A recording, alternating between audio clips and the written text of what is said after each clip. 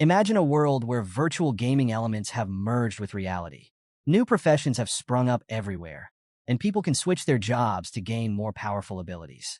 There are countless ruins, dungeons, and mysterious realms to explore. But here's the kicker. The world is overrun with dangerous monsters that can kill you before you even think about escaping. But don't fret. By hunting these monsters, people can gain experience points, collect materials, and even snag some epic equipment to strengthen themselves. As fearsome as these monsters are, they pale in comparison to the awe-inspiring dragons. Mysterious and rare, these dragons are as powerful as deities. Now let's zoom in on the third school of the Dragon Kingdom. The teacher is enthusiastically slapping the board, announcing that the junior year section 25 profession awakening orientation is happening. He tells the students that the upcoming profession awakening ceremony won't just affect their university entrance exams. It could shape their entire future success. Some students are goofing off, while others are hanging on every word. The teacher mentions that in theory, the result of the profession awakening is random, but he encourages everyone to have confidence. With strong determination, each of them could awaken a combative profession. Among the students sits a guy with long hair covering his eyes. He's looking down at a paper that says they're taking the profession awakening aptitude test. He smiles, knowing his day has finally come. Meet Lu Fan, a guy who transmigrated to this world from a place called Blue Planet 3 years ago. Over these 3 years, Lu Fan has gotten a pretty good grasp of how this world works. There are tons of professions, but they can be roughly split into 3 types. 1. Combative professionals, warriors, mages, archers, you name it. They have powerful abilities they use to explore unknown realms, grab epic loot, and earn generous rewards. No wonder they're the most coveted. 2. Reinforcing professionals, enchanters, alchemists, and so on. They can create special items with powerful effects. But here's the catch. Materials are pricey, so without a wealthy family backing them, nurturing their talent is tough. 3. Subsistence professions, chefs, herbalists, miners, etc. These are the everyday heroes, the backbone of society. Lu Fan's aunt, Han Ku, is one such hero. She's a chef who works tirelessly every day at her small steam bun shop to support Lu Fan's education. Even though she's only 8 years older than him, she selflessly takes care of him. Determined to survive in this world and give his aunt a better life, Lu Fan is set on awakening as a combative professional. Suddenly, the teacher's phone rings. He hurriedly tells the class that the awakening platform is ready. The ceremony is about to begin. The class erupts in cheers. Everyone rushes towards the awakening platform, but Lu Fan stays seated in the corner. The teacher approaches, concerned. He thinks Lu Fan, being the top student, has nothing to worry about. But Lu Fan has a different reason for his hesitation. Out of nowhere, he suddenly awakens a system. The Super Treasure Map system. He's a bit confused, but before he can figure it out, the teacher snaps him back to reality by slamming the desk. Seeing the teacher's worried face, Lu Fan assures him everything's fine and dashes off towards the awakening platform. As he runs, he thinks about how typical it is for a transmigrator to get a system. He decides to figure it out later. Right now, the awakening ceremony is more important. When the students reach the awakening platform, they're awestruck by the massive crystal in the center used for the ceremony. Nervous energy fills the air. The teacher tells everyone to keep calm. As Lu Fan mingles with the crowd, he overhears someone dreaming about awakening a hidden combative profession and becoming admired by millions. His friend quickly brings him back to Earth, reminding him how rare that is. Most are just hoping not to end up with a subsistence profession. The Grandmaster steps onto the podium, announcing the start of the ceremony. He signals to a priest who's hosting this year's awakening. The students are blown away by the priest's domineering aura, wishing they could reach that power level someday. Lu Fan is equally impressed. Suddenly, his system pops up again, and he discovers he's acquired a new skill, the Eye of Appraisal. Curious, he uses it on the priest and learns he's a level 29 professional with the skill of Professional Awakening and a net worth of 5 million dragon coins. Lu Fan is absolutely floored. Just as the excitement was reaching its peak, the headmaster suddenly shouted for everyone to be quiet. The awakening ceremony was starting. He told the students to come up to the stage as soon as their names were called. Meanwhile, Lu Fan was lost in thought. He realized that even if his aunt sold buns for their entire lives, she'd never earn as much as that wealthy priest they saw earlier. The headmaster began calling out names one by one. First up was Zhang Tao, the top student in their section.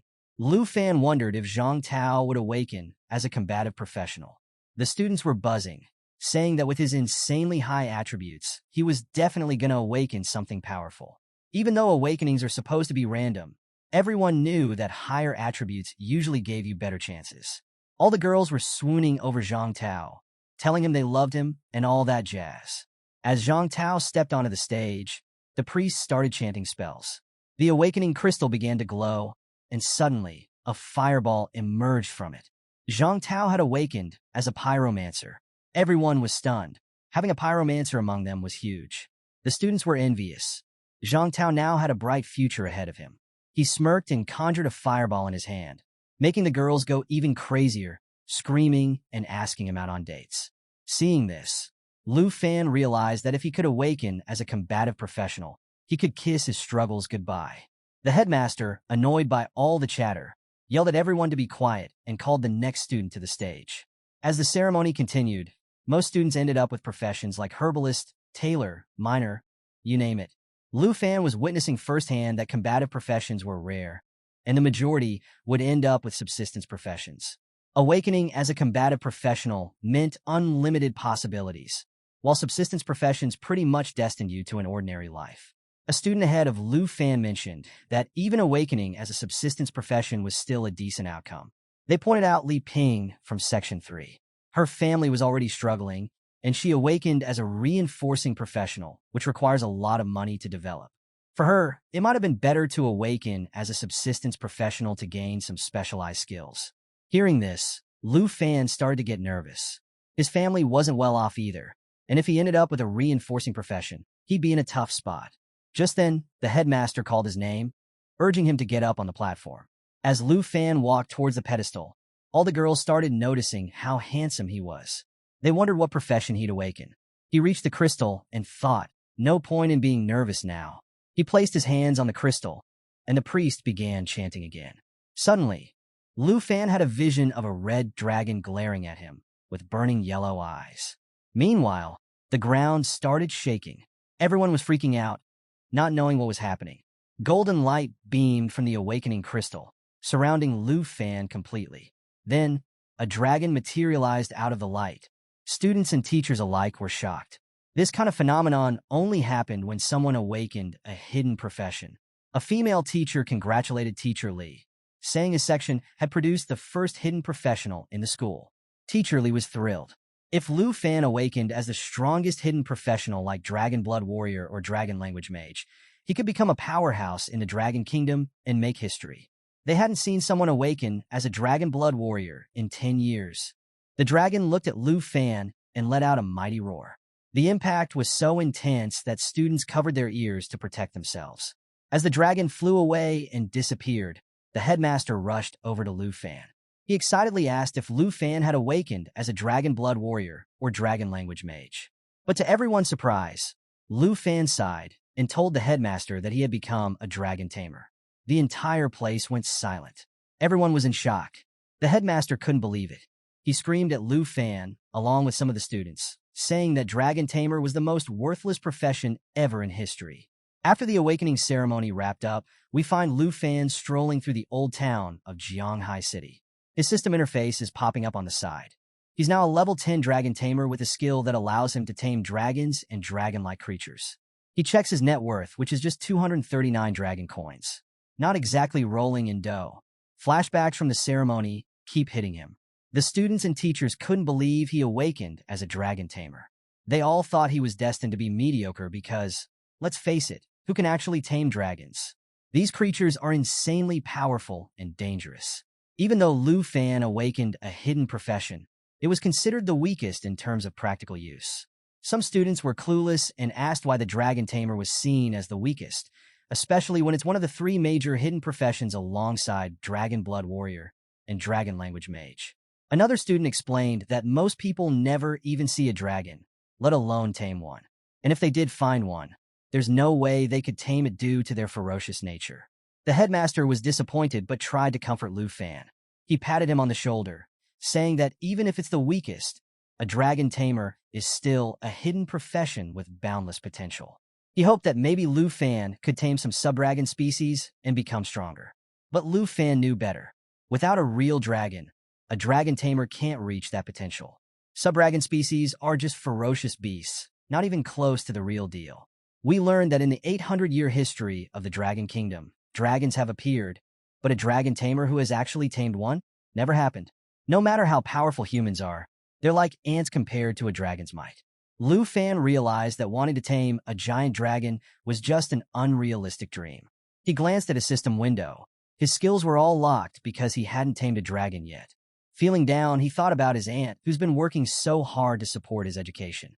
He couldn't even provide her with a better life now.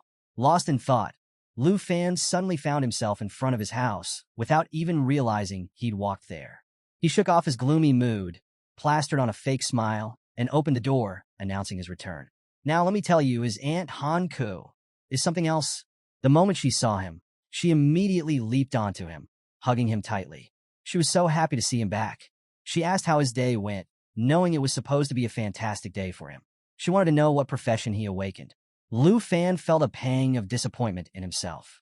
But before he could say anything, his aunt quickly reassured him. She said it was okay if he didn't awaken a combat profession.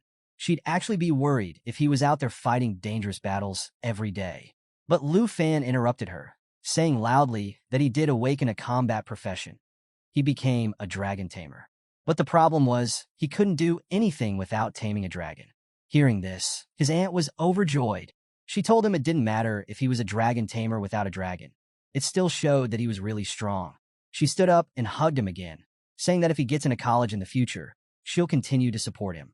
She even gave him the option that if he didn't want to go to college, he could join her in running the steam bun shop instead.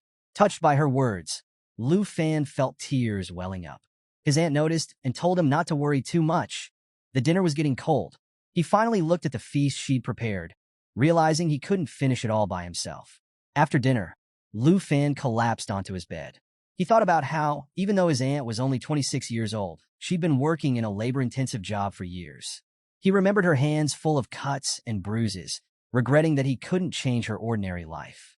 He wanted to give her a better life, but how could he do that if he didn't do something as a dragon tamer? Frustrated, he punched his bed multiple times. If only I had a dragon, he thought. With a dragon, being a dragon tamer would really mean something, but he had no idea where to even find one. So, just when things were looking bleak, Lu Fan gets a notification from his system, congratulating him on receiving his first day's treasure map. He checks it out, and guess what? It's a divine-level treasure map on his very first day. Talk about luck. He suddenly remembers that his system is called the Super Treasure Map System. Back at the awakening ceremony, he only tried the appraisal function and hadn't even explored the treasure map feature.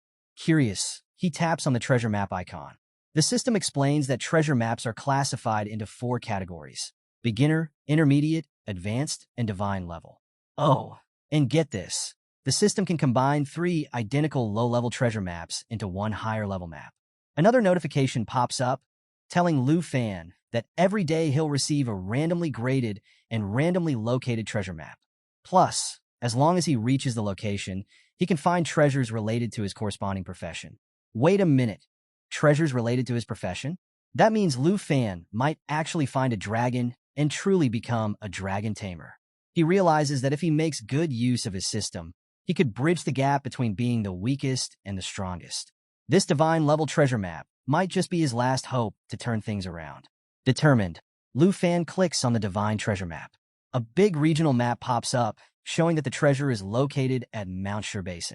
He knows it's not too far from Jianghai City, and if he catches the last suburban bus tonight, he'll arrive there early in the morning. Fast forward to the next morning. Lu Fan's aunt wakes up, yawning in her nightdress. She turns on the light and notices a note on the dining table. She looks into Lu Fan's room, but he's not there. Meanwhile, we see a bus winding through the mountains.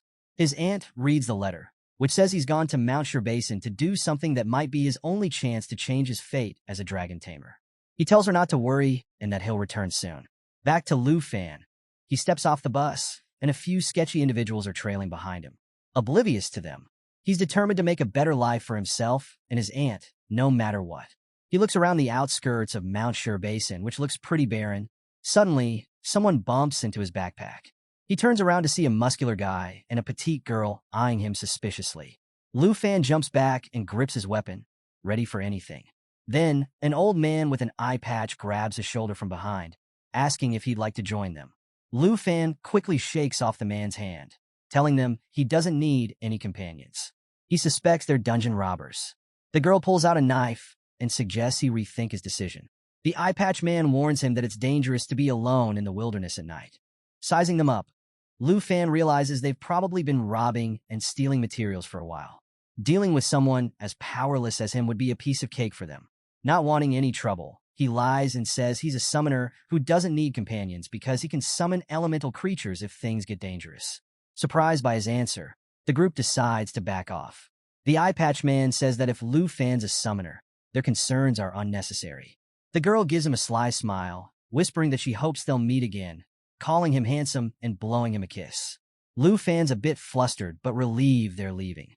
He thinks to himself that, yeah, the wilderness is dangerous, but it's way safer than getting stabbed in the back by dungeon robbers. Realizing that without strength, life is pretty fragile, he checks his system map and decides to move quickly. As he ventures deeper, he spots a herd of power horn horses, level 8 creatures with immense strength, grazing peacefully in an open field. He knows they won't attack unless disturbed, so he carefully takes a detour to avoid them. Even though the detour makes his journey longer, he doesn't feel safe at all. He soon encounters a group of giant horn antelopes. Moving slowly and cautiously, he accidentally steps on a frog he didn't see, which croaks loudly in pain. Oh! The antelopes turn their attention to Lu Fan, clearly irritated by the disturbance.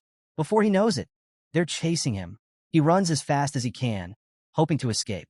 Spotting a flat area beside him, he dives toward it, crashing onto the ground, but managing to evade the stampede.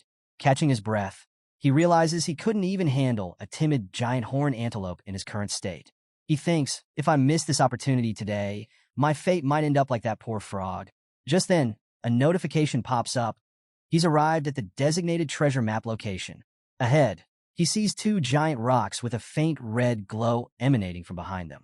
This matches the treasure map's indication. He walks into the cave formed by the rocks and spots a huge pitch-black egg that's starting to crack. Could it be? Yes, it's a dragon egg. This could be the game changer he needs. His system pops up, confirming it's a black dragon egg of an unidentified level. Hearing the cracking sounds, he knows the dragon is about to hatch. But suddenly, he hears rustling from the tall grass behind him. On high alert, Lu Fan grips his cleaver. He realizes that while things had gone smoothly so far, he couldn't escape the notice of a wild beast. He turns around and slashes at the approaching creature. It's a bloodthirsty gray fox. The fox catches his cleaver in its sharp canines, snarling fiercely. It howls and lunges at him with all its might. Lu Fan manages to deflect it, throwing the creature to the ground. He takes a few deep breaths, trying to recover his stamina. Using his appraisal skill, he sees that the bloodthirsty gray fox has some nasty abilities. Triple Claw Strike and Bloodthirst Recovery. It can hit you 3 times in a row, make you bleed, and then heal itself by absorbing your blood. Glancing back at the dragon egg that's about to hatch, Lu Fan realizes he doesn't have much time or the skills to deal with this creature. He thinks maybe he can stall the fox until the dragon hatches and then use his dragon taming ability. But the fox isn't giving him any time. It leaps into the air, ready to attack. Instinctively, Lu Fan raises his arm to defend himself. He realizes the fox is too fast, and he can't wait for the dragon to hatch. The fox's sharp claws slice into his arm, and he knows he can't let it use its bloodthirst recovery. He has to act fast. The fox goes for its triple claw strike. He's already taken 1 hit. 2 more to go. Lu Fan blocks the second strike with his cleaver and somehow dodges the third by moving to the side. Now's his chance. Summoning all his strength, Lu Fan slams his cleaver straight into the fox's head. Blood splatters everywhere as the creature collapses. He pulls his cleaver out, panting heavily. A notification pops up. You have defeated a bloodthirsty gray fox and gained 120 experience points. Yes, he did it. So, Lu Fan is catching his breath after taking down that bloodthirsty gray fox. Feeling a mix of exhaustion and relief, he's finally calm, until 3 shadows loom behind him. He hears laughter and turns to see those sketchy robbers from before. They're clapping and complimenting him on taking down the beast. But Lu Fan isn't buying their friendly act. He takes a defensive stance and tells them to back off. He's not joining their shady group. The girl in the group chuckles, telling him there's no need to be so nervous. She hints that they know he lied about being a summoner. The eye patch guy pipes up, reminding Lu Fan that he claimed to be a summoner, but didn't use any summoning skills and still got injured by a mere monster. Oh, they figured him out? Realizing he's been caught in his lie, Lu Fan tries to play it cool. He kicks the fox's body toward them, saying, "If you want the fox fur, take it and leave me alone." The eye patch man laughs, picking up the fur. "This is only worth 80 dragon coins," he says. "We're after something way bigger." Wait a second. They're after the divine treasure too. Lu Fan's heart skips a beat.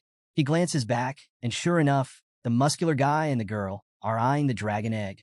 Before he can react, the muscular dude charges at him, throwing a punch with all his might. Lu Fan is sent flying, his cleaver knocked out of his hand. He crashes to the ground a few meters away, dazed. When he opens his eyes, the girl is on top of him, her knife pressed against his throat. "Don't move," she warns, "or you'll get cut." The eye patch man smirks. "You underestimated the dungeon robber's sense of smell for treasures," he taunts. Meanwhile, the muscular guy calls out, "Hey, check out what I found!" He's standing next to the dragon egg. Lu Fan watches in horror as his plan unravels. The eye patch man, thrilled, orders the girl, "Finish him off." She looks at Lu Fan with a sly grin. "You're handsome, but it's time to say goodbye," she says. But Lu Fan isn't giving up that easily. He notices the dragon egg is starting to hatch. This is his chance. Suddenly, the egg cracks open, and something shoots out into the sky. Everyone looks up, stunned. A giant dragon silhouette hovers above them. They have no idea what just hatched, but they know it's big trouble. The dragon dives toward the robbers. The eye patch guy frantically throws some kind of potion at it, but the dragon dodges effortlessly. The muscular guy tries to punch it. Bad move. The dragon opens its jaws and unleashes a ferocious attack, incinerating him on the spot. The eye patch man is frozen in fear as he sees his buddy's lifeless body. The dragon turns its gaze to him, and he knows he's next. He screams for help, but the girl is just as terrified. She lowers the knife from Lu Fan's throat. Seizing the opportunity, Lu Fan shoves her aside. "You guys really picked the wrong target," he shouts. He sprints toward the dragon. The dragon looks a bit confused but doesn't attack him. Lu Fan yells, "Dragon taming technique." A yellow light glows from his hands. Even the dragon seems surprised. As he touches the dragon, the girl stammers, Who are you?" Lu Fan turns and smirks. "Oh, now you're curious," he says. "I'm not just a summoner. I'm a dragon tamer." A notification pops up. Black Dragon Covenant has been tamed by Lu Fan. The Black Dragon now has skills like Dragon Claw, Dragon Fang Strike, and Dragon's Inspiration. It leaps toward the girl. Panicking, she starts babbling apologies. "I didn't know it was a dragon egg. I'm sorry." But Lu Fan isn't having any of it. "For scheming against innocent people, you can join your buddies," he says coldly. He orders the dragon, "Finish her." After the dust settles, Lu Fan sits on a cliff, bandaging his injured hand. The dragon rummages through his bag, curious as ever. He picks up the dragon, hardly believing his luck. Holding it up like a proud parent, he says, "You're way too lively." He's amazed at how powerful the dragon is right after hatching. "If you're this strong now, imagine when you level up," he exclaims. He hugs his new companion tightly. The title of Dragon Tamer won't be called the weakest class anymore. But then he pauses. "What should I name you?" he wonders. "Little Coalball? Nah. Black Diamond? Too cheesy." As he's thinking, he notices the dragon licking his wounds. Suddenly, a red aura surrounds the creature. The dragon opens its elegant wings, and before he knows it, it starts transforming. In a flash, standing before him is a magnificent girl with a long tail and 2 beautiful wings. Wait, what? All right, folks, plot twist. The dragon just turned into a girl. Looks like Lu Fan's adventure just got a whole lot more interesting. All hail the waifu tamer. Things are about to heat up. So, get this. Lu Fan is absolutely stunned when his newly hatched dragon suddenly transforms into a human form. Yep, you heard that right. He realizes that his dragon can also shapeshift into a human. The dragon girl doesn't understand human language yet, so she just nods along to whatever Lu Fan is saying, kind of like an adorable, clueless kid. She's behaving like a total child, flying around here and there, while Lu Fan checks out his newly unlocked skills. And trust me, they're awesome. First off, there's dragon taming, which lets him tame dragon-like creatures. Pretty handy, right? Then there's Dragon Claw, which transforms his arm into a dragon's claw, and its strength depends on his current dragon pet. Next up is Dragon Fang Strike. which channels dragon energy to deliver a powerful blow. And last but not least, Dragon Inspiration, which boosts both him and his dragon pet's attributes and attack power by 30%. We find out that the black dragon he tamed is actually a legendary creature. Lu Fan realizes that now that he's successfully tamed a dragon, all his skills have been unlocked. He quickly understands that he could easily crush other combat professionals at his level.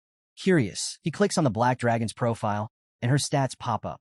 Get this. The dragon has a strength of 342, agility of 267, spirit of 359, and endurance of 373.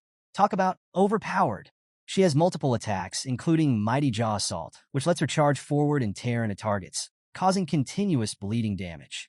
Then there's Lava Flame, which continuously spews flames, dealing damage while healing herself. She also has Black Dragon Heritage, which reduces all damage taken by 50%, grants immunity to all debuffs, and increases her self-recovery ability by 500%. And as if that wasn't enough, she has a special skill called Bloodline Connection, which provides a 10% attribute bonus to Lu Fan himself. Lu Fan is absolutely blown away by how powerful this dragon hatchling is. Even at level 1, she's got these insane skills and nearly 400 points in various attributes.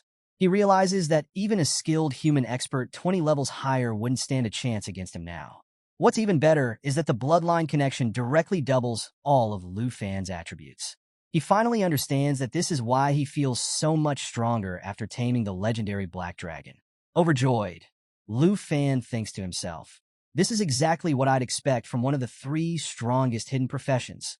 He realizes that no matter how strong other hidden professions are, they don't stand a chance against the dragon race. Without a doubt, the Dragon Tamer is indeed the strongest hidden profession, not the weakest like everyone thought.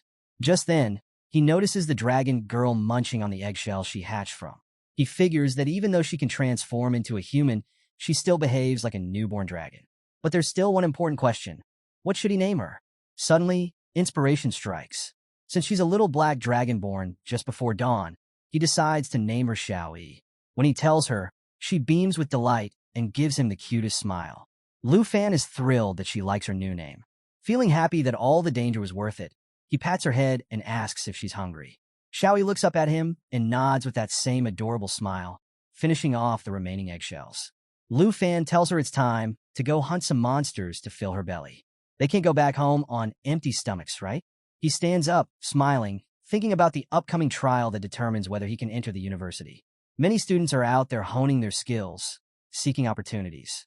The prestigious Southern Province's Top Scholar Award and a spot in the highest educational institution in the Dragon Kingdom are now within his reach. But he knows he can't take the entrance lightly. Leveling up and mastering skills should be his top priority for both him and Xiaoyi. With renewed determination, Lu Fan starts running, and Xiaoyi follows closely, smiling as well. He tells her they're heading deeper into Mount Sherbas. There are monsters there even tastier than eggshells. As they advance, they suddenly hear some noises. A group of creatures is sprinting toward them at insane speeds. Lu Fan quickly pulls up his system interface, which identifies them as plains hyenas. These beasts have an attack called Rending Bite, which inflicts continuous bleeding damage, and Putrefaction, which gives a disease debuff. On the bright side, if they defeat them, they'll drop canine teeth worth 95 dragon coins each. So, Lu Fan realized that these hyenas were way more dangerous and tougher than that bloodthirsty gray fox he fought earlier. Remember, even though he defeated that fox, he got pretty banged up in the process. So naturally, he's a bit hesitant to take on these new threats. But guess what? Xiaoyi, our awesome dragon girl, isn't one to back down. She's already airborne with a devilish grin, clearly excited about getting some new snacks. Lu Fan understands that she wants to take the lead this time. His eyes light up with confidence as he thinks. Mount Sherbas holds no danger for the strongest dragon tamer and his dragon. Both Lu Fan and Xiaoyi are grinning as they advance toward the plains hyenas, ready to send them straight into Xiaoyi's stomach for lunch. The dragon soars high, and as the hyenas roar, she takes a deep breath. Her stomach starts glowing with a fiery aura. Then, bam, she unleashes her lava flame attack, and the hyenas are engulfed in flames. As the creatures burn, Lu Fan and Xiaoyi rack up experience points. With each lava flame she hurls, Lu Fan keeps an eye on the system, watching their levels soar. Lu Fan hits level 11, and Xiao Yi reaches level 3. Smiling, he tells Xiao Yi not to waste any more time on these small fries. They turn their attention to a den inside the mountain. Lu Fan tells Xiao Yi that a big guy has been waiting for them. Suddenly, 3 sets of eyes glare at them from the darkness. The creature steps out. It's got 3 heads, each oozing with killing intent. It's none other than the 3-headed blood lion, a level 25 beast. This lion-like monster has multiple attacks, including Roar, which boosts its defense and attack power, Trample, dealing massive damage in its target range, and Triple Flame, which inflicts 3 instances of fire area damage. Defeating this beast will net them a whopping 23,790 experience points and drop valuable materials like Blood Lion's Tooth and Blood Lion Skin. Lu Fan knows that normally, taking on a level 25 elite boss would require a strong team of monster hunters. But hey, he's a dragon tamer now. He can handle anything. He orders Xiao Yi to engage the 3-headed lion in battle. As they advance, the lion uses Roar, boosting its stats, and starts charging up its heavy attack, Triple Flame. Lu Fan realizes this attack takes some time to charge. He tells Xiao Yi to coordinate with him to interrupt the lion's skill. Xiao Yi's body becomes engulfed in flames, and Lu Fan grips his cleaver tightly. They both leap toward the lion. Xiao Yi transforms back into her original dragon form and uses Mighty Jaw Assault. She closes the gap in an instant, biting one of the lion's heads and grabbing the other 2 with her sharp claws. The system notifies Lu Fan that the Triple Flame attack was successfully interrupted. He praises Xiao Yi for her excellent work. Seizing the moment, Lu Fan charges in and unleashes Dragon Fang Strike, channeling Dragon Aura to deliver a powerful blow with his weapon. With this final attack, the 3-headed blood lion falls. Both Lu Fan and Xiao Yi land back on the ground. Xiao Yi transforms back into her human form. Lu Fan is thrilled, realizing that taking down elite monsters helps them level up super quickly. He's now at level 14, and Xiao Yi has jumped to level 9. Suddenly, a system notification pops up. The treasure map system has been triggered, and a new treasure map for the day has been sent to him. A sly smile spreads across Lu Fan's face as he wonders what exclusive item for dragon tamers this new treasure will lead them to. He turns to Xiao Yi and says, "Ready for some treasure hunting?" She immediately nods with a big smile. Now, shifting scenes deep within Mount Sherbas, we meet a group of 3 people. A blue-haired girl asks her uncle if they should really let such a rare opportunity slip away. Her uncle, Sun Gu, replies that they don't have a choice. Sun Gu is a warrior, and he explains that the fortuitous realm requires at least 5 people to activate, and they simply don't have enough. He suggests sending Miss Kai back to Jianghai City to bring more people. But Miss Kai, who is a rogue, interrupts him. She points out that even with her agility, a round trip would take a full day. We learn that the blue-haired girl is Qin Xiu, though her profession remains a mystery for now. She tells the group that fortuitous realms appear randomly and offer rewards greater than regular dungeons.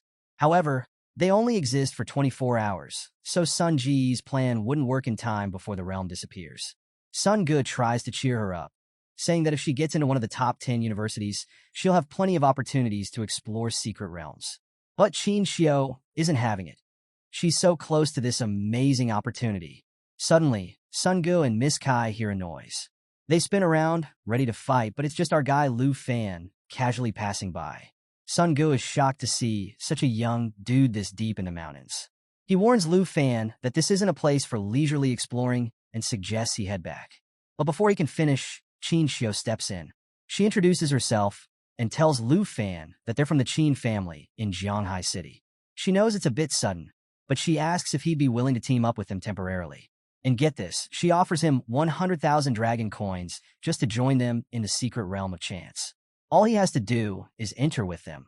He doesn't even have to lift a finger. Hearing that hefty reward, Lu Fan stops in his tracks. He's thinking, if the Qin family, the richest family in Jianghai City, is after this secret realm, then the final reward must be something really special.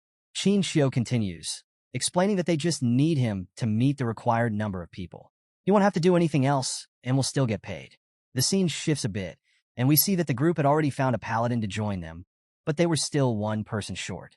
Sun Gu starts heading toward a huge, purplish portal that leads to the secret realm. He tells Lu Fan to hurry up if he wants the reward, mentioning that opportunities like this don't come around every day. Lu Fan smiles and tells them that he's not really interested in money. Instead, he's willing to help if they can agree to cooperate and follow the rules of distribution. Basically, he wants to share the rewards based on everyone's contributions. Sun Ge and the two ladies are taken aback. Miss Kai quickly realizes that Lu Fan is proposing they split the rewards according to their strength. Lu Fan confirms that's exactly what he means. Qin Xiao is a bit puzzled. She thinks our group's average level is around 20, and this guy looks even weaker than us. Is he just super confident or totally arrogant? But they desperately need a fifth member, so she decides to roll with it. She smiles, extends her hand, and says, since you want to cooperate, let's form a team on those terms. And don't worry, the 100,000 dragon coins we promised are still yours as a sign of our sincerity. Lu Fan shakes her hand and agrees to the deal. With that settled, Qin Xiao is pumped and urges everyone to get moving. But Lu Fan has his own thoughts. He decides that revealing his legendary dragon, Xiao Yi, in front of strangers might bring unnecessary trouble. So he plans to keep her hidden until after they get the rewards from the secret realm. He feels a bit sorry for keeping her cooped up, but knows it's the safest move. They all enter the portal and arrive in the secret realm of chance. As soon as they step inside, Lu Fan notices the place is dark and desolate. There are lifeless trees and a dense, purple fog everywhere.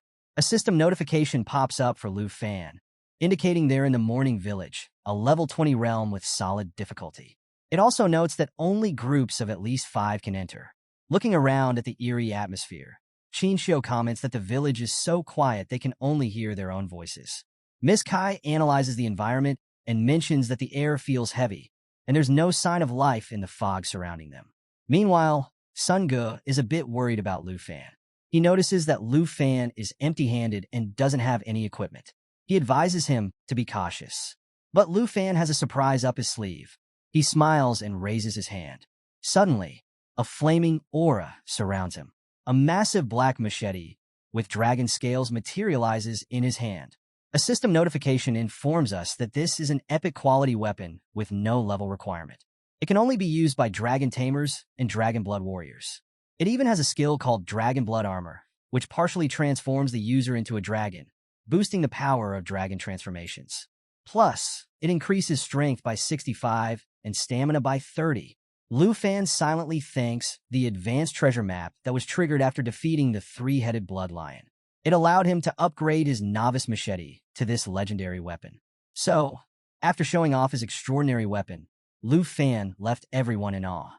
Sun Ge couldn't help but ask if Lu Fan was a newly transferred student rather than just a material hunter. Because seriously, that weapon was something else. But Miss Kai was getting irritated. She snapped at Sun Ge, questioning why he cared so much about a stranger. In her mind, if Lu Fan had any evil intentions, she'd handle him without breaking a sweat. But before they could argue further, something unexpected happened. Out of nowhere, a hand shot up from the ground, startling Sun Ge. They were suddenly faced with corrupt zombies, level 15 monsters that, upon defeat, give 620 experience points, a corruption poison sac, and 256 dragon coins. Not too shabby, right? But don't let the loot fool you. These guys are dangerous. These zombies have some nasty attacks. Hug and bite. They entangle and scratch the target, continuing to bite relentlessly. Corpse poison. Every attack poisons the target, causing continuous life point loss. And get this. Anyone who dies from the corpse poison turns into a corrupt zombie themselves. Qin Xiao quickly warns Sun Ge to be careful as a horde of these zombies emerged from beneath them, ready to attack and infect the group. But our paladin, Jia Ge, wasn't about to let that happen. He stepped up, shield raised, blocking the incoming attacks like a pro. A quick status check reveals that Jia Ge is a level 20 knight with a fighting profession. Sun Ge and Miss Kai fell back, with Sun Ge praising Jia Ge for his swift action. Sun Ge himself is a level 28 warrior, and he started hacking and slashing through the zombies alongside Miss Kai, who's a level 23 rogue. Meanwhile, Lu Fan was observing the battle, his system interface displaying all their stats and moves. He thought to himself that having a warrior, rogue, and knight guarding the portal was a solid strategy, especially since Sun Ge was nearing his second profession change. Suddenly, Qin Xiao raised her staff into the air. A yellow aura enveloped her, lifting her slightly off the ground as she chanted. She was charging up a big move. Then, She unleashed holy light star rain. Energy gathered and rained down like starlight on the enemies, causing holy damage within the area and healing her allies by the same amount. Everyone watched in awe as meteor-like lights obliterated the zombies. Sun Gu and Miss Kai had to dodge to avoid getting caught in the crossfire. The zombies didn't stand a chance. They were decimated, leaving no trace behind. Qin Xiu turned to Lu Fan with a smile. "That's my profession," she said proudly. Turns out, Qin Xiu has a hidden profession, Holy Light Mage. It's a unique class that combines both attack and healing. While her attack damage isn't as high as a pure mage, and her healing isn't as potent as a priest, she can do both simultaneously, which is super helpful for the team. Lu Fan was impressed. A notification popped up confirming that Qin Xiu is indeed a hidden professional. He thought, wow, another hidden professional? That's rare. He complimented her, noting how effective her holy damage was against the undead. But their victory was short-lived. Suddenly, the ground beneath them shook violently. Lu Fan realized that all the noise had attracted some elite monsters. From the heavy footsteps, he knew they were in for a tough fight. Out of nowhere, a blood-red hand emerged from the ground. The system alerted Lu Fan, blood zombies, level 20 monsters that offer 8,140 experience points, a blood corpse poison sac, and 90 dragon coins upon defeat. These zombies are even more dangerous.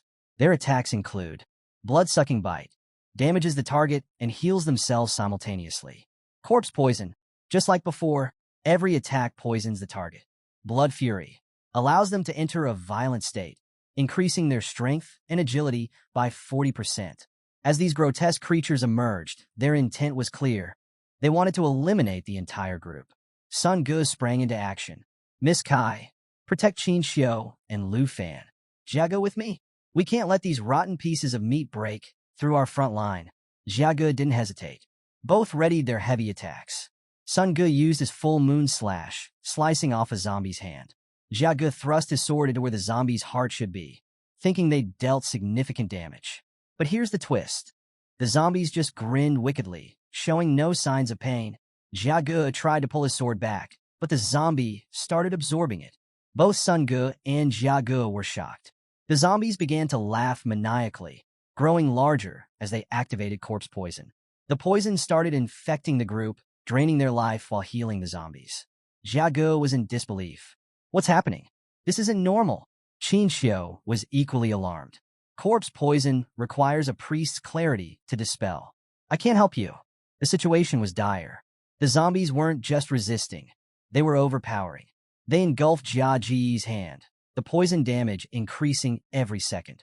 Desperate, he screamed, "Help me! I can't break free!" Sun Gu shouted, "Let go of your weapon, Jia Ge, before it's too late." Jia Ge released his grip, and Sun Gu rushed to pull him away. He called out, "Miss Kai, cover us!" But Miss Kai was swamped, fending off zombies trying to infect her as well. Just when things seemed hopeless, a calm voice broke through the chaos. "Hey, Sun Gu, chill out. Don't trouble Miss Kai." They all turned to see Lu Fan stepping forward. One of his eyes glowed a crimson red, and he wielded his epic machete with confidence. He looked ready to take on the world, or at least a horde of undead monsters. Sun Gu was frantically telling Lu Fan to get out of the way of the red blood zombies. He was worried that Lu Fan would get seriously hurt. But Lu Fan had this intense determination in his eyes. Ignoring Sun Ji's warning, he wielded his legendary ink dragon machete, surrounded by a fiery yellow aura, and lunged straight at the zombie, slashing its throat. Everyone was absolutely stunned. I mean, jaws dropped. Sun Gu couldn't believe what he was seeing. Lu Fan, a supposed newbie, just took down a zombie like it was nothing.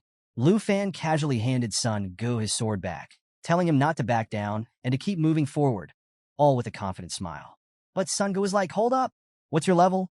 Exactly. He couldn't wrap his head around how a transfer student could have such insane attack power. But they had bigger problems. Jia Ge, the paladin, was gravely wounded. Qin Xiu rushed over to heal him, urging him to hang in there. Lu Fan, with a dragon aura literally glowing from one of his eyes, told Sun Gu that he's just a normal level 14 student. "No need to lie," he said. He explained that he came to Mount Sherbas to get some practice in for the big exam. Qin Xiu, while healing Jia Ge, overheard this and realized that Lu Fan was the same age as her. She couldn't believe that a level 14 student could have higher attack power than Sun Ge, who was level 28. But before she could process that, a red blood zombie sneaked up behind her, grinning menacingly. Miss Kai saw it and leaped into action, shouting for Qin Xiao to watch out. But guess what? Lu Fan was even faster. He dashed in, pinned the zombie against a wall, and took it out with his legendary machete. As he pulled his weapon from the fallen zombie, Lu Fan warned everyone that the zombies were only going to get stronger. He offered to take the front line, asking if everyone was okay with that. Sun Ge was hesitant, but Qin Xiao remembered hearing rumors about a mysterious figure in Jianghai City, a hidden class dragon tamer. Could it be Lu Fan? She smiled and told him they'd count on him from now on. With Lu Fan and Sun Ge leading, she could focus on healing Jia Ge, and Miss Kai would cover the rear. Lu Fan introduced himself, and as soon as they heard his name, the group's suspicions were confirmed. He was indeed the rumored dragon tamer, but Qin Xiao still couldn't figure out how a dragon tamer, considered the weakest class, could be so strong. Fast forward, and the team is now at the center of the village, battling hordes of blood zombies. Lu Fan was deep in thought. He realized that Qin Xiao's profession couldn't remove the deadly corpse poison, and the teleportation gate would only appear after they defeated the secret realm guardian. Time was running out. If they didn't hurry, Jia Ge could die and turn into a zombie himself. Miss Kai wondered why they hadn't encountered the secret realm guardian yet. Just then, Jia Ge, mustering all his remaining strength, noticed zombies sneaking up behind Sun Ge. He shouted a warning before collapsing. Qin Xiao rushed to his side, pleading with him to stay awake. Suddenly, a red beam of light shone from the debris. They all turned to see a massive iron-skinned zombie emerging, with multiple heads and a single glowing red eye. It was charging at them at insane speeds. This iron-skinned zombie was no joke. A level 20 monster that awarded 13,720 experience points and 40 dragon coins upon defeat. It had some nasty abilities. Corpse poison, assimilation absorption, which lets it absorb poison targets to increase its own HP, and steel skin, boosting its defense and endurance by 40%. Miss Kai gasped. They were facing the secret realm guardian. Lu Fan quickly pieced it together. Jia Ji's worsening corpse poison had attracted the iron-skinned zombie. He shouted to the group, "We have to defeat it before it absorbs Jia Ge." Sun Ge didn't hesitate.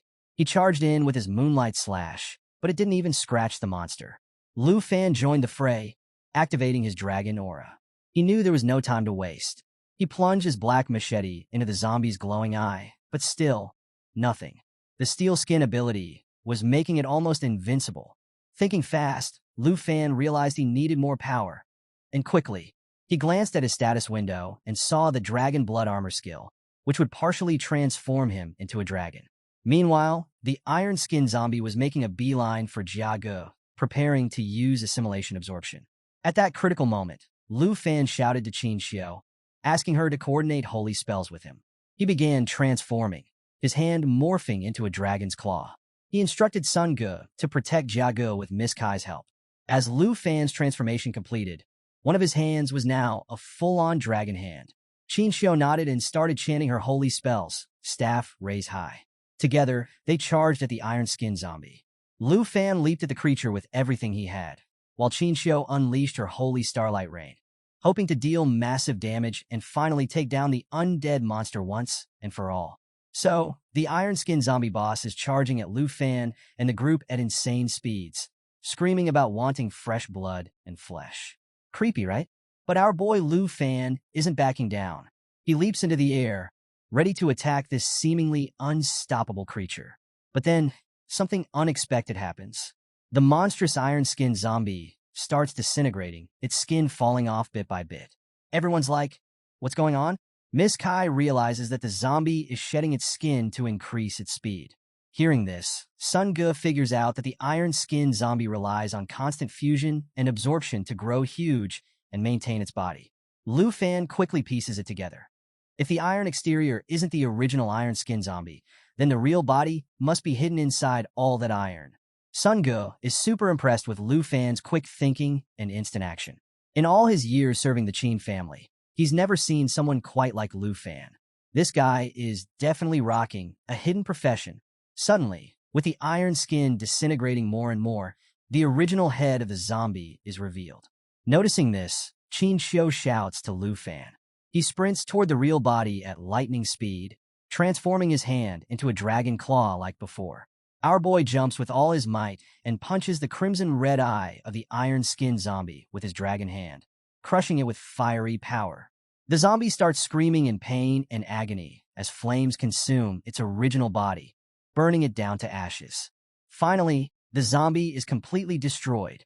Lu Fan lands gracefully, undoing his hand transformation and retrieving his legendary black machete. Everyone is absolutely stunned. They can't believe that a freshman just defeated the guardian of the secret realm of chance. Even Qin Xiao is a bit shaken. She's never seen such a powerful skill that can make a level 20 boss drop dead so easily. She's wondering, who exactly is Lu Fan? As the smoke clears, they notice a silver chest, the iron-skinned zombie's treasure box. Seeing it, Qin Xiao sighs and tells Lu Fan that their group will honor their agreement and distribute the rewards according to the rules. She even apologizes to Lu Fan for underestimating him earlier. They didn't realize his true power and were a bit rude, even though he wasn't. Sun Ge chimes in, complimenting Lu Fan and saying he's definitely capable of passing through the secret realm all by himself. It seems like the rest of them were just there to make up the numbers. Lu Fan smiles and thanks Sun Ge, then tells Qin Xiao that she should be the one to distribute the rewards to the group. Hearing that, Qin Xiao opens the chest, but everyone's in for a surprise. As the chest opens, it reveals multiple bottles of strength potions, normal quality consumables that increase strength by 2 points when consumed.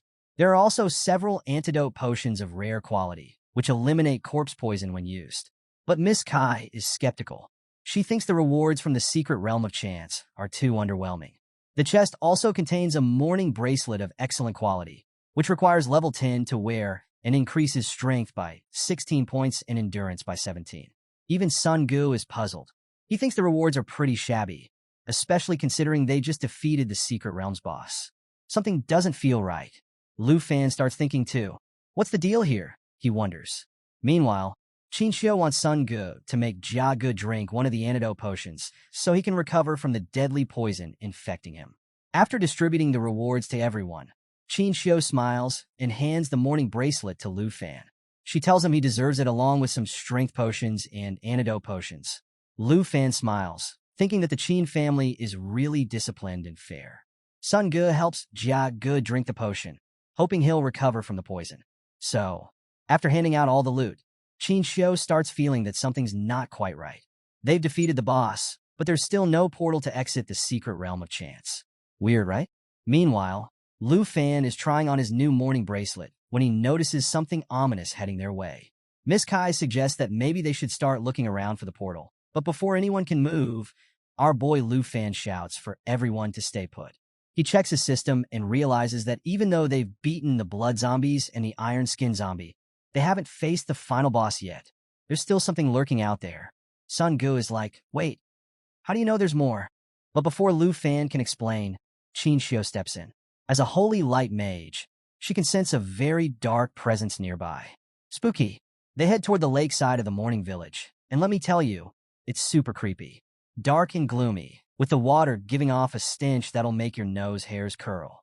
The group figures that if Qin Xiao senses something, they better check it out. After all, the secret realm isn't that big. Maybe they missed a spot when they first got here. As they approach the murky water, we catch a glimpse of something horrifying beneath the surface. A massive tentacled monster with multiple gruesome eyes and crimson pupils, seething with anger. It's clearly ticked off that they've been wiping out its minions. Lu Fan feels the impending danger. Suddenly, multiple tentacles bristling with eyes burst out of the ground. Everyone's shocked, scrambling to keep their distance from this monstrosity. Even the status window can't identify what this creature is or what level it's at. Realizing Lu Fan was right all along, Sun Ge admits that this tentacle monster must be the true final boss. They try to dodge the writhing tentacles. Sun Ge steps up, swinging his crimson sword to defend the team. But the tentacles are too powerful. They smack him away like he's nothing, sending him flying several meters. The group's strongest member is down. Oh. Suddenly, Qin Xiao senses the tentacles zeroing in on her. Before she knows it, they're lunging at her with insane speed. She's caught off guard, frozen in place. But guess who comes to the rescue? Lu Fan.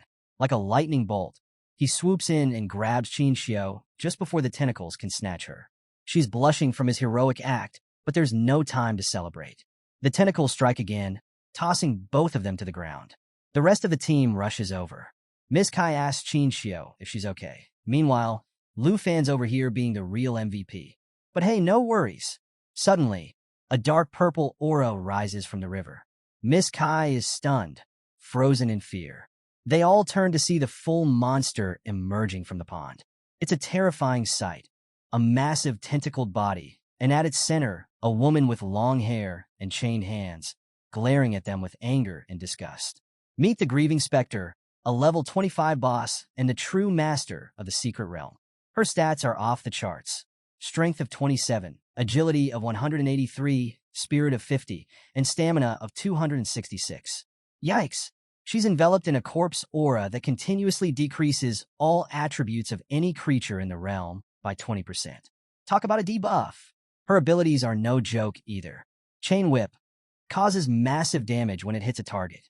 Resentment Explosion unleashes accumulated resentment energy, pushing back all enemies and inflicting them with corpse poison. So, the Grieving Spectre boss, chains shackling her hands, is now towering over our heroes, using her tentacles to support herself. She's glaring at Sun Ge and the rest of the crew. Miss Kai is absolutely shocked to see the real boss of the secret realm finally appear.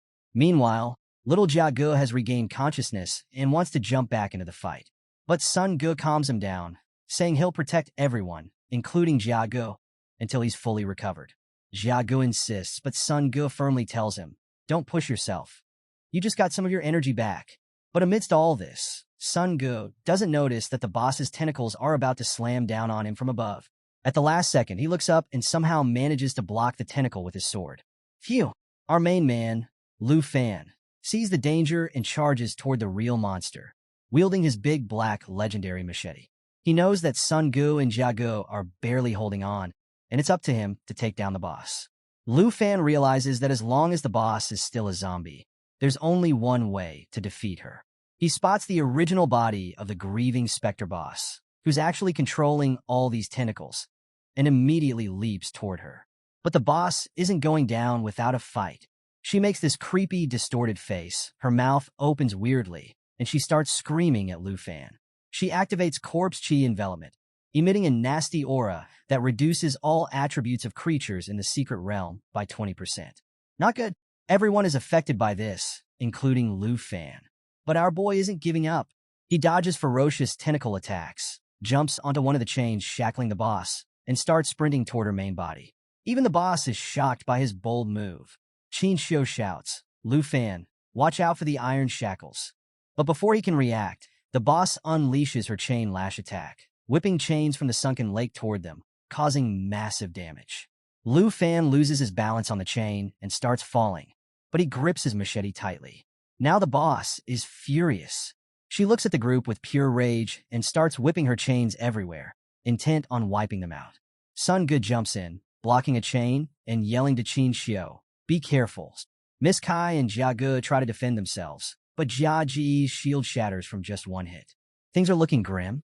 Despite all this, Lu Fan is still on the offensive, desperately trying to reach the main body. Suddenly, he notices a tentacle sweeping right beside him, heading straight for Sun Ge and the others. The monster taunts, "If you keep resisting, your whole group will die." Fueled by anger, Lu Fan shouts, "Everyone, get out of the way!" He charges up his Dragon Strike attack again, channeling his dragon energy to deliver a powerful blow. The Grieving Spectre boss is hurt, but not defeated. She starts lashing out desperately, her chains whipping in a continuous assault against Lu Fan and the team. Realizing he needs more power, Lu Fan unleashes his dragon blood transformation, turning his hand into a dragon claw. With this newfound strength, he breaks through the chains attacking him and the group. After this epic move, Lu Fan lands on the ground, having destroyed the boss's chains that were attacking them. Sun Ge looks at him and says, "This boss is too much for us right now. We need to retreat and come up with a strategy." Even Qin Xiao is worried. She tells Lu Fan, "We're all in bad shape and no match for her. If we don't leave the secret realm now, we'll be in grave danger." So, the Grieving Spectre boss is still glaring daggers at Lu Fan, ready to unleash another devastating attack. But our guy isn't backing down. He turns to the group and says, "You all should retreat to the village where we've already taken care of the zombies." He assigns Sun Gu and Miss Kai the task of making sure everyone gets there safely. Qin Xiu is visibly worried. She asks, "What are you planning to do by staying here alone?" But Lu Fan just waves her off with a confident smile. "I'll handle the boss no matter what," he assures them. He urges them once again to retreat quickly. Miss Kai nods, agreeing that it's the best course of action. She encourages Qin Xiu to come with them. Qin Xiu hesitates, clearly torn about leaving Lu Fan to face the boss alone. But she knows they can't change his mind. Now here's where things get really interesting. Lu Fan raises his hand into the air, and suddenly, a flaming aura engulfs the battlefield. He's opening a portal. He figures that even without the boss's 20% attribute debuff, the team wouldn't be much help against her. Instead of risking their safety, he decides to bring in someone who can really turn the tide. The grieving Spectre boss is seething, her eyes filled with killing intent. But even she doesn't see what's coming next. Lu Fan calls out, "Xiao Yi, come join me for some fun." And bam! Out of the portal emerges his legendary black dragon, Xiao Yi. She doesn't waste a second, immediately grabbing the boss's tentacles with her powerful jaws. The group's jaws drop. They're absolutely floored. Lu Fan just summoned a mighty dragon right before their eyes. And get this, the dragon is even bigger than when we first saw her. She uses her sharp claws and massive wings to fend off every tentacle the boss throws at her. Even though Lu Fan hadn't planned on revealing Xiao Yi to the group, he had no choice if he wanted to defeat the boss. Xiao Yi, ever the loyal companion, follows his commands without hesitation. She unleashes her giant assault attack, rushing at high speed and biting the boss, causing continuous bleeding damage. Tentacles snap and crumble under her might. The grieving Spectre boss screams in agony, her attacks becoming more frantic but less effective. But Xiao Yi isn't done yet. She goes in for the final blow, tearing off the boss's chains and forcing her back into the watery depths from which she came. And just like that, the secret boss of the Realm of Chance is defeated. Sun Gu is left speechless. How did Lu Fan dismantle that enormous boss in just 2 blows, he thinks. It's both terrifying and awe-inspiring. Jiaga can't believe his eyes either. Witnessing the sheer power of a dragon is something he never imagined he'd experience. The whole group is a mix of shocked, terrified, and, let's be honest, a little impressed. They always believed that seeing a dragon meant certain doom, but here they are alive and well. Qin Xiu finally pieces it together. The rumors she's heard about a mysterious dragon tamer in Jianghai City, they're all about Lu Fan, the so-called worthless dragon tamer. Clearly, there's nothing worthless about him. We see Lu Fan patting Xiao Yi affectionately. "Great job," he tells her with a smile. So, we get transported back 3 centuries ago into the tragic past of the grieving Spectre boss. She was born and raised in a peaceful city, protected by the church and far from any external threats. Life was pretty blissful for her, until a devastating plague hit and turned everything upside down. Her grandfather fell ill, and soon, lifeless bodies started piling up by the lake faster than they could be buried. Desperate to save her community, she turned to the dark arts, hoping to find a cure. But instead of becoming the savior she wanted to be, she was labeled a dark witch. Her newfound powers allowed the living to say their final goodbyes to their loved ones by summoning spirits. But she couldn't cure the dying. One day, the church father showed up with 2 knights carrying chains. They ordered her capture, blaming her for the disaster. Confused and hurt, she wondered why they were treating her this way. All she did was help people find closure. Her hands were bound with iron chains, and the knights dragged her away under the church's orders. They threw her into the lake, and the weight of the chains pulled her deeper and deeper. As she sank toward the lake bed, her breath fading, she questioned why the church was punishing her when she'd done nothing wrong. Fast forward to the present.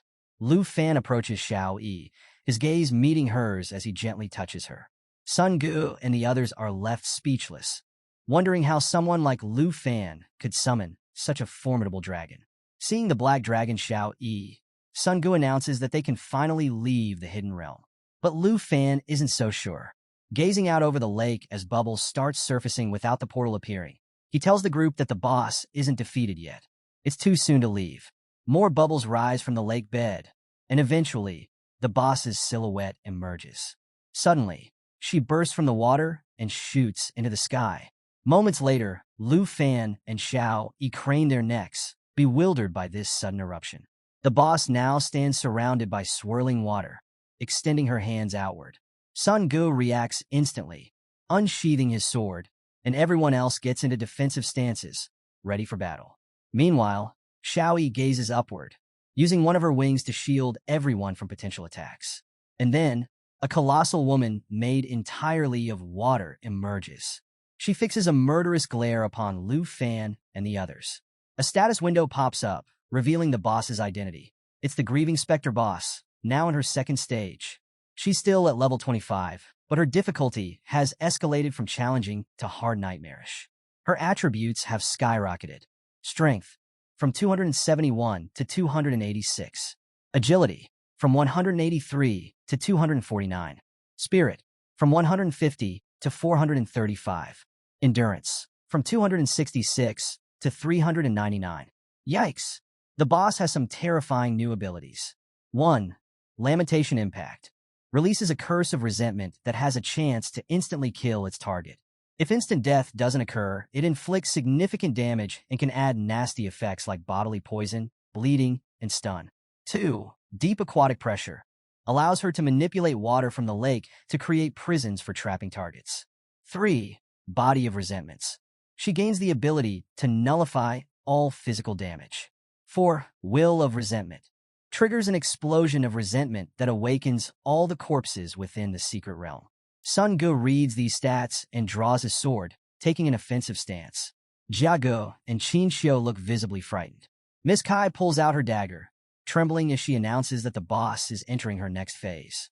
The boss raises her hands to the sky, exploding in rage. With a swift maneuver, she unleashes deep aquatic pressure, causing a colossal water woman to hurl immense water orbs toward them. Just as the orbs are about to hit, Xiao Yi swiftly employs an immunity skill called Restriction, using one of her wings to intercept the attack. Lu Fan watches in astonishment as a system window appears, notifying him that the Black Dragon lineage skill has been activated. This ability reduces all incoming damage by 50%, grants immunity to all harmful effects, and increases self-healing capability by 500%. Talk about overpowered. One of the boss's water orbs lands near Miss Kai. She reacts quickly, leaping away from the impact zone, but the water surges toward her, swiftly encasing her in a watery prison. Qin Xiu watches this with growing concern. Miss Kai tries attacking the water with her dagger, but no matter how hard she and Sun Gu try, they can't inflict any damage. Turns out, the boss has activated Body of Resentments, making her immune to all physical attacks. Minutes pass with their futile attempts to break free, and Miss Kai finally gives up. She closes her eyes in resignation, apologizing to Qin Xiu, fearing her imminent demise. Hearing this, Qin Xiu approaches her, locking eyes. She says that if anyone should be apologizing, it's her. She collapses to the ground, clutching her magic staff, and admits that it's all her fault. She insisted on entering this hidden realm, and now everyone is trapped with no way out. Lu Fan turns away, placing a hand on his hip. "Are you really going to give up after coming this far?" he asks. Just then, another sphere of water descends near Sun Gu, quickly enveloping him in a watery prison too. Qin Xiu meets Lu Fan's gaze and confesses, "I'm the only magic user in our group. My spells aren't strong enough to defeat the boss." So, Sun Gu is gripping his sword tightly, turning to the group and saying, "Guys, the boss is immune to physical attacks. We're kind of sitting ducks here."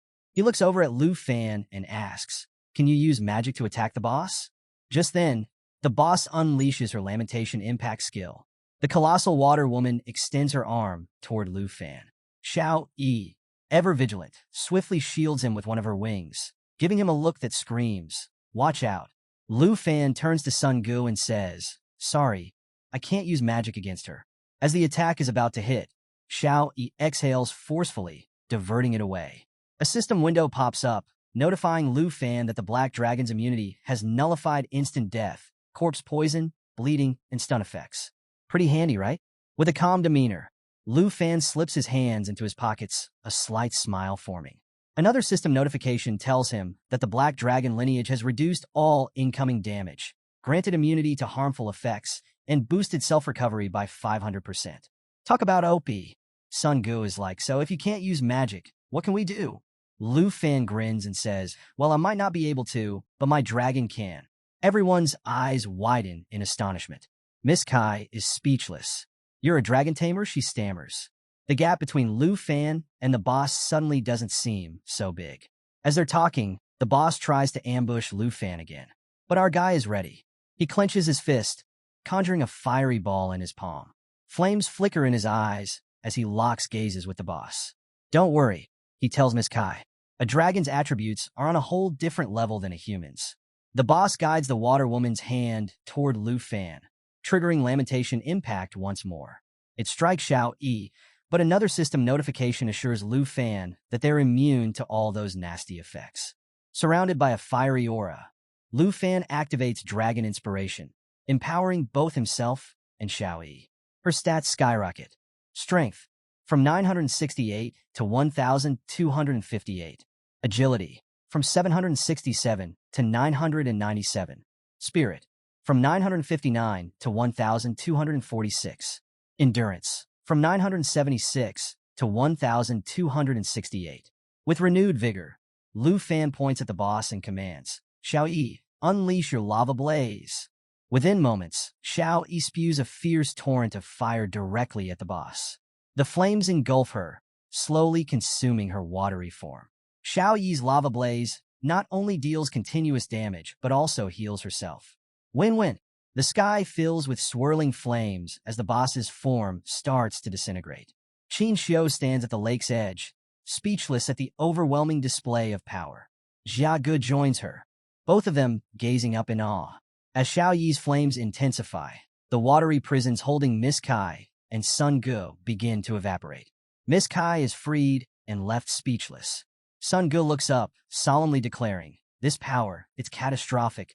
Moments later, the boss starts to explode from within under the intense heat. A wave of flames erupts in all directions. In a last-ditch effort, the boss triggers her will of resentment, trying to awaken all the corpses in the secret realm. But it's too late.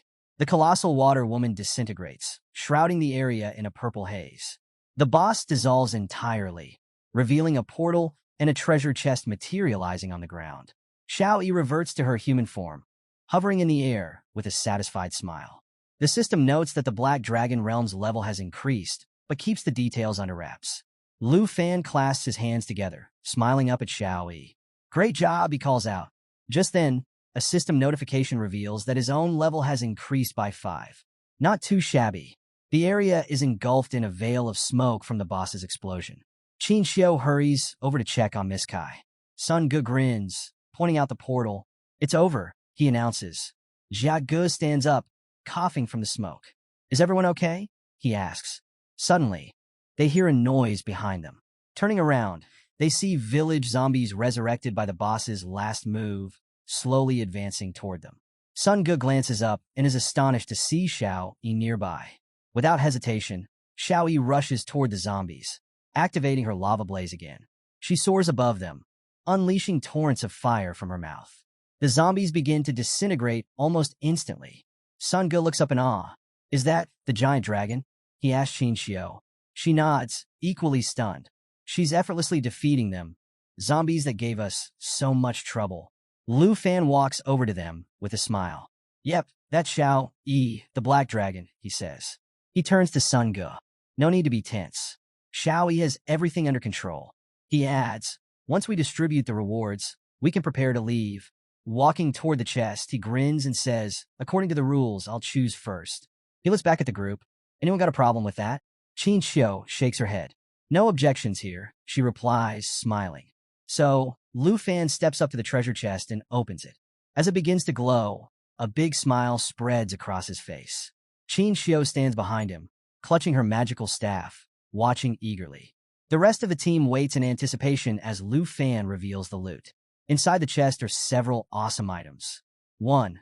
Holy Light Staff. An excellent quality weapon with 32 spirit points and 19 stamina points, requiring level 10 to use. It has a cool ability called Holy Light Seal, which lets the user bind a target with light. The duration depends on the user's spiritual attributes. 2. Twilight Robe. Also excellent quality, offering 35 spirit points and 15 stamina points, with a level 10 requirement. Its ability, Light Flow, allows the user to create a barrier of light to protect themselves from attacks. The barrier's strength is based on the user's spirit attributes. 3. Ring of Morning, a rare quality ring boasting 57 spirit points, 21 stamina, and 12 strength points, requiring level 15 to use. It comes with an ability called Morning Aura, which lets the user assign an aura to any target. Attacks launched by someone with this aura accumulate resentment value, leading to negative effects like poisoning, bleeding, and dizziness when it builds up. Pretty intense, right? 4. Job Transfer Scroll, a rare consumable item that offers a chance for a non-hidden profession to transfer into a hidden profession of the same type. Without a second thought, Lu Fan picks the Job Transfer Scroll.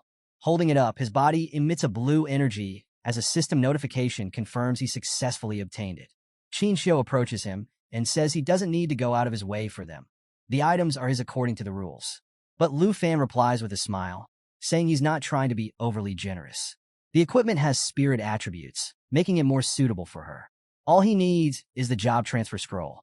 Touched, Qin Xiu looks into the chest and says that if it weren't for him, they might not have made it out alive. Lu Fan watches her quietly, curious about what she's planning. After a moment, she takes out the Ring of Morning and extends it to him, asking him to accept it. He accepts the ring without hesitation, closing his eyes briefly as he holds it. Qin Xiu stands up, still holding her staff, and starts blushing while gazing into his eyes. She's wondering what other surprises he might have up his sleeve. He's definitely a hard person to figure out. Meanwhile, Xiao Yi is playfully interacting with Jia Ge.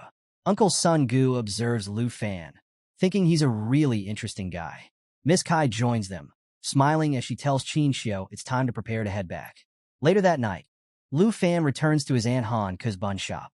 As soon as she sees him, she throws her arms around him, clearly relieved. She tells him how worried she was, saying he's been facing so many dangers lately. Lu Fan is a bit surprised, but also touched by her concern. He gently asks what's wrong and suggests she let go since his clothes are dirty from being out in the wilderness. But Han Ke just hugs him tighter, saying she doesn't care. She was so scared when he left without telling her. She feared he might not come back. Feeling a bit guilty, Lu Fan apologizes for leaving without warning and promises he won't make her worry like that again. He wipes away her tears and reassures her that everything's fine now. Han Ke smiles and then notices Xiao Yi, who is sitting nearby. She starts stroking Xiao Yi's head, and Xiao Yi closes her eyes, clearly enjoying the attention. Han Ke tells Lu Fan how surprised she was when she first met Xiao Yi, remarking that such a cute girl is actually an incredibly powerful dragon. Lu Fan chuckles at that. Han Ke then asks Xiao Yi if she's hungry, noticing that she might not have eaten enough lately.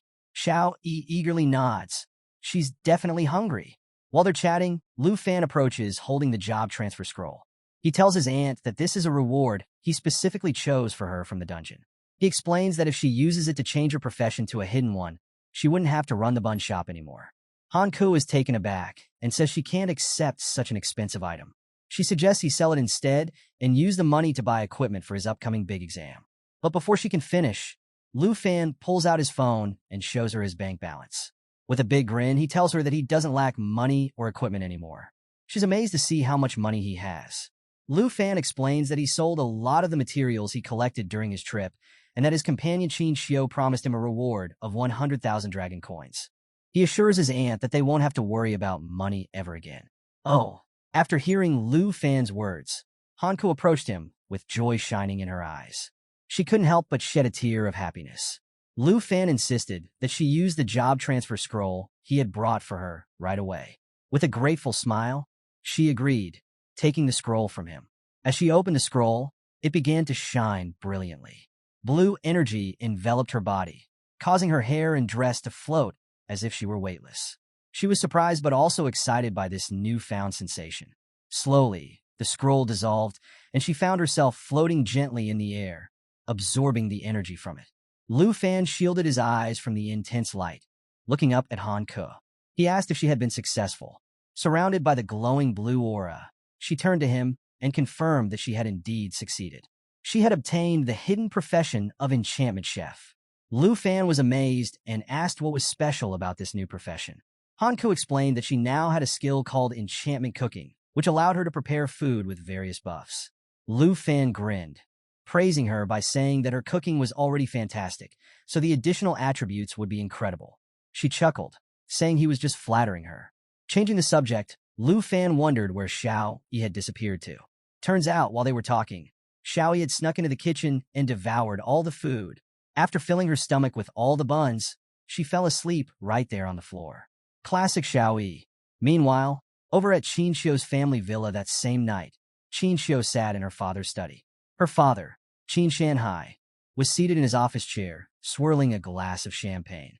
He asked her if it was true that a dragon tamer named Lu Fan had summoned a powerful black dragon to save their lives. Qin Xiu admitted that her stubbornness had almost cost them dearly.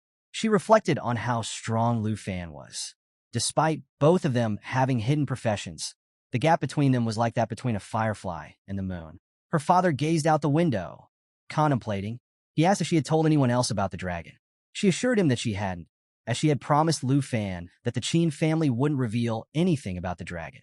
Qin Shanhai turned back to her, praising her for her discretion. He pointed out how many people covet the power of dragons and how chaotic things could become if that information leaked. Feeling anxious, Qin Xiu pleaded with her father not to disclose anything, reminding him that Lu Fan had saved their lives. She asked if he had any issues with Lu Fan's dragon. Her father laughed heartily, assuring her that he wasn't that kind of person. He then asked how she planned to repay Lu Fan for his help. Relieved, Qin Xiu explained that she had promised Lu Fan a reward of 100,000 yuan when she invited him to join their team. Qin Shanhai sighed and suggested she take a purple tongue card and personally visit Lu Fan the next day to thank him properly. She nodded, but then asked why he wouldn't come along if he was so curious about Lu Fan. With a wink, Qin Shanhai said he would love to meet the Dragon Master, but had important matters to attend to. Typical dad move. Early the next morning, a new character enters the scene, the princess of Tai Zi Kingdom. She's a short girl wielding a magic staff, accompanied by her assistant, a tall man with black hair, dressed in black armor, and carrying a suitcase. They've come to Zhanghai City, supposedly to study, but we all know there's more to it. They arrive at Han Ku's bakery while she's busy preparing pastries. Noticing customers, Han Ku asks them to wait a moment. She opens the door slightly and, with a warm smile, tells them there are no steamed buns available today. The princess, Jinju, isn't impressed. She asks her assistant if this is really the place they're looking for, questioning whether he's brought her to a garbage dump. Ouch! The assistant, Cui Hong Tai, nervously assures her that according to their investigation, this is indeed the correct location. Han Ku, a bit puzzled, asks who they are. Suddenly, Cui Hong Tai forcefully pushes the door open, accidentally hitting Han Ku on the arm. She cries out in pain. Both the princess and her assistant stride into the shop. The princess informs Han Ku that they're here to find someone, specifically a dragon tamer named Lu Fan. Hearing the commotion, Lu Fan comes downstairs. He sees his aunt holding her arm in pain and immediately rushes to her side, asking if she's okay. Meanwhile, the princess wrinkles her nose, complaining to her assistant about the unpleasant smell of the place. Talk about rude. Lu Fan is understandably upset. He asks Han Ku what's going on. She tries to assure him she's fine. The princess catches his attention and asks if he is Lu Fan, mentioning that she, the princess, has made a special trip just to see him. Confused, Lu Fan asks who she is and why she's looking for him. The assistant steps forward, introducing her as Princess Jinju from the Tai Zi Kingdom, and himself as Cui Hong Tai, her assistant. With a confident smile, the princess says she's come to offer him a breakthrough opportunity. Lu Fan raises an eyebrow, clearly puzzled. She continues, noting that being a dragon tamer must be tough. She then signals to her assistant. Cui Hong Tai opens the suitcase, revealing a dragon egg inside. Lu Fan is shocked, starting to sweat. The princess tells him that as long as he accepts her request, the dragon egg will be his. She points at him and lays out the conditions. She wants him to be her servant and obey her every command without question. Seriously? This spoiled princess thinks she can just buy him off. So, Cui Hong Tai is holding a dragon egg with both hands, proudly showing it off to Lu Fan. Meanwhile, the bratty princess, Jinju, starts boasting that the egg is a reward she obtained from the armored dragon lair. She's totally convinced it's the only dragon egg in the world. Han Ku, Lu Fan's aunt, is completely baffled and pretty upset about the idea of her precious nephew being turned into a slave. She's questioning the harsh terms of this so-called contract. Curious, Lu Fan opens his status window to check out the egg's details. Turns out it's an egg of an armored dragon, which has a naturally tough shell that reduces incoming damage by 30%. But get this, the only attack it has is swinging its giant tail in a fan-shaped area. This land dragon is actually weaker than a wyvern. While Lu Fan is reviewing these stats, Princess Jinju mistakes his silence for fear or awe. She even calls the mediocre egg a powerful dragon. Lu Fan cuts her off, pointing out that while the attributes are okay, the only thing this armored dragon has going for it is endurance. He jokes, questioning if this can even be called a dragon. The princess is shocked by his remark. She questions whether Lu Fan really knows what he's talking about, and if he understands what a dragon egg means to a dragon tamer. As she's lost in her own thoughts, Hanko wonders how a child could be so audacious as to demand someone become her slave. Lu Fan reassures his aunt not to worry. He'll handle the situation. The princess continues her tantrum, declaring that a dragon tamer without a dragon is worthless. She insists that if Lu Fan becomes her servant, he could become the strongest person in history. She asks if he's not excited about the prospect of fame and power. Trying to stay polite, Lu Fan calmly says he refuses. That's our guy. I knew he wouldn't fall for that offer. Now, it's time to see how he'll handle this spoiled princess. The refusal hits the princess like a ton of bricks. She asks him to rethink his decision, incredulous that he's turning down the chance to make history as a dragon tamer. At this point, Lu Fan is getting annoyed. He tells her to leave if that's all she came for. He's not interested in the dragon egg and asks her to drop the whole servant idea. Hearing this, Cui Hong Tai steps in to defend the princess. He says she's personally giving Lu Fan a chance to rise to prominence and calls him an ignorant fool for speaking disrespectfully. Chance? Respect? Don't be ridiculous. I won't be anyone's servant, Lu Fan replies. The princess, now enraged, points at Lu Fan and orders Cui Hong Tai to teach him a lesson. He readies his fists and agrees. Sensing danger, Hanka steps in front of Lu Fan, pleading with him to wait and not be angry. She explains that Lu Fan doesn't want this, and they should just drop the matter. But in an instant, Cui Hong Tai closes the distance and pushes her aside, causing her to cry out in pain. He yells that the princess has given her order and she should stand aside. Lu Fan is shocked by what's happening. He rushes to help his aunt, asking if she's injured and offering to assist her. Holding her swollen, red cheek, she assures him that she's fine. Cui Hong Tai prepares for his next attack, sneering that even commoners dare to defy the noble princess of Taizi. He intends to teach them a hard lesson. Seeing this, Hanka calls out Lu Fan's name in alarm. In a split second, Lu Fan reacts and launches an attack toward Cui Hong Tai. He points his big black machete at him, warning that since he's hurt his family, he won't hold back. Cui Hong Tai is stunned by the sudden attack. His cheek is bleeding. He jumps back as Han Ku tries to hold Lu Fan back, urging him not to be impulsive. The bratty princess, clueless about what just happened, demands to know what's going on with Cui Hong Tai. She still wants to teach Lu Fan a lesson. After experiencing Lu Fan's unexpected counterattack, Cui Hong Tai realizes there's more to Lu Fan than he initially thought. So Lu Fan, not one to tolerate disrespect, stepped up to the bratty princess and delivered a swift backhand slap right across her cheek. He didn't care which country she was from. He told her to shut her noisy mouth, take her trash, and leave his home. Watching the princess get slapped, Cui Hong Tai was furious. He attacked Lu Fan, yelling about how he could dare lay a hand on the princess. But Lu Fan easily deflected his attack with his big black machete, knocking Cui Hong Tai's spear wand out of his hand. Cui Hong Tai then turned his attention back to the princess, who was sitting on the ground holding her cheek. She was seething with anger. She slapped him back and called him trash, questioning if she looked okay to him. Commanding him to kill Lu Fan, she declared that even if they couldn't find another dragon tamer, she wanted Lu Fan dead. He replied with a resolute yes. Meanwhile, back at Lu Fan's bedroom, his phone was ringing non-stop, much to the annoyance of our favorite dragon waifu, Xiao Yi.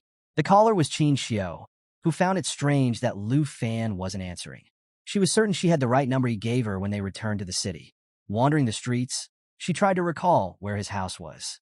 Suddenly, an explosion rocked a nearby wall, startling her. It was Cui Hong Tai, who had been knocked through the wall by Lu Fan. He looked pretty beaten up. People on the street started noticing the commotion, shouting that a foreigner was causing trouble. The bratty princess yelled at the onlookers to go away and stop staring. Lu Fan emerged, walking slowly like a champ, his big black machete in his left hand. Chui Hongtai kneeled, admitting he couldn't defeat Lu Fan, noting that his attributes were too high. The princess sneered, offering to help him out. She began chanting a spell, and dark, ominous energy started swirling around her. Lu Fan noticed that her spell was the exact opposite of Qin Xiu's holy spells. Realizing the princess was also of a hidden class, he braced himself. Just then, Qin Xiu rushed toward him, surprising Lu Fan. He wondered why she was there. As the princess finished her chanting, all the ominous dark energy poured into Chui Hongtai. He screamed from the surge of power, and both Lu Fan and Qin Xiu had to shield their eyes from the intense flash of energy emanating from him. A status window revealed that Chui Hongtai's class was a combat class guardian knight, while the bratty princess, Jinju, was a combat class advanced spiritual witch. Chui Hongtai had transformed into a monster. I am here to help you, Qin Xiu declared, taking a defensive stance in front of Lu Fan. Chui Hongtai leaped into the air to attack them. Lu Fan quickly pushed Qin Xiu aside, telling her she needed to take care of his Aunt Han Ku, who was inside the shop. Chui Hongtai landed a heavy attack, but Lu Fan managed to dodge just in time. The spot where he had been standing moments before was completely destroyed by the impact. Sliding back, Lu Fan realized that Chui Hongtai's attack power had skyrocketed and that he had truly become a monster. He thought to himself that he'd have to use Dragon Inspiration and Dragon Claw together to stand a chance. Princess Jinju stood beside Chui Hongtai, yelling for him to kill Lu Fan to relieve her anger. Hearing this, Chui Hongtai pulled his staff from the ground and prepared to attack again. But before he could make a move, our waifu Black Dragon, Xiao Yi, leaped from the window and transformed into her original dragon form. This shocked both the princess and Chui Hongtai to their core. The only words they could mutter were, "It's a real dragon." So, our bratty princess is clutching her staff, calling Chui Hongtai useless, and urging him to hold on a little longer as she begins casting a spell. But before she can finish, Xiao Yi, our amazing dragon waifu, lets out a roar so powerful that it blows the princess away, canceling her spell entirely. Xiao Yi activates her dragon bloodline skill, which reduces all damage she receives by 50%, provides immunity to all debuffs, and boosts her self-healing by a whopping 500%. Talk about overpowered. She then slams Chui Hongtai to the ground. He's utterly powerless, screaming like a baby for her to let him go. Being the good dragon she is, Xiao Yi complies, but not before throwing him towards Princess Jinju. He crashes onto the road, creating a massive crater upon impact. Honestly, he should be apologizing to Han Ku and Lu Fan for all the trouble he's caused. Seeing Chui Hongtai in such a pathetic state, the princess starts to realize the true power of a real dragon. She finally understands that there are actual dragons out there, not just the Jin family's so-called defensive lizards. Snapping her out of her shock, Lu Fan calls out to her. He begins walking towards her like a total badass, holding his big black machete in his right hand. He asks if she wasn't planning to kill him to vent her anger. Hearing this, the princess steps back in fear and ends up falling over. "Stay away from me. You attacked my attendant, seriously injured him, humiliated me, and threatened me," she screams with teary eyes. She continues her rant, warning Lu Fan about the consequences of his actions, saying he's now an enemy of the Taizi kingdom. Honestly, she's just blabbering at this point, playing the victim. Classic spoiled brat behavior. Lu Fan isn't fazed by her threats. He casually flexes his machete and asks if she's trying to scare him. Reaching her, his eyes filled with rage, he tells the princess that she sent her man to harm his family. He doesn't care if she's a princess or even a god. He'll repay her actions with interest. At this point, the princess is absolutely terrified, practically shaking in her boots. While Xiao Yi is charging up a massive fireball attack, Lu Fan raises his machete to strike the princess. Just as he's about to land the blow, someone calls out his name from a distance. It's Qin Xiu's father, Qin Shanhai, flying towards them on a griffin. "Dad, it's dangerous," Qin Xiu screams, trying to warn him. Xiao Yi notices Qin Shanhai and aims her fire attack in his direction. But before she can unleash it, Lu Fan stops her, telling her to hold back. At the same moment, he slices through the princess's staff with his machete. Xiao Yi cancels her attack, and Qin Shanhai lands safely on the ground. He urges Lu Fan to call back his dragon, pointing out that the area is filled with residents who could get injured. As he observes Xiao Yi, he's amazed at how different true dragons are from subtypes. The immense pressure she's emitting makes it hard to even stand near her. Even his poor griffin is scared out of its wits. Qin also pleads with Lu Fan to listen, assuring him that they're on his side. Being the reasonable guy he is, especially when his friends ask, Lu Fan calls back Xiao Yi. She instantly transforms back into her human form. Qin then grabs Lu Fan by the arm and urges him to follow her. Meanwhile, her father approaches the terrified princess, asking if she's all right. He explains that he went to the airport to pick them up and didn't expect her to be here. He also mentions that the Qin family driver will arrive soon to take them to the hospital. So, the scene shifts back to Hanke's bun shop. She's explaining to Lu Fan that Qin Shanhai knows the princess, the one who's been causing all the trouble, and that he might be able to resolve the conflict. That's actually why Qin Xiu called her father and filled him in on the situation. Lu Fan responds, saying he has a feeling the princess won't let this go easily. Just then, Qin Shanhai walks in. He says he understands what's going on, but jokes that Lu Fan sure knows how to stir up trouble as soon as they meet.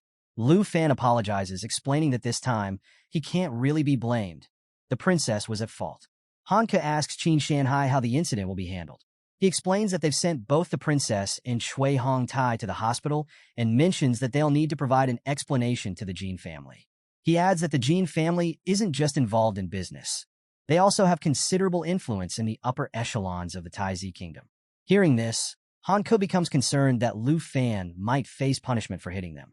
But Lu Fan, ever the confident one, replies that even if she has immense power, he's not going to compromise his dignity over a dragon egg. Qin Shanhai is impressed by Lu Fan's integrity and tells him he admires him. He assures Lu Fan that he doesn't have to worry too much. He'll ensure his safety. But, while casually smoking, he mentions that he can't do it alone and has a condition. Curious, Lu Fan asks, "What condition?" Pointing his cigarette at Lu Fan, Qin Shanhai says, "Achieve the position of South Province champion in the grand exam." He further explains that he'll do his best to keep the princess at bay until the exam is over. Hearing this, Qin Xiu chimes in, pointing out that it won't be easy. There are countless top students in the entire South Province. Qin Shanhai adds, "But only if you surpass them and become the champion can I help you." Suddenly, Lu Fan gets a determined look on his face. He tells Qin Shanhai that he understands the situation and accepts the condition. Meanwhile, over at the hospital, the princess is fuming. She's pacing back and forth, angrily talking on the phone. She's yelling that Qin Shanhai is obviously favoring Lu Fan since he hasn't been caught yet. The person on the other end tries to calm her down, saying they'll contact high-level officials in the kingdom to resolve the situation. But she's not having it. She orders them to put pressure on the higher-ups, insisting it's her command. She angrily declares that she's going to make Lu Fan pay. Looks like she still hasn't learned her lesson. But honestly, with Lu Fan and his dragon companion around, I bet even her entire empire wouldn't stand a chance. The scene shifts to the next day at the 3rd middle school, just before the grand exam. All the students are gathered, and the playground is buzzing with excitement. Everyone's checking out each other's levels and trying to form groups. Suddenly, the crowd notices Lu Fan walking back into school. Whispers ripple through the students. Some think he must have returned home to sell steamed buns. Others remark that even though Lu Fan was once a brilliant student, he's now considered a nobody, and no school wanted him. Yet here he is still participating in the exam. But little do they know, Lu Fan is not the same as before. Even though he feels a bit nostalgic hearing their gossip, he's too laid back to let it bother him. Suddenly, the headmaster's voice booms over the chatter, urging all the students to calm down. He announces that the South Province Grand Exam is about to begin. Lu Fan is standing amidst a sea of students, deep in thought. After leveling up to 15, he's realized that the treasure maps he's been receiving daily haven't been used yet. They're all intermediate level, and he's considering combining 3 of them into a high-level treasure map to help him prepare for the big exam. Lost in his musings, he suddenly snapped back to reality when someone calls his name. Turning around, he sees teacher Li approaching him. The teacher asks if Lu Fan is participating in the big exam. Lu Fan replies that he is and mentions he's been working hard to increase his strength. Impressed, Teacher Li hands him a teleportation stone, praising his dedication. He tells Lu Fan that he believes in his fighting spirit and that it might rival that of other professionals. Lu Fan smiles and checks out the stone.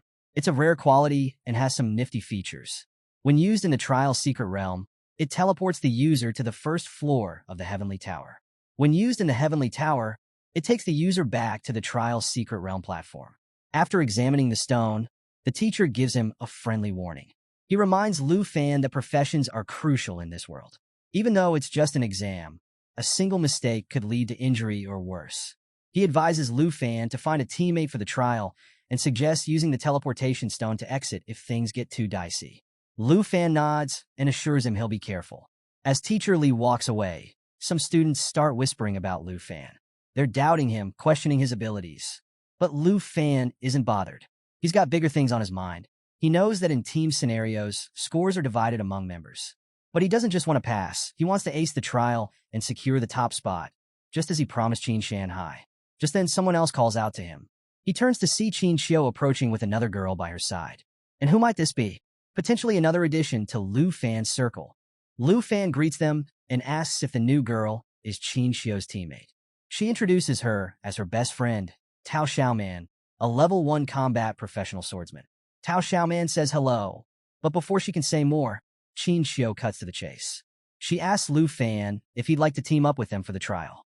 Tao Xiaoman is taken aback by the invitation, and to her surprise, Lu Fan politely declines. He explains that he's planning to participate solo. He appreciates Qin Xiu's offer, but mentions that he's set this challenge for himself. Waving goodbye, he tells them he's heading to the exam site. Qin Xiu looks a bit disappointed, missing out on the chance to team up with a guy she's clearly interested in. She wishes him luck, thinking that with his level of strength, anyone teaming up with him might actually hold him back. After Lu Fan leaves, Tao Xiaoman turns to Qin Xiu, puzzled. She asks why Qin Xiu would invite someone from the weakest profession to join them. Qin Xiu smiles and tells her that Lu Fan is stronger than he appears. In fact, she believes he'll be the top scorer in the southern province. Tao Xiaoman is shocked by this bold claim. She teases Qin Xiu, asking if she's falling in love with the dragon Tamer himself. Blushing, Qin Xiu denies it, but her reddening cheeks give her away. Tao Xiaoman can't help but laugh, pointing out that her face tells a different story. Scene shift to the grand exam trial secret realm. Lu Fan walks through the portal like a total boss, thinking this is where it all begins. Up on a big screen, Principal Bai Hongtu addresses the gathered students. He explains that the portals in the sky are divided into 4 levels: normal, hard, fear, and nightmare. When the portals open, selected candidates can enter the heavenly tower using the teleportation stone their teachers provided. Here's the breakdown. Normal level. Everything is a projection, so no fatal injuries. The score multiplier here is 0.9x. Hard level. From this level onward, the monsters are real. If students use the teleportation stone to exit safely, their scores will be saved. The score multiplier is 1.0x. Most students choose this level. Fear level. Monsters here are more ferocious. This realm isn't recommended for solo challengers. Principal Bai advises not to worry about sharing scores in a team. Safety first. The score multiplier is 3.0x. As he's explaining, someone bursts out laughing. Principal Bai, watch me.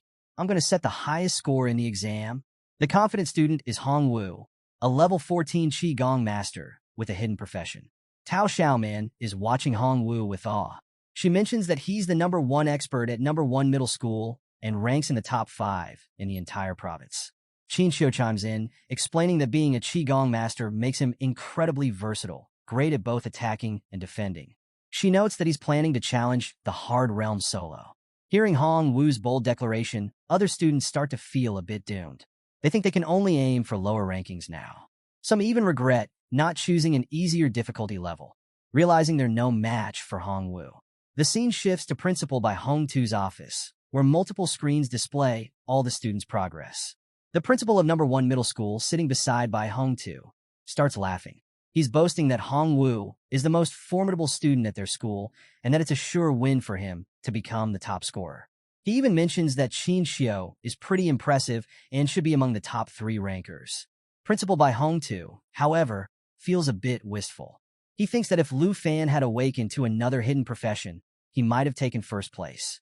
Lost in his thoughts, he's interrupted by Qin Shanhai, who mentions he has a promising candidate in mind for the top spot and is quite optimistic about him. Curious, the principal of #1 high school asks who he's referring to. Qin Shanhai reveals it's Lu Fan, the dragon tamer from #3 school. This revelation leaves Principal Bai Hongtu stunned. The principal of #1 school points out that all the students have already entered the tower, but Lu Fan hasn't gone into the heavenly tower yet. He laughs, questioning if Lu Fan is giving up on the exam. He dismisses Qin Shanhai's suggestion, asking what could be expected from a dragon tamer. Pointing to the scoreboard, he notes that Hongwu is already on the 4th floor and ranked first. Suddenly, Principal Bai Hongtun notices something. With a shocked expression, he realizes that Lu Fan isn't giving up. He's waiting for the last difficulty level portal to appear. He's choosing the Nightmare Trial. The Nightmare Trial is a one-way trip, and the principal of number 1 school shouts that this student is way too overconfident. The Nightmare Trial portal appears in the sky, and the score multiplier is a whopping 9.9x. Lu Fan prepares to enter the trial realm, while the principal of number 1 school is freaking out, urging Principal Bai Hongtu to stop him, claiming he'll die in there. But Lu Fan enters the trial with a confident smile. Principal Bai Hongtu is concerned, mentioning that no one who's challenged the Nightmare Trial has come back intact. The last person who attempted it was 8 years ago, and he was eaten by a ferocious beast, a miserable death.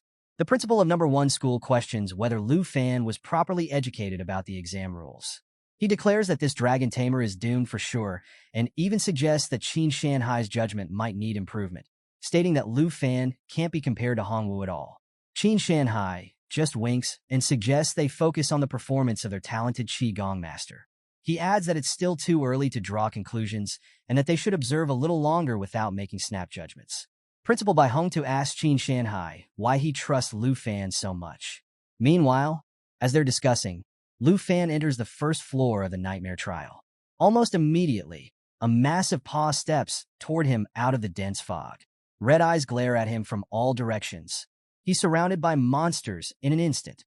Lu Fan quickly pulls out his big black machete and takes a defensive stance. He thinks to himself that, based on his knowledge, there should be at least 10 monsters around. From the fog, a pack of black wolves emerges. They're level 10, and their bite attack causes continuous bleeding damage. They also have a skill called Night Howl, which increases all attributes of their allies and resets all skill cooldowns. The wolves roar at Lu Fan and leap toward him. But maintaining his cool demeanor, Lu Fan responds with Dragon Fang Strike. In just one attack, he slices all the wolves to a crisp. A notification announces that the Nightmare Trial Sky Tower's 1st floor is completed, and he instantly gains 990 points. Back in the control room, the principal of 1st Middle School is shocked. One-hit kill? What's the deal with this Lu Fan? He's ridiculously strong, he exclaims. He adds that Lu Fan's attributes are clearly above the level of his peers. Principal Bai Hongtu is equally stunned, wondering if Lu Fan has found the legendary dragon. With 990 points, Lu Fan instantly jumps to the 2nd position on the scoreboard. So, in the surveillance room, the director of number 1 middle school and others are intently watching Lu Fan. They're all stunned that he defeated the Black Wolves with just one blow. Suddenly, someone walks into the room, a mysterious figure in a detective suit, one hand in their pocket and a briefcase in the other. They're wearing a cap and glasses, making it hard to see their face. This newcomer catches everyone's attention. Qin Shanhai turns his head and becomes instantly alert upon seeing him. The man introduces himself as Qian Xiong, a special representative from Long Du. He's there to investigate someone and take them back to Long Du, taking off his cap. He looks directly at Qin Shanhai and asks where the Dragon Master, Lu Fan, is. A stats window pops up, revealing that Qian Xiong is level 57 and specializes in combat. Meanwhile, back in the Nightmare Trial, Lu Fan is making his way through the 1st floor. He's using his big black machete to cut through vines, and he's got the system map open in his other hand. Feeling pretty good, he realizes he's found what he's been looking for. A system window informs him that he's reached the right spot on the treasure map. Another window tells him that a high-level treasure map has been created. Lu Fan can't help but feel excited. The high-level treasure map he made before entering the trial realm is on the 1st floor of the Heaven Tower. As he cuts through the thorny plants blocking his way, he comes across a book. Reaching out, he takes it. An alert window shows up on his screen, telling him he successfully acquired a skill book named Accelerated Growth. This book shines brilliantly, adorned with several gems on the cover. The stats window reveals that Accelerated Growth is an excellent skill book. It teaches a passive skill that speeds up growth. Once used, this skill allows pets to gain 100% more experience. Lu Fan opens the book right away. It emits strong energy that starts to surround his body. He gains the ability to grow faster as a result. He thinks to himself that this skill will be perfect for Xiao Yi, his dragon companion, who he felt was leveling up too slowly since they left the morning village. With this passive skill, she'll level up a lot faster. Back in the surveillance room, Principal Bai Hongtu, Qin Shanhai, and Qin Xiong are watching Lu Fan on the screen. Qin Xiong tells Principal Bai that since Lu Fan is a student at their school, they should immediately interrupt his trial and have him return. Principal Bai gives him a serious look, suggesting that it's best to wait until the students are done with their exams. He even offers to take responsibility for Lu Fan's actions, being in charge of the Third Institute. But Qin Xiong isn't having it. He says that while Principal Bai can take responsibility instead of Lu Fan, he can't get punished on his behalf. Confused, Principal Bai asks what punishment he's talking about. At this point, Qin Shanhai steps up to Qin Xiong, grabbing his arm and asking him to step back a bit, considering their old friendship. A man from number 1 middle school interjects, asking what Lu Fan has done. Qin Xiong pulls his arm away with a bit of force, leaving Qin Shanhai somewhat confused. With an angry look, he tells Qin Shanhai not to distract him while he's performing his task and requests that he not try to approach him again. He warns that if Qin Shanhai gets involved, the Jin family and the top-level members won't be happy. Even though he doesn't understand why Qin Shanhai is defending Lu Fan, Qin Shanhai just looks at him seriously and stays quiet. Qin Xiong pushes him back and asks if he gets the message. He then tells Principal Bai to bring Lu Fan immediately, saying he's busy. When Qin Shanhai refers to him as an old friend, Qin Xiong turns his head back upon hearing it. Qin Shanhai takes out a cigarette, lights it, and takes a puff. Their conversation hints at the close ties between important long-due officials and the Jin family, affecting both the Dragon Kingdom and the Taizi Kingdom, making things more complicated. Qin Shanhai tells everyone that the high-level officials and the Jin family won't matter once Lu Fan's secret comes out. He looks at Qin Xiong seriously and declares that no one can take Lu Fan away today. Qin Xiong gets really angry upon hearing this. He tells Qin Shanhai to stop talking nonsense because he doesn't think Lu Fan is hiding anything.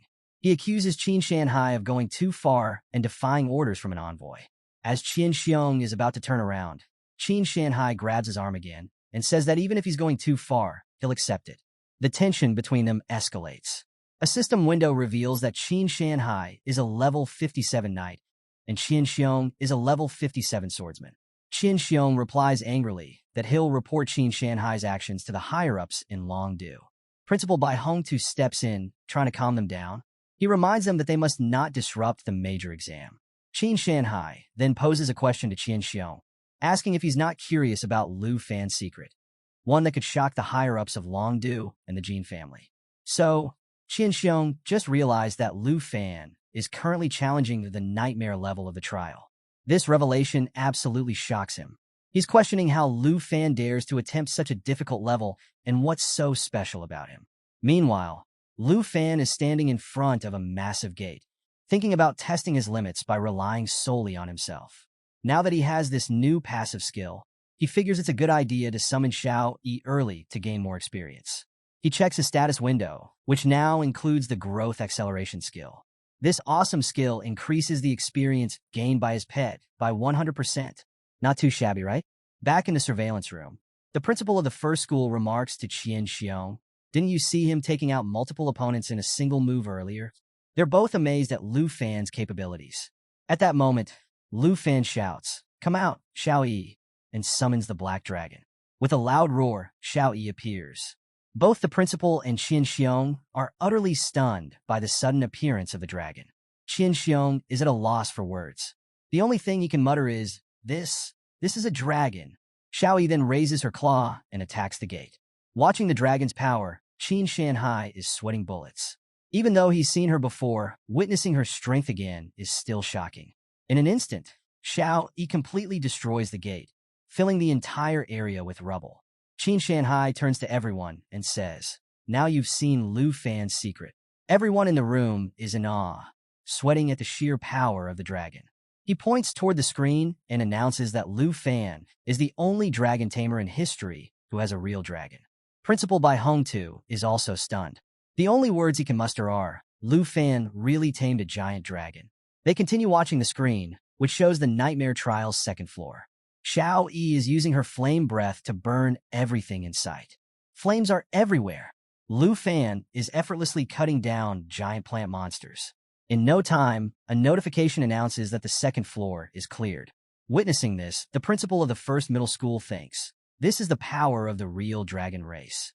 A class without the third transformation wouldn't stand a chance against him. Qian Xiong agrees, saying it's terrifying. He realizes that if the dragon levels up even more, it could potentially destroy an entire country on its own. They're both in shock at the dragon's tremendous power. With the completion of the second floor, Lu Fan takes the first place on the leaderboard with 50,000 points. In second place is Hong Wu with 27,550 points. And in third are Qin Xiao and Tao Xiaoman with 12,570 points each. Lu Fan keeps climbing the tower, easily conquering all the floors with Xiao Yi's help.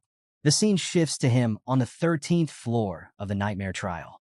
Xiao Yi is relentlessly taking down monsters, while Lu Fan unleashes massive slashing attacks with his big black machete. He's eliminating beasts left and right without mercy.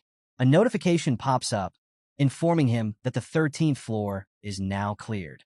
Watching this, Principal Bai Hongtu wonders not only about the dragon, but also how Lu Fan has miraculously gained such strength. He guesses that Lu Fan's attributes must all exceed 100 at this point. He thinks that even without summoning the giant dragon, Lu Fan could easily rank first in Jianghai City. Back in the surveillance room, Qin Shanhai turns to Qian Xiong and asks, after witnessing how powerful a real dragon is, do you still want to bring Lu Fan in front of the higher-ups? Qin Xiong replies that now he understands why Qin Shanhai dares to oppose the Jin family. He's truly witnessed the power of a dragon today. Hearing this, Qin Shanhai says he'll send a video segment of Lu Fan's major exam to the teacher. From now on, there's no need for a special envoy to bother Lu Fan or the Jin family. He suggests that Qin Xiong should return. Qin Xiong asks, by teacher, you mean North Marquis Tu Jing? Qin Shanhai simply smiles in response. By this time, Lu Fan has already reached the 20th floor of the Nightmare Trial. He's standing in a dark corridor with a purple light at the end. The purple light moves toward him. It's a magic spell cast by a dark sacrifice, a level 15 enemy. The status window informs him that this foe has several abilities. Black Curse decreases all target attributes by 50% and increases all friendly target attributes by 25%. Merge into Darkness pulls itself and all allies into the shadows, becoming immune to all attacks for 15 seconds. Dark Control allows it to command the Dark Knights behind it, giving full control over them. Looking at all these enemies, Lu Fan thinks that with the accelerated growth effect, Xiao Yi should be close to leveling up. He orders Xiao Yi to use Lava Blaze. Xiao Yi starts charging up her Lava Blaze attack. In the next moment, she releases a massive burst of fire. The status window informs that the attack continuously spews flames forward, dealing damage while healing the dragon. Talk about multitasking. The entire floor gets covered in flames, and all the Dark Knights and menacing enemies are reduced to ashes. A notification pops up, informing that the 20th floor is now cleared. Several other notifications appear. The Black Dragon Xiao Yi has leveled up to 11. Lu Fan's own level has increased to 16. With the completion of the 20th floor, Lu Fan's score skyrockets, leaving other players far behind. He smiles and tells Xiao Yi, let's conquer the Heavenly Tower together. So, the scene shifts to a massive explosion on the 50th floor of the Fear Trial. Turns out, it's Hong Wu making waves. A new notification pops up, announcing that the 50th floor has been cleared. Hong Wu is feeling pretty smug, thinking to himself that this year's grand examination is exceptionally tough. He wonders why these monsters aren't on the 70th floor instead. Despite the challenge, he's convinced that he'll secure first place. He considers Qin Xiao his only real competition, but since she's in a team, her points will be halved. Confident as ever, he declares that the title of top scholar in the Southern Province examination is destined to be his. He even laughs and tells Principal Bai Hongtu to keep watching his performance, suggesting the principal should start contacting the heads of the top universities to prepare for his admission. Talk about delusional and self-centered, right?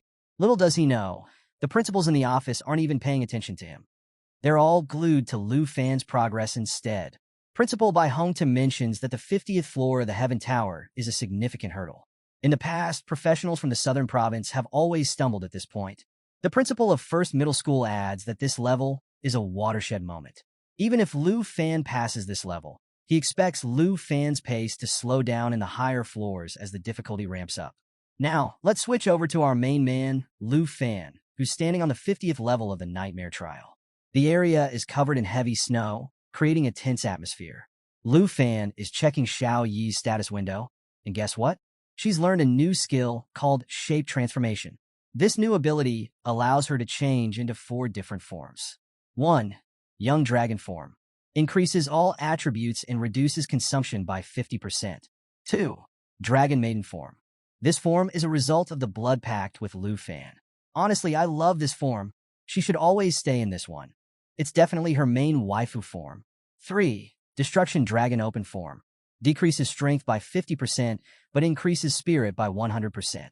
In this form, she gains new skills like Daylight Incineration and Lava Eruption. 4. World-Ending Form. Reduces spirit by 50%, but increases strength by 100%. Skills acquired in this form include Earth Bend and Fearful Roar. While Lu Fan is busy checking out these awesome new abilities, the stones around him start to move. They form into massive creatures with glaring red eyes fixed on him. There are 3 monsters in total. The status window informs him that these entities are Amethyst Mountain Giants, level 20. They have several skills. Mountain Arm. Deals massive frontal damage by swinging their rock arms. Landslide. Probably not something you want to get caught in. Amethyst Rock. Reduces magic damage received by 50% and makes them immune to armor-piercing effects. Back in the surveillance room, Principal Bai Hong-tu is concerned. He wonders how Lu Fan is going to fight 3 nightmare-level bosses at the same time. The principal of First Middle School chimes in, saying he expected the 50th floor to slow down Lu Fan's rapid climb. He thinks Lu Fan's score is already high enough to place him first in Jianghai City. In his opinion, it's very likely that Lu Fan will become the top scholar of the Southern Province. He even laments, saying, "Why isn't such a promising student from our first middle school?" Gotta love that friendly rivalry. So, the scene shifts back to the 50th floor, where our boy Lu Fan is about to face off against some seriously tough monsters. The status window shows that the monsters are gearing up to use their Mountain's Arm attack. A powerful move heading straight for Lu Fan. But does he look worried? Not at all. He's thinking that now that he's halfway up the tower of the ladder, the difficulty has definitely ramped up from the previous floors. Since the challenges are getting tougher, he figures it's time to up his own game as well. Just as the massive attack is about to reach him, Xiaoyi steps in, blocking the incoming blow with her left hand. Lu Fan stands there in the midst of the chaos, not even breaking a sweat. He decides it's time to pull out all the stops and orders Xiaoyi to try out her World Ender form. She instantly roars in agreement, and in the next moment, her dragon body becomes enveloped in red flames. Watching this epic transformation, Principal Bai Hong-tu comments that Lu Fan is definitely up to something. As the dragon begins to emerge in her new form, everyone is in awe. And let me tell you, Xiaoyi's new form is seriously cool. Her entire body turns pitch black, and her eyes glow menacingly red. The system informs them about the successful transformation. Xiaoyi's strength skyrockets from 456 to 2,912, while her spirit decreases from 1,424 to 712. She also gains 2 new skills, Earth Shatterer and World Ending. Everyone in the monitoring room is amazed by the dragon's transformation.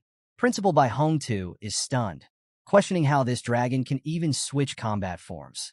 Qin Shanhai is equally surprised, admitting that such a transformation sends shivers down his spine. Back on the battlefield, Lu Fan is facing off against the monsters. One tries to attack him from behind, but he instantly senses it and effortlessly dodges by leaping into the air. He activates his Dragon Inspiration skill, which boosts all his and Xiaoyi's attributes in attack power by 10%. He then orders Xiaoyi to launch a mighty jaw assault on one of the monsters. In a flash, the dragon shatters the monster's head. Watching this, the principal of First Middle School is utterly shocked, exclaiming that a level 20 boss was just shattered like it was nothing. Principal Bai Hong-tu analyzes the situation, thinking that to break through the defense of an Amethyst Mountain Giant, the dragon's attack power must have exceeded 2,000 points. As the first monster crumbles, the second one tries to grab Lu Fan, but he easily dodges again, maneuvering his body to avoid the monster's grasp. He then uses Dragon Claw to launch an attack, resulting in a massive explosion. Meanwhile, Qin Shanhai turns to Qian Xiong and points out that, given Lu Fan's strength, He must feel fortunate for not taking Lu Fan away earlier. Qian Xiong is speechless, completely focused on the ongoing battle. Lu Fan continues to effortlessly dodge all the monster's attacks. Then, Xiao Yi unleashes world-ending roar, which adds a vulnerability effect to the monster. Lu Fan prepares to deliver the final blow, but to his surprise, Xiao Yi has already launched Earth Shatterer. This causes massive damage to the entire area, opening up a large black pit into which the monster falls. The system announces that the Black Dragon has leveled up to level 12, and Lu Fan himself has leveled up to level 16. He's absolutely thrilled with this outcome, thinking that choosing the Nightmare level was definitely the right choice. He realizes that as long as the difficulty continues to rise with each level, he'll keep getting stronger after clearing each one. A notification pops up, announcing that the 50th floor has been successfully conquered. Lu Fan starts walking toward the portal to head to the next floor, with Xiao Yi following right behind him. Back in the monitoring room, Qin Shanhai remarks that the so-called 50th floor watershed poses no difficulty for Lu Fan. The principal of First Middle School adds that the dragon's strength far exceeds his understanding. Principal Bai Hongtu then turns to Special Envoy Qian Xiong, asking him, given his extensive experience in Dragon City, if he can gauge the terrifying numerical value of the dragon's strength attribute after changing form. Qian Xiong replies that he's seen many big shots in Dragon City in action, and if he compares the dragon's power to theirs, the strength attribute of this dragon after transforming must be at least 2,500 points. Hearing this, the principal of First Middle School is astonished. 2,500 points? Our levels and attributes aren't even worth mentioning, he exclaims. Principal Bai Hongtu nods, thinking that, as he previously anticipated, the dragon's attributes are only going to get higher. The principal of First Middle School then mentions that since they've passed the 50th floor, the X+1 mode will gradually come into play. Qin Shanhai asks what he means by X+1. Principal Bai Hongtu explains, yes, the X+1 mode was established by the scholar who first designed the trial. After the examinees pass the 50th floor, every floor filled with ordinary monsters is followed by a boss floor. This setup makes the trial more like a real secret realm, constantly putting the examinees in mortal danger. He continues, however, in the Nightmare level tower of the ladder, whether it's an X floor or a 1 floor, all have been replaced with Nightmare level bosses. Bai Hongtu gave us some juicy details about Nightmare mode X+1. Get this. Instead of fighting just one boss, you've got a whole squad of them coming at you. And as if that wasn't enough, each boss gets a crazy boost to their power.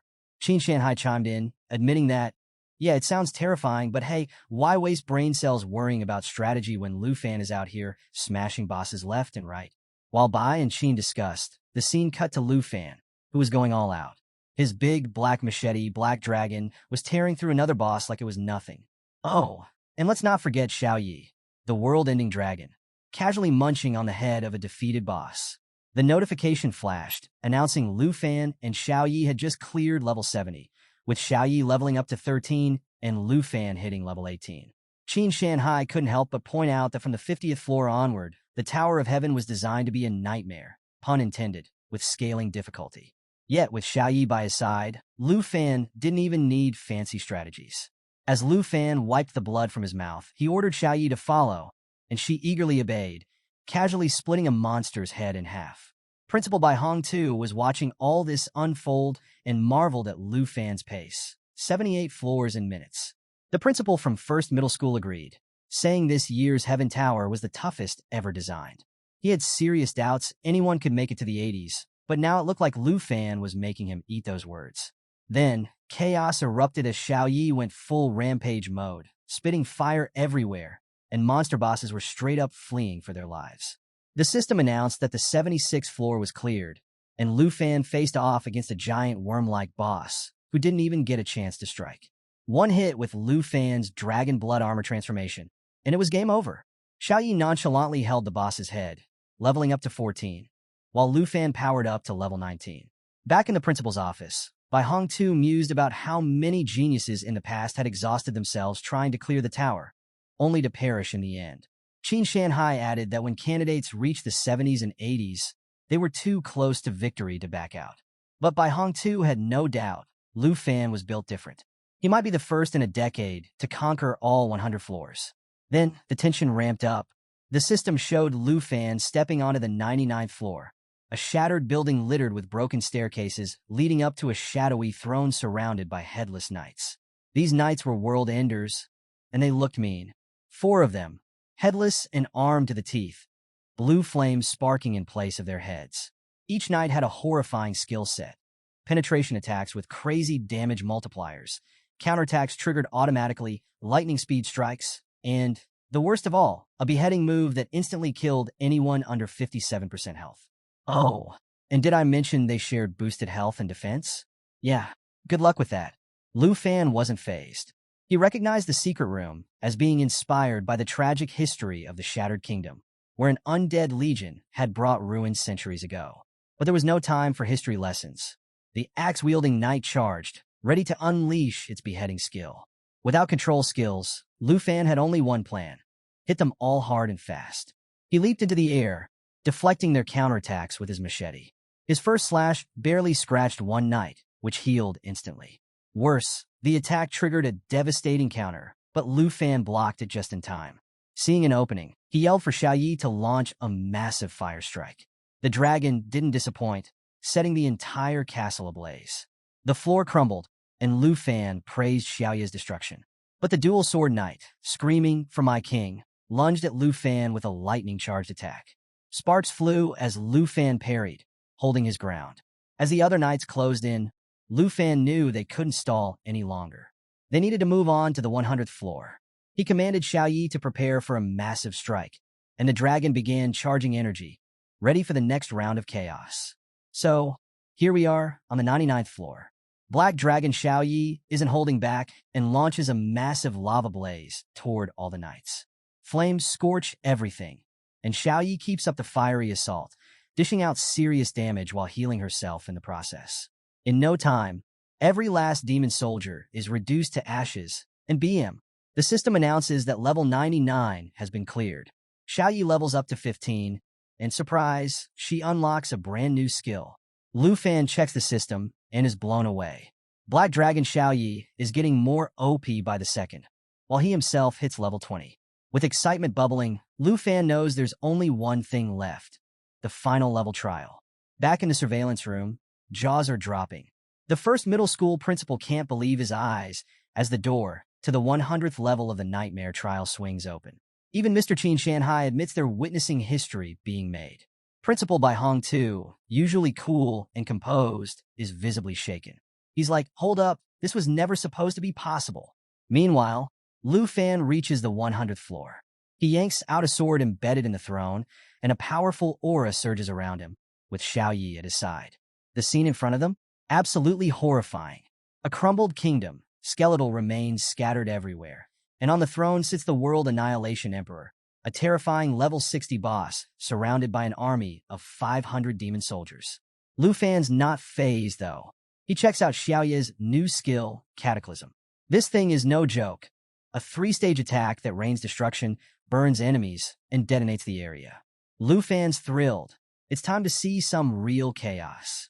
He gives Xiao Yi the nod, and she transforms into her destruction dragon form. Flames swirl around her, and the system displays her boosted stats and new skills. All things incinerate and lava burst. Even the principals in the surveillance room are awestruck. Bai Hong too wonders if Xiao Yi's transformation is a whole new level of terrifying. Qin Shanhai is stunned, realizing that Lu Fan has been holding back this kind of firepower. As the demon commander orders the undead army to defend the emperor, Lu Fan doesn't waste a second. He shouts for Xiao Yi to get ready. Charging forward, he grabs a skeleton soldier and shouts for Xiao Yi to unleash Cataclysm. The destruction dragon lets out a deafening roar, takes flight, and rains down hellfire. The system's casualty count skyrockets, with soldiers incinerated left and right. Flames spread like wildfire, and within moments, the undead army is reduced to less than 200. The destruction dragon's relentless assault leaves only a handful of soldiers standing. Xiao Yi detonates the burning area one last time, and the remaining enemies are swallowed by flames. The surveillance room erupts into shocked silence. The principals marvel at how a mere student could wield such power. Qin Shanhai, still in disbelief, sees the undead army practically wiped out. The system reports just 42 soldiers left, then 37. with the demon commander stepping forward, demanding Lu Fan kneel before their king. Lu Fan grips his dragon sword tightly. Xiao Yi continues her onslaught, and the remaining enemies fall one by one. Finally, the battlefield is engulfed in flames, leaving only devastation behind. Bai Hong too watches, deep in thought, realizing even the four horsemen couldn't hold a candle to Lu Fan's power. The first high school principal's eyes widen in disbelief as he notes that Lu Fan has racked up an unbelievable score of 989,500, a record untouched for 30 years. Bai Hong too can't help but wonder if Lu Fan will actually claim the exam award. Staring at the screen, he mutters that this year's test is the hardest yet, and the reward should match at least 3 rare pieces of gear. Back in the tower, Lu Fan surveys the destruction, sword in hand. He declares that all the trash has been cleared and challenges the final boss, the Annihilation Emperor, to make his grand appearance. So, as the smoke finally clears, out comes the last boss, radiating this suffocating, sinister energy. Without even flinching, it stomps the ground, draws its sword, and glares at Lu Fan with a look that screams, "You're dead." The system window pops up to remind Lu Fan that only one undead soldier remains. The boss doesn't waste time, building up momentum and lunging straight for our hero. But Lu Fan's not just going to stand there. Oh no, he activates dragon armor, and his arm transforms into a wicked dragon claw, the power tied to Black Dragon Xiao Yi herself. With his hands morphing into these beastly claws, an intense aura bursts around him. Smirking, Lu Fan stretches his dragon claws forward and signals to Xiao Yi to gear up for an attack. Xiao Yi fixes the boss with an intimidating stare, claws extended, ready to pounce. The boss swings with all its strength, trying to end Lu Fan in one blow. But Lu Fan blocks it effortlessly, dragon claws against a blade. Seeing his moment, he orders Xiao Yi to strike. She activates all things incinerate, and let me tell you, it's a spectacle. Xiao Yi flaps her massive wings, releasing fire tornadoes that slam into the boss and send it hurtling backward. The boss struggles, plunging its sword into the ground to stop its backward slide. It's shocked, realizing that its strength is fading fast. The source of that power drain? Lu Fan's ring, the Lament Ring, which saps the life force of enemies. Lu Fan, with a cocky grin, points to the ring and taunts the boss, reminding it that the power drain isn't stopping anytime soon. The system confirms. The Lament aura is in full effect. The ring, a rare item requiring at least level 15, is a game changer, boosting Lu Fan's spirit, stamina, and strength. The boss, now desperate and enraged, calls Lu Fan a cheat for using dirty tricks. But Lu Fan is unfazed. He calmly instructs Xiao Yi to unleash the second stage of all things incinerate.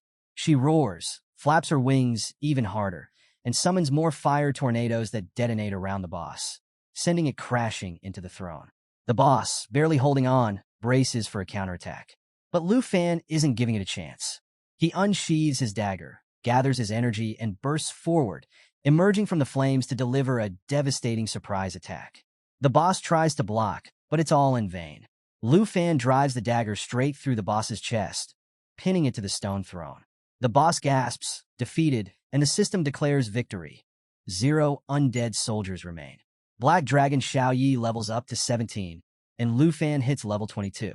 Triumphant, Lu Fan strides up to the throne, one foot on the armrest and one hand on the fallen boss's shoulder.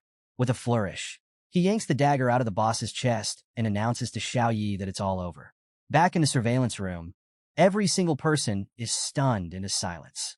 Principal Bai Hong too, with disbelief all over his face, reveals that no one has scored 1,000,000 points in the last 30 years. The first middle school principal is still too shocked to speak. Mr. Qin Shanhai crosses his arms, a smile playing at his lips, and remarks that their school's reputation is about to skyrocket. Meanwhile, Lu Fan casually walks away from the chaos, dagger resting on his shoulder and a hand in his pocket. Turning to Xiao Yi, he suggests it's time to go home, and playfully asks if she's been craving his Aunt Hank's cooking. Xiao Yi happily flies over, her eyes shining as she roars in delight, confirming she's definitely missed the food. Just then, the system announces that level 100 has been cleared, and a chest materializes in front of Lu Fan. Hands still in his pockets, he watches as it opens, revealing 3 incredible items. First up, a rare blue skill book, The Wrath of the Ice Dragon King. This book lets dragon masters learn a devastating ice skill, freezing enemies and slowing them down. Lu Fan's thrilled. He thought he'd have to wait until level 30 to get control skills. The second item is a rare spirit wind ring, which boosts agility, stamina, and spirit, with a skill that increases speed by 35%. Although Xiaoyi can't use it, it's perfect for Lu Fan. And the last item? A legendary red cloak called Flames and Frost Cloak, offering huge stat boosts and incredible protection against fire and ice attacks. It can even enhance damage against ice and fire enemies. Lu Fan drapes the cloak over his shoulders, slides on the ring, and picks up the skill book, feeling ready for anything. He pulls out his teleportation stone, creating a portal to return to the school. Appearing in the surveillance room, he greets everyone and asks Principal Bai Hongtu if he can head home and wait for his results. The teachers stare, astonished, until Bai Hongtu steps forward, pride radiating from his expression. He praises Lu Fan, declaring him the pride of the school and promising his photo will hang on the Wall of Fame. The first middle school principal pipes up, noting that the Wall of Fame is for heroes who've died fighting monsters, and jokingly asks if Bai Hongtu is cursing Lu Fan. Bai Hongtu fires back, telling him to mind his own business and pointing out that Lu Fan has broken records and has an immeasurable future. The first middle school principal laughs it off, admitting that this exam has definitely made Lu Fan famous. Mr. Qin Shanhai, with a serious look on his face, approaches Lu Fan. Even though he tried to mentally prepare himself for this grand exam, he admits he's still blown away by Lu Fan's sheer power. Lu Fan, putting all emotions aside, locks eyes with Qin Shanhai and asks, seriously, if he's fulfilled all the conditions, and if that means the princess of Taizi Kingdom won't be throwing any more tantrums. Qin Shanhai closes his eyes and smiles, assuring Lu Fan that he'll hold up his end of the deal. He mentions that the teacher should have already received it. Lu Fan's a bit confused, raising an eyebrow and asking what teacher he's talking about. Qin Shanhai just places a hand on his shoulder, telling him not to worry and to focus on which academic institution he'll choose next. Meanwhile, in the shadows, the special envoy from Longdu, Qian Xiong, quietly adjusts his cap and walks away. The principals gather around Lu Fan, hyped up and eager to talk. They explain that the top 10 academic institutions are going to be fighting tooth and nail to recruit him. Oh, and let's not forget the wealthy merchants from the southern province who'll be all over him, hoping to establish connections. The principals warn Lu Fan to be careful of their motives. Amid all the chatter, the first middle school principal excitedly asks if Lu Fan could call out Black Dragon Xiaoyi so they can see her in person. Principal Bai Hongtu steps in, warning against it. Xiaoyi might accidentally level the entire school if she shows up. All eyes turn to the ranking board, where Lu Fan holds the top spot with an insane 1.3 million points. Bai Hongtu can't hold back his admiration, admitting no one has come close to this record in the past 50 years. And now, let's shift scenes to the far north, deep in the snowy, level 60 territory of the Dragon Realm. At a fortified base, Marcus Tujing, the northern frontier marquis, sits with gray hair and a weathered face, sipping wine while watching recordings of Lu Fan and Black Dragon Xiaoyi's battles. The scenes leave him refreshed, even smiling. But before he can enjoy the moment, someone knocks on his office door. A man in a jacket enters, carrying reports. Apologizing for the interruption, he hands over the files. Tu Jing, suddenly serious, asks if there's any new evidence. The man lays the files on the table, confirming that everything Qin Shanhai deduced was spot on.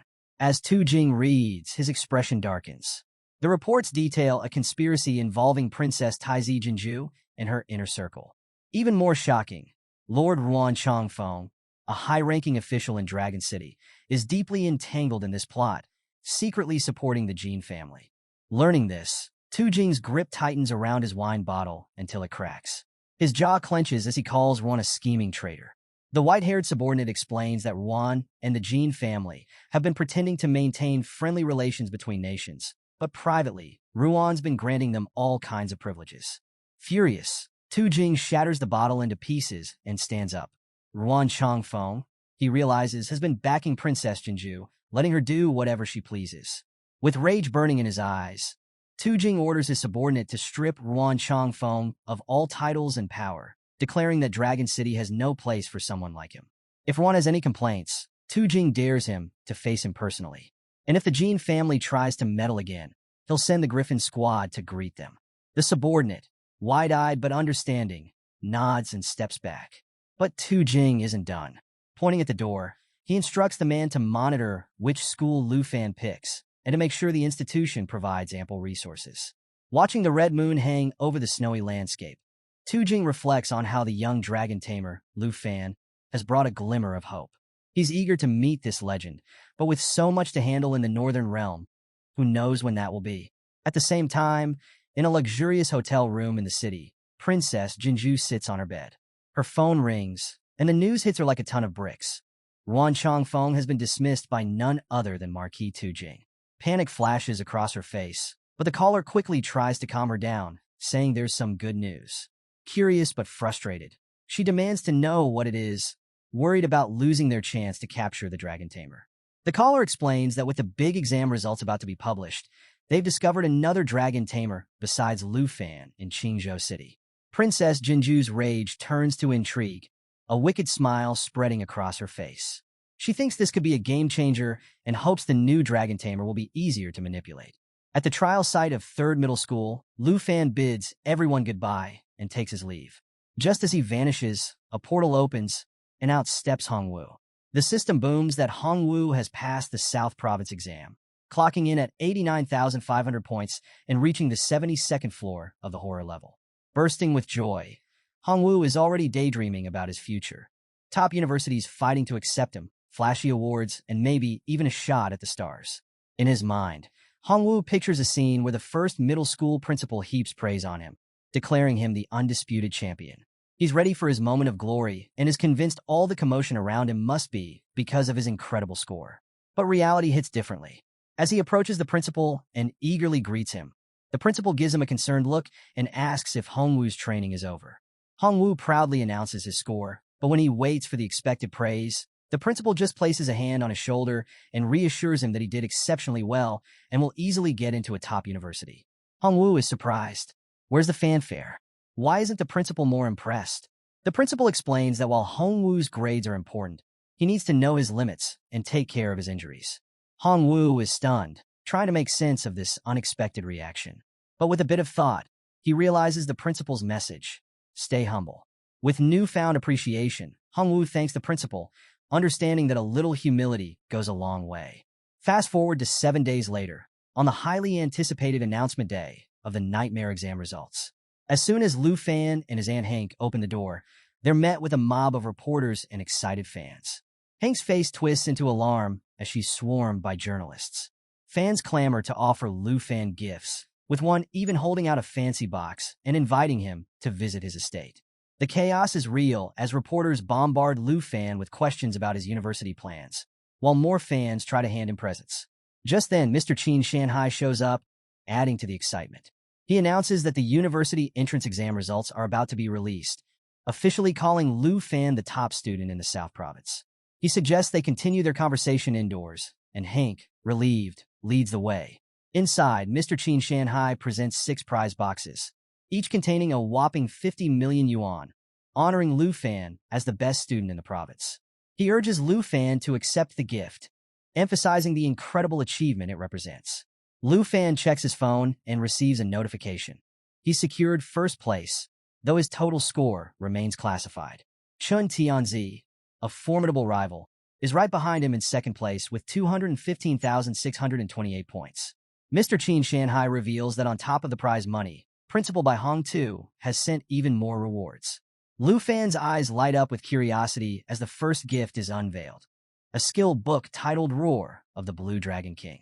This spell unleashes a powerful lightning attack, paralyzing enemies and stacking power for a massive impact.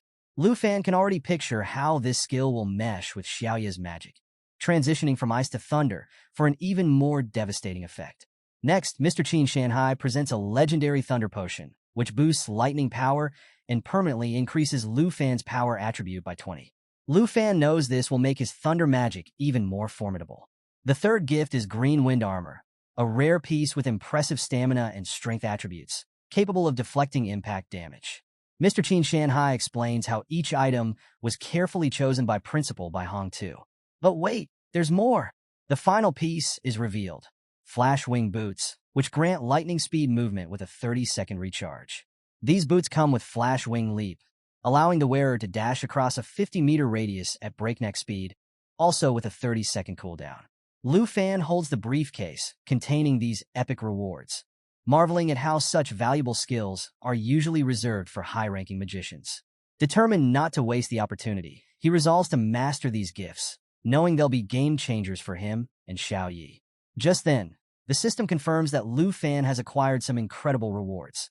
The Dragon King's War Skill, Lightning Flash Wing Boots, Green Wind Armor, and a Legendary Thunder Potion. As he's trying to wrap his head around all these game-changing items, Qinxiu arrives, brimming with excitement at the sight of Lu Fan. She brings some wild news. The presidents of 10 major universities have arrived in Shanghai City and are gathered at her house, ready for a personal interview. Hank, Lu Fan's aunt, looks on in disbelief, wondering why Qinxiu is even here. Lu Fan, also caught off guard, questions why there's such a rush, considering the exam results were just announced.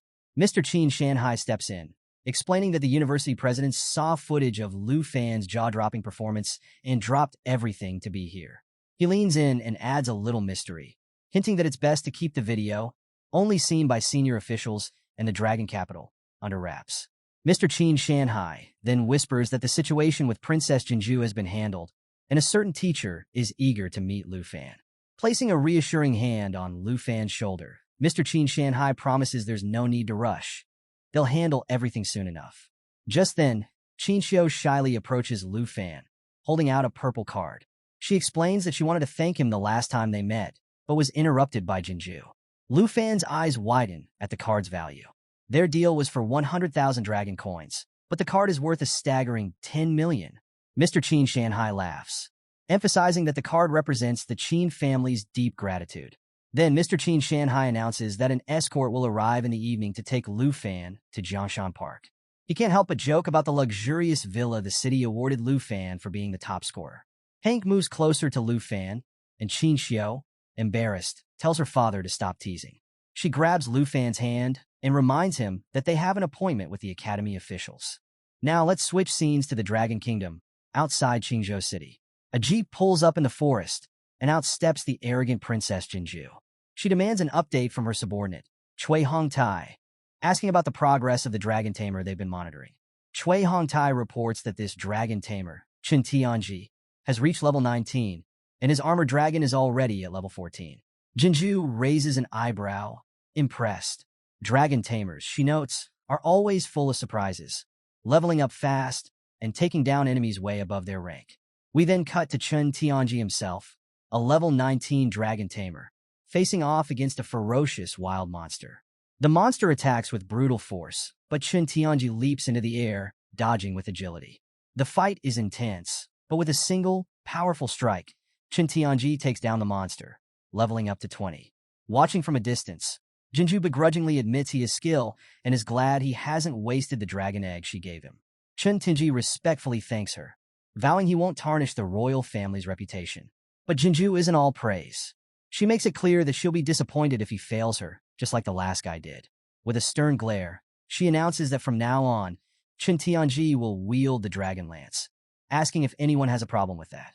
Cui Hongtai immediately replies, "As you wish, Your Excellency." Chen Ti bows deeply, expressing his gratitude for the powerful spear and armored dragon. With this newfound power, he's confident he can challenge the top scorer, Lu Fan.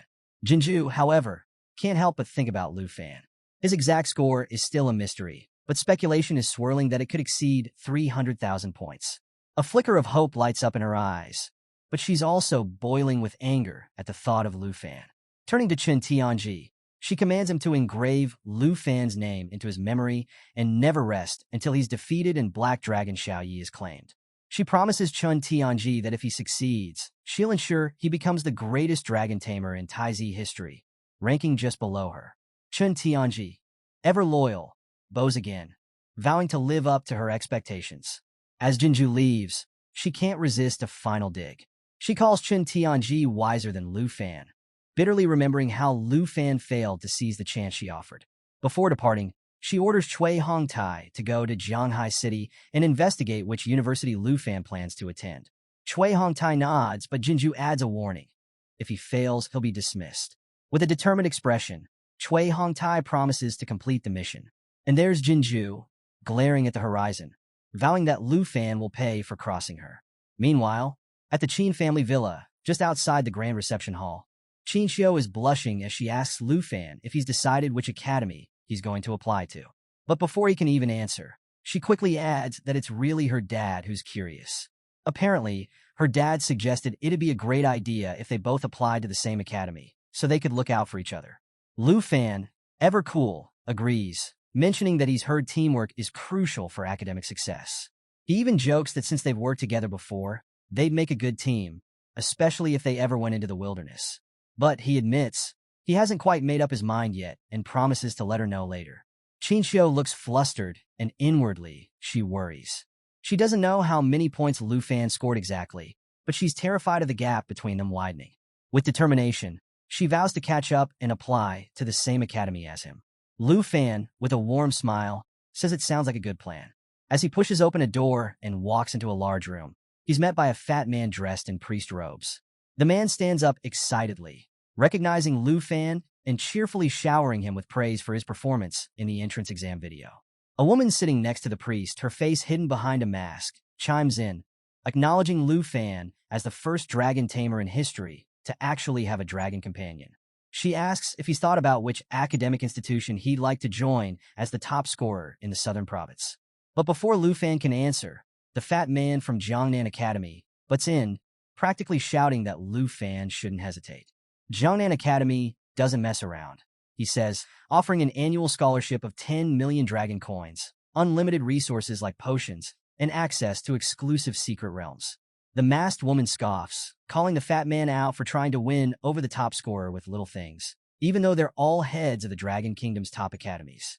The fat man turns red with anger and throws back an even better offer. Northern Academy will grant Lu Fan 20 million dragon coins per year and access to a top-secret realm in the Snow Kingdom, reserved just for him. And with that, the room descends into chaos. Everyone's arguing, each academy trying to outdo the others. One head says Northern Academy has resources, but they're not the only ones. Another promises countless opportunities to explore hidden secret realms. It's an all-out bidding war, and they're practically tripping over each other to sweeten the deal for Lu Fan. Watching this circus unfold, Lu Fan is silently stunned. He didn't expect his interview to turn into a heated auction, and he's completely lost on which academy to pick. Then Gahan, the head of Dragon Capital Academy, steps up and drops a bombshell. He declares that Dragon Capital Academy controls this year's national trial quota, and he's willing to give it to Lu Fan. Everyone freezes. The fat man from Jiangnan Academy spins around, wide-eyed, asking if it's really true. He can't believe a newcomer like Lu Fan is even being considered for the national trial, given that he's only just changed professions. The masked woman jumps in, calling it absurd. She reminds everyone that previous candidates were rigorously selected, and other nations are already preparing for this monumental event. Giving the quota to a freshman, she says sounds like a bad joke. Lu Fan stands there, bewildered, and wonders aloud what the national trial even is. Gahan explains, and it's a big deal. The national trial is a super-secret realm constructed through a collaboration of 23 countries. Every 3 years, each nation sends a young participant, under the age of 25, to represent them.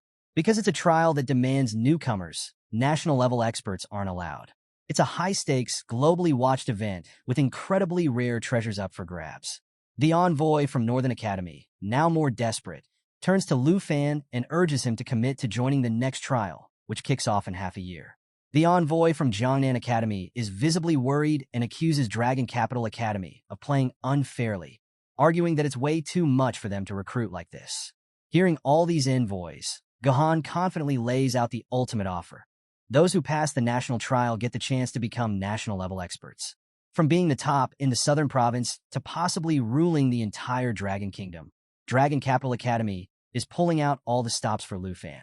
In the middle of this heated exchange, a system notification suddenly appears in front of Lu Fan, revealing that a new treasure map has just been sent. Lu Fan is taken aback. It's been ages since he got the first divine treasure map, which led him to Black Dragon Xiaoya's egg. Excited and curious about what this new map could bring, he realizes the treasure's location is within Dragon Capital Academy. With that, his decision becomes clear. Gohan asks if he's satisfied, and Lu Fan confidently announces he's made up his mind. he's going to Dragon Capital Academy. But Lu Fan has one more request and asks Gahan for a favor. Gahan is surprised but agrees, as long as it's not too complicated. 4 days later, Lu Fan is closing the shutters on Hank's steamed bun shop for the last time. Hank sighs, feeling nostalgic and admitting she never imagined leaving this place after so many years. Lu Fan, dusting off his hands, reminds her that there's no reason to feel reluctant. After all, they now have a villa and savings. Hank smiles, reminiscing about when Lu Fan was a small child moving in with her, and she marvels at how fast time flies. Just then, a car pulls up, and Qin Xiu and Tao Shimon jump out, waving excitedly. They're here to pick up Hank and Lu Fan, ready for their big move to Dragon Capital Academy.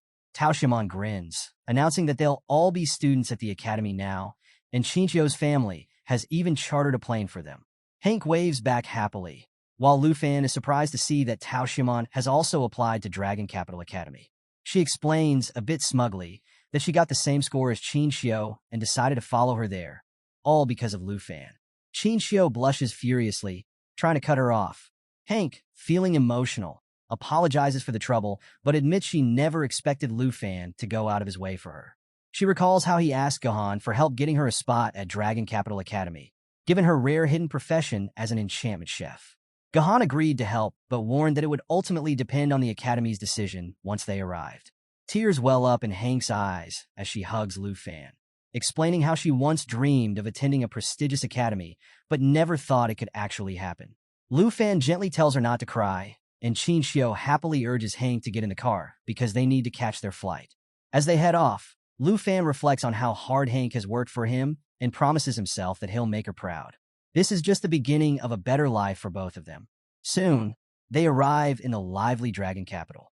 Hank is awestruck, marveling at the bustling city and how different it feels from their old neighborhood.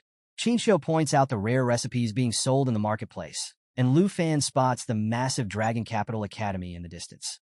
But the reunion is interrupted when a luxury car rolls up, and out steps the bratty Princess Jinju, with Cui Hongtai opening the door for her and Chen Tenji standing at attention.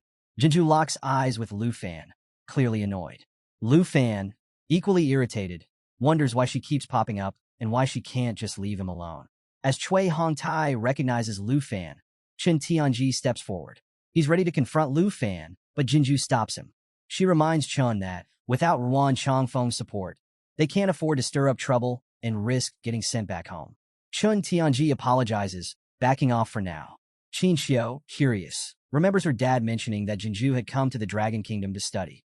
She wonders aloud if he was referring to Dragon Capital Academy. Tao Shimon, sensing the tension, asks what's up with Jinju and her entourage, while Hank gently tries to calm Lu Fan down. Just then, Gahan arrives, surprised to see both groups together. She asks if they really don't know each other, pointing out that Lu Fan and Chen Tianji are the twin stars of the southern province, both dragon tamers. Lu Fan's jaw drops, shocked to learn that Chen Tianji is also a dragon tamer. Before he can even process this revelation, Chen Ti steps forward, sneering with barely contained rage, and tells Lu Fan that he's heard his name many times. But Lu Fan, feeling the exhaustion from their long journey, asks Gahan if he and his group can finally get some rest. Hank eagerly agrees, urging him to leave quickly before anything else holds them up. Gahan steps in and graciously offers to show them their accommodations, adding that if anything isn't to their liking, she can make adjustments. She mentions that she'll explain the details of freshman orientation tomorrow. The bratty Princess Jinju, of course, insists that she'll handle things on her own and walks off. They soon reach the dormitory area, where Gahan introduces the villa zone for first-year students. She explains that there are 30 villas in total, and each year, the freshmen's comprehensive ranking, based on their entrance exam performance, determines who lives here. With Lu Fan ranked first, he gets villa number 1. Chen Tianji, despite being ranked second in the southern province, sits at 18th overall and will be staying in villa number 18. As Gahan explains this, Lu Fan can't help but think it's ridiculous that he and Chen Tianji are being called the twin stars of the southern province. To him, it's clear that Chen accepted Jinju's terms and sacrificed his dignity. Qin Xiu looks a bit disappointed, nervously admitting that she and Tao Shimon didn't make it into the top 30 and should probably check in at the student dorms instead. Gahan confirms that she'll take them there later, although the villa area's conditions are way better. Then, Hank, ever the playful one, clings to Lu Fan's arm and sweetly asks Gahan if they can all live with him. Qin Xiao and Tao Xiaomon immediately blush, surprised by the suggestion. Gahan considers it, saying there's no rule against it and that it shouldn't be an issue if the villa's resident has no objections. Hank turns to Lu Fan, pouting and reminding him of her special cookies, asking if he really wants to give that up. Lu Fan quickly says he doesn't mind at all. Hank beams with joy, grabbing Qin Xiao and Tao Xiaomon and declaring that it'll be great for them all to live together. She's already imagining how it'll strengthen their teamwork and make future expeditions into secret realms more efficient. And there it is, folks, the moment you've been waiting for. The harem is officially moving in together. Our Giga Chad Lu Fan is making the right moves, setting the stage for who knows what kind of shenanigans. Lu Fan, with a small smile, tells Qin Xiao and Tao Xiaomon that living together will be more convenient since the dorms are quite far. If they stayed there, he'd have to trek across half the campus just to see them. Qin Xiao blushes and agrees, while Tao Xiaomon nervously says she'll go along with whatever Qin Xiao decides. She has to admit, the villas are way nicer than the dorms. Hank, meanwhile, swings Qin Xiao around, happily saying she can't wait to share her cooking with everyone. Tao Xiaomon, embarrassed but trying to maintain some authority, points at Lu Fan and sternly warns him. Living together is fine, but he better not get any funny ideas about Qin Xiao. She'll be watching him closely. Just then, a screen appears in front of Lu Fan, revealing that the treasure map's location is nearby. Realizing it's right next door in Villa Number 2, he asks Gahan who lives there. Gahan explains she only manages the Southern Province students and isn't familiar with the freshmen from other regions, but she thinks there's just one girl living there. Lu Fan tells the girls to head to Villa Number 1 while he goes to check out their neighbor. Hank cheerfully agrees, teasing him to bring back a gift. The girls, though, are quiet. Lu Fan quickly assures them he's only curious about who the second-ranked person is and that they shouldn't overthink it. As he walks off, Hank giggles, thinking that just the mention of a girl was enough to get him moving. She playfully wonders if he's finally growing up. Tao Xiaomon, however, feels a bit annoyed, thinking she underestimated Lu Fan. Even with 3 girls already living with him, he's still curious about the neighbor. As he heads off, Lu Fan can't help but feel embarrassed, wondering why it suddenly feels like everyone is misunderstanding his intentions. So, Lu Fan stands at the door of his mysterious new neighbor, cake in hand, and nervously hopes she likes sweets. He's even hoping to get invited inside, since he needs to grab the treasure before she finds out. As the door opens, he puts on his best smile and introduces himself as Lu Fan from Jianghai City in the Southern Province. The girl in front of him is dressed head to toe in black and doesn't say a word, just staring at him with a blank expression. Trying to break the awkward silence, Lu Fan offers her the cake, cheerfully explaining that it's a gift to celebrate being neighbors. He adds that they should become friends and get to know each other better. A system notification suddenly pops up, revealing that the cake can permanently increase agility by 3 points on its first use. Despite his friendly attempt, the girl still stays silent, just staring at him. Finally, she takes the cake, turns around, and introduces herself in a quiet voice as Jian Yang from Yunbei Province. Well, what do we have here? A new addition to Lu Fan's growing circle of potential admirers, maybe? Lu Fan is surprised by how cute her voice is, but he's sweating bullets trying to make conversation. He awkwardly asks if he can come in and sit for a bit, claiming he's thirsty and could use a glass of water. Internally, he panics, realizing it's a terrible excuse that makes his real intentions obvious. To his surprise, Jian Yang steps aside to let him in. Grateful, Lu Fan thanks her and slips inside, but as soon as she turns around to close the door, he vanishes. Lu Fan rushes through her house with the treasure map open, determined to find the treasure quickly. He peeks into her bedroom, where he only sees clothes scattered across her bed. Nothing useful there. Then he checks the bathroom, but still no luck. Finally, he opens another door and finds what he's been searching for. A beautiful jade dragon egg lying in an empty room that Jian Yang apparently hasn't used yet. A system notification confirms he's arrived at the treasure map location. Lu Fan is thrilled and quickly grabs the egg. Just as Jian Yang returns with a glass of water, Lu Fan speeds back to the entrance. He nervously says he suddenly doesn't feel thirsty anymore and needs to leave. Thanking her, he wishes her a good night and mentions that he hopes to see her at the freshman ceremony tomorrow before dashing out. After he leaves, Jian Yang walks around her house and notices her bedroom door open, with her clothes still a mess on the bed. She's confused and wonders if Lu Fan is actually a pervert. Later that night in Villa Number 1, Lu Fan examines the Jade Dragon egg with Xiao Yi. He reminisces about when he found Xiao Yi's egg and uses his dragon taming skills. The egg starts cracking, and soon, a tiny dragon hatches from it. A system window lists its skills. Life Spring, which continuously restores the life of all friendly targets. Jade Light, which removes debuffs and boosts all attributes by 30% with 3 layers of blessing that block damage. Natural Assimilation, which allows the dragon to absorb equipment traits. Jade Dragon Bloodline, which doubles the effects of dragon skills and boosts self-healing abilities by 500%. And Blood Contract, which provides a 10% attribute bonus to Lu Fan. Lu Fan realizes that the Jade Dragon isn't a combat type. It's clearly a support dragon. With over 600 spirit points and all effects doubled for him and Xiao Yi due to their shared bloodline, Lu Fan is blown away. He calculates that with the Jade Dragon's buffs, Xiao Yi's spirit attribute could reach nearly 12,000 during battle. Xiao Yi, meanwhile, is cheerfully playing with the little Jade Dragon. Lu Fan marvels at how powerful the Jade Dragon could become if it assimilates enough equipment. But he has one important thing left to do. Name it. Just as he's thinking, the little dragon chomps down on Xiao Yi's thigh. Panicked, Lu Fan tells them to stop fighting and decides to name the new dragon Xiao Fei, declaring it will be Xiao Yi's little sister from now on. Xiao Yi, not too pleased, tries to intimidate Xiao Fei. Lu Fan has to step in, telling both dragons to cut it out before they wake up everyone in the house. The next day, Lu Fan, Qin Xiu, and Tao Xiaomon stroll through the bustling campus of Dragon Capital Academy, heading to the freshman enrollment ceremony. Lu Fan notes that life professions and combat professions have to attend separate ceremonies. Qin Xiu confirms this, adding that their dear sister Hank has to be somewhere else for her life profession ceremony. Tao Xiaomon turns to Lu Fan and teases him, asking what all the noise coming from his room last night was about. Lu Fan begins to explain, but gets interrupted when 2 boys suddenly recognize Tao Xiaomon and Qin Xiu. The boys are stunned, calling the 2 girls campus belle level and marveling at how gorgeous they are. One of them daydreams about having one of them as his girlfriend, even saying he'd risk his life in a secret realm for them. But his friend quickly points out that both girls can't be his girlfriends, especially since there's a guy walking next to them. Inside the auditorium, Qin Xiu tells Tao Xiaomon that teacher Gahan mentioned hidden professions have to sit up front, so Tao Xiaomon decides to sit in the back since she can't be with Qin Xiu.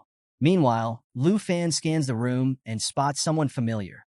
Hongwu, the loud martial artist from the entrance exam in Jianghai City. Lu Fan gives him a calm smile, which only fuels Hongwu's anger. Hongwu remembers how his principal mocked him, telling him to check the rankings and see the huge gap between his score and Lu Fan's. Ever since then, Hongwu has been burning with rage and is now face-to-face with his rival. Tao Xiaomon, sitting alone, nervously wonders why all the hidden professions are grouped together and worries about whether Lu Fan will end up spending every day with Qin Xiu. Just then, Lu Fan notices Jian Ying quietly sitting in front of him. He awkwardly greets her, and Qin Xiu, surprised, asks if he knows her. Lu Fan explains that Jian Ying is their neighbor from Villa Number 2, which catches Qin Xiu off guard. She admits that Jian Ying is both beautiful and strong, considering she's ranked 2nd overall. Meanwhile, some students in the back are watching Lu Fan jealously. They complain that coming to Dragon Capital Academy has its perks, like being surrounded by all these stunning girls. One guy jokes that even if there are beauties everywhere, it has nothing to do with them. Another gets bold and thinks about asking for their contact info, but the mood shifts when a tall, well-dressed man steps onto the stage. The man introduces himself as Zhao Shenming, a level 78 Thunder Mage and the vice principal of Dragon Capital Academy, as well as a professor in the Combat Academy's magic department. Adjusting his glasses, he welcomes everyone and tells them their teachers will soon distribute their ID cards. He isn't a fan of long speeches, so he jumps right into explaining the Academy's rules. As Gahan hands out the cards, Lu Fan receives his and notices that it shows 13,539 points. Zhao Shenming explains that these ID cards are not just identification, but also store personal points, the Academy's universal currency. Points are needed to buy weapons, potions, access secret realms, and more. The initial points come from their entrance exam scores. But then, a student stands up and complains about the entrance exam's varying difficulty across provinces, arguing that it's unfair for some to have an easier time scoring high. Zhao Shenming addresses this, explaining that the Academy uses a difficulty coefficient to level the playing field.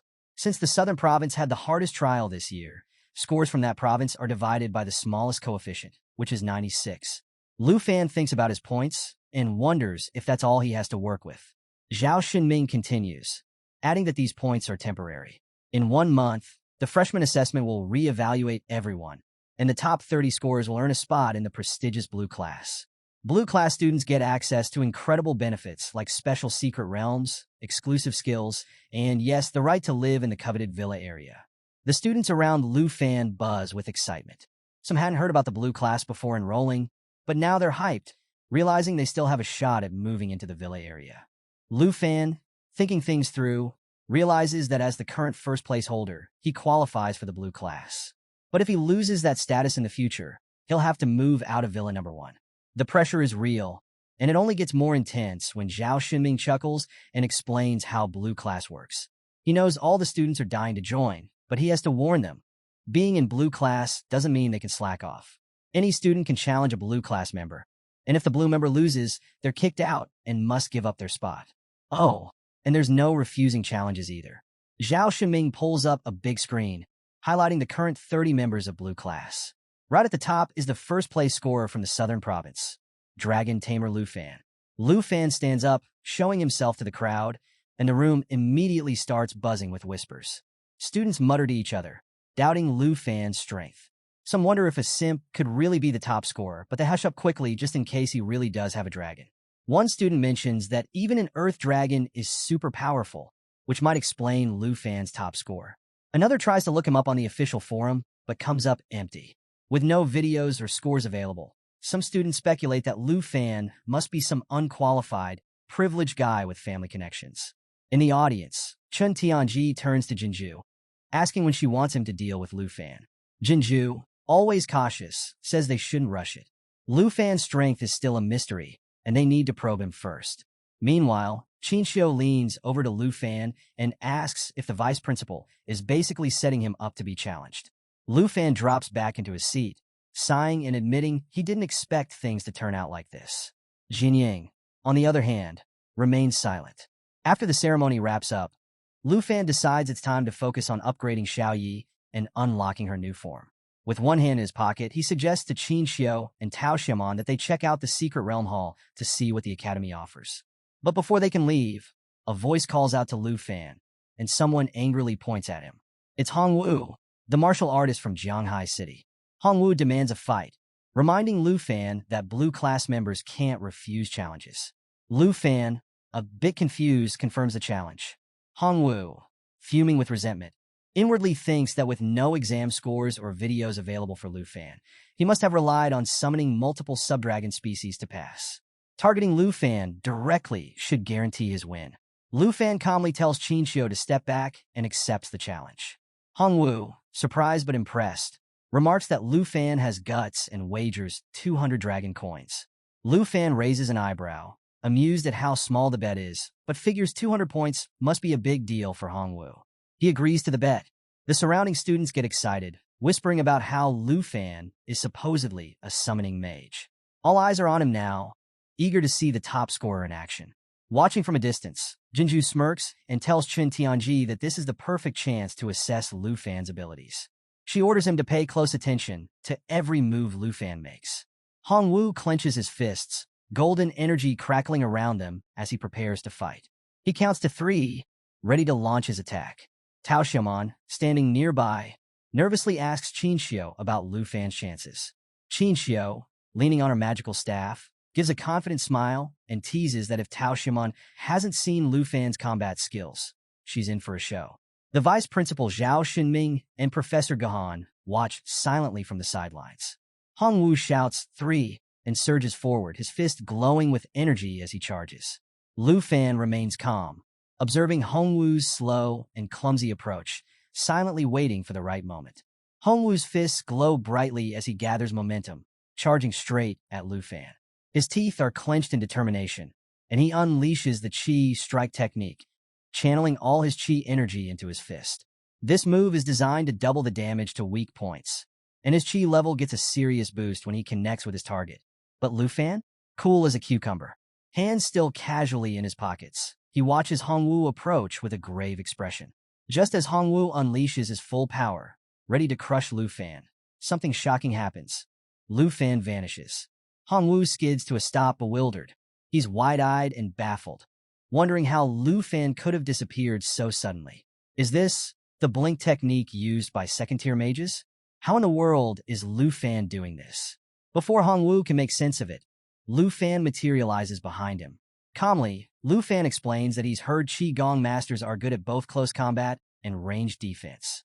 Hongwu spins around, confused and on edge, only to find Lu Fan surrounded by a pulsing, potent blue aura. With a confident grin and a mocking wave of his hand, Lu Fan taunts him, asking if this is really all he's got. The crowd of students watching the duel is stunned, jaws dropping in awe at Lu Fan's strength. Hongwu, burning with rage, roars and launches a rapid barrage of punches using his Qi Rising Wave ability. Each strike sends out waves of force, and the damage increases with every punch. But Lu Fan moves like lightning, dodging every hit effortlessly, closing the distance between them. Hongwu grows desperate, thinking that if he can stop Lu Fan from summoning his dragon, he'll have a shot at victory. But Lu Fan doesn't need a dragon to handle this. He plants himself in front of Hongwu, fists clenched, a determined look on his face, and gears up for a powerful kick. Hongwu braces himself, spreading his arms wide to block, and defiantly declares that he's as unyielding as a rock. A brilliant golden aura envelopes his body, and he activates solid as a rock, his ultimate defensive technique. Every point of Qi he spends increases his defense, making him feel invincible. But here's the thing. Hongwu has no clue how powerful Lu Fan really is. With a burst of momentum, Lu Fan delivers a devastating kick to Hongwu's chest, shattering his supposedly unbreakable defense into pieces. The impact sends Hongwu flying backward, crashing to the ground, blood trickling from his mouth. Stunned, he struggles to process what just happened. Did he already lose? The crowd is dead silent, completely floored by what they've witnessed. Lu Fan had taken down one of the Academy's strongest martial artists with a single strike, without summoning his dragon or using any flashy skills. A student with brown hair wipes the sweat off his forehead, asking his blue-haired friend if the duel is really over. They had all expected to see a dragon, not a one-kick knockout. Another student, pale with fear, looks at Hongwu's bleeding form, wondering if he's seriously hurt. Hongwu lies on the ground, eyes shut, body trembling. Lu Fan walks over to him, reaches into his pocket, and pulls out his ID card. He places it on top of Hongwu's, reminding him with a smile that a bet is a bet, and the loser has to accept defeat. Since Hongwu was the one who challenged him, Lu Fan decides to collect the 200 dragon coins. A system window pops up, showing that Lu Fan's total points have increased to 13,739. Hongwu, propping himself up with one hand and clutching his chest with the other, glares at Lu Fan in disbelief. When he sees Lu Fan's total points, his expression turns to pure shock. Sweat pours down his face as he realizes the terrifying truth. With the 96x difficulty multiplier from the Southern Province, Lu Fan's entrance exam score amounts to a jaw-dropping 1.3 million points. In comparison, Chun Tianji's score of 210,000 looks pitiful. Overwhelmed, Hongwu collapses back to the ground, his arrogance and confidence shattered. He can't believe he was foolish enough to challenge Lu Fan. Meanwhile, Jinju watches from the sidelines, hands on her hips, and turns to Chun Tianji. She demands his assessment of Lu Fan's abilities. Chun Tianji, seething with hostility, admits that Lu Fan hasn't even summoned his dragon yet. He calculates that with Jinju's support, they'd only have a 70% chance of beating Lu Fan. Jinju, unimpressed, remarks that the odds aren't good enough. As Lu Fan casually slips his hands back into his pockets and walks away, Qin Xiao and Tao Xiaomon follow him. Hongwu, left in the dust, stares at the ground, filled with regret for ever underestimating Lu Fan. As Lu Fan and Qin Xiao entered the Grand Hall of Dragon Capital Academy's Secret Realm Center, Qin Xiao stood near the doorway, clutching her magical staff with a joyful expression. She nodded and told Lu Fan that Hank had already arrived. Meanwhile, Tao Xiaomon trailed behind, hands clasped behind her back, with a growing smile spreading across her face. Hank entered the hall, her expression full of concern. She rushed over to Lu Fan, asking if he was hurt and who had challenged him. Lu Fan, holding his tablet, turned to her with a calm smile, reassuring her that everything was fine. Tao Xiaomon joined them, fists clenched and cheeks slightly pink, excitedly recounting how Lu Fan had effortlessly sent Hongwu flying. Qin Xiu teased Tao Xiaomon, reminding her of when she had talked about how strong Lu Fan was.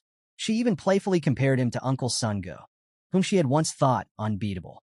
Hearing this, Tao Xiaomon's curiosity grew, and she wondered just how powerful Lu Fan's dragon pet really was. Qin Xiu, with a knowing smile, assured her that Xiao Yi was even more formidable than they could imagine. As they chatted, Lu Fan approached, holding up his tablet to capture their attention. The group turned to look at him as he explained that he had accessed the Academy's secret realms and found one perfect for leveling up. The screen displayed the details. Lu Fan had 13,739 points, and the Academy had a total of 49 secret realms. The one he had selected was Poisonous Spiderwood Forest, a level 45 realm known for its terrifying difficulty. The minimum entry requirement was a group of 5, and opening the portal would cost 45 points. Closing his eyes for a moment, Lu Fan thought about how he could have already been leveling up Black Dragon Xiao Yi if it weren't for Hongwu's challenge. Hank stepped forward, her face full of worry. She reminded Lu Fan that while she was excited to join them, this realm wasn't child's play, it was potentially deadly. Lu Fan met her gaze with a confident smile and promised to keep everyone safe. Tao Xiaomon, still confused, pointed out that they only had 4 people and needed at least one more to form a full team. Lu Fan turned to Qin Xiu, his expression serious, and asked if she had any ideas. Qin Xiu looked around, scanning the area, and spotted Jianying sitting nearby, engrossed in her tablet. The two of them decided to approach her, hoping she'd join their team. When they reached Jianying, Lu Fan greeted her with a bright smile, but she met his gaze with a cold, disdainful look. Clearly, she hadn't forgotten their awkward first meeting during his dragon egg search. With a nervous drop of sweat on his brow, Lu Fan approached, feeling the tension in the air. Jianying glared at him, calling him a pervert, and the mood grew even more awkward. Hank, completely taken aback, tried to make sense of the situation, while Qin Xiu stepped back, confusion written all over her face. Tao Xiaomon, hands on her hips, demanded to know what Lu Fan had done to deserve such a harsh accusation. Sensing he was in hot water, Lu Fan waved his tablet desperately, trying to explain the misunderstanding. He forced a smile, swearing he wasn't a bad guy and that their initial meeting had just been really awkward. He reminded Jianying that she was looking for a team and didn't have anyone to explore the secret realm with. With a pleading tone, he suggested that they team up to tackle Poisonous Spiderwood Forest. Jianying's eyes narrowed as she thought about it. When she finally agreed, Lu Fan let out a sigh of relief. Hank, watching from behind, clasped her hands together and smiled, glad things were working out. Lu Fan placed a hand on his hip and flashed a triumphant grin, asking the group if this counted as successful team building. Qin Xiu, amused, turned to Tao Xiaomon, admitting that, despite any doubts, Lu Fan had pulled off a miracle by convincing the most talented student from Yunbei province to join them. Tao Xiaomon, impressed, nodded and pointed out how smooth Lu Fan was with his words. Jianying stood up, walked over to the portal activation area, and pulled out her Academy ID card. As she activated the portal, the device glowed, and the entryway to the secret realm flickered to life. Lu Fan offered to handle it for her, but Jianying cut him off, showing she could manage just fine. Her ID card displayed her name and remaining points, 8,744. Lu Fan noticed that her main exam score had surpassed 800,000, even under the toughest difficulty coefficient. Clearly, she was a force to be reckoned with. Moments later, the group stepped through the portal. Hank covered her mouth, remarking that the air felt strangely sharp. Qin Xiu gripped her magical staff, peering into the dense darkness and mist surrounding them. Lu Fan, taking in the ominous atmosphere, gestured ahead and announced that they had officially arrived at their destination, Poisonous Spiderwood Forest. So, our crew is making their way through the fog-filled forest, and let me tell you, the place is seriously eerie. Strange creatures lurk everywhere, and the tension is thick in the air. Leading the way is the ever-composed Jianying, with Lu Fan following closely behind, hands casually tucked into his pockets. Tao Xiaomon, walking beside them, throws a curious glance at Lu Fan and calmly asks why he picked this specific secret realm. After all, it's rated level 45 on the fear difficulty scale, which is no joke. Qin Xiu, holding her magic staff tightly with both hands, stays quiet, taking in the ominous surroundings. Meanwhile, Hank is visibly on edge, clinging to her belongings with nervous energy. Lu Fan turns to Tao Xiaomon, flashing a cheerful smile. He explains that he searched the secret realm hall for ages and found nothing better for leveling up.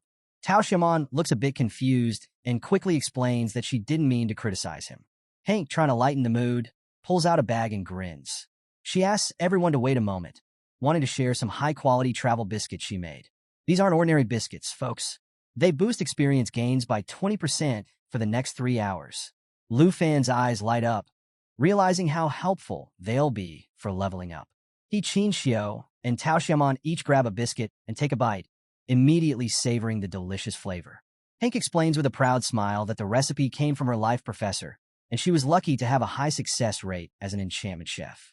Her classmates didn't have as much luck, but her biscuits turned out perfectly.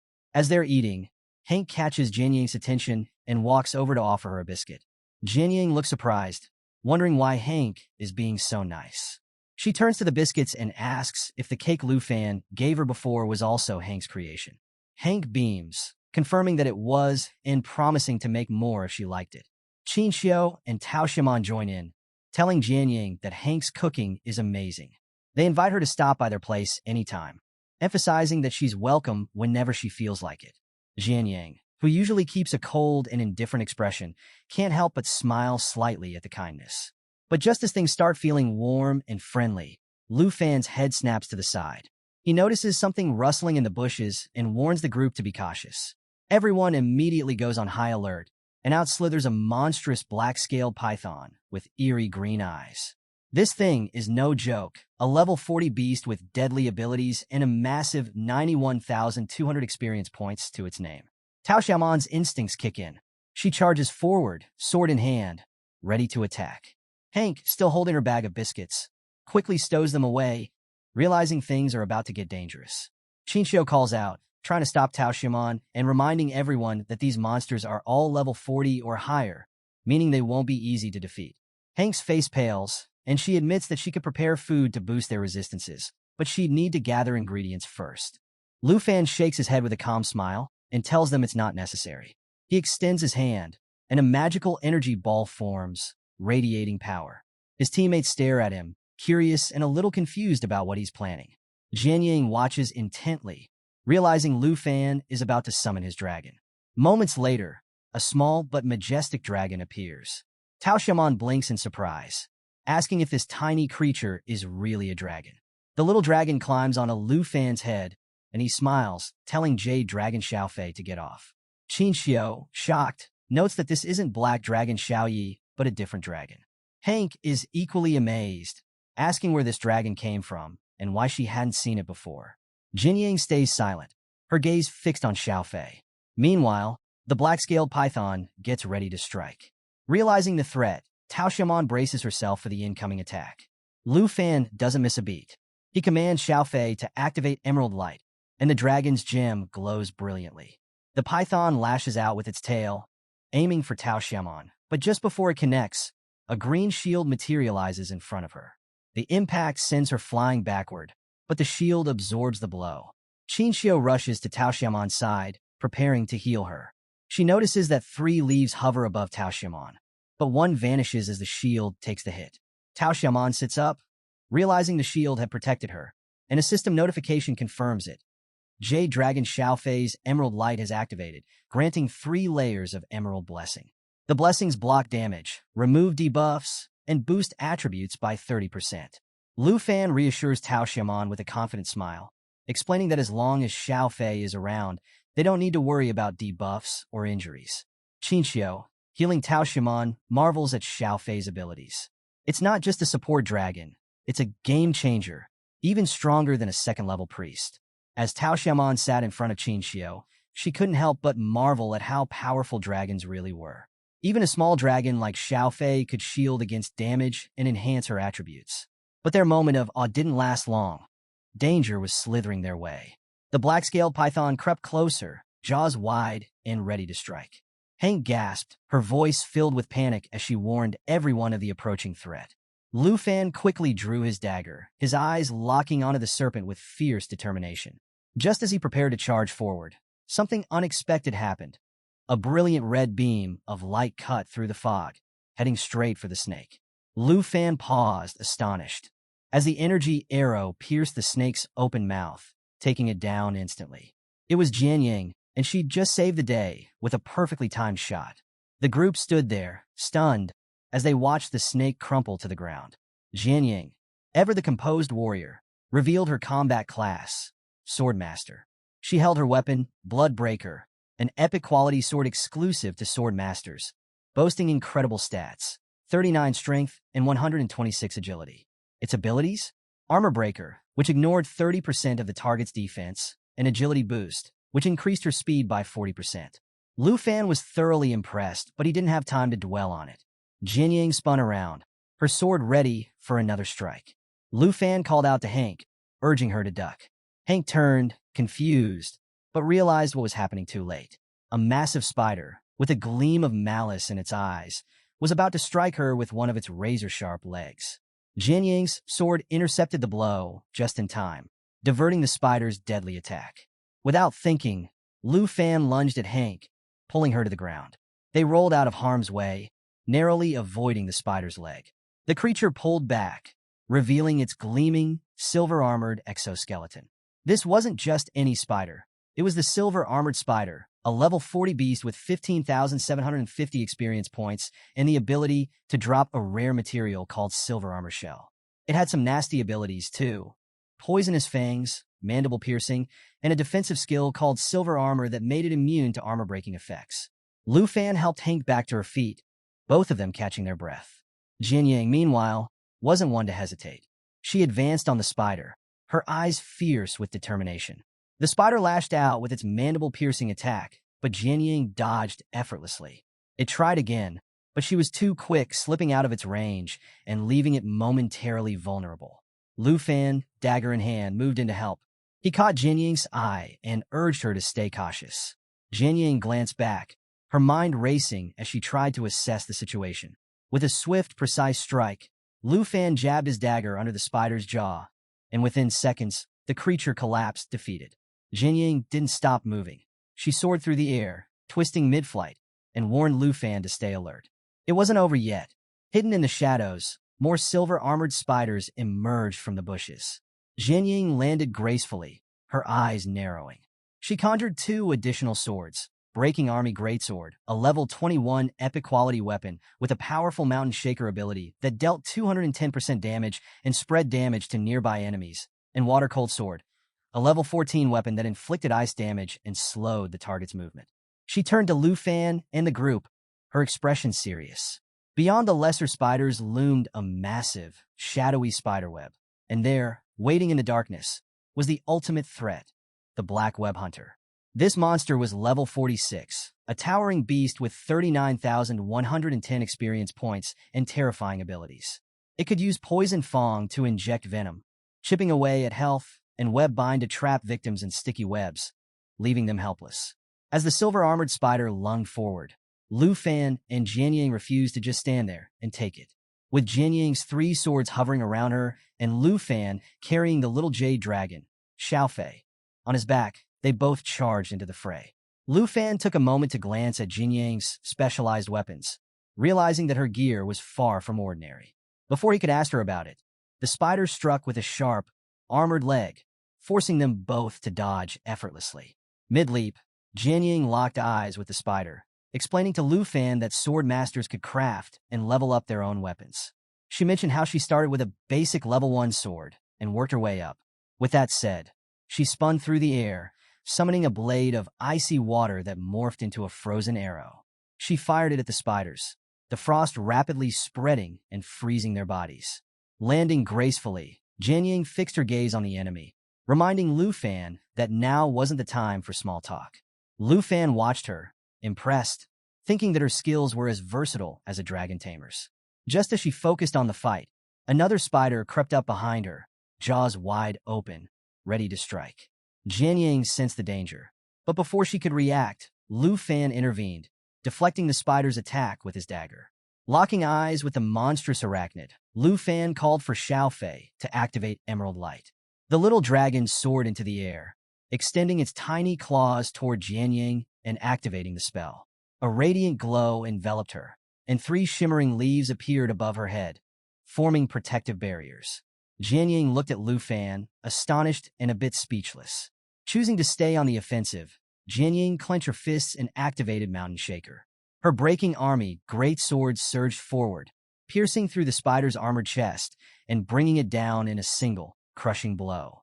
With her water-cold sword still in hand, she turned to Lu Fan with a grin, thanking him for the 30% buff from Xiao Fei's spell.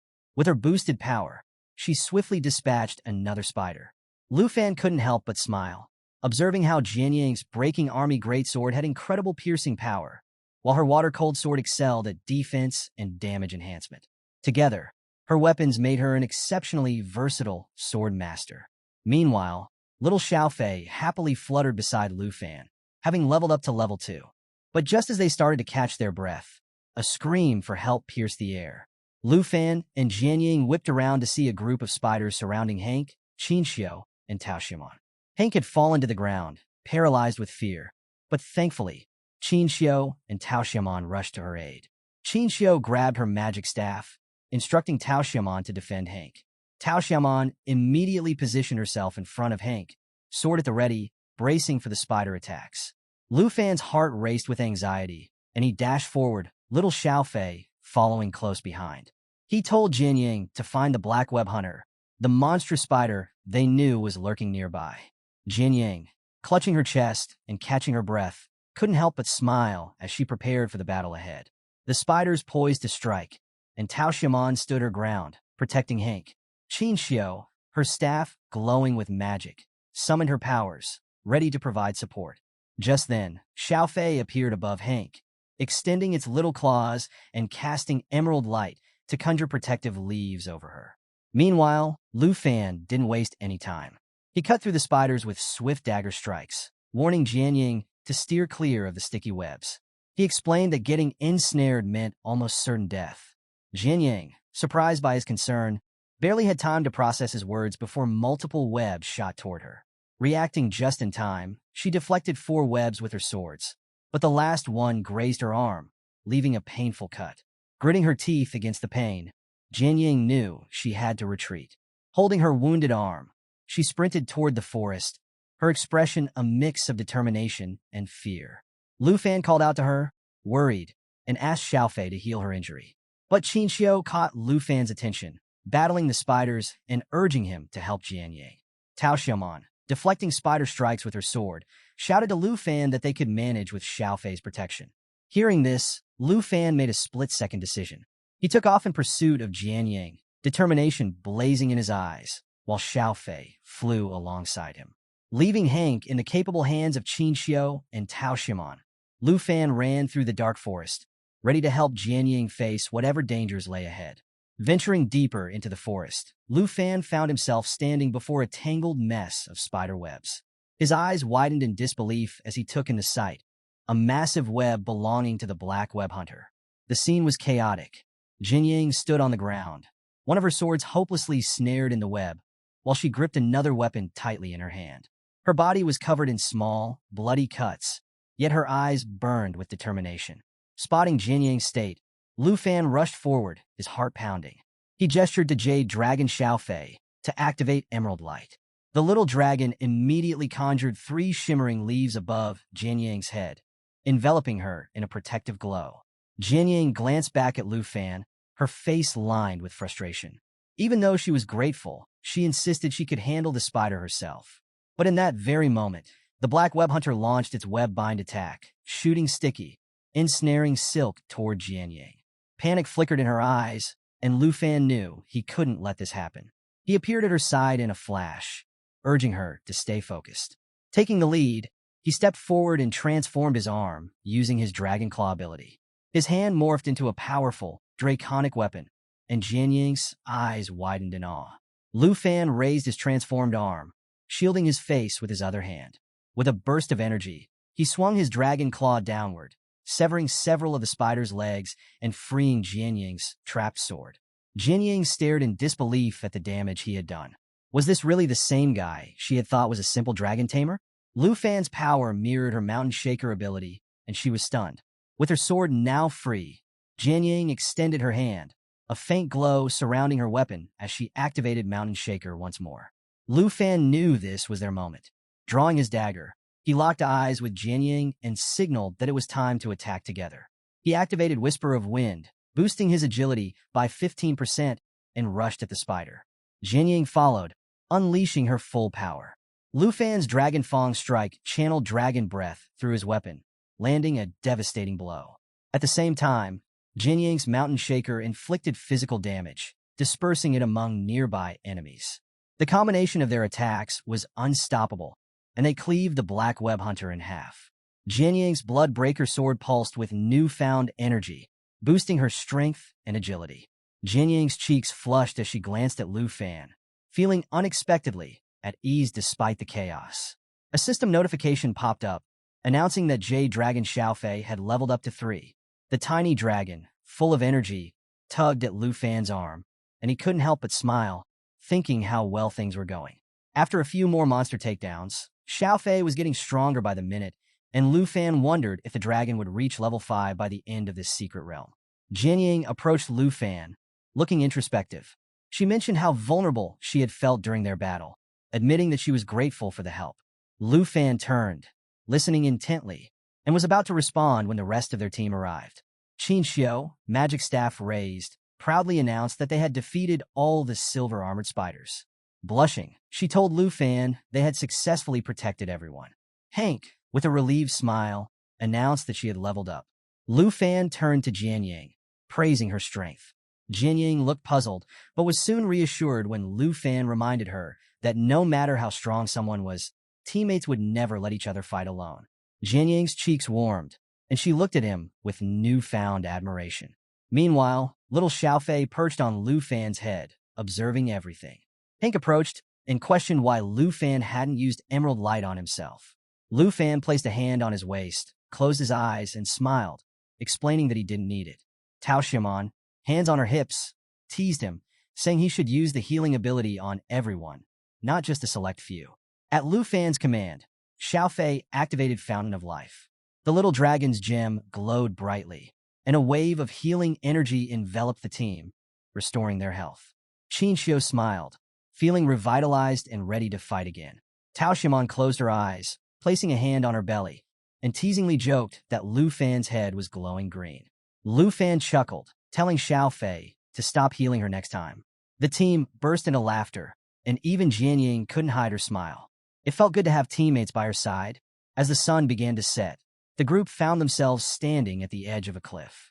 Xiaofei perched on Lu Fan's head as he peered over the edge, hands on his hips. Tao Xiaomon, holding the tablet, scratched her head, confused as the map seemed to end there. She approached Lu Fan, asking what lay ahead. He stayed silent, but when Qin Xiu looked down, her expression shifted to shock. At the base of the cliff lay a swarm of spiders, and among them was the secret realm's final boss. As Lu Fan and Qin Xiu stood at the edge of the cliff, the poisonous mist slowly drifted away, revealing a massive web below, crawling with hordes of small spiders. In the heart of that giant, sticky network sat the fearsome boss of this secret realm, the Screeching Spider Mother. Lu Fan focused on the status window hovering above the Spider Queen, analyzing its abilities. This monster wasn't just about raw power. It commanded an entire army of spiders with skills like regenerative feeding and collective fury. Taking down the queen wouldn't be a simple feat. Jianying approached the cliff, squinting at the scene below. With her typical calm, she commented that whether they were confronting the boss or its minions, the small spiders would have to be dealt with first. Meanwhile, Hank stepped forward, trying to steady herself. Qin Xiu quickly advised her not to look, but Hank clenched her fists and insisted she needed to learn, even if she was scared. Tao Xiaomon watched Hank's determination with a puzzled expression, admitting that the sight was enough to make even the bravest combat professionals feel queasy. Despite the warnings, Hank took a peek over the cliff's edge, her stomach churning at the grotesque sight of the spiders. Unable to handle it, she leaned against a nearby tree and wretched. Qin Xiu comforted her, rubbing her back gently, while Lu Fan closed his eyes and forced a smile, knowing his aunt was giving it her best effort. Jianying observed Hank's struggle and agreed that they needed to tackle the small spiders first. Tao Xiaomon powered up her tablet, and her eyes widened as she read the strategies shared by other teams. According to the comments, clearing this realm would typically take 4 days, and long-range specialists should draw out the enemies to make progress. Hearing this, Hank paled even more, clutching her tree for support. She asked in disbelief if they really had to stay here that long, pointing out that her provisions would barely last a day. She joked nervously about the idea of roasting spiders, which made Chinchio tear up in horror at the thought. At that moment, Lu Fan raised his hand toward the sky, a confident smile spreading across his face. It was clear he wasn't planning to follow the usual strategies.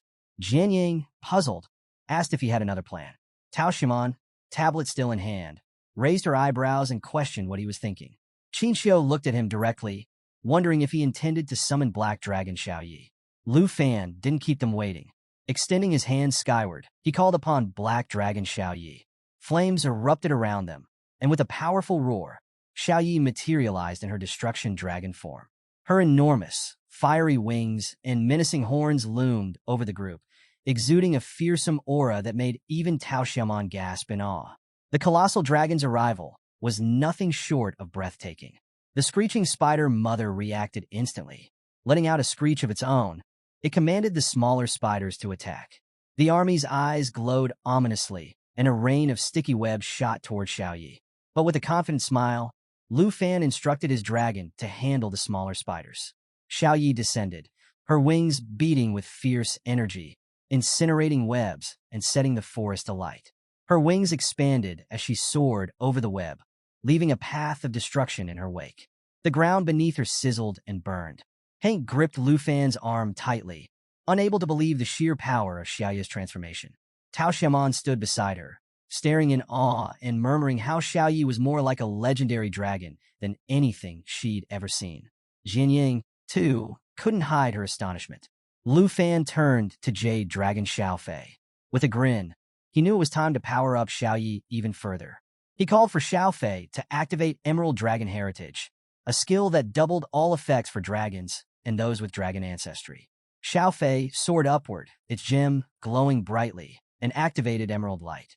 Lu Fan then infused Xiaoyi with Dragon's Inspiration, boosting all her attributes and attack power by 30%. As soon as Black Dragon Xiaoyi received those epic buffs from Little Jade Dragon Xiaofei, she let out a roar that echoed through the entire forest. Her wings expanded, flames erupted around her, and in an instant, the nearby spiders were reduced to ashes. Xiaoyi, now at level 17, was supercharged. Her stats skyrocketed. 2,937 points in strength, 4,117 in agility, a whopping 9,902 in spirit, and an unbreakable 5,728 in endurance. She was ready to bring the heat, but the boss spider, the screeching spider mother, wasn't going to just sit there and watch. Its eyes lit up with a fierce glow, and it roared, summoning its army of small spiders to swarm up the cliffside. Lu Fan placed a reassuring hand on his Aunt Hank's shoulder, turning to Chinchio. He asked if she could keep Hank safe, and Chinchio, gripping her staff tightly, met his gaze with determination. "We've got this," she promised. With that settled, Lu Fan drew his dagger and shot a confident smile at Jian Yang, signaling that it was time to move. Jian Yang stretched her arms out, summoning 3 swords that shimmered with power. As the small spiders scuttled up the cliff, Lu Fan and Jian Yang leapt down, ready to clear a path to the Spider Queen. Lu Fan's dagger flashed as he dispatched spiders left and right, and Jian Yang's swords danced through the horde. They landed at the base of the cliff, surrounded by falling spider carcasses. But more spiders kept coming, closing in from every side. Lu Fan's expression hardened, and he called out to Black Dragon Xiaoyi. She descended from above, her wings beating furiously, and activated the second phase of her Great Cataclysm skill. When she roared, a massive explosion of fire obliterated countless spiders in an instant. The chaos was intense, but they kept pushing forward, with Little Jade Dragon Xiaofei hovering close behind. Suddenly, 2 system notifications popped up. Jade Dragon Xiaofei had reached level 4, and Black Dragon Xiaoyi was ready to unleash the third and final phase of Great Cataclysm. Flames engulfed the area, and Jian Yang was left marveling at the sheer destruction. The heat from Xiaoyi's fire was intense, and even from a distance, it was clear that Xiaoyi was a force to be reckoned with. Meanwhile, up on the cliff, Tao Xiaoman was swinging her sword, fending off the climbing spiders, while Chinchio's staff glowed as she cast defensive spells. Chinchio called down to Lu Fan, assuring him they could handle things. Taking her word for it, Lu Fan pressed on, urging Jian Yang to join him in taking down the Spider Queen once and for all. The Spider Queen was done watching. It lunged forward, unleashing a venomous attack that splattered poison everywhere. Lu Fan and Jian Yang evaded just in time, but it was a close call. Realizing how dangerous things were getting, Lu Fan extended his hand to Jian Yang, commanding Jade Dragon Xiaofei to activate Emerald Light. 3 shimmering green leaves appeared above Jian Yang, and she stared at Lu Fan, astonished by his care for her well-being. But there was no time to linger on that thought. The Spider Queen seized the moment, launching a web attack that shot straight toward Lu Fan. He turned, slicing through the web with his dagger, but not before it grazed his cheek, drawing blood. He cursed under his breath, feeling the sting, and fixed his gaze on the Spider Queen, his resolve hardening. "Xiaoyi, it's time," he commanded. Black Dragon Xiaoyi roared and activated her burning of all things skill. She unleashed 4 fiery tornadoes that tore through the enemy ranks, leaving nothing but charred remains. Jian Yang watched in awe, realizing just how destructive Xiaoyi's abilities were. This was power beyond imagination, capable of leveling cities or worse. With the smaller spiders mostly taken care of, Black Dragon Xiaoyi continued her aerial assault, incinerating everything in her path. Jian Yang was struck by how easily Xiaoyi was handling the entire swarm.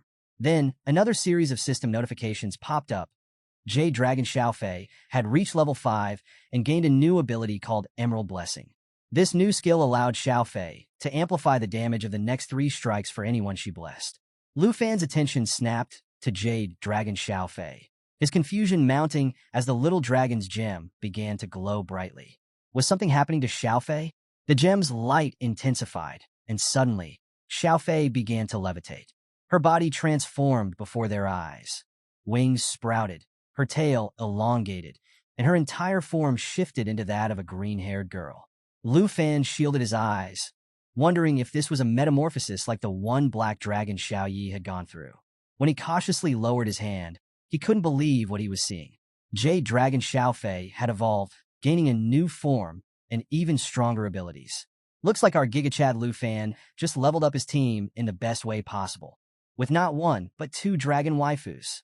As our heroes ventured deeper into the battle, things were looking seriously dicey.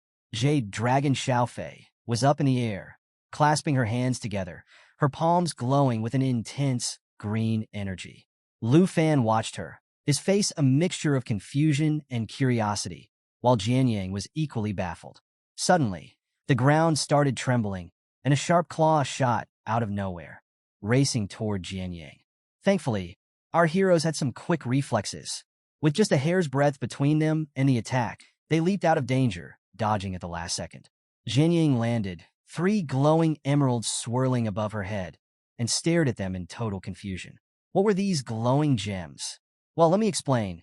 This was Jade Dragon Xiaofei's new skill, Jade Blessing. It applied 3 layers of Jade Dragon aura to the target, boosting the damage of their next 3 attacks.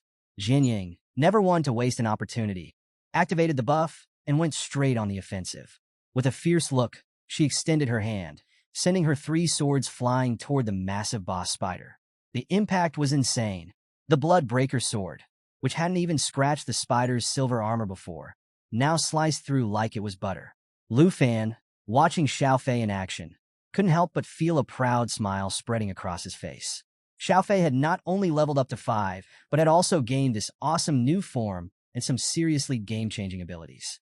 He gently patted her head, and Xiaofei closed her eyes, enjoying the moment. But before they could celebrate, the boss spider was back and angrier than ever. It unleashed its venom spray attack, spewing out a pool of poison that would have melted them down to 5% health per tick. Luckily, Lu Fan sensed the attack just in time, leaping out of the way and dodging it like a pro. Xiaofei zipped out of danger too, but they knew they needed to step it up. Lu Fan quickly turned to Xiaofei and told her to buff Black Dragon Xiaoyi. Xiaoyi, who had been surrounded by her signature roaring flames, locked eyes with the boss spider. Xiaofei didn't waste a second. She perched on Xiaoyi's head, activated her ability, and 3 emeralds glowed brightly above Xiaoyi. You could feel the power in the air, folks. Xiaoyi's flames intensified, her wings expanded, and she was ready to unleash her next move. With a roar that made the ground quake, she used everything burns, sending fiery tornadoes spiraling toward the spider boss. The force of the flames was absolutely wild. and Jian Yang had to shield her face from the scorching heat. Thanks to Xiao Fei's buff, Xiaoya's attack packed over 10,000 points of pure destruction, and the screeching spider mother toppled, spitting blood and writhing in agony. Lu Fan seized the moment. He called out to Jian Yang and Xiao Fei, a smile playing on his lips, and dashed toward the downed spider. Jian Yang, still processing the raw power of Xiaoya's flames, was right behind him, summoning her swords with renewed determination. As the spider boss tried to get up, it realized too late that it was game over. With one powerful leap, Lu Fan closed in, his dagger infused with the Dragon Fang strike ability, boosted by the Blood Pact enhancement. He drove it straight into the spider's head, and the ground trembled from the force. The spider let out a final, blood-curdling shriek before collapsing, shattered and defeated. Jian Yang didn't waste a second. With the Emerald Blessing still active, she sent her 3 swords piercing into the spider's mouth, slicing through its innards and finishing the job. With a triumphant smile, Lu Fan landed gracefully on the ground. Black Dragon Xiaoyi returned to her human form, smiling, while Xiao Fei flew down beside him. A flurry of system notifications flashed before Lu Fan's eyes. Xiaoyi was now level 18. Xiao Fei reached level 7, and Lu Fan himself hit level 23. Level ups all around. Jian Yang, still a bit in shock, turned to Lu Fan and asked, "How many points did you actually score in the major exam?" Lu Fan gave her a playful smile and casually revealed, "About 1.3 million. Jian Yang's eyes widened, and a bead of sweat rolled down her cheek. 1.3 million points? She thought that with his strength, he could probably even surpass that. Lu Fan chuckled, explaining that he had maxed out the score cap for the highest nightmare difficulty. With that, he turned away, his cheerful grin making it clear that for him, that was only the beginning. So, Lu Fan and his team finally wrapped up their adventure in the forest of venomous spiders. As they made their way back to the cliff, Lu Fan signaled Qin Xiao and Tao Xiaoman to bring Hank over. Just as they regrouped, Jade Dragon Xiao Fei floated up to Lu Fan and closed her eyes, giving him an affectionate embrace. But oh boy, Black Dragon Xiaoyi wasn't having it. Jealousy flared in Xiaoya's eyes as she clenched her fists and stormed over, grabbing Xiao Fei's arm and yanking her away from Lu Fan. Our poor MC was left standing there, completely bewildered, wondering what on earth was going on. Jian Yang watched the whole scene unfold, quietly noting the massive skill gap between her and Lu Fan. But let's get to the good stuff. Thanks to Aunt Hank's delicious food buff, not only did the crew level up fast, but they also managed to snag some rare materials and treasures. As the spider boss lay defeated, a shiny treasure chest appeared. Tao Xiaoman rushed forward to unlock it, her eyes lighting up with joy, as if she'd just stumbled upon the jackpot of all loot drops. Qin Xiao, watching from behind, felt a twinge of jealousy as she noticed Xiaoyi and Xiao Fei clinging to Lu Fan. Even Jian Yang couldn't help but join the team dynamic, and with the adventure over, everyone finally made their way back to the academy. Qin Xiao, still clutching her magic staff, smiled warmly and asked Jian Yang if she could share her contact info. But Jian Yang, ever the mysterious one, casually replied that she didn't use a phone. Tao Xiaoman jumped in with a grin, promising to drop by Jian Yang's place if they ever needed her for another secret realm adventure. And what better way to celebrate their new team bond than with a feast? They all headed back to Lu Fan's mansion, where Aunt Hank whipped up a fantastic dinner. With 2 extra stamina-boosting dishes on the table, everyone dug in. Jian Yang, eating plain rice, couldn't help but ask the girls if they really lived with a pervert. Lu Fan nearly choked, jumping in to clarify that it was a massive misunderstanding. Qin Xiao and Tao Xiaoman just giggled, clearly amused by the whole situation. Meanwhile, Black Dragon Xiaoyi lay sprawled on the floor, overstuffed from dinner, while Xiao Fei snoozed peacefully. Tonight, Aunt Hank had truly outdone herself. Over the following days, Lu Fan quickly got used to life at Dragon Academy.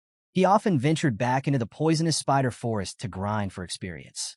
By then, Jade Dragon Xiao Fei had reached level 13, and Lu Fan himself had leveled up to 24. His crew spent their days studying combat theory and training for what was coming next. Flash forward to 2 weeks later, just a couple of days before the big freshman assessment. The team found themselves back in the secret realm, ready for another showdown. Lu Fan and Black Dragon Xiaoyi unleashed a synchronized attack on the spider boss, creating a massive explosion that shattered it into pieces. With Xiao Fei hovering above him, Lu Fan called out, signaling Tao Xiaoman to open the treasure chest. The system notifications rolled in. Xiao Fei was now level 14, Xiaoyi level 19, and Lu Fan hit level 25. Talk about progress. Hank, feeling a bit woozy, leaned on Chinchio for support. Tao Xiaoman couldn't hide her excitement as she dashed over to unlock the chest. Not only had the dragons and Lu Fan leveled up, but Tao Xiaoman had reached level 22, and even Chinchio hit 22, with Hank now at level 18. Lu Fan turned, pondering his next goal of pushing Xiao Yi to level 20 and Xiao Fei to 15 before the assessment. Tao Xiaoman opened the chest and gasped at the sight. A complete set of venomous spider armor. She eagerly put on the rare armor set she'd been collecting for a month. The set had an awesome effect, a chance to immobilize enemies in a web and poison them, draining health over time. Chinchio smiled, knowing this armor would be a game-changer for Tao Xiaoman in the upcoming assessment. Hank, ever the loving aunt, announced it was time to head home, ready to whip up another amazing meal. Lu Fan, hands casually tucked in his pockets, cheerfully reminded everyone that the freshman assessment was happening the next day. It was time to rest up and get ready. Tao Xiaoman pumped her fist in agreement, full of energy and excitement. Just as they returned to the academy, Professor Gahan appeared, a curious smile on her face. She waved Lu Fan over, telling him that Deputy Director Zhao had some urgent news. Lu Fan, a bit confused but intrigued, couldn't help but wonder. What could be so important? As Lu Fan made his way towards Professor Gahan, his expression remained calm, but his mind was racing. What could Vice Principal Zhao Xinming possibly want to discuss right before the new student evaluation? Gahan, one hand resting on her hip, smiled a bit mysteriously as she led him along. When he asked what the urgent matter was, she just turned and chuckled, telling him he'd find out soon enough. As they walked through the academy halls, they overheard two students gossiping. One mentioned that an expert from the Azure class had posted a new evaluation today. The other nodded excitedly, adding that it was all about number 73, Hongwu. Hearing this, Gahan looked over her shoulder and asked Lu Fan if the chatter bothered him.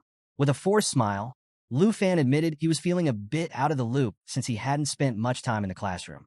Gahan climbed the stairs and explained that the betting craze among new students was all his doing. After his challenge with Hongwu, students realized they could earn points by wagering on fights. It had become the academy's hottest trend. Lu Fan was stunned. He hadn't expected this at all. When he asked for more details about Hongwu's situation, Gahan laughed and pointed ahead. And there, mopping the floor with tears streaming down his face, was Hongwu. The once proud fighter had lost so many points that he now had to clean the academy just to avoid starving. Gahan smirked and explained to Lu Fan that his strength was now compared to 100 hongs, while poor Hongwu was stuck at just 1 hong. Lu Fan looked on in bewilderment, genuinely wondering how Hongwu had managed to lose everything. Eventually, they reached Vice Principal Zhao's office. Gahan turned to Lu Fan, gave him a reassuring smile, and told him to head inside. Lu Fan, now looking serious, grasped the doorknob, peeked in, and asked if Zhao Xinming was looking for him. Zhao immediately waved him in, looking both relieved and a bit tense. As Lu Fan entered, Zhao Xinming leaned forward, his hands on the table, and dropped the bombshell. The national test was being moved up. Originally planned for 5 months later, it had been pushed forward by 2 months. The host country, Taichi Nation, was planning to time the test perfectly with Jin Shingan's third transformation. Jin Shingan, the eldest son of the Jin family, was expected to hit level 60 soon and complete his transformation, making him a nearly unbeatable force. Lu Fan's face darkened as he processed this. He knew the gap between a second and third transformed professional wasn't just about levels. It was an entirely different league of power. Zhao Xinming, fists clenched and voice filled with frustration, confirmed that the Dragon Kingdom was being targeted by these underhanded tactics.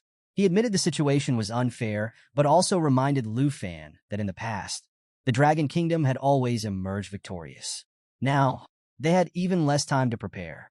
Zhao Xinming placed a heavy hand on Lu Fan's shoulder, eyes blazing with determination. He told Lu Fan that he needed to hit level 30 and complete his second profession transfer within the next 2 months, or it could mean certain defeat. The stakes were sky high. He'd be facing off against level 50 experts, and the pressure was intense. For a moment, Lu Fan stared silently at the ground, deep in thought. Zhao Xinming, curious about his intentions, watched him closely. Finally, Lu Fan lifted his head, a confident smile spreading across his face. He told Zhao Xinming that this was his chance to prove himself and join the ranks of the elite. Not only would he participate, but he planned to win. Zhao's eyes lit up with hope, and he resolved to place his faith in Lu Fan. With that, he gave Lu Fan one final pat on the shoulder, encouraging him to excel in the upcoming new student evaluation. Lu Fan left the office, more determined than ever. The day of the new student evaluation conference had finally arrived, and the excitement in the air was palpable. All the new students gathered in the massive hall, eyes fixed on Vice Principal Zhao Shunming as he took center stage. With both hands gripping the dais, Zhao emphasized how crucial it was for everyone to follow the rules. Then, with a dramatic gesture, he clicked a remote, and a giant system window lit up behind him. And there it was, the criteria for this year's assessment. A big, glowing bracket labeled 2 versus 2 Arena flashed across the screen. The rewards? Top-ranking teams would snag a juicy 5,000 points each, second place would net 3,000 per person, and third place would walk away with 2,000 points each. As soon as the announcement was made, you could feel the tension in the room rise. Whispers filled the hall as students buzzed about this new twist. Some were thrilled, while others, not so much. One student even tried to convince his friend to team up, only to be reminded that they were both healers, definitely not ideal for combat. Qinxiu, ever the supportive friend, came up to Lu Fan with her trademark smile, reminding him that their team setup was perfect and didn't need more than 5 members. Lu Fan grinned back, explaining that since Aunt Hank was focused on non-combat professions, they were set for a perfect 2 versus 2 setup. Around them, the chatter continued until Zhao Xinming's commanding voice pulled everyone back to attention. He noted how some of them still hadn't grasped the importance of teamwork, but assured them it wasn't too late to fix that. He then dropped another bombshell. The first round of matches would kick off that very afternoon. Professor Gahan was handling the sign-ups, and with that, the crowd began to disperse. Stepping outside, Lu Fan and Qinxiu made their way over to Jianying, who was standing by the door, looking as calm and composed as ever. Qinxiu greeted her warmly, magic staff in hand, while Lu Fan, hands casually stuffed into his pockets, flashed a confident smile. But before they could chat, a purple-haired student made his entrance, dramatically sweeping his hand to his forehead. He proudly introduced himself as the 7th-ranked dual swordsman and nervously asked Jianying to join his team, convinced they'd dominate the competition. Jianying didn't even flinch. She declined, and the poor guy looked like his world had just crumbled. Tao Shimon soon arrived, cheerful as ever, and suggested they head over to find Professor Gahan to get registered. On the way, she noticed another student looking devastated and asked what was up. Qinxiu explained with a grin that the guy had also tried to recruit Jianying and failed. Lu Fan chuckled and made his decision. He'd team up with Qinxiu, and Jianying would partner with Tao Shimon. But, as fate would have it, Qinxiu had other ideas. She insisted Lu Fan should partner with Jianying to ensure they stayed at the top of the rankings, while she and Tao Shimon would handle the rest. Flash forward to the arena the next day, and things were heating up. In one corner, Chun Tianji, another dragon tamer, was putting on a show with his sub-dragon. With one mighty sweep of its tail, the dragon sent his opponent flying. Chun Tianji leaped in for a follow-up, his dagger flashing as he unleashed a flurry of attacks, securing his 28th consecutive victory. Standing nearby, the ever-arrogant princess, Jinju, congratulated him, hands on her hips and a smug smile on her face. She reminded him that he needed to keep winning, especially with her brother, Jin Shingan, about to make his grand entrance. Chun Tianji bowed, promising to do whatever it took. But then, in a dramatic twist, the announcer called out the next match, and who should appear but Lu Fan and Jianying. The crowd erupted with excitement, buzzing over the epic showdown about to unfold. Chun Tianji froze, and Jinju's eyes widened in disbelief. How were these two on the same team? Lu Fan simply cracked his knuckles, giving Jianying a confident grin. Jianying, ever composed, got into a defensive stance, her eyes gleaming with determination. Qinxiu, standing among the audience, waved enthusiastically, cheering Lu Fan on. Tao Shimon, standing beside her, gave a quiet smile, ready to see their friends shine. Lu Fan turned to Jianying, a playful grin on his face, and asked if claiming first place would be a problem. Jianying met his gaze, her expression firm. Not at all, she replied. All right, let's rewind a few hours before the intense showdown in the arena. Lu Fan was in the break room, looking super focused as he opened up his system interface. With a determined look, he tapped on the chest icon. Ping! A notification popped up, letting him know that an advanced treasure map had been synthesized. Lu Fan couldn't help but reflect on how many low-quality maps he had collected, finally deciding that combining them was the best move. And guess what? Another notification flashed, announcing that he had created a divine-level treasure map. Jian Yang, who was standing behind him, was visibly confused. She watched him seemingly poking at the air and couldn't resist asking, "Lu Fan, are you okay?" But before he could explain, the system revealed the treasure map's details. The next dragon egg was hidden in the Flying Dragon Cemetery, with a difficulty level ranging from 45 to 60. Lu Fan's face lit up with curiosity, though he had no idea where this place was. He made a mental note to investigate it later. Fast forward to the present. The loudspeakers blared out, summoning Team 18, the Princess Jinju and Chun Tianji, and Team 1, Lu Fan and Jian Yang, to the arena. Hearing the announcement, Jian Yang turned around, deep in thought. Lu Fan, ever cheerful, placed a hand on his waist and flashed a confident grin. "Looks like it's our turn," he said, emphasizing how crucial this evaluation was. Meanwhile, the spectators were buzzing. Seeing Lu Fan, the top-ranked student, and the renowned beauty Jian Yang on the same team was shocking. Some were certain they'd win, but others whispered doubts. After all, Chun Tianji had already racked up 28 consecutive victories. The tension was real. Jian Yang shifted her gaze to Chun Tianji and brought up the obvious question. "Are you sure we can win, Lu Fan?" He casually rested a hand on his waist and, with a mischievous grin, offered a playful bet. "How about it?" he teased. "If I win, you have to spill all the secrets of the Swordmaster class." Jian Yang raised an eyebrow, still not fully understanding why Lu Fan was so confident, especially since he claimed he didn't even need to summon his dragon. The arena buzzed as the referee signaled the start of the battle. Chun Di gripped his spear, eyes burning with determination, and charged forward with his dragon in tow. The Princess Jinju, staff in hand, stood back, observing with a calculated gaze. Chun Ti couldn't hide his seething rage as he confronted Lu Fan. "Don't think you can overshadow me again," he roared. "There can only be one dragon tamer." He lunged at Lu Fan, thrusting his spear furiously. But Lu Fan moved with such incredible speed that it was like he disappeared into thin air. Chun Tianji's eyes widened in disbelief, sweat dripping as he realized his opponent had vanished. Before he could figure out what happened, Lu Fan reappeared right beside him, a confident smile on his face. Jian Yang watched from the sidelines, arms folded, observing with curiosity. Then, in an epic move, Chun Tianji's subdragon launched itself at Lu Fan. But our boy Lu Fan? He didn't even flinch. He smiled at Jian Yang and reminded her about their bet. "It's too late to back out now," he teased. With his hand glowing with energy, he activated armor enhancement, transforming his arm into a draconic claw. In one swift motion, he leaped into the air and delivered a devastating blow to the dragon's jaw. The impact was brutal, shattering its tough scales and sending the dragon crashing to the ground with a thunderous roar of pain. Jian Yang was shocked at Lu Fan's raw power. Chun Tianji's face twisted in disbelief, especially since Jian Yang had yet to make a move. "Why isn't she helping?" he thought, completely thrown off.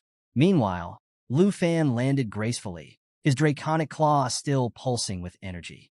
Chun Tianji, spear in hand, demanded an explanation, noticing Lu Fan's dragon was nowhere to be seen. Lu Fan just smiled, explaining that this was all for a silly bet. "No need to go all out," he added. Princess Jinju, finally making her move, approached with a mischievous laugh. "So, today's the day I get to face you, Lu Fan," she declared, her voice dripping with anticipation. Lu Fan turned, surprised to see her, and braced himself for whatever was coming next. Chun Tianji raised his spear, locking eyes with Lu Fan, and boy, the tension between them was palpable. Meanwhile, Princess Jinju glared at Lu Fan with pure disdain. To her, Lu Fan's confidence and casual attitude were nothing short of insulting. Determined to put him in his place, she silently vowed to make him pay. Chun Tianji, on the other hand, was in shock. His dragon, armor shattered and all, had just taken a major beating from Lu Fan. But it wasn't about to give up. With a thunderous roar, the dragon rose and charged at Lu Fan, anger radiating from its every move. Lu Fan, unfazed, rolled up his sleeve with a taunting smirk. He even pointed out the dragon's broken fang, mocking it for looking uneven. The dragon, now even more furious, lunged with its massive claw, but Lu Fan was too quick. With a graceful leap, he evaded the attack and then, mid-air, decided to help the dragon correct its stance. Oh, the audacity! With a gleam of amusement in his eyes, Lu Fan executed his Dragon Fang strike, channeling the power of dragons into his dagger. The impact was immense, sending Chun Tianji's dragon crashing to the ground, armor fragments flying everywhere. The arena fell silent, the spectators stunned. People could hardly believe what they were seeing. I mean, Lu Fan had just defeated a dragon, single-handedly. Even though Chun Tianji's dragon was a sub-dragon, it was still a dragon, and everyone knew the gap between humans and dragons was massive. Lu Fan had just flipped the script on that assumption. Princess Jinju, watching her team's dragon go down, was fuming. She turned to Chun Tianji, practically commanding him to get his act together and defeat Lu Fan. Chun Tianji, feeling the pressure and the princess's piercing gaze, tightened his grip on his spear. He knew he had to make a move. At her command, the earth dragon stirred, readying itself for a counterattack. Chun Tianji planned a synchronized assault, hoping to catch Lu Fan off guard. The earth dragon unleashed a massive sweeping tail attack, and Chun Tianji charged forward, spear glowing with fierce blue energy. He activated his Dragon Lancer skill, launching a powerful, dragon-fueled strike. The ground shattered under the force of their combined assault, and a thick cloud of smoke enveloped Lu Fan. Chun Tianji landed, thinking he'd won. But as the dust began to clear, a voice cut through the silence. Did you really think that would work? Lu Fan emerged from the smoke, perched casually atop the earth dragon's severed tail, dagger in hand. A smug grin plastered across his face. Chun Ti started to sweat, realizing just how badly things were going. Meanwhile, Jianying watched the whole thing unfold, her eyes wide with awe. She couldn't believe Lu Fan's skill. The earth dragon was leagues above a typical beast, yet Lu Fan was handling it and Chun Tianji like it was child's play. Then things got even more intense. The princess herself stepped forward, visibly frustrated. She sneered at Chun Tianji, calling him worthless and ordering him to retreat. Jinju's aura darkened, her anger palpable. She couldn't believe Chun Tianji had failed so spectacularly, especially in front of a crowd. Gripping her magic staff, she declared she had to take matters into her own hands. Raising her staff, she infused the earth dragon with a malevolent, dark energy. The once battered dragon began to change, growing larger, its armor toughening, and a menacing darkness enveloping its form. Its eyes blazed with a dangerous red glow, and it let out a terrifying, soul-shaking roar. Lu Fan, remembering what happened the last time Jinju used this power, knew things were about to get crazy. The arena was buzzing with nervous energy as the earth dragon, now a monstrous demon-like beast, roared ferociously. Spectators were on the edge of their seats, whispering about how Princess Jinju's bizarre and frightening power had boosted Chun Tianji's dragon to a terrifying level. Everyone was secretly hoping to witness a showdown between Lu Fan's black dragon and the newly empowered earth dragon. Jianying, sensing the danger, summoned her heaven-crushing sword and blood-breaker sword, both orbiting around her like protective sentinels. But before she could join the battle, Lu Fan intervened, assuring her with a confident grin that he had this covered, reminding her of their little bet. Jianying hesitated, clenching her fists, clearly concerned but ultimately trusting him. Meanwhile, the earth dragon let out a ground-shaking roar, its body warping and twisting as dark energy enveloped it. Lu Fan casually explained to Jianying that he recognized this ability. Apparently, it was a painful transformation that traded physical torment for massive power gains. Princess Jinju stood behind Chun Tianji, her face contorted with frustration. She commanded Chun Tianji to end Lu Fan right there, her voice laced with a mix of fear and fury. She even declared she'd take Lu Fan's black dragon for herself, leaving him helpless. The earth dragon raised a mighty paw and slammed it into the ground, the force shattering the arena floor. It began to advance on Lu Fan, who stood there motionless, with that ever-confident smirk. Jinju sneered, mocking him and daring him to summon his dragon if he didn't want to be crushed. She couldn't hide the bead of sweat trickling down her cheek, though, and tried to taunt him about not having high enough attributes to handle her buffed-up beast. Then Lu Fan made his move. He extended his hand, and a frosty aura filled the air. His eyes glowed intensely as he invoked the wrath of the Ice Dragon King. A massive, ghostly ice dragon materialized behind him, and with a flick of his wrist, he unleashed the fury of the Ice Dragon King. Ice erupted from the ground, spreading toward the Earth Dragon. In an instant, the creature was engulfed in a blizzard, its body freezing over as it howled in pain. The temperature in the arena dropped dramatically, and spectators shivered from the cold. Jinju clutched her magic staff in disbelief, while Chun Tinji's eyes were wide with terror. Lu Fan then drew his dagger, casually rolling up his sleeve. He fixed Jinju with a cold stare, remarking that her spell had definitely boosted the Earth Dragon's attributes. But that wasn't enough to beat him. With a burst of speed, he dashed toward the princess, his movements so swift that it left everyone stunned. Before Jinju could react, he was right in front of her, gazing into her eyes with a look of pure intensity. He called her unworthy of his black dragon, and as he prepared to strike, she shut her eyes, bracing for impact. But Chun Tianji, acting just in time, intercepted Lu Fan's attack with his spear, warning the princess to stay alert. He ordered the Earth Dragon to attack once more. The dragon, its eyes now glowing with a fierce purple light, opened its mouth and began to form a massive fireball. Just when things seemed dire, Lu Fan activated his teleportation skill, vanishing from sight. Chun Tianji and Jinju found themselves right in the Earth Dragon's danger zone, realizing too late what was happening. Suddenly, Lu Fan reappeared behind the Earth Dragon. With a grin, he activated Blue Dragon King's Roar, summoning a radiant blue energy ball. A majestic blue dragon formed behind him, and he unleashed the technique. The energy ball collided with the Earth Dragon, sending bolts of lightning crashing down on the beast, paralyzing it and causing immense pain. The Earth Dragon let out a series of agonized screams, its once mighty form now on the verge of collapse. The crowd was awestruck. They could tell that Chun Tianji's winning streak was about to end. The Earth Dragon crumbled, crashing to the ground as a thick cloud of smoke rose into the air. Chun Ti gripped his spear, his hands trembling as he stared in disbelief at his fallen partner. The smoke grew thicker, shrouding the area and leaving everyone in suspense over what would happen next. As the battle in the arena raged on, Chun Ti stood there, drenched in sweat, his mind spinning. Despite both being dragon tamers, the difference between him and Lu Fan was like night and day. Meanwhile, Lu Fan landed gracefully, his eyes fixed on his opponent, and he couldn't help but pose a burning question. Why had Chun Ti only used the Dragon Lance strike so far? The princess, Jinju, wasn't having any of this hesitation. Her grip tightened on her magic staff, and with a voice filled with panic, she barked at Chun Tianji to stop messing around and get his dragon to fight properly. Chun Ti snapped back to attention, positioning himself defensively in front of the princess, still trying to comprehend what Lu Fan was getting at.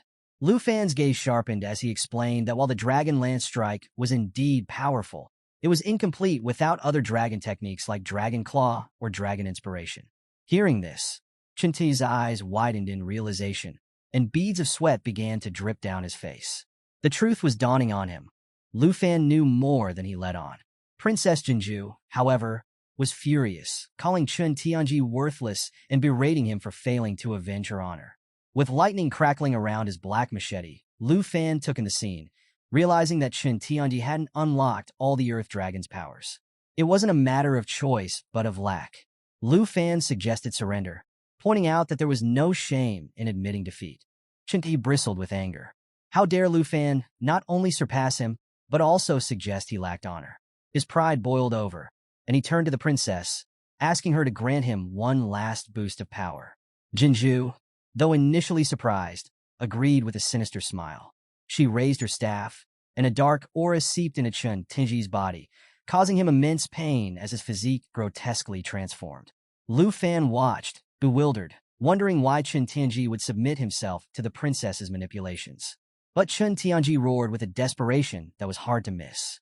His muscles bulged, 2 extra arms sprouted, and veins pulsed across his face. Clutching his spear with unnatural strength, he bellowed about his need to become the best, to be worthy in the eyes of the princess. With newfound, monstrous power, Chun Ti leapt into the air, coming down on Lu Fan with the ferocity of a dragon himself. He executed the dragon spear technique, fully intent on crushing Lu Fan. For a split second, Lu Fan stood motionless, observing his opponent with a tinge of sorrow. There was no hate in his heart, only pity for Chun Tianji, who had sacrificed everything, even his dignity, for a chance at greatness. But pity didn't mean inaction. Gritting his teeth, Lu Fan invoked Wind's Spirit Whisper, gaining a 35% boost in agility. He darted forward with incredible speed, and Chen Tingji's eyes widened in terror. Before he could react, Lu Fan struck with Dragon Fang's strike, disarming him and sending waves of pain coursing through his body. To add insult to injury, Lu Fan activated Blue Dragon King's Roar, sending lightning bolts surging into Chen Tianji, burning his body to a crisp. Chen Tianji fell to his knees, the spear slipping from his hands. Smoke curled from his mouth as he uttered a final, broken apology to the princess before collapsing. Princess Jinju, seeing her champion defeated, burst into tears, completely overwhelmed and confused. She had been so certain of her power, so confident in her victory, only to watch it all shatter before her eyes. After defeating Chen Tianji, Lu Fan doesn't waste a second. He storms toward Princess Jinju with his hand raised, ready to strike. Now, Jinju, clearly panicking, throws her hand out in desperation, trying to stop him. She's shouting frantically, warning Lu Fan that her brother, this big shot in the Tai Chi Empire, won't let this slide if he dares lay a finger on her. But does Lu Fan look bothered? Not even a little. Without a moment's hesitation, he smacks her hard, sending her flying to the ground. Her magic wand slips out of her hand and clatters away as she lies there in utter shock. And Lu Fan? He just turns to her and, in the most casual way possible, says that if her brother does come after him, he'd actually be doing him a favor. Can you believe this guy? Ice cold. Now, the audience? Oh, they're losing it. Some can't believe what they just saw, while others are busy criticizing Lu Fan for taking things too far. A few even start whispering about how Jinju, despite her sweet and innocent appearance, wasn't exactly a saint. Let's not forget, she had no problem manipulating Chen Tianji earlier. Looks like karma came knocking, huh? Amid all this chaos, the vice principal finally steps in, grabs the mic, and demands silence. He announces the inevitable. Jinju and Chen Tianji's team has lost, while Lu Fan and Jian Yang emerge victorious. Then, without skipping a beat, he orders Gahan to send Lu Fan to his office immediately. Oh, and he doesn't forget to get the next match rolling. No time for drama, people. This academy runs on efficiency. Fast forward a little, and Lu Fan's in the vice principal's office. The vibe is tense. The vice principal is facing away, deep in thought. Without even turning, he starts speaking, saying he initially thought Lu Fan's beef with Jinju was some sort of family grudge. But nope, turns out it's all personal, and Mr. Qin Shanhai spilled the tea. The vice principal warns Lu Fan that using the arena to settle personal scores is a slippery slope. Keep this up, and he might attract accusations of misconduct. Lu Fan, staying cool as always, just acknowledges the warning and calmly explains himself. He admits that he couldn't stand seeing Chen Tianji being manipulated and New Jinju had to be put in her place. The vice principal listens, then hands Lu Fan a tablet, signaling that it's time to move on. He reveals that both he and the principal have been keeping a close eye on Lu Fan's performance. Now, at this point, Lu Fan's a bit worried. Was his performance a letdown? But nope, the vice principal assures him it's quite the opposite. In fact, they were seriously impressed when he pulled off those dragon language techniques. They're so impressed that they've lined up something big for him. Access to a secret realm. Lu Fan starts scrolling through the tablet, checking out the options. It's like window shopping for danger. The vice principal explains how these secret realms work, dropping some knowledge about the secret realm hunters who discover and auction these places off for a hefty price. It's high-stakes, high-reward stuff, but Dragon Capital Academy isn't playing around. They're ready to foot the bill, no matter how steep. As Lu Fan keeps browsing, something catches his eye. A realm called Flying Dragon Cemetery. It's got a level 55 rating, a nightmare difficulty, and a requirement for at least 2 participants. You can almost feel the tension as he points it out to the vice principal, who immediately recognizes Lu Fan's seriousness. Looks like our guy just picked his next big challenge. The next day rolls around, and the arena is buzzing with excitement for the freshman assessment rematch. Gahan announces the first semi-final match, Lu Fan and Jianying versus Jiang Fengyun and Su Jing. But just when things are about to kick off, the vice principal steps in and drops a bombshell. Lu Fan has withdrawn from the competition. The crowd? Completely stunned. Whispers spread like wildfire. Some are disappointed. They came to see Lu Fan in action, after all. Others start speculating, with theories ranging from disciplinary action to him being pulled for some secret mission. Nobody knows the truth, and that just fuels the rumors even more. Meanwhile, Tao Xiaoman brushes it all off, calling the whole thing nonsense. Qin Xiao, ever the voice of reason, advises her to ignore it and points out the obvious. Lu Fan and Jian Ying are probably already off exploring the secret realm. And sure enough, they are. Lu Fan and Jian Ying find themselves in the eerie, ancient landscape of the Flying Dragon Cemetery, deep in the giant tree forest. The air is heavy with mystery, and the place practically screams danger. As they make their way through the dense woods, Lu Fan turns to Jian Ying and apologizes for dragging her away from the competition. But Jian Ying, always practical, brushes it off. The school let them keep their Azure class spots and gave them 10,000 points each. Sounds like a pretty sweet deal to her. She even thanks him for the chance to explore such a rare and exciting secret realm. And get this, she tells him he can have all the rewards they find. For her, the experience alone is worth it. Lu Fan, clearly impressed by her selflessness, jokes that she's not one to leave a favor unpaid. So, Lu Fan and Jian Ying are making their way through this eerie forest, right? Everything's quiet, almost too quiet, until out of nowhere, a red-headed guy perched on a tree branch spots them. He's got this curious look on his face and decides to break the silence by calling out to them. Yep, no sneaking around for this guy. Lu Fan freezes for a moment, trying to process who this stranger is. But before he can figure it out, the guy leaps down from the branch like he's in some action movie. He lands smoothly, flashes a big grin, and throws them a thumbs up. He introduces himself as Black Rat, a member of the Secret Hunter Guild. Yep, you heard that right. Black Rat. Pretty flashy name for a guy who just dropped out of a tree, huh? Anyway, Lu Fan, still a little wary, introduces himself and Jian Ying, mentioning they're students from Dragon Capital Academy. Then he asks if Black Rat is supposed to guide them to the Flying Dragon Cemetery's entrance. Black Rat notices the Academy badge on Lu Fan's shoulder and nods knowingly, motioning for them to follow. He casually mentions that his job is just to escort them to the teleportation gate. Then he's done. As they walk, Black Rat starts talking about how loaded Dragon Capital Academy must be to access such a high-level secret realm. With a mischievous grin, he asks about their levels, probably expecting them to drop some crazy high numbers. But get this, Lu Fan, in the most nonchalant way possible, points to himself and says, level 25, then gestures to Jian Ying, who's at level 24. Black Rat's jaw practically hits the ground. He's stunned. A level 55 secret realm? Nightmare difficulty? And these two haven't even hit their second transformation yet? He's convinced there's been some kind of mistake. Frantically, he pulls up his system, muttering that he needs to contact the Academy to double-check. I mean, from his perspective, these two are walking straight into their doom. But Lu Fan, ever the cool-headed one, stops him mid-panic, telling him not to waste any more time. And it's a good thing, too, because bam, a massive tree nearby starts to topple. The sound of snapping branches fills the air, and birds scatter in every direction. Lu Fan and Jian Ying immediately realize they're in danger. They lock eyes in panic for a split second before bolting. Lu Fan grabs Jian Ying's hand, dragging her along as they sprint for safety.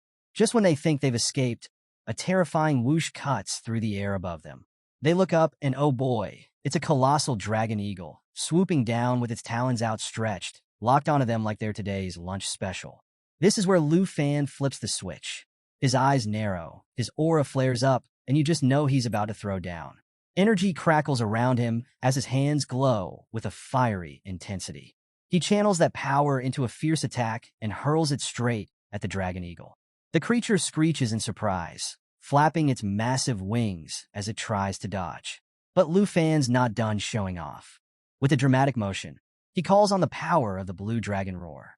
A bolt of lightning tears through the air, crackling with raw energy.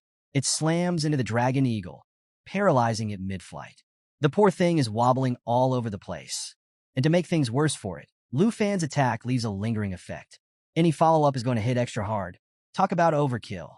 Meanwhile, Black Rat is standing there like a deer in headlights. He's absolutely floored by what he's witnessing. How is a level 25 guy pulling off something this insane? It just doesn't compute. The dragon eagle, once a fearsome predator, crashes to the ground with a heavy thud. It lets out one final, silent gasp before going completely still. Black Rat stares at the scene, mumbling in disbelief. That thing was level 50. It shouldn't have gone down so easily. Yet, here's Lu Fan, standing tall, still radiating that intense aura. He turns to Black Rat, calm as ever, and tells him not to stress about their levels. And With a hint of humor, he casually suggests they keep moving. After all, the real challenge is still ahead. So, after witnessing Lu Fan obliterate a level 50 dragon eagle like it was a warm-up, Black Rat is straight up stunned. He's standing there, running mental calculations, trying to make sense of what just happened, but nothing's adding up. After a moment of internal screaming, he snaps out of it and nervously agrees to show them the way. The trio trudges through the forest for a bit before arriving at this gigantic tree that looks like it's trying to poke a hole in the sky. Black Rat pushes aside some dense bushes, revealing a massive trunk, and with a bit of theatrical flair, gestures to it. He explains that this towering wonder is the entrance to the Flying Dragon Cemetery. The air around it feels almost magical, with soft light filtering down and a shimmering portal floating in front of the ancient tree. It's the kind of scene that makes you think, yep, this is where things are about to go sideways. Black Rat points at the portal embedded in the tree, confirming it as their entry point. With his mission complete, he starts backing away, muttering a quick goodbye. But before he can bolt, Lu Fan reaches out with a friendly smile and suggests that maybe they should stay in touch. Since Black Rat seems like the kind of guy who knows his way around these places. Lu Fan even hints that he might need some geographical intel in the future, making it clear this could be a win-win situation. Black Rat hesitates, caught off guard by the idea of being friends with someone who just annihilated a dragon eagle like it was a housefly. Seeing the hesitation, Lu Fan adds a little sweetener to the deal, casually mentioning he's willing to pay for the information. And just like that, Black Rat perks up. Payment? Now that's something he can get behind. But still a little unsure, he blurts out if Lu Fan's really planning to buy simple location details. Not secret realm stuff, just basic info.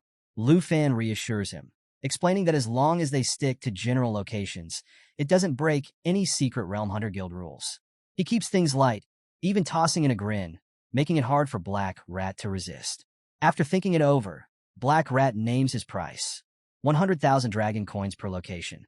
Oh, and he makes sure to mention this is his special friends and family rate. If Lu Fan isn't interested, he's more than ready to leave. But Lu Fan, completely unfazed by the hefty price tag, shakes on it with that signature grin of his. Black Rat, meanwhile, is kicking himself for not asking for more. He can't help but wonder if all Dragon Capital Academy students are loaded or if Lu Fan's just an outlier. Before they can chat any longer, Jianying steps forward, already halfway into the portal. She throws a glance back at Lu Fan, her expression a mix of impatience and exasperation. She tells him he talks too much and they're wasting time. Classic Jianying, always focused on the mission. The second they step into the realm, the system chimes in with a cold, mechanical welcome. Rotten Corpse Dragon Graveyard, level 55. Nightmare difficulty, 2 participants maximum. Lu Fan quickly pieces things together. This is the Flying Dragon Sacred Tree, and somewhere at the top lies the Divine Treasure Platform. The thought of reaching it gets his adrenaline pumping, but before he can think too much, Jianying suddenly freezes. She looks uneasy and mentions that it feels like the ground is moving. Lu Fan concentrates, trying to sense what she's picking up on, and then bam, he spots it. A herd of dragons on the other side, charging straight at them. His eyes widen in shock, and he quickly alerts Jianying, pointing at the advancing horde. The system chimes in again, almost like it's mocking them, providing details about these new enemies. Rotten Corpse Dragons. Each one is level 50 and comes with some nasty abilities. The Pack Bite can summon nearby dragons to join in the attack, and their corrupting breath can blanket the area, slashing attack power by 50%. Yeah, these dragons mean business. One of the dragons roars and lunges straight at Jianying, jaws wide open and ready to snap. But Lu Fan doesn't even flinch. He steps in with lightning-fast reflexes, blocking the attack like a boss. With his usual calm command, he orders Jianying to get ready.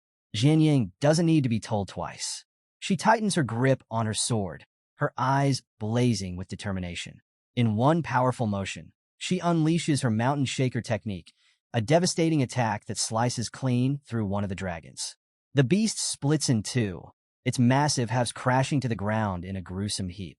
Just as Jianying takes out one of those rotten corpse dragons, another one charges straight at Lu Fan. This beast isn't messing around, but neither is Lu Fan. With a confident smirk, he calls out for his dragon companion, Black Dragon Xiaoyi. And just like that, she materializes on his shoulder, radiating heat like a living flame. Flames start swirling around Xiaoyi, forming a protective ring of fire around Lu Fan. Then, with a flick of her gaze, Xiaoyi unleashes her burning flame ability. Fire erupts in every direction, roaring through the battlefield, turning several dragons into nothing more than piles of ash. And here's the kicker. This fire doesn't just deal damage. It powers Xiaoyi up even more, making her flames burn brighter and stronger with every enemy taken down. Talk about leveling up in real time.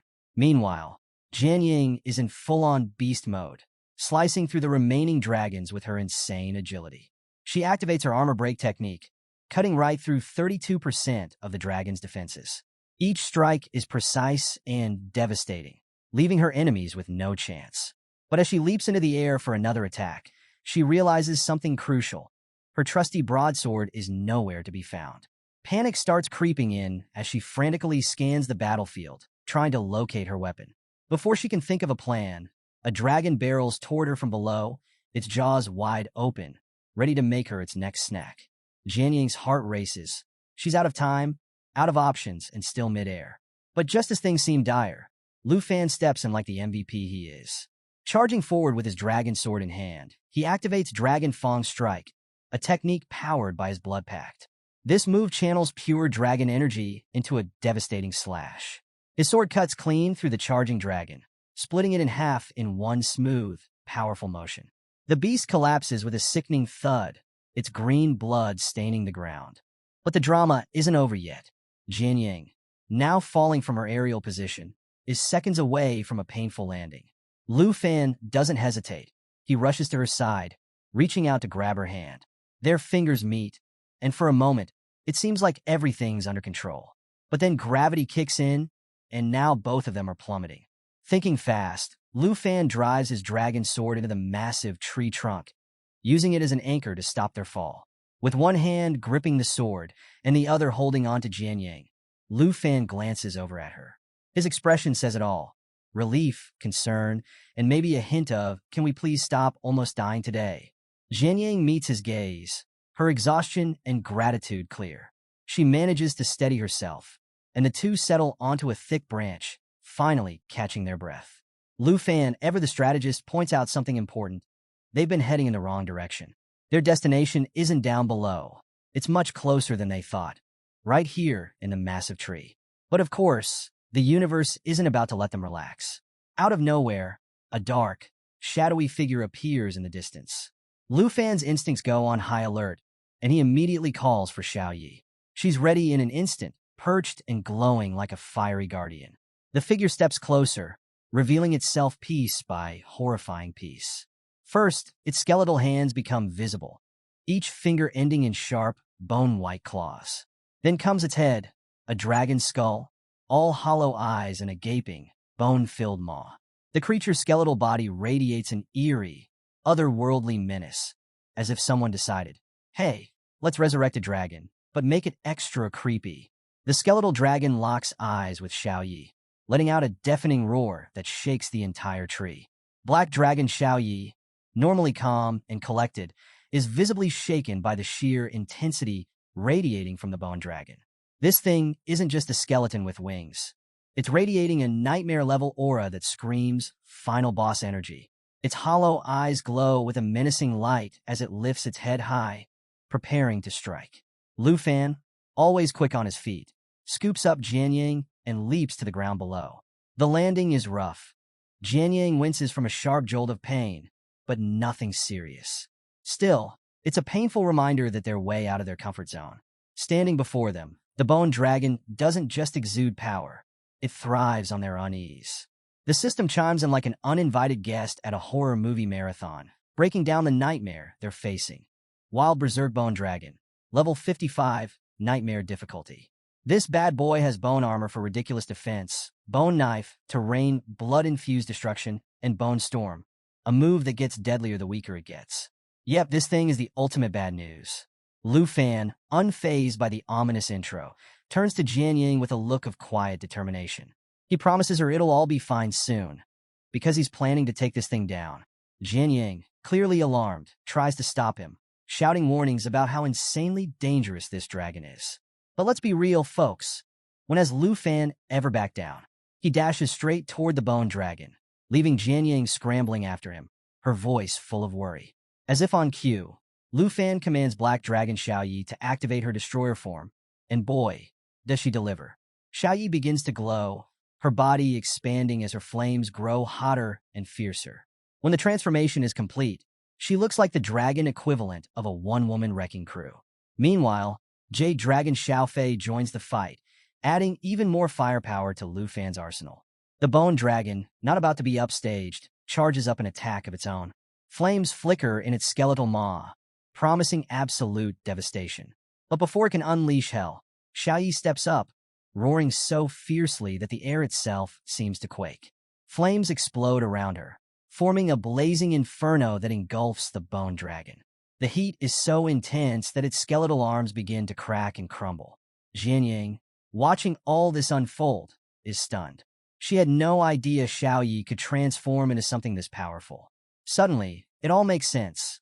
This is why Lu Fan's confidence never wavers. He's got a literal fire-breathing powerhouse at his side. With the Bone Dragon weakened, Lu Fan and Xiaoyi move in with military precision.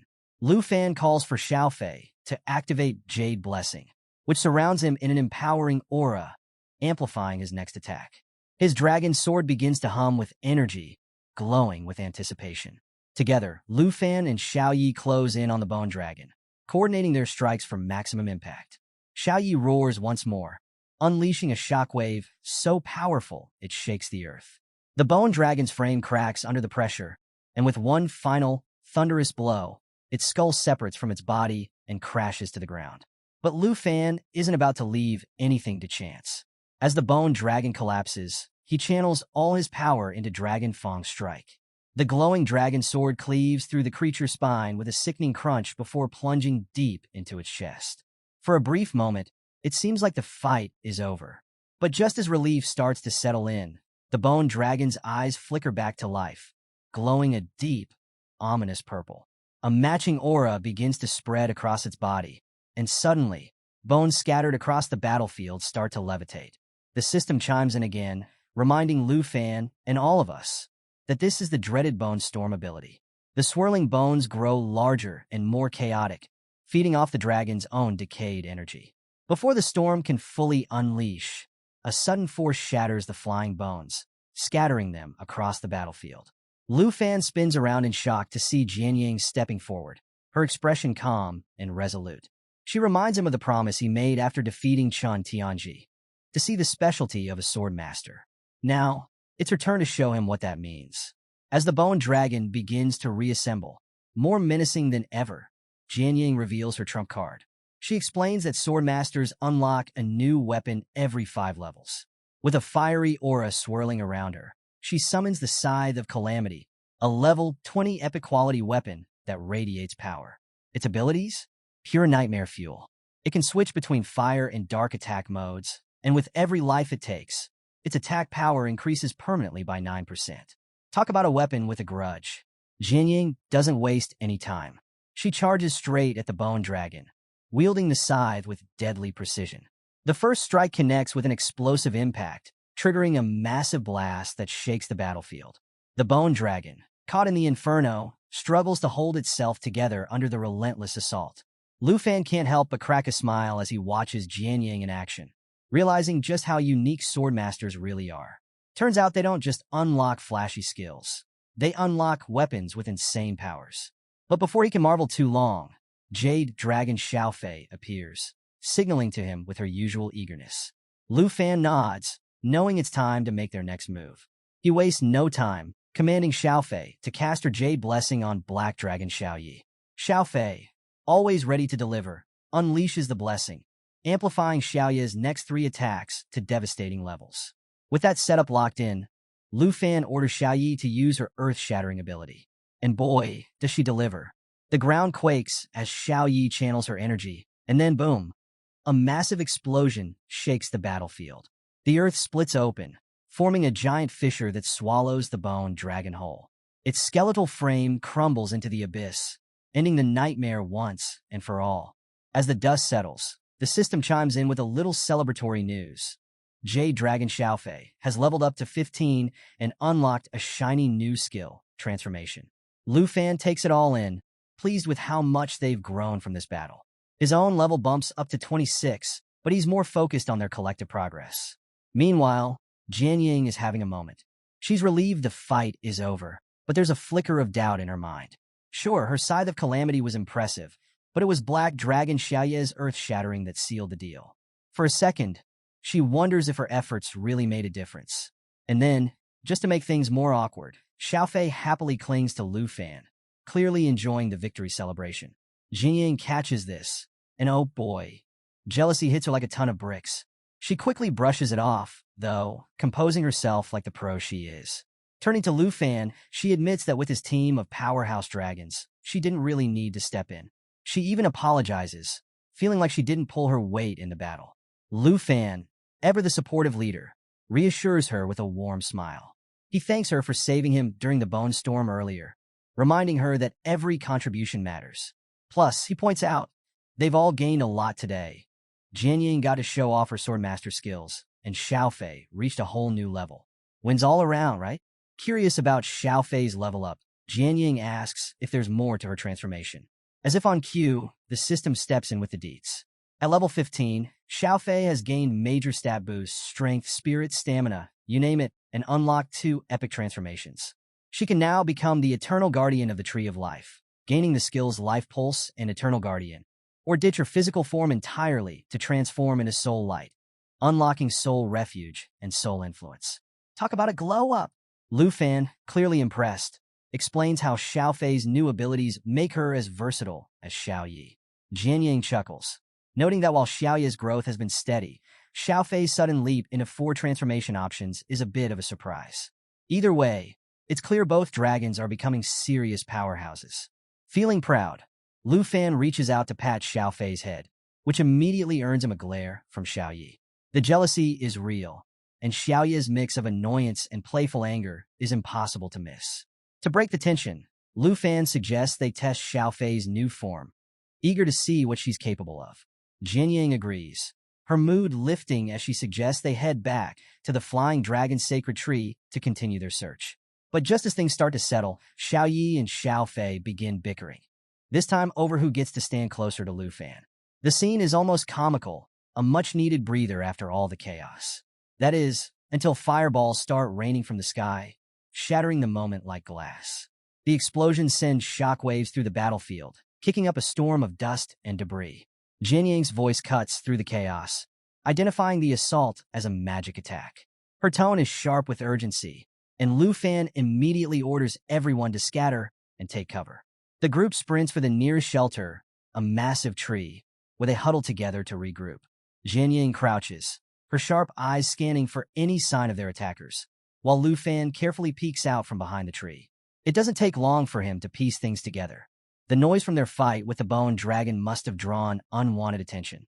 And sure enough, when he looks up, he sees them, a swarm of dragons filling the sky, their massive wings blotting out the sun.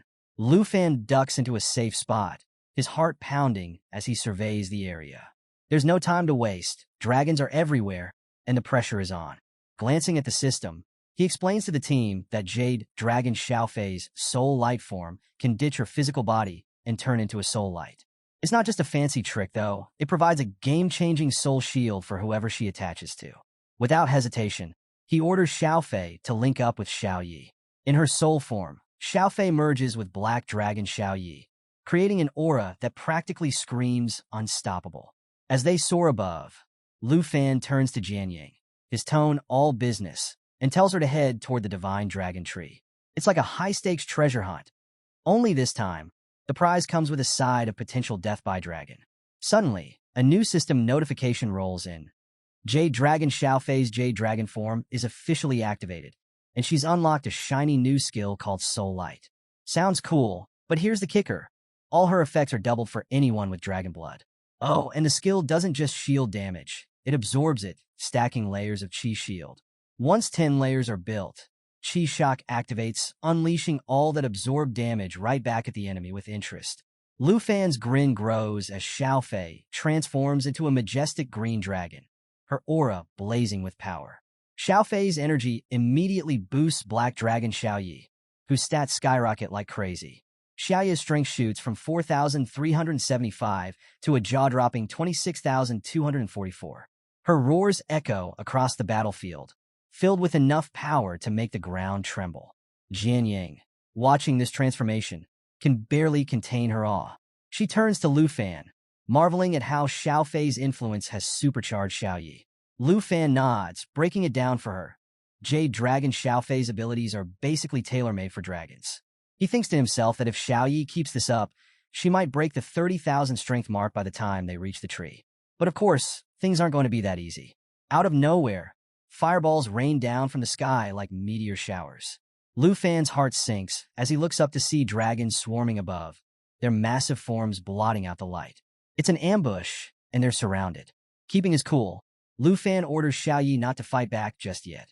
Instead, he tells Xiao Fei to absorb the incoming damage. A glowing green orb forms above Xiao Fei's head, pulsating with energy as it builds up the damage. Then comes the moment of truth. Lu Fan commands Xiao Fei to unleash Qi Shock.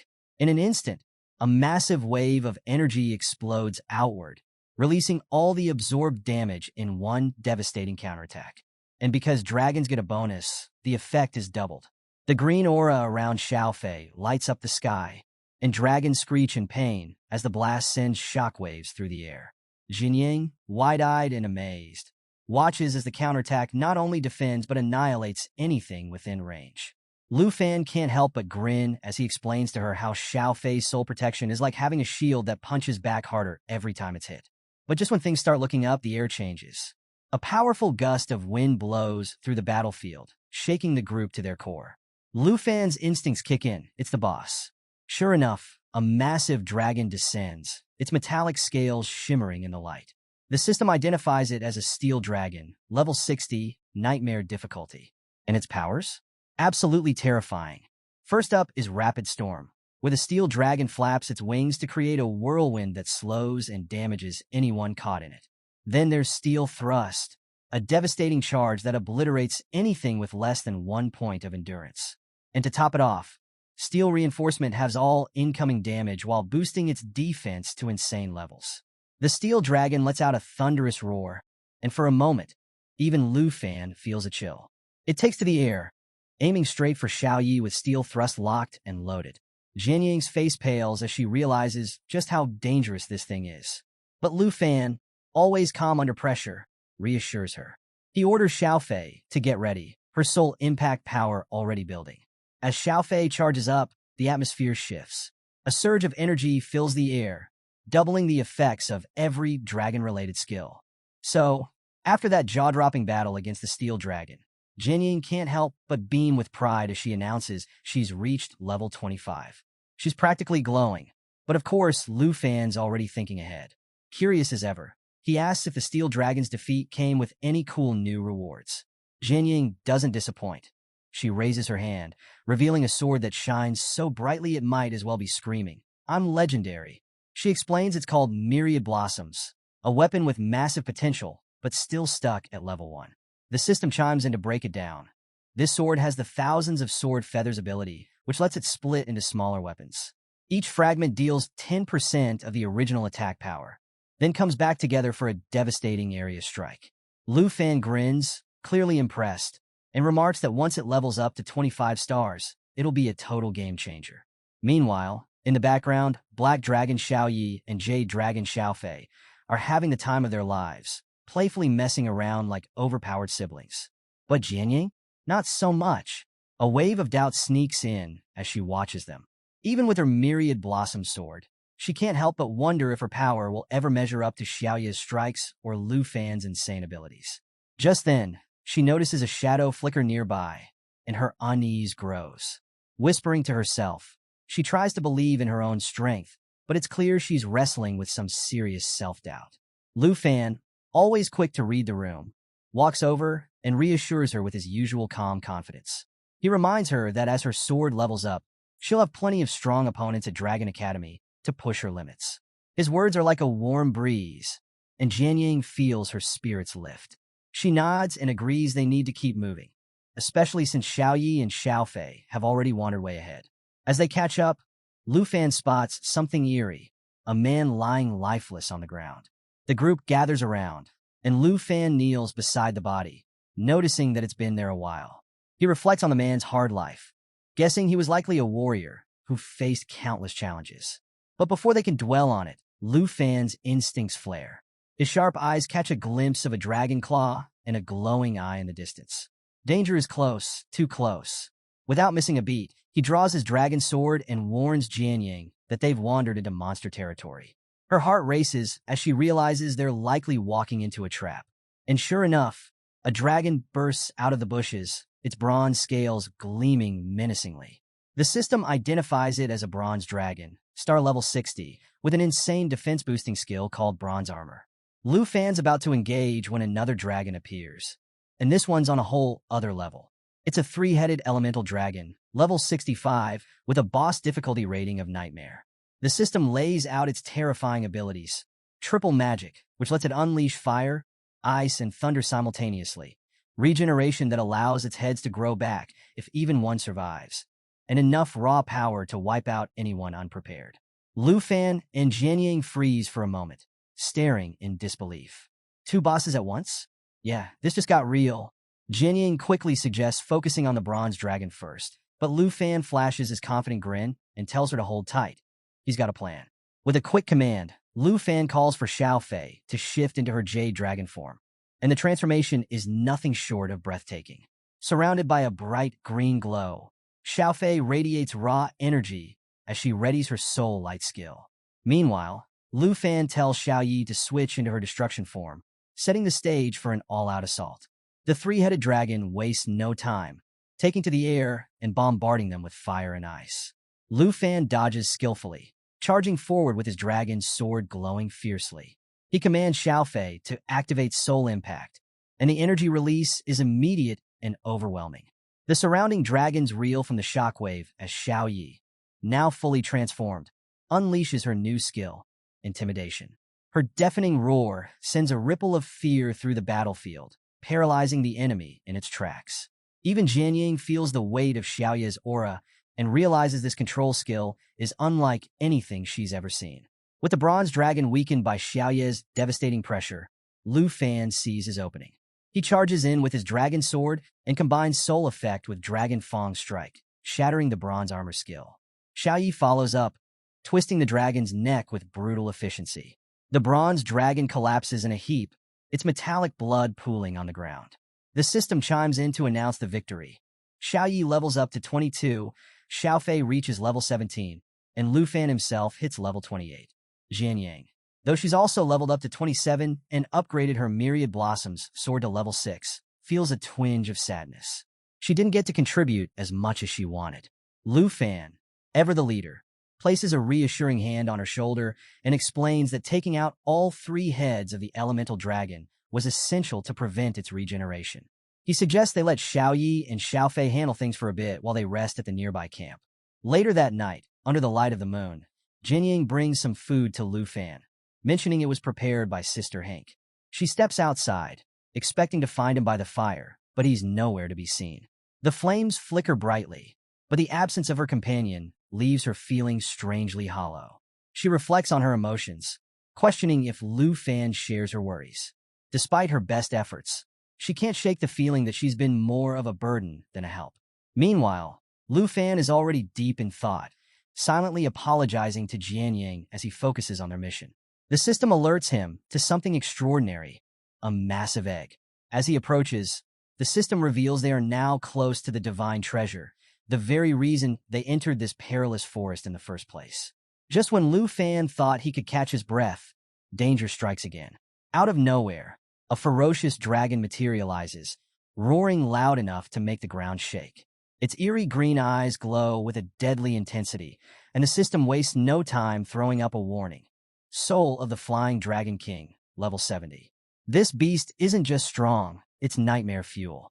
Its dragon's breath attack can unleash fire, ice, thunder, or wind, and its Assault Dragon King ability lets it dive at lightning speed, piercing through anything in its way.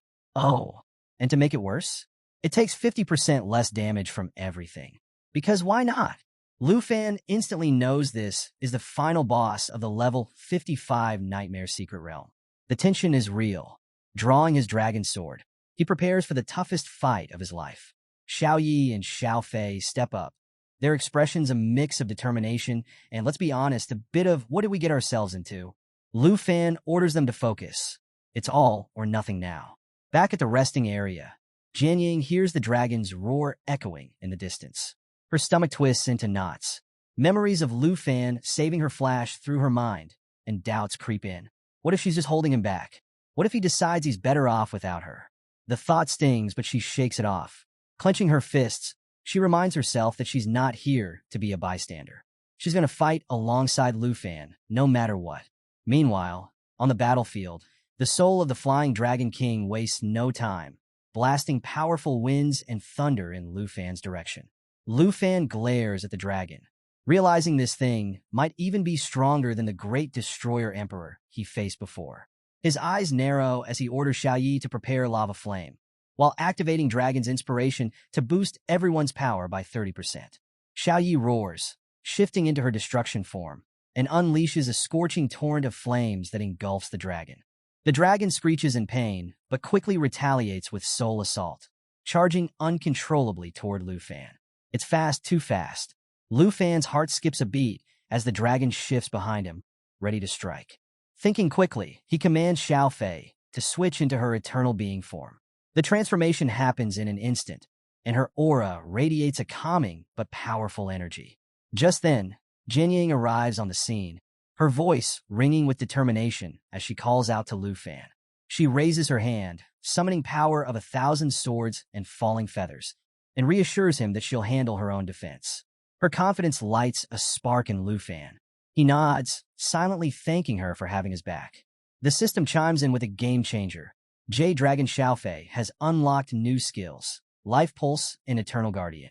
Xiaofei glows brightly as she activates Life Pulse, a restorative skill that radiates waves of energy, boosting everyone's stamina and power. At the same time, Xiaoyi doubles down on her lava flame attack, pushing the flames higher and hotter. Lu Fan orders Xiaoyi to finish it, and with a thunderous roar, she charges at the dragon. But the soul of the Flying Dragon King isn't going down without a fight. It takes to the sky, using dragon language magic to counter Xiaoyi's attacks. Lu Fan realizes the stakes have just been raised and orders Xiaofei to shield everyone. High above, the dragon prepares its ultimate move, Apocalypse Fall. This devastating ability sacrifices its own life to release a blast with 2,000% of its power. As the dragon plummets toward the ground, the tension is unbearable. The resulting explosion is massive, shaking the entire realm and sending shockwaves for miles. For a moment, everything is chaos. Dust and debris fill the air, making it impossible to see. But then, a green energy glows faintly through the haze. It's Xiaofei's protective barrier, shielding everyone from the catastrophic blast. They're safe, barely. When the dust finally settles, Lu Fan turns to Jian Ying, concern etched on his face. He asks if she's okay, and she assures him she's fine, though clearly shaken. She thanks Xiaofei for saving them, and they all take a moment to acknowledge how close they came to total disaster. The system reports their progress. Lu Fan levels up to 29, Xiaoyi hits level 23, and Xiaofei reaches level 17. Lu Fan places a proud hand on Xiaofei's head, praising her for her incredible skills. But of course, Xiaoyi isn't having it. Her jealous pout is almost comical as she glares at Xiaofei. Lu Fan notices and chuckles, reassuring Xiaoyi that her massive damage output was key to taking down the level 70 boss. Her mood lifts slightly. Meanwhile, Jian Ying reflects on the battle, realizing that this was their first time facing a boss of this caliber together. She admits she always thought players at their level wouldn't have to deal with such intense fights. Lu Fan agrees, marveling at how they survived something so far above their pay grade. Later, Lu Fan and Jian Ying share a quiet moment. He places a hand on his head, almost embarrassed, and admits he didn't mean to scare her earlier. He only left to explore, not expecting to run into such a powerful enemy. Jian Ying interrupts, her voice firm but kind, and reassures him that she never doubted he'd have their backs. She recalls his earlier words and smiles, telling him that no matter how strong they become, they'll never let a teammate fight alone. Her determination is clear, and Lu Fan feels a swell of pride in their growing bond. After his victory against the Blade King Dragon, he's standing there, soaking in the glory, when bam, a treasure chest just pops open right in front of him. Like it's saying, "Congrats, you earned this." Meanwhile, Jianying, she's completely oblivious, staring off in the opposite direction without a clue about the loot. Lu Fan steps forward, curious about what kind of legendary goodies he scored. The first item practically glows as it emerges, the soul wing of the Flying Dragon King. This bad boy comes loaded with 60 agility, 356 strength, and 291 spirit. Oh, and did I mention? It gives you the ability to fly. Not glide, not hover. Full-on flying. Plus, if you've got dragon language magic, you can cast and receive spells mid-flight. The catch: you need to be level 60 to use it. Lu Fan sighs, thinking how it'll be a while before he's soaring through the skies. Next up, a level 30 artifact designed for dragon riders. This one lets you combine your pet's abilities with your own, boosting dragon energy and unleashing devastating long-range attacks. Lu Fan's grin stretches ear to ear as he pictures himself riding Xiaoyi into battle. He mentally files that one away for when Xiaoyi hits level 30. And then there's the third item, the late Dragonbone Flute. This magical flute can summon the twin Flying Dragon Kings, matching the user's level. The downside? It's limited to 7 uses. Lu Fan admires it but can't help wishing it didn't come with restrictions. As he's marveling at his newfound loot, something strange happens. Xiaofei starts glowing intensely, drawing both his and Jianying's attention. The little jade dragon moves toward a massive tree and begins healing it with her energy. The plants around them start stirring, as if responding to her. It's almost mystical, like something straight out of a legend. And then, just as they're piecing it together, the system pops up with a new mission: restore the sacred tree. Apparently, the tree is under threat from the Abyssal Dragon's minions, and the only way to save it is to slay the Abyssal Dragon and soak the tree's seed in its blood. In return, they'll earn the favor of the Life Dragon, a source of immense power. Lu Fan retrieves the sacred tree seed and lets out a low whistle as he reads the mission details. The Abyssal Dragon is no joke. This thing comes from the lower realms and is infamous for devouring demons. Its rank is so high, it makes the word nightmare look like child's play. Xiaofei gently nudges Lu Fan's hand, and he smiles down at her, thanking her for unlocking this secret mission. Then, in true Lu Fan fashion, he gets an idea. Turning to Xiaofei, he asks, completely seriously, if she can eat the flute. Xiaofei and Jianying freeze, both utterly baffled by the suggestion. But Lu Fan just raises his hands in mock surrender, grinning as he encourages Xiaofei to try it. Xiaofei steps up, and before anyone can stop her, she starts chomping on the flute like it's her favorite snack. Lu Fan can't help but ask if it tastes good, while Jianying stares in disbelief, muttering about how Xiaofei's chewing it like a piece of fruit. Moments later, the system chimes in with an update. Xiaofei has gained the flute's powers and can now summon the twin Flying Dragon Kings without any usage limits. To prove it, Xiaofei immediately summons the Dragon Kings. They emerge with a deafening roar, their power matching Xiaofei's level of 18. Jianying is stunned, struggling to process how a boss-level dragon just became Xiaofei's summon. Lu Fan casually points out that the Dragon Kings are smaller now, joking that they're basically Xiaofei's pets. Jianying mutters something about dragon pets having their own dragon pets, shaking her head at the absurdity of it all. With the Sacred Tree mission now in their hands, Jianying suggests heading back, pointing out that Sister Hank will be worried if they don't return soon. Lu Fan waves her off, telling her to go ahead. He'll catch up. Pulling up his map, he reflects on an important task he still needs to complete. Later, back at the villa in Dragon Capital Academy, Lu Fan calls a meeting with Xiaoyi and Xiaofei. The cozy atmosphere doesn't hide the fact that something serious is about to go down. Sitting in front of them is a new dragon egg, one Lu Fan recently retrieved. He takes a deep breath and, with mock frustration, tells Xiaoyi that her habit of bullying Xiaofei has to stop. Xiaoyi pouts, but her attention quickly shifts to the egg, which seems to fascinate both dragons. Lu Fan tries to regain their focus, explaining that this egg represents their soon-to-arrive family member. He even makes a game out of it, asking if they think it'll be a brother or sister. But the system cuts his fun short, bluntly informing him that at his current level, he can only tame 2 dragons. If he wants to add another, he'll need to hit level 30. Letting out a sigh, Lu Fan tells the dragon sisters that they'll need to level up in the poison spider forest. The next morning, as he's barely awake, there's a knock at his door. 2 ladies, Qin Xiao and another student, stand there looking flustered. Lu Fan rubs his eyes, confused about the commotion. Qin Xiao thrusts a post into his hand, explaining that it's gone viral on the school forum.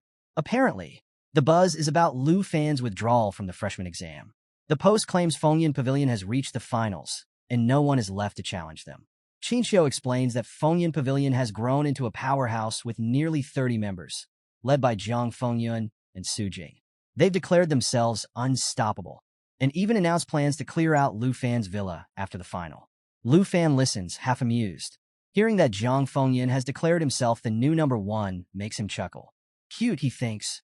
Qinxiu points out that the finals grant access to the national trials, which is why Jiang Fengyun is so desperate to claim victory.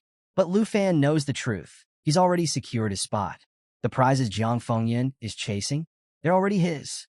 With a playful glint in his eye, Lu Fan waves off their concerns and tells them not to worry. He's more than happy to accept Fengyun Pavilion's challenge. Let's have some fun, he says with a smirk, asking to borrow the post. It's time for Lu Fan to fire back. Inside the VIP room at Dragon Academy Arena, Su Jing, a calm and collected forbidden sorcerer, is scrolling through his tablet like he's catching up on the latest gossip. Meanwhile, Jiang Fengyun, the shadow warrior with a flair for theatrics, is blindfolded and sparring with multiple opponents. Mid-spar, Su Jing casually mentions that Lu Fan has responded to their forum post. Jiang Fengyun freezes. His sparring partners don't even have time to breathe before he activates his projection skill, summoning clones of himself that quickly overpower everyone in the room. Removing his blindfold like it's a dramatic reveal, Jiang Fengyun casually orders someone to heal his downed partners. Then, with a devilish grin, he asks Su Jing what Lu Fan posted. Su Jing, still scrolling with a smirk, tells him it's classic Lu Fan, a bold challenge to the entire Fengyun Pavilion. Jiang Fengyun rolls his eyes at what he calls Lu Fan's bravado, but his grin widens. He orders Su Jing to respond, inviting Lu Fan to face them at the arena after the finals tomorrow. Su Jing, half doubtful Jiang Fengyun is serious. Can't help but laugh, but he goes along with the plan. Then Jiang Fengyun's tone shifts. Turning serious, he commands Su Jing to gather everyone from Fengyun Pavilion.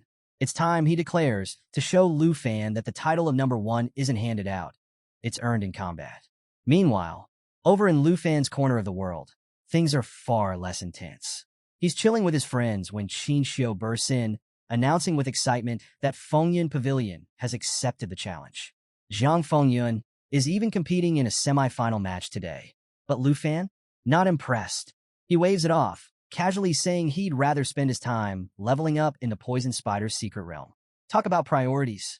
Just then, Lu Fan's aunt appears, reminding him that overconfidence can lead to failure. She suggests he at least check out Jiang Fengyun's match to better understand his opponent. One of the ladies chimes in, pointing out that Lu Fan's supporters might even outnumber Fengyun Pavilions. Qinxiu, ever the voice of reason, warns that if Lu Fan is spotted in the crowd, rumors will explode across campus. Lu Fan's aunt, clearly a problem solver, suggests he go in disguise. Cue the stealth makeover. Lu Fan dons a dark cloak and mask, looking like he just stepped out of a spy movie. Qinxiu and Xiao Man accompany him to the arena, confident no one will recognize him. Even his aunt approves of his shadowy new look, calling it both functional and fashionable. Inside, Gahan announces the start of the semifinals. But just as the teams take the stage, Lu Fan suddenly gets up. His aunt looks at him, surprised, and asks where he's going. Lu Fan shrugs, saying the match looks boring and he'd rather go for a walk. Classic Lu Fan, casual to the core. He tells her to call him when it's over and leaves. While the crowd buzzes with excitement over the semifinal match, the vice principal, seated in the stands, watches the disguised Lu Fan. His thoughts drift to a recent conversation with the principal. In a flashback, he recalls bursting into the principal's office to discuss the forum drama. He was worried Lu Fan didn't understand how powerful he was, especially since Chun Tianji was still recovering from their fight. But the principal, as unbothered as ever, had brushed it off, saying Gahan could handle it. His real concern? The arrival of the Dragon Capital Special Envoy in a month to assess Lu Fan for the national trial. The vice principal had been stunned by the news, especially when the principal revealed that the envoy was now Wan Chongfeng, a once powerful figure with a notorious grudge against Lu Fan. While the vice principal worried this could spell trouble for Lu Fan, the principal had laughed it off, confident in his choice of Lu Fan as a national trial candidate. Back in the present, the vice principal watches the arena, wondering how the upcoming battle between Lu Fan and Jiang Fengyun will unfold. He can't help but chuckle, knowing the principal wouldn't miss it for the world. Elsewhere, in the points room at the Academy's arena, professionals are dropping like flies. One after another, they leave in disbelief, muttering about an impossibly tough opponent inside. Rumors spread like wildfire. Someone at level 29 is pretending to be weaker than they are, stealing points from challengers. Outside the room, veterans warn others not to enter unless they're ready to lose. Inside, the mysterious arena master is none other than Lu Fan himself. Sitting casually, he reflects that sparring here is far more productive than watching a boring match. But then the door creaks open, and a challenger steps in. It's not just anyone. It's a striking woman with long white hair and a sleek black dress. She greets Lu Fan with a calm smile and asks if he has time for a match. Lu Fan greets the woman respectfully, calling her senior. But she just smiles, brushing her hair back playfully and teasing him. She quips that if he wants her to spare him, he'll need to show a lot more respect. Classic Lu Fan keeps his composure, replying with a serious tone that there's no need to hold back. Hearing that, her enthusiasm surges. Fierce flames suddenly engulf her body, and she begins to float, her presence instantly more commanding. Lu Fan realizes this woman isn't just strong. She's dangerous. As the flames intensify, her dress burns away, replaced by a form-fitting armor that radiates power and elegance. Lu Fan knows she's not here for a casual sparring match. This is the real deal. Before he can react, she vanishes. In an instant, she reappears behind him, her voice playful, yet sharp as she says she's not like the classmates waiting outside. A massive flaming trident materializes in her hand, its glow illuminating her confident smirk. With a warning not to hold back, she lunges at him, thrusting the weapon with incredible force. Lu Fan blocks just in time, summoning his big black machete to parry the blow. But the sheer power of her attack sends him sliding back several meters. His grip tightens on his weapon as he wonders just how strong she is. The woman laughs, surprised that Lu Fan managed to block her attack. She starts teasing him, asking if he's too scared to hit a pretty lady. To top it off, she seductively licks her finger, taunting him further. Her teasing only fuels her determination. She's made up her mind to teach him a lesson.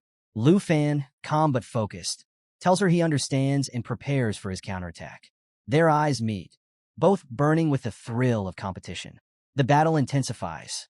Lu Fan's machete clashes with her fiery trident in a flurry of sparks and heat.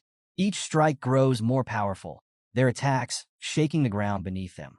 Outside the arena, students gather in awe, whispering about the beautiful woman who just walked in. Some think she's struggling, given her overly enthusiastic fighting style, while others suspect she's just toying with Lu Fan. Either way, they can't take their eyes off the fight. Meanwhile, in the main arena, the crowd erupts as Jiang Fengyun's semi-final match concludes with his victory. He's basking in the cheers when his friend approaches, reporting that rumors of Lu Fan sneaking into the audience have spread. Jiang Fengyun smirks, dismissing the idea as irrelevant. He didn't even show half his strength during the match, so why should he care?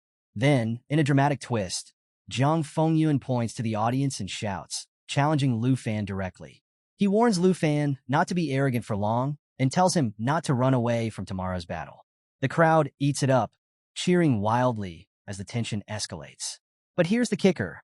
Lu Fan isn't even there. Qin Xiao and Xiao Man, realizing this, panic and start looking for him. Hank sighs, knowing full well that Lu Fan found the match boring and left long ago. Back in the points arena, Lu Fan is still locked in his intense duel. The mysterious woman's relentless attacks keep him on edge. He's impressed by her power, but puzzled by her motives. Suddenly, his phone rings, distracting him. She notices and, mid-attack, grabs his hat, teasing him about his defense while complimenting his rapid improvement. It dawns on Lu Fan. She's not just fighting him. She's guiding him, exploiting weaknesses in his movements to help him grow stronger. But why? He doesn't have time to figure it out as the woman gets dangerously close, her armor gleaming and her teasing grin inches from his face. She points out that he needs more endurance and stamina if he wants to keep up. Flustered, Lu Fan can't even respond before his phone rings again. Apologizing, he takes the call. When he turns back, he thanks her sincerely for teaching him so much in such a short time. He even asks for her contact information, hoping to schedule more training sessions. The woman, now back in her sleek black outfit, laughs, teasing him for asking a pretty senior for her number so quickly. Lu Fan, panicking, clarifies that it's strictly for training purposes, but she waves him off. With a playful tone, she tells him to open a points room in the arena whenever he wants to fight her again. No promises, though. As she walks away, Lu Fan can't shake the feeling that she's more than just a strong senior. Her power, her demeanor, everything about her felt like she was on a completely different level. Could she be a teacher? Or perhaps something else entirely? The mystery gnaws at him. Just as Lu Fan is deep in thought, a notification pops up, 100 points awarded by your opponent. Confused, he wonders why she gave him points when she clearly could have knocked him out. Determined to uncover the truth, he bolts out of the arena, searching for her. But no matter where he looks, she's nowhere to be found. As he runs through the dorm, students yell at him to calm down, but he's too lost in thought to care. Who is she? Why did she fight him like that? And why did she vanish so suddenly? It almost feels like she wasn't real, like some kind of spirit haunting the academy. Moments later, Qin Xiao, Xiao Man, and Hank find Lu Fan, shouting for him to join them. Qin Xiao teases him about meeting yet another mysterious girl, while Xiao Man jumps in, making jokes about him hooking up in the arena. But Lu Fan, too consumed by the day's events, brushes them off and quietly follows them back. The next day, the freshman assessment finals kick off, and the arena is packed to the brim. Students chatter excitedly, wondering if Lu Fan will actually show up to face Jiang Fengyun. Some say he's brave for challenging the entire Fengyun pavilion, while others think he's just ridiculously arrogant. Either way, everyone agrees. This is the match of the year. Inside the arena, Jiang Fengyun grows impatient, frustrated that Lu Fan hasn't arrived yet. He threatens to march over to Villa number 1 himself if Lu Fan doesn't show. Su Jing, ever calm, advises him to wait. Just then, someone spots a figure racing toward the arena from the restroom area. It's Lu Fan, running at insane speeds, his cloak billowing behind him. Jiang Fengyun smirks, signaling his team to prepare. As Lu Fan approaches, he waves casually to the crowd, apologizing for being late. Then, with his signature grin, he announces, "Let's get this over with, I've got more important things to do." Standing in the middle of the arena, Lu Fan wears his signature confident grin as he addresses the Fengyun Pavilion. With an air of calm, he admits he doesn't even know how many members they have. But, he adds with a smirk, one thing is clear, whatever comes together goes together. To drive the point home, he makes a cutthroat gesture, which immediately sets off one of the pavilion's giants. Furious, the man hurls insults, demanding to know how Lu Fan dares to speak to Jiang Fengyun like that. "You're asking for death," he bellows. But before the giant can step forward, Jiang Fengyun raises a hand to stop him. He brushes off the insults, declaring that there's no need for idle chatter if Lu Fan refuses to take them seriously. With that, Jiang Fengyun makes his move. He wagers 7,000 points on the match, confident in his victory. Lu Fan, clearly unbothered, starts searching his pockets like he forgot what he even brought. Then, with a flourish, he pulls out his points card and declares a bet of 177,000 points. The crowd gasps. Jiang Fengyun's team panics, shouting that they don't have enough points to match. But Jiang Fengyun, hungry for revenge, silences them. Driven by greed and pride, he rallies the pavilion to pool their points. They manage to scrape together the full amount, though some grumble, warning that if they don't get a cut of Lu Fan's points after the match, they're done with the pavilion. With the bets placed, the tension in the air is electric. Lu Fan, cool as ever, starts warming up, clearly excited. Meanwhile, Jiang Fengyun, suspicious of Lu Fan's confidence, assumes he'll summon his dragon pet and orders Su Jing to cast a binding spell. Su Jing agrees, shouting for everyone to prepare for battle. The fight kicks off with Su Jing casting Confinement Lock, a spell that sends crimson-red chains flying toward Lu Fan. The chains wrap around him, completely immobilizing him and preventing any skill usage for 5 seconds. Thinking they've got Lu Fan right where they want him, Jiang Fengyun and his comrades charge in, aiming to deliver a decisive blow. But in the blink of an eye, Lu Fan breaks free. The chains shatter like cheap decorations, and he blocks Jiang Fengyun's attack with his big black machete. The crowd erupts in disbelief. Jiang Fengyun freezes, unable to process how Lu Fan broke the spell so effortlessly. Before he can recover, Lu Fan grabs him by the collar, flips him 360 degrees, and slams him into the ground with a thunderous crash. The cheers grow louder as Lu Fan stands over Jiang Fengyun like it's just another day at the office. Refusing to give up, The pavilion's mage sneaks behind Lu Fan and casts Stiffness, a spell designed to slow him down by reducing movement and attack speed by 75%. The mage signals the long-range attackers, who unleash a barrage of projectiles at Lu Fan. Dust and smoke fill the air, and for a moment, it seems like they might have turned the tide. But as the dust clears, there's Lu Fan, grinning like he's at a picnic. "Is this really your plan to take down the top freshman?" he asks, slamming his foot into Jiang Fengyun's face for good measure. Jiang Fengyun, dazed, demands to know why the spell didn't work. Su Jing, baffled, explains that it is working. Lu Fan's speed has indeed been reduced. The problem? Even at 25% speed, Lu Fan is still faster than everyone else. Lu Fan casually shrugs, looking down at Jiang Fengyun with a playful smile. "Don't blame your friends," he says. "It's just that my dragon pet bonuses make your skills kind of useless." Feeling the pressure, Jiang Fengyun activates his trump card, Afterimage, a skill that creates multiple mirages of himself to overwhelm his opponent. The pavilion cheers, convinced this is their leader's big comeback. But as the mirages swarm Lu Fan, he cuts through them one by one like he's swatting flies.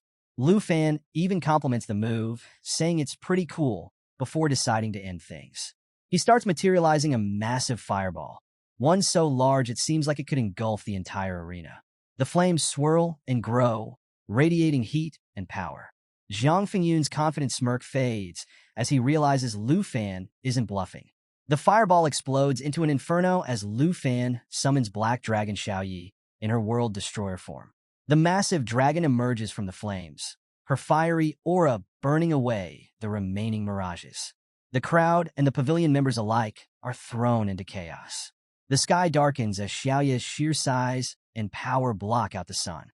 Panic spreads as the pavilion begins to scatter, screaming in terror. One of Lu Fan's teammates pulls out a phone, recording the chaos for posterity, while others stand frozen, unable to process the sight of a real dragon in its most fearsome form. Jiang Fengyun, now blindfold off, stares at Xiaoyi in disbelief. He's faced fake dragon tamers before, but this is something else entirely. His team begs him to retreat, but Jiang Fengyun knows it's too late. He's made a colossal mistake. Lu Fan, standing amidst the chaos, warns Jiang Fengyun not to collapse just yet. His counterattack is coming. Xiaoyi lets out a deafening howl, and Lu Fan unleashes a pressure attack that radiates fear, immobilization, and stunning effects across the arena. Every member of the Fengyun Pavilion is hit, frozen in place as panic overtakes them. Even Jiang Fengyun, trying desperately to move, finds himself completely powerless. With a grin, Lu Fan pulls out his points card and asks Jiang Fengyun if he finally understands who the true number one is. As the system tallies the results, Lu Fan collects a staggering 189,041 points, leaving the pavilion utterly defeated. Jiang Fengyun collapses, fainting from the sheer humiliation. As the dust settles, Xiaoyi lands beside Lu Fan, her fiery presence still commanding the arena. Lu Fan pats her head and casually remarks that their mission is complete. But even after wiping out the pavilion, he's not done. "I've got more important things to do," he says, walking away like it's all in a day's work. Later, in the Dragon Academy points room, Lu Fan is on the phone, bragging about his massive haul of points. His friends suggest throwing a party to celebrate, but Lu Fan is already focused on his next move. Just then, the mysterious senior sister steps into the room. Dressed in her striking black outfit, she approaches Lu Fan with a sly smile. "Were you waiting for me?" she asks. Lu Fan grins, replying that there's no point in competing with anyone else. If he's going to learn, it has to be from someone like her. He adds, almost teasingly, that since she's over level 70, she's the only real challenge around. The senior sister pauses, glancing at the arena's level requirement, and smiles knowingly. Lu Fan, too, begins to piece it together. She's not a student. She's something far beyond what he imagined. The scene shifts back to the arena, where the vice principal kneels beside a defeated Jiang Fengyun, checking his pulse after that epic battle. As he surveys the destruction, still surrounded by the stunned members of Fengyun Pavilion, one thing becomes clear. Lu Fan doesn't just fight, he calculates. Every move, every decision was timed perfectly, and despite the intensity of the showdown, no lives were in danger. The vice principal can't help but nod in approval. Lu Fan truly understands the weight of his actions. Meanwhile, back in the points room, The mysterious senior sister sits casually, teasing Lu Fan. Did you set a trap for me to walk into? She asks with a sly smile, clearly enjoying herself. Lu Fan quickly defends himself, saying, Hey, it's not a scam. The level limit is posted right on the door. If you walked in, that means you're over level 70. Definitely not a student. The lady raises an eyebrow, slightly annoyed. So you think I'm not a senior? Then who do you think I am? Lu Fan, a little flustered, starts analyzing. She looks young enough to be a senior, but her strength is way beyond that of any student. After a pause, he blurts out, You must be a teacher. That earns him a burst of laughter. A teacher, she chuckles, clearly amused. Then her tone shifts as she steps closer, her fiery aura returning. Whether you believe it or not, I am your senior, she says. Her eyes glimmer mischievously as she adds, and this time, you didn't hide your handsome face. Much more pleasant to look at.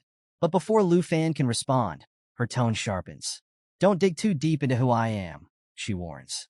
If you want to see me again, don't set the points room level to 70 or higher. Otherwise, I won't come back. Lu Fan nervously promises, though he'd been considering setting it to 80 next time. Well, that plan's scrapped. The air thickens as flames swirl around the woman, and her black dress transforms once again into that stunning, intimidating armor. I have to admit, she says, your performance in the arena was impressive. You used my techniques against Jiang Fengyun perfectly. You learned fast. Hearing her praise, Lu Fan can't help but grin. He materializes his big black machete, realizing that she must have been watching the entire battle. She explains how the crowd erupted when he summoned his dragon so quickly and knocked down Jiang Fengyun with lightning speed. Your reactions, she adds, are proof of the speed you honed in the points room. Flattered, Lu Fan scratches his head, thanking her for the guidance. But, he admits, I still have a lot of weaknesses in melee combat. Without warning, she materializes her fire trident and lunges at him, her expression dead serious. Lu Fan barely manages to block, his mind racing. You've made progress, she says, her voice sharp, but don't get cocky. You're still far from ready to brag about it. Realizing she's not joking, Lu Fan quickly apologizes. I wasn't trying to brag, he insists. I really want to keep learning.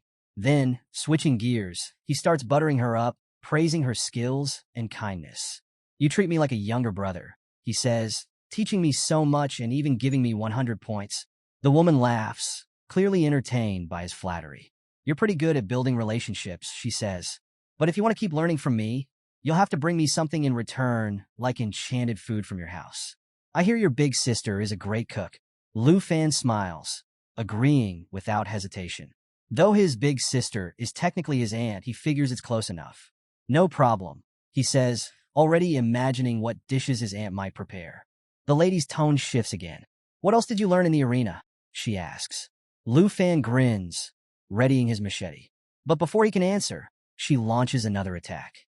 Their weapons clash in a blur of sparks and flames, the fight growing more intense. You're getting faster, she says, impressed. Then, with a devilish smile, she adds, if you can land even one hit on me, I'll reward you with a new weapon. Lu Fan, confused, barely has time to process her words before she leaps into the air and lands a playful but powerful hit, using her thighs to smack his face. It's almost like she's belly dancing mid-battle, and Lu Fan is too stunned to react.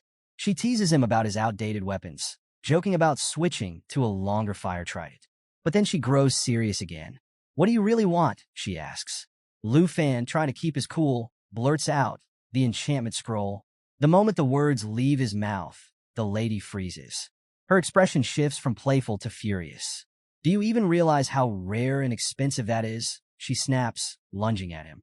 You want that? Go to hell. Lu Fan, unprepared for her sudden anger, tries to explain, but she's too furious to listen. Her fiery attacks rain down on him, leaving him speechless. Later that evening, back at the villa, Lu Fan is nursing his sore muscles and complaining to his aunt. I couldn't land a single hit on her, he grumbles. Now my whole body feels like it's been hit by a truck. His aunt, clearly shaken, tells him she was scared to death during his battle with Jiang Fengyun. I thought you two were going to fight to the death, she says. Meanwhile, Qin Xiao, sitting nearby with her tablet, casually mentions that the senior sister probably isn't a teacher. According to Nan Jianyang, she's never seen anyone like her at the academy. Qin Xiao suddenly perks up, announcing that Lu Fan is trending on the school forum again. Turns out, someone recorded his fight against Fengyan Pavilion, complete with footage of the legendary black dragon Xiaoyi. Lu Fan's aunt watches the video, smiling proudly. Now everyone knows you won, she says. This should settle all the disputes. Lu Fan, still baffled, wonders how anyone managed to record the chaos. Some people just have perfect timing, he mutters. Jinying, now curious, teases him. After beating Jiang Fengyun, you should be the new idol of the Fengyan Pavilion, she jokes. But Lu Fan, too exhausted to care, waves it off. I'm just focusing on recovery, he says. The hype will die down soon. The next day, in the spider's secret realm, Lu Fan is back to grinding levels. As he slices through hordes of spider monsters with ferocious attacks, Jianying watches in confusion. I thought your goal was learning new techniques from your senior, she says. Lu Fan, focused on the fight, explains, if I upgrade my level, I'll have an advantage over her. Besides, I'll need it to keep up. Just as he finishes a particularly tough wave of spiders, Lu Fan feels it. The surge of energy as he finally hits level 30. Overjoyed, he calls everyone over to open a treasure chest and celebrate his achievement. Qin Xiu congratulates him, while his aunt, trying not to gag at the sight of the spider corpses, reluctantly pats him on the back. Jianying and Xiaoman are equally excited, knowing that hitting level 30 means one thing. It's finally time for Lu Fan to visit the job transfer hall and upgrade his class to the next level. Lu Fan steps out of the secret realm, his excitement practically radiating. He's ready for whatever comes next after his second job transfer. But as soon as the nearby students recognize him, the guy who single-handedly defeated Chen Tianji and wiped the floor with the entire Fengyan Pavilion, chaos erupts. Boys and girls swarm him like he's a celebrity, all clamoring for selfies, autographs, and even just a handshake. The crowd grows larger and rowdier, separating him from his group. Jianying and Xiaoman watch the madness unfold from a distance. Jianying's eyes narrow in jealousy at the girls fawning over Lu Fan, while Xiaoman shakes her head in disbelief. How did he get this popular so fast, she mutters. Realizing there's no escape from the crowd, Lu Fan's aunt springs into action.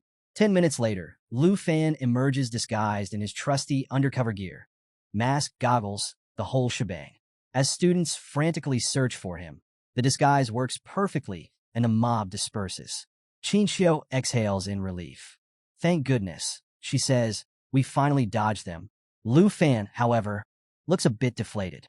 Do I really have to go out like this every time now? He laments. Xiaoman, envious of the attention, jokes, I wish I had a bunch of handsome guys chasing after me. Jianying, still sour, quickly changes the subject. There's no historical record of a second job transfer for a dragon tamer, she points out. No guides, no references. Lu Fan's flying blind here. Qin Xiu, ever the cheerleader, pats Lu Fan on the back. You're about to make history, she says with a grin. Even Lu Fan feels a spark of pride. This is uncharted territory, and he's ready to face it head-on. Finally, they reach the job transfer hall, and the group exchanges encouraging smiles. The ceremony is solo, Jianying reminds him. You've got this. Lu Fan reassures them, saying, don't worry. I'll figure it out somehow. With a confident tap of his student card, he enters the chamber. The room is circular and bathed in soft blue light. As the system announces that the second stage transfer is ready, Lu Fan realizes there's no existing data for a Dragon Tamer's second transfer. Usually, these jobs are documented for future generations, but his path is entirely blank. Determined, he begins exploring his options. 3 glowing notifications appear before him. 1. Dragon Priest. A path centered on healing, buffs, and enchantments, enhancing dragon pets, but leaving the user's abilities weaker. 2. Dragon Spellcaster. A mage-like role that absorbs dragon skills and lets the user cast dragon magic themselves. 3. Flame Dragon Warrior. A melee-focused class with incredible strength and endurance, allowing transformations into a giant dragon form. Each option has clear strengths, but comes with significant trade-offs. None of them fit Lu Fan's balanced fighting style. Frustrated, he stares at the choices, feeling stuck. Then, as if sensing his dilemma, a 4th option materializes, Dragon Rider. Before him, a suit of powerful armor with a flowing cape appears, radiating energy.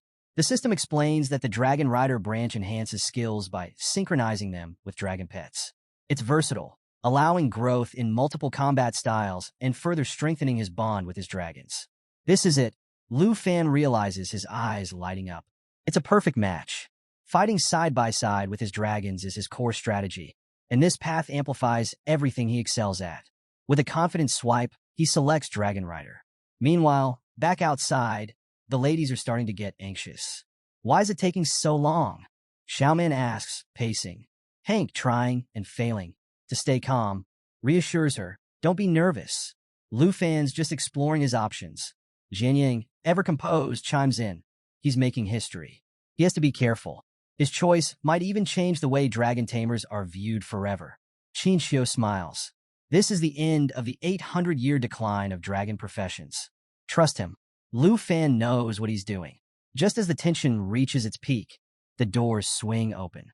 Lu Fan steps out, and the group breathes a collective sigh of relief. They bombard him with questions, eager to know what path he chose. As they walk, Lu Fan reveals his new class, Dragon Rider. My contract slots increase from 2 to 3, he adds with a grin. Xiaoman, ever curious, asks, wait, does that mean you actually have to learn how to ride a dragon now? Laughing, Lu Fan explains, I already found a dragon riding saddle in the cemetery's secret realm. As long as my dragons hit level 30, I can ride them. His aunt raises an eyebrow. The thought of you riding 2 dragons feels weird, she teases. Lu Fan smirks. Don't imagine anything strange. I'm only riding them in full dragon form, not human form. As they approach the villa, Lu Fan spots someone familiar, the mysterious senior sister. She strides over, her presence as captivating as ever. You've wasted enough time, she says playfully. I should have just given you my contact info earlier. The group stares, especially Xiaoman, who immediately realizes this is the senior who trained Lu Fan into exhaustion. She can't help but admire her beauty. The senior sister smiles knowingly. I assume Lu Fan's told you all about me, she says, then turns to his aunt. Are you the famous enchanted cook? His aunt chuckles, confirming it. The senior sister then casually announces that she needs to borrow Lu Fan for a bit. The group freezes in surprise. The senior sister clarifies, we're running errands in Dragon City. Don't get any strange ideas. His aunt waves her off. After all the guidance you've given Lu Fan, there's no need to ask. Just bring him back in one piece. And join us for dinner when you're done. Before Lu Fan can protest, the senior sister grabs his hand. As she pulls him away, her chest brushes against him, leaving him flustered. He glances back at his friends, clearly annoyed that no one bothered to ask his opinion. Later, Lu Fan sits silently in the passenger seat of the senior sister's sleek, speeding car. The engine roars, and they're definitely breaking every speed limit. His phone buzzes with a warning, be cautious around her. She's not even a teacher. His unease grows. The senior sister notices his silence. What's wrong? She asks with a sly smile. Hesitating, Lu Fan finally asks, where are we going? Her smile widens. To get the rare consumable you requested. You'll love it. Realizing what she means, Lu Fan's excitement replaces his worry. This ride just got a whole lot more interesting. After what felt like hours of speeding, Lu Fan and the senior sister arrive at the Dragon Auction House just as the event is kicking off. As they step inside the grand hall, Lu Fan quickly pieces together why they're here. The enchantment scroll he'd been dreaming of is up for grabs. But knowing how rare it is, he's already feeling uneasy about the cost. The senior sister, ever calm, flashes him a confident smile and encourages him to snag it. But Lu Fan, remembering the eye-watering bids during the Secret Realm auction, feels a knot form in his stomach. Forget it, he mutters. It's going to cost a fortune. The senior sister chuckles, clearly amused. Relax, she says. I'm richer than you can imagine. Her casual tone doesn't ease Lu Fan's worries, though. He doesn't like the idea of owing her, especially since her identity is still shrouded in mystery. Determined to find a way to manage on his own, Lu Fan starts brainstorming alternatives. But before he can dwell on it further, the auction begins. The first item on the docket is none other than the rare enchantment scroll, capable of removing level restrictions on equipment. A system announcement booms through the hall, and the starting price is jaw-dropping, 95 million dragon coins. Lu Fan's hope wavers as bids shoot up like fireworks, soaring past 200 million in seconds. Before Lu Fan can blink, the senior sister casually raises her paddle and bids 230 million dragon coins. She leans over to Lu Fan, whispering with a grin, pay attention. You might learn something about bidding. Just as Lu Fan is processing her bold move, a voice from the back cuts through the room, announcing a new bid, 3 billion dragon coins. Lu Fan turns to see the smug face of the bratty princess of the Tai Chi Kingdom. Lu Fan is floored. Why does she want the scroll, he wonders. The senior sister, unfazed, leans back in her chair. Her family's loaded, she explains. And trust me, bidding against her could stir up trouble. Curious, Lu Fan asks how she knows so much about the princess. The senior sister shrugs. I'm a well-informed woman, she says slyly. Then, lowering her voice, she adds, I also know all about you. And the mention of his past run-in with the princess in Chun Tianji stirs Lu Fan's frustration. The senior sister picks up on his mood and, with a reassuring pat on his arm, says, don't stress about paying for the scroll. It's my gift to you. Before Lu Fan can protest, she raises her paddle again, declaring 4 billion dragon coins. The crowd gasps at her audacity. The princess, trying to mask her frustration, instructs her minion to check their funds. He reports back, they only have 5 billion dragon coins to work with. Not missing a beat, the senior sister makes the decisive move, 5 billion dragon coins. The auction house falls silent. Even the announcer is stunned. Sold, he declares, slamming his gavel. The enchantment scroll is officially hers. The princess is livid, fuming that someone dared outbid her. Spotting Lu Fan, her minion points him out, muttering something about low-class trash. The princess sneers, completely oblivious to the fact that Lu Fan could obliterate her ego in one blow. Her minion tries to calm her, suggesting they can find a similar scroll elsewhere. But the bratty princess, always one for dramatics, pouts and threatens to get her brother involved. Let's see who dares oppose me then, she huffs. Typical. Meanwhile, Lu Fan and the senior sister retreat to the VIP lounge, where they're joined by an elegant woman in a red dress. The senior sister stands, greeting her warmly with a hug. It's clear these two know each other well. The woman, clearly amused, scolds the senior sister. You didn't even say hello when you arrived. Every time you're here, you spend a fortune on the most random things. It's my job to cater to you, you know? Her attention shifts to Lu Fan, her sharp gaze taking him in. And who's this? She asks with curiosity. The senior sister introduces him as her junior, adding that the enchanted scroll was a gift for him. The woman smiles, introducing herself as Sister Duyakyu, the boss of the Dragon Auction House. She warmly invites Lu Fan to return anytime he wants something unique. Still reeling from the introductions, Lu Fan struggles to process the connection. Then, Duyakyu drops the bombshell. She's the senior sister's sister-in-law. Lu Fan's jaw practically hits the floor. Suddenly, the senior sister's endless wealth makes perfect sense. Lu Fan insists on repaying the 5 billion dragon coins someday. The senior sister waves him off, teasing, oh, don't worry. Just think about how you're going to pay me back. It'll be fun. She gestures toward the scroll, inviting Lu Fan to take a look. Grinning like a kid on Christmas morning, he's already thinking about how he'll use it. The scroll's ability to eliminate the level 60 restriction means he can finally equip the soul wing of the Flying Dragon King. Flight? Yes, please. While Lu Fan marvels at his new treasure, Duyakyu and the senior sister chat about rare item donations and an illustrated treasure book collection. The senior sister jokingly reminds Lu Fan, you're 5 billion in debt now. Better start brainstorming how to repay me. Curious, Lu Fan asks about the treasure book. The senior sister hands him a tablet, explaining that the auction house pays for unique items entered into the book. The payout is 3% of the item's estimated value. It's a win-win.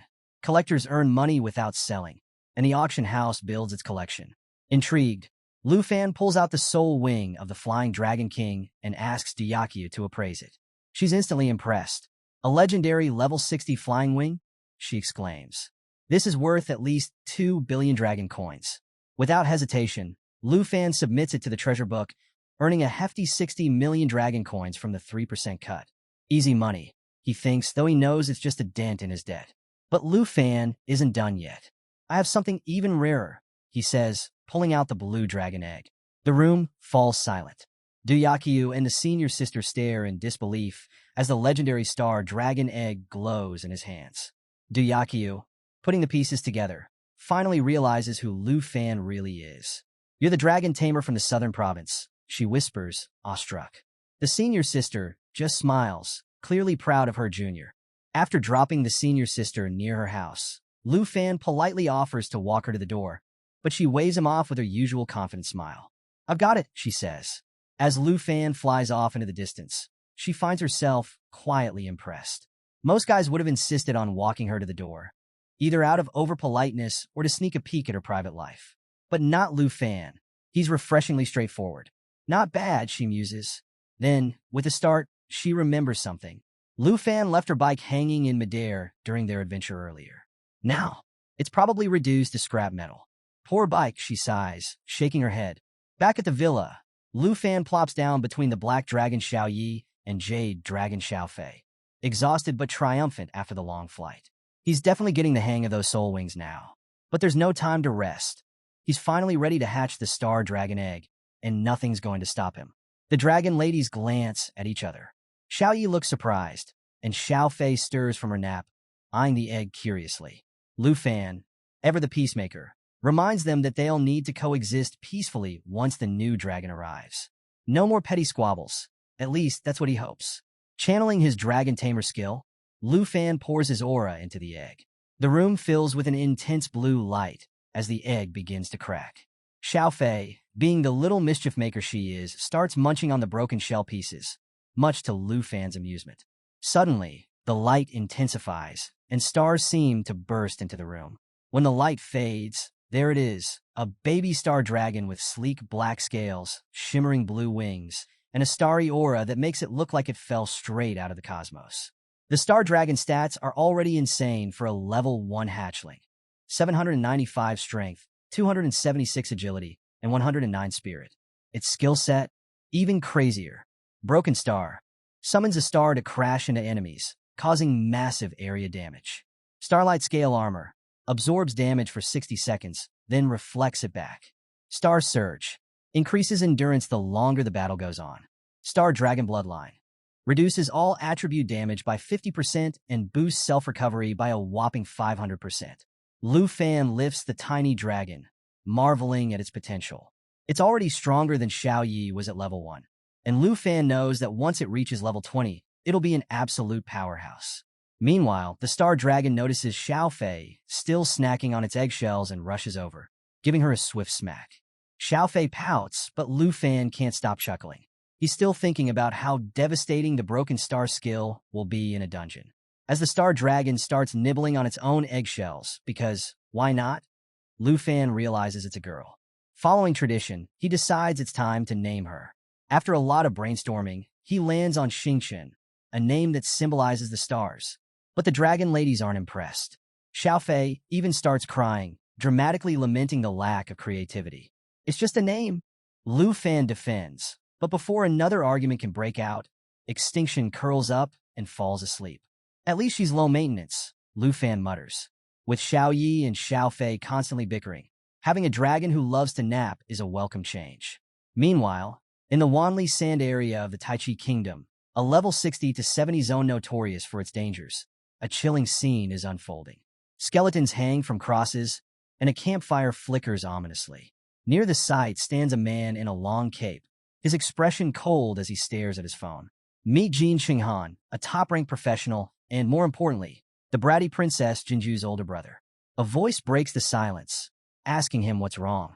Without looking up, Jin Xinghan explains that his spoiled little sister has been pestering him about a trashy boy who had the audacity to hit her. Not once, but twice. She's always been like this, Jin Xinghan says, clearly unimpressed. Nearby, a massive centipede-like monster emerges from the lake, but Xinghan doesn't even flinch. With a flick of his hand, a burst of red energy slices the creature clean in half. I'm a loving brother, he declares, a dangerous smile playing on his lips. And I'll make sure to rid my sister of all her troubles, personally. Back at the villa, a week has passed since Lu Fan hatched the Star Dragon. Life has settled into a new rhythm. Lu Fan regularly trains with the senior sister, who's always teasing him. She loves to remind him that if he ever manages to land a single hit on her, she'll take him to the dragon auction house again. Spoiler alert, he hasn't succeeded yet. During the weekdays, Lu Fan and his team grind hard in the poison spider forest, and their progress is impressive. Jade Dragon Xiao Fei is now level 22. Star Dragon Extinction has hit level 11. Black Dragon Xiao Yi is at level 29. As for the humans, Lu Fan is at level 32. Jianying has reached level 31. Xiaoman is also at level 32. Qin Xiao, the quiet powerhouse, is at level 30. With everyone ready for their second-class transfers, the team is more excited than ever. Xiaoman, in particular, can't stop talking about the advanced dungeons they'll tackle next. Watching it all unfold, Lu Fan can't help but smile. His team is growing stronger by the day, and their synergy is unmatched. So, our crew is standing around, all pumped up about their new powers. Jian Yang, always the first to show off, steps forward and proudly declares she picked the sword dancer class. Why? Because it comes with the sword master skill. And let's be honest, who wouldn't want to twirl swords in style? She turns to Qin Xiao and teases, "Hey, wasn't expecting you to go damage dealer." Qin Xiao just laughs it off and explains, "I thought about being a support, but since Xiao Fei's got healing covered, I went all out with the hidden combat class. Holy Light Judge. Now her light attribute magic is so powerful, it's practically blinding." Lu Fan chimes in with his usual leaderly grin, pointing out how well-rounded their team is now. Physical power, magic, and support. It's like a buffet of awesome abilities, something for everyone. Just as he's about to finish his pep talk, Xiaoman literally bursts onto the scene, glowing with excitement.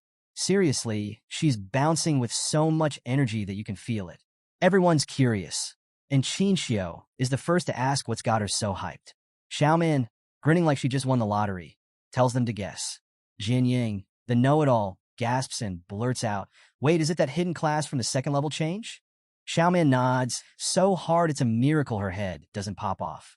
"Yep, I'm officially a water ripple swordsman. I can control water magic now." Lu Fan raises an eyebrow, intrigued. "Wait, hidden classes of the second level change? Isn't that like finding a needle in a haystack?" Jin Yang, ever the encyclopedia, confirms, "Yeah, the odds are insane, lower than getting a hidden class at the first level change." Xiaoman gets a little emotional here, admitting she's always felt like the weakest link, but being with the team has helped her find balance. Sweet moment, right? Not for long. Lu Fan can't resist and throws in a jab, teasing that it's hilarious how Xiaoman, once the slacker of the team, is now the proud owner of a rare hidden class. Oh boy, that did it. Xiaoman's face goes bright red, and she looks ready to clobber him on the spot. Fists clenched, eyes blazing. If looks could kill, Lu Fan would be respawning already. But just as things are about to escalate, Lu Fan's phone buzzes. It's Vice Principal Zhao, and suddenly the mood shifts. Lu Fan answers, and his playful expression turns serious. The envoy is coming. He cuts the call and tells the team he's got to go. Xiaoman, still mid-rant, is left standing there, her fury interrupted by the universe itself. Fast forward to the combat class hall at Dragon Capital Academy. The students are gathered, and all eyes are on the stage. Teacher Gahan leans over to Lu Fan and casually drops some info. The envoy. His name's Ruan Changfeng, and he's no joke. A level 76 Holy Shield Knight, 3rd-tier powerhouse. Oh, and Gahan also mentions that Vice Principal Zhao hinted this envoy has some opinions about Lu Fan. Translation, it's going to be awkward. Lu Fan remembers his sister's warning that this envoy might single him out. As if it's not enough to worry about, Lu Fan's attention is suddenly grabbed by someone on stage. Among the three figures standing there, one is wearing a white robe and holding something incredible. The Brahma staff. Yeah, the one that was once ranked #1 in the treasure book.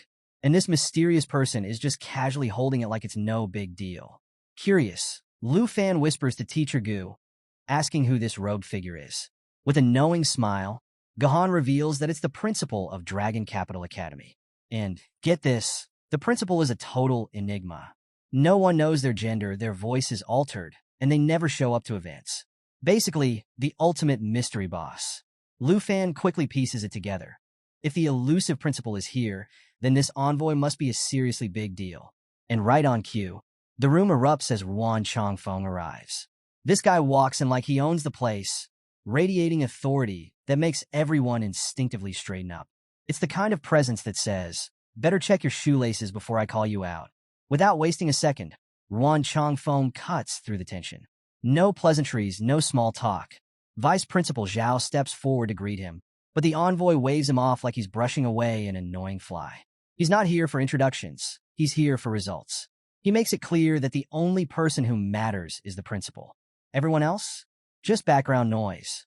Then comes the big moment. Ruan asks if all the candidates for the national trials are present.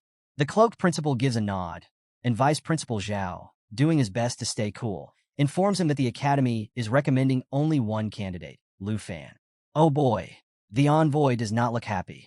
Teacher Gu leans in and explains to Lu Fan why things are so tense. Apparently, the envoy wanted to choose the candidates himself, but the academy pulled a power move by only putting forward Lu Fan.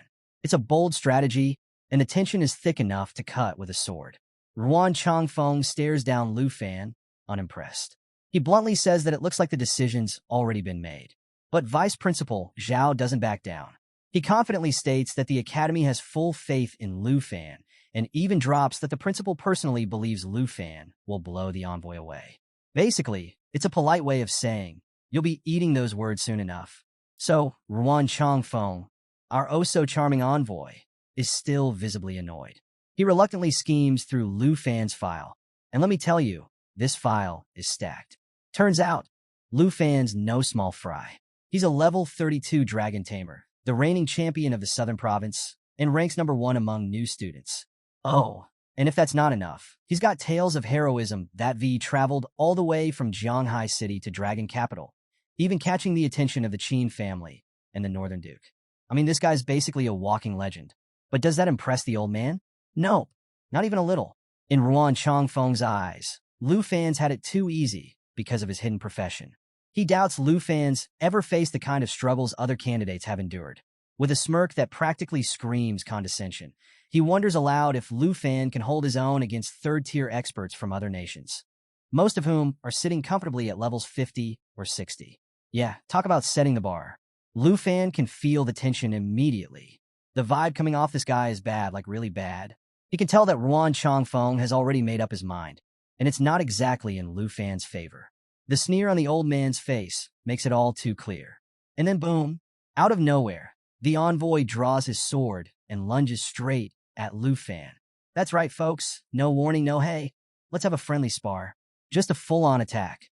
The man's idea of an assessment is trying to take Lu Fan's head off. But Lu Fan's no slouch.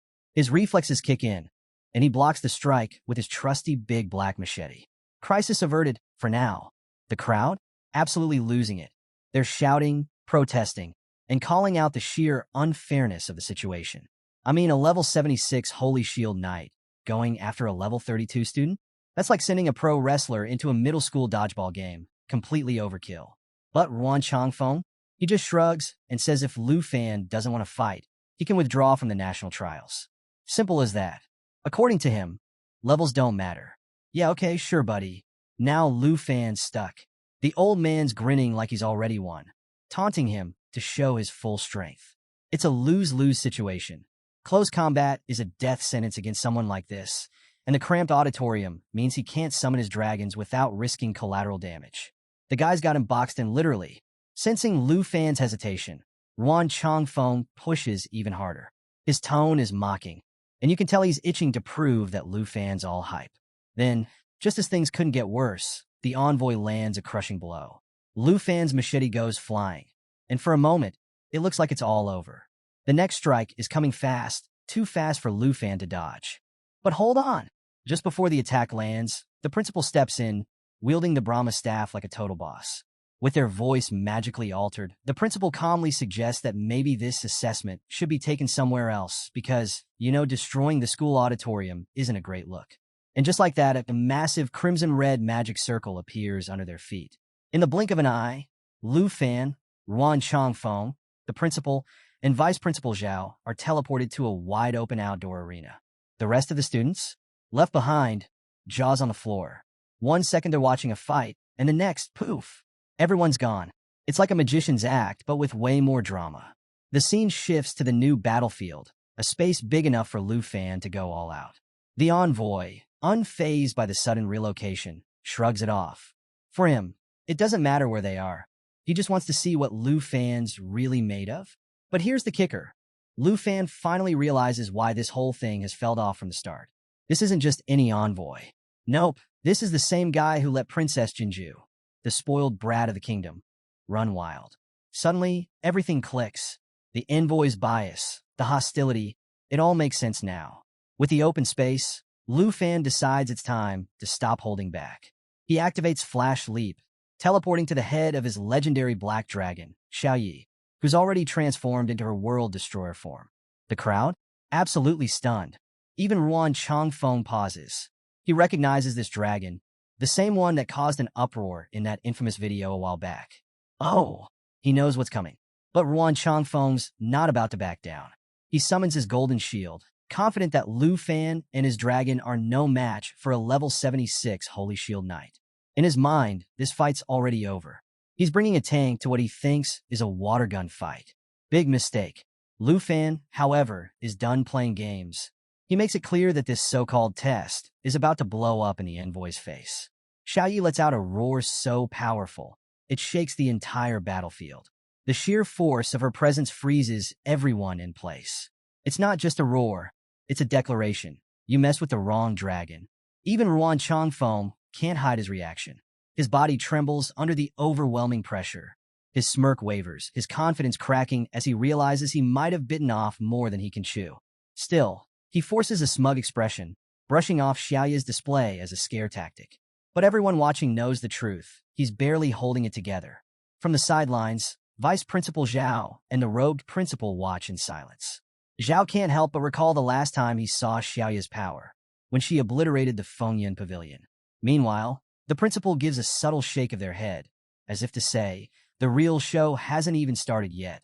Ruan Changfeng, still dripping with arrogance, stares down Xiaoyi, completely convinced that the dragon's epic display is just a flashy intimidation move. To him, it's all show, like a kid pulling out sparklers at a fireworks show. But oh boy, is this guy in for a rude awakening, because if there's one thing worse than facing a dragon, it's underestimating one. Before the envoy can process what's happening, a sudden, unexpected attack hurtles toward him. Instinctively, he raises his shield, the emblem glowing as he braces for impact. But as he blocks the strike, something happens that he didn't see coming. Fear. Real, bone-deep fear washes over him. For a guy who's made a career out of being unshakable, this feeling? Totally foreign. He trembles, surrounded by strange, pulsing symbols of fear. And the next thing he knows, he's on his knees, rattled by waves of energy crashing over him. And there's Lu Fan, standing tall next to Xiaoyi, with that trademark calm, mocking smile on his face. It's the kind of smile that says, "Didn't see that coming, did you?" But Ruan Changfeng isn't one to go down without a fight. Forcing himself to breathe through the panic, he activates his special stance, nullifying the fear that's been gripping him. His aura flares with defiance as he grips his weapon tightly and charges forward, sword raised, determined to overpower this so-called rookie. Meanwhile, Lu Fan doesn't even flinch. The battlefield itself seems to bend to his will, energy swirling around him as though the elements have picked a side. And spoiler alert, it's not Team Envoy. Over by the sidelines, Vice Principal Zhao is watching with his jaw practically on the floor. He can't believe what he's seeing. Lu Fan isn't just fighting. He's controlling the chaos like a maestro. And then, two portals open. Ruan Changfeng freezes mid-charge, his sweat-drenched face a mix of horror and disbelief. What's Lu Fan summoning now? Another dragon?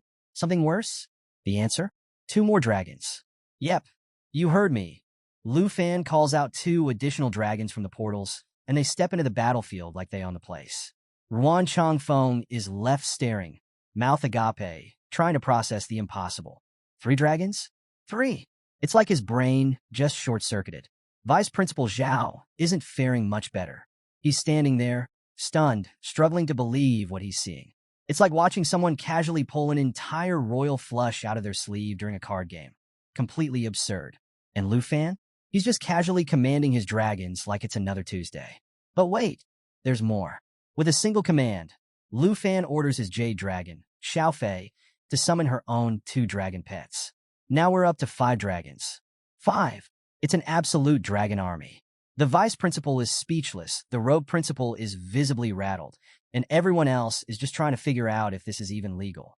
Lu Fan stands tall in the center of this dragon squad, exuding total confidence. The envoy? Yeah, he's looking a lot less smug now. Fear is creeping into his expression as he stares at the sheer power arrayed against him. Meanwhile, the Flying Dragon Kings, now at level 22, are glowing with elemental energy, fire, ice, thunder, and wind swirling around them like an unstoppable force of nature. You can almost see the envoy mentally replaying every bad decision he's ever made that led to this exact moment. On the sidelines, Vice Principal Zhao glances at the robed principal and whispers, "Did you know he could do this?" The principal, just as stunned, silently shakes their head, their composure visibly cracking for the first time. They, like everyone else, are watching in utter disbelief as Lu Fan commands 5 massive dragons as if it's the most natural thing in the world. The envoy, still gripping his shield and trying to keep his cool, refuses to back down. He knows he's outmatched, but he charges forward anyway, his shield glowing brightly with holy light protection. To his credit, he's determined to prove his strength, even if he's facing a full-blown dragon battalion. But let's be real, it's like signing up for a sparring match and accidentally walking into a boss raid. As flames and shadows engulf the battlefield, the envoy summons his defensive shield, hoping it's enough to hold back the incoming storm. But Vice Principal Zhao watches with a wary eye, ready to step in if this fight spirals completely out of control. And honestly, he's already calculating how much all this dragon damage is going to cost the Academy's insurance. Amid the chaos, the envoy suddenly bursts out laughing, a wild, defiant laugh that has everyone questioning if he's finally snapped. Perched on his mount, he charges forward with his shield shimmering, like sheer stubbornness alone will save him. His confidence cracks, but he keeps taunting, sneering that without his dragons, Lu Fan is nothing. It's the kind of overconfidence that makes you wonder if he's been hanging out in an echo chamber of his own hype. With only seconds left on his holy light protection, the envoy makes one final, desperate move. He gathers all his energy and unleashes holy light judgment, a massive, radiant strike aimed directly at Lu Fan. The battlefield lights up like a second sun as the attack hurtles toward its target. But Lu Fan? He doesn't even blink. His jade light shield, powered by Xiaofei, absorbs the strike effortlessly. Layer after layer of protection shrugs off the attack like it's nothing more than a minor inconvenience.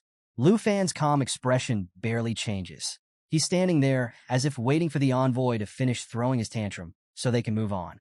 Realizing his attack has failed to make a dent, the envoy falters, his confidence crumbling by the second. And now, with his holy light protection seconds away from disappearing, he's left staring down 5 dragons and a completely unfazed Lu Fan. Yeah, things aren't looking so good for him. Lu Fan's not holding back now, channeling the Blue Dragon King's roar, and boom, a towering spectral dragon, crackling with raw energy, swirls to life around him. The sheer force of it is enough to make even Ruan Changfeng falter. For the first time, the envoy looks like he's second-guessing every life choice that led him here.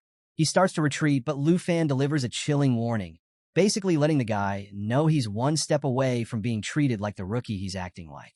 Before the envoy can even react, the star dragon appears behind him, moving so fast it leaves the man completely stunned. His smug expression melts into pure, unfiltered shock. It's the kind of look that screams, "Oh no, I've made a huge mistake." And honestly, he's not wrong. Lu Fan closes in, his gaze fierce, ready to end this nonsense once and for all. The Blue Dragon King lets out another earth-shattering roar, and purple lightning rains down like judgment itself, slamming into the envoy and knocking him clean off his mount. The once mighty shield knight hits the ground hard. His posture? Gone. His confidence? Completely shattered. The whole arena is chaos, dust and smoke everywhere, tension so thick you could cut it with a knife. Vice Principal Zhao and the robed principal are watching from the sidelines, expressions tight, like they're torn between stepping in and letting this play out. Finally, the smoke clears, and there's the envoy, flat on the ground, coughing, his body trembling from the sheer force of the attack. His mount? Lifeless beside him. Yeah, this guy is having the worst day ever. But wait, it gets better. Even in this state, Ruan Changfeng refuses to throw in the towel. With visible effort, he tries to stand, his body shaking like a leaf in a hurricane. Lu Fan, ever the gentleman, actually apologizes for killing the guy's mount. Of course, it's the kind of apology that comes with a side of sass, reminding Ruan that taking out an opponent's mount is fair game in the national trials. Ouch! Vice Principal Zhao can't believe the envoy is still trying. He's impressed, but also probably thinking, dude, just give up already? But no, Ruan Changfeng doubles down on his stubbornness. He snaps at Zhao, telling him to butt out because it's the envoy's job, and his alone, to decide when this evaluation is over. Even lying flat on the ground, this guy is clinging to authority like it's all he's got left. The principal, watching all this drama, finally steps in with a dose of reality. He calmly suggests letting it go, pointing out the obvious. Ruan Changfeng's pride is the only thing keeping him going, and even that's on its last legs. But Ruan isn't ready to let it go. Oh no. He's seething, muttering under his breath about how someone like Lu Fan, flash damage immunity, dragon tongue magic, and 5 dragons under his command, would be a perfect contender for the trials. Admitting that, though, it'd be like swallowing nails. Instead, his anger takes over, and he rises for one last desperate attack. Fueled by rage, Ruan charges at Lu Fan, hurling every insult in the book. He blames Lu Fan for everything. His fall from grace, being abandoned by the Jiang family, losing his position, and of course, the cherry on top, his dead mount. And yeah, he even throws in an insult about Lu Fan being a smelly poor fool from a dumpling shop. Real mature. Lu Fan? Completely unbothered. He stands there with one hand resting on his dragon, casually dodging Ruan's wild swings. It's almost like Lu Fan's giving him one last chance to get it all out of his system before the inevitable. Ruan, still raging, draws his sword and screams that today is the day Lu Fan dies. Big talk for a guy who's clearly out of moves. Lu Fan, with the kind of calm that can only come from knowing you've already won, delivers a swift, powerful kick that sends Ruan flying. The envoy crashes to the ground again, while Lu Fan approaches, each step slow and deliberate. It's the walk of someone who knows exactly how this is going to end. Standing over the defeated envoy, Lu Fan offers a little wisdom, telling him that losing one's cool in battle is pointless. It's almost like a lecture, delivered with all the authority of someone who just flattened his opponent. He assures Ruan that he won't strike him while he's down, but if Ruan insists the evaluation isn't over, he's welcome to stand up and keep fighting.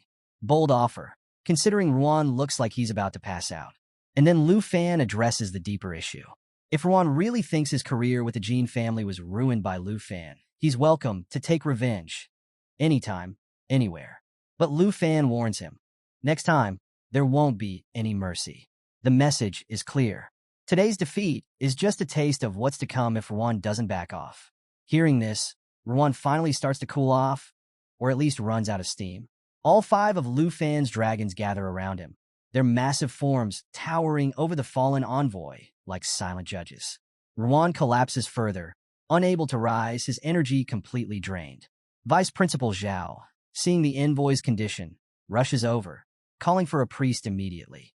It's clear Ruan's pride-driven tantrum has cost him dearly, and even Zhao can't help but feel a little sorry for him. But hey, that's what happens when you bite off more than you can chew against a guy who commands a dragon army.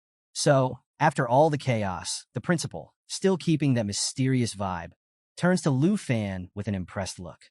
I mean, 5 dragons? That's not exactly something you whip out at a dinner party. The principal admits he didn't expect Lu Fan to have that kind of power and, out of curiosity, asks how much of his strength he actually used in the fight. Lu Fan, humble as ever, responds with a casual, not even 1%. Yep, you heard that right. 1%. He explains that the dragons barely even moved, let alone used any skills. Essentially, Lu Fan let his dragons take a light jog, and it was enough to dismantle everything. The principal is visibly taken aback.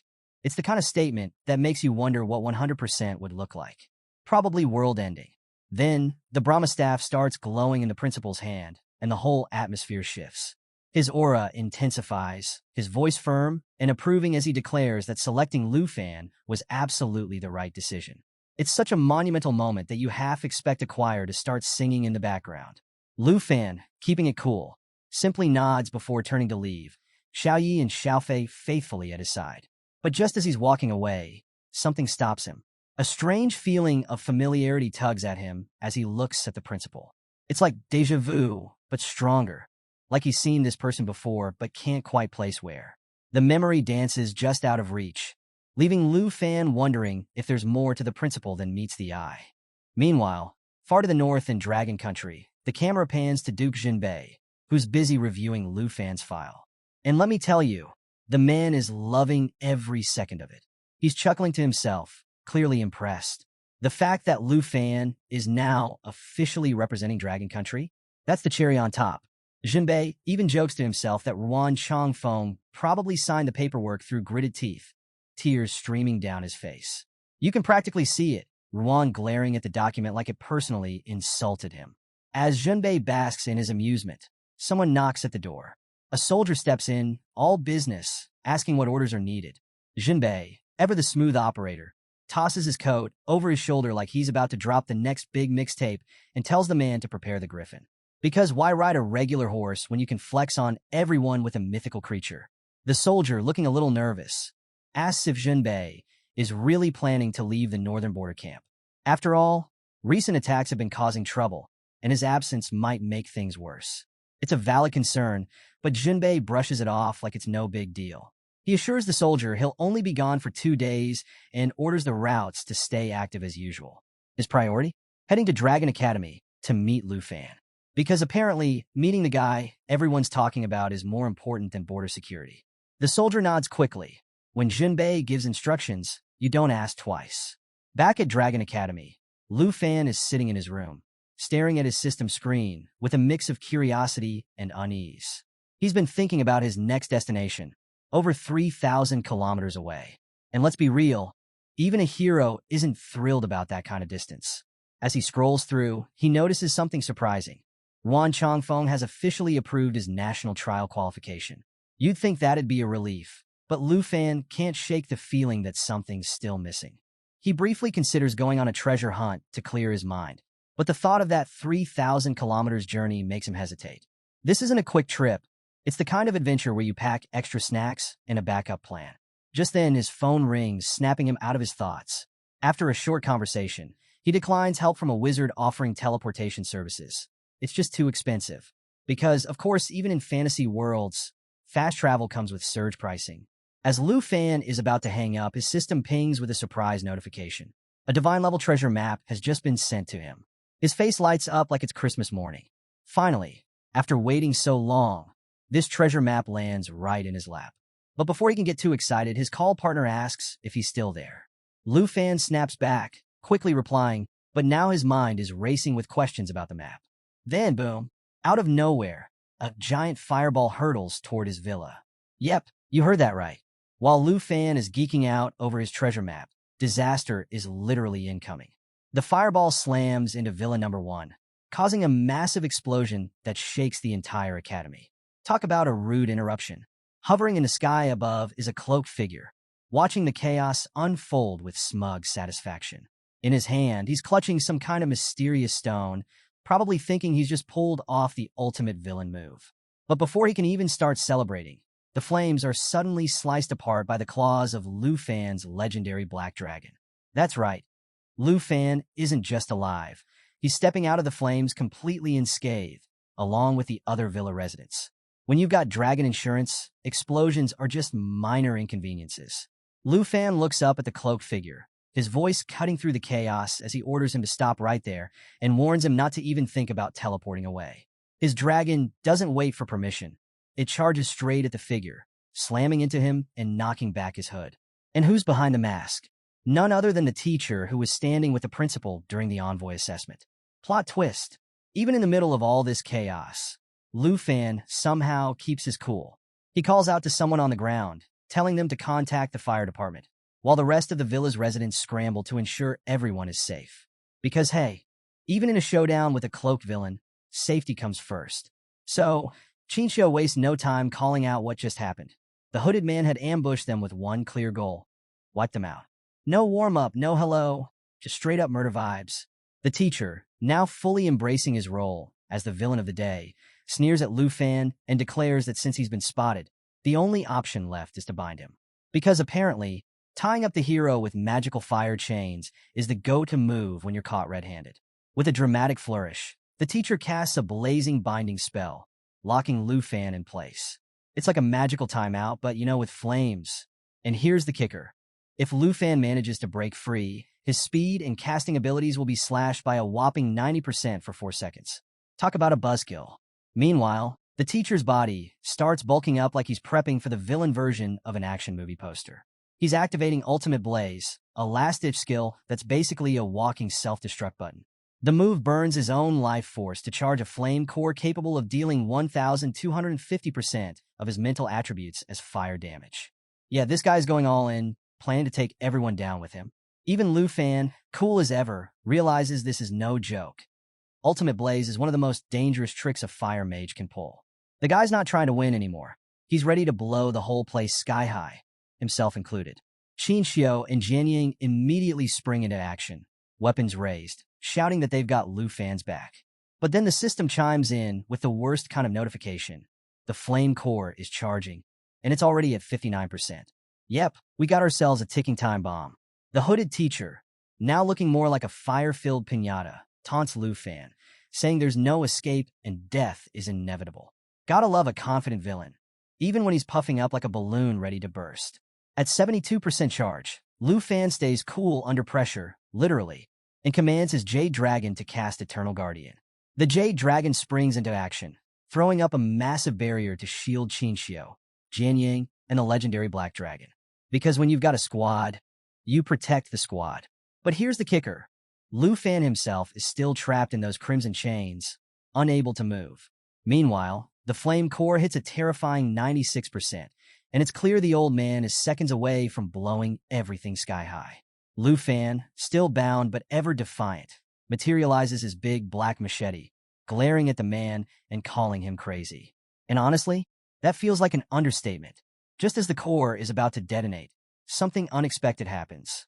Out of nowhere, the Brahma staff pierces through the old man's stomach, interrupting his ultimate blaze skill at the last possible second. The entire battlefield freezes. Even Lu Fan looks shocked as the principal's staff saves the day in the most dramatic way possible. Because when your principal shows up wielding a magic staff, it's less school rules and more epic hero entrance. The old man, now visibly frustrated, tries to reignite his plan, but the principal isn't having it. The Brahma staff strikes again, delivering a final blow. The old man collapses, his self-destruct scheme falling apart as he hits the ground. It's safe to say his villainous plan failed, spectacularly. As the dust settles, Lu Fan lands gracefully, just as Teacher Gu and his aunt, Hank, rush over to check on him. Hank, in full protective aunt mode, has tears streaming down her face, clearly terrified something might have happened to her nephew. Dragons, explosions, and magical self-destruction aside, family priorities stay the same. But Lu Fan reassures her with a calm smile, telling her not to worry. Qin Xiao races over too, concern etched across her face, and asks Lu Fan who the hooded man really was. Lu Fan answers that it was the same fire mage present during the envoy assessment. Plot thickened. Nearby, Vice Principal Zhao stands over the remains of the old man, looking completely stunned. He admits he never expected such an extreme betrayal. An honorary professor, no less, attempting murder right in the middle of the academy. Even Lu Fan is baffled, struggling to understand how someone so respected could go this far. But Hank is not in the mood for confusion. Furious, she demands that Vice Principal Zhao launch a full investigation, reminding him that her nephew's life was on the line. Qin Xiao, equally outraged, points out just how far the professor was willing to go. He'd rather blow himself up than face the consequences. I mean, that's commitment to being a sore loser if I've ever seen it. Zhao, clearly shaken, tries to reassure everyone, promising to get to the bottom of it. The next morning, we're back in the principal's office, where the usually composed leader looks rattled. He's deep in thought, reflecting on the murder attempt. Even though he managed to intervene in time, he knows this is just the beginning. It's like a bad sequel waiting to happen, more villains, more danger, and probably more explosions. The treacherous professor had been part of the academy for years, and no one had suspected a thing. The principal can't shake the thought that, if he'd been just a second too late, the consequences would have been catastrophic. As the principal sits in silence, his thoughts are interrupted by a familiar voice. Duke Junbei has entered the room, and his first order of business? Criticizing the tea. Yep, nothing says urgent meeting like complaining about bland tea. Junbei, clearly unimpressed with the refreshments, jokes that the principal's office needs better drinks. The principal, visibly annoyed, glares at him, and Junbei quickly changes the subject, laughing it off and assuring the principal he's been paying attention. Classic Junbei. The Duke then explains why he's here. After everything that's gone down, he figured the principal might want to know what's happening in the north, and to meet Lu Fan in person, of course. The principal snaps back to reality, realizing he's been talking about Lu Fan for far too long. Apologizing, he shifts the conversation, asking if Junbei has completed his mission in the far north. Junbei waves off the question, saying the mission's still ongoing. Apparently, even dukes can't escape the grind. But Junbei adds that with the recent attempt on Lu Fan's life, And with the Academy leadership tied up investigating, he's more than willing to step in and help lighten the load. Because when the going gets tough, the Duke brings a griffin and a lot of sass. So, the principal is sitting there trying to figure out what the Duke is getting at, and the Duke, being his usual straightforward self, lays it all out. He plans to take Lu Fan to the far north. Why? Well, it's not because Lu Fan is bad at dodging assassins. Clearly, that's a skill he's got down. But because trouble seems to follow him around like a needy puppy. The Duke argues that taking Lu Fan with him will not only keep him safe before the national trials, but also protect everyone else who's constantly getting caught in a splash zone of chaos. The principal raises an eyebrow, still not entirely convinced.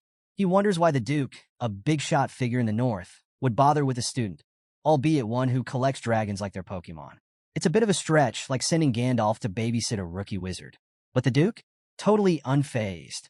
He casually grabs a bottle of wine, pours himself a glass, and starts explaining how he's been keeping an eye on Lu Fan for a while. Apparently, Lu Fan's growth has been nothing short of legendary. Like the guy's been training for the Olympics of dragon wrangling and magic. The principal, nodding along, seems almost convinced, but he throws in a condition before agreeing to the plan. He tells the Duke he has to guarantee Lu Fan's safety. Now, that's a tall order considering Lu Fan seems to attract life-threatening situations like their party invitations. The Duke, sipping his wine like it's tap water, grumbles about the terrible taste and brushes off the concern. Clearly, protecting Lu Fan is less stressful than finding decent booze. Meanwhile, over at the front gate of Dragon Academy, a fancy car rolls up, and guess who steps out? Princess Jinju. Surprisingly, she's looking calm and happy for once because her big brother, Jin Chunghan, has come to visit. For a brief moment, she almost seems sweet. Almost. But let's not get ahead of ourselves. This is Jinju we're talking about. As soon as she starts talking to her brother, she's already plotting revenge, asking if he's going to help her settle the score with Lu Fan.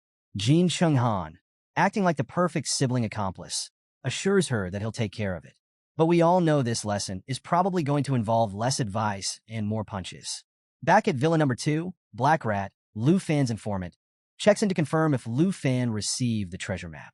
Lu Fan assures him the payment is on its way, proving that even in the middle of murder attempts, our guy keeps his treasure-hunting business running smoothly. Black Rat, though, can't help but ask why Lu Fan suddenly went offline last night. It's like he vanished into thin air. He's relieved to hear Lu Fan is fine, especially since no one else would dare buy such a dangerous map. But Lu Fan? Dangerous treasure maps are basically his weekend plans. After a quick exchange, Lu Fan cuts the call, brushing off Black Rat's concerns. Just as he's about to leave, Jian Yang approaches him. She asks if he's really planning to leave, her voice tinged with worry. Lu Fan hesitates, admitting that he's still concerned about the villa's safety after last night's attack. He's considering delaying his trip until the investigation wraps up. Because who leaves in the middle of a literal murder mystery? Jin Yang, clearly still shaken, confesses that none of the ladies slept well last night. They all stayed upstairs, too tense to rest properly. She tells Lu Fan to let them know when he's ready to leave and says her goodbyes to everyone. Lu Fan thanks her for keeping the group together during all the chaos. Suddenly, the doorbell rings, cutting through the quiet moment. Thinking it might be Vice Principal Zhao with the investigation results, Lu Fan heads to the door, only to find a complete stranger standing there. The man, looking nervous but trying to act calm, quickly reassures Lu Fan that he's not here to cause trouble. Because, of course, nothing says, "Trust me," like nervously announcing, "I'm not dangerous." The man explains that he had to subdue the villa's bodyguards because, well, they attacked him first. Apparently, the bodyguards run on a strict punch-first, ask-questions-never policy. Now Lu Fan is standing there, machete in hand, sizing the guy up. He's torn between attacking and negotiating, leaning more toward the "let's solve this with sharp objects" approach. Just as the tension reaches its peak, Qinxiu comes down the stairs and casually addresses the stranger as Uncle Tuesday. Lu Fan's confusion levels hit an all-time high. Uncle Tu? The same guy who just wrecked his bodyguards?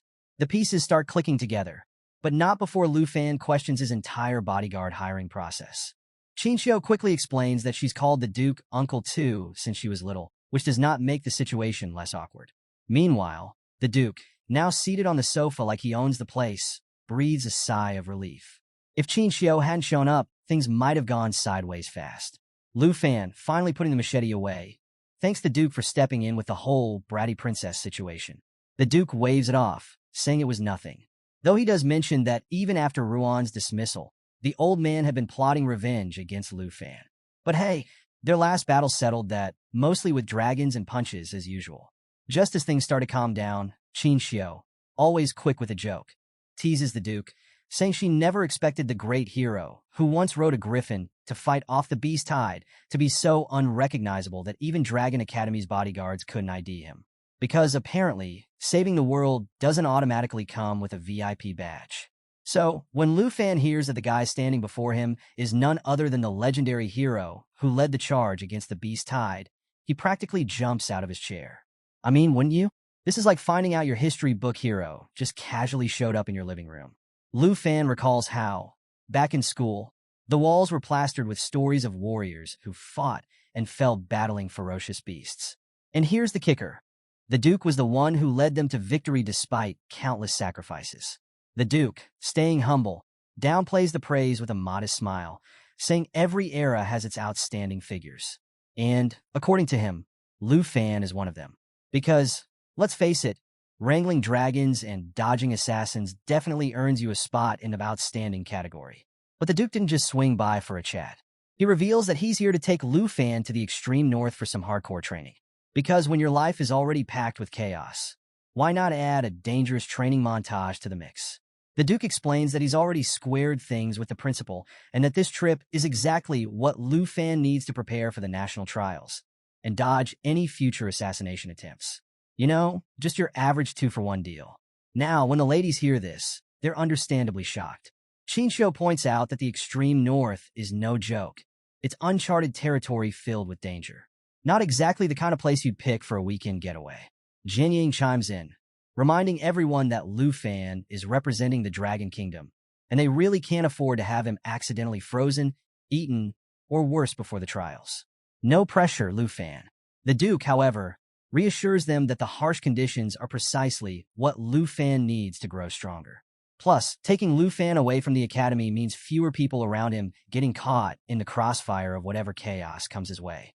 It's like a tactical vacation, minus the pina coladas. Now, Lu Fan's stuck in a classic dilemma. On one hand, the treasure he's been eyeing is in the extreme north, so it's a win-win. On the other hand, he's got a house full of powerful, beautiful women, and he's worried about their safety while he's gone.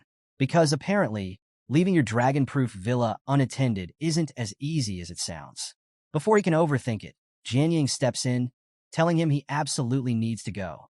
She assures him that all the ladies in the house have advanced to the second level and can handle themselves just fine. Qinxiu backs her up, promising to personally protect his aunt. That's all Lu Fan needs to hear. With a smile, he realizes he can trust them to hold the fort. Guess no fan service for a while, he jokes to himself, finally committing to the trip. The Duke, clearly pleased, grins and suggests celebrating with some wine and a big meal. But Qinxiu quickly bursts his bubble, reminding him that strong liquor is banned inside the academy. Because apparently, even legendary heroes have to follow the rules. As if that wasn't enough, Jian Yang, who spends most of her time at Villa Number 1, admits her place is completely out of food. So, no wine and no snacks? Dinner plans are falling apart fast. Lu Fan, ever the problem solver, decides to head out and buy groceries. Because, you know, why not add grocery shopping to the to-do list between assassination attempts and hero training? He also plans to swing by the academy to say goodbye to his senior. But there's still the issue of the bodyguards lying on the floor, courtesy of the Duke. When the Duke wonders if Qinxiu can heal them, Lu Fan offers a better solution, leaving his Jade Dragon behind to handle the healing. Because why call for a medic when you've got a dragon? Later, Lu Fan's at the academy's training hall, still processing the fact that he just met the hero of the Beast Tide. It's surreal, like meeting your favorite celebrity and realizing they're even cooler in person. Suddenly, his senior lady shows up, waving and asking why he's hanging around so late. She mentions she's been swamped lately, but offers to squeeze in some close combat practice. Before she can finish, Lu Fan interrupts, saying he's here to say goodbye. The senior lady pretends she doesn't know about his trip to the extreme north, but Lu Fan spills the beans, explaining that he'll be gone for a whole month. She teases him, grabbing his cheeks and joking that battling dragons in icy wilderness will give him way more experience than sparring with someone as pretty as her. Lu Fan blushes, so hard you'd think someone cast a fire spell on his face. But beneath the teasing, there's genuine concern. She warns him about the dangers of the extreme north and urges him to be careful. Lu Fan thanks her, his cheeks still glowing, and gets ready to leave. But just as he turns, she suddenly grabs him from behind, making him flustered all over again. He looks like he's about to combust when she pulls out a protective band, placing it in his hand, with a playful grin. She tells him to use it for his safety and then adds, "Bring back some unmelting ice as a souvenir." Before he can even respond, she vanishes into thin air. Classic senior lady, parting with mystery, magic, and a hint of flirtation. On his way back to the villa with groceries in hand, Lu Fan notices something's off. Someone's following him. Without missing a beat, he calls out, telling the stalker to show themselves. And who steps out? None other than Jin Chunghan, the bratty princess's older brother. The guy looks absolutely shocked that Lu Fan spotted him, proving that stealth clearly isn't the Jin family's strong suit. Not knowing who he's dealing with yet, Lu Fan straight up asks for his name. So, the stranger at Lu Fan's door starts dramatically adjusting his cape like he's about to announce himself as the final boss. He smirks and tells Lu Fan that while Lu Fan might not know him, he knows Lu Fan very well. Turns out it's none other than Jin Chunghan, the bratty princess Jinju's older brother. And he's here to deliver a thank you for all the care his little sister has received. Yeah, judging by his tone, this thank you sounds more like a veiled threat. Lu Fan immediately narrows his eyes, sizing him up. He fires off a quick question, asking if this arrogant newcomer is the top recruit from the Tai Chi Kingdom. But Lu Fan knows this guy isn't here for tea and small talk. He's here to cause trouble.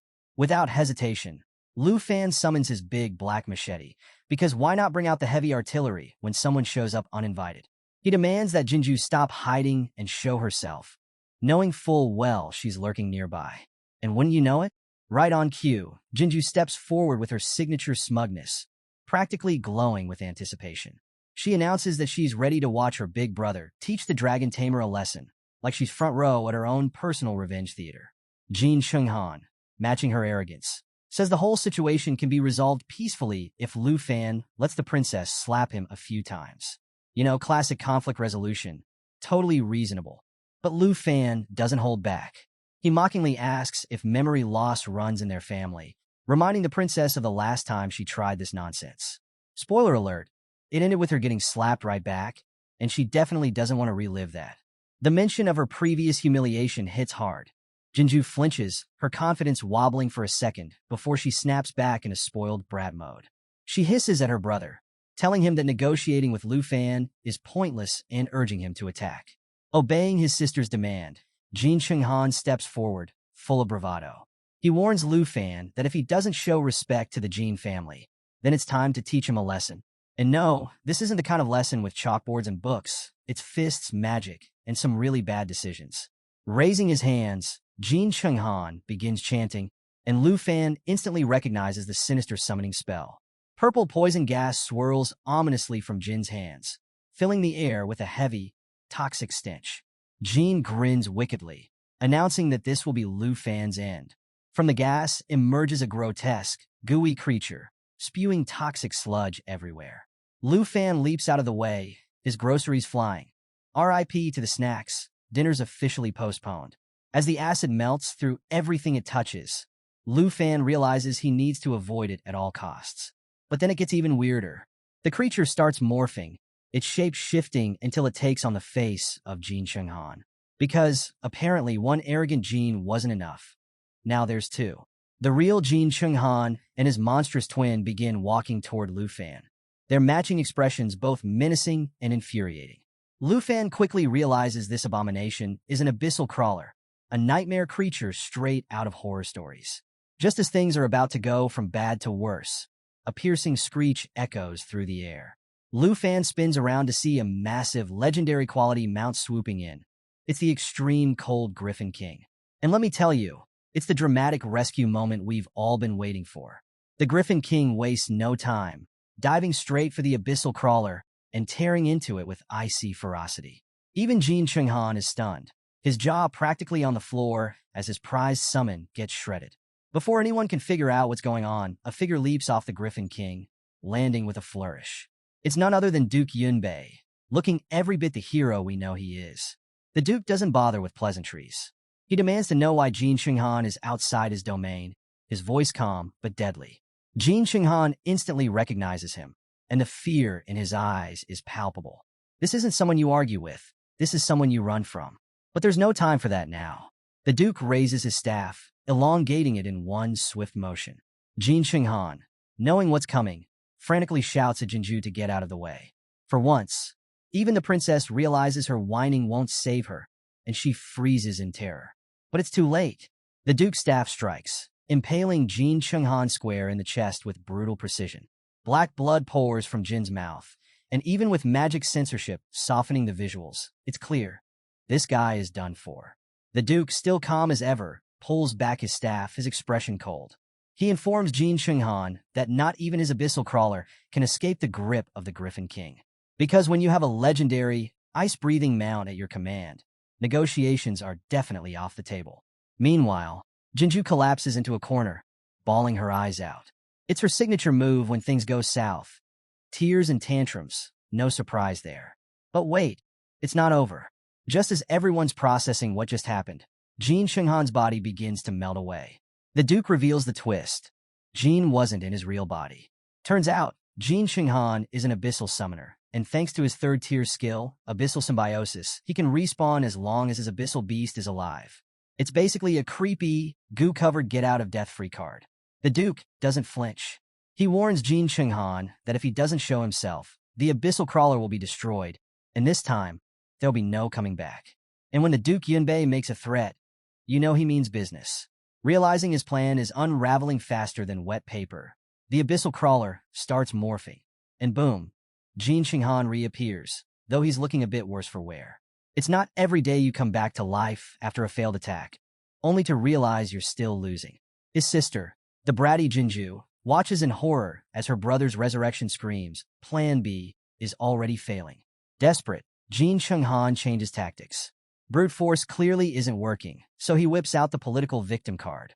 He tells Duke Yunbei that as a representative of the Tai Chi Kingdom, any attack on him before the national trials would provoke retaliation from the 23 nations. Yep, when the goo monsters and arrogance fail, it's time to try diplomacy with a side of threats. But the Duke? Completely unfazed. His expression stays colder than the extreme north. Lu Fan, meanwhile, is floored, watching someone resurrect like it's a normal Tuesday. The Duke, calm as ever, informs Jin Shenghan that when a national trial representative is attacked, retaliation in their defense is entirely justified. Translation? Lu Fan's self-defense is covered by an international loophole, and Jin's victim card is officially void. This hits Jin Shenghan like a ton of bricks. The realization dawns on him. Lu Fan is the Dragon Kingdom's national trial representative. It's a bad moment for Jin Shenghan. A mix of bitter regret and blaming his sister for her earlier failures to stop Lu Fan. The Duke, clearly done with this nonsense, clarifies that he doesn't go around skewering people for fun.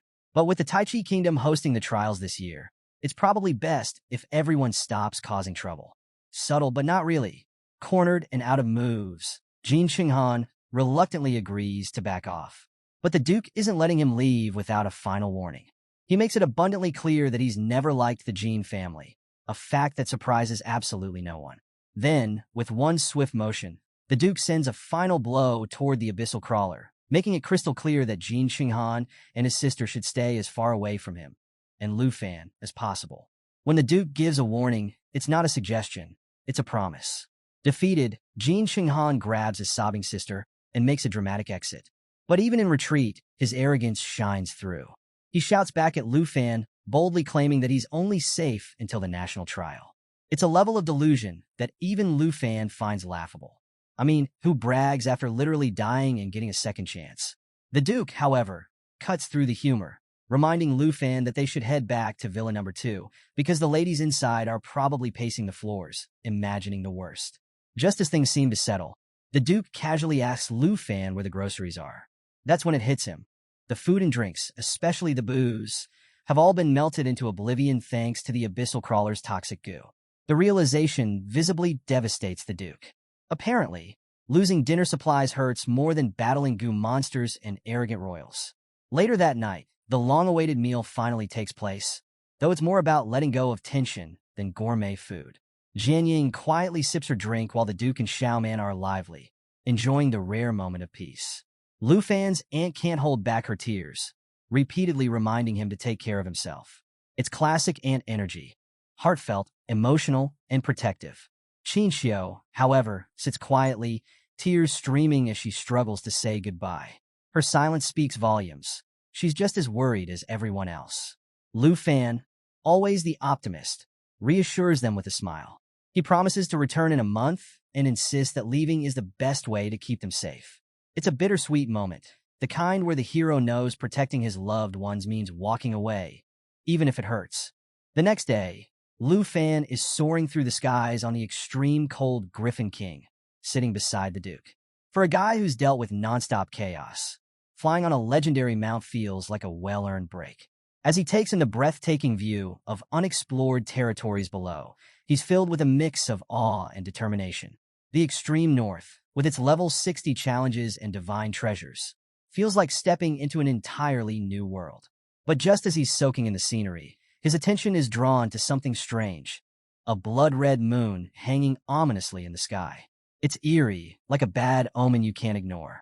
Lu Fan, naturally curious, asks the Duke about it, but the old man just smiles cryptically. Classic Duke Yunbei. He hints that the blood moon is part of the reason they're heading north, leaving Lu Fan even more intrigued. When they arrive at the extreme north military camp, it's clear this isn't just some casual expedition. The camp is bustling with activity, and the elite Griffin squad is on full display. These soldiers aren't your average warriors. They're trained for aerial combat, which is basically the fantasy equivalent of fighter pilots. The Duke explains that the camp has been mapping the area for some time, with 114 exploration routes already charted. But their main target, the Blood Moon, remains elusive.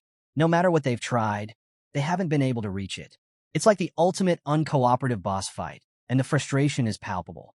With Lu Fan on board, though, the Duke is optimistic. Adding a dragon tamer to the mix is like upgrading the squad with cheat codes. Lu Fan sees the alignment of their goals, training in a high-level environment while tracking down the divine treasure. As he studies the map, two routes catch his eye, Route 77 and Route 78, both leading closest to the treasure's rumored location. Without hesitation, he points them out to the Duke and asks to join the exploration team immediately. The Duke, usually the calm and collected type, suddenly gets serious. You can almost hear him thinking, "Great, another bold choice from this kid." He turns to Lu Fan and lays it out. Route 78 isn't a walk in the park. It's crawling with beasts so ferocious that even the bravest soldiers think twice about going there. Basically, it's the kind of place where you don't go unless you've got a solid game plan, and maybe you will. The Duke adds that if anything happens to Lu Fan, the school principal would absolutely end him without hesitation. Because nothing ruins a Duke's reputation like losing the Academy's golden boy to a giant monster. But Lu Fan, in true Lu Fan fashion, counters with his usual confidence. He didn't travel all the way to the extreme north just to take the scenic route. He's here to train, grow stronger, and face danger head-on. After all, safe routes are for tourists, not dragon tamers on a mission. The Duke sighs, probably flashing back to his own reckless youth. With a flick of his wrist, he activates an inventory portal because pulling magical weapons out of thin air is just part of his Tuesday routine. He chuckles, mentioning that Lu Fan's eagerness reminds him of the dumb decisions he used to make back in the day. Ah, nostalgia. From the portal, the Duke pulls out a crimson bow, and Lu Fan's eyes immediately light up. This isn't just any bow. It's a level 70 legendary weapon. You can almost hear Lu Fan's inner monologue screaming, "Is this real life?" The Duke hands it over casually, telling Lu Fan he'll need it to survive what's ahead. Lu Fan blushes slightly, a little overwhelmed by the gift, but the Duke waves him off, saying, "Quit acting modest. Just take it. It's not like I'm giving you socks." The Duke makes it clear that Route 78 is no joke, and Lu Fan is going to need every edge he can get. Lu Fan nods, promising he's ready for the challenge. The Duke, ever the jokester, adds that if he were still young enough to wield the bow, Lu Fan wouldn't be getting it.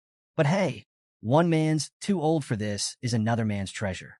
Just then, a soldier arrives with a military uniform, and the Duke insists Lu Fan put it on before they head closer to the Blood Moon. Because nothing says ready for battle like a fresh new fit to match your legendary weapon. Lu Fan suits up, brimming with excitement, and declares that he's ready to go. It's clear, he's itching to dive into the chaos ahead. Later, As they soar through the sky on the extreme cold Griffin King, the Duke can't help but poke fun at Lufan. He teases, asking why a dragon tamer is riding a griffin instead of one of his dragons.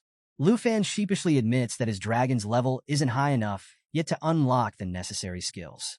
Basically, it's like having a sports car, but not knowing how to drive it. Embarrassing, but full of potential. The Duke laughs, taking a swig of his drink, and jokes that maybe Lufan should join the Griffin squad. Once he learns how to properly ride his dragons, of course. But their banter is cut short when Lufan spots something ominous. Owl demons circling in the distance. These level 60 monsters are infamous for their eerie calls that drive their targets insane within seconds. It's like a bad horror movie, but worse. Even as the owl demons approach, the Duke stays perfectly calm, sipping his drink like it's just another boring meeting. Before Lufan can get a warning out, the Duke materializes his staff with lightning-fast reflexes. He casually tells Lufan to stay sharp, reminding him that the reaction speed required for Route 78 isn't a joke. Lufan quickly realizes he's not in the safety of the academy anymore. This is the real deal, no do-overs. As the Griffin squad makes it closer to the Blood Moon, Lufan finally gets a clear look. But what he thought was a moon is actually a giant eye. Yep, you heard that right, a colossal eyeball embedded in the mountains, staring ominously into the distance. It's the kind of thing that makes you question all your life choices. The Duke explains that somewhere deep within these mountains lies a massive creature. The problem? No one knows what it is. Not even his legendary Griffin squad has been able to figure it out. Lufan studies the landscape and notices that the surrounding mountains seem to form the shape of half a dragon's head. He starts to wonder if the creature could actually be a dragon, but there's no way to confirm it.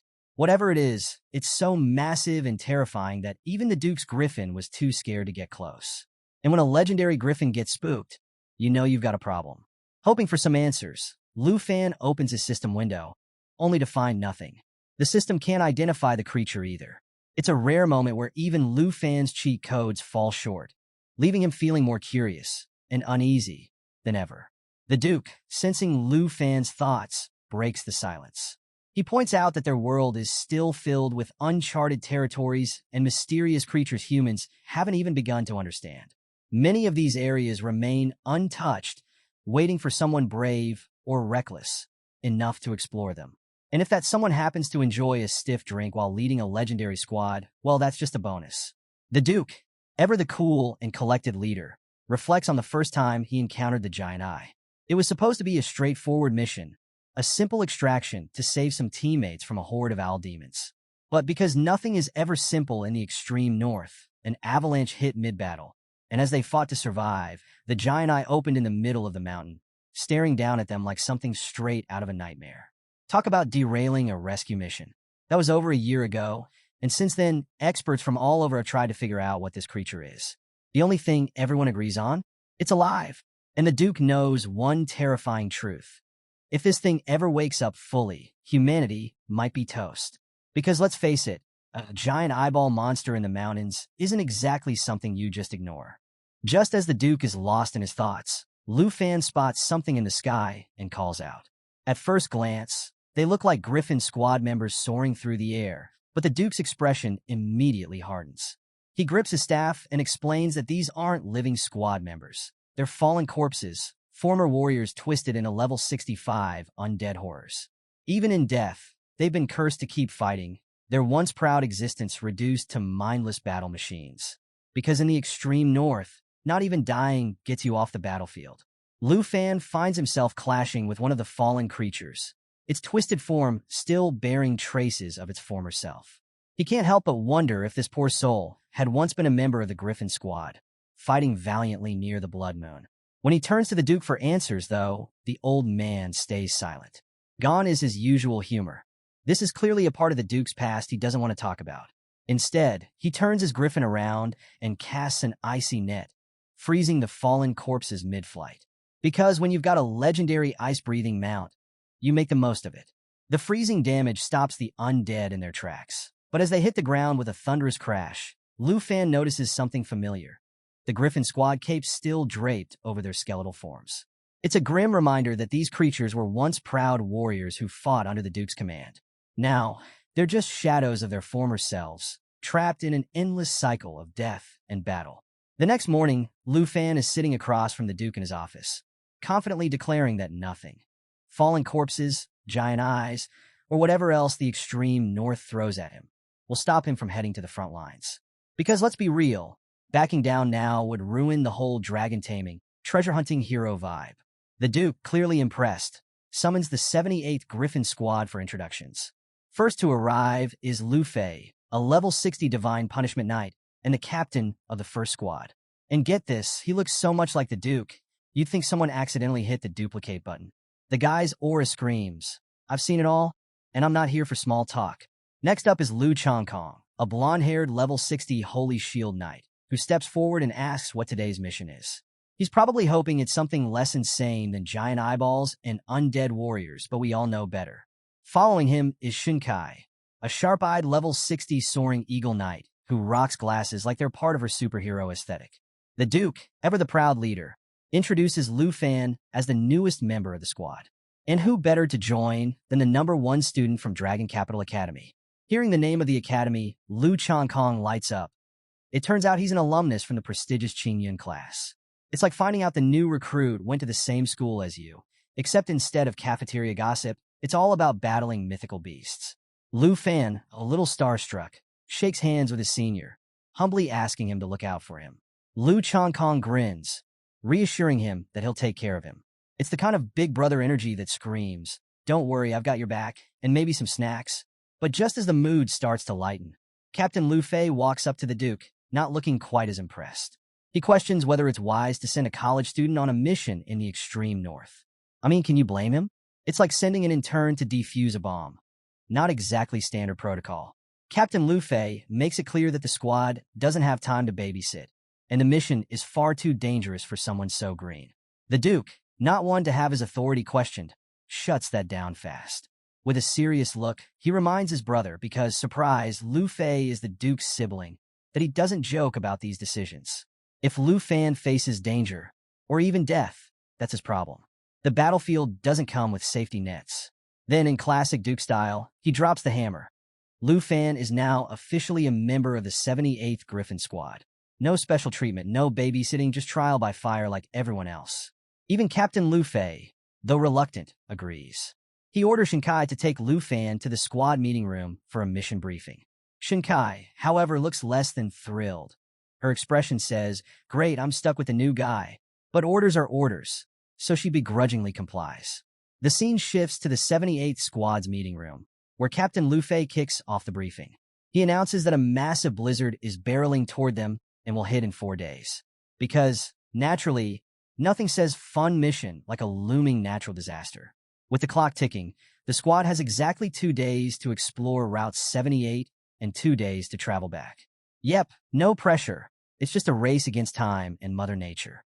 Lu Chongkong, ever the logical one, points out the obvious. 2 days isn't much time to explore properly. But Captain Lu Fei, as stern as ever, declares that the mission's success will be measured by whether they clear 100 miles. Easy, right? Not so fast. Shinkai, with her trademark sarcasm, pipes up, saying that with a student on board, ahem, looking at you, Lu Fan, 100 miles might be pushing it.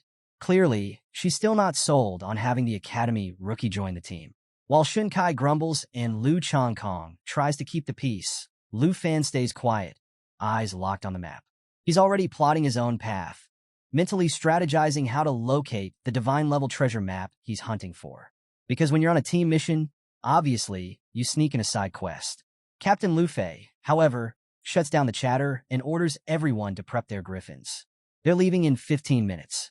Shinkai, never one to miss an opportunity to complain, mutters about how they're being treated like machines, sent into the wild with zero regard for the incoming blizzard. But hey, when has a little weather ever stopped a squad like this? When it's Lu Fan's turn to prepare, Captain Lu Fei tells him to leave his mount in the stables for safekeeping. But Lu Fan admits that his dragon isn't leveled up enough to serve as a proper ride yet. This revelation stuns both Lu Chongkong and Shinkai, because, let's face it, showing up without a ride is like arriving at a car race on a bicycle. Shinkai immediately declares that she's not about to carry him around. She's a soaring eagle knight, not a rideshare service. But Lu Fan just smiles, a confident, almost smug grin that says, "Wait until you see what I've got." He reassures them they don't need to worry about him hitching a ride. Moments later, as the squad takes off, jaws drop when they see Lu Fan soaring through the air with his flying wings. Yep, no mount required, just raw style. Shinkai, trying to play it cool but clearly impressed, asks if Lu Fan's family is part of the Dragon Capital elite, since his gear is so rare. Because when someone shows up with custom wings, it's hard not to assume they've got connections. Before Lu Fan can respond, though, he notices something odd. He asks Shinkai why her giant eagle mount has a group of baby eagles flying alongside it. Shinkai, not in the mood for small talk, brushes him off and warns that they're about to enter the cloud cluster, where things get serious. As the squad enters the dense thunderclouds, the atmosphere shifts. Visibility plummets and bolts of lightning flash in every direction, dangerously close to the griffins. Captain Lu Fei shouts for everyone to stay sharp, warning them that the storm will make it nearly impossible to see. Lu Changkong, ever the big brother type, tells Lu Fan to stick close and not get separated. Of course, in classic adventure fashion, the moment someone says, "Don't get lost," Lu Fan immediately gets lost. Surrounded by swirling mist, Lu Fan realizes he's completely cut off from the squad. Before he can regroup, two crimson-red eyes pierce through the fog, glaring at him with unsettling intensity. Turning around, Lu Fan comes face-to-face with a sky predator lion, a corrupted level 75 beast with glowing eyes and a wicked grin. It's the kind of grin that screams, "You're on the menu." The lion lunges, and Lu Fan tries to attack, but his strikes barely make a dent. It's like trying to take down a tank with a toothpick. Realizing he's outmatched, Lu Fan quickly pieces together that the corruption near the Blood Moon isn't just affecting humans. It's warping every creature it touches. And this lion? It's the ultimate example of that corruption. The Sky Predator Lion unleashes its Phantom Strike, a deadly ability that not only delivers a brutal hit, but also creates a phantom clone of itself for 10 seconds. Because, one deadly lion isn't enough. Why not add a ghostly twin to the mix? Just as Lu Fan is cornered, a voice shouts out, telling him to move. It's Lu Changkong, arriving just in time to save his junior. Before Lu Fan can react, Shinkai's escort hawk swoops in, launching its twin eagle fist attack to draw the lion's attention. It's like watching a bird challenge a lion to a fistfight, a dangerous game of tag. You're it. Shinkai maneuvers behind the beast, yelling at Lu Fan not to let it create any more phantoms. Apparently, one ghost lion is already one too many. She adds that she's already lost one of her escort eagles to this monster and isn't about to lose another. Meanwhile, Lu Changkong orders Lu Fan to stay close, warning him that the storm clouds are crawling with elite monsters. He promises to protect him, calling it just another Tuesday for the 78th squad. But Lu Fan, ever determined, insists that he can't just stand back while everyone else fights. Because if there's one thing Lu Fan doesn't do, it's sit on the sidelines during a life-or-death battle. As the Sky Predator Lion pulls a sneaky move with its cloud mist mirage, blending into the mist like a pro assassin, Shinkai doesn't hold back. She warns Lu Fan, "Newbies have no business playing hero in a battle like this. This isn't the time to be the main character. It's the time to not get us all killed," she snaps. Shinkai's tone is sharp, but she's got a point. This isn't the kind of fight where you can go rogue and hope for the best. Lu Changkong, always the steady one, reassures Lu Fan that they've got this covered. He reminds everyone that they've relied on Captain Lu Fei for far too long. It's time for the squad to prove they can handle the Sky Predator Lion on their own. After all, taking down a giant corrupted lion is the perfect way to prove you're ready for a Griffin Squad badge. Because apparently, in this crew, promotions are earned by battling nightmare-level monsters. But before they can make their move, the squad hears an eerie voice echoing through the mist. It's low, ominous, and definitely not coming from the Sky Predator Lion. Even Lu Fan can feel the shift. Something much worse has entered the fray. Shinkai and Lu Changkong, both visibly shaken, shout for Lu Fan to run. They don't need to explain. The name alone says it all. The Heaven Devourer. This corrupted monstrosity isn't just any monster. It's a living apocalypse. As Lu Fan glances up, he sees it. A massive, whale-like beast hovering above the cloud cluster. Picture Moby Dick, but way angrier and giving off all-in-the-world vibes. It's even bigger than the legendary Black Dragon in its world-destroying form. And that realization sends a cold chill down Lu Fan's spine. Before he can fully process what's happening, Captain Lu Fei swoops in like the MVP he is, shouting at Lu Fan to stop staring and start flying. Because if there's one rule when facing a giant death whale, it's this: don't stand around like a deer in headlights. Even Lu Changkong, usually confident to a fault, starts to lose hope. But Shinkai snaps him out of it, reminding him that the cloud cluster is already crawling with corrupted corpses, and anything tainted by the blood moon is a lost cause. Lu Fan, meanwhile, realizes the sheer scale of the problem. The Heaven Devourer doesn't even have life energy.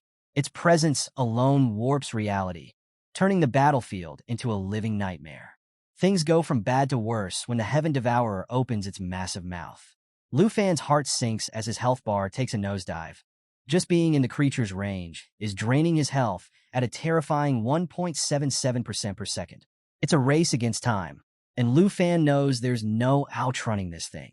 Desperate, he considers summoning his dragon, even though he's not sure if it would survive the Blood Moon's corruption. But before he can act, Captain Lu Fei shuts him down. This isn't the time for heroics. Stick with the team, he barks. Even Shinkai, who hasn't exactly been Lu Fan's biggest fan, urges him to stay calm. They're almost out of the cloud cluster. If they can keep it together, they might just survive this. And then, just like that, they burst out of the storm. Shinkai breathes a sigh of relief, announcing that the worst is over. But Lu Fan can't shake the question. Why did the Heaven Devourer suddenly stop chasing them? Captain Lu Fei explains that once the creature leaves the cloud cluster, it can't sustain itself in open air. It'll fall to the ground, taking itself out in the process. Turns out even boss monsters have weaknesses. You just have to know how to exploit them. As predicted, the Heaven Devourer begins to plummet, performing what Captain Lu Fei casually calls its ultimate move: whale fall. Because why just fall when you can make an event? The squad watches as the massive beast crashes to the ground, leaving behind a giant skeletal structure. Even in death, it manages to be extra, creating a landmark that screams, "Future adventurers beware." As the squad lands to regroup, Lu Changkong turns to Lu Fan with a teasing smirk.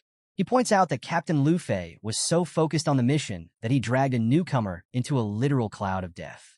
Lu Fan, feeling a bit guilty, starts to apologize, admitting that his inexperience might have caused delays. But Lu Changkong waves him off, assuring him that everyone goes through this trial by fire when they first join the Griffin Squad. It's basically a rite of passage. Survive the Blood Moon, fight some corrupted monsters, and hope you don't lose your mind along the way. As the team sets up camp, Captain Lu Fei silently prepares their gear while Shinkai feeds the Griffins, grumbling the whole time. She's clearly had enough of the tight deadlines, the dangerous missions, and, well, life in general. At this rate, we won't even finish the mission on time, she mutters, shooting a glare at Captain Lu Fei. But the captain, ever calm, brushes off her complaints. He admits they've slowed down a bit because of Lu Fan, but assures her they'll adjust and push forward. Shinkai, however, is not having it. She storms over to Lu Fan, practically fuming. "I don't know what strings you pulled to get here," she snaps, her frustration boiling over. To her, it seems like Lu Fan must have fast-tracked his way into the extreme north, skipping the years of training everyone else endured. She doesn't mince words, making it clear that this isn't a place for amateurs. She delivers the ultimate warning. If the thing sleeping beneath the ground awakens, it won't just be the Dragon Kingdom at risk. It'll be the entire world. Her message is blunt. This isn't a game, and there's no room for dead weight.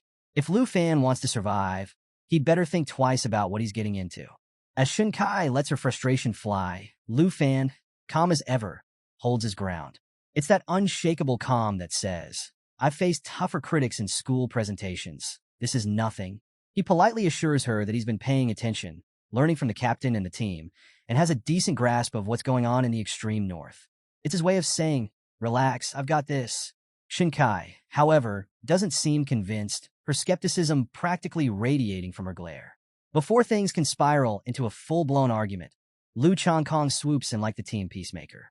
He steps between them, defusing the tension just as Captain Lu Fei takes charge with his no-nonsense tone. The captain reminds everyone that the Duke himself placed Lu Fan on this squad, so there's got to be a reason. Translation: when the Duke says jump, you don't ask why. You just make sure you stick the landing. With the squabble resolved, the captain orders everyone to rest up for the next leg of their mission. Shinkai reluctantly backs off, but not before giving Lu Fan one last side-eye that screams, "Don't make me regret this." Meanwhile, The captain quietly tells her to focus on the mission and make sure Lu Fan doesn't accidentally turn their dangerous journey into a disaster movie. No pressure, right? The team barely gets a moment to breathe before the Griffins start squawking like an alarm system on steroids. Shinkai, caught off guard, wonders aloud what's happening. But before she can finish her thought, massive ice blocks come hurtling toward them at breakneck speed. The captain barks out orders for everyone to scatter, because nothing screams rest break like dodging giant chunks of frozen death. Lu Changkong, ever the reliable senior, throws up a holy shield to protect the group. But in an unfortunate twist, he missteps, injures himself, and ends up separated from Lu Fan. Meanwhile, Lu Fan is in full survival mode, darting between falling ice blocks and trying to figure out who, or what, is behind this ambush. His first guess? Probably another corrupted corpse, because when in doubt, blame the undead. As the chaos unfolds, Captain Lu Fei keeps calling out for Lu Fan to check in, but there's no response. It's not that Lu Fan's ignoring him. Our boys just realized he's in way deeper trouble than anyone expected. Surrounding him are elite level 80 Icefield Yetis, towering monsters that look like they've been pulled straight out of someone's worst nightmare. These beasts are massive, relentless, and very clearly out for blood. The captain, still trying to keep his team together, orders Lu Fan to respond if he's still breathing. But Shinkai, ever the realist, quickly cuts him off, warning that yelling will only draw more Yetis their way. She mutters under her breath, assuming Lu Fan is already done for, because let's face it, the odds aren't looking great for him.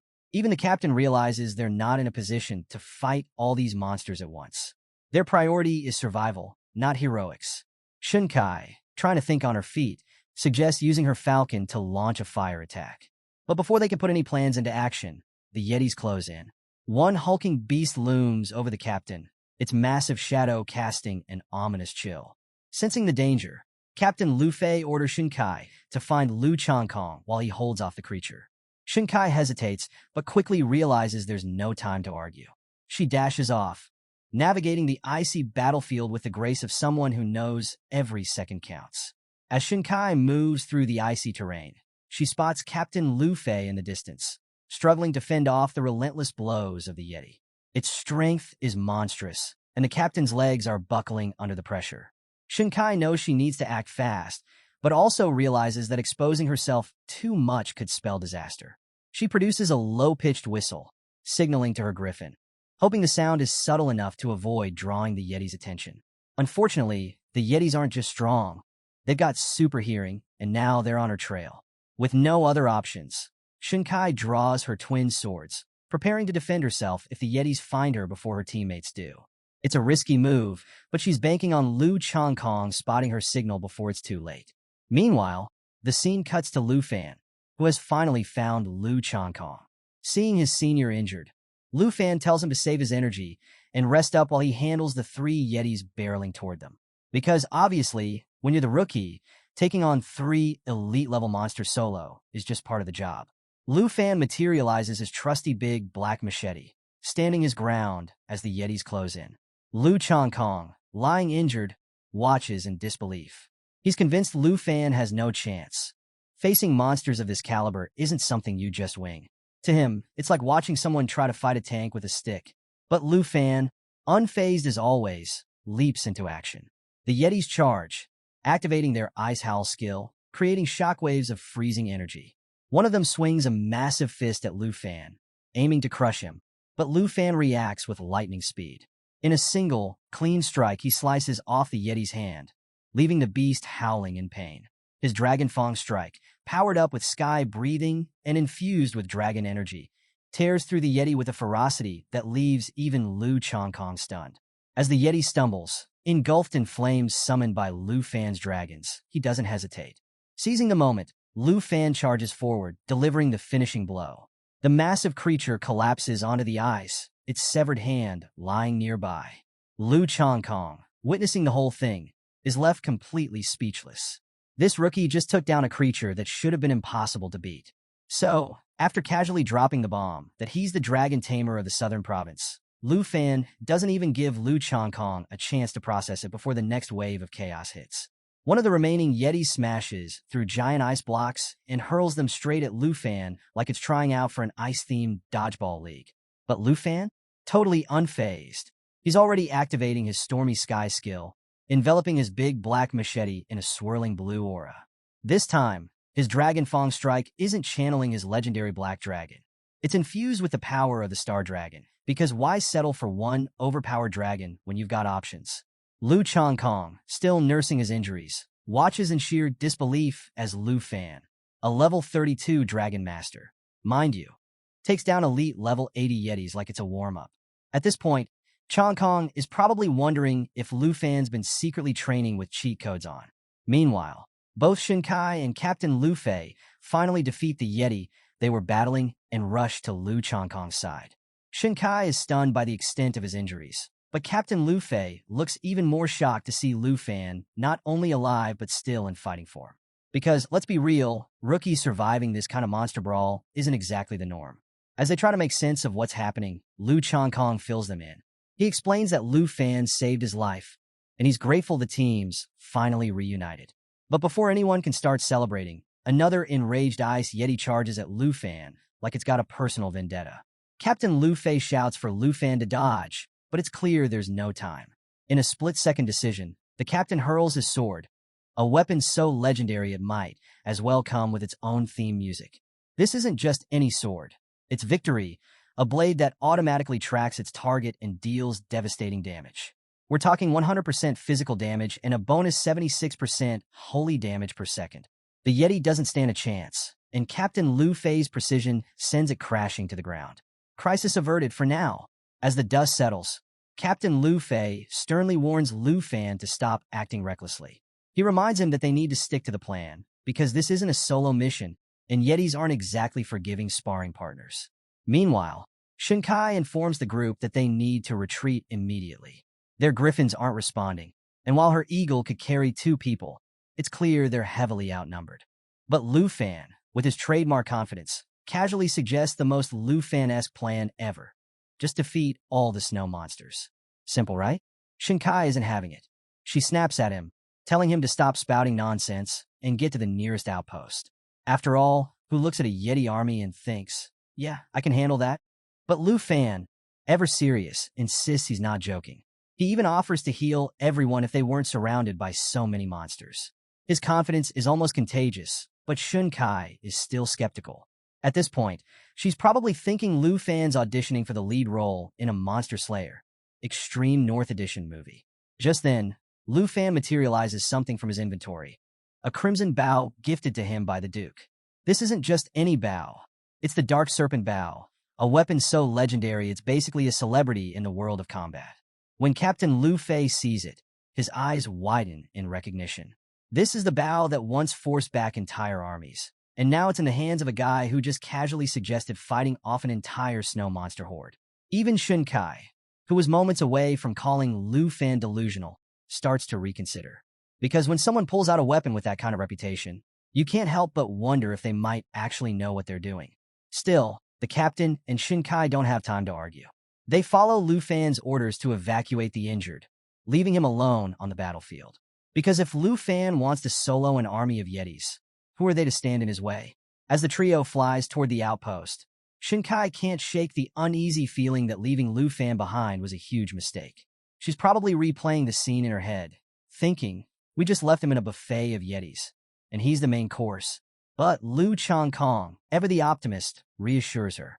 He tells her that he's seen how Lu Fan fights, and there's no way the rookie is going down. At this point, Changkong might be Lu Fan's biggest fan. Back on the battlefield, Lu Fan is in his element. He charges up the Dark Serpent Bow, a fiery red aura swirling around it. It's one of those moments where you know something epic is about to go down. The Yetis, relentless as ever, continue their assault, hurling their ice throw attacks. These chunks of ice deal massive damage, and if hit consecutively, could freeze Lu Fan solid for 30 seconds. And let's be real, getting frozen in place while a Yeti horde charges at you isn't exactly ideal. But Lu Fan isn't fazed. He steadies his aim, the bow glowing brighter as he channels its power. Somewhere in the distance, Shinkai and Captain Lu Fei glance back, the tension in the air thick enough to cut with a sword. Changkong smirks, confident that Lu Fan is about to pull off something legendary. And honestly, he might just be right. As Lu Fan draws the bowstring, he knows one thing for sure. When you've got a legendary weapon in your hands and an army of Yetis bearing down on you, there's only one thing to do. Let it rain fire.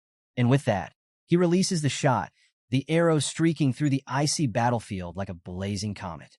As the Yetis ramp up their relentless assault, Lu Fan wastes no time. He whips out his big black bow like he's starring in a fantasy version of an action blockbuster. With pinpoint accuracy, he fires off a volley of glowing red arrows, each one smashing through the incoming ice blocks. The result? A dazzling display of shattering ice, leaving the Yetis looking more annoyed than injured. It's like they're saying, "Oh, you think you're done? Cute." But Lu Fan isn't here for games. Realizing these frosty brutes need to learn who's boss, he raises his bow high and activates a new move, the Shadow Serpent Arrow. 12 sleek, magical arrows spiral through the air, each dealing damage with precision. It's basically a masterclass in multitasking destruction. Yet, even after this impressive assault, the Yetis activate their berserk state, cranking their attack power by a ridiculous 350%. Oh, and for fun, they boost their movement and casting speed by 100% too. Because, apparently, Yetis don't know when to quit. As if that weren't bad enough, the monsters throw in Fallen Corpse Tide, boosting their defense by 25%. It's like someone handed them a cheat sheet on how to be the most annoying enemies ever. Lu Fan, visibly unimpressed, calls out to his star dragon Xingqian, commanding it to unleash its Shattered Star attack. The dragon summons a massive star, glowing with enough destructive energy to make any monster rethink its choices. But just as Xingqian is about to fire, Lu Fan has a better idea. He calls the dragon back, like a chef tweaking his recipe mid-cook, and fuses the Shattered Star attack with his charged Shadow Serpent Arrow, letting the power multiply. By the time he releases the shot, the damage boost has hit 500%. The result? A massive, explosive combo move that even the Yetis pause to reconsider. Wait, maybe this wasn't the best idea. You can almost hear them think. The explosion is deafening, shaking the entire ice field. The shockwave knocks even the griffins off balance, sending Lu Fan's teammates crash landing onto the frozen ground. It's the kind of blast that doesn't just clear monsters, it changes the landscape. When the dust settles, what's left behind is a crater so massive it looks like Lu Fan decided to remodel the extreme north. As the griffins scramble to rescue the team, Captain Lu Fei is the last one pulled out of the ice. Staring at the gigantic crater, he finally understands the sheer power of a dragon tamer when paired with their legendary dragons. It's like witnessing cheat codes in action. Meanwhile, Lu Fan stands tall, casually praising his dragons, Xiaoyi and Xingqian, like a proud parent after a school recital. Except, with more explosions. He commands the legendary black dragon Xiaoyi to clear out any remaining fallen corpses. But before she can take off, a griffin lands nearby, carrying Captain Lu Fei and the rest of the team. They all look at Lu Fan like they've just stumbled across the hero of their wildest legends. Captain Lu Fei, still processing what he just witnessed, can barely ask if that massive explosion was really caused by Lu Fan's attack. But before the captain can finish his thought, something, or rather, someone catches his eye. Behind Lu Fan stands a stunning woman, silent but exuding power. Confused, the captain asks who she is. Lu Fan turns with a knowing smile and tells her to reveal her true form. The woman obeys, transforming into her legendary black dragon form. It's the kind of dramatic reveal that makes you want to cue epic background music. As Shaya, the black dragon, takes to the sky, her overwhelming presence silences the squad. Lu Fan commands her to use Cataclysm to obliterate the remaining fallen corpses. With one move, she clears the area in a fiery, devastating blaze. The griffins screech wildly at the sight, while the team can only stare in awe. Even Shun Kai, who had been the queen of skepticism earlier, is now eating her words. Turns out Lu Fan isn't just another rookie. He's the dragon tamer of the southern province, a living legend in the making. When Lu Fan notices how familiar everyone seems with his name, he finally asks what's going on. Captain Lu Fei, shaking off his awe, explains that Lu Fan isn't just some guy. They've all heard about him through the Duke's endless praise. The Duke has been hyping him up as the top candidate for the national trials, and now they see why. It's like finding out your teammate is secretly the star athlete everyone's been talking about. Even Shun Kai, who couldn't have cared less about him earlier, realizes the Duke doesn't just send anyone to the 78 squad. She finally understands that Lu Fan is a big deal, and probably feels a little silly for doubting him. Meanwhile, Lu Chongkong, ever the Joker, teases Lu Fan, congratulating him for hiding his skills so well. But Lu Fan, still humble, admits he feels like he's been holding the team back since he's unfamiliar with the extreme north. The captain, stepping forward, assures Lu Fan that's far from the truth. He's trained plenty of hot-headed rookies in his time, but none have shown the same level of calm and responsibility as Lu Fan. It's basically the nicest way of saying, "You're the best rookie we've ever had." Even Shun Kai, though reluctant, agrees that she underestimated him. In her mind, she's probably kicking herself for doubting someone recommended by the Duke himself. So, it's now crystal clear to everyone. Lu Fan isn't just a recruit, he's the guy. Lu Chongkong, grinning like he's won the lottery, tells Lu Fan it must have been fate when they first crossed paths. And now, he's planning to rely on Lu Fan to take care of him. Classic move, find the strongest guy in the room and buddy up. Lu Fan, always humble, just smiles and thanks the team for their support. But before things can get too touchy-feely, something jaw-dropping happens. The Black Dragon starts transforming. Yep, right there in front of everyone, she begins to ascend to a more mystical form. And let me tell you, the squad's eyes go wide. It's like watching the ultimate magic trick, but this one comes with a side of, oh no, what's happening? Turns out, the Black Dragon's hit level 30, and with that, she unlocks a second-tier transformation. But that's not all. Her contract with Lu Fan has evolved to Black Dragon 2, and she's gained a shiny new skill called Perception. What does it do? Oh, just the ability to detect any enemies in stealth or disguise. Think of it as the ultimate anti-ninja radar. Now, anyone thinking they can sneak up on Lu Fan? Yeah, they'd better rethink their entire career path. The team is still staring, trying to process what's happening, when Lu Chongkong, ever the curious one, asks what in the world this transformation is all about. Lu Fan, ever the cool customer, casually explains that the Dragon Lady just hit level 30, and with it came some serious stat boosts. It's like she went through dragon puberty and came out an apex predator. Not only has she reached her second-tier transformation, but her attributes are now off the charts. Oh, and ambushes? Yeah, those are officially canceled. Then Chong Kong remembers something. Didn't Lu Fan say earlier that he couldn't ride the dragon because her level wasn't high enough? He's about to bring it up when Lu Fan interrupts him with the smoothest move ever. Out of nowhere, Lu Fan materializes an epic quality dragon saddle. That's right. The moment has arrived. Lu Fan declares that he's officially becoming a dragon rider. And honestly, it's like a mic drop in saddle form. Now, this isn't just any saddle. It's next level. With this bad boy, Lu Fan doesn't just ride the dragon. He levels up their entire combat potential. Mounted mode boosts both their stats, and all of Lu Fan's attacks get infused with dragon energy, turning him into a flying, long-range, fire-breathing powerhouse. The squad watches in awe as Lu Fan prepares to claim his rightful place as a true rider. Then it happens. The Black Dragon bursts into flames, going through her second transformation right before their eyes. The sky lights up with fiery intensity as she takes on her new, majestic form. She's no longer just a dragon. She's a full-fledged adult Black Dragon, radiating raw power and grace. Even the normally stoic captain can't hide his shock. It's like the dragon just went from being super cool to how do we even deal with this? The captain, realizing what a big deal this is, decides to offer Lu Fan a military saddle.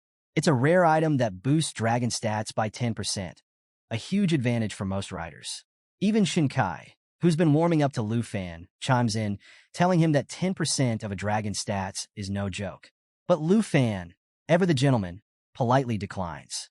He explains, casually, that he's already using a 100% attribute transfer saddle specifically made for legendary dragons. The captain and Shinkai are floored. Shinkai, who was already impressed, now looks like she's questioning all her life choices. Meanwhile, Lu Chongkong, realizing there's no point in doubting Lu Fan anymore, just laughs. Of course he has the best gear. He's probably thinking, it's Lu Fan. Then the Black Dragon lands, and here's where things get adorable. She immediately starts licking Lu Fan's face, her way of showing just how happy she is after leveling up. Imagine a giant, world-destroying dragon acting like a puppy. It's weirdly wholesome. The captain, watching this, quietly realizes how far out of their league Lu Fan is. Even Shinkai, who started the day thinking Lu Fan was a burden, is now looking at him like he's the coolest person alive. She starts daydreaming about having gear as amazing as his, but the captain quickly snaps her out of it with a sarcastic, "You riding a dragon or a griffin?" Classic burn. Lu Fan, meanwhile, thanks his black dragon for being his rock through all the chaos. He promises her that from now on, they'll face every challenge together. It's a sweet moment that's immediately interrupted by Lu Changkong, who tells everyone to stop arguing and appreciate what they're witnessing. The birth of the world's first true dragon rider. With the saddle in place, Lu Fan leaps onto his dragon's back, and the power surge is instantaneous. He feels like he could destroy the world with a flick of his wrist. The saddle doesn't just make riding easier. It creates a direct link between Lu Fan and the Dragon Clan, boosting all his stats to insane levels. His normal attacks now carry dragon energy, making them long-range, high-damage nightmares for any enemy. The captain, standing below, looks on in awe. Even Lu Changkong, who spent years building his strength, realizes there's no comparison. Seeing Lu Fan rise to this level makes him question every decision he's ever made. It's like watching someone casually surpass all your achievements without even trying. But instead of being bitter, he's inspired, knowing he's witnessing history in the making. So, there's Lu Fan, perched confidently on his legendary black dragon, soaring through the air like he owns the sky. But here's the thing, this isn't just a joyride. The dragon senses something's up, and when a dragon feels danger, you listen. Lu Fan, never one to ignore his trusted mount, commands her to activate perception, and suddenly her eyes light up, detecting hidden enemies lurking nearby. It's not long before the dragon reveals the threat: snow moths. Now, if you've never heard of them, let me break it down. They're like vampiric mosquitoes from your worst nightmare. They hide in the snow, completely invisible, and once they latch on, they drain your health like it's going out of style. 10% per second, to be exact. The captain spots them and immediately yells for the squad to keep their distance. These things are no joke. But let's be real. This is Lu Fan we're talking about. Running isn't exactly his style. Instead, he's hyped, ready to turn these deadly pests into target practice. With his legendary black dragon by his side, he synchronizes their movements like it's a deadly dance routine. Together, they unleash pure destruction, wiping out the moths like they're nothing more than pesky flies. Lu Changkong, watching all this, looks like he's about to pass out. For years, the snow moths have terrorized the Griffin squad, and here's Lu Fan making it look easy, like he's just swatting bugs on a lazy afternoon. Meanwhile, Shun Kai, starting to relax a little too much, assumes Lu Fan's got everything under control. But you already know what happens when you let your guard down in these stories. The captain snaps her out of it just in time, but not before she nearly gets ambushed by a swarm of moths. Luckily for her, Lu Fan is ready. With that trademark smirk, he unleashes his dragon's fiery breath, turning the moths into crispy snowflakes before they can even get close. The dragon's perception skill proves invaluable, exposing every hidden enemy and making this extermination mission a breeze, for Lu Fan at least. After what feels like a one-sided video game boss fight, Lu Fan and his dragon land gracefully, declaring that the last of the moths have been dealt with. Lu Changkong, still reeling from the chaos, thanks Lu Fan for saving him again. But before he can say too much, Shun Kai snaps, telling him to stop relying on Lu Fan like a personal knight. Maybe try doing something useful for once, she grumbles, clearly fed up with his repeated rescues. Lu Fan, as calm as ever, reassures the group that with his dragon's flying abilities and perception skill, they can handle whatever comes their way, even a blizzard. But the captain isn't convinced. He's been around long enough to know better than to underestimate the extreme north. Looking at the ominous sky, he warns that the snowstorm might arrive sooner than expected. If it hits tomorrow, they won't even have time to make it back to camp. Shun Kai's worry deepens, and the captain hesitates. He doesn't want to push the squad further, especially with a wounded team member. But Lu Fan, always the optimist, steps forward with a confident grin. He assures them that the snow moths are no longer a threat and suggests that the storm and its dangers could actually be an opportunity for the squad to rack up some serious military merit. He extends his hand, promising to lead them safely through the storm. The captain, probably wondering how his life got to this point, takes Lu Fan's hand after a long pause. With Lu Fan and his dragon leading the charge, the squad suddenly looks fired up. After all, if anyone can turn a deadly blizzard into an opportunity, it's the guy who just roasted thousands of snow moths like they were marshmallows. As they continue their journey, Lu Fan stumbles upon a rare treasure, the unmelting ice. This isn't just any ice. It's the legendary item his senior sister has been wanting forever. Imagine finding a rare Pokemon, but instead of fighting it, you put it in your inventory for bragging rights. Lu Fan smiles, feeling like a treasure hunter, and calls the squad over to see his find. Shunkai, ever the realist, compares the snow moths to earthworms after a rainstorm. Annoying, numerous, and everywhere during a blizzard. Even the captain can't hide his admiration, noting that Lu Fan probably took down thousands of the beasts. But Lu Fan, ever humble, shrugs it off, mentioning that his hands gone numb from all the action. Classic Lu Fan, saving the day without breaking a sweat. Meanwhile, Lu Chongkong, clearly inspired by Lu Fan's heroics, jokes that if he were a level 32 Dragon Rider, he'd wipe out the entire blizzard in one go and earn a shiny gold badge. But before he can finish his sentence, Shinkai whacks him on the head, reminding him that he's not Lu Fan and that he spends more time whining than fighting. The squad bursts into laughter, though you can tell Lu Chongkong is secretly plotting his next chance to shine, or at least avoid another head smack. With the mission complete, and the squad having advanced 100 miles into the unexplored region, the captain decides it's time to head back. Supplies are running low, and the team looks ready to collapse after battling ferocious snow moths. Even Shinkai and Lu Chongkong, who usually try to act tough, look like they could use a week-long nap. The moment someone mentions rest, Lu Fan's legendary black dragon doesn't waste a second. She shifts back into her stunning human form and lets out the cutest cry, a universal dragon code for feed me, human. And Lu Fan? Well, he hears those little whimpers and immediately knows what's up. His dragon lady is not just tired. She's cold and starving. Even dragons need their snacks and beauty rest, right? Not about to let his prized dragon stay hangry. Lu Fan quickly tells the team they need to head back and get her some food. Because, let's be honest, a hungry dragon is everyone's problem. The captain, always the practical one, nods and orders Shinkai to set the landmark signal for their return journey. Meanwhile, Lu Chongkong can't help but notice just how pampered Lu Fan's dragon is. It's like watching someone spoil their pet, while Shinkai's poor giant eagle looks like it hasn't seen a decent meal in weeks. The bird's even slumping like it's questioning all of its life choices. But Shinkai, true to form, just brushes it off, telling Chongkong to mind his own business. Clearly, eagle care isn't high on her to-do list. Shinkai pulls a giant red rod from her inventory, because apparently she travels with the magical equivalent of a glowing flare gun. She slams it into the ground, and the marker starts glowing with ominous red light.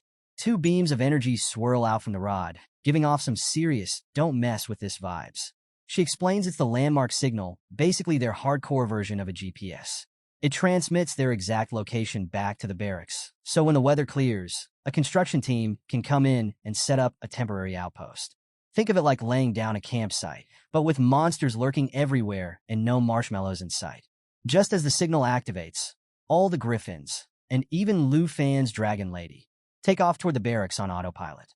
It's like someone flipped a switch, and suddenly, the mounts are all. Later, humans, from a distance, though, a hooded figure with glowing red eyes watches them leave.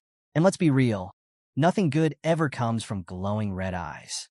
The next day, back at the extreme North Region barracks, the captain orders the team to rest up. They've earned it after all the monster mayhem. While the squad gets a much-needed break, the captain heads off to report everything to the Duke. Because even in a fantasy epic, someone's got to do the paperwork. Meanwhile, Lu Fan is already on a mission. He runs up to Shinkai and asks if there's anyone in the barracks who can work with unmelting ice, that legendary treasure he snagged during their adventure. Shinkai smirks, directing him to the blacksmith at the supply office. But, being Shinkai, she can't resist teasing him, asking if the ice is for his girlfriend. Cue Lu Fan's immediate blush and panic denial. He stammers that it's for his senior sister, who's just a friend. Thank you very much. Shinkai, clearly enjoying his discomfort, smirks and waves him off, but Lu Fan's already sprinting away with his dragon lady in tow. He shouts something about finding the blacksmith and promising his dragon a feast for all her hard work. You can almost hear Shinkai laughing as he disappears. But then, Shinkai's playful demeanor shifts. She reaches into her chest pocket, pulling out a pendant made of unmelting ice.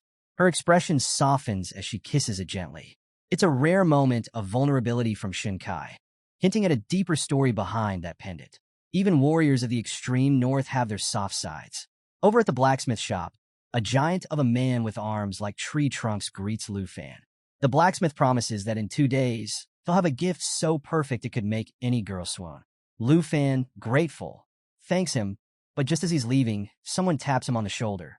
He turns around and, surprise, it's the Duke, looking a little frazzled, like he just ran a marathon trying to find him.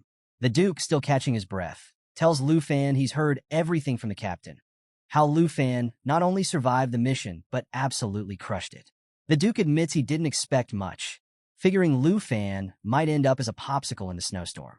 But instead, Lu Fan saved the team, led the charge, and basically turned the entire mission into his personal highlight reel. The captain was so impressed he awarded Lu Fan a bronze badge, the same one Captain Lu Fei wears. Let's take a moment here, folks. Lu Fan just got promoted to captain. That's right. Our boy is officially climbing the ranks like it's a speed run. Yesterday, he was slashing snow moths. Today, he's wearing a badge that says, "I'm the boss now." But the Duke isn't done. He reveals that the Griffin Squad's mounts were found by other teams, but there's bad news. They'd been turned into zombies. Yeah, that's right, zombie griffins. And unfortunately, the teams had no choice but to take them out. It's a harsh reminder that the Blood Moon's corruption is no joke. Fortunately, Lu Fan's legendary black dragon Xiao Yi was completely immune to the Blood Moon's mind control. Even the Duke admits he's impressed, joking that Xiao Yi's appetite alone should have been a clue that she's built different. Apparently, while other mounts were losing their minds, Xiao Yi was busy feasting like a queen, devouring food like it was an Olympic event. So, the Duke, who was just chuckling about his dragon eating like a buffet commentary a moment ago, suddenly switches gears. His face gets all serious, the kind of serious that makes you sit up and think, oh, this is about to get wild. He tells Lu Fan there's something he needs to show him, no jokes this time. He hands over a stack of confidential documents, and as Lu Fan starts flipping through, his eyes widen faster than a kid seeing a dragon for the first time. The documents contain photos of something massive. We're talking giant. There's this enormous skeleton with what might be wings or hands. Honestly, it's hard to tell. But one thing's for sure. Whatever it is, it's huge. The Duke explains that the skeleton was found near the border of the Star-Spangled Nation in some ancient mountain ruins. The national trial representative from their side, a guy named Charles Morgan, had been sent to explore it. And thanks to some friendly chats, spy work, with the Morgan family, they managed to snag these photos. Lu Fan stares at the pictures, realizing this skeletal giant looks an awful lot like the creature connected to the Blood Moon. Deja vu hits him like a truck, except with extra terror. The Duke confirms that the skeleton was so enormous, it made the workers excavating the site look like ants. And if that wasn't creepy enough, there's a video. Yep, a video. The Duke's intelligence team somehow infiltrated the Morgan family's operation and managed to film inside the sacred mountain ruins. The Duke says this with a straight face, like casually dropping, "Oh, by the way, here's some classified footage of a nightmare." The video starts with 2 figures, a butler-looking old man and a woman, standing in front of a massive humanoid skeleton. The camera pans to a large temple in the distance. Both of them look absolutely stunned, probably wondering what they just signed up for. Turns out, the entire expedition team that went to investigate the temple has disappeared. And, surprise, surprise, the temple is giving off this eerie golden glow that's turning all the nearby creatures into mutant beasts. It's like nature got an upgrade, and not in a good way. Suddenly, the butler hears footsteps. They freeze. A man appears. It's one of the missing expedition members. But hold on, this isn't the happy reunion they were hoping for. The guy looks like he just walked out of a horror movie. His wings are drenched in blood, and the butler quickly realizes that this isn't their old pal anymore.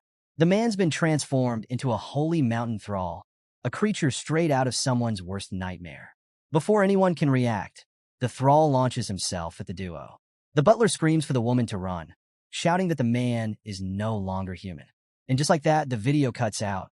The Duke, now looking like he needs another drink, explains that his informant barely escaped alive to deliver this footage. Otherwise, no one would have believed it.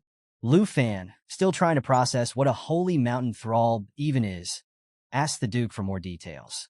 The Duke calmly explains, like he's giving a weather report, that thralls are creatures mutated by the insane power of the giant skeleton in the temple. They're like the next-level version of the holy mountain puppets, and trust me, that's not a promotion anyone wants. Suddenly, the pieces start falling into place for Lu Fan. He connects the dots between the thralls and the fallen corpses he's been fighting near the Blood Moon. Both seem to follow the same creepy pattern. Ancient powers twisting everything around them into something horrific. The Duke, taking another swig from his flask, because honestly, who wouldn't need a drink right now, tells Lu Fan that scholars at the Academy are already calling these creatures the ancient gods. Yeah, that's right, gods. Apparently, these skeletons and temples are too old to trace, and whatever power they hold is way beyond anything humanity understands. Lu Fan's head is spinning. Where did these things come from? Why are they here? And what kind of power are they hiding? But before his brain can implode, the Duke drops the ultimate mic. Nothing about the ancient gods is known. That's it. That's all we've got. The Duke says it with the kind of nonchalance you'd expect from someone who's just accepted that the universe is full of unsolvable mysteries. The Duke goes on to explain that the creatures corrupted by these ancient powers are divided into two categories: puppets and thralls. The puppets? They're your basic zombie types, mindless, shambling, gross. But the thralls? Oh, those are the elite-level nightmares. They're faster, stronger, and way harder to kill. Lu Fan, sharp as ever, realizes something. He cuts the Duke off and says, "So, the fallen corpses aren't just regular undead, are they? There are puppet fallen corpses and thrall fallen corpses too." The Duke nods, giving him a look like, finally someone gets it. He warns Lu Fan and the captain that while they've mostly been dealing with the basic zombie versions, the real threat, the corpse thralls, are out there waiting. Lu Fan presses for more details, asking what happened after the thrall attacked the Morgan family. And here's where it gets even weirder. The Duke reveals that the thrall wiped out every single Morgan family member at the ruins, except for one, Charles Morgan. Yeah, the guy leading the expedition. For some reason, the thrall spared him. Why? Who knows? Maybe even ancient zombie monsters respect bureaucracy. But here's the kicker. After killing everyone else, the thrall and Charles didn't fight. Nope, they talked. That's right. This monstrous undead creature and Charles Morgan had a full-on chat in front of the ancient temple. What they talked about? That's anyone's guess. The Duke reveals the ultimate twist. The thrall didn't just spare Charles Morgan. It gave him something. And no, it wasn't a pat on the back or a motivational speech. It handed him the essence of the holy mountain. Lu Fan's curiosity shoots through the roof. What kind of overpowered nonsense is this now? The Duke explains that Charles, already a beast as a combat priest, used the essence to unlock an entirely new profession: holy priest. And get this, it's a profession that doesn't even exist in the known records. Yeah, Charles basically unlocked the hidden boss level of career upgrades. The Duke's spies tried to dig up more dirt, but the Morgan family had doubled down on security, turning their estate into an impenetrable fortress. Frustrated, the Duke warns Lu Fan to keep an eye on Charles during the trials of nations. With the backing of the ancient gods, Charles is shaping up to be a walking cheat code. But Lu Fan? Oh, our boy doesn't even flinch. He waves it off like the whole thing is a minor inconvenience. In Lu Fan's book, titles like toughest opponent just means someone standing in the way of his victory lap. Fast forward 2 days, and we're back in the blacksmith shop. The burly blacksmith hands Lu Fan a brand new necklace, his pride practically radiating off him. Lu Fan grins like a kid unwrapping a new toy. He's thrilled with the craftsmanship, calling it top tier, a real masterpiece. But Lu Fan doesn't just take the necklace and walk out. Oh no. He pulls out the Duke's favorite strong drink and gifts it to the blacksmith as a thank you. The guy's eyes light up like he's just been handed a winning lottery ticket, clearly thrilled by Lu Fan's appreciation and his excellent taste in booze. Before the blacksmith can bask in the glory of his creation for too long, Lu Chongkong and Shin Kai show up, interrupting the moment like a couple of chaotic siblings. They casually mention that there's a new exploration mission, and it's time to gear up.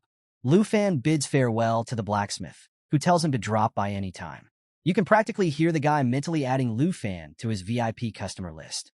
As Lu Fan steps out, Lu Chongkong's jaw drops when he spots the bronze badge pinned to Lu Fan's uniform. This guy's been grinding for an entire year to level up, and here's Lu Fan, breezing through ranks like it's a video game speedrun. Even Shun Kai, usually cool and collected, can't wrap her head around it. She's low-key wondering if Lu Fan has some divine sponsorship deal they don't know about. The next morning, Captain Lu Fei gathers the squad near the outpost, announcing they've packed enough supplies for 15 days. Everything seems to be going smoothly, until Lu Fan, casually flying overhead with his dragon, notices something strange. The landmark signal rod they placed last time? Yeah, it's gone. Shinkai spots it a few blocks away, but something's off. The rod is damaged, completely wrecked, and there's no way a simple snowstorm did this. Lu Fan's gut tells him something's wrong. It's too quiet. The kind of quiet where you just know something's about to go horribly wrong. Sure enough, as Lu Changkong confidently strides forward, Lu Fan's instincts kick in. He yells for the squad to fall back, his voice cutting through the icy air. But it's too late. Lu Changkong is already within range of a trap. The snow crunches underfoot, the air feels heavier, and then bam, out of nowhere, a swarm of monsters emerges. It's like someone RSVP'd an army of creatures to crash the mission. Lu Changkong freezes, realizing they're completely surrounded. The sheer number of monsters is insane. What are they even doing here? Lu Fan had cleared the area last time, yet now it's crawling with puppets. But none of them attack.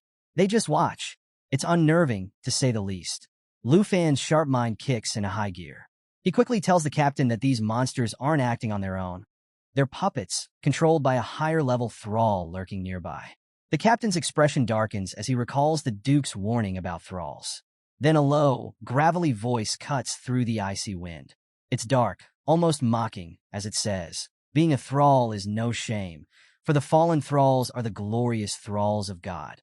The group whirls around to see a pale, humanoid figure emerging from the shadows, dressed in the same uniform as their squad. Lu Changkong, ever the loudmouth, demands to know who this guy is. But before the figure can answer, Captain Lu Fei and Shin Kai recognize him instantly. Their shock is palpable. This isn't just some random stranger. It's Li Luo, a former member of their team and a hidden-class spear knight. The squad stands frozen, disbelief etched across their faces. For Shinkai, the shock cuts even deeper. Tears well up in her eyes as she realizes she's standing face-to-face with someone she thought she'd lost forever. Why? Because Li Luo wasn't just a teammate. He was Shinkai's fiancé. So here's the deal. Shinkai's first days in the regiment? All thanks to Li Luo. He brought her in, trained her, and eventually they got engaged. But then, plot twist, Li Luo vanished during a mission tied to the Blood Moon. Now here he is back again, except, he's a fallen corpse man. Not exactly the heartfelt reunion Shinkai was hoping for. Lu Changkong, ever the pragmatist, snaps. This isn't the time for a therapy session, he barks, clearly done with all the drama. Meanwhile, Shinkai's composure crumbles. She drops to the ground, tears streaming down her face, as she sees the man she thought was gone forever now, undead. And Lu Fan? He's off to the side, awkwardly watching this emotional meltdown, thinking, this just got super uncomfortable. Shinkai sobs, calling out Li Luo's name, begging him to explain why he never came back. Her desperation fills the air, and suddenly, she feels a presence. When she looks up, her breath catches. There he is, Li Luo, standing before her, looking normal, like the old Li Luo she knew. It's a scene straight out of a romance drama, complete with Shinkai flinging herself into his arms, bawling like her life depends on it. Lu Fan watches, unsure whether to clap or cringe. Do we just let this play out, he wonders. Meanwhile, Shinkai hugs Li Luo tightly, babbling about how no one will believe he's back and how everyone will be overjoyed to see him alive. And just when it feels like things couldn't get more emotional, the air crackles with a surge of demonic energy. Li Luo's voice grows cold. He declares, with all the subtlety of a bad supervillain, that he's not going back. Turning to Shinkai, he drops an unexpected bombshell, asking if she'll stay with him. She stares, confused and speechless, as Li Luo pulls her closer, launching into his "join me or else" pitch. He's rambling about serving some mysterious god that's about to wake up. Romantic, right? Nothing says happy reunion like trying to recruit your fiancé into a creepy ancient deity revival plan. Shinkai's brain short-circuits from the sheer absurdity of it all, and before anyone can react, she faints. Lu Fan catches her mid-fall, panicked, shouting her name and trying to wake her up. He's patting her back, yelling like a concerned parent, while Li Luo just stands there, casually offering Shinkai unimaginable power and the chance to serve a god. Because that's totally what she wanted for her wedding vows.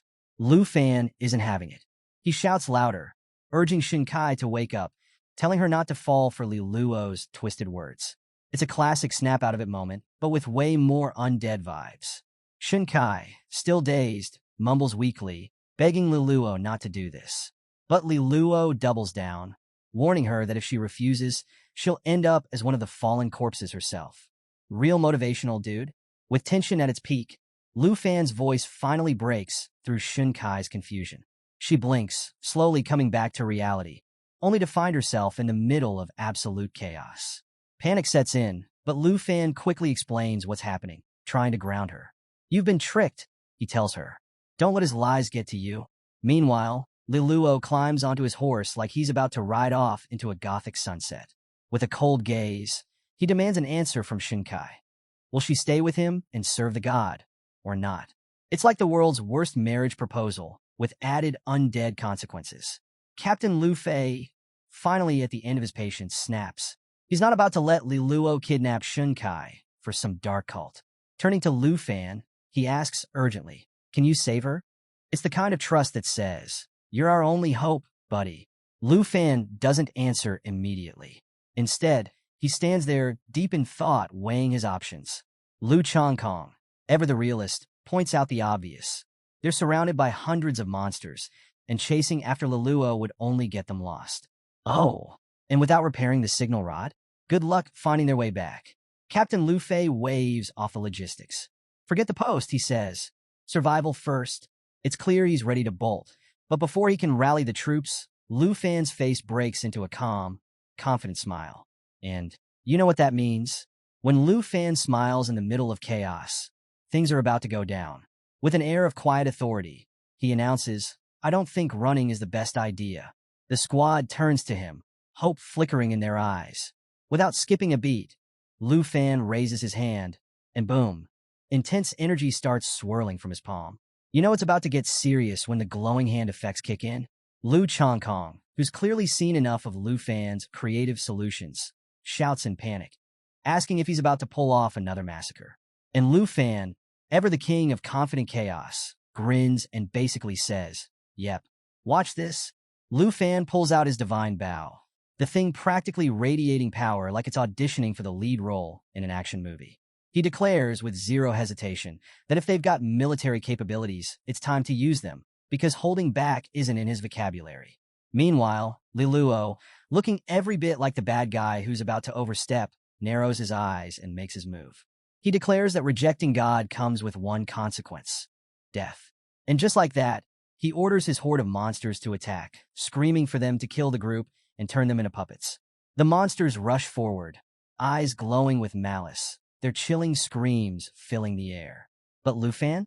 Oh, he's cool as a cucumber. He quickly fires up his Shadow Serpent arrow and shouts for Lu Changkong to activate the Sanctuary Shield. Lu Changkong doesn't miss a beat, throwing up the protective barrier just in time. The shield glows brilliantly, absorbing damage equal to 200% of Lu Changkong's max HP. But the kicker? It only lasts for 10 seconds. No pressure, right? As the Sanctuary Shield hums with energy, Lu Fan turns to Lu Changkong with that trademark confidence and says, "You don't need to do anything else." Lu Changkong, understandably panicked, reminds him, this shield only lasts 10 seconds. But Lu Fan just smiles, telling him, "Relax. 10 seconds is all I need," because of course it is. The countdown starts, and the tension is so thick you could cut it with a sword. As the monsters swarm closer, Lu Fan takes aim with his Shadow Serpent arrow. The air practically buzzes as the energy builds, the black serpent coiling in midair, growing stronger by the second. At the same time, he summons Xiaya, his legendary black dragon, instructing her to unleash her dragon of destruction form. Flames ripple around her as she transforms, her roar shaking the battlefield. With 6 seconds left on the shield, Xiaya lets out a terrifying roar that makes even the monsters hesitate. Lu Fan doesn't waste a moment. He releases the arrow, and the black serpent hurtles through the air, locking onto Liluo with deadly precision. As the seconds tick down, Xiaya and Lu Fan work in perfect sync. She detonates the ground beneath her with cataclysm, fiery explosions ripping through the battlefield. Lu Fan follows up with Cut the Sky, delivering 2 dragon-infused strikes that slice through the chaos like a hot knife through butter. The combo is devastating. Flames erupt, monsters are obliterated, and the battlefield is reduced to a smoking ruin. It's the kind of destruction that makes you wonder if Mother Nature is going to file a complaint. Amid the chaos, Liluo's condition visibly worsens. His once imposing form collapses as his horse, overwhelmed by the battle's toll, falls beneath him. Liluo hits the ground hard, and Lu Fan, recognizing the conflict within him, moves quickly to catch him. Shinkai rushes forward, cradling Liluo in her arms as tears stream down her face. It's Heartbreak City, folks, population, Shinkai. As she holds him, she whispers through her sobs, asking if it's really him. Her words are filled with love, grief, and desperation. She recounts how kind he used to be, how everything changed because of the curse. It's a tearjerker moment, no doubt. But before anyone can catch their breath, a strange purple aura begins to seep from Liluo's body, growing stronger by the second.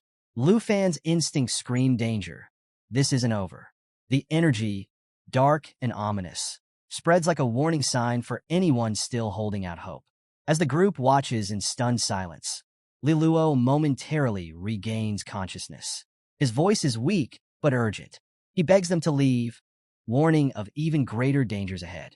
Shinkai, clinging to him, pleads with him to hold on, tears streaming as she promises that he'll be fine. But it's too late. His strength fades, and his hand, once clutching Shinkai tightly, slips from her grasp. Liluo's body goes still. The moment is gut-wrenching. Shinkai screams, her heartbreak palpable as she sobs uncontrollably, holding his lifeless body. The grief is raw, the kind that rips through the strongest warriors and leaves them shattered. Through her tears, Shinkai whispers that even if it was brief, for those fleeting seconds, she had her Liluo back.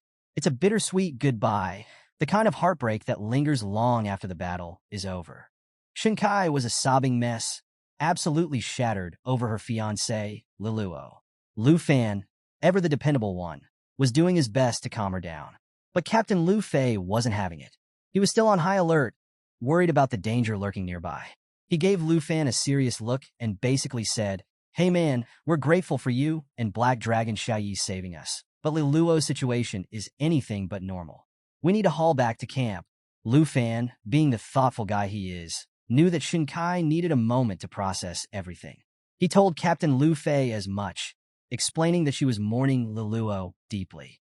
But before anyone could catch their breath, a strange purple aura started glowing from Liluo's body. Yep, you guessed it, Liluo wasn't done causing chaos. Captain Lu Fei's jaw hit the floor as he realized what was happening. He's not dead yet? Cue Lu Fan springing into action like the hero he is. With his trusty dragon sword in hand, he figured out what was going on. The energy of the fallen corpse was still inside Liluo, and it was making a beeline for the ominous blood moon. Lu Fan wasn't about to let that happen. He sprinted after the energy, slashing it in half with a dramatic swipe. What happened next? Oh, just a crystal containing the essence of the fallen corpse spilling out, glowing with an eerie aura of gratitude. Lu Fan held the crystal, deep in thought. Could this be the sacred essence that Charles had once obtained? He couldn't shake the feeling that this essence had something to do with hidden powers, or worse, becoming a servant of the ancient god. Captain Lu Fei was understandably freaked out and asked if carrying such a bizarre object was even safe. But Lu Fan, lost in his thoughts, wondered if Charles had also pledged loyalty to the ancient god. He remembered Liluo's chilling words, "Obey me, and I'll give you unimaginable power as a servant of the gods." Lu Fan snapped out of it and made a decision. They'd have to hand the crystal over to Duke Junbei for safekeeping. Captain Lu Fei agreed, but before they could leave, they turned their attention to Shinkai, who was digging a hole in the snow for Liluo's burial. Captain Lu Fei suggested they wait, and Lu Fan, heart heavy, insisted they help her. Together, the group dug a large grave, and Shinkai, with tears streaming down her face, buried Liluo with his necklace and badge. After saying her final goodbye, Shinkai stood tall, glasses back on, declaring herself strong sister Shinkai once more. Her recovery lifted everyone's spirits. Captain Lu Fei rallied the group, and they flew off on their eagles, heading back to Team 78's camp. Now here's where it gets even more interesting. The next afternoon, Lu Fan met with Duke Junbei to hand over the crystal. Duke Junbei was stunned, immediately recognizing its significance. Lu Fan shared his hypothesis. The ancient god servants had to meet certain conditions. The essence of the corpse could turn beings into slaves, but only those with intelligence could become actual servants. He explained how Liluo, once controlled by the corpse's essence, had essentially become one of these servants, with the ancient god seemingly making the final call. Duke Jinbei was intrigued and added his own insight. He mentioned rumors of cults popping up across more than a dozen countries.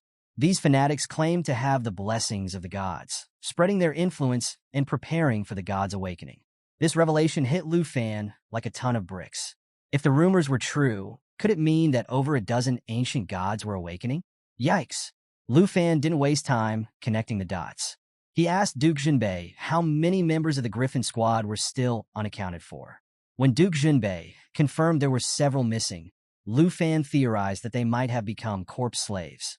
To keep everyone safe, he suggested announcing a reward to find them and mitigate the risk. The weight of this realization hit Duke Jinbei hard. These were his brothers in arms, men who had once served their country but were now potential threats. Lu Fan reassured him, placing a hand on his shoulder. There was no easy solution, but sacrifices had to be made for the greater good. Then came the million-dollar question: what to do with the crystal? Lu Fan had an idea. He proposed using it to test his hypothesis. But don't worry, folks, he wasn't about to experiment on people. He planned to use it on his dragon pets instead. Duke Jinbei wasn't exactly thrilled with the plan, but trusted Lu Fan to handle it.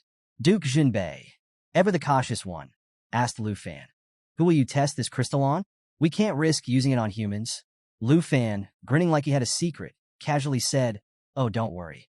I'll test it on my dragon." Naturally, Duke Jinbei's eyebrows shot up. He was like, "What? Are you crazy? Using this on a dragon could be catastrophic. What if it goes wrong? Who's going to handle that mess?" Lu Fan quickly waved him off, all confident, and clarified, "Chill, senior. You misunderstood me. The dragon I'm talking about isn't exactly one of my main 5 dragons." This, of course, got Duke Jinbei even more curious. "Wait, hold up. You have more dragons?" Cut to an open space where Lu Fan and Duke Jinbei decided to test things out. Duke Jinbei couldn't resist grilling him, asking about his other dragons. Lu Fan explained, 2 of the 5 dragons aren't exactly my direct pets. They're summons that appear when I call on my dragons." And yeah, Duke Jinbei was floored by this idea. Summoning a pet's pet? Mind-blowing. Anyway, Lu Fan called out to Jade Dragon Xiaofei and asked her to summon the twin flying dragon kings. Moments later, the twin flying dragons appeared with a roar, their presence absolutely majestic. These dragons had a unique feature. They could summon identical twins, mirroring the summoner's level. Duke Jinbei was blown away, thinking how cool it was that Jade Dragon Xiaofei could summon them herself, and they were completely loyal to her. But Duke Jinbei wasn't done worrying. He asked Lu Fan if they couldn't test this on something simpler. Lu Fan chuckled and reassured him. These flying dragon kings are the weakest of the 5 dragons. If anything goes wrong, we can take them down easily and bring them back later. Now Lu Fan held the crystal, deep in thought. His plan? Have the flying dragon swallow it. He threw the crystal toward the dragon, and sure enough, it gulped it down. Immediately, the dragon started changing. Its color darkened, and a sinister purple aura surrounded it. It roared, shaking the ground, and even Jade Dragon Xiaofei looked shocked. Duke Jinbei wasn't about to stand by and watch things spiral. He leapt into action, raising his weapon and warning Lu Fan, "We need to act now, before it's too late." But Lu Fan held him back, insisting they wait and observe. One of the twin dragons roared loudly, while the other was enveloped in the purple aura. Lu Fan realized the dragons weren't fully turning into fallen corpses yet, so killing them now wouldn't accomplish anything. Things got even more intense when Duke Jinbei noticed the transformation accelerating. He urged Lu Fan to act, but instead, Lu Fan told Jade Dragon Xiaofei to step in and try to regain control. Xiaofei activated Emerald Light, a blessing that cleared debuffs and boosted ally damage. It was a gamble, but Xiaofei's divine light surrounded the dragons, pushing back against the ancient god's control. For a moment, everyone held their breath. The purple aura didn't disappear, but Xiaofei's constant stream of radiant light started having an effect. Duke Jinbei, still skeptical, asked if this method could really work. Then, suddenly, the dragons roared once more, but this time, they bowed to Jade Dragon Xiaofei, fully acknowledging her as their master. They weren't slaves to the fallen corpse. They had absorbed the ancient god's power without losing themselves. The system updated, revealing that the fallen corpse demon dragon had reached level 22 and gained some insane abilities. Elemental Dragon Breath Demon. magical breath that could resurrect its targets as demon dragon puppets. Soul Charge Demon Dragon. Aura armor that reduced 99% of incoming damage and reflected skills. Dragon Tongue Magic. A destructive spell replacing the dragon's breath attack. Duke Jinbei was shocked but relieved. He admitted that Lu Fan's theory about the ancient god's essence was spot on. The experiment worked. Jade Dragon Xiaofei had reclaimed the twin dragons, and the ancient god's influence was gone. Lu Fan, always ready for the next challenge, couldn't wait to try out the dragon's new skills. But before he could dive into another test, he asked Duke Jinbei about their mission. Was it still ongoing? Duke Jinbei confirmed that the squad's work wasn't done yet. They still had to investigate the ruins connected to the ancient god's awakening. The next morning, the group set off for the ruins. As they trudged through the snowy terrain, Shinkai, ever curious, noticed they were leaving the blizzard area. She pointed out a radiant light ahead, and everyone was stunned by the beauty of the scene. A massive lake stretched before them, with clear skies that felt almost otherworldly. As they landed, Captain Lu Fei spotted a huge chain buried in the snow. He wondered aloud what it could be connected to, and Lu Changkong suggested following it might lead them to the ruins Liu Luo had mentioned. Meanwhile, Lu Fan felt something strange. His system was indicating they had arrived at a treasure map location. Digging into the snow, Lu Fan uncovered a blue dragon egg. His excitement was palpable. The fourth dragon egg was still intact, and it was safe. Just then Lu Fan's sharp eyes catch something else buried nearby. It's a box. Naturally, curiosity gets the better of him. He digs it up, dusts it off, and cracks it open. Inside, he finds an epic-level skill book called Dragon Language Resonance Magic. Epic level, people. This isn't your run-of-the-mill loot, it's the real deal. The skill requires level 35, but Lu Fan's already dreaming big. He's thinking about how this skill will supercharge his magic and boost the power of his future blue dragon. Oh, and he's planning to hit up Sister Duyakyu from the Tianhua auction house to snag a pet slot expansion scroll. Always thinking ahead, this guy. A bit later, while everyone's trekking forward, Lu Fan lags behind to admire the egg and maybe daydream a little about his future dragon arsenal. Shinkai and Lu Changkong notice him hanging back and head over. Shinkai teases him, asking what he's up to, while Lu Changkong jokes about him enjoying the view solo. Lu Fan, caught off guard, quickly hides the egg and skill book. With a sheepish grin, he says, "Oh, nothing, just taking in the scenery." But Lu Fan being Lu Fan, he shifts the conversation to something more intriguing.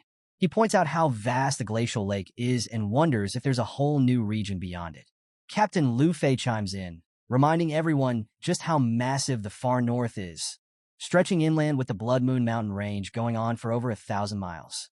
Lu Fan takes a mental note of this, piecing together theories about the ancient gods. Could the Blood Moon itself be controlled by these mysterious deities? Or is it their tool? Shinkai, trying to wrap her head around it, imagines the ancient god as a massive mountain chained to the moon. But before things get too heavy, Lu Changkong lightens the mood, patting Lu Fan on the shoulder and suggesting they follow the chain to see what's on the other side of the lake. Of course, Captain Lu Fei isn't about to let them wander blindly into danger. He warns them about the risks and reminds Lu Changkong about the last time he got injured. Lu Fan steps up, volunteering to scout ahead. Captain Lu Fei, reluctantly trusting him, agrees, but not without some caution. And this is where things heat up. Lu Fan summons Black Dragon Xiaoyi in her destroyer form, complete with molten lava vibes. The crew is hyped. This is one epic dragon. As they prepare to rest, Shinkai tells Lu Fan to be careful, and he promises to signal them once it's safe. Off they go, flying over the lake for 2 straight hours. But even after all that time, Lu Fan hasn't reached the end of the massive chain they're following. Suddenly, his system throws up a warning. You have entered the Fallen Corpse Ruins realm. Yep, it's as ominous as it sounds. Lu Fan knows this place matches the clues left by the Star-Spangled Kingdom's discoveries. He's thinking about the sacred temple and those who became sacred slaves, piecing together the mystery of the ancient god's power. Then, Black Dragon Xiaoyi stops mid-flight, roaring loudly. Something's up. Lu Fan looks down and spots a giant black coffin buried in the snow. His system offers no info, just a cryptic label, the mystery of the Fallen Corpse Ruins.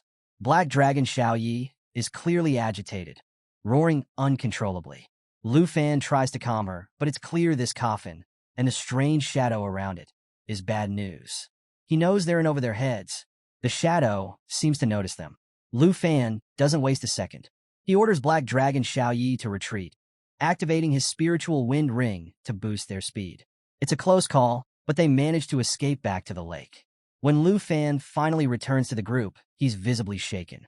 Lu Changkong rushes over, excited to hear what he found, but Lu Fan's tone is dead serious. He explains the fallen corpse ruins and warns them about the terrifying presence buried in the snow. Everyone looks at him in confusion, trying to grasp the gravity of the situation. Lu Fan doesn't mince words. They need to teleport back to camp immediately. Lu Changkong, shocked, asks what could possibly be so dangerous that even Lu Fan had to retreat. After Lu Fan warned the team about the dangers lurking in the ruins, everyone decided to get the heck out of there and teleport back to camp. The tension was sky high, and when they finally reached the office, all eyes turned to the screen. Duke Junbei laid it all out for them. The black coffin, the shadows under the snow, the massive chains, it all screamed danger. He reminded everyone what happened to the Morgan family, warning that no one would survive if they messed with the fallen corpse ruins. Lu Fan, dead serious, chimed in. He described how the area seemed sealed off, with chains everywhere and a strange creature in the lake. Even Black Dragon Xiaoyi, who's usually a total powerhouse, was uneasy and losing control. That alone was enough to give everyone chills. Duke Junbei didn't waste any time. He marked the frozen lake as a forbidden zone, canceling all special routes in the area. Captain Lu Fei was ordered to notify Dragon City scholars about the discovery ASAP. And just like that, Team 78's isolation mission was called off. Instead, they were assigned to assist the scholars in researching the ruins. Now here's where things got interesting. Duke Junbei turned to Lu Fan and dropped a bombshell. He praised Lu Fan for leading the team to such a massive discovery in under a month and awarded him the Griffin Corps Silver Military Merit Medal. This was no small deal. This badge is a high honor, and only a handful of people had it. Naturally, Lu Fan tried to play it humble, saying he didn't deserve it after just 1 month in the Griffin Corps. But Duke Junbei wasn't having it. He insisted Lu Fan take the badge, saying it would open doors for him if he joined the Griffin Corps after graduation. Lu Fan finally accepted the badge, and the whole team was thrilled for him. Captain Lu Fei joked that he might have to take orders from Lu Fan if he joined officially. Meanwhile, Lu Changkong couldn't help but pout a little, joking about how jealous he was of Lu Fan's fast promotion.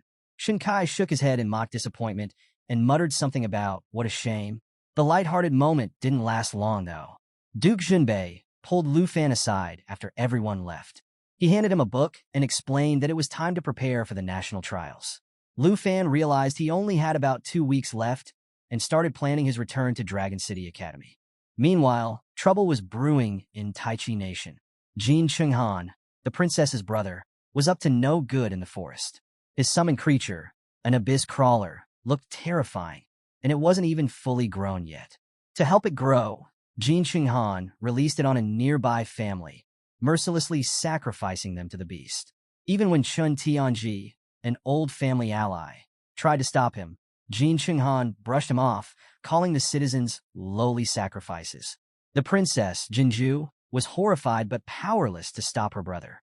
As he left, she reluctantly followed, disheartened by his cruelty. Elsewhere, the stage for the national trials was being set. Leaders from different nations gathered to discuss their strategies. Kiran from the Hung Nation, Wei Ji from the Han Nation, and Yasin Lai from the South Nation all shared one goal: winning the trials. With their four-nation alliance, they were confident about taking the top spot this year. Meanwhile, Andre, the Snow Nation representative, was training near a volcano. Fresh from slaying a demon, he received news that it was time to prepare for the trials. Andre smirked, ready to prove his strength. And over in the Star Stripes Nation, Charles Morgan stood atop the ruins of the sacred mountain temple, declaring that he would be invincible in the trials. Back at camp, 2 days had passed, and Lu Fan was busy studying the documents Duke Junbei had given him. The team gathered to send him off. Lu Changkong teased him, asking if he was aiming for first place in the trials, while Shinkai cheered him on, promising to support him from afar. Captain Lu Fei reminded him that it was time to leave the team. Duke Junbei gave Lu Fan one last piece of advice, urging him to make the most of his skills, especially with the mountain summoning skill and the fallen corpse dragon in his arsenal. Lu Fan thanked him and assured everyone he was ready. The next morning, Lu Fan arrives at the academy and heads straight for the vice principal's office. He's all formal, knocking on the door and asking to come in. Inside, Vice Principal Zhao greets him warmly, shaking his hand like they're old pals. Zhao's excited. He's temporarily in charge of the national trials since the principal's away. And standing beside him, two intimidating shadow guards, Yu and Jun, sent by higher-ups to protect the delegates heading to the Tea Empire. These guys are next level, way beyond the Griffin Regiment. Zhao can't help but mention how much attention the higher-ups are giving this year's trials. Lu Fan, ever the opportunist, casually asks if Zhao can join him on a trip to the Tai Chi Nation. Zhao agrees, but mentions the principal won't return for another 10 days. He's already arranged a private plane, so they'll leave the next afternoon. Over a cup of tea, Zhao drops an interesting offer. Lu Fan can ask for anything he wants, and the academy will provide it. So, of course, Lu Fan asks for a pet slot expansion scroll. Zhao, caught off guard, spills his tea everywhere, admitting the school doesn't have one in stock. But he assures Lu Fan that he's free to handle his time as he likes, and the shadow guards won't interfere. Later, Lu Fan stops by to meet his close friends, and well, let's just say emotions are running high. Sister Hank practically tackles him with a hug, crying, saying how much she missed him. Qinxiu chimes in, telling him they've been waiting since the night before. Lu Fan, looking a bit sheepish, admits that Vice Principal Zhao tipped them off about his return, but jokes about not bringing gifts. They wave it off, dragging him to the dining table, where a feast is waiting. Sister Hank proudly announces she cooked everything just for him, knowing how bad the food was in the far north. Lu Fan doesn't deny it. He missed Annie's cooking the most. As they dig in, Qinxiu peppers him with questions about his adventures and whether he's grown stronger. For hours, Lu Fan shares his far north experiences, from battling demons to discovering forbidden ruins. At some point, he shows them a bracelet he's crafted, intending it as a gift for his senior sister. Xiaoman notices the bracelet immediately and teases him about it, wondering who the lucky person is. Flustered, Lu Fan hides it and stammers something incoherent. Kim rolls her eyes and jokes, saying it's obviously for his senior sister. The teasing continues until Aunt Hank changes the subject, reminding Lu Fan to return early tomorrow night because they're all going out. Later that evening, Lu Fan visits the spot where his elder sister had trained him. Sitting alone, he reminisces about her introducing him to Sister Duyakyu and the Tianhua auction house. Missing her presence, he calls Duyakyu, asking for news about his senior sister. Duyakyu teases him, suggesting he must be blushing. She finally admits his senior sister had to leave for personal reasons, but left something for him at the auction house. That night, Lu Fan heads to Tianhua auction house.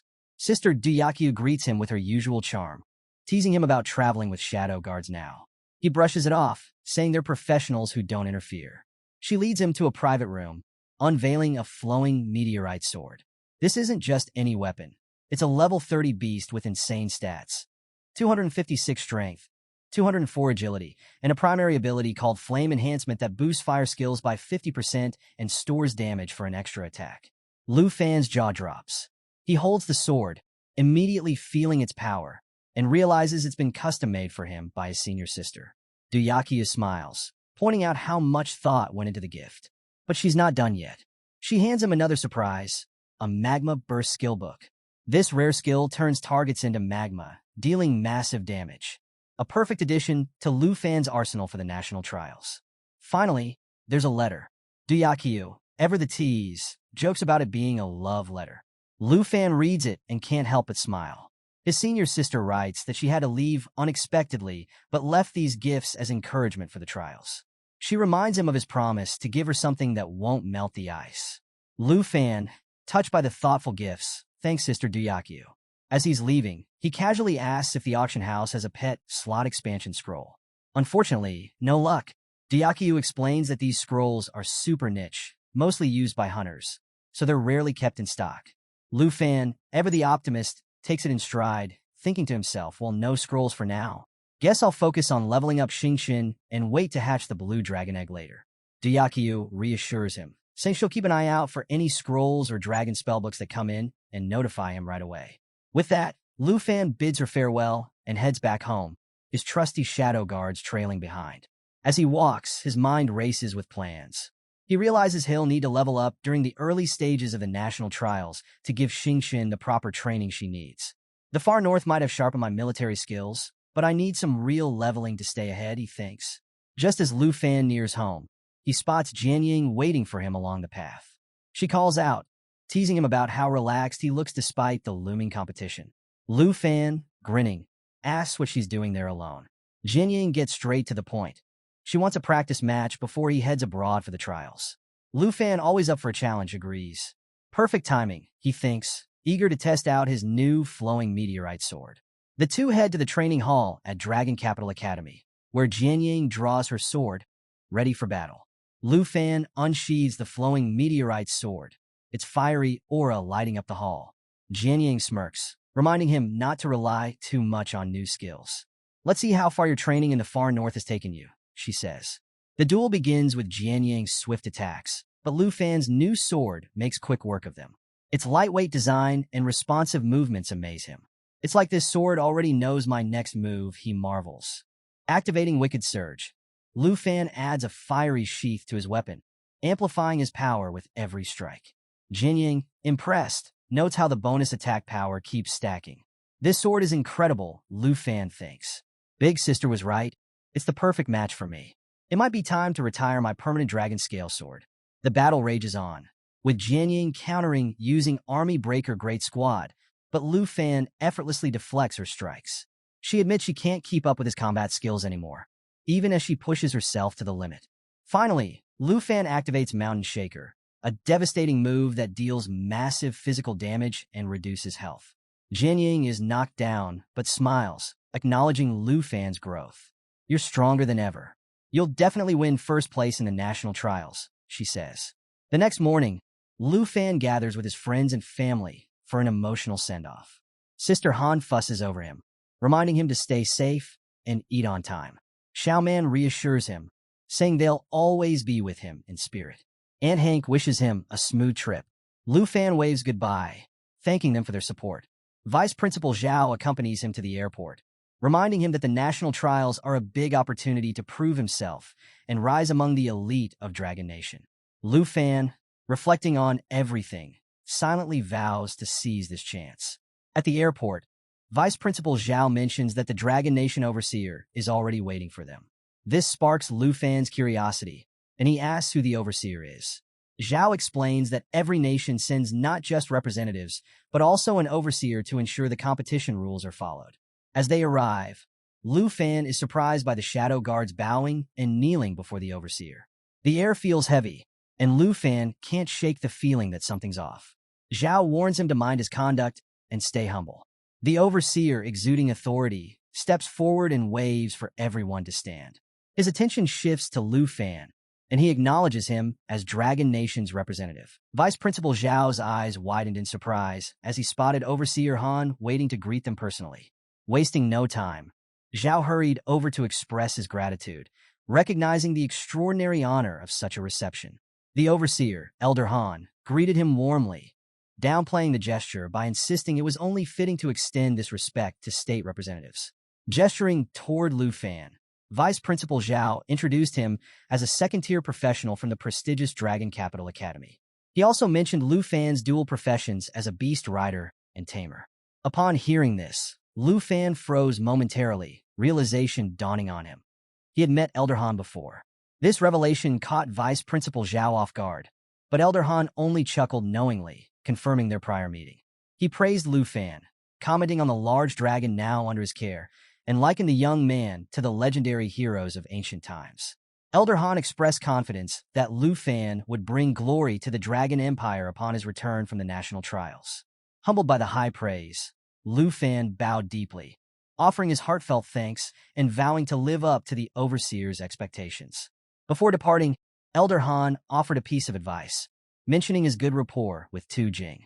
If Lu Fan encountered trouble, he should seek out Tu Jing first. If that proved insufficient, Elder Han himself would intervene. With these parting words, Elder Han climbed into his car, his bodyguard holding the door for him. Just before the car sped off, he reminded them to prepare for the evening's banquet. As the vehicle disappeared into the distance, Lu Fan turned to Vice Principal Zhao, asking if Elder Han was truly one of the 3 elders of the Dragon Empire. Zhao confirmed this with a nod, emphasizing Elder Han's vast influence and standing within the empire. The revelation left Lu Fan stunned. The three elders were the most powerful decision-makers in the Dragon Empire, their authority surpassing even the dukes. Yet, Elder Han's demeanor lacked the overpowering presence one might expect from a combat master. This contradiction puzzled Lu Fan. Curiosity gnawed at him, and he voiced his thoughts to Zhao, wondering if Elder Han might be concealing his true strength.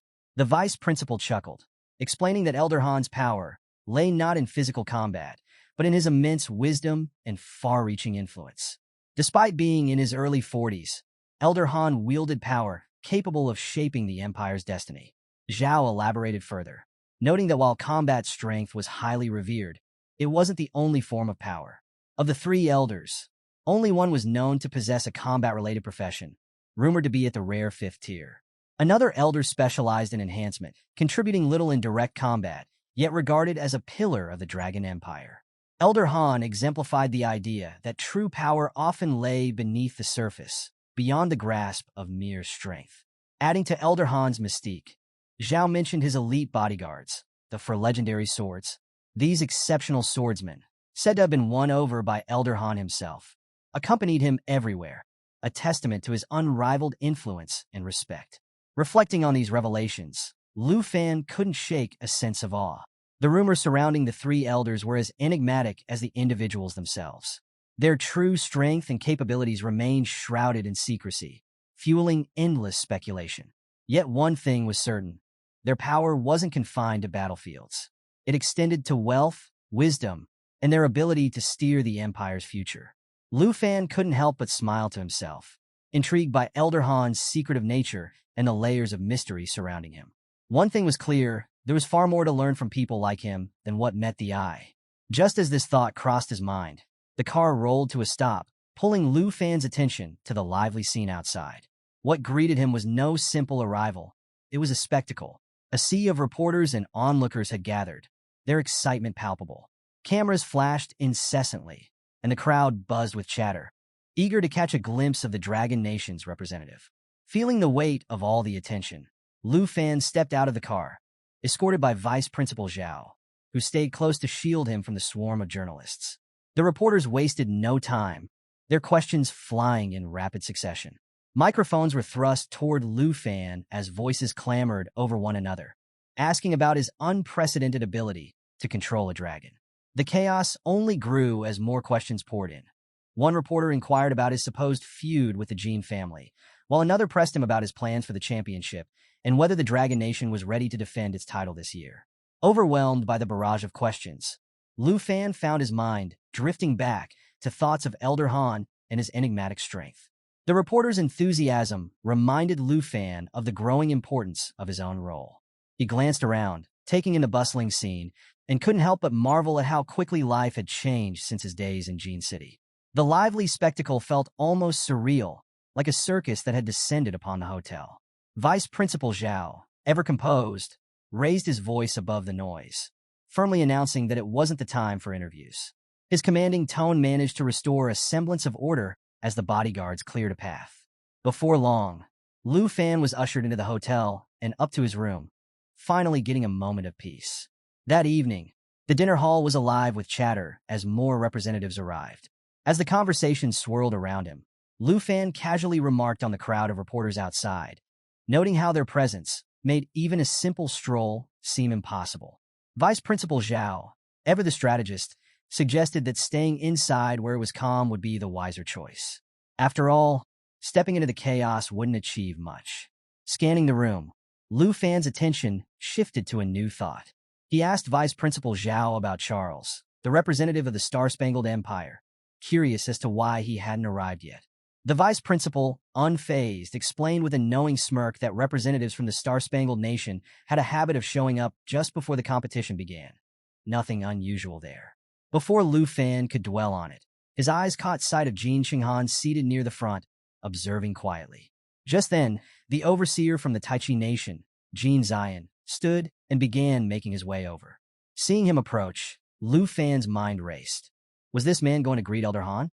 Sure enough, Jin Zion introduced himself to Elder Han, offering a respectful handshake as he addressed him as the overseer of this year's national trials. Elder Han responded with a firm handshake and a genuine smile, his calm demeanor radiating authority. Around the room, whispers erupted like wildfire. The crowd was abuzz with speculation about Elder Han's identity. Some wondered aloud if he was truly one of the legendary 3 elders of the Dragon Empire, while others pointed out the figure standing near him, speculating that it must be one of the 4 great swords. As murmurs of awe and curiosity filled the air, one individual excitedly recalled seeing Elder Han at an international conference in Roman country. The sentiment was clear. The Dragon Nation had brought its full might to the trials this year, leaving everyone with a sense of anticipation for what was to come. Elder Han approached his seat with the composed demeanor he was known for, and Lu Fan, noticing him, gestured invitingly for him to sit. The subtle interaction wasn't lost on the guests, who exchanged curious glances. Whispers floated across the room as they speculated about Lu Fan's possible connections to influential figures within the Dragon Empire. The moment passed quickly, however, as the banquet, the grand highlight of the national trials, drew everyone's attention. This event wasn't just a meal. It was a celebration of prestige and unity, meant to showcase the host nation's hospitality. Guests chatted excitedly about the quality of the food and the grandeur of the occasion, confident it would live up to the reputation of a state banquet. Yet, as Vice Principal Zhao leaned toward Lu Fan, his voice low and cautious, he offered a word of advice. He suggested that Lu Fan be mindful of his reactions to the meal, hinting that the Tai Chi Nation's cuisine might not meet the high culinary standards of the Dragon Nation. Lu Fan nodded politely, though the warning left him both surprised and curious. When the first dishes were unveiled, Lu Fan's initial reaction was hard to mask. The food was simple, modest, nowhere near the lavish spreads he had expected. Disappointment flickered across his face as he quietly wondered what kind of state banquet this could possibly be. His thoughts, though unspoken, were overheard by Elder Han, who offered an explanation in his usual calm tone. The Tai Chi Nation, he explained, lacked the abundance of resources enjoyed by others, relying primarily on its mineral wealth. Though the explanation was logical, Lu Fan couldn't help but think back to his aunt's cooking, simple but bursting with flavor, unlike the uninspired dishes before him. Just as Lu Fan was resolving to put his disappointment aside, a sudden bang shattered the relative calm. Andre, a fellow participant from Snow Nation seated nearby, slammed his fist onto the table, visibly upset. His frustration boiled over as he complained about the meager portions and lackluster quality of the meal. The loud outburst immediately drew the attention of everyone in the room. A bald man standing behind Andre tried to calm him, urging him to control himself. But Andre, an elite fighter from the hidden fighter profession and a level 60, wasn't in the mood to listen. The tension escalated further when Jin Qinghan, seated nearby, shook his head and offered a sarcastic remark. He mocked Andre, suggesting that perhaps barbarians didn't know how to appreciate good food. Andre's temper flared at the jab, and in an instant, he was on his feet, marching toward Jin Qinghan, demanding he repeat what he had just said. The room fell silent, the air thick with anticipation. Both men adopted aggressive stances, their auras shifting dramatically. A purple glow began to radiate from Jin Qinghan, a clear sign of his rising power and readiness to fight. Sensing the situation spiraling out of control, Jin Zion, the overseer of the Tai Chi Nation, acted swiftly. He stepped in between the two, urging Jin Qinghan to back down and reminding him that the national trials had yet to begin. This was no time for petty conflicts. Meanwhile, the bald man intervened once again, his voice firm as he commanded Andre to calm himself. Despite the efforts to defuse the situation, Andre refused to back down. He pointed an accusatory finger at Jin Qinghan, warning him to tread carefully, and all but promised that their paths would cross again in the trials.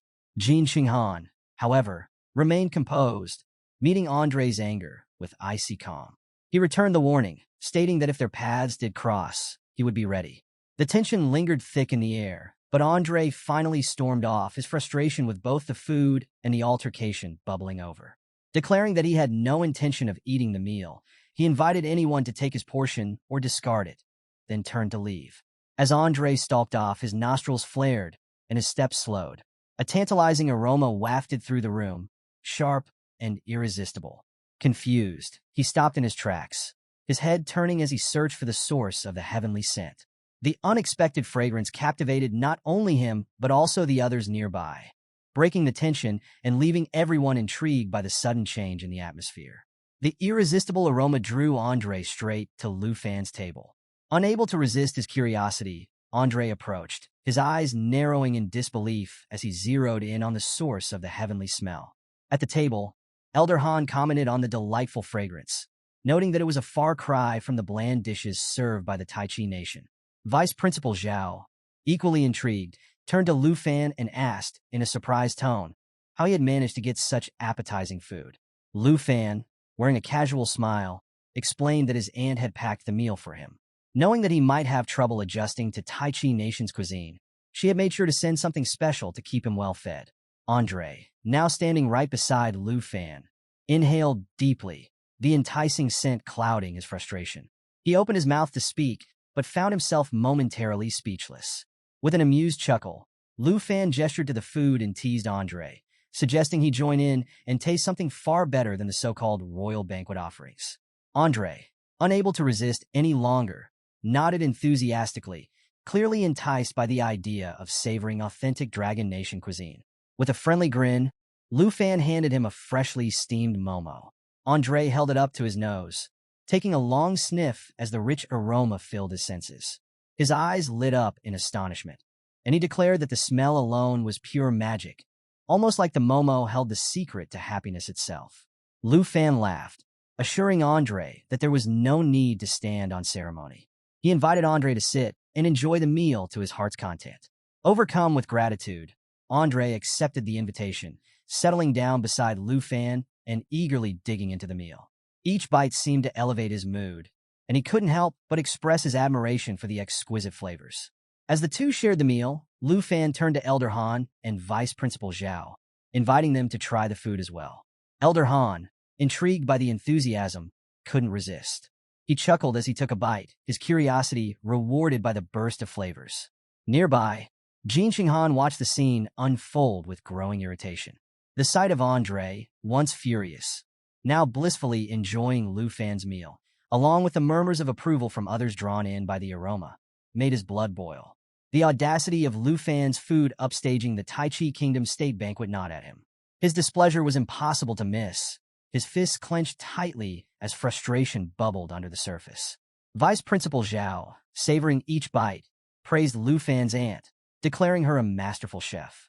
He added that she deserved nothing short of the highest praise for her remarkable cooking skills. The compliment only deepened Jin Qinghan's simmering anger, as a scowling expression made clear. Jin Zion, noticing Jin Qinghan's escalating frustration, acted swiftly. He leaned in close, placing a firm yet gentle hand on Qinghan's shoulder, urging him to remain calm. Jin Zion understood that the situation could spiral into unnecessary chaos if left unchecked. To defuse the tension, Jin Zion stood, clearing his throat loudly enough to command the room's attention. Conversations halted, and all eyes turned to him. Before Jin Zion could say a word, a sudden beep from the sound system filled the air.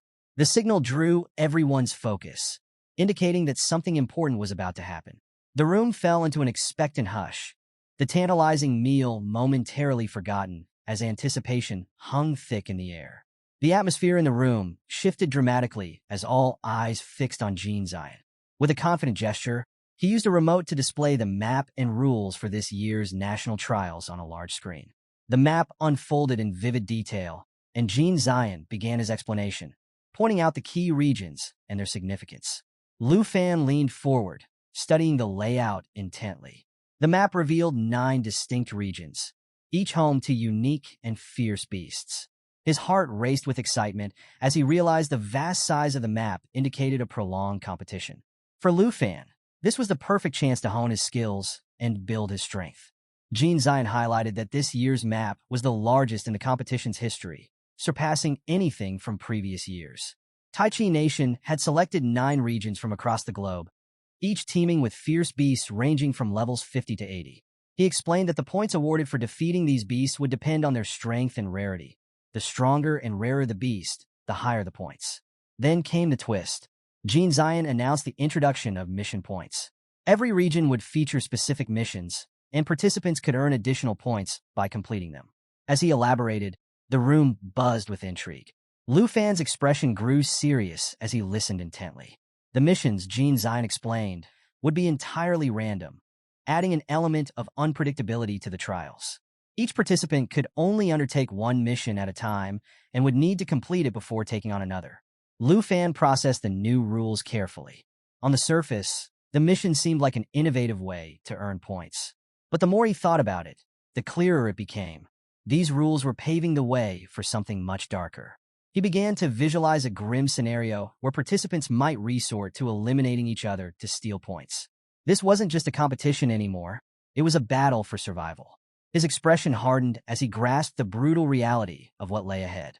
Elder Han, sitting nearby, watched silently, his thoughtful gaze suggesting he too was piecing together the implications of the new rules. Suddenly, a participant raised his hand and asked about a peculiar skull symbol marked on the map. The question drew murmurs of curiosity from the room. Jean Zion, with a knowing smile, explained the ominous icon. The skull symbol, he revealed, was tied to a new challenge centered on the Dark Towers. The screen shifted to show a towering, ominous structure that loomed large over the map. Its dark, foreboding presence sent a shiver through the room. Jean Zion continued, describing the towers as rotating structures in each region, imprisoning ancient armies of beasts from history. At the heart of these towers resided their commander, the Demon of the Nine Realms. His voice grew heavier as he emphasized the significance of this revelation. The participants were visibly shaken as he revealed that this was no ordinary enemy. The Demon of the Nine Realms was the same terrifying being that nearly destroyed Taichi Nation 50 years ago. Gasps rippled through the room. One participant, unable to believe what he was hearing, exclaimed in disbelief. A large woman seated nearby muttered that this was madness, her stunned reaction mirrored by many others. Amid the growing murmurs and shocked expressions, Lu Fan's mind raced. He couldn't help but wonder about the Demon of the Nine Realms. What kind of being could instill such fear, even decades after its defeat? Vice Principal Zhao, noticing Lu Fan's curiosity, leaned in to explain. The Demon of the Nine Realms, he said, was an ancient and unimaginably powerful entity that had nearly annihilated Taichi Nation. 50 years ago, a catastrophic accident had unleashed the demon and its army, bringing the nation to the brink of destruction. The horror of that time remained etched in the memories of those who had lived through it. Elder Han, who had been silently observing until now, decided to share more about the Demon of the Nine Realms.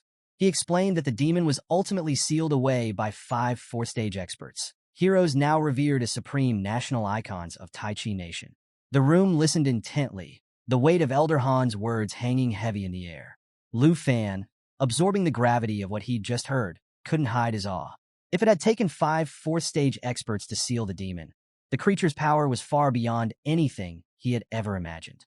The atmosphere grew even tenser when someone asked whether the demon in this trial had been weakened, as was usually the case for trial challenges. Jean Zion's response shocked everyone. This year's demon was in its original, full-strength form. The beast army within the Dark Tower was equally unaltered, making this trial the most dangerous in history. A long-haired girl voiced her fear, wondering aloud what would happen if the demon and its army managed to escape the test area. She recalled the devastation the creature had caused decades ago in Taichi Nation, where millions had perished. Her concerns stirred murmurs throughout the room. Andre, clearly shaken, attempted a quick calculation. At his level 60, he estimated that at least a team of 10 strong individuals would be needed to take on the demon. However, with all 23 representatives competing and scheming against each other, forming such a team seemed impossible. Breaking the tension, Lu Fan raised his hand, drawing the attention of the room. His question took everyone by surprise. He asked Jean Zion whether defeating the Demon of the Nine Realms would result in a significant amount of points. For a moment, the room fell silent as participants exchanged incredulous glances. Some wondered if Lu Fan was joking, while others questioned if he truly understood the magnitude of the task. Jean Zion, wearing a wry smile, addressed the question. Whether he interpreted it as curiosity or an attempt to lighten the mood, he reassured the group. Yes, points would be awarded for all beasts defeated in the trial, and taking down the Demon of the Nine Realms would indeed yield a massive reward, more than anyone might expect. With a sweeping gesture, Jean Zion concluded the session. He signaled that if there were no further questions, the meeting would be adjourned. The participants slowly began to rise, some releasing deep breaths as they processed the daunting information they had just received. As the crowd dispersed, Elder Han turned to Vice Principal Zhao and suggested that Lu Fan should get some rest. With a hint of amusement, he added that they would meet again tomorrow. Zhao nodded in agreement, and he and Lu Fan bowed respectfully before heading out. Elder Han watched them leave, a knowing smile on his face. He murmured to himself, reflecting on Lu Fan's earlier question about defeating the demon. The thought stirred something in him, an excitement he hadn't felt in years. This young man, he mused, will make things very interesting. Later that night, Lu Fan lay in his room, his mind a whirlwind of thoughts. The challenge ahead was far more perilous than he'd initially anticipated. The mention of the ancient beasts and the allowance for participants to kill others for points weighed heavily on him. The stakes were no longer just about glory. They were about survival. Though he wasn't entirely sure what Jin Xinghan would do, he felt certain that Kim Sung-han, another participant, would act decisively to secure an advantage. Seeking some clarity, Lu Fan reached for his phone. He decided to check the trial rankings, hoping to get a better sense of the competition. Opening the app, he scrolled through the national trial predictions. The list displayed the names of all 23 representatives, their ranks clearly labeled. His breath caught when he spotted his own name. Under Dragon Nation, next to T1, was his name. Lu Fan stared at the screen, stunned. He couldn't understand how he had been ranked so high. He stretches, still groggy, and glances at the list again. The notion of placing him and Jin Xinghan at the top feels utterly absurd to him. Scoffing, he scrolls through the app, shaking his head in disbelief. The rankings, in his eyes, feel misplaced, almost laughable. For a media outlet claiming to be reputable, Lu Fan thinks their predictions are anything but reliable. As he scans the list, his gaze stops on one name, Musashi Ten from Sakura Nation. A chill runs down his spine. He knows that name all too well, and it leaves him uneasy. This is a contender worth watching closely, and the thought lingers as he prepares for the day ahead. The trials officially kick off later that morning. The air buzzes with excitement as participants line up in their designated spots. A booming voice fills the arena, announcing that the national trials, organized by Taichi Nation, are about to begin. The crowd stirs with anticipation, eager to see the competition unfold. Look to the sky, the voice commands. Lu Fan and the other participants tilt their heads upward, spotting a swirling blue vortex forming high above them. It sparkles with streaks of light, a mesmerizing tornado of energy. The portal to the secret area is ready, and the participants prepare to step forward. Suddenly, the voice booms again with a bizarre command. The trials will not commence until everyone has liked this video. A moment of stunned silence follows. Then, as if choreographed, everyone collectively mimics the action, whether out of compliance or amusement. The voice returns. Now that you've all liked it, the portal to the secret area has officially opened.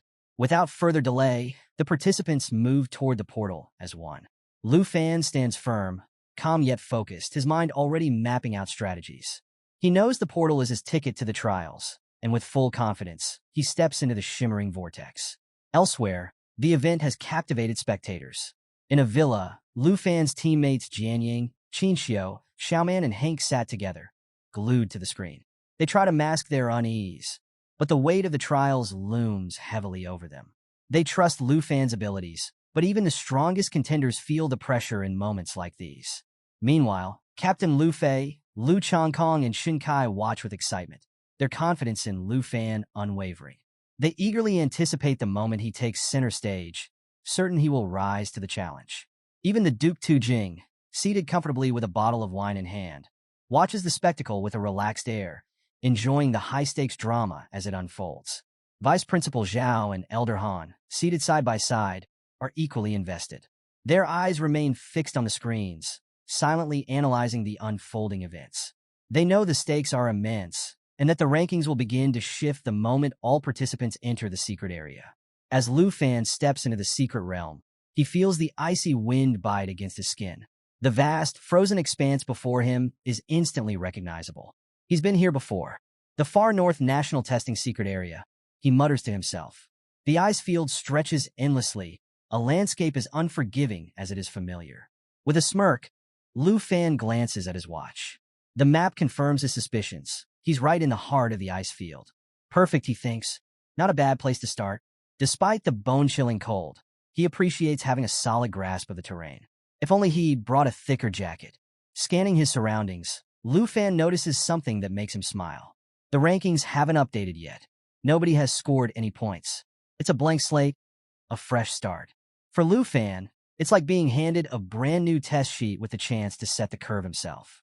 With that thought in mind, he takes his first step, determination etched on his face. The competition is about to heat up, and Lu Fan is ready to bring the fire to the ice. Lu Fan's gaze shifts to the map displayed on his watch, his sharp eyes catching sight of a task point located in the bottom corner of the ice field area. With his first target locked in, his mind races, already formulating a strategy. Checking the live rankings and survivor count on his watch, he's reminded that the game is now in full swing. Anyone with a high score will quickly become a target, but Lu Fan feels no concern. If others want to come after him, they'd better be ready for the fight he's prepared to give. With a flick of his wrist, Lu Fan springs into action, his aura flaring with power as energy swirls around him. He calls out to his two dragons, Xingqian and Xiaoye. They respond instantly, their enthusiasm unmistakable. Xingqian makes a dramatic entrance, appearing in a flash, while Xiaoye roars so mightily that the ground trembles beneath its massive frame. Lu Fan's eyes light up with confidence. This is exactly the team-up he's been waiting for. He approaches his dragons, formulating a solid plan. Turning to Xingqian, he asks if it's ready to team up and evolve alongside Xiaoye. But Xingqian, as spirited as ever, leaps onto Lu Fan's shoulder before he can even finish his sentence. It settles there comfortably, its shimmering scales catching the light. Lu Fan laughs, shaking his head. "Will you ever listen to me?" He muses, but there's no time to dwell on it. With practiced ease, Lu Fan climbs onto Xiaoye's back, the dragon bracing itself beneath him with its powerful form. Just as they prepare to take off, a voice booms across the sky. "Before you soar, don't forget to subscribe. This adventure is just beginning, and you won't want to miss what's next." Lu Fan smirks at the odd interjection, but feels the rush of adrenaline building within him. Xiaoye lets out a thunderous roar, spreading its mighty wings wide. With a gust of wind and the powerful beat of those wings, they launch into the sky. Gripping the reins tightly, Lu Fan feels the thrill of the adventure ahead spark through his chest. The dark peak awaits, and he's more than ready for whatever challenges it holds. Meanwhile, across the expanse of the National Testing Secret Area, Jin Xinghan trudges through the heat of a sprawling desert. The familiar terrain stirs memories as he smirks to himself. "Back here again," he mutters, already adjusting to the oppressive heat and barren emptiness surrounding him. Raising a hand, Jin Xinghan summons his beasts. These are no ordinary creatures. They resemble him in fragmented, eerie ways, their distorted forms pieced together like living puzzles. His skill, Fragmented Ambush, is equal parts brilliant and unnerving. Pieces of the abyss split off and hide in strategic locations, creating a chaotic network of traps and surprises. It's a unique advantage that sends chills through anyone who encounters it. As the beasts take shape, their tiny legs skittering across the desert sand, Jin Xinghan watches with satisfaction. The system interface appears before him, displaying the details of his ability. The Abyss Symbiosis effect stands out as the cornerstone of his power. As long as his Abyss-summoned beasts live, Jin Xinghan shares their symbiotic strength. More unnervingly, if he dies, it's no problem. He can revive within any of the Abyss summons. This ability makes him a near-immortal force, almost like a one-man army. Well, sort of, he muses aloud, his grin widening. He counts his chances, 9 revivals in total, thanks to his beasts.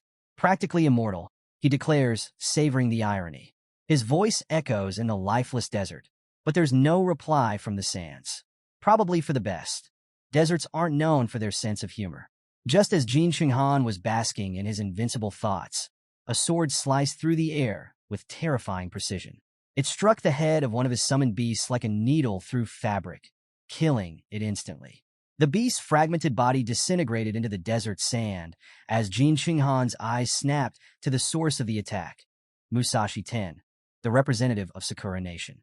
With a smug grin, Musashi mockingly called out, "Now you've only got 8 lives left." Jin Xinghan's temper flared as he stared at the lifeless remains of his summoned beast. His fists clenched tightly, barely containing his frustration. The audacity of Musashi's move stunned him. They were supposed to be allies. What could have prompted this betrayal? Through gritted teeth, he demanded answers, accusing Musashi of breaking their agreement. The system promptly popped up, displaying Musashi's profile. Musashi 10, Sakura nationality, level 61, class, Demon Samurai. But Jin Shinghan barely registered the information. His attention was fixed on Musashi, standing there casually, as if he hadn't just destroyed a vital part of Jin Shinghan's arsenal. Musashi, with the same irritatingly calm demeanor, sheathed his sword and offered a nonchalant explanation. He simply wanted to test whether killing one of Jin Shinghan's summons would earn him points. His tone suggested it was no big deal, as though Jin Shinghan should be thanking him for the experiment. Jin Shinghan scoffed, gesturing toward Musashi in anger. "If you're so desperate for points," he spat, "why didn't you target Lu Fan instead?" His voice rose as he reminded Musashi of their pre-match agreement, emphasizing that eliminating one of his summons was a direct blow to his survival chances. Pointing an accusing finger, Jin Shinghan demanded to know what Musashi was thinking. But Musashi remained unbothered, shrugging off the accusations. "You still have 8 lives left," he remarked casually, as if to say it was nothing to get worked up about. Then, with a smirk, he offered compensation, a boss fight of all things, as if that could somehow make up for the loss of a resurrection. Jin Shinghan's fury simmered, though the absurdity of the offer managed to diffuse his anger just slightly. He sighed, muttering that he didn't have time to argue. Gesturing for Musashi to move aside, he reluctantly decided to let it go. Musashi, ever the opportunist, fell in a step beside him, cheerfully calling out for him not to leave his ally behind. As they moved forward together, Musashi revealed a surprising tidbit. Jin Zion had teleported him under the Overseer's radar, placing him at Jin Shinghan's side. This, he claimed, was to ensure their alliance remained intact. "You'd better protect me," he added with a mischievous grin. Jin Shinghan snapped, telling Musashi to lower his voice so the Overseer wouldn't catch wind of their discussion. He then laid out their plan. Their alliance had been formed under the committee's orders. As for Lu Fan, Jin Shinghan assured Musashi that he would handle him personally. Musashi, on the other hand, was tasked with dealing with a black dragon Xiaoya. In a more serious tone, Jin Shinghan shared a critical piece of information he'd been withholding. "There's something Jin Zion didn't mention about the Dark Spire," he began. He explained that the spire moved randomly across the map, and if it detected a participant, it would launch an attack. Musashi's expression shifted to one of alarm. "Why didn't you tell me this sooner?" he demanded, realization dawning on him. "No wonder you've prepared so many resurrections." Jin Shinghan's lips curled into an ominous grin, his eyes glinting with mischief. He didn't bother justifying himself further, leaving Musashi muttering in irritation. The demon samurai scowled. "So if I face the demon of the 9 realms at the peak, and you die, you just resurrect. But what happens to me if I fall?" Jin Shinghan turned toward him, raising his hand as a sinister purple aura swirled around it. "Don't worry," he said with a wicked smile. "Since we're allies, I'll protect you." Without warning, Jin Shinghan unleashed his power in Musashi's direction. The sudden burst of energy caught Musashi off guard, but he didn't flinch. Instead, with a puzzled expression, he asked what exactly Jin Shinghan was doing. Jin Shinghan, in his usual dry tone, explained that it was an abyss contract. A powerful aura enveloped Musashi, and within moments, he let out a scream of pure agony. The pain was overwhelming, but somehow, Musashi managed to endure it. As the energy subsided, Jin Shinghan calmly informed him of the terms. From this moment on, Musashi could also be resurrected through the Beast Jin Shinghan summit. But there was a price. Their fates were now intertwined. If Jin Shinghan died, Musashi would share the same fate. Musashi, still recovering from the ordeal, struggled to his feet, his composure slowly returning. Jin Shinghan, completely unbothered, continued walking away without sparing him a glance. Gritting his teeth, Musashi called after him, frustration evident in his voice. He accused Jin Shinghan of holding back, treating him with distrust despite their so-called alliance. Musashi insisted he had no intention of betrayal. Jin Shinghan dismissed the reassurances without even looking back. "Working with Taichi Nation is the right choice for me," he said coldly. "When this trial is over, I'll end the Abyss contract." Not wanting to fall behind, Musashi hurried after him, suggesting they track down Lu Fan together. But Jin Shinghan remained focused, explaining his strategy with chilling calm. They wouldn't act immediately. Instead, they would let the demon of the 9 realms do most of the work, eliminating the other delegates first. Once the field was cleared, they would proceed with their plan. "The less effort we need to expend," Jin Shinghan said flatly, "the better." As they walked, Musashi spotted a mission point in the distance and suggested they accept it. Jin Qinghan turned toward him, his tone icy. That's a trap mission, he explained. Jin Zion marked those locations on purpose. Once you accept a mission, you can't take on any others. Musashi frowned, glaring at Jin Qinghan. What makes it a trap, he demanded. Jin Qinghan met his gaze with a sharp, murderous intensity. You'll understand soon enough, he said, his voice low and foreboding. It's impossible for anyone to complete. Hours passed, and the overseers watched the unfolding events from their monitors. Jin Zion leaned back in his chair, mocking the situation as he observed the rankings. It seems the big three nations, Dragon Nation, Star Nation, and Snow Nation, are nowhere to be seen this time, he said with a smirk. Another overseer turned to him, curious. What exactly are you trying to say? Jin Zion gestured to the screen, where the current rankings were displayed. Look at Dragon Nation, he sneered. Their representative, Lu Fan, was hyped as Tier 1 by the media, but he's ranked dead last with only 257 points. The overseer raised an eyebrow. What's going on with Dragon Nation? Their rankings are usually solid, but this year, maybe it's all just hype because of that dragon pet of his.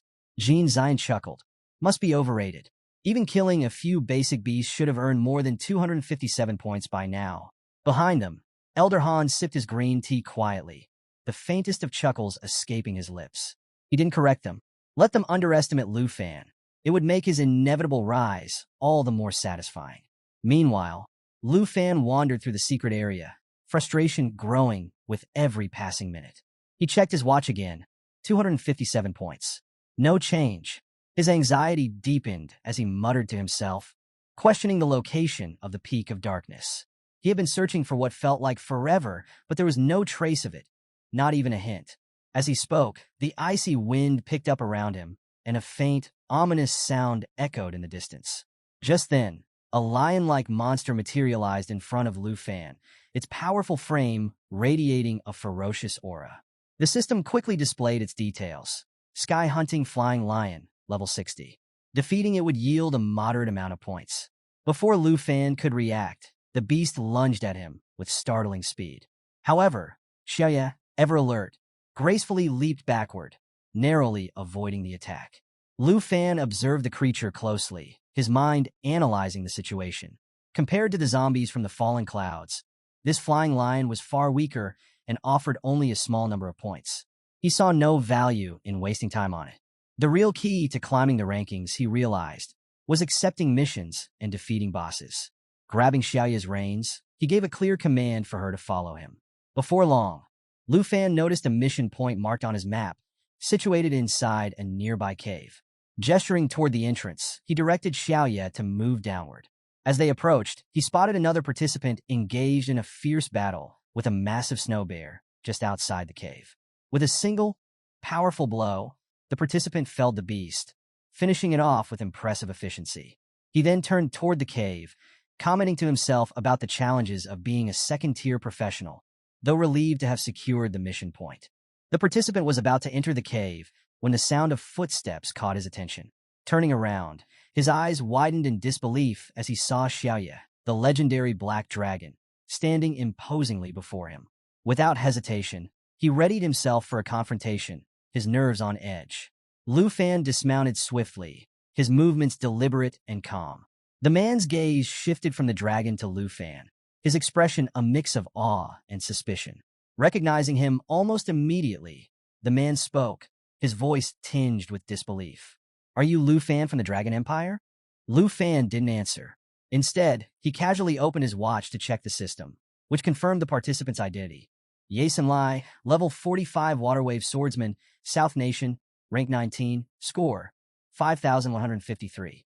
A faint smile flickered across Lu Fan's face, but he didn't engage. Turning off the system, he walked past Yasen Lai without a word. His indifference stung, and Yasen Lai's expression darkened with irritation. The Waterwave Swordsman couldn't believe the arrogance of Lu Fan, who hadn't even acknowledged his presence. As Yasen Lai stared at Lu Fan's retreating figure, his thoughts raced. Memories of past tensions between the Southern Empire and the Dragon Empire surged in his mind. He recalled how Tu Jing, a representative from the Dragon Empire, had humiliated the king of the Southern Empire, nearly bringing his nation to its knees. For Yasen Lai, this was an opportunity, If he could kill Lu Fan, the Dragon Empire's representative, he would gain recognition and boost his nation's reputation. Seeing Lu Fan ranked last at level 32, Yasin Lai deemed this an easy win and a golden chance for glory. Without hesitation, Yasin Lai drew his sword. His intent was sharp, his resolve unwavering.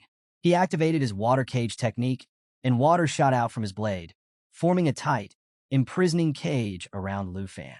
Confident in his advantage, Yasin Lai smirked, convinced victory was within his grasp. "You're naive," he taunted, "if you think you can match me." But Lu Fan remained unfazed, his expression calm. The lack of reaction only irritated Yasin Lai further. Muttering to himself, he prepared to strike again and solidify his victory. Just as he began his follow-through, Xiaoya sprang into action. The black dragon lashed out with her massive claws, slashing at Yasin Lai with tremendous force. The blow sent him hurtling through the air, crashing hard into the ground. A sharp pain coursed through Yasin Lai's arm as he realized, with horror, that it was broken. Gritting his teeth, he groaned in agony, the humiliation stinging almost as much as the injury. His thoughts raced as he writhed on the ground. This is the true power of the Dragon Empire, he admitted to himself, his pride now in tatters.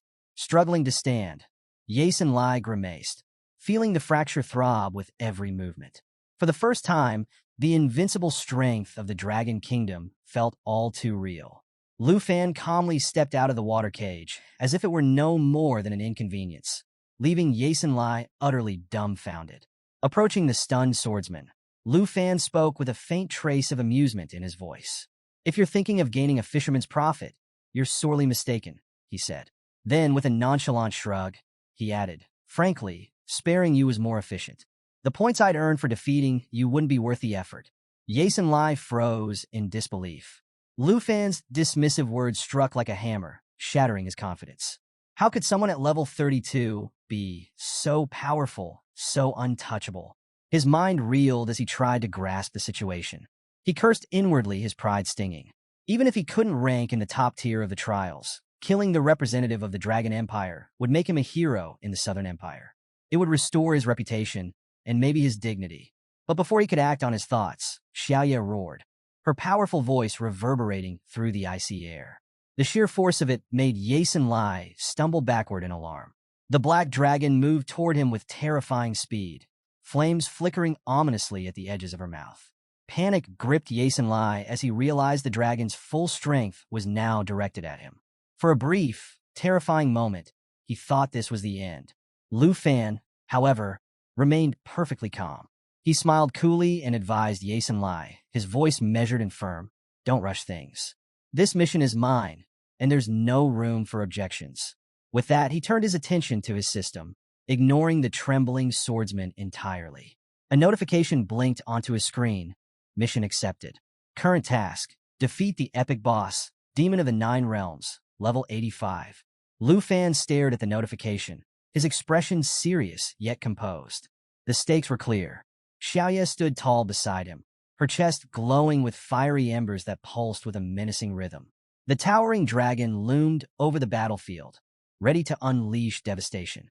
Meanwhile, Yasin Lai collapsed onto the icy ground, trembling. His weapon slipped from his hand as he struggled to process the overwhelming pressure surrounding him. Why wasn't Lu Fan attacking? Was this some sort of elaborate trick? Before he could make sense of it, a shadow descended rapidly from the sky. A massive creature slammed into the ground, its impact shattering the icy terrain. Xiaoya reacted instantly, lunging forward and pushing the creature back with a thunderous strike. The beast stumbled, but the force of the collision caused the ice beneath Xiaoya to crack, sending Yasin Lai sliding uncontrollably across the frozen surface. Catching himself on a nearby rock, Yasin Lai's eyes widened in disbelief. "Wait, is that the Guardian boss?" he muttered, his voice shaking. The system flashed a notification on his interface. "Ice Yeti King, level 75. Defeating it will earn 245 points. Hope surged through Yasin Lai as he watched the massive beast roar. A grin spread across his face as he leaned back, convinced that Lu Fan couldn't possibly escape this one. This monster will finish him off, and I won't have to worry about him anymore. The heaven trial will finally be mine."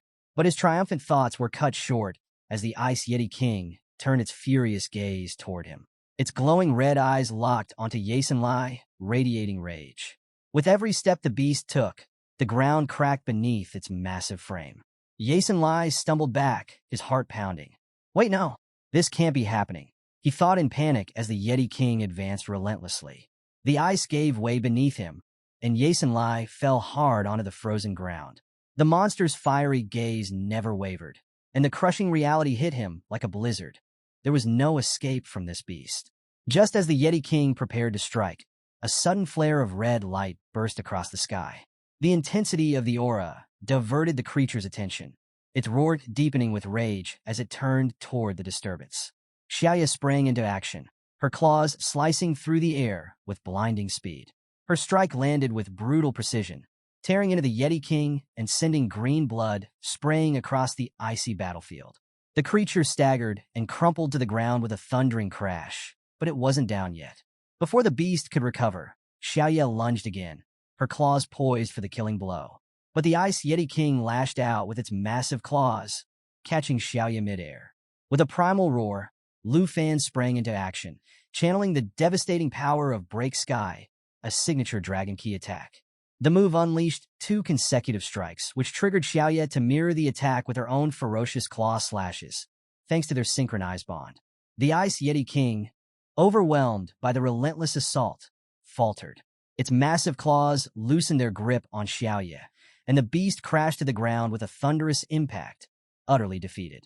Lu Fan landed gracefully beside the fallen creature, his smirk as casual as if he'd just brushed off a minor inconvenience. Big sure, he muttered, his tone light and dismissive, but not all that powerful.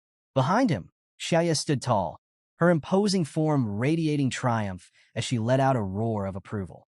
The system chimed in, updating Lu Fan's tally with an additional 245 points, bringing his score to 502. The ground trembled from the aftermath of the battle, and a nearby rock formation cracked, creating a jagged gap near Yasin Lai.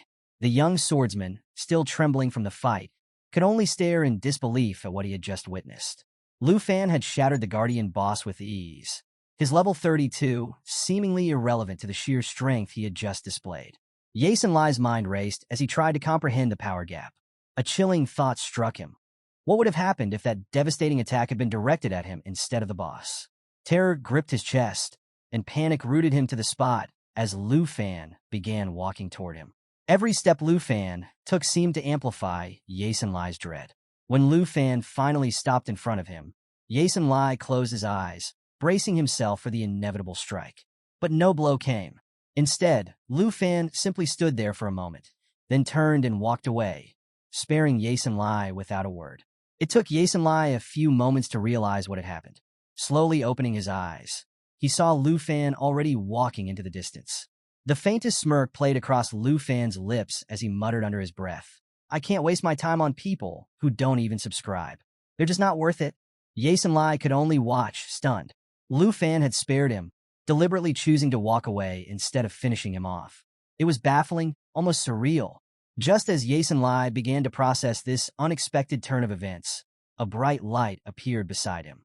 Squinting at the glow, he realized it was another mission prompt. His eyes widened in disbelief as he read it. Epic Boss Mission, Demon of the 9 Realms, Level 85. The absurdity of such a mission shook him. How can such a thing even exist? He muttered, recalling Lu Fan's calm demeanor. It dawned on him why Lu Fan hadn't killed him. It simply wasn't worth the points. But now, the thought of Lu Fan actually taking on the Demon of the 9 Realms filled Yasin Lai with terror. Was he truly planning to face such an impossible challenge? Far away, in the observer's room, the scene was being broadcast on a massive screen. Vice Principal Zhao, watching intently, looked visibly distraught. He muttered in disbelief, "How can a mission like this exist in the secret area?" His frustration mounted as he saw Lu Fan accept the mission, the tension in his voice betraying his worry. Turning sharply to Jean Zion, Zhao's anger boiled over. "This mission is impossible," he snapped. "The risks are too great. What happens if the mission card gets stuck? And how could Lu Fan possibly earn points from it? It's absurd." His voice carried the weight of both fear and fury. Jean Zion, however, remained completely unfazed. A teasing smile played on his lips as he dismissed Zhao's concerns with mock calmness. Relax, he said, his sarcastic tone doing nothing to soothe the increasingly irate vice principal. That was the last straw. Zhao grabbed Jean Zion by the collar, his face turning crimson with rage. This mission design is a disaster, he shouted, vowing to personally file an appeal to have it canceled. His frustration and protectiveness over Lu Fan were clear in every word. Jean Zion's smirk didn't falter. Instead, he smiled knowingly, his expression full of amusement. Appeal all you like, he said calmly, but your position doesn't grant you the authority to make such a request. His words were a sharp reminder of Zhao's limited power, leaving the vice principal simmering with anger as the mission continued to unfold. With a quick and deliberate motion, Jean Zion grabbed Vice Principal Zhao's hand, shaking it firmly while smirking in a way that made his intentions clear. The message was unmistakable. Any further trouble, and Zhao would find himself escorted out. Elder Han, seated nearby, observed the tense exchange with a calm and measured demeanor. Turning his gaze toward Zhao, he broke the silence in a composed tone, telling him not to be angry. Zhao, expecting Elder Han to share his outrage, was caught off guard by the overseer's unflustered reaction. As Elder Han casually poured himself a cup of coffee, he took a slow sip before addressing the issue. The matter can't be resolved with an appeal, Elder Han explained, his voice steady. Zhao, now listening intently, furrowed his brow in confusion. He pressed for clarification, not fully understanding Elder Han's calm acceptance of the situation. Leaning in slightly, Elder Han lowered his voice and shared a revelation that deepened the tension. He explained that Tai Chi Nation had manipulated the trials to favor their own representatives while deliberately hindering others. This favoritism, he continued, wasn't a recent development, but part of a larger, ongoing corruption. Zhao, indignant, suggested that if Elder Han knew about this corruption, he should stand up for Lu Fan. But Elder Han, with a knowing expression, calmly replied that even the sharpest minds could be misled when facing overwhelming power. Appealing is pointless, he said. We're up against forces far beyond us. Instead, Elder Han urged Zhao to consider that the mission might be exactly what Lu Fan wanted. He expressed confidence in Lu Fan's abilities, encouraging Zhao to trust him as well. Zhao was stunned. Elder Han's unusual support for Lu Fan left him questioning the overseer's motives. But before he could respond, his attention was drawn to the screen. Zhao's eyes widened in disbelief as he saw Lu Fan confidently entering the secret area, determined to take on the demon of the 9 realms. He's really doing it, Zhao muttered, his voice trailing off as he tried to process what he was witnessing. Back in the icy terrain, Lu Fan moved with unwavering purpose, a confident smile playing across his face. The weight of the monumental task ahead didn't seem to faze him. The system chimed, notifying him that the Tower of Darkness was just ahead. He tightened his grip on Xiaoya's reins and pressed forward, his determination unshaken. With each step, the stakes rose, and so did Lu Fan's resolve. Along the way, countless demonic beasts appeared, their menacing forms barely slowing him down. Xiaoya roared beside him, a fierce reminder of the strength they shared.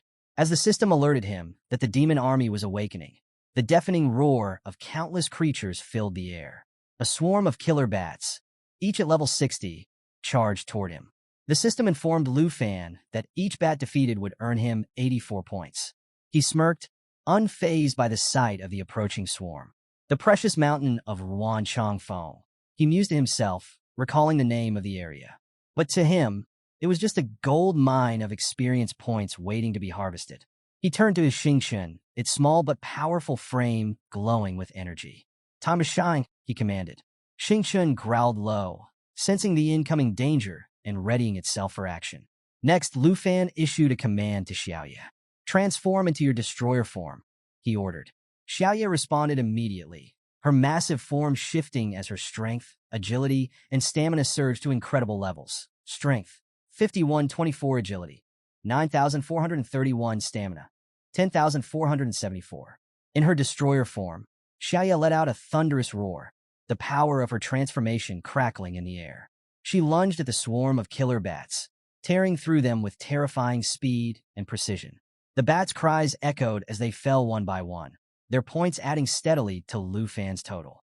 Despite his approval of Xiaoya's performance, Lu Fan's sharp eyes noticed a new threat. He quickly warned Xiaoya to keep an eye on the ground. From below, another wave of monsters emerged, burrowed demon. The system chimed again.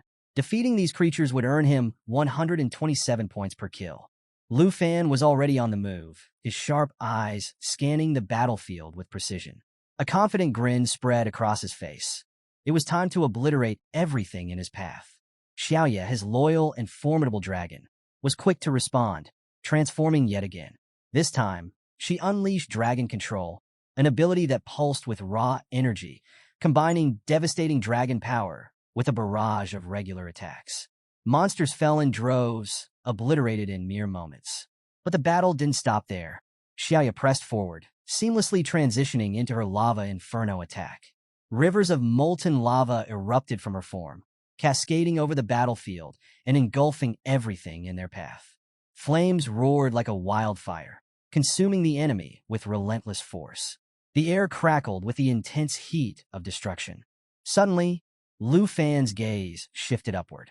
His instincts flared as he spotted a new wave of monsters descending from the sky. These airborne beasts radiated a dangerous aura that set them apart from their ground-bound counterparts.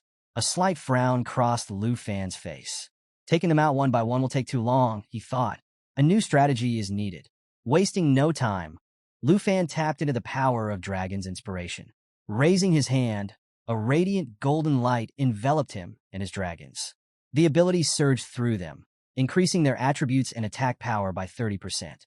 Sensing the surge, Xiaoye let out a deafening roar, her body now surrounded by a molten aura. Her already fearsome stats skyrocketed: strength, 6,661, agility, 12,260, mental power, 26728, and stamina 13,614, making her a force to be reckoned with. Lu Fan, eyes narrowing with determination, drew his divine bow. Time to bring disaster, he muttered. Signaling Xiaoye to follow his lead, he knocked a snake arrow, its dark energy swirling with concentrated power.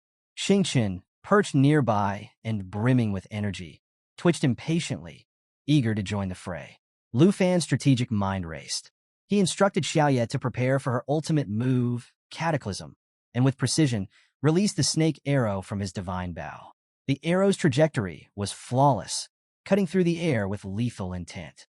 Infused with the energy of the underworld snake bow, the arrow stored power for 3 seconds before unleashing its devastating effect. The shadow serpent it summoned, a manifestation of pure destruction, was amplified by 500%, ensuring the strike would wreak havoc on everything in its path. Simultaneously, Xiaoye charged her mental power to over 26,000, her molten form vibrating with anticipation. With Cataclysm, her ultimate move, she prepared to devastate the battlefield. The destroyer dragon flew high, her fiery form leaving a blazing trail as she ascended.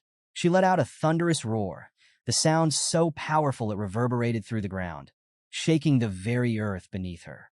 The energy coursing through her body surged to its peak, radiating an oppressive, destructive pressure that even the sky seemed to tremble under. And then the world erupted. Xiaoye detonated the area beneath her with a catastrophic blast, reducing everything within its range to ash. Monsters disintegrated in an instant, their cries drowned by the deafening explosion. Before the approaching wave of beasts could even react, as Lu Fan released the snake arrow from his divine bow, its trajectory aligned perfectly with the area targeted by Xiaoye's destroyer dragon form. The moment the arrow hit, an explosive firestorm ignited, consuming everything in its path. Amplified by Xiaoye's immense mental power, the attack's damage skyrocketed to a staggering 500%. The battlefield was engulfed in flames, the air thick with the acrid scent of burning flesh. The sound of a final, earth-shaking explosion marked the end of the relentless onslaught. The system chimed with a notification. Dragon Nation's Lu Fan has earned 22,758 points. Current rank, number 1. Lu Fan stood tall, surveying the battlefield.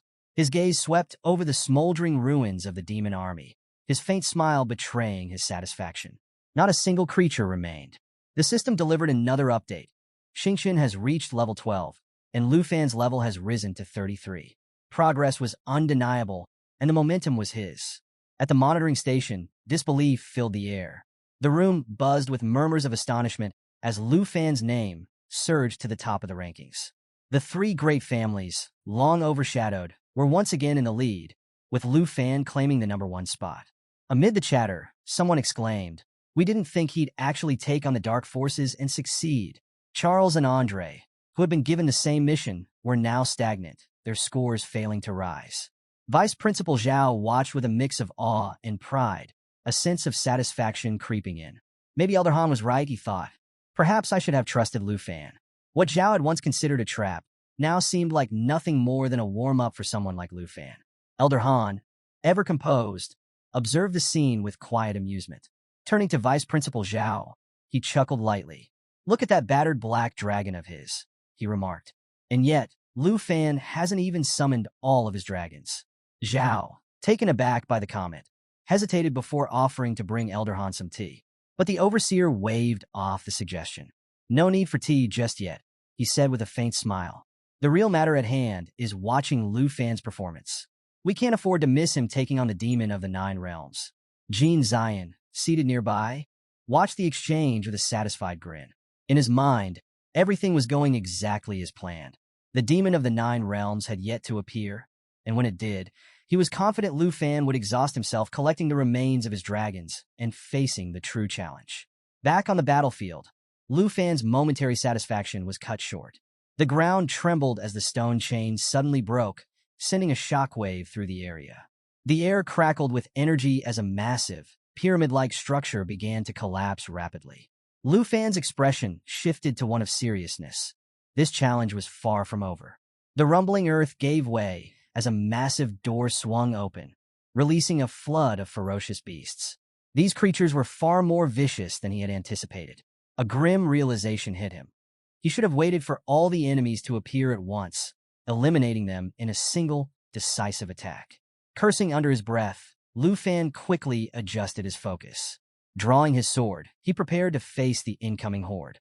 The system updated rapidly, identifying the new threats. Wandering pavilion beasts, level 75, 135 points each. Two-headed ogres, level 80, 297 points each. Demon scouts, level 60, 50 points each. Lu Fan's mind calculated the opportunity before him. A grin began to form. This isn't a setback, he thought. It's a jackpot. Xiaoye, sensing the intensifying battle, shifted back into her destructive form, her molten body pulsing with renewed energy. Lu Fan, fully aware of the scale of what lay ahead, felt a surge of determination. "This is exactly what I needed," he said to himself, eyes gleaming. More points, more monsters to destroy. Calling out to his team, he ordered them to prepare for the fight. With a nod to the Xingqian, he signaled it to join the fray. Xingqian's eagerness surprised him as the dragon surged forward, almost as if it had been waiting for this exact moment. Watching Xingqian charge in a battle with reckless enthusiasm, Lu Fan couldn't help but ask, "Are you planning to fight them all by yourself?" Xingqian let out a sharp, determined roar in response, and with that, the next phase of the battle began. The battlefield is a symphony of chaos as waves of monsters charge forward, their roars merging into a deafening cacophony. At the center of it all stands Lu Fan, steady and resolute. Xingqian lets out a thunderous roar, unleashing a blast of icy breath that freezes enemies in their tracks. Her powerful wings create gusts of wind, so strong they scatter enemy ranks, breaking their formation. Meanwhile, Xiaoye, the legendary black dragon cloaked in flames, stands fiercely beside Lu Fan. With firm authority, Lu Fan commands, "Protect Xingqian." Xiaoye responds with a fearsome roar, her fiery aura expanding into an unstoppable inferno, ready to incinerate anything in her way. Above, a radiant light descends from the sky, drawing the attention of the monsters. A massive two-headed brute leads a pack of goblins, all roaring furiously as they surge toward Lu Fan. But atop Xiaoye, Lu Fan stands unshaken, his fiery eyes glowing with deadly intent. Surrounded by swirling flames, the dragon roars mightily, ready to annihilate everything in her path. Lu Fan's focus shifts to Xingqian. He notices her moving with a fierce independence, her latent power beginning to emerge. A brilliant blue energy pulses from Xingqian's core, revealing a combat potential that is yet to be fully unleashed. Now's the time, Lu Fan thinks, his anticipation rising. Xingqian surges forward, her body radiating an intense blue aura. As her combat energy peaks, the air freezes around her, signaling the activation of her star armor, an ability that absorbs all incoming damage for 60 seconds and redirects it back to enemies. The battlefield erupts as Xingqian unleashes a devastating wave of energy, sending goblins flying in all directions. The force of her attack shatters their ranks, leaving nothing but frozen fragments behind. Amid the chaos, the towering two-headed brute bellows in defiance. Raising its massive club, it charges through the icy whirlwind with unstoppable determination. The brute swings its club with immense force, generating a shockwave that tears through the battlefield, scattering debris and sending tremors through the ground. Above it all, Lu Fan hovers on Xiaoye, the fiery flames surrounding them lighting up the sky. The brute's blazing red eyes lock onto Lu Fan, its challenge unmistakable. Lu Fan's gaze is icy, his fiery aura intensifying as he prepares to strike. But then he notices something. He signals Xiaoye to stop, saying calmly, "It seems we don't need to worry about this brute anymore." The system display confirms it. All damage has been absorbed and redirected. A confident smirk spreads across Lu Fan's face as he watches Xingqian dominate the battlefield with overwhelming power. The brute roars and raises its weapon again, determined to crush everything in its path. But Xingqian doesn't wait for a command. Reacting instinctively, she unleashes a flurry of icy blades, freezing the ground and slicing through the air with deadly precision. Her radiant wings glow brighter than ever as she soars through the battlefield, her Xingqian armor absorbing all damage and reflecting it back in a catastrophic shockwave. The force of her attack flings enemies into the air like ragdolls, shattering their formations and leaving destruction in her wake. A chilling blue aura spreads across the battlefield as Xingqian's power reaches its peak. The two-headed brute roars furiously, its red eyes blazing with anger. It prepares to retaliate, but Xingqian is already one step ahead. From her core, she summons her ultimate power. A radiant crystal forms, glowing with an intensity that illuminates the entire battlefield. Witnessing Xingqian unleash her full potential, Lu Fan feels a surge of pride. "She's going all out," he mutters, not wanting to hold her back. He commands Xiaoye to fly farther away, giving Xingqian the space she needs to unleash the full extent of her power. Xiaoye, surrounded by a roaring inferno, let out a deafening roar. Her crimson eyes burned with unrelenting intensity as she soared higher, gaining distance from the chaos below. Meanwhile, Xingqian unleashed her frost-laden fury. Her icy aura formed a glowing sphere of destruction, freezing enemies midair before shattering them into icy shards with explosive force. A massive tidal wave of freezing energy swept across the battlefield as Xingqian fully released her power, her mastery evident in every calculated move. The two-headed brute bellowed in defiance, but Xingqian's freezing surge overwhelmed it, encasing the beast in a relentless cage of frost. Above the frozen chaos, Lu Fan and Xiaoye cut through the battlefield. Xiaoye's blazing flames a sharp contrast to the icy wasteland below. The battlefield trembled as Xingqian's power intensified, forming a swirling vortex of frost that captured enemy forces mid-flight. Winged creatures screeched helplessly as the freezing winds disrupted their flight and reduced them to shattered remnants. At the heart of the storm, Xingqian descended like a living blizzard, her radiant wings slicing through the frozen air. Waves of energy radiated from her, freezing everything in her path. Her overwhelming strength dominated the battlefield, leaving the enemy with no chance of recovery. Lu Fan watched her with a mix of pride and admiration. Reflecting on her devastating performance, he thought, with the Serpent Shadow arrow amplifying damage by 500%, this Shattered Star attack is comparable to Xiaoye's Great Disaster. He called out, "Well done, Xingqian." A notification confirmed his level up to 34, highlighting the massive damage Xingqian had absorbed and unleashed, further cementing her status as a destructive powerhouse. Lu Fan smiled knowingly. Xingqian's current power was impressive, but he knew that as her level rose, she would become truly unstoppable. Xingqian, surrounded by glowing blue flames, made an arrogant face, preening at the compliment.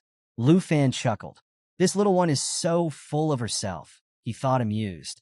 Xiaoye, sensing the praise directed at Xingqian, roared fiercely, her fiery aura intensifying with jealousy. Realizing this, Lu Fan reassured Xiaoye with a smile. "You're strong too. Your moment is coming against the next boss." Xiaoye seemed mollified, her flames calming slightly as she prepared for what lay ahead. Just then, a blinding explosion of violet energy erupted across the battlefield, shaking the ground and scattering debris in every direction. As the dust settled, Xingqian and Xiaoye turned their eyes toward the origin of the eruption. Flames and frost swirled together in a stark contrast as the duo focused on the emerging threat. A massive, frog-like beast loomed over the battlefield. Its green-scaled body radiated an ominous aura, and its glowing horn pulsed with raw energy. The system identified the creature as a black mountain horn beast, level 80, worth 429 points. The beast's piercing red eyes scanned the battlefield, exuding dominance with its sheer size and intimidating presence. Lu Fan smirked confidently, flames flickering around him. This is it, the moment we've been waiting for. His fiery gaze locked onto the colossal beast as he prepared to face the challenge head-on. Xiaoye Xingqian, get ready, he commanded. His tone was calm, but carried the weight of absolute authority. We take it down in one wave. The duo roared in unison, their combined auras igniting the battlefield with power. The black mountain horn beast's glowing red eyes flickered ominously as its focus shifted to the incoming assault. Its horn pulsed dangerously, signaling a potential counterattack. But Lu Fan was already in motion, commanding with precision. Xiaoye, prepare for a lava explosion. Xingqian used Star Surge. Flames and frost swirled together as the two dragons powered up their ultimate strike. Lu Fan didn't hold back either. Drawing on the dragon chi, he unleashed a relentless assault. His fiery claws slashed at the colossal beast, each attack synchronized with his dragon strikes. Xiaoye and Xingqian executed 2 claw strikes each, their combined efforts creating a devastating rhythm of destruction. The attacks landed with pinpoint accuracy, each slash leaving trails of glowing green energy across the beast's scaled hide. The battlefield seemed to hold its breath as Xiaoye's molten explosion collided with Xingqian's frost surge. The synchronized attack created a catastrophic blast of elemental power, engulfing the black mountain horn beast in a vortex of flames and frost. The massive creature bellowed in agony as it struggled against the relentless force of their combined might. The beast's glowing horn pulsed brighter, spiraling with ominous green energy that crackled like a coiled serpent ready to strike. The battlefield trembled as the pulsating power reached its peak. With a sudden burst, the horn unleashed a concentrated blast of green energy that tore through the air at devastating speed. The force of the attack split the ground, carving a path of destruction that sent shockwaves rippling across the field. Lu Fan, undeterred, leapt into the air, his sword gleaming with raw power. Show this beast your true strength, he urged Xingqian. Below, the Xingqian responded with a thunderous roar, her body glowing with an intense blue energy. In an instant, she unleashed her ultimate attack, a radiant torrent of energy that blasted through the battlefield with unrelenting force. The brilliance of the attack overwhelmed everything in its path, surging toward its target like an unstoppable tide. Xiaoye, strike now! Lu Fan commanded, and the black dragon responded instantly, igniting into a blazing inferno. Flames erupted from her chest as she towered over the battlefield, radiating unmatched power. Her devastating attack, Lava Burst, tore through the air in a fiery surge, engulfing the battlefield in a tidal wave of destruction. The molten flames created a searing pool of lava, trapping enemies and inflicting continuous damage. The colossal beast roared in agony as the combined attack struck its massive frame. Unable to withstand the overwhelming power, it collapsed to the ground, its body writhing in pain as the flames engulfed it entirely. Desperation filled its glowing red eyes as it struggled to escape the molten chaos. In a final, panicked move, the beast coiled itself into a defensive ball and launched upward, attempting to flee the relentless inferno. The sky burned with fiery streaks as it ascended, its desperate flight marking the battlefield below in smoldering destruction. But Lu Fan was already moving. Soaring through the chaos, he struck with pinpoint accuracy. The ground erupted as his attack landed, sending shockwaves rippling outward.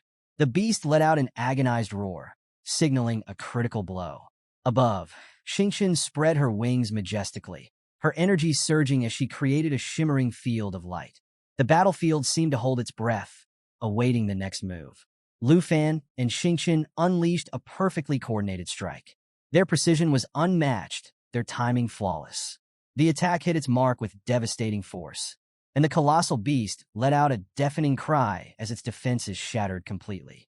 Amidst the chaos, Lu Fan grinned confidently, recognizing the seamless teamwork that had led to their victory.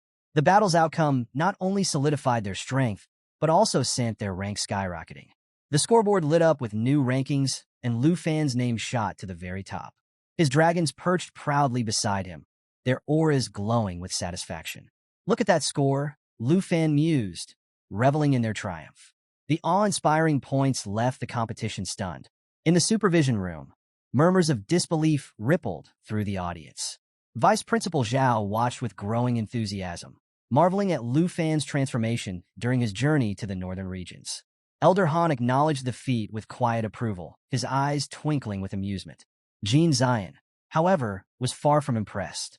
Panic and frustration gripped him as he stared at the screen, his disbelief mounting.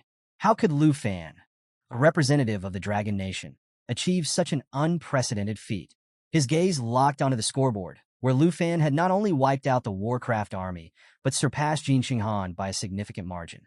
"This is impossible," Jean Zion fumed, his voice dripping with anger. Struggling to comprehend the situation, he issued strict orders to his subordinates. "Verify the data from the Black Tower immediately," he demanded, his tone sharp and unrelenting. "Find out if there's any exploitation or abnormalities. Report to me the moment you find anything suspicious." His frustration reached a boiling point as he continued to watch the screen, his confidence in his own plans shaken by Lu Fan's meteoric rise. Jean Zion's grin twisted with sinister satisfaction as he contemplated the odds. He was convinced that only Taichi Nation's supreme national hero could possibly defeat the demon of the Nine Realms. In his mind, Lu Fan's accomplishment was an impossibility for anyone else. His confidence, dark and assured, fueled his belief that he could dismantle Lu Fan's efforts by catching him in an act to revoke his qualification. Half an hour later, at the entrance of the supervision room in Jean City Arena, a security guard reported to Jean Zion. "The inspection is complete," the guard said nervously. "The trial system, including the Dark Spire section, is functioning properly. No weaknesses were detected." Jean Zion's expression darkened. Furious, he grabbed the guard by the collar and snarled, "How could you overlook something so critical?" The subordinate stammered an apology, promising to reinspect the system immediately to avoid further mistakes. But Jean Zion was unforgiving. He lashed out at his staff, calling them incompetent, and ordered them to inspect again, this time without failure. The panicked guards scrambled to comply, retreating quickly to avoid further wrath. Jean Zion seethed with frustration. The mechanism designed to intimidate the other representatives had become a weapon in Lu Fan's hands.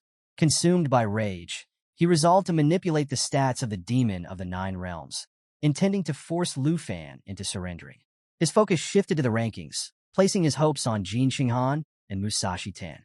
Confident in their second-stage classes and levels above 30, he believed they were capable of turning the tide. With a stern expression, Jean Zion stormed into the supervision room. Elder Han, seated calmly in a corner with a teacup, glanced at him but said nothing. Jean Zion's anger faltered for a moment as his eyes darted to the big screen. He froze, his confidence crumbling. "Impossible!" Jean Zion shouted in panic. On the screen, Lu Fan had nearly conquered the entire field. In the arena, flames engulfed the battlefield, casting shadows through the chaotic inferno.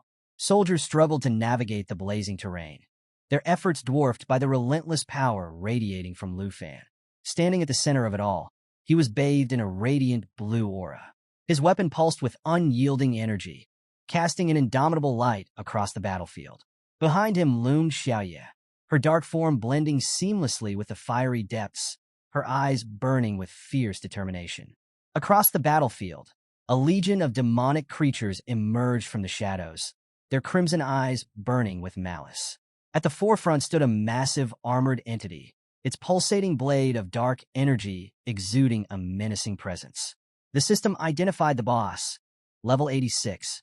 Lu Fan's gaze sharpened as he analyzed the challenge ahead. This is no ordinary fight, he thought, realizing that Xiaoye alone wouldn't be enough to handle this opponent. Without hesitation, he made the call. He knew splitting the experience points was necessary to win. "Xiaofei, it's time." The battlefield roared with chaos as Lu Fan summoned Xiaofei, the Emerald Dragon. A brilliant flash of green light illuminated the area as Xiaofei appeared in her Eternal One form, towering above the battlefield. Her presence radiated strength, her blade glowing with otherworldly power. Lu Fan stood resolute, ready to lead the charge. Xiaofei unleashed her Emerald Dragon bloodline, amplifying the effects of all allied dragon skills. A radiant glow surrounded the battlefield as Xiaofei activated Life Pulse, casting Emerald World Blessing across the area. The aura enhanced all allies within range, boosting their abilities by up to 400%. The tide shifted dramatically in Lu Fan's favor. Xiaofei roared, releasing an Emerald Blessing that surrounded Lu Fan, Xiaoye, and Xingqian with 32 stacks of dragon energy, massively amplifying the damage of their next attack. At the same time, Xiaofei activated Emerald Light, enveloping the trio in protective layers that removed debuffs and boosted their attributes by up to 60%. Each layer could absorb powerful hits, adding a crucial defensive edge to the team's strategy. Xiaoye unleashed an earth-shaking roar, her fiery aura igniting the air around her and spreading like an inferno across the battlefield. Responding to Lu Fan's signal for a counterattack, she dove into action with ferocious intensity. Now at level 30, Xiaoye activated her signature move, Lava Flame, spewing continuous streams of searing fire that inflicted massive damage on enemies while simultaneously healing her wounds. The battlefield burned brightly, echoing with the agonized cries of foes consumed by the relentless flames. Standing beside Lu Fan, Xiaoye summoned her ultimate move, Eternal Guardian. A radiant protective barrier enveloped the group, shielding all allies within its range. The barrier absorbed damage based on Xiaoye's health and self-healing abilities, casting a glowing emerald light that strengthened their position. Lu Fan's strategy unfolded with precision.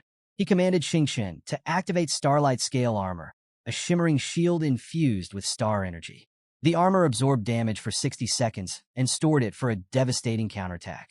As relentless waves of enemies struck Xingqian, the glowing armor absorbed each blow, shimmering brighter with every hit and preparing to unleash its retribution.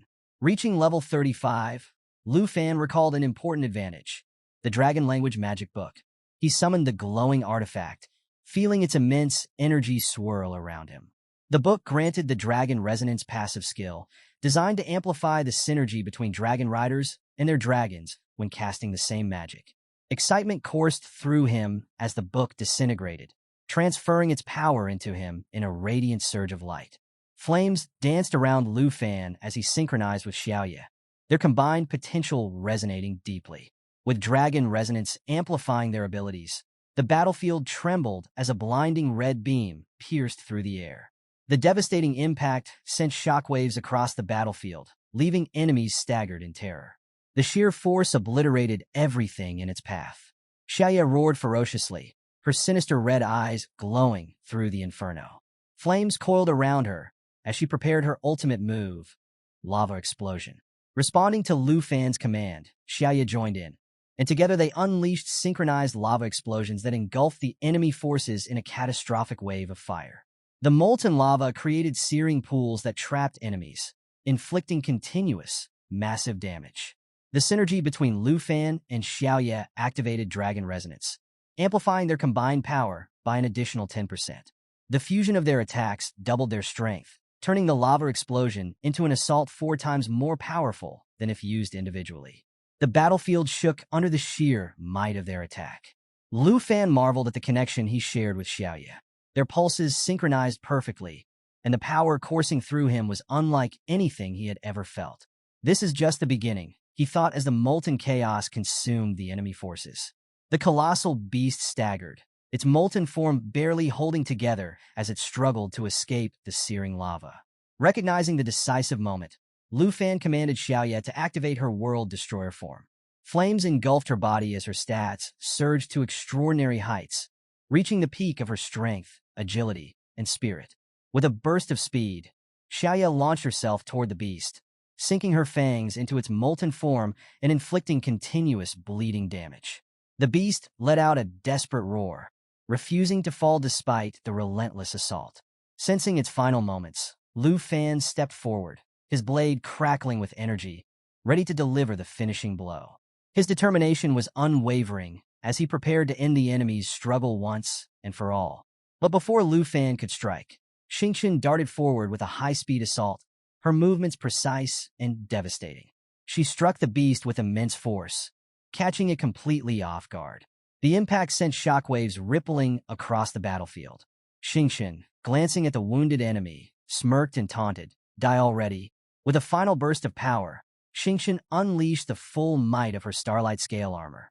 All the absorbed damage was released in a massive explosion that decimated the colossal beast and wiped out every enemy within melee range.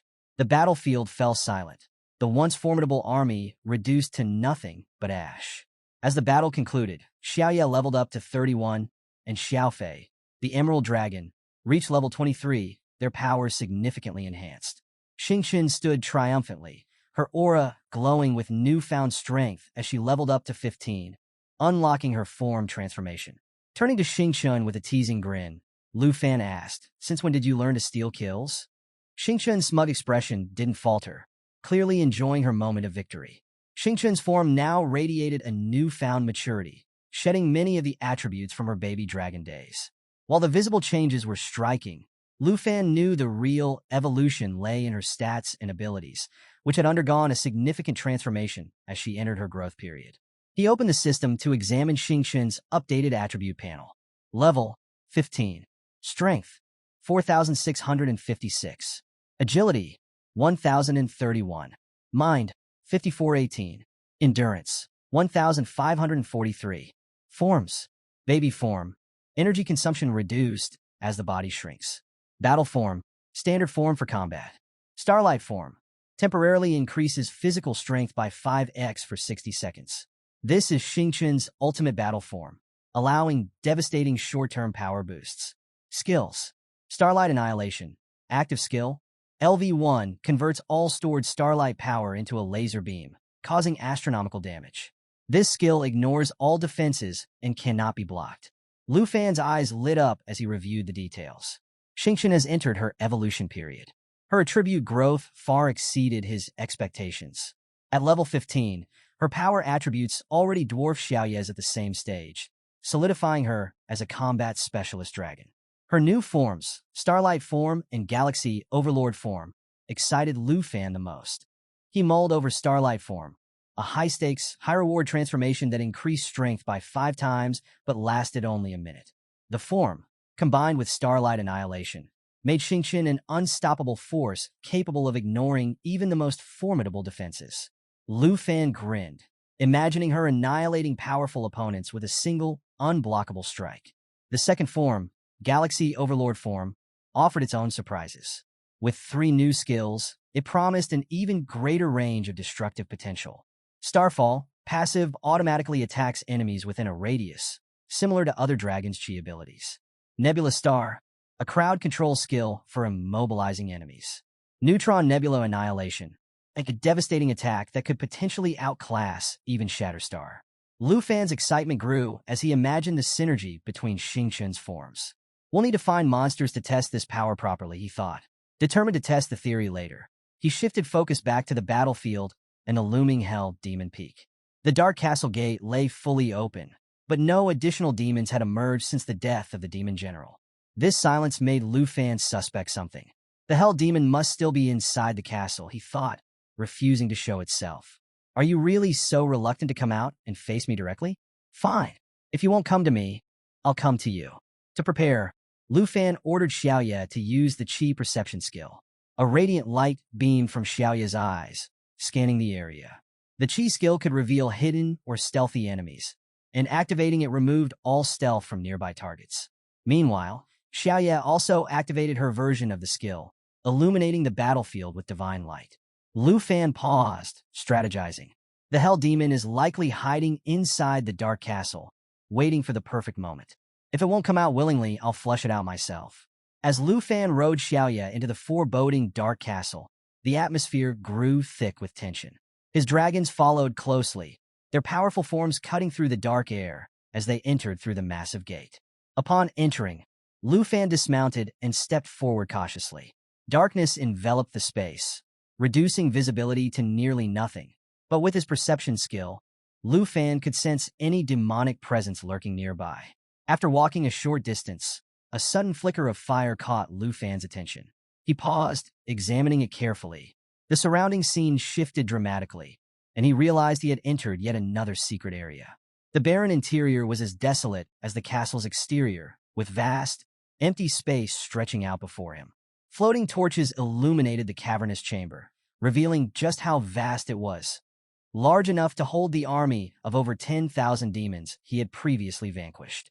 Lu Fan proceeded slowly, the eerie silence amplifying his awareness of every step. At the far end of the castle, a massive throne came into view. Its immense size dwarfed him, radiating an ominous presence. His dragons growled uneasily, their instincts picking up on the danger. As Lu Fan stared at the throne, a strange figure materialized before him. The system identified the creature as the Earth Shadow Demon, a level 85 nightmare boss. Its stats were intimidating. Strength, 37,551. Agility, 39,034. Spirit, 30,582. Endurance, 40,658. Abilities, 1. Shadow Layers. Shadow-infused attacks that penetrate targets up to 5 layers, with each layer increasing damage by 4%. 2. Phantom Walk. Grants complete stealth, allowing movement undetected. The effect ends upon attacking or executing melee actions. 3. Bloodblade Claw. A blood-infused claw attack that causes massive damage and temporarily boosts strength by 200% for 2 seconds. The demon's voice boomed, full of arrogance and disdain. A human and a dragon, it sneered. I remember, long ago, humans killed me. I lost my body, and this is not even my palace. I've been sealed here. The eerie figure moved closer, chains visible on its bound hands, and an unsettling eye stared menacingly from its chest. Yet, foolish humans have protected my soul, it continued mockingly. I am one of the demons of the 9 realms. Even in death, you've turned me into a toy, imprisoning me here. How pitiful. Lu Fan watched cautiously, the demon's words dripping with malevolence. What do you hope to achieve? Have you and your little dragon come to seal me once again? The demon raised a chained hand, its tone mocking. Dreaming of becoming a hero, are you? The demon's hand shot forward, brimming with shadow energy. Now, get ready to die, worm. Say your last words. It roared, launching an attack at Lu Fan. The demon activated its shadow layer ability. Lu Fan reacted instantly. The protective shield from Xiaofei absorbed the incoming attack, layers stacking as they increased the defensive power. Each layer amplified his ability to counterstrike, and the demon's onslaught had no effect. Inside the glowing armor, Lu Fan smirked confidently. What did you say, Bug? He quipped. Save those last words for yourself. Lu Fan then commanded Xiaoye to activate Emerald Light. A radiant shield enveloped him, providing additional layers of defense that absorbed 2 hits each. The skill also removed all negative effects while boosting all attributes by 60%. The power of Emerald Light created an impenetrable defense, turning the demon's aggressive stance into a futile effort. Lu Fan stood firm as he unsheathed his sword, the blade radiating a fierce energy that seemed to fill the air. Without wasting a moment, he ordered Xiaofei summon the twin fallen core dragons, a skill he had obtained some time ago through the Dragonbone Flute. As he played the haunting tune, the system confirmed that the dragon's levels would match his own. Moments later, 2 massive dragons materialized, their roars echoing through the castle. The system displayed their attributes. Dragon's Breath inflicts magical damage. Targets killed by the breath are resurrected as undead minions to fight for the user. Dragon Charge. The dragon cloaks itself in undead energy, dissipating 99% of incoming damage while reflecting skill effects. Forbidden Dragon Magic unlocks advanced magic, including Dragon Curse and Dragon Charge enhancements. The dragon's bloodline reduces all received damage by 5%. The Earth Shadow Demon stiffened, its tone shifting to one of wary surprise. What terrifying creatures are these? What is this power? Lu Fan's gaze didn't waver. You don't need to know, he replied coldly. His sword pulsed with an intense aura as the black dragon Xiaoye roared, readying her lava explosion. Waves of molten fire surged toward the demon, igniting a massive explosion that sent shockwaves rippling across the castle. For a brief moment, Lu Fan thought the attack had succeeded, but as the flames cleared, the Earth Shadow Demon emerged unscathed, its mocking laughter filling the air. "You weak and careless fool," the demon sneered. "Do you think it will be so easy to kill me?" Lu Fan's expression hardened. The demon had activated Phantom Walk, allowing him to move undetected within the Earth's shadow energy. Lu Fan's frustration grew as the demon's stealth abilities rendered Xiaoya detection skills ineffective. The Earth Shadow Demon capitalized on the advantage, launching a claw strike at Xiaofei. The claw attack landed 4 times, stacking shadow layers on its target. Each layer increased the demon's damage output by 40%. The demon grinned maliciously. "Let's see how long you can last in this game, human," it taunted. Sweat dripped from Xiaofei's brow, but Lu Fan remained focused. He activated Emerald Light, renewing the protective shield and clearing the shadow effects. "Passive strategies won't work anymore," Lu Fan muttered, gripping his sword tightly. The Earth Shadow Demon roared. "Your turn, human." It enlarged its claws, blocking Lu Fan's blade with ease. The demon retaliated with shadow layers, a claw strike filled with Earth Shadow energy. Each successful strike stacked additional damage on the demon, amplifying its vulnerability. Just when the demon thought it had gotten an upper hand. "Now you can't hide," Lu Fan said, a confident smile spreading across his face. As bright light began to rain down around them, the demon recoiled in shock. "What is this?" it shouted. The radiance shattered its stealth, exposing its full form. Lu Fan turned, signaling Xingqian, who emerged with a fierce roar. "Your turn, Xingqian. Show me your skills," Lu Fan commanded. Xingqian transformed, taking on his Star Sky Dragon form, also known as the Milky Way form. The Earth Shadow Demon's rage boiled over. "Who is this? Was he with you all along?" it bellowed. Lu Fan wasted no time. He ordered Xingqian to activate Stellar Rain, summoning a constant downpour of celestial light that blanketed the battlefield. The system indicated that this skill could remain active indefinitely until cancelled, and it synergized with Xingqian form to deal continuous damage. The Earth Shadow Demon howled in pain as the galactic energy tore through its defenses, making it impossible to hide any longer. The demon's massive form trembled as it struggled to maintain its composure. Lu Fan, now fully synchronized with his dragons, raised his sword high, its glowing edge radiating with unstoppable energy. "You don't need to know anything more, demon," he said, his voice steady and commanding. "Just prepare your last words, insect." The battle was far from over, but the tides had turned. As a massive force surged toward the Hell Demon, it braced itself, attempting once again to vanish into the shadows using its shadow walk ability. However, Xingqian's relentless attacks disrupted the skill repeatedly, leaving the demon stunned and flabbergasted. Each time it tried to disappear, Xingqian's abilities forced it back into visibility, effectively pinning the demon in place. Turning its gaze to Lu Fan, the demon realized that Xingqian's attacks weren't dealing significant damage. They were purely designed to interrupt its movements. Enraged, the demon shifted its focus entirely to Lu Fan. Raising its massive claws, it activated Shadow Strike, attempting a devastating dual claw attack. Lu Fan, ever alert, dodged the attack with precision and immediately issued a command to Xiaofei.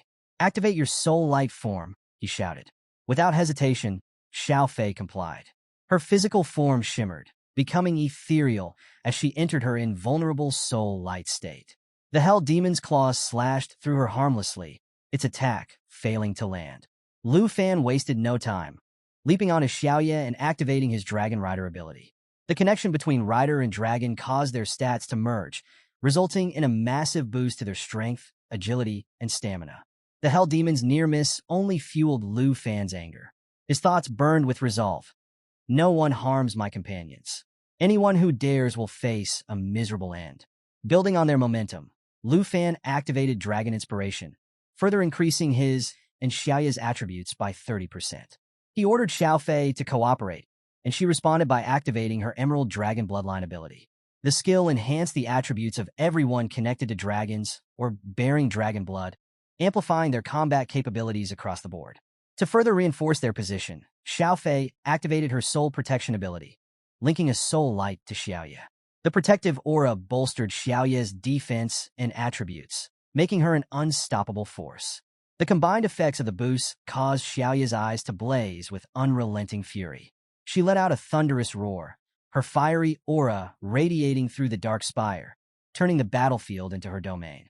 The waves of dragon chi, enhanced by the layered abilities, struck the held demon repeatedly. Each blow battered its massive form, drawing guttural roars of pain and frustration from the once mighty creature.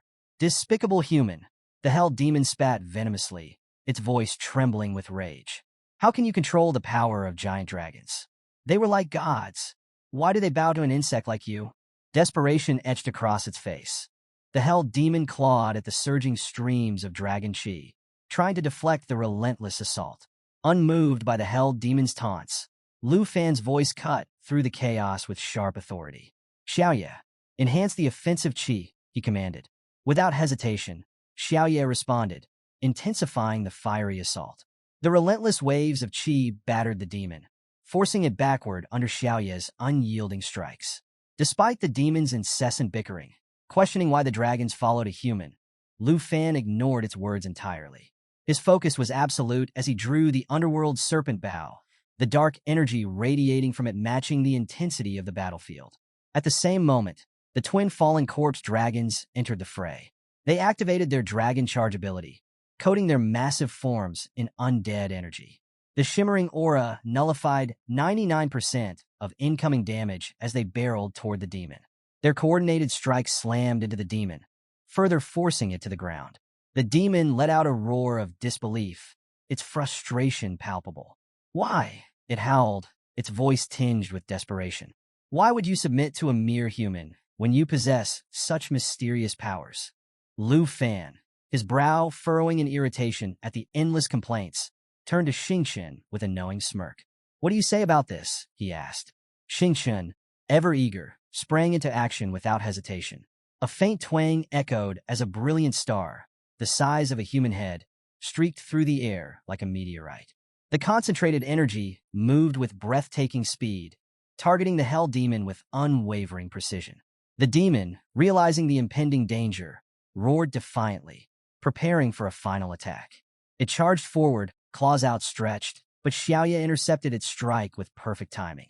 Her shadow claw block deflected the attack, leaving the demon momentarily stunned.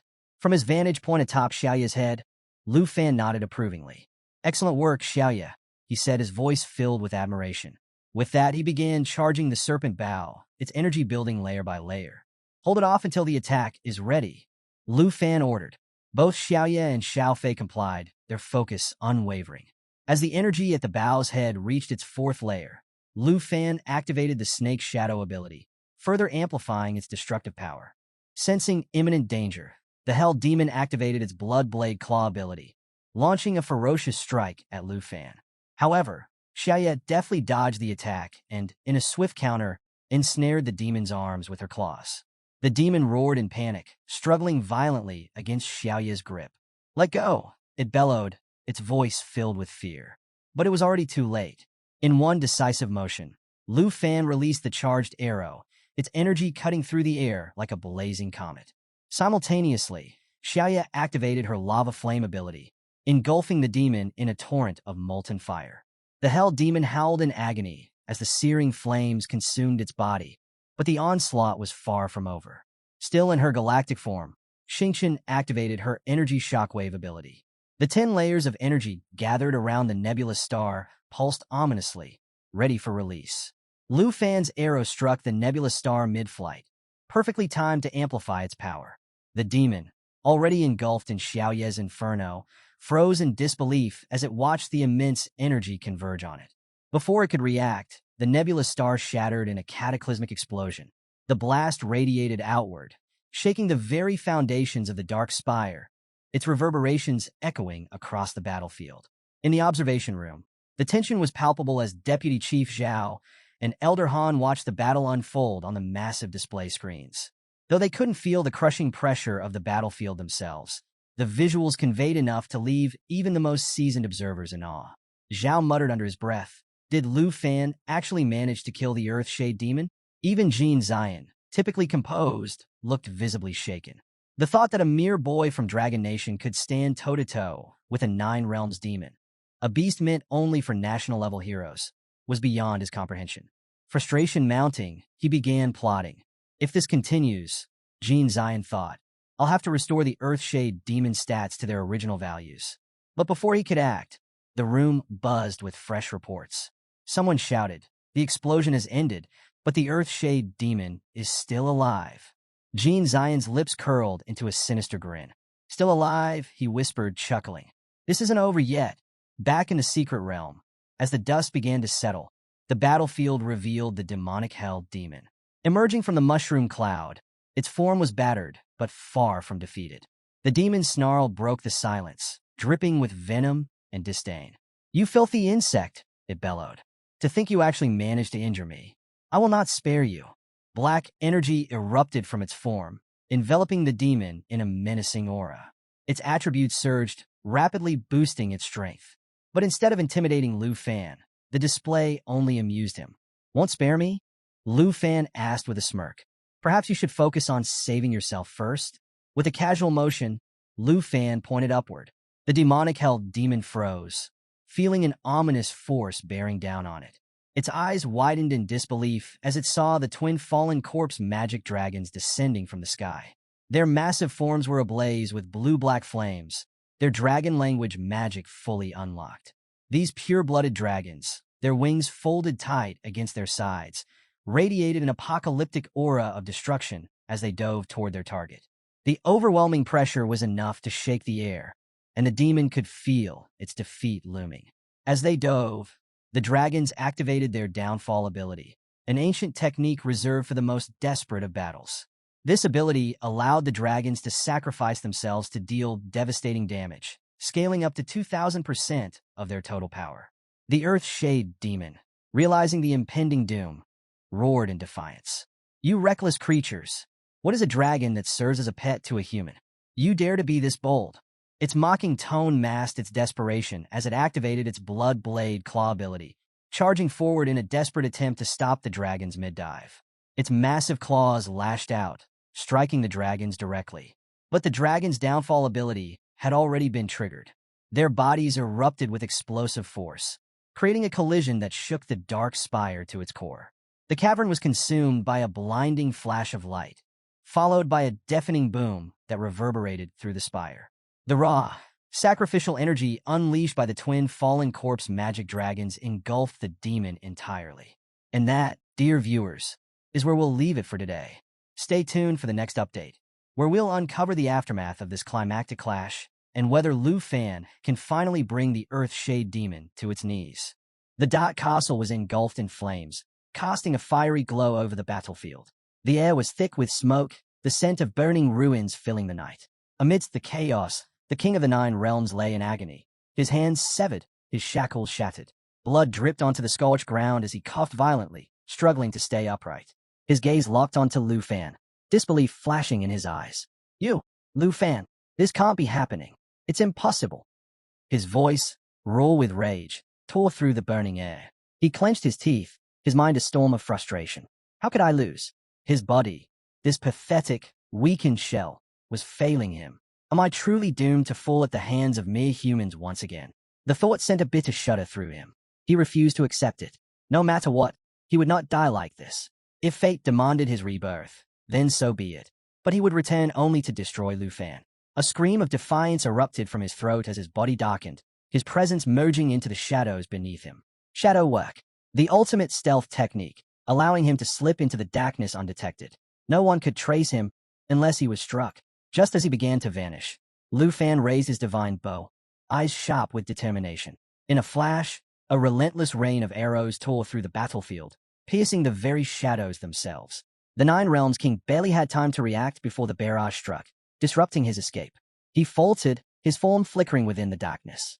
Lu Fan halted the attack and lowered his bow. It's over, he declared, his voice unwavering. The dragons behind him remained still, their eyes fixed on the crumbling figure before them. But the battle wasn't finished yet. The Demon King let out a ragged breath, his mind racing.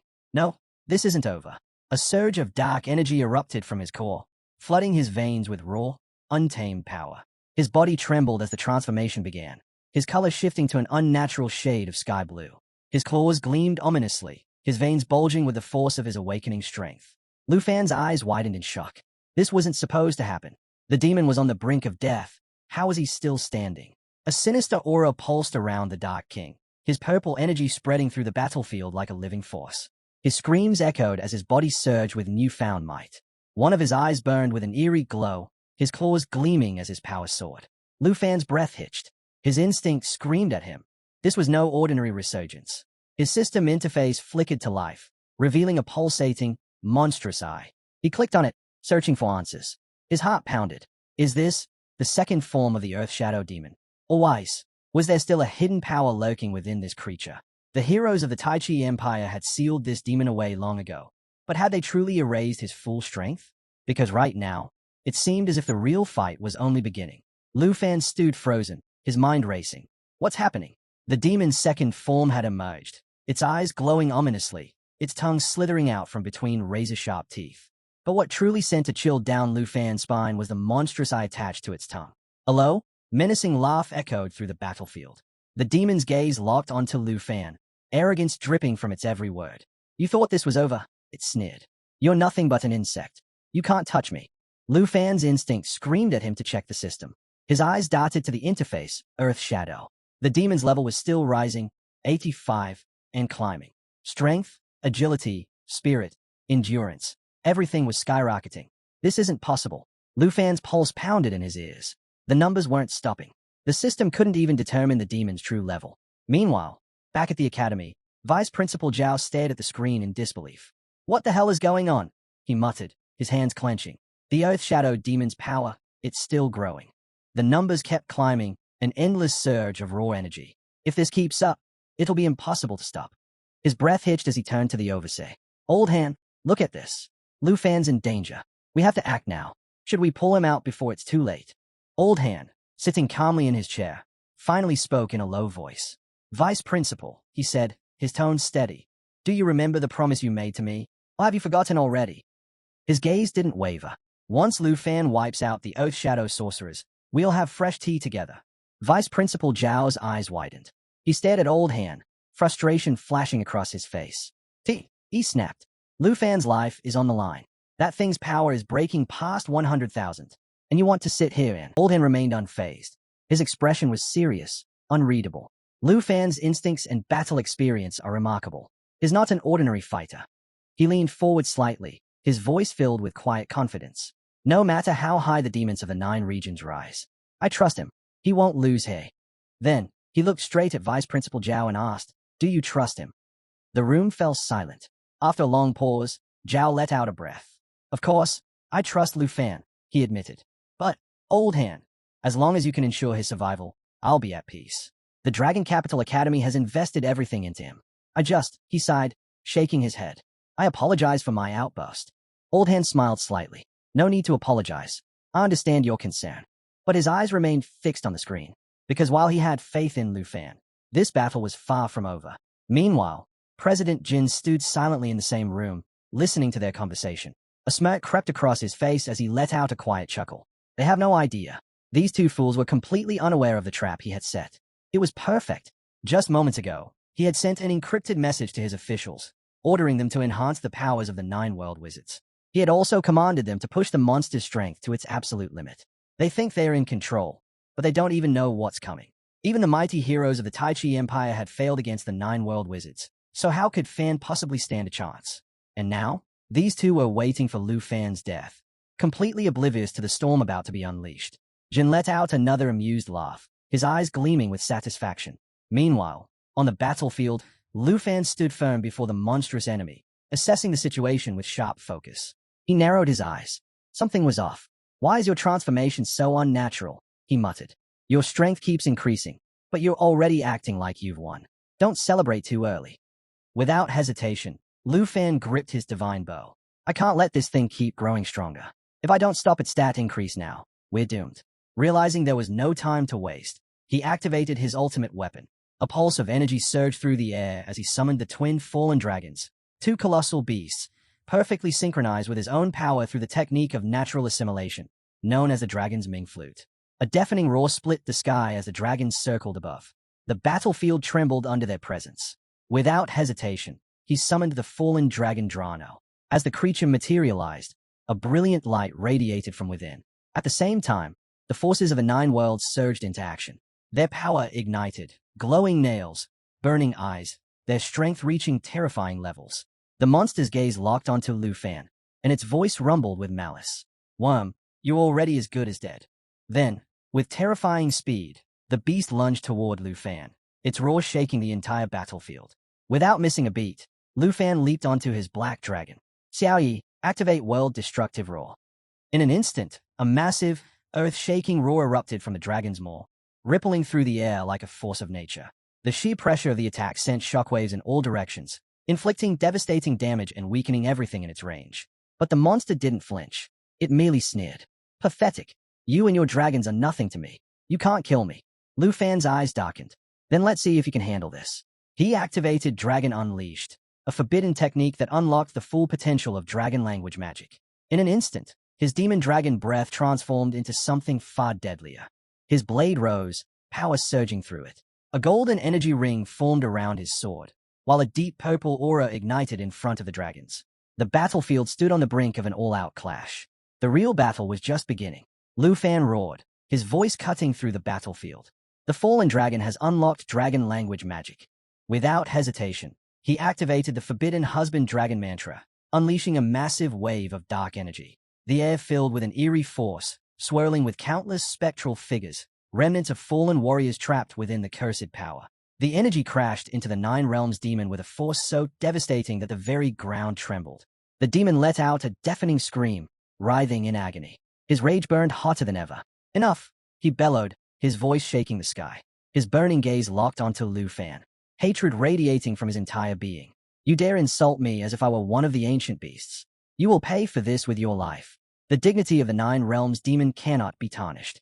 But just as he prepared to strike back, something unexpected happened. A strange force surrounded him, locking him in place. He struggled against it, his massive form straining as invisible chains held him still. Confusion flickered in his eyes. What is this? He snarled, realizing he couldn't move. Lu Fan smirked. Too bad for you. Now it's time for you to learn true Fei. At that moment, the star dragon began to transform, shifting into its ultimate starlight form. A brilliant, celestial glow erupted from its body as it soared into the sky, illuminating the battlefield with a dazzling radiance. Lu Fan's voice rang out, filled with confidence. You underestimated a dragon tamer, and now, you'll pay the price. The system's notification flashed in his mind. A starlight form activated, time remaining, 59 seconds. The power surge was immediate. Star Dragon Strength, 4,656, 23,280. Agility, 548, unmatched. Without wasting a second, Star Dragon unleashed its most devastating ability, Morning Starlight. The Nine Realms demon howled in agony as the celestial energy surged through him. He trembled, his massive form barely holding together. This young dragon, he stammered, disbelief in his voice. But the attack wasn't over. With an earth-shaking roar, Star Dragon activated its final, ultimate ability, Starfall Burn. A colossal beam of condensed starlight erupted from its mouth, piercing straight through the demon's body. The attack ignored all defenses. It couldn't be dodged, blocked, or resisted. The sheer force of it warped the air, melting everything in its path. The Nine Realms demon convulsed as his limbs disintegrated into nothingness, his once mighty form dissolving into the wind. He let out one last, defeated cry. No, this cannot be. I had just regained my strength. How could I lose it all again? His voice faded as his body was reduced to ashes. The only thing left behind were his eyes, glowing remnants of his former self.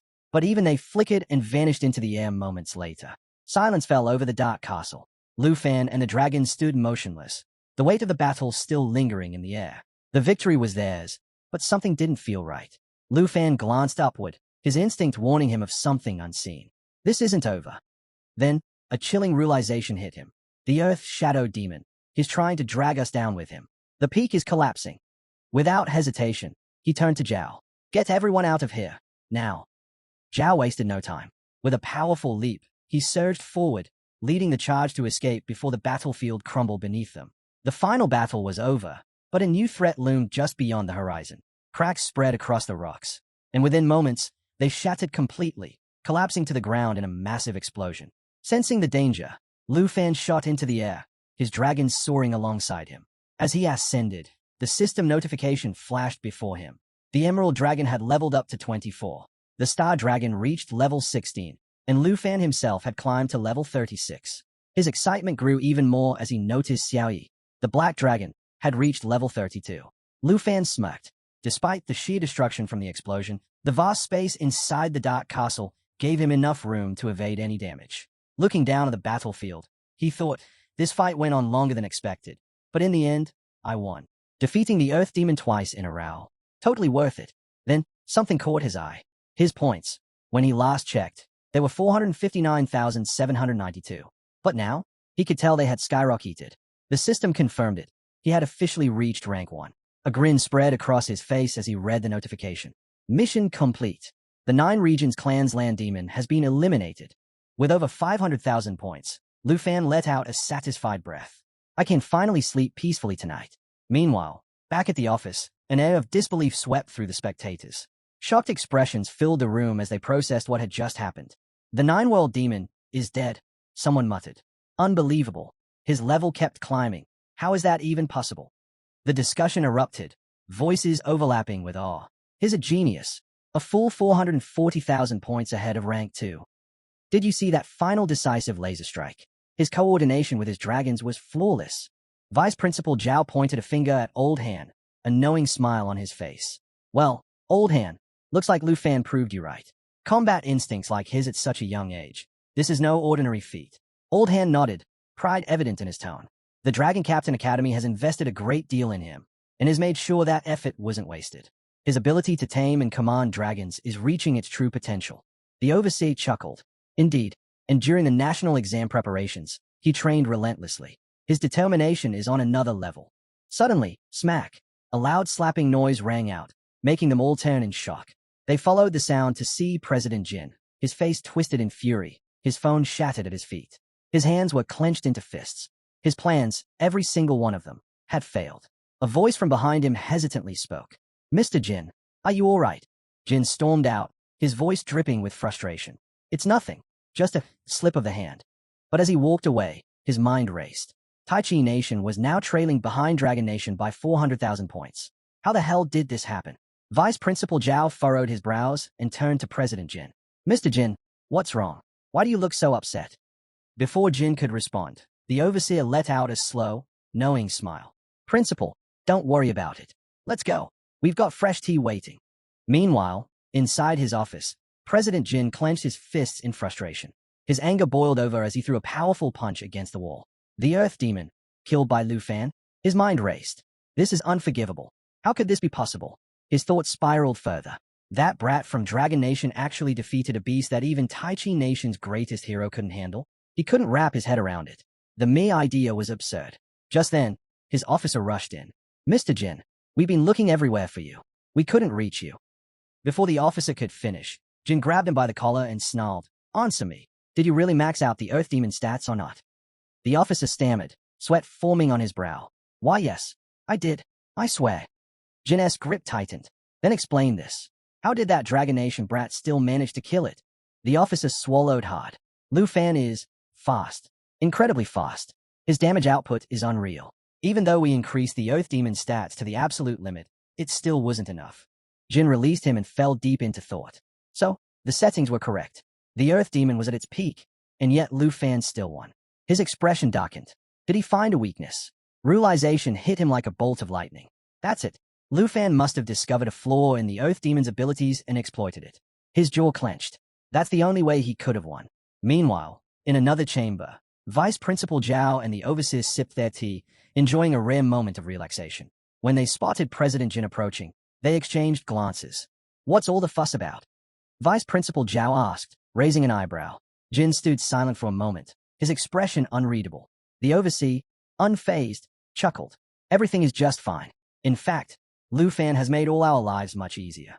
With that, he took another sip and turned to leave. Vice Principal Zhao smirked, lifting his teacup. Forget his battle skills. The real show was how he handled the Earth Demon. No one here can stand up to him now. The Overseer let out a hearty laugh. That's true. I've been on duty all night, and my old bones are starting to feel it. Let's take a walk, clear our heads a bit. Jin and his officers watched as they casually strolled away, talking and laughing as if nothing had happened. Jin's eyes narrowed. Something isn't right. A conspiracy. That had to be it. He turned to his officers and jabbed a finger at them. Find out everything you can about the Dragon Nation representative. Their deputy supervisor must know something. Follow them. Watch them closely. If anyone approaches those two, report to me immediately. The officer straightened up and nodded. Understood. I'll handle it. As they left, Jin himself moved discreetly, hiding behind a nearby wall. He wasn't going to leave this to chance. There has to be something they are not telling us. His grip tightened. Even the demon of the Nine Realms couldn't stop Lu Fan. I need to know, what weakness did he find? As the overseer and vice principal Zhao walked together, their conversation remained light but meaningful. If everything goes smoothly, the nation's trial championship will undoubtedly be ours, right? The overseer mused. Vice Principal Zhao nodded confidently. Yes, I believe so too. Old Han is as calm as ever. Then, with a small sigh, he added, I must apologize, overseer. I was a bit too concerned for Lu Fan earlier. Perhaps I overreacted. Meanwhile, hidden in the shadows, President Jin listened intently to their exchange. His mind churned. They are too confident. They must have found a loophole. Even the demon of the Nine Realms couldn't stop Lu Fan. How did he do it? His eyes narrowed. If I find even a shred of evidence against him, I'll ensure the other nations sign to have that brat. Lu Fan, expelled from the 23-nation alliance. The overseer chuckled, glancing at Zhao. I've grown quite used to that nervous look on your face. Zhao flushed slightly and shook his head. Good old Han, we're finally back. But at that very moment, a streak of light shot through the air. Something was coming. Fast. President Jin, oblivious, remained focused on eavesdropping, until an ominous hum filled the air behind him. His instinct screamed at him to move. He spun around just in time to see a glowing sword hurtling straight toward him. Eyes widening in shock, he barely managed to throw himself aside as the weapon plunged into the wall behind him, its energy crackling through the air. If he had reacted even a second later, he would have been dead. His heart pounded as he stared at the blade embedded deep in the wall. What the hell was that? He scanned the area, searching for an attacker, but there was no one. That's when he saw it, a symbol etched into the hilt of the sword. His breath hitched. This is a level 90 Dark Knight Ripper. A cold sweat dripped down his temple. His hands trembled. No. I completely forgot about Old Han's personal bodyguard. Then it hit him. The 4 phantom blades, weapons that attacked automatically, and one had just warned him to back off. He took a deep breath, forcing himself to stay composed. But inside, he was unraveling. If I stay here any longer, I'm finished. His mind screamed at him. Leave. Now. Not wasting another second, President Jin turned on his heels and disappeared into the shadows.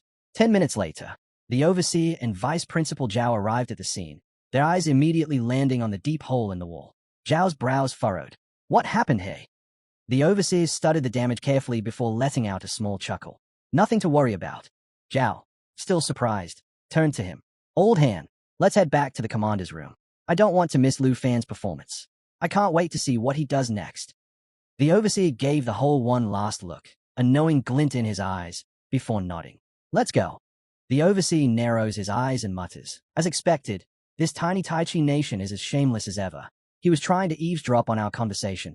No wonder he got attacked in the other room. Meanwhile, as soon as President Jin arrives, a group of officers rushes toward him. Mr. Jin, you're finally back. We've been searching for you everywhere, one of them exclaims. They immediately hand him a brand new phone, replacing the one he had broken earlier. This is your backup phone. Please check it. You've been receiving non-stop calls. We've been trying to reach you. Another officer, a bald man, looks at Jin's face and hesitates before asking, Mr. Jin, are you okay? You look furious. Without a word, Jin's expression darkens. He snatches the phone from the officer's hand, his voice sharp. What are you staring at? Get back to your post and keep monitoring. Do I have to spell everything out for you? The officers stiffen, clearly shaken by his outburst. Why yes, sir. We're on it. They nod hurriedly and scatter. Jin exhales sharply and glances at his phone. His inbox is flooded with urgent messages. The first one reads, the representative of the Dragon Nation has defeated the Earth monster. You need to review the data immediately. Another message follows, filled with outrage. The judges suspect the Dragon Nation of cheating. Hurry up and verify it. Then another, why aren't you answering? Call back immediately. And the latest message is the most alarming. Public outrage is surging online. There are demands to disqualify the Dragon Nation. What are you doing? Collect evidence of their cheating. Now. Jin's eyes narrow as he grips the phone tightly. His voice drops to a grave tone. Do they really think I'm protecting Lu Fan? If he cheated, I'll be the first to bring him down. I just need proof. Meanwhile, murmurs ripple through the crowd as spectators watch Lu Fan's performance. Is Lu Fan faking his achievements just to boost his score? One whispers. How is he still gaining points? Another asks. Jin's curiosity spikes. He strides toward the leaderboard, eager to confirm the numbers himself. But when his eyes land on Lu Fan's score, he freezes. The points are still rising. Impossible, he mutters. His score is going up on its own. How is this happening? Jin's eyes lock onto the leaderboard. Lu Fan's points have skyrocketed to 529,035. His mind races. How is this even possible? Then suddenly, a realization strikes him. His lips curl into a triumphant smirk. Finally, I've caught Lu Fan cheating. Wasting no time, he yanks out his phone and dials. I've got him. Lu Fan made a fatal mistake. His excitement is palpable. If Lu Fan really exploited a loophole to rack up points, the Dragon Nation will be eliminated from the test. Just as he revels in his discovery, a sharp voice crackles through the phone. Hello? Hello? Finally, you called back. What are you doing? Public opinion is turning chaotic. We need concrete proof that the Dragon Nation representative is cheating. Now. Jin's excitement fades. Something isn't right. His gaze flickers to the screen, and what he sees stuns him to his core. His eyelids twitch. What is happening? The Earth Demon, the very monster that should be long dead, has come back to life. And worse, it's not just alive. It's helping Lu Fan. An entire army of demons now fights alongside Lu Fan, cutting down the others. With every fallen demon, Lu Fan's points surge even higher. Jin's heart drops. This can't be real. He whispers, his hands turning cold. Meanwhile, Lu Fan calmly takes a seat amidst the chaos. The battle rages around him, but he barely moves. Even the dragons, exhausted from the endless fight, can barely stand. Lu Fan exhales, stretching his arms. Finally, I can rest for a while. And just like that, the scoreboard updates again. Minute by minute, Lu Fan's points keep climbing. President Jin's breath catches in his throat. His hands tremble as he watches the screen. The Demon of Nine Worlds is helping Lu Fan earn points. His mind reels. This is impossible. But there's no mistake. The once-dead demon is now under Lu Fan's control, twisted into a fallen corpse, and it's fighting for him. Jin's shock deepens. How did Lu Fan do this? How could he manipulate such a terrifying creature? 1 hour earlier, high above the battlefield, Lu Fan's black dragon bursts through the top of the tower, its massive wings slicing through the air. As it emerges, Lu Fan glances down at the structure below, murmuring, "This tower is far bigger on the inside. That climb took forever." Seated atop his dragon, Lu Fan exhales, reflecting on his brutal battles. His body is battered, but his efforts have paid off. I finally killed the Earth Demon, he thinks, feeling the surge of power coursing through him. His strength has grown, his level has increased, and for the first time in a long while, I can finally rest. Leaning back on his dragon, Lu Fan allows himself a brief moment of relief. He's earned it, but as he gazes at the spirit dragon beside him, something clicks. This dragon isn't just a companion. It's a true partner. Flashes of past battles fill his mind. Time and time again, his dragon has fought beside him, never faltering. Through countless skirmishes, it has become a force of nature, capable of going toe-to-toe with the deadliest creatures. Suddenly, a deep tremor shakes the ground. Boom! A massive claw erupts from the tower's foundation. Smoke and debris billow into the air as something colossal begins to emerge. Lu Fan, unshaken, narrows his eyes. Looks like I don't get to rest after all. His mind races, formulating a plan. As his dragon hovers near the mysterious tower, Lu Fan recalls an important truth, a story buried deep in his memory. A battle in the far north. 2 mighty dragon kings had fallen, their bodies corrupted into monstrous versions of themselves. From the hands of an ancient god, Evershao had reclaimed the fallen king. That decision had changed everything. By seizing control of the fallen dragon's power, they had gained its immense energy, without succumbing to its curse. Lu Fan's mind sharpens as he remembers a lesson from his master. The difference between a fallen being and an undead puppet is simple. A fallen being still holds a trace of its original will. A puppet, however, is nothing more than a lifeless corpse controlled by external forces. And right now, Lu Fan knows exactly which one he's dealing with. The awakening of power. In the present, Lu Fan surveys the battlefield, his mind sharp with realization. His 2 dragons, once formidable, have now reached their peak as fallen beings.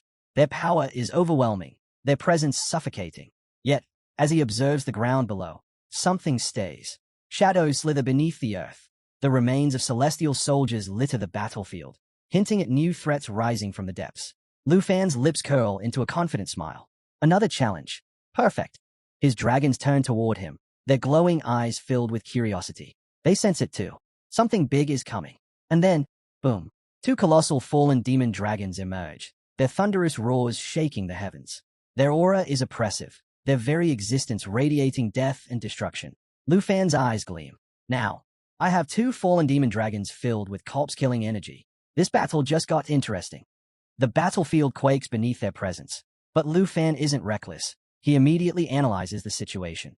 They are incredibly powerful, but something is missing. Unlike the creatures he faced before, these dragons lack the ability to control undead forces. Just as he contemplates his next move, a sudden pull on his arm startles him. His emerald green dragon begins to glow. Its form shifts, the light intensifying until it undergoes an astonishing transformation. The dragon turns ethereal. Its body stretches, taking on a humanoid shape, radiating a divine green aura. Lu Fan instinctively steps back, his mind racing. What's happening? And then, it evolves. As the emerald dragon fully transforms, its presence becomes overwhelming. No longer just a beast. It exudes a majesty that even surpasses the fallen dragons. Lu Fan watches in stunned silence. This is incredible. The system screen flashes, new abilities unlocked. The emerald dragon's protective aura expands, encircling Lu Fan and his allies. But this isn't just any barrier. This shield amplifies all their attributes, enhancing speed, strength, and endurance. Not only that, it grants them near invincibility, absorbing damage and unleashing devastating counterattacks. Lu Fan's heart pounds. His dragon has unlocked a supreme bloodline ability, and the battlefield will never be the same. He quickly scans the system stats. His fallen demon dragons have also surged in power. Their strength, agility, spirit, and endurance have reached monstrous levels. Lu Fan exhales slowly. This isn't just a battle anymore. It's domination. The final phase begins. Lu Fan carefully analyzes the emerald dragon's new ability, and a crucial realization dawns upon him. The fallen demon dragons aren't weak. Their inability to control high-level creatures isn't due to a lack of power, but rather an inherent limitation. And that's something he can exploit. His mind sharpens. If I can bridge that gap, we can dominate this battlefield. Without hesitation, Lu Fan commands his emerald dragon to unleash emerald light. A blinding burst of radiant energy floods the battlefield. In an instant, all of Lu Fan's attributes increase by 30%. The fallen demon dragons continue to evolve, their stats surging higher, strength, agility, spirit, and endurance climbing to monstrous levels. But the emerald dragon counters with a brilliant strategy. Its emerald aura expands, forming a 12-layered shield that wraps around Lu Fan and his allies. This isn't just defense. It enhances every beneficial effect, doubles their resistance, and turns them into a fortress of unstoppable force. The system screen updates, revealing just how drastic the power shift has become. Lu Fan's focus sharpens. He shifts his attention to a massive demonic entity, the Earth Abyss Demon, level 85. Despite its level cap, its stats have been pushed to terrifying heights. Meanwhile, his fallen demon dragons, still at level 24, stand ready, their combat potential fully unlocked, boosted by the Emerald Dragon's insane buffs. Lu Fan doesn't hesitate. Emerald Dragon, transform into eternal form. The moment the words leave his lips, the Emerald Dragon erupts in blinding energy. Its body morphs into its eternal state, exuding power that seems almost divine. With its bloodline ability fully awakened, all of its dragon-related skills amplify exponentially. Then, Life Pulse Bond activates. A wave of golden-green energy explodes outward, reinforcing every layer of protection while multiplying his allies' stats by 4 times. The fallen demon dragons roar, their bodies armored in shimmering energy, their strength reaching unprecedented levels. Every movement radiates raw destruction. The battlefield trembles. Lu Fan's eyes flash with determination. Fallen demon dragons, unleash your full power. The beasts howl, their attacks now fueled by unimaginable force. But Lu Fan's goal isn't just to defeat the Earth Abyss Demon. He's going to make it his puppet. The final phase of the battle begins. As the battlefield erupts in chaos, the Earth Abyss Demon lets out a deafening roar. As Lu Fan's fallen demon dragons tear through enemy defenses, the battlefield quakes under the sheer force of their attacks. The air crackles with power, but in the shadows, an even greater threat emerges. A horde of dark knights strides forward, cloaked in eerie purple flames. Their twisted armor glows with dark energy, and their sinister laughter fills the air. With every step, their ranks swell, an unstoppable wave of corruption. These warriors aren't just any foes. They are reinforcements, summoned by the Earth Abyss Demon, ready to crush Lu Fan's team with ruthless precision. Unfazed, Lu Fan analyzes the statistics of his newly transformed undead army. The Divine Soldiers, now risen as formidable undead warriors, have reached level 75. With each fallen enemy they possess, their defenses grow stronger, and any fatal damage is instantly converted into a protective shield, making them nearly indestructible. A smirk plays on Lu Fan's lips. His once mortal army is now a force of relentless, undying warriors, completely under his control. More than that, they can fight autonomously, grinding down enemies and owning him points without him having to lift a finger. Then, a system notification flashes before him. New skill acquired, control the fallen corpses. This ability grants him absolute command over his undead forces, allowing him to summon and recall them at will, even within the secret areas. The realization dawns. This power is beyond anything he's wielded before. Lewin, watching the spectacle, marvels at the army's potential. With this force at his command, Lu Fan is poised to recreate the legendary battle that reshaped the demon realms 50 years ago. His ambitions have never been clearer. But then, the ground trembles violently. A deafening crash shakes the battlefield as a monstrous claw slams down, barely missing Lu Fan and his companions. From the darkness, a colossal demonic beast emerges, its very presence radiating raw fury and destruction. Its blood-curdling roar reverberates through the air, shaking the battlefield to its core. The real battle is about to begin. As a monstrous entity readies itself to challenge Lu Fan and his newly risen army, he calmly analyzes the latest addition to his forces, the transformed Earth Abyss Demon Puppet. Its stats are staggering, solidifying its place as a devastating offensive force. Among its abilities, one stands out, Shadow Mark, a skill that layers its target in darkness, amplifying the damage they take. But the real game-changer is its critical surge. Whenever it suffers a critical hit, its power explodes by 200%, turning it into an even deadlier force the more it's attacked. Lu Fan smirks, reveling in his success. Taming a creature of this magnitude, a beast once thought too powerful and independent to be controlled, only proves his dominance. Meanwhile, back in the control room, Jin stays at the live feed in disbelief. The Earth Abyss Demon, a creature known for resisting even the strongest wills, is now completely under Lu Fan's command. His mind races to make sense of it. Then it hits him.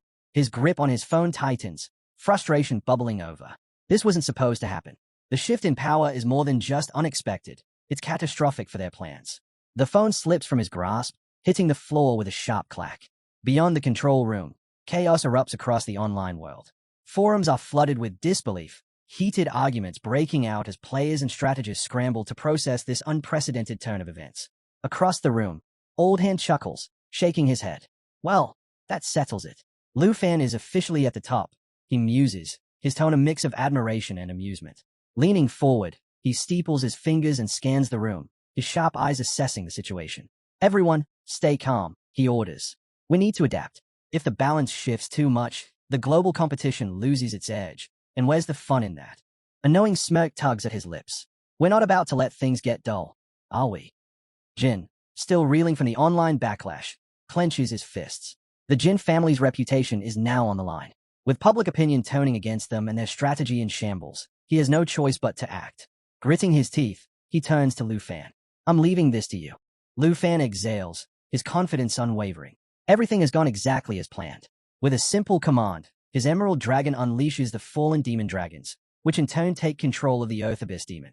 The chain reaction continues as celestial troops are deployed, securing their dominance.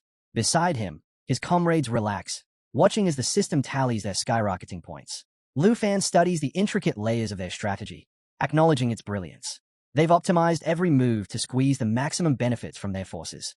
But just as he settles in, a sharp notification chime cuts through his thoughts. Lu Fan pulls up his communications device. A new mission location flashes on the map. His rank, number 1, but a fresh challenge looms ahead. A bigger test of his abilities is waiting. A thick layer of snow blankets the ground, marking the start of a new mission. Suddenly, a brilliant ray of light pierces through the sky. A boy, holding his breath, quickly ducks behind a tree. His heart races, but a smirk forms on his lips. His mission is complete. I got lucky this time, he mutters to himself, though the thought of encountering Lu Fan at the checkpoint still lingers in his mind. With no one else in sight, he boldly claims the mission as his own. But his confidence is short-lived. His triumphant grin fades as a massive dragon appears in the sky. An ominous presence looms closer, and his stomach tightens with unease. From above, Lu Fan soars through the air, his majestic black dragon cutting through the icy winds. Its aura alone is enough to send chills down the spine. The boy's excitement quickly turns into dread as he realizes Lu Fan is here again. Lu Fan moves toward the mission point with his usual steady, unshaken steps. In the distance, he spots Lu Fan. A wave of frustration washes over him. Not again. No matter how carefully he chooses his mission points, Lu Fan always manages to cross his path. His irritation grows.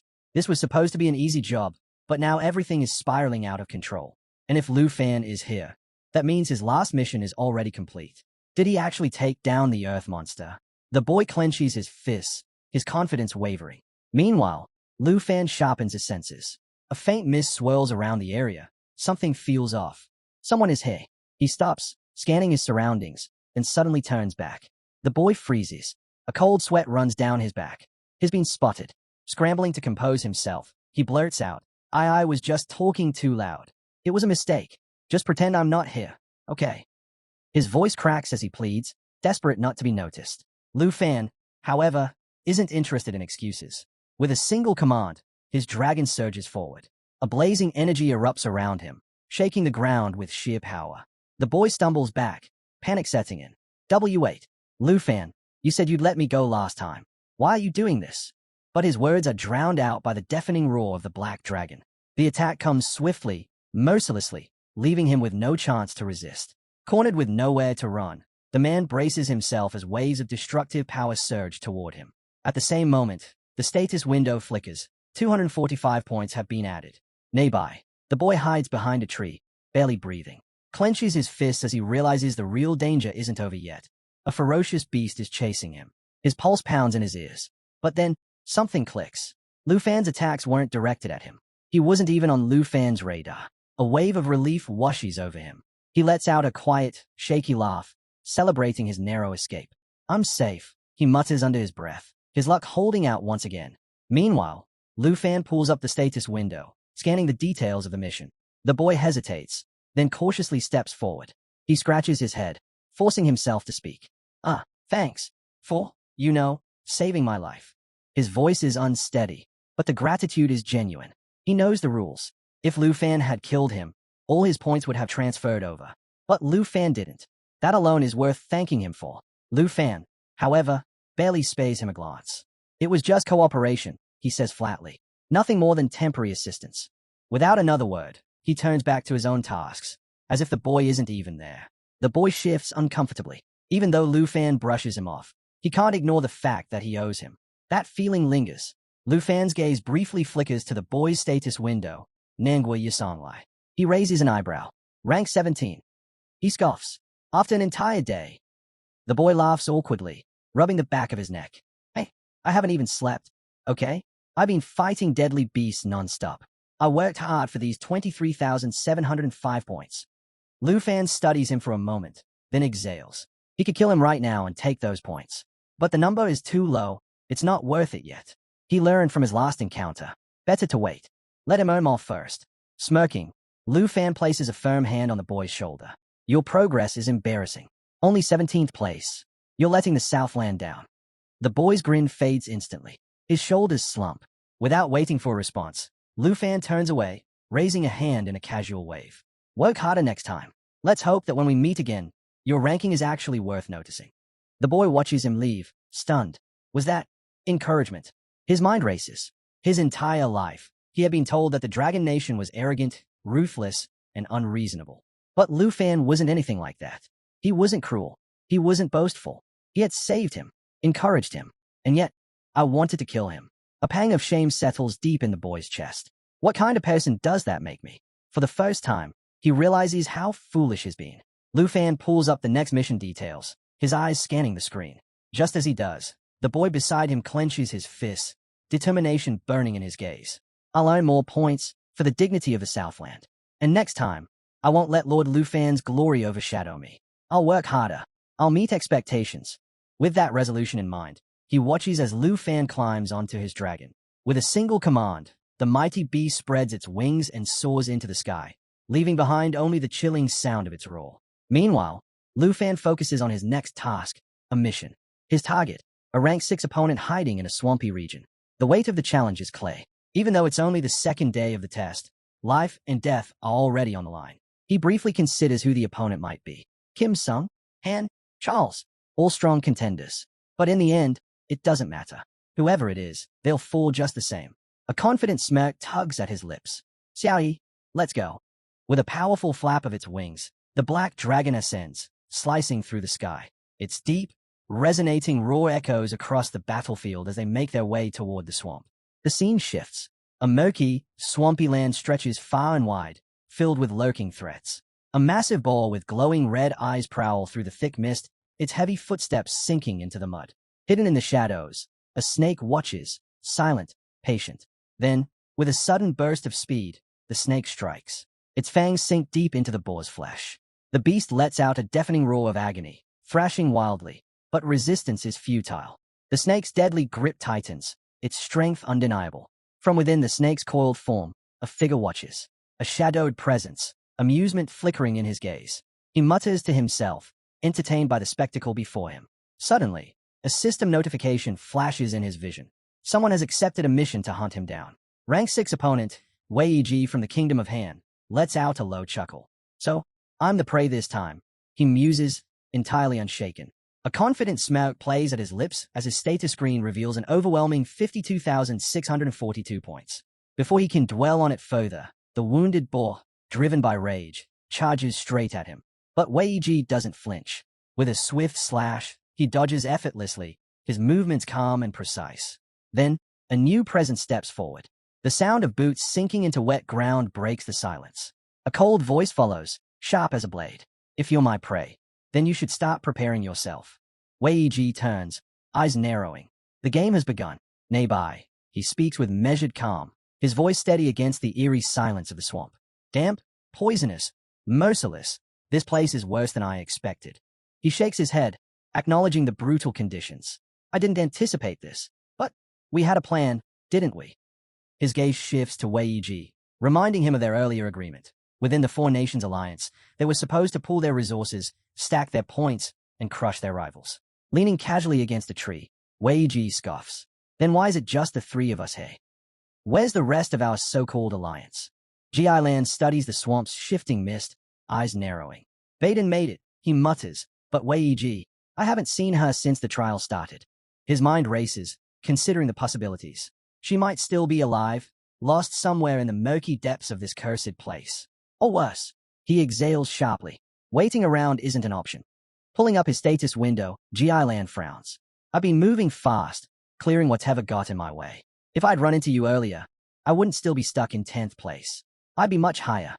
Wei Ji's lips curl into a slow, knowing smile. Well, then, his fingers flex, his confidence solidifying. Looks like our hunter has finally arrived. The tension thickens. Gi Lan remains seated, his snake coiled beside him, watching the unfolding moment with quiet amusement. His fingers lightly graze its scales as he considers the upcoming fight. If the intruder has racked up a decent number of points, he muses, then this might be worth our time after all. His gaze flickers to the map. A smirk forms. Let's remind him who the real hunter is and who's just prey. After nearly 4 hours of travel, Lu Fan finally arrived at the swamp, a classified testing ground of the country. As he descended, his sharp gaze swept across the rugged terrain. Poisonous mist lingered in the air, and deadly insects skittered about. So, this is the swamp. The terrain is rough, and visibility is low. Flying might be the only way to get a clear sense of what's happening here, Lu Fan thought to himself. As he moved cautiously, he stopped near a tree, spotting a massive snake slithering through the underbrush. His instinct kicked in. These creatures are vicious. Taking them down would earn me more points. But judging by their movements, they're not just wandering around. They're setting a trap. I need to stay alert. Without hesitation, Lu Fan gave the order. Gog, activate cast perception. At that moment, Shuya's eyes flashed, activating the perception skill. A subtle glow illuminated the area, and in an instant, hidden enemies lurking in the shadows were exposed. This ability didn't just reveal their locations, it also disrupted their vision, making it impossible for them to track their target. Lu Fan smirked. So, an ambush after all. But something felt off. He had sensed 3 figures just moments ago. Now, as he tightened his grip on his sword, a faint energy pulsed around the blade. His voice carried through the swamp. You've been listening to me this whole time, yet you refuse to show yourselves. Fine, then I'll come to you. The black dragon called beside Lu Fan as he provoked the massive snake lying in wait. The creature reacted instantly, lifting its head and hissing violently. Its fangs glistened in the dim light as it lunged, tearing through the air with terrifying speed. A system notification popped up. Omission target identified. As the beast loomed over him, a figure seated on its back finally made his presence known. He chuckled, his voice laced with amusement. Lu Fan, I didn't expect you to find me, and I wasn't even fighting seriously. Seems you're more capable than I thought. The man's name flashed in the status window, G.I. Lan. Nationality, Kingdom of Hing. Level, 60. Occupation, Poison 5. Score, 67,375. Rank, 6. Lu Fan glanced at the information, unfazed. Not much room to hide, hey. Figuring it out wasn't hard. But honestly, I'm a little disappointed. You're not the opponent I was hoping for. My targets are neither Kim Song, Han, nor Charles. G.I. Lan's smirk faded slightly as he checked Lu Fan's status window. So, that's who you are? Lu Fan, the Dragon Country representative. I thought you might be the master himself, but it turns out you're far behind in rank. His eyes glinted with curiosity and just a hint of condescension as the tension in the air thickened. G.I. Lan barely glanced at the warning on his status window, dismissing it without a second thought. Instead, he focused on scanning Lu Fan's information. Status window opened. Name, Lu Fan. Nationality, Dragon Country. Level, 36. Occupation, Dragon Rider. Points, 55, 1992. Rank, 1. His eyes widened. 50,000 points. First rank. Just moments ago, this so-called representative of Dragon Country was nowhere near the top. How did he rack up so many points in such a short time? Then, it hit him, the system's warning. A true hunter has appeared. G.I. Lan let out a low chuckle, realization dawning on him. So that's what it meant. His surprise quickly turned to excitement. According to the rules, if he killed Lu Fan, every single one of those points would be his. The thought sent a thrill through his veins. His lips curled into a sinister grin. I never expected to stumble upon such a prize. Looks like the feast has come to me on its own. Clenching his weapon, he made a vow. No matter how strong you are, I will kill you and take every last point. This opportunity, I won't let it slip away. Locking eyes with Lu Fan, he sneered. Do you still think you're the hunter, hey? With that many points, you're nothing but prey. And I am the one who will devour you. Lu Fan met his gaze with unwavering confidence. That might work on others, but not on me. G.I. Lan's smirk deepened as he gripped his staff. With a swift motion, he unleashed a deadly wave of poison, its toxic aura spreading through the air like a lethal storm. Your journey ends, hey. Those points, they are mine now. The venomous strike surged toward Lu Fan, but in the blink of an eye, he leaped onto Xuye's back, evading the attack effortlessly. Landing with ease, he let out a small chuckle. If that's what you think, let's put it to the test. Without wasting another second, he gave the command. Xiaoyi, lava flame, now. Xiaoyi roared, flames igniting around its body as it gathered raw, molten energy. The temperature in the air surged, heat waves distorting the space around them. But G.I. Lan refused to back down. Standing atop his massive snake, he shouted, Don't be afraid. This dragon is nothing. It can't defeat you. With a flick of his wrist, he conjured a swirling mist of deadly poison. The thick, toxic cloud expanded rapidly, creeping toward Lu Fan and Xiaoyi like a rolling tide. At that moment, Xuye's lava attack reached its peak. Flames condensed into a scorching fireball, pulsating with explosive power. Then, in a blinding flash, both attacks collided, venom against fire, poison against lava. The impact sent shockwaves through the air, triggering a massive explosion that shook the swamp. As the dust settled, Xiaoyi let out a thunderous roar, the sheer force of the lava flames still radiating in the aftermath. The battle had only just begun. The flames surged forward, spreading rapidly and dealing continuous damage. Meanwhile, G.I. Lan remained perched atop his massive snake, already preparing his next move. Lu Fan's eyes flickered with thought. Where did the others go? 2 enemies are still unaccounted for. They wouldn't have just run away. Before he could react, a sudden movement from behind caught his attention. A woman, spinning chains with heavy stones at their ends, closed in on him with lethal precision. With a sharp instinct, Lu Fan leaped out of the way just in time to avoid her attack. But before she could recover, Xiaoyi sprang into action.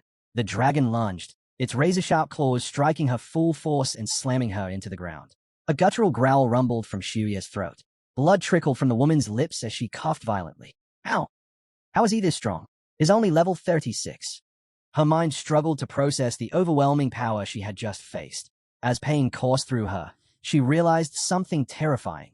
This dragon was far more dangerous than she had anticipated. The sheer force behind its attack was undeniable. G.I. Lan's expression twisted as he watched the scene unfold.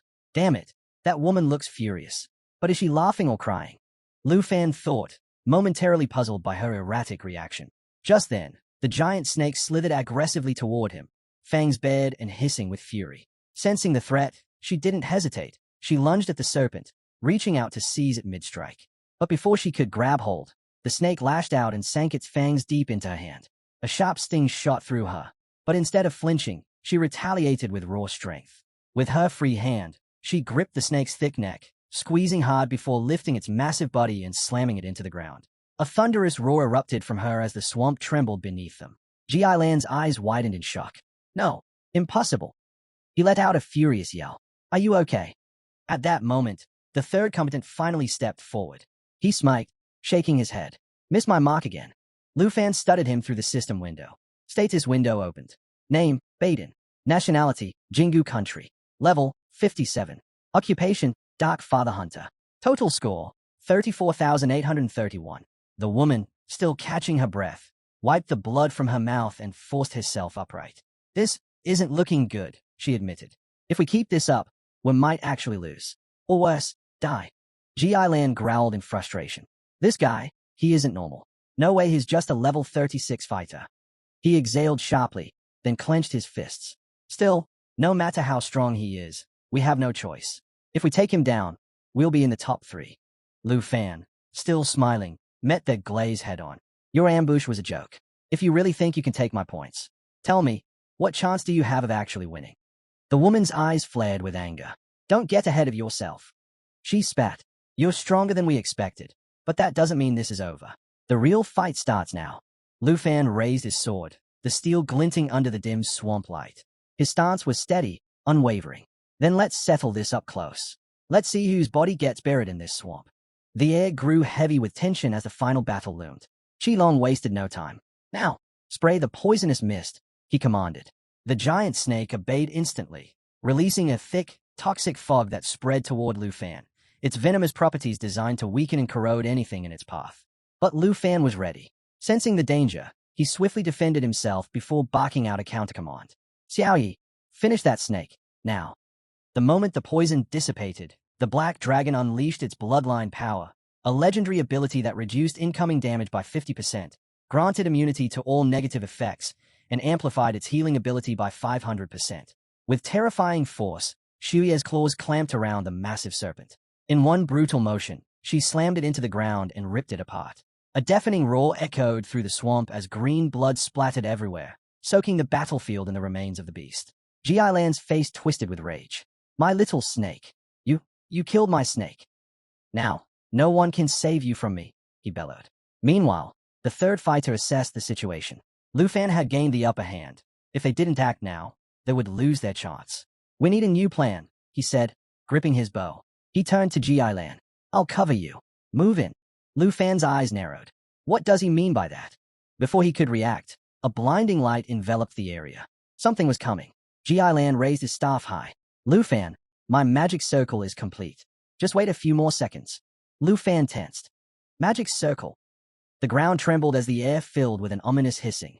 Then, in a sickening wave, 10,000 snakes manifested out of thin air. Their furious hisses sent a chill through the battlefield. This was no ordinary attack. This was one of the 5 world magician's forbidden spells. 10,000 snakes summoned. The true terror of this technique wasn't just the overwhelming numbers, it was the secondary effect. Once activated, the caster could summon an endless wave of poisonous snakes at will, each one dealing 50% damage to their target's spiritual energy while inflicting a deadly venom. The writhing mass of snakes surged forward like a living tide, all set on one target, Lu Fan. For a brief moment, the sheer scale of the attack made Lu Fan hesitate, but he took a deep breath, gripping his sword tightly. No choice but to cut them all down. Slashing relentlessly, he carved through the endless waves of serpents. Their hisses grew louder, more vicious, as they lunged at him from every direction. Lu Fan gritted his teeth. This will take forever. There are just too many. But he didn't stop. He couldn't stop. The battle had only just begun. Lu Fan raised his hand high, his voice echoing through the battlefield. Lu Fan won't escape my 10,000 snakes formation. Now, it's your turn. Go forward and take down that black python. The fighter behind him hesitated, his face tense with doubt. Are you serious? How are we supposed to harm that massive black dragon? And if we step into that sea of snakes, won't we get caught in the poison too? The woman clenched her fists. We don't have time to hesitate. If we wait any longer, we'll lose our chance. Let's finish him now. Meanwhile, the swarm of 10,000 snakes had completely swallowed Lu Fan from sight. The slithering mass coiled tighter, venom dripping from their fangs as they prepared to strike. Then, without warning, a massive burst of flames erupted from within. Xiaoyi roared. unleashing an inferno that incinerated hundreds of snakes in an instant. Their charred bodies fell away like ash, clearing a burning path through the writhing mass. Ji Lufan's eyes widened in panic. What? No, this isn't possible. But even as the fire raged, he gritted his teeth and snarled. Don't get cocky. You won't escape. Not now. Xiao Yi let out another oath-shaking roar, a devastating attack that sent shockwaves through the battlefield, dealing massive damage to everything within range. Flames expanded outward, scorching the remaining snakes and sending embers spiraling into the air. As the chaos unfolded, Lu Fan finally emerged from the inferno, a red aura blazing around him. His hand had transformed into a dragon's claw, shimmering with raw power. With one powerful swipe, he tore through the remaining snakes, shredding them apart with effortless precision. His voice was calm, yet cutting. Your formation, it's nothing more than an annoying spectacle. Activating the Dragon Claw's ability, Lu Fan launched into rapid combos, his strikes swift and lethal. The skill allowed him to attack from 6 different distances, perfectly synchronized with his dragon. Each strike landed with a devastating impact. Ji Lan's face twisted with fury as he locked eyes with Lu Fan. You're going to regret that, Lu Fan. Now, you'll suffer the punishment. With a fierce cry, he raised his staff high into the air. The moment it activated, a massive magic circle appeared overhead, pulsing with ominous energy. The cut-up remains of the fallen snakes began to stir. Then, horrifyingly, they started rising. The severed bodies fused together, reforming into new monstrosities. Hurry, hurry, Ji Lan commanded. At the same time, the woman launched her attack, swinging her chain circle with full force, aiming straight for Lu Fan. But just as it was about to ensnare him, Lu Fan caught it mid-E with his dragon claw. The force of the impact sent cracks rippling through the ground beneath them. Lu Fan's grip tightened. He looked up, eyes blazing. Nice try. The battle was far from over. The warrior's eyes widened in shock. How did he stop my attack so easily? Lu Fan still held his ground, gripping the chain effortlessly. Xiao Yi stepped closer, her piercing gaze fixed on him. But just then, the ground trembled. Lu Fan's instincts flared. An earthquake. No, this sound, what is it? A sinister laugh cut through the air. Ji Lan had been waiting for this moment. Come back to life, he roared. The battlefield shifted as a horrifying spectacle unfolded. The 10,000 fallen snakes twitched, their lifeless bodies suddenly reanimating. The slithering mass twisted together, fusing into a single monstrous entity, a colossal, poison-drenched serpent. Toxic fumes oozed from its scales, filling the air with a sickening stench. Status window update. Crazy Dragon resurrected. Created using the spiritual power of the 5 Wish Magicians. Cannot die as long as its master lives. Can be revived infinitely by injecting spiritual power. If destroyed, it will split into multiple giant pythons. Lu Fan's breath hitched. It keeps reviving as long as is alive. But the true horror was yet to come. Another deadly ability of this 10,000 snake formation was that even in death, the summoned snakes wouldn't truly perish. Instead, their bodies would merge with the environment itself, turning the entire battlefield into a death trap. Incoming effect. A poison fog detected. Mental damage increased by 900% per second. Lu Fan clenched his jaw. This python, it's not just a summoned beast. It's a manifestation of his entire profession's power. And if I cut it apart, it just multiplies. He knew what had to be done. Xiao Yi, get to me, now, he commanded. As the venomous mist thickened, its deadly effects took hold. Even the woman, one of Ji Lan's own allies, began to choke and struggle. Gasping, she turned to Ji Lan with fury. Are you insane? You're poisoning your own ally. Her body convulsed, her breath ragged. Why are you doing this? Status window alert. A snake's poison intensifying. Target's physical condition worsening. Ji Lan smirked. The dragon might be immune, but you're not. And Lu Fan, without that immunity, is already dead. She clutched her throat, her lungs burning, her muscles locking up from the venom coursing through her veins. I can't breathe. Help me, someone. She stumbled, body trembling violently, vision blurring. Help me, she choked out again. But Ji Lan simply watched. Unmoved. Cold. It doesn't matter if you die, he thought. If both of you fall to my poison, my score still rises. She collapsed, her body writhing on the ground, her skin rotting before their eyes. The man beside her stepped forward, eyes filled with shock. Hey, are you okay? He turned to Ji Lan. Damn it, help her. But before anyone could react, a white aura shimmered above her head. Something was happening. The tide of battle was about to change. Within moments, the woman's body began to heal. The decaying flesh restored itself, and she slowly sat up, gasping for breath. Status window update. Poison neutralized. Effect of hemolytic protection activated. It was Ji Lan who had intervened, using hemolytic protection to remove the poison's effects. He exhaled and spoke with a hint of regret. That was my mistake. I should have granted my allies poison immunity before the battle even started. He turned to the woman, adding, as an apology, I'll transfer 10,000 points from Lu Fan's account to yours. Status window updated. Hemolytic protection effect. Grants poison immunity for 6 minutes. If poisoned, all negative effects are removed immediately. Ji Lan's mind raced. Andre, Charles, it's not time to abandon the four-nation alliance just yet. He waved his hand dismissively. All right. You're fully protected now. Go check if Lu Fan is dead. The woman steadied herself, brushing off the remnants of her near-death experience. We'll deal with this later. First, I need to confirm if Lu Fan is actually dead. The other fighter nodded. I'll go too. But as they approached, a chilling sight met their eyes. Lu Fan was sitting atop Xiao Yi, smiling. A shiver ran through them. How is he alive? Lu Fan met their stunned expressions with a smirk. No need to check. Of course, I'm still alive. Disbelief spread through the group. They examined him carefully, scanning for injuries, but there were none. Then, a notification appeared. Status window update. Lu Fan's level, 3668. Lu Fan raised a hand, amusement glinting in his eyes. This is quite the show. Your so-called alliance is nothing but a joke. In that instant, Xiao Yi let out a thunderous roar, the force of it shaking the battlefield. A black dragon bloodline activated. All damage received reduced by 50%. Immune to all negative effects. Self-recovery increased by 500%. One of the fighters took an instinctive step back. Impossible. He's not dead, and now he's even stronger. Another's voice trembled. He can ride the dragon and be completely immune to everything. How is that even possible? Ji Lan's face twisted in rage. His mind reeled. Both he and the dragon, immune to all curses, poisons, and effects. That means my strongest skill is useless against him. His breath came in short, angry bursts. Andre, Charles, is this Lu Fan the real threat? His fury reached its peak. He thrust his finger forward, eyes burning with rage. Kill him now. He turned to his remaining fighters. Take him down, and you'll each get 20,000 points. Surpass my score if you have to. I don't care. Just end him. The battlefield tensed. The hunt was on.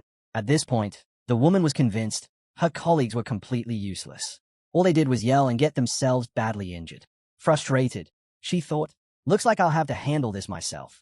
Determined, she prepared for her next attack. Turning to her assistant, she commanded, Baden, assist me in the next strike. Just as she was about to launch forward, something caught her eye, a fireball hurtling toward her from behind. Her movements froze. What? Her eyes widened as she took in the blazing sphere. Lu Fan also noticed the incoming attack. His first thought, an ally? Someone's come to back me up? But the woman wasn't so sure. A flicker of doubt crossed her mind. Could it be Yasenlai? The thought sent a chill down her spine. The fireball closed in at an alarming speed, and before she could react, the figure behind the flames collided with her. The impact sent her crashing to the ground, slightly injured. The fire didn't just disappear. It spread around them, burning fiercely. And at the center of it all, a man stood tall, completely unbothered. He smirked, exuding confidence. Hey, brother, don't be scared, he called out. I'm here to help. Surveying the battlefield, he raised an eyebrow. 3 of you against 1 enemy, and you in this sorry state. He let out a chuckle, shaking his head. If you really think you're strong, why don't you try fighting me instead? At that moment, a status window materialized. Andre, rank 4, class, Flame Warrior, level 60, nation, Snow, points 80,167. Lu Fan's eyes widened in recognition. Andre met his gaze with grin. Walking up, he extended a hand. Well, Lu Fan, your dragon looks more terrifying than ever. Nearby, Wei Ji tensed at Andre's arrival, mistaking him for another enemy. She immediately shifted into a battle stance, ready to strike. But before she could move, Lu Fan placed a firm hand on her head. Calm down, Wei Ji, he said firmly, is not our enemy. At his words, Wei Ji reluctantly backed off, though her sharp gaze remained locked on Andre. Lu Fan and Andre had crossed paths before, back when Lu Fan was with the overseer, enjoying a meal prepared by his aunt. The memory of them sitting together, sharing that meal, flashed through his mind. Looking at Andre now, he smirked. Surrounded by fire, crazy strong skills.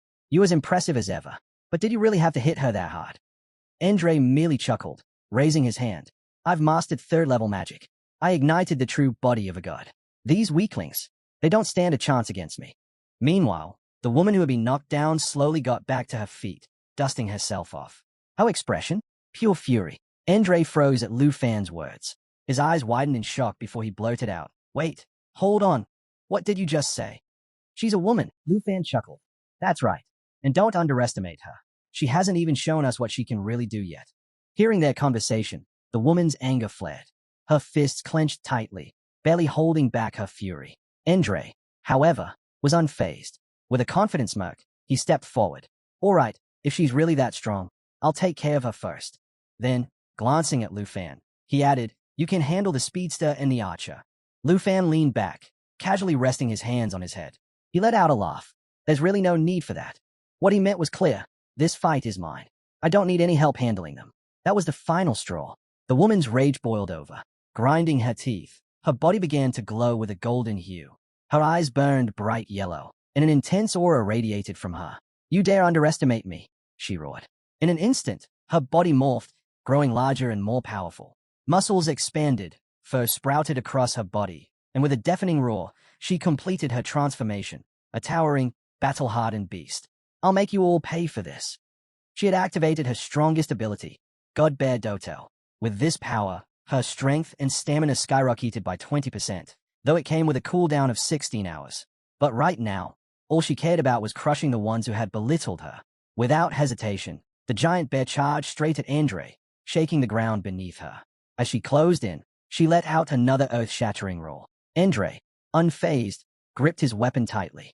The moment the beast lunged at him, his blade erupted with fiery energy, crackling with raw power. As their attacks clashed, a shockwave of energy burst through the battlefield, flames swirling wildly around them. Through the blaze, Andre shouted, "Lu Fan, worry about yourself. This one's mine. I won't let her get away." His body ignited as he activated his Flame Lord True Body, summoning the power of the Supreme Fire God. Every attribute increased by 1%, granting him permanent flight and explosive flames, the intensity controlled by his mental strength. Meanwhile, Lu Fan sat comfortably atop his dragon, watching the chaos unfold below. He smirked to himself. Andre's got good intentions, but he's still a handful. He had no plans to rely on backup. There was no need for earth mags or reinforcements. This fight was his to win alone. Without another thought, he spurred his dragon forward. From above, he spotted a figure below, a man riding a massive snake, bow in hand. The archer took a shot and missed. Lu Fan shook his head and smirked. "Shame on you. Ji-Lan, I missed again." Ji-Lan clenched his fists. He finally understood. Defeating Lu Fan was no simple task. And now, with Andre joining the fight, things had become even more difficult. Realizing this, he sighed. "This is bad. We have to stick to the plan." Without wasting another second, he turned to his massive snake and commanded, "Xiaoqi, spray the poison mist, now." Poison mist, a deadly ability that released a thick, multicolored toxic fog, poisoning anyone caught in its range. At his master's command, the giant snake's mouth opened wide, unleashing a swirling cloud of venomous mist straight toward Lu Fan. From above, Lu Fan watched the attack unfold and smirked. "Really? You do know that neither my dragon nor I can be harmed by this, right?" A completely useless move. But just as he was about to brush it off, something caught his attention. His eyes narrowed. "Wait, something's off." A realization hit him. That's not the same snake. The other one is gone. Before he could react, two massive snakes lunged at him, one from the front and the other from behind. Lu Fan quickly pieced it together. So that's their plan, huh? But he was ready. Without hesitation, he activated Void Slash. This powerful ability, linked to his dragon's aura, unleashed 3 consecutive strikes in the blink of an eye. In a flash, the twin snakes were sliced clean in half, their massive bodies crashing to the ground, lifeless. Lu Fan exhaled and patted his dragon. "They were too slow. Let's move on." Meanwhile, Ji-Lan stared at the remains of his snake, shaking his head. "Disgusting," he muttered. But then, a sly grin crept onto his face. "Did you really think that was enough to stop Xiaoqi?" Lu Fan frowned at his words. Ji-Lan continued, his voice filled with confidence. "My Xiaoqi is immortal. He can't die. In fact, he has the power of regeneration." A dark energy pulsed around the severed bodies, and within moments, the snakes began moving again. Their bodies knit back together, reforming as if nothing had happened. Lu Fan's eyes widened in shock. "I cut them clean in half, so how are they still alive?" The realization hit him like a ton of bricks.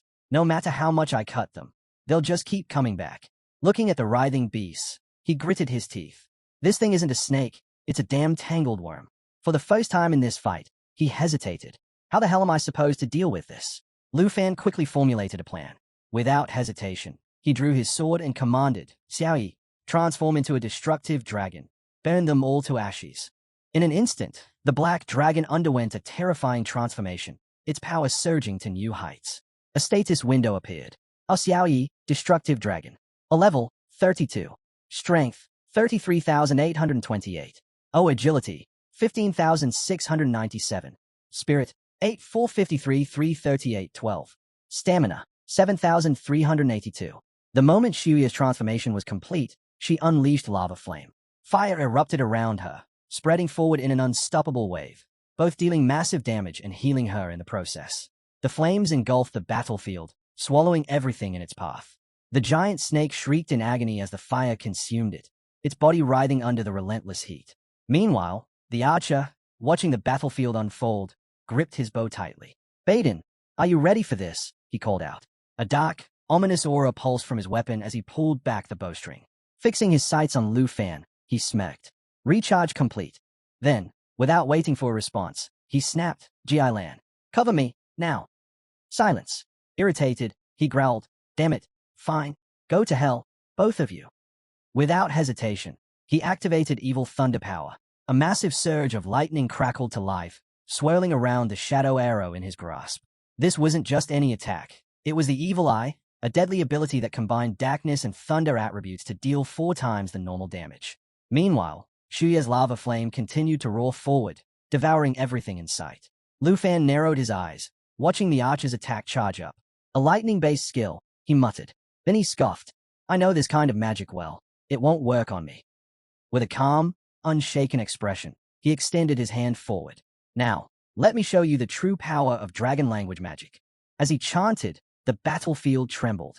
A deafening roar erupted, the roar of Azure Dragon King. The sheer force of the attack sent a shockwave tearing through the air, a crushing force imbued with the power of the Dragon King.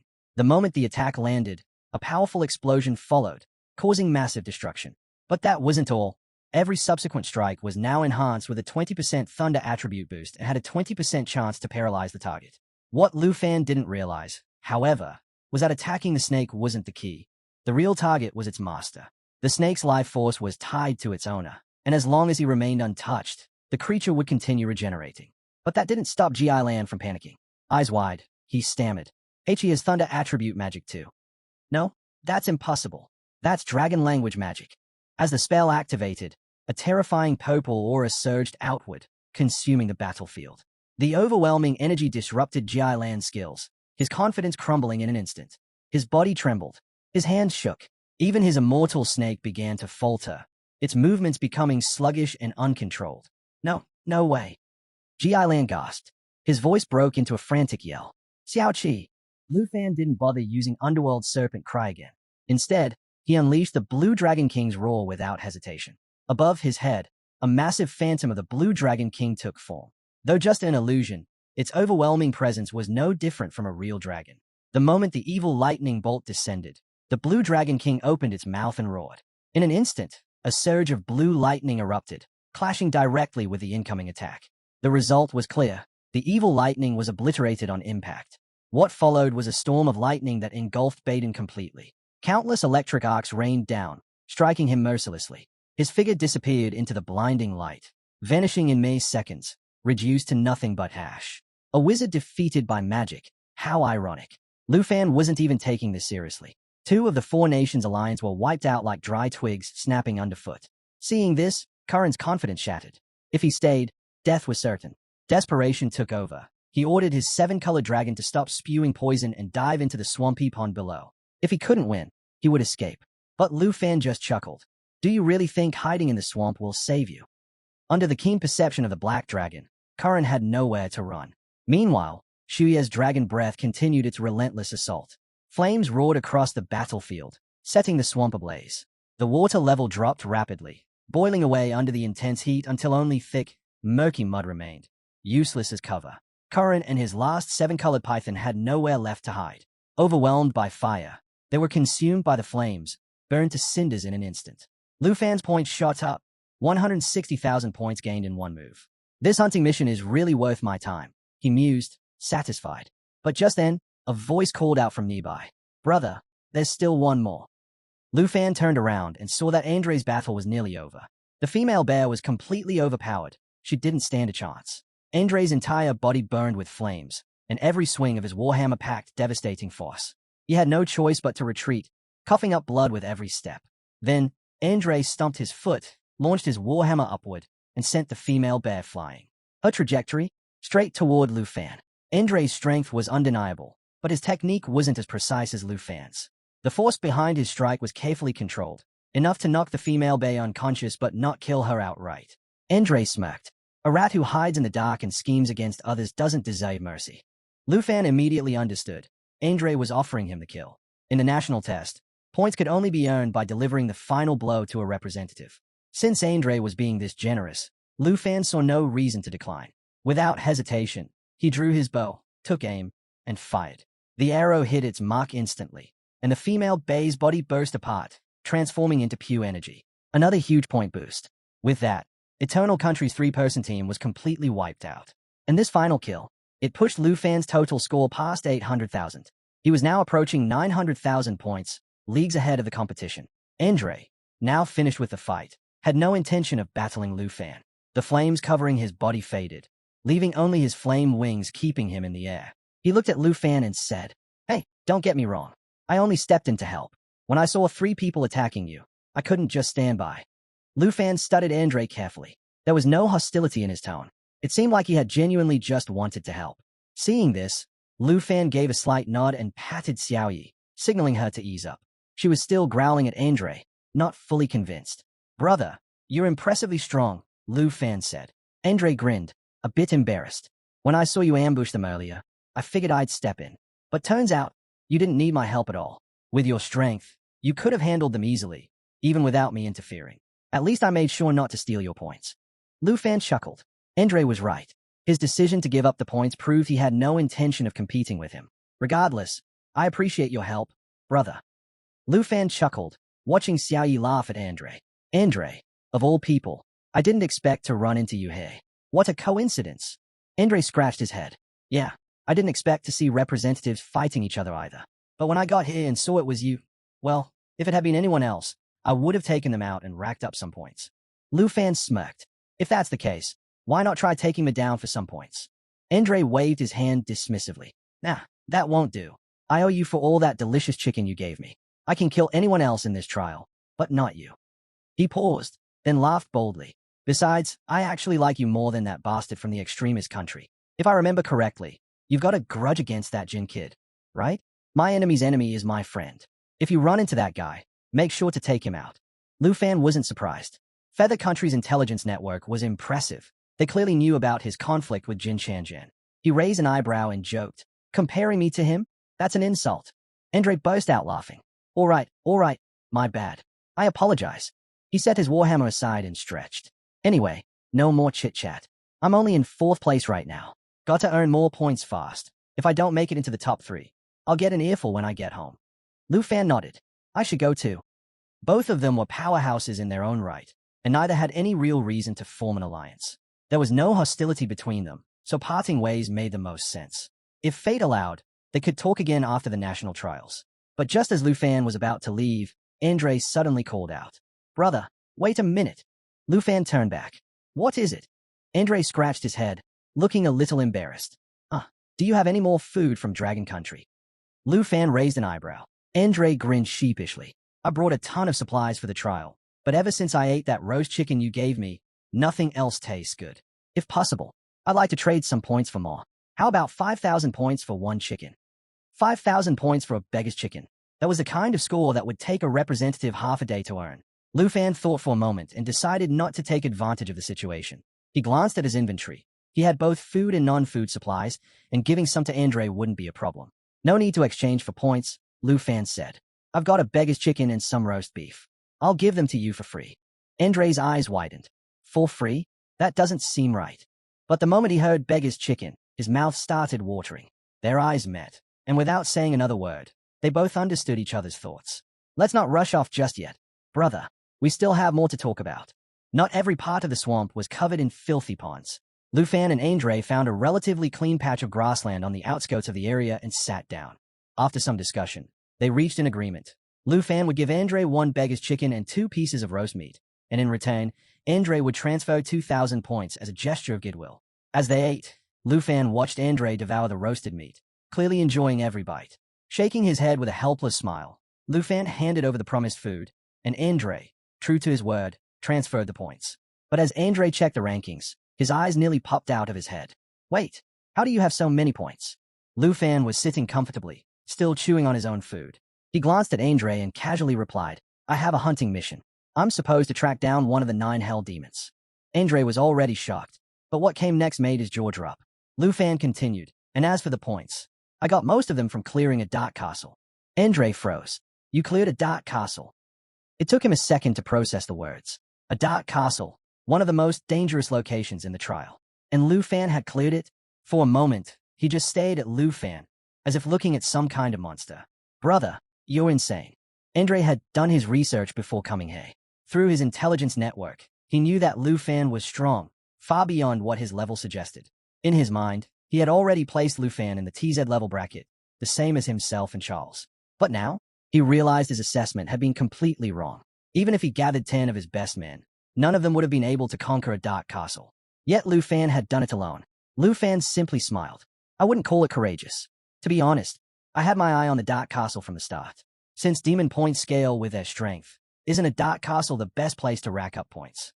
Andre shook his head and let out a bitter laugh. You make it sound so simple, and I can't even argue with you.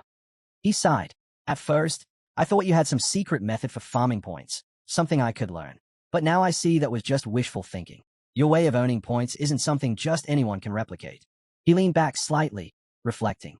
To be honest, I had the same idea as you. After getting my hunting mission, I tested myself against a dark castle, just to see if I could handle it. His expression darkened. I barely lasted until the 3rd wave before I was completely overwhelmed. If not for my profession's ability to unleash high burst damage and resist crowd control, I wouldn't have made it out alive. The moment I saw things going south, I ran. Otherwise, I'd have died right then and there. He clenched his fist slightly. From that moment on, I knew dark castles are death traps. Anyone who touches them is just digging their own grave. Andre exhaled, shaking his head in frustration. At least, that's what I thought, until I saw a freak like you clear one. He looked at Lu Fan with an incredulous expression. You completely changed my perspective. Dark castles aren't death traps, they're treasure troves of points. And judging by how easily you handled those other representatives, I'm guessing this pet dragon of yours isn't just for show. Lu Fan chuckled. The dark castles where the 9 hell demons reside are no joke. Clearing just one took a lot of effort. Andre laughed helplessly. Well, you're still far ahead of someone like me, who couldn't even last. He sighed again before giving Lu Fan a serious look. To be honest, my country has gathered plenty of intelligence on you. Even so, your strength still caught me off guard. Then, with a relieved chuckle, he added, I'm just glad I saw you as an ally from the beginning. If I'd come in thinking I could take everyone out, well, I'd probably be dead by now, wouldn't I? Lu Fan didn't reply, just smiled. Andre was right. The only reason Lu Fan hadn't killed him for points was because Andre never treated him like an enemy. From the start, he had called him brother. If Andre had shown any hostility, Lu Fan wouldn't have hesitated. Those extra tens of thousands of points would have been tempting. But in this case, having one more friend and one less enemy wasn't a bad deal. Besides, Lu Fan was very interested in Andre's mission. Thinking about this, Lu Fan asked, so you're saying you already tried to complete this mission and failed? Andre nodded without hesitation. Yeah, and I almost died doing it. He sighed. Now this mission is stuck on me, which means I can't take on any new ones to earn more points. Honestly, watching you rack up points so fast makes me jealous. I almost couldn't stop myself from swinging my hammer at you. Lu Fan raised a brow, reaching for his flaming meteor sword. Andre's expression changed instantly. He quickly raised both hands with an awkward smile. Don't worry, I can resist temptation. Then, suddenly, his eyes flickered with an idea. Actually, seeing that mission floating above your head just gave me a thought. Why don't we team up? Lu Fan glanced at him. You mean, you'll take me to the Dark Castle, and I'll kill the Hell Demon for you? Andre's face lit up. Exactly. Lu Fan nodded. Sounds fair. Andre agreed instantly. That's perfect. If you help me clear this mission, or even just make me fail it, I'll finally be able to take on new ones. My speed and owning points will skyrocket. He extended a hand. All right, Let's form an alliance. I'll take you to the Dark Castle. Just like that, a temporary alliance was formed. According to Andre, the mission he received was for a dark castle hidden in the swampy region. If they both flew at full speed, they could reach it in 1 or 2 hours. Lu Fan originally intended to head straight there. But before they left, Andre awkwardly admitted that they needed to find some food first. In the national trial, points weren't just for ranking, they could also be transferred. Some representatives, when cornered, would choose to hand over all their points in exchange for leaving the trial alive. There were only 2 ways to exit the trial. 1. If a country's representatives all agreed to end it, the rankings would be locked based on current points. But if even one person refused, the trial would continue. 2. If a representative's points hit 0, they would be forced out of the trial. They would lose 20% of their country's resources, but at least they'd survive.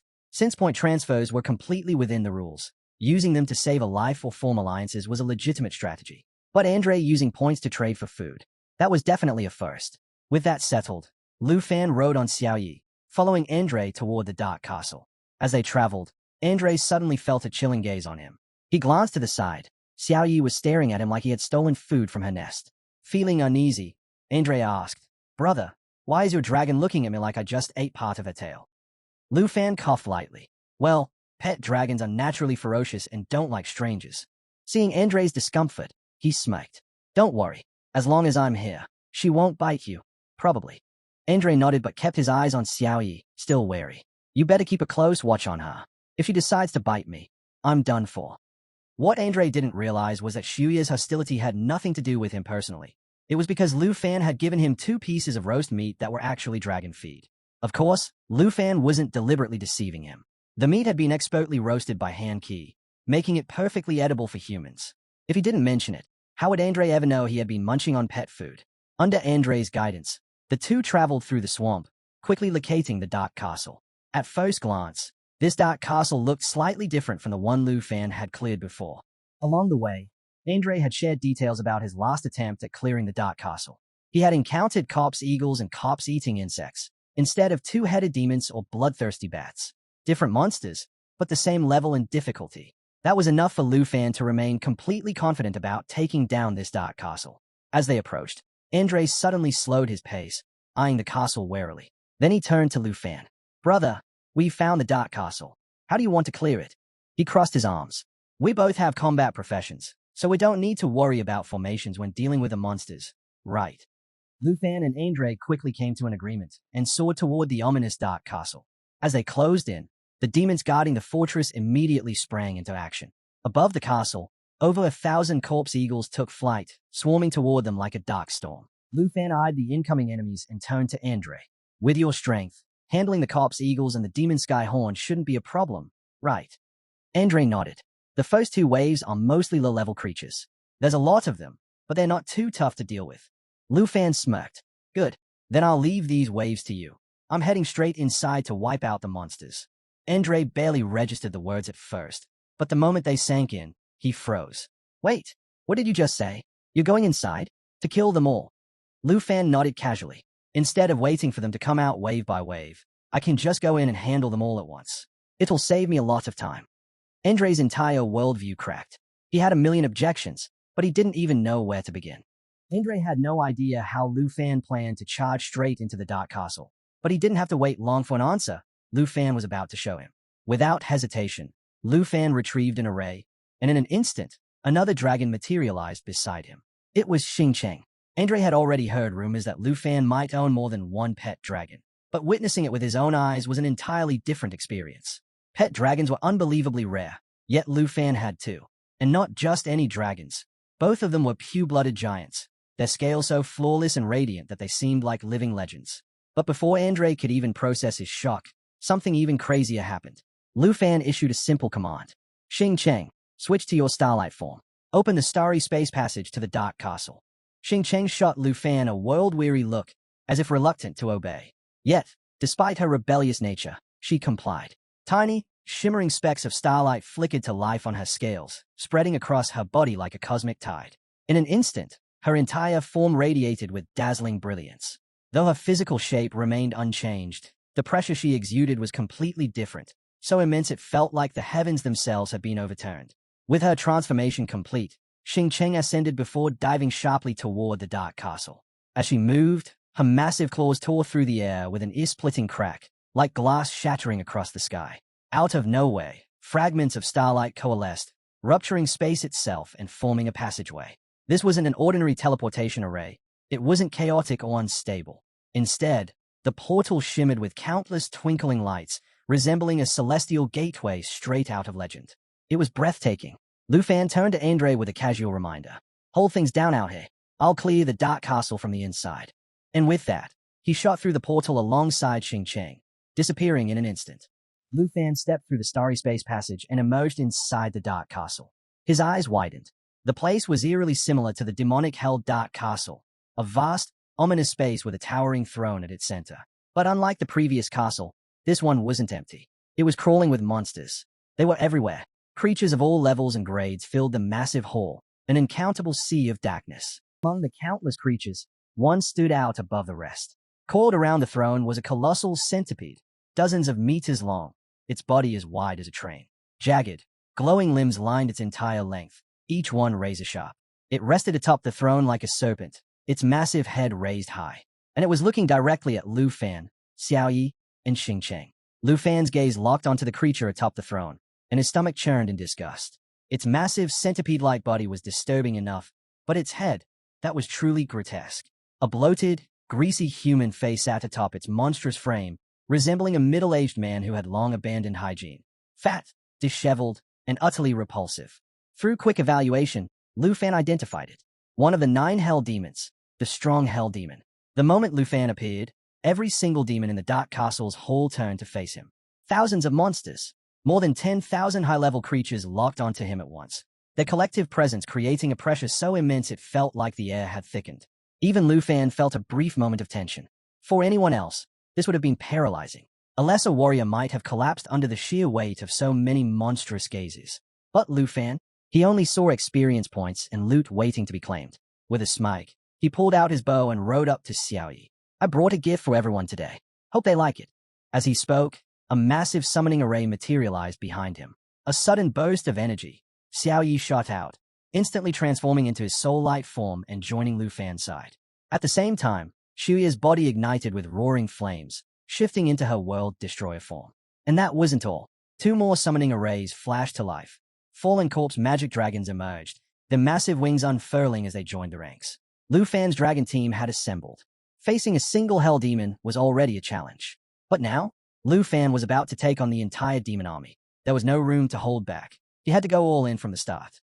The moment his pet dragons appeared, realization dawned on the monsters. Intruders. The dark castle erupted. Roars filled the air as the demon army surged forward, rushing toward Lu Fan and Xiao Yi. Their only goal, tear them apart. But did Lu Fan look like someone who'd sit back and wait? He grinned. Xiao Yi, attack them. Use great cataclysm to clear the field. Lu Fan's eyes gleamed with anticipation. This was exactly what he wanted, monsters grouping together into the perfect kill zone. Because he and Xiao Yi had AoE skills made for this moment. Without hesitation, Xiao Yi and Lu Fan shot forward like meteors, slamming through the Dark Castle's airspace 4 times in a row. Flying monsters in their path were shattered instantly, torn apart mid-air. Then came the final strike, breaking voidness plus great cataclysm. The combination attack exploded through the battlefield. A 100-meter-high wall of fire surged from the ground, swallowing the floor of the Dark Castle hall. Every monster caught in the flames screamed in agony. The massacre had begun. Before the monsters could even react, they were engulfed in flames, the bodies reduced to ashes in an instant. But the devastation didn't stop there. Giant wind blades tore through the battlefield, sweeping across everything within range. These weren't ordinary wind blades. Each one was razor-sharp and immense, cutting through the air with a force strong enough to cleave through solid stone. Then, something even more terrifying happened. When these wind blades collided with the great cataclysm's flames, the elemental reaction caused the fire to surge even higher, intensifying into a roaring inferno. The flames spread like wildfire, growing even more destructive. For a while, the Dark Castle was thrown into utter chaos. Explosions, screams, destruction. Monsters fell in droves, their bodies disintegrating into experience points and battle rewards. Lu Fan and his dragons showed no mercy, their mass destruction skills turning the battlefield into a hellscape. But the carnage was far from over. Above them, a shift occurred. The starlight around Xing Cheng began to flicker and fade, his body turning translucent, as if he were dissolving into the cosmos itself. This was the telltale sign he was about to evolve. Xingqiang was transitioning from his Starlight form into his Galaxy Overlord form. Lu Fan knew exactly what this meant. Starlight form was designed for taking down individual bosses. But Galaxy Overlord form? It was made for mass destruction. A few moments later, the transformation was complete. Xingqiang no longer shone with a bright glow. Instead, his body had become almost illusory, a ghostly silhouette of a dragon barely visible in the air. Within his translucent form, entire nebulae swirled and shifted, as if his body contained an endless universe. Stars flickered into existence inside him, collapsing and reforming in an eternal cycle. Then, it began. Xingqiang's passive skill, Starfall, activated. A deafening dragon roar shook the castle. And then, the sky rained destruction. Countless stars materialized out of thin air, descending with relentless force. Some were no bigger than a fist. Others were the size of a car. They weren't physical objects, but the power contained within them was terrifyingly real. From above, the entire battlefield was bombarded. Even flying monsters had nowhere to escape. Those that got hit instantly disintegrated, their bodies unable to withstand the raw energy of a falling star. The stronger monsters tried to resist, striking at the incoming celestial bombardment. But it was futile. The moment a star was struck, it exploded. And the explosion's power was several times greater than the star's impact force. One after another, monsters were obliterated, crushed, incinerated, or torn apart in the relentless stellar onslaught. How could they possibly survive this? Xingqiang was unlike any other dragon. Every one of her skills was built for raw physical destruction. While Xiaoyi specialized in firepower, Xingqiang reigned supreme in pure physical might. Suddenly, a monstrous creature appeared, a grotesque, bloated giant worm with tiny, useless wings on its back. The Crypt Devourer, a magic attack-focused boss with deadly poison-based abilities. The creature lurched forward and launched a massive, sticky ball of toxic sludge straight at Xingqiang, aiming to corrode her into nothingness. But in her Galaxy Overlord form, Xingqiang was untouchable. The poison attack passed right through her, as if she were nothing but an illusion. From a certain perspective, her Starfall passive made her practically invincible. However, Xingqiang was not amused. A disgusting creature had the audacity to spit something so vile at her, unforgivable. Even without Lu Fan's command, Xingqiang took action. She ascended rapidly, her ethereal body twisting through the air before coming to a halt. Then, a black hole materialized. Neutron star. The moment it appeared, a terrifying gravitational force erupted from its core, dragging everything in its vicinity toward it. But Xingqiang wasn't done. Her body moved in a precise arc, forming not one, but 3 neutron stars strategically placed around the Crypt Devourer. The effect was instantaneous. The gravitational pull was irresistible. The surrounding monsters were trapped, immobilized, their bodies stretched and distorted as they were caught in the gravitational deadlock. And the Crypt Devourer? It was in the worst possible position. The 3 neutron stars pulled it in opposite directions, their forces tearing it apart from all sides. But Xingqiang wasn't finished yet. The neutron star skill didn't just trap enemies. With a thunderous dragon roar, Xingqiang activated the final phase of her attack. Boom! All 3 neutron stars detonated simultaneously. The resulting explosion ripped through the dark castle, unleashing a wave of destruction even more terrifying than her Shatterstar attack. Every single monster attached to the neutron stars was obliterated instantly. Having dealt with a disgusting creature that dared to spit at her, Xingqiang's mood improved significantly, obliterating his forces before they even had a chance to counterattack. The strong Hell Demon could no longer sit idly by. Moving with eerie grace and precision, he slid down from his throne, his long, centipede-like body undulating soundlessly. The formidable Hell Demon possessed a terrifying ability called Deathbind, a deadly technique where it wrapped around its enemies, using its countless limbs to crush them into nothing but pulp. If Lu Fan got caught in this move, even with his Jade Shield, survival was impossible. The Hell Demon wasn't just strong, it was cunning. It quickly realized that Lu Fan was the master of all the pet dragons, and instead of wasting time fighting them, it went straight for him. Take down the leader, and the battle is over. But Lu Fan wasn't about to play along. This wasn't the time to fight head-on, not yet. Besides, Lu Fan had already prepared a countermeasure for this exact moment. Just as the Hell Demon lunged, ready to strike, a powerful presence burst forth from the fallen corpse magic dragon's summoning array. In the blink of an eye, a figure moved with eerie speed, using Ghost Walk to appear right in front of Lu Fan, intercepting the attack. It was none other than the demonic Hell Demon, or rather, its fallen corpse puppet. Unlike ordinary summons, these puppets could be stored in the puppet's subspace, waiting to be deployed at the perfect moment. When Lu Fan left the previous Dark Castle, he had sealed away the demonic Hell Demon, the Demon General, and 2 other main stage bosses, keeping them as his personal war puppets. The sudden appearance of the demonic Hell Demon left the strong Hell Demon momentarily stunned. Finally, it raised its grotesque, bloated body and spoke in a guttural human voice. Demonic Hell Demon, why are you siding with a mere human in my own castle? But the demonic Hell Demon had no interest in words. It raised its blade-like fingers, gripping at the air, ready to strike again.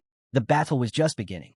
Without hesitation, the diabolical Hell Demon unleashed Blood Blade Claw Strike, a brutal attack that sent 5 massive crimson slashes tearing through the air, aimed directly at the sturdy Hell Demon. Sensing the incoming threat, the sturdy Hell Demon coiled its massive body, a golden light flickering across its hardened exterior as it braced for impact. The attack struck head-on, unable to break through its defenses, but the sheer force of the blow sent it hurtling backward. Rising to its full height, the sturdy Hell Demon glared at the diabolical Hell Demon, its voice thick with scorn. You're being controlled. How pathetic. Once my equal, now a mere puppet. Twice slain by humans, and now you serve them? You disgrace the name of the 9 Hell Demons. With a sickening series of cracks, its segmented body stretched and elongated, countless limbs extending and sharpening into deadly blades. It wasn't just recovering, it was evolving, its power increasing with every second. As one of the 9 Hell Demons, it was only natural that it possessed powerful enhancement skills. But Lu Fan wasn't concerned. The diabolical Hell Demon was no ordinary foe, and even as a fallen corpse puppet, its battle instincts remained razor-sharp. Sensing the surge in pressure from its opponent, it responded in kind. Dark ghostly shadows swirled around its form as bloody energy flowed through its 10 blade-like fingers, dripping with toxic fumes. The sturdy Hell Demon knew it had no time to waste. If it couldn't defeat the diabolical Hell Demon, it would never reach Lu Fan. Without warning, it lunged forward, and its body split. Then split again. What had been a single demon was now 8 identical figures, all charging at once. These were no mere illusions. Each one was real, though slightly weaker than the original. But the true sturdy Hell Demon was hidden among them, and if Lu Fan's forces weren't careful, they'd be torn apart before even finding the real one. The diabolical Hell Demon didn't hesitate. Its blade fingers struck out in a blur, tearing through the air as it fought against the relentless assault. Skills clashed wildly as the 2 monsters battled, their movements so fierce that even the demon army's monsters nearby were caught in the crossfire, suffering heavy casualties. For now, neither side held the advantage. But the tide of battle was shifting. From the fallen corpse magic dragon's summoning array, new figures began to emerge. The demon general and the other bosses Lu Fan had brought with him, each one a war machine in its own right. And now, the real battle was about to begin. Lu Fan had stored the fallen corpse puppets inside the fallen corpse magic dragon's puppet subspace, keeping them as backup forces for a critical moment like this. Now, with the battlefield in chaos, it was time to unleash them. The moment the demon general and the other fallen corpse puppets emerged, they wasted no time. They tore into the demon army, cutting down anything in their path. As powerful bosses, they were far superior to the average demon, and with the army already in disarray, their assault turned into a one-sided massacre. The demon general moved like a whirlwind, his sword carving through enemies with each strike, slaughtering everything in sight. Realized it was an urgent message from the overseas command. At that moment, Mr. Jean appeared before them out of the blue.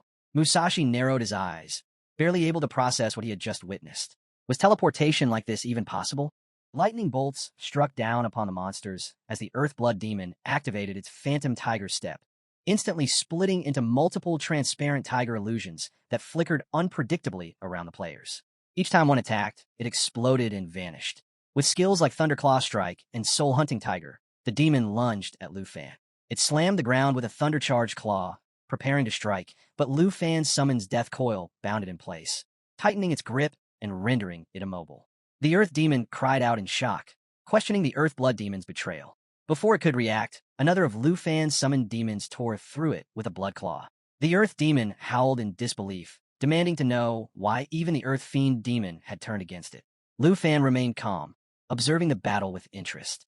If just 2 9-realm demons were this powerful, he wondered what would happen if all 9 attacked at once.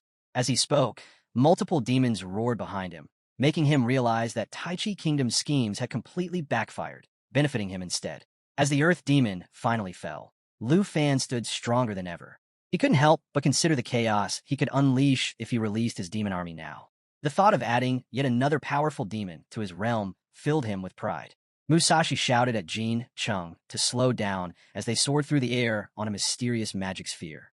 Frustrated, he demanded to know why Jin Chung wasn't heading straight for the ultimate mission now that the Overseer had provided its location. Jin Chung dismissed the idea, saying he didn't need it yet. He then reminded the overseer that the teleportation ray was unstable and that he had to deliver the information quickly before leaving. Annoyed, he recalled how shameless the Tai Chi Kingdom was for sending an overseer into the trial. With such vague point allocations, why not just disqualify their representative outright? He asked Mr. Jean about it, and Mr. Jean explained that the secret realm rooms were operating normally without irregularities, leaving no valid grounds for a forced removal. Slowly grinding monsters and completing quests wouldn't be enough to climb the rankings. To gain more points, they needed to understand how the Dragon Nation's representative was farming Darkspire. If Lu Fan could do it, so could they. As the teleportation ray grew more unstable, the overseer quickly left, reminding Jin Shenghan that the ultimate mission had been activated and urging him to use it wisely. Jin Sheng and Musashi remained silent for a moment before Jin Sheng decided that the ultimate mission was meant to target Charles Xian, not Lu Fan. Wasting it now would be pointless. First, they needed to locate Darkspire and uncover how Lu Fan had defeated the 9 realm demons. He knew the ultimate mission automatically locked onto the highest-ranked player on the leaderboard, making it most effective when used against the strongest opponent. Musashi grumbled about the Tai Chi Kingdom's underhanded tactics, but had no choice but to follow Jin Cheng's lead. As he was lost in thought, the magic sphere suddenly halted, sending him crashing to the ground. Furious, he accused Jin Sheng of retaliating over a simple comment, but Jin Sheng urged him to look ahead. As Musashi lifted his gaze, his expression darkened. Heavenly demon soldiers of the fallen corpse had appeared before them. The overwhelming pressure of Darkspire's ominous aura filled the air. Jin Sheng, however, remained unfazed, assuring Musashi that their strength was more than enough to handle the situation. A dark purple aura swirled in Jin Sheng's hands as he questioned why the 9th Realm Demon Army seemed so small. Before he could act, Musashi unsheathed his sword, a sinister grin spreading across his face as he taunted Jin Sheng about the legendary ancient demon army that had once ravaged the Tai Chi Kingdom. Testing their power, he swung his sword, unleashing a devastating ghost side slash that sent a high-speed rotating wind blade tearing through the soldiers. Jin Sheng followed up with a spell, scoffing at Lu Fan's reliance on dragon pets. If it weren't for loopholes in the system, could he really have conquered Darkspire on his own? With his magic, Jin Sheng seized several demon soldiers and effortlessly tore them apart, flinging their bodies like ragdolls.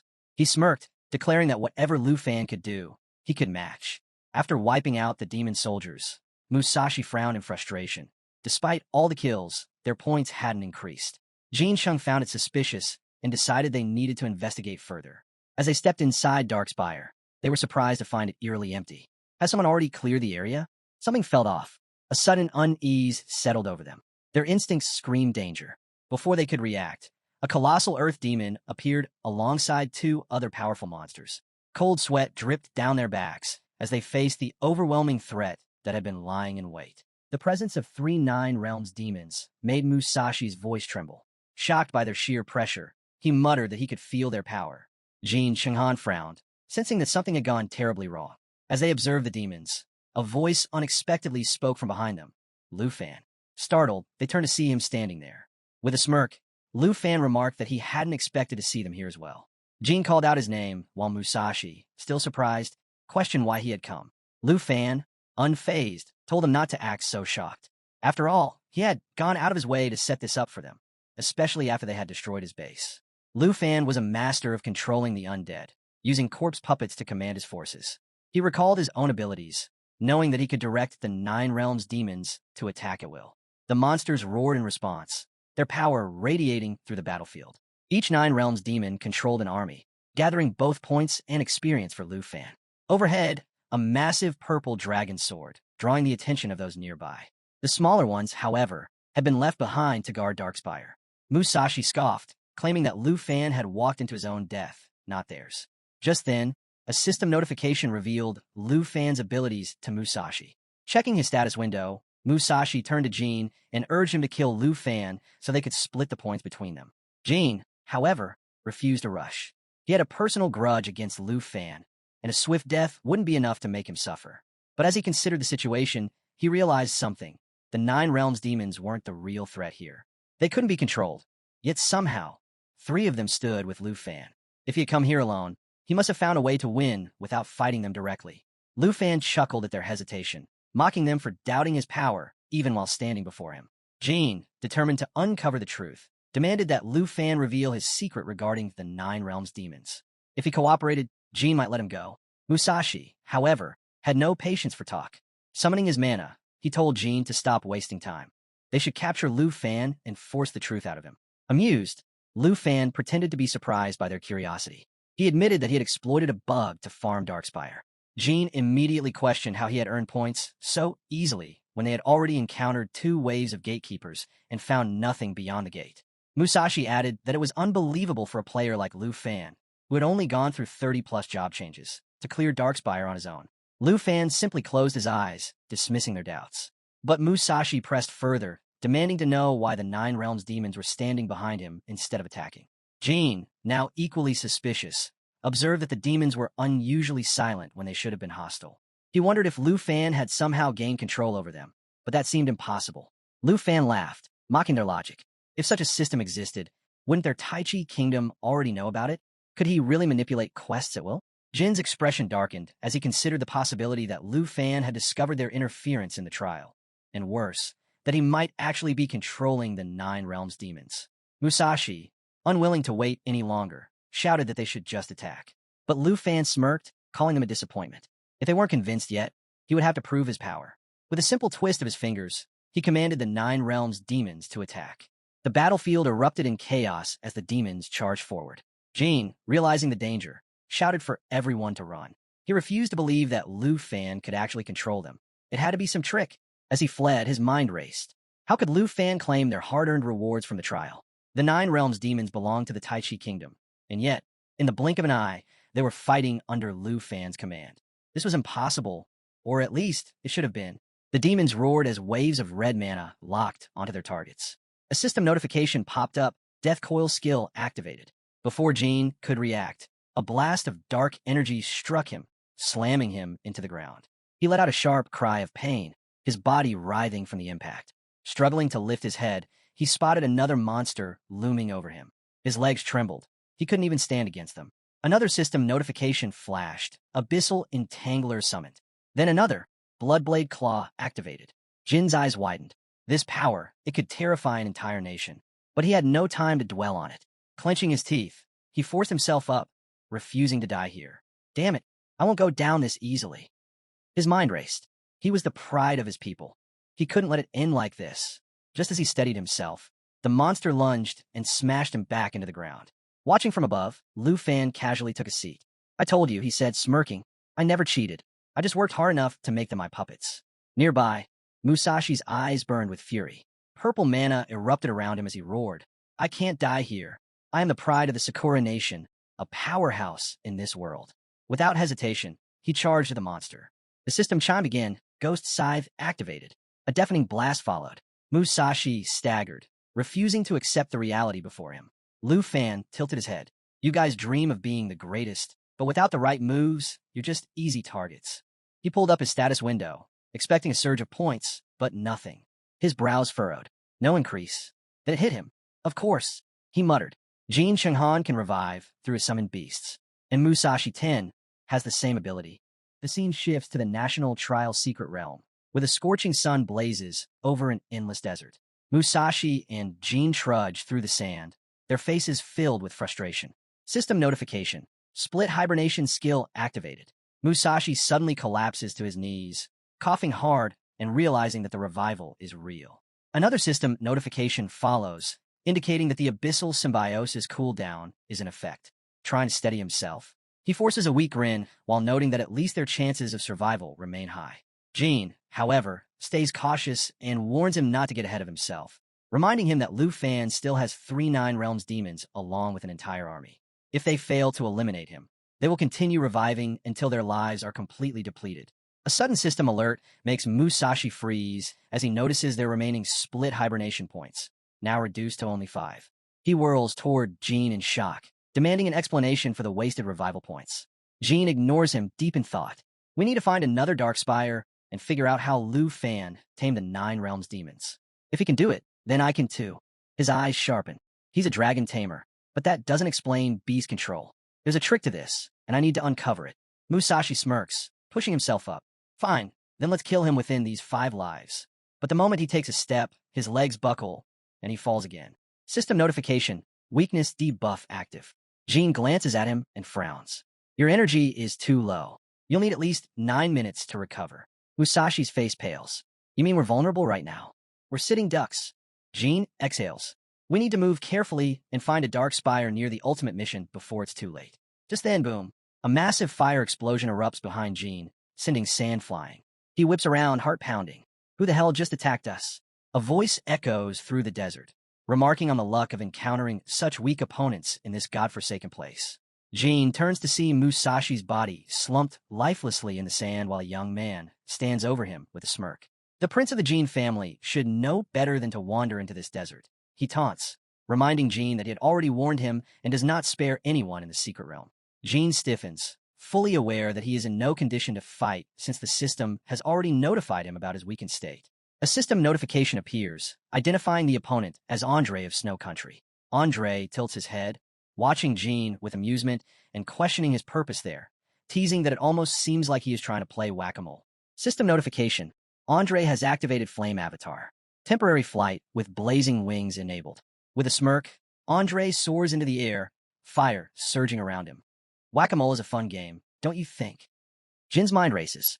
He has no strength left to dodge. He stumbles back, still seated in the sand, as Andre hurls a blazing fire attack straight at him.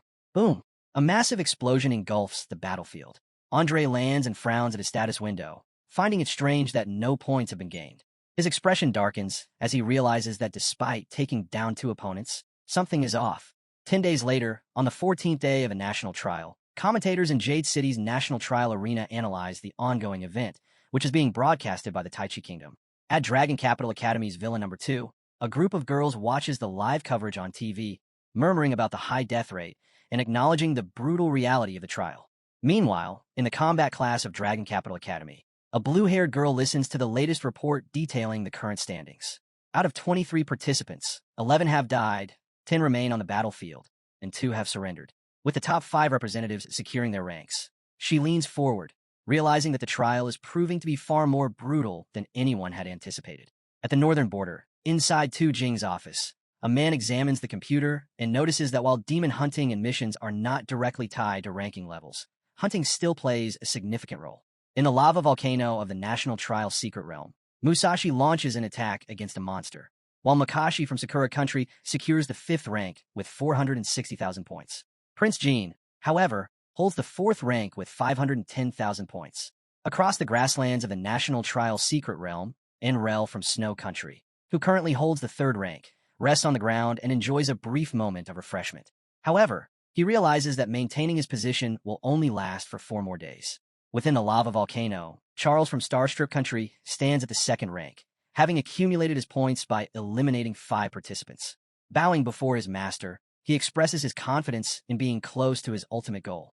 At the very top, Lu Fan dominates the rankings with an overwhelming 7 million points. The lava volcano itself serves as the dark spire of the Earth Demon.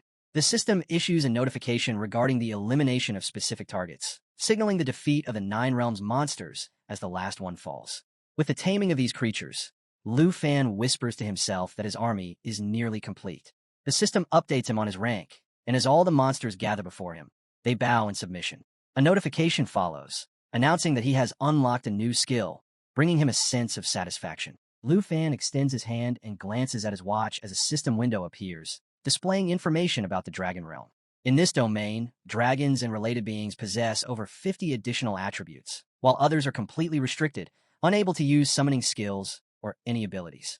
As he studies the status window, Lu Fan reflects on the power of the Dragon Clan's domain. A sense of satisfaction washes over him, knowing that Little Phi will gain the full advantage of these attributes. However, the reality of isolating non-dragons from this world lingers in his mind. If Kim Han were placed here, he would lose the ability to summon the Abyss Entangler and remain trapped in the Dragon Realm, making it effortless to end his existence. Turning to Phi, Lu Fan remarks on their newfound ability to control that troublesome brat. Before he can dwell on it further, a notification appears, indicating that someone has marked him as a hunting target. A smirk forms on his face as he considers the opportunity to gain even more points. Deep within the volcano of the National Trial Secret Realm, a man clutches a glowing blue globe, while those around him question the existence of such a rare object. A notification confirms the acceptance of a new task. Charles studies the globe carefully, realizing that this was the very trick used to secure the top rank. The others turn to Charles, questioning whether he really intends to go through with the plan. In response, he reminds them of his strength, which convinces them to join him. Jean, watching from a distance, recalls how he and Musashi had to strike the lava giant 3 times before finally gaining the upper hand. Yet Charles had brought it down with a single attack. The thought of hunting Charles under the ultimate task seems almost reckless. Though Jean expresses his trust in Charles, he remains skeptical about their chances against Lu Fan. Musashi agrees, recalling their previous battle against Lu Fan's army and Nine Realms demons. They were completely outmatched. A smirk crosses Charles's face as he dismisses their concerns. He explains that the ability to control the Nine Realms demons doesn't actually belong to Lu Fan. Rather, Lu Fan has merely been manipulating someone else's power. Jean, stunned by this revelation, immediately asks for more details. Charles, aware of Jin's curiosity, reminds him of how eager he had always been to uncover the loophole Lu Fan exploited to control the demons. He promises to explain everything in just 3 minutes. Meanwhile, at the Arena Control Center, 2 men sit at their computers, monitoring the ongoing events. One of them expresses concern over Mr. Kim's absence since the teleportation sequence, wondering if it might cost them their jobs. The other speculates that Mr. Kim may have taken full control of the situation, eliminating the need for his presence. He recalls that their only task was to keep an eye on Lu Fan, ensuring they stayed out of unnecessary trouble. A woman suddenly storms into the room, her expression filled with aggression. She insists that she is not mistaken about something, while one of the men shouts to his colleague, urging him to listen. Without warning, she bites him from behind, sinking her teeth into his neck. A sharp cry of pain escapes him as he instinctively covers his mouth. The black-haired man, caught off guard, turns toward the scene with wide eyes. Before he can react, the woman grabs him from behind, pressing a knife against his throat. Her voice is calm but firm as she warns him to remain silent unless he wants his life to end. The man, panicked, pleads with her to stop. After a moment, she releases them both and strides toward the system. One of the men, still holding his phone, urgently calls out to Sizzle, asking how much longer it will take. The 3-minute deadline is nearly up. She reassures him with a calm voice, stating that the Morgan family has never failed. Meanwhile, an announcement about technical issues spreads, causing people to gossip about the sudden interruption.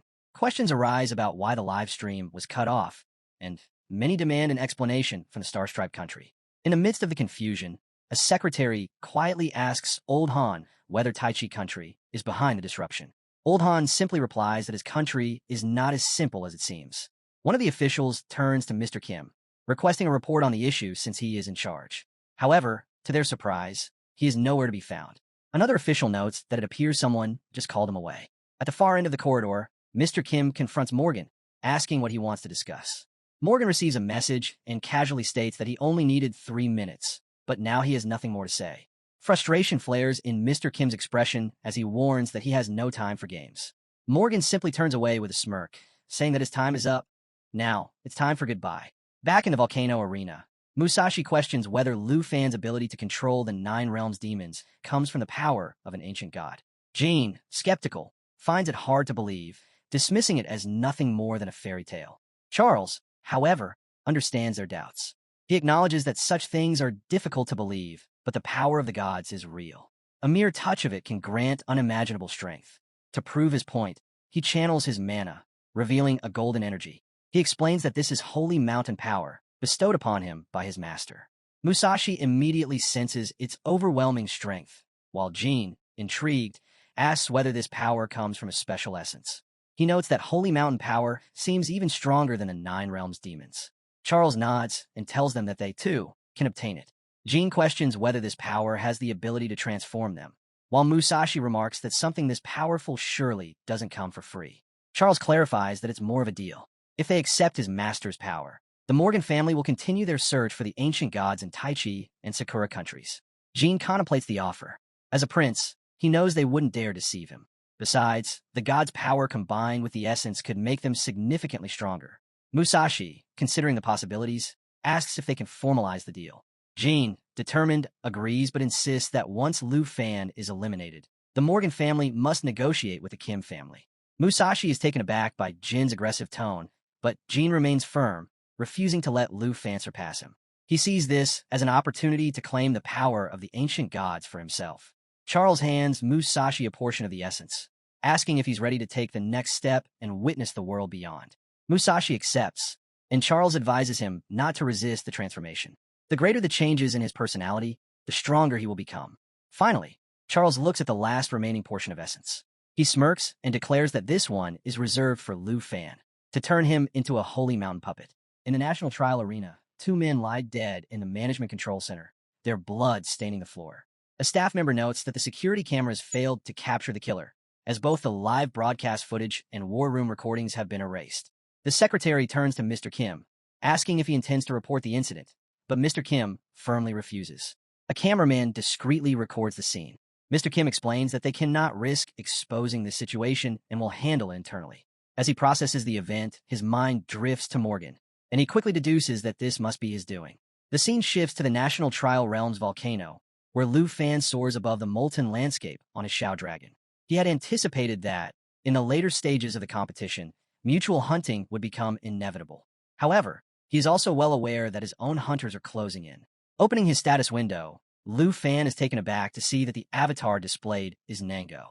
With a few quick commands, he traces Nango's location. Turning to his dragon, Lu Fan instructs Shao to remain nearby so that he can meet an old friend. The dragon lets out a powerful roar in response before continuing to glide over the volcano. As Lu Fan lands at the designated coordinates, he surveys the surroundings, murmuring to himself that he sees no sign of Nango. Hidden behind a rock, Nango watches and suddenly calls out to him. Stepping forward, he admits he was terrified, but seeing Lu Fan again fills him with relief. He realizes that, unlike others who are ruthless and dangerous, Lu Fan had spared his life and even given him courage. Lu Fan smirks, remarking that Nango has been lucky to survive this long. He reopens his status window and is surprised to find Nango still stuck at 150,000 points.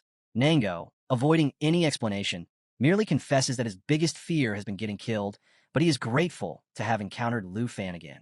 Lu Fan narrows his eyes, questioning how Nango can remain so calm this late in the competition. Closing his eyes for a moment, he warns Nango that at this stage, no one can be trusted as a friend. With that, he reveals his weapon. Suddenly, Shao lets out a deep growl, her heightened perception detecting something hidden in stealth. Lu Fan, sensing the shift, looks around cautiously. He quickly realizes that a massive surge of mana surrounds Nango. From behind, a colossal monster emerges, raising its paw high. It is a summoned beast. It roars before lunging at Nango, who panics and screams for help. Observing the scene, Lu Fan immediately recognizes that this creature is tied to Kim Song and carries the distinct traits of a holy mountain golem. Without hesitation, Lu Fan conjures a protective barrier and fires the serpent arrow, an attack that inflicts 100% damage against the beast. However, before the arrow can land, the monster engulfs Nango, whose desperate cries fade as he is consumed. A system notification flashes in the lava volcano of the National Trial Realm, announcing Nango's death. Jean appears, sneering as he greets Lu Fan once more. He apologizes for stealing his points, but mockingly reassures him not to be upset, as Lu Fan's own points will soon belong to him. Lu Fan studies them carefully and acknowledges their newfound strength, scoffing as he labels them holy mountain slaves. A status window materializes, revealing the power levels of Kim Song and Musashi. Lu Fan pieces everything together, realizing that both of them have allied with Charles, meaning Charles is the one orchestrating this hunt against him. Right on cue, Charles steps forward, smirking as he addresses Lu Fan. He assumes Lu Fan must already recognize the power they wield now. A system alert triggers, warning of an imminent hunter encounter. Another notification pops up, displaying Charles's status. He too is a holy mountain slave. Charles tilts his head, offering Lu Fan an alternative. Before killing him, he presents a choice. Lu Fan can surrender himself to the Holy Master, become its loyal servant, and in exchange, gain holy powers. Lu Fan eyes the holy mountain essence while thinking about his fallen corpse essence. A realization strikes him. Charles must have used this power against Jean and Musashi. Jean and Musashi step forward, offering him a chance to join them, insisting there's no need for a fight. Lu Fan lets out a mocking laugh. Join you? Don't make me laugh, he scoffs. Charles's expression darkens. How dare you look down on us, he shouts. Lu Fan smirks. Even with holy power, you've only reached the level of my dragon pets, summoned creatures. Charles clenches his fist. The deal between us is over. He turns to Musashi and Jean. It's time for revenge. He killed you before. Now it's your turn to return the favor. Kim grins. I've been waiting for this. I'll make you suffer for every grudge I've held against you. With a roar, he launches a powerful strike, his clawed hand slicing through the air. Lu Fan dodges effortlessly, summoning his serpent arrow. His gaze sharpens as he watches them. You became slaves willingly, throwing away your dignity for power. Musashi steps forward, leaping from a high cliff onto the battlefield. He adjusts his mask and shakes his head. I gave you a chance to survive, but now your fate is sealed. You'll die by my hands. A system notification appears, displaying information about the Oni mask and its abilities. Meanwhile, Charles raises his glowing hand, holy essence swirling around him. Don't worry, you won't die just yet. I'll turn you into my holy mountain golem first. Lu Fan scoffs as his mana flares around him, dismissing the idea that mere slaves could threaten him. He recalls defeating an ancient god in the Northern War and considers them insignificant in comparison. Musashi narrows his eyes, sensing a change in Lu Fan's demeanor. He remarks on his newfound obedience, convinced that fear has taken hold of him. Lu Fan grips his serpent arrow and commands his dragon to transform from its black dragon form into the destruction dragon form. A system notification flashes, confirming the transformation. The dragon's body ignites in lava-like flames, its burning aura regenerating its own wounds. Musashi smirks, questioning whether this transformation will be enough to stop him. Lu Fan swings his sword, the blade slicing through the air toward Musashi. Musashi braces himself, recognizing the power behind strike. Kim sneers. Struggle all you want. It won't change your fate. He orders his beast to attack. Lu Fan leaps high, dodging with ease. You're blinded by anger, he shouts, landing atop his dragon. He releases a surge of green mana, eyes locked on Xiao. If I feed the fallen corpse dragon with Charles's holy essence, all three of them will become mine. In the lava volcano of the national realm, the system notifies about the dragon's lava eruption skill, which can sink the target into magma while dealing continuous damage. Lu Fan calls for the magic lava eruption skill, and the dragon responds with a powerful roar, releasing a massive flow of fire. Another system notification appears, revealing the dragon language resonance ability, which increases both the Dragon Knight's and the dragon's pet power by 100%. Kim Suk watches in shock as the dragon's flames engulf the battlefield and instinctively tries to escape. Musashi struggles against the intense fire, crossing his swords in an attempt to endure the heat while crying out in pain. Lu Fan observes their desperation and remarks that they should summon stronger beasts instead of relying on weak underlings if they truly wish to challenge his dragon. Kim Suk hesitates, confused by the statement, as he has already called upon his strongest holy abyss excavator. Lu Fan mocks their exhaustion, noting that just a small attack has left them breathless. Musashi wonders how such a young dragon, not yet fully matured, could possess so much power. Lu Fan smirks, appreciating Charles for his generosity in sending them as easy prey, knowing that their deaths will only add to his points. Charles frowns, irritated by the remark, and draws his holy sword, declaring that Lu Fan will face his punishment. As he speaks the incantation for the flame of divine punishment, a rain of fire descends. The system notifies the activation of this ability, stating that it deals 500% damage and inflicts an additional 20% holy burn damage for 10 seconds. Lu Fan remains unimpressed, concluding that if this is the best Charles can offer, then his master must not be very powerful either. Lu Fan swiftly activates the Dragon Annihilation ability, launching a rapid 6-strike attack while simultaneously casting spell damage to evade the incoming flames. Charles, growing frustrated, calls him an idiot and shatters the holy essence in rage, creating a surge of yellow mana as a warning. He then declares that he will reveal the true power of the ancient gods. Channeling his mana, Charles summons his beast, prompting Lu Fan to wonder if he's been gathering energy for a greater attack. Without hesitation, Lu Fan unleashes his serpent arrow skill, aiming directly at Charles. The arrows hit their target, but Charles remains unaffected. Lu Fan quickly realizes that the power of the ancient god is shielding him and is even stronger than the Nine Realms demons. Without wasting time, he activates the Dragon Encouragement skill, boosting his attack power by 30%. The dragon roars in response, and the system displays a notification detailing Xiao Ye's increased strength. At the same time, Lu Fan activates the Shadow Serpent Arrow skill, which deals 500% damage, and the system provides an update on the dragon's current form and charge level. With precise coordination, Lu Fan commands the dragon to cast the Lava Eruption skill, and the system immediately registers the charge increase as both attacks lock onto their target. Charles braces himself, preparing for impact. As the dragon's Lava Eruption skill is unleashed, the system records an increase in charge count to 3. Lu Fan follows up with a series of serpent arrow attacks, instructing the dragon to use its abilities simultaneously. A system message confirms the skill activation, and a massive explosion engulfs the battlefield. Charles, unfazed, proclaims that his master's power surpasses all of this and calls forth his beast to engage in battle against the dragon. The black dragon, mid-battle, shifts into its world-ender form, and the system acknowledges the activation of this skill. Lu Fan, wasting no time, combines the serpent arrow attack with the ghost scythe demon, and a system notification displays their combined power.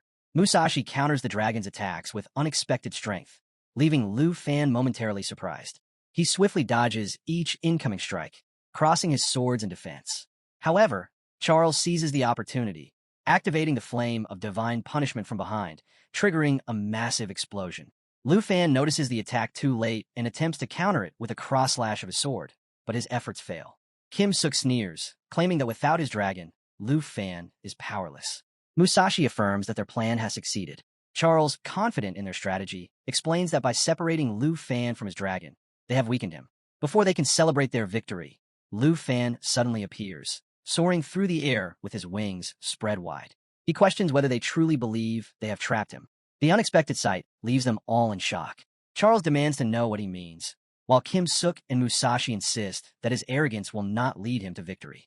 Lu Fan calmly steps forward, and at that moment, the Nine Realms demons materialize around him. The sudden appearance leaves everyone stunned. Musashi, overwhelmed, shouts in disbelief, demanding to know when Lu Fan summoned these demons.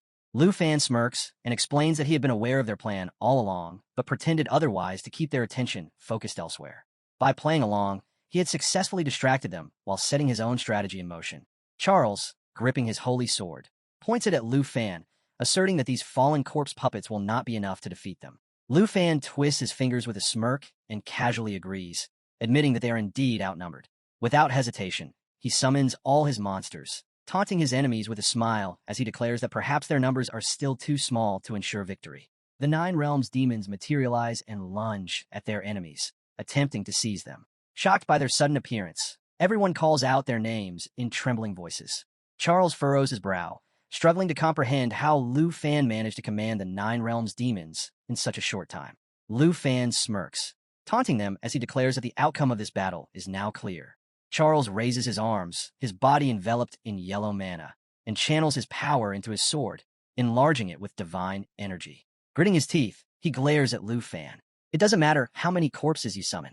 You can't win against the chosen warriors of the holy mountain god. With a roar, he activates his divine sanctuary skill and charges forward, a radiant holy mark glowing above his head.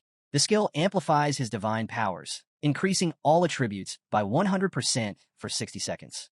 Musashi and Kim let out triumphant shouts as divine energy surges through them.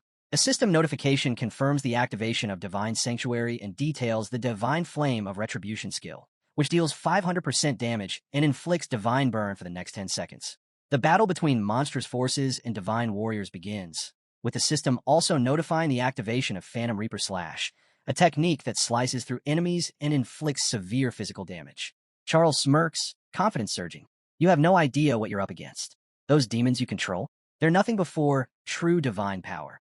Kim scoffs, crossing his arms. You think this is the same fight as before? We've evolved. We've been reforged in holy fire. Lu Fan clicks his tongue. Buffs won't make you invincible. A temporary power-up doesn't change the fact that you're still weaker than my dragon army. Without hesitation, he activates the Emerald Dragon, elevating it to its eternal form. The system confirms the transformation, announcing that the Emerald Dragon has successfully ascended. With an earth-shaking roar, the Emerald Dragon unveils its full strength, doubling the effectiveness of all dragon-related abilities. Seizing the moment, Lu Fan commands Xiao to unleash its pulse power. A system notification confirms the activation of Pulse of Life, which doubles the effect of all abilities within range. At the same time, the Emerald Blessing skill is triggered, applying 6 stacks of the Emerald Dragon's aura to enhance the next 6 attacks. The system acknowledges the activation, confirming the applied buffs. A dazzling light floods the battlefield, bestowing 36 text blessings upon Lu Fan and his allies. These blessings significantly boost all attributes, increasing them by 30 to 60%.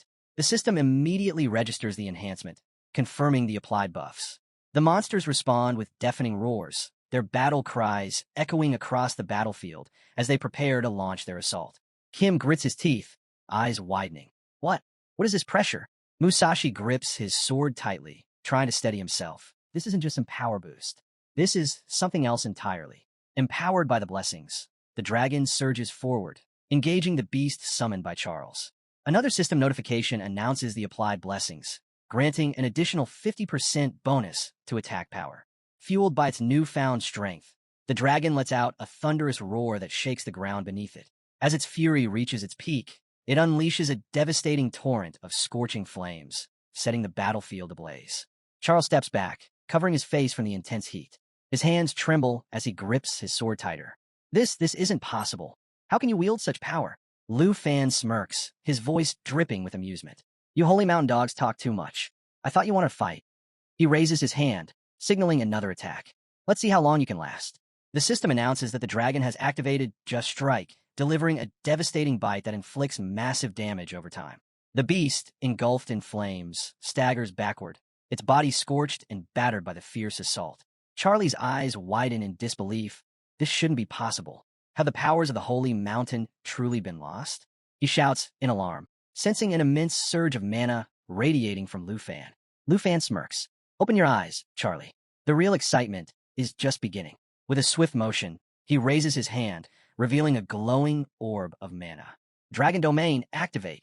The system immediately confirms the activation of Dragon Domain. Effective range, 10 meters. All attributes increased by 50%. As the domain takes effect, the air around Lu Fan and his dragon distorts, wrapping them in an intense golden aura. The atmosphere crackles with energy, signaling the start of an intense battle. Everyone is stunned. Mustache exclaims, unable to believe what he's witnessing. A player below level 30, using a demon skill? Charlie scoffs, flashing a mischievous grin. It doesn't matter if you use a domain skill. I'll crush you with divine retribution. A massive swirl of yellow mana surrounds Charlie. System notification. Divine Flame of Retribution activated. Damage increased by 500%.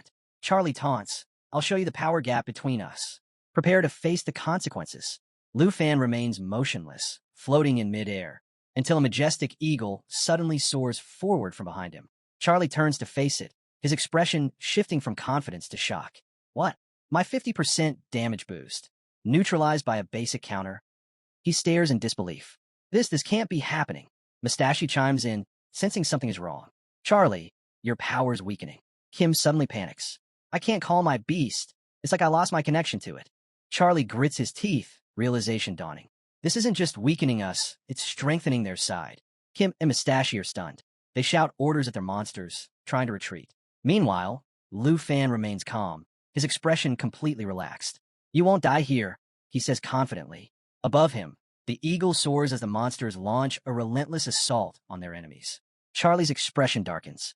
Drawing a symbol on his palm, he mutters, I plan to free you, to give you a chance to serve the ancient god of the Holy Mountain, just like me. His gaze hardens. But now I see, you're far too uncontrollable. His mana flares violently. Your death will serve my master. You'll become his puppet. A radiant yellow mana shield envelopes Charlie, his beast standing guard at his side. Suddenly, a brilliant surge of yellow energy erupts from the ground, drawing the beast's attention. Endless Holy Light, activate. Charlie roars. System notification. Endless Holy Light activated. Holy damage increased by 200%. Additionally, an unremarkable holy spell has been unleashed. As the skill takes effect, Charlie's body radiates an intense, holy glow, illuminating the battlefield. The sheer brilliance signals the start of a fierce clash. A man with glasses watches in astonishment, turning to the old man beside him. Can Lu Fan really dodge that? In the next moment, Charlie crashes to the ground, kneeling in defeat. Mustache and Kim fall silent, frozen in shock. Charlie gasps, struggling to comprehend. Impossible. My spell. It had no effect on Lu Fan or his monsters. He stares in disbelief. How? How did he survive a direct attack infused with the ancient god's essence? System notification. Eternal Guard activated. Lu Fan is now invulnerable to attacks. As if that weren't enough, the system delivers another revelation. System notification. Murderous dragon bloodline detected. All attributes doubled. Self-regeneration increased by 5,000%. Lu Fan smirks. You look disappointed, Charlie. Was it your final move? He raises his hand. The black dragon roars. System notification. Intimidation skill activated. All enemies within range suffer a depressive aura and dizziness. Mustache clutches his ears, wincing in pain. Charlie collapses to his knees, overwhelmed by the crushing pressure. Desperate, Mustache tries to flee the skill's range. Kim lunges to grab him, but Mustache shakes him off and escapes, leaving Kim behind. Lu Fan swings his sword, his tone calm, yet chilling. Looks like today isn't your lucky day. His smirk deepens, and this time, I doubt you'll be coming back. Suddenly, Mustache vanished from sight. Kim tries to stop him, but it's too late. His eyes widen in horror.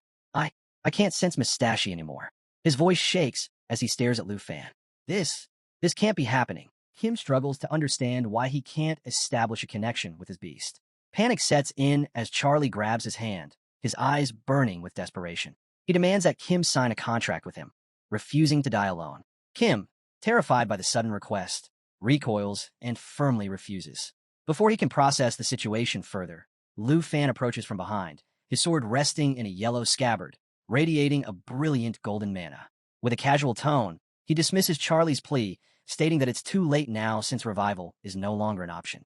Lu Fan grins and reminds them that under the dragon domain, no one besides him can use summoning techniques to call their beasts or monsters. Without his beast, Kim has no way to form a contract with Charlie. The system promptly notifies that Lu Fan has earned 1,000 points for successfully executing his strategy. Charlie glares at Lu Fan, his voice rising in frustration as he realizes he had never considered such a vast gap in their power. Despite both being servants of the gods, he cannot comprehend why he isn't as strong as Lu Fan. Determined, he reveals the holy essence, holding a sphere of yellow mana in his grasp. He had prepared it for Lu Fan, but scoffs. Moment. A dark void begins to form, tendrils of shadowy magic stretching outward like the limbs of a monstrous octopus. The man's breath catches as he stares into the abyss and calls out, asking if his master has arrived. A deep, resonant voice responds, questioning whether his son is truly dead.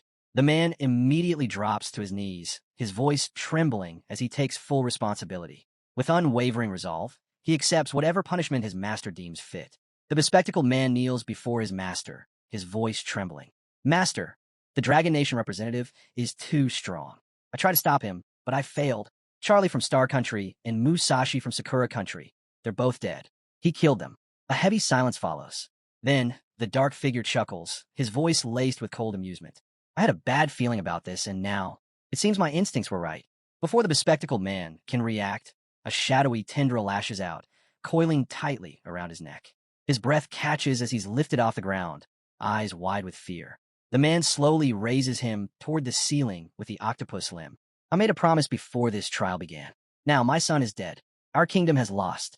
The bespectacled man gasps for air, his hands clawing at the tendril. Please, master, just one more chance. I won't fail again. After a brief pause, the tendril releases him. He crashes onto the floor, his head bouncing against the cold ground. The man's voice remains cold and unwavering. Ensure Lu Fan's demise at any cost. Keep him trapped in Tai Chi Kingdom by any means necessary. The bespectacled man scrambles to his knees, nodding frantically as sweat drips down his face. Why, yes, master. I'll gather my 4 men. We'll make him disappear, just like we did with the others. In the volcano arena of the national trial, Lu Fan holds the glowing holy essence in his palm. A smirk tugs at his lips. 3 men had to die for this stone. Let's see if it was worth it. A system notification pops up, detailing the holy essence's abilities. Lu Fan's gaze shifts to his black dragon. A thought crosses his mind. If the corpse demon's dragon devours this, what will it become? He steps closer to his dragon, raising the essence high. Let's put this thing to the test. With a flick of his wrist, he tosses it into the air. The black dragon locks its glowing eyes onto the essence, sensing its immense power. Lu Fan chuckles. Go ahead, show me the power of the holy mountain essence. The dragon snaps its jaws shut around the stone. In an instant, a brilliant yellow mana explodes from its body, radiating in all directions. A deep, earth-shaking roar echoes through the arena, initiating evolution activation. Lu Fan watches in stunned silence as his dragon rises into the sky, its body shifting, growing. The golden glow intensifies before fading, revealing something entirely new. The once black dragon now gleams with pure white skin, its presence more overwhelming than ever.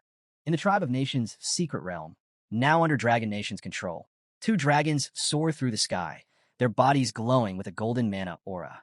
Loop and Little Fee watch in awe, realizing that the corpse demon's dragons have gained 2 new skills. A system notification appears, revealing the newly acquired abilities, Holy Light Gate and Holy Light Blessing. The system further provides details about the corpse Holy Dragon, which has now reached level 35.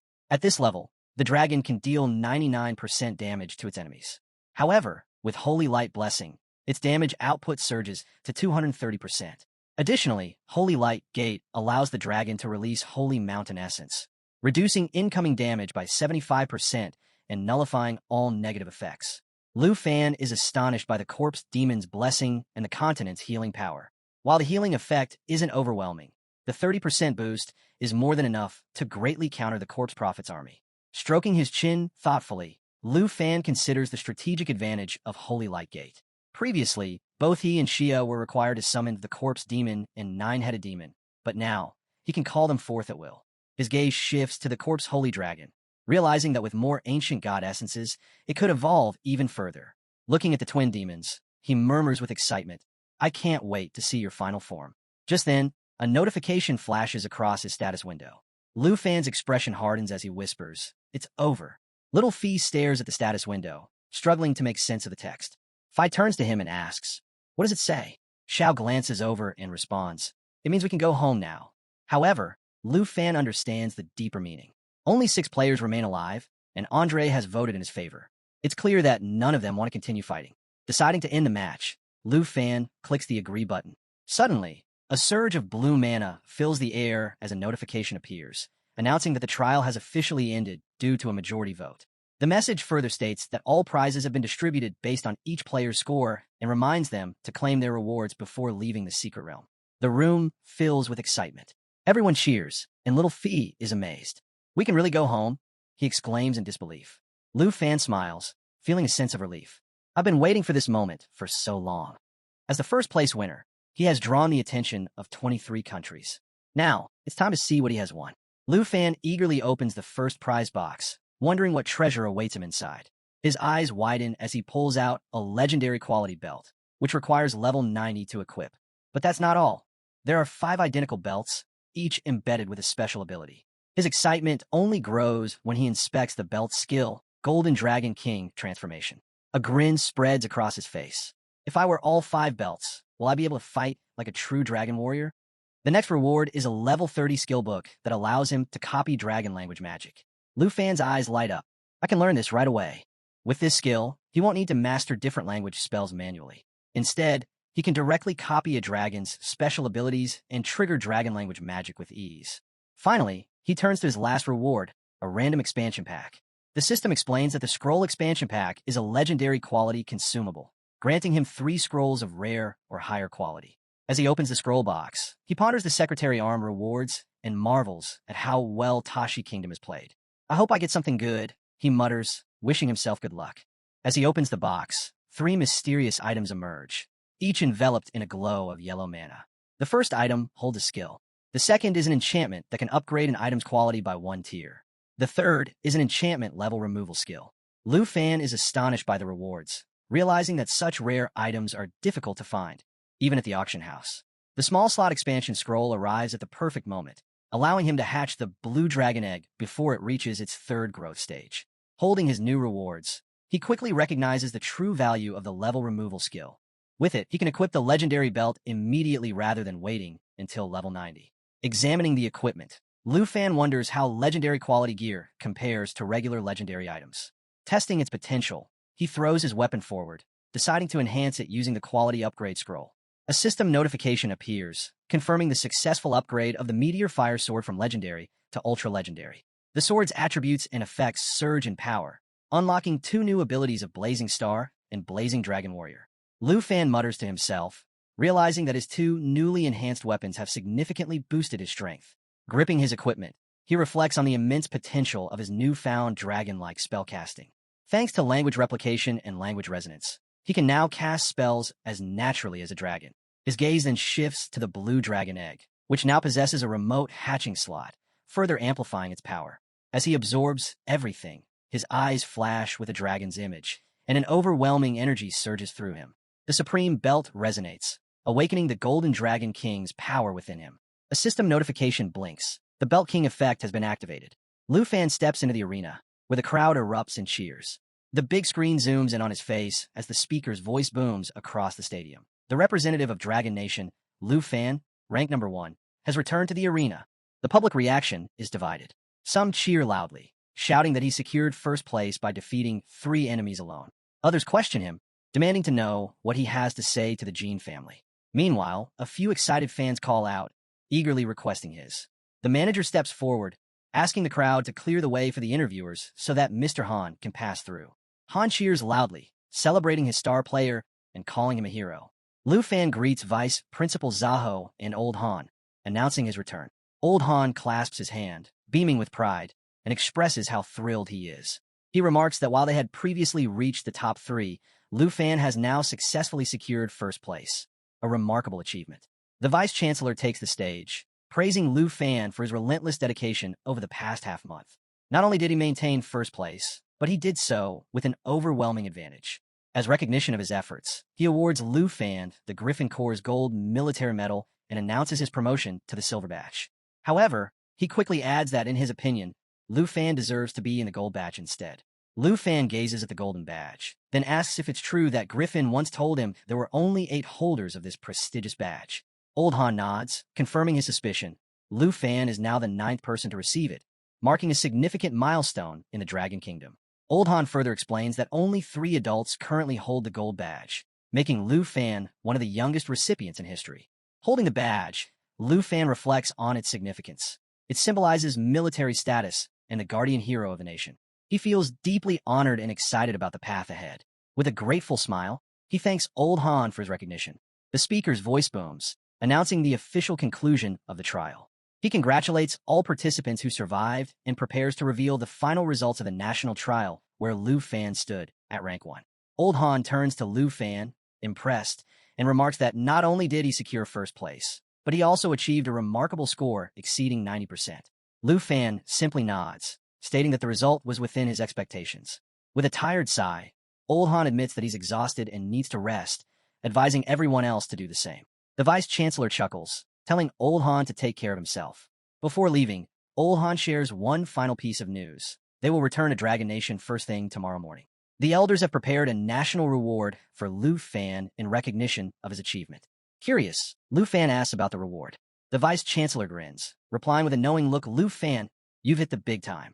In the VIP hotel room of Genuine City, Lu Fan holds the 9th gold badge in Syria and remarks that he is second only to Senior 2. Lying on the bed, he thinks to himself that he can finally make amends with those he has wronged. He then stands up, deciding to store the gold badge in Syria before moving on to the main event, something that leaves the dragon surprised. Lu Fan opens a scroll box containing items infused with yellow mana and says that he has waited a long time for this moment. He can finally unlock a slot to hatch the blue dragon. Staring at the blue dragon egg, he tells everyone to focus as the system displays its level through the status window. Everyone is eager to learn more about the egg and wonders if they are ready to welcome another member into their family. Using his yellow mana and dragon teaming technique, Lu Fan initiates the hatching process. The egg begins to crack, releasing a brilliant blue light. From within, a small dragon with striking blue eyes emerges. The system immediately updates them on the dragon's abilities and powers at level 1.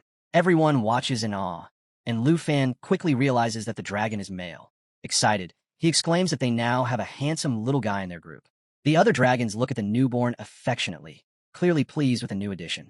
Lu Fan reaches out to touch the dragon, admiring its stunning appearance and imagining how formidable it will become in the future. He eagerly anticipates combining forces with the blue dragon and King's Door to deliver devastating attacks on his enemies. Suddenly, the blue dragon nuzzles Lu Fan's finger, catching him off guard. A sharp pain shoots through his hand, and he yelps.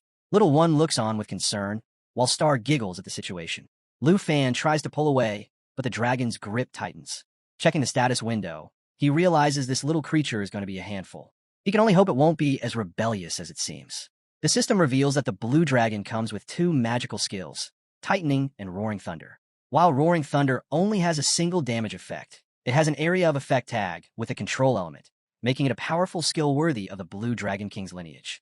Lu Fan also notes that Punishment is a simple lightning-based attack, but what truly stands out is Thunder, a skill that allows the blue dragon to cast spells instantly, without cooldowns or mana consumption. Lu Fan is thrilled to understand the dragon's potential and decides it's time to give him a name. However, before he can do so, the blue dragon suddenly locks eyes with the starry sky dragon and rushes toward it aggressively. Lu Fan is startled, and the starry sky dragon doesn't hold back, swatting at the smaller dragon's back. As the two dragons call out to each other, Lu Fan sighs and scolds them for being so possessive over food. He then tries to calm down Shin Chong, warning him not to cause trouble since he's about to name the blue dragon. After feeding the blue dragon, Lu Fan realizes that choosing a name is more difficult than expected. He considers its abilities and suggests Little Blue, since it is a blue dragon. However, the dragon doesn't respond. Lu Fan immediately understands that the name must match its fierce nature. He then tries Angry Blue, and this time, the dragon reacts. Lu Fan smiles, realizing the name is a perfect fit. But just as he celebrates, the dragon bites him again. He groans and mutters that this little beast is already disobedient, and now he has to deal with another troublemaker, Albeo. The other dragons, unimpressed, look annoyed. A notification suddenly appears, alerting Lu Fan that another trailer map has been sent. He examines the map and wonders what awaits him, knowing he's been anticipating this moment for a long time. Meanwhile, at the Yun family manor, located on the western border of Dragon Nation, a girl stares at a screen displaying the winner of the national trailer competition, Lu Fan from Dragon Nation.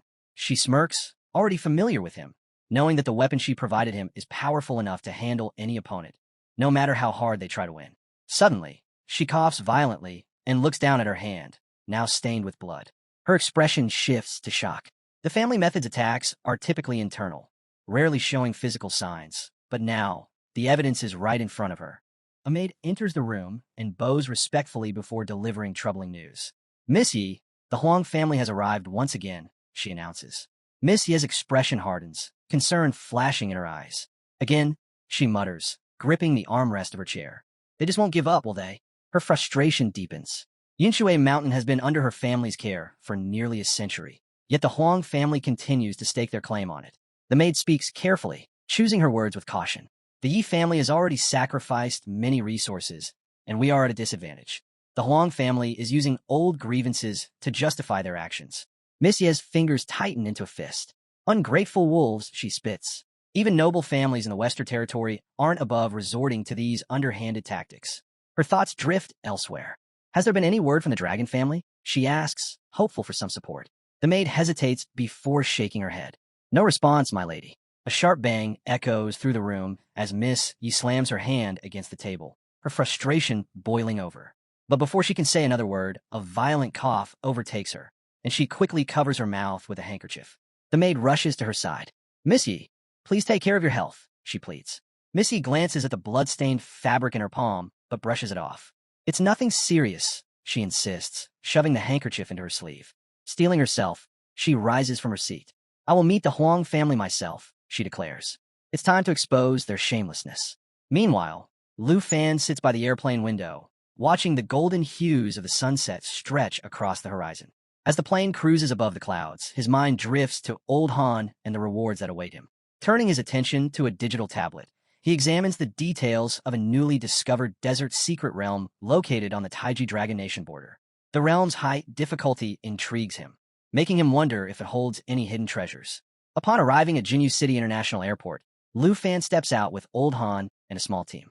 A sense of excitement hums in his chest. This national-level reward is no ordinary prize. It allows him to choose hidden challenges. Standing beside Old Han, he scans through a list of 460 secret realms, though he is only permitted to select 10. Old Han gestures toward the list.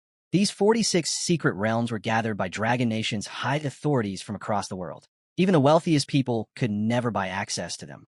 Lu Fan scrolls through the options, but feels a twinge of disappointment.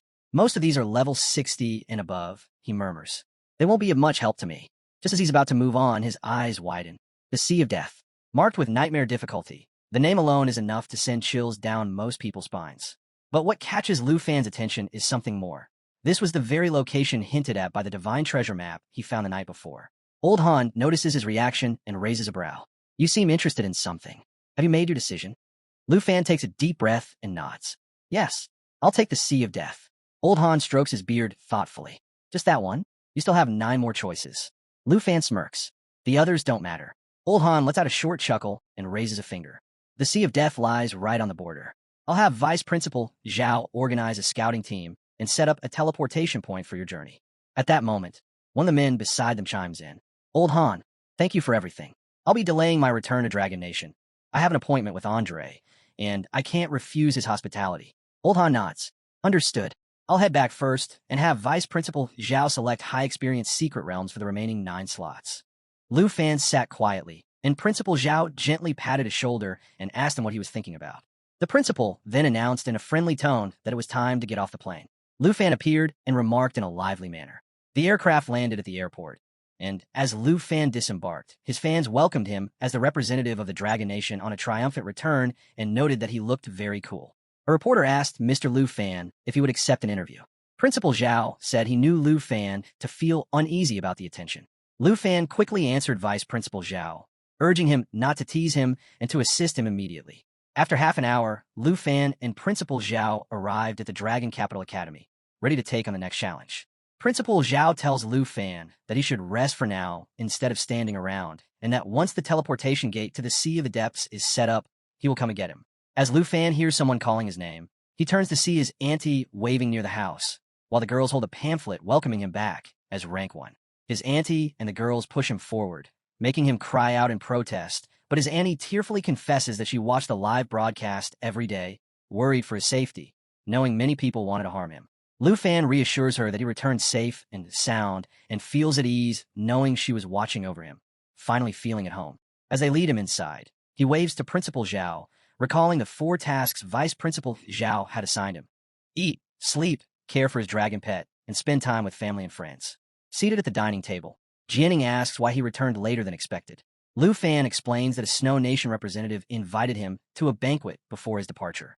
Someone teases that he's turned bad and started drinking, prompting Tao Zi to scoff that she's not from Snow Nation, where people drink themselves to death. Qin Xiu laughs, calling Sister Han an overreactor, shocking Lu Fan's auntie. Grateful to enjoy his auntie's cooking and be with everyone again, Lu Fan feels his hardships fade away, wondering if his older sister knows he achieved Rank 1. Meanwhile, at the Jin residence reception hall in Jinyu City, a Mr. Jin rushes in, reporting that Jinyu City Airport confirmed Lu Fan is heading to the Sea of Death's secret realm. A man rises from his seat, confirming that the Sea of Death lies within the forest of the Divine Bonds, between Taiji Nation and Dragon Nation. He orders the Gods Legion and War God Legion to mobilize there. The Mr. Jin, shocked, is suddenly overpowered as the man pushes him to the ground, declaring that for his son's revenge, even the nation's full power isn't excessive. He vows to ambush Lu Fan at the secret realm, personally leading the 4 guardian heroes to eliminate him. The story takes a sudden shift to the Forest of the Divine Bones, located at the border between Dragon Nation and Taiji Nation. As Lu Fan and the girls step out of the portal, an air of excitement surrounds them. The girls can hardly contain their enthusiasm. I can't believe this is actually happening, one of them exclaims. We're about to take on a national-level dungeon. Another nods eagerly. It's all thanks to Lu Fan. If not for him, we wouldn't have this opportunity. While the group buzzes with excitement, Lu Fan remains silent, his gaze fixed on the Sea of Death in the distance.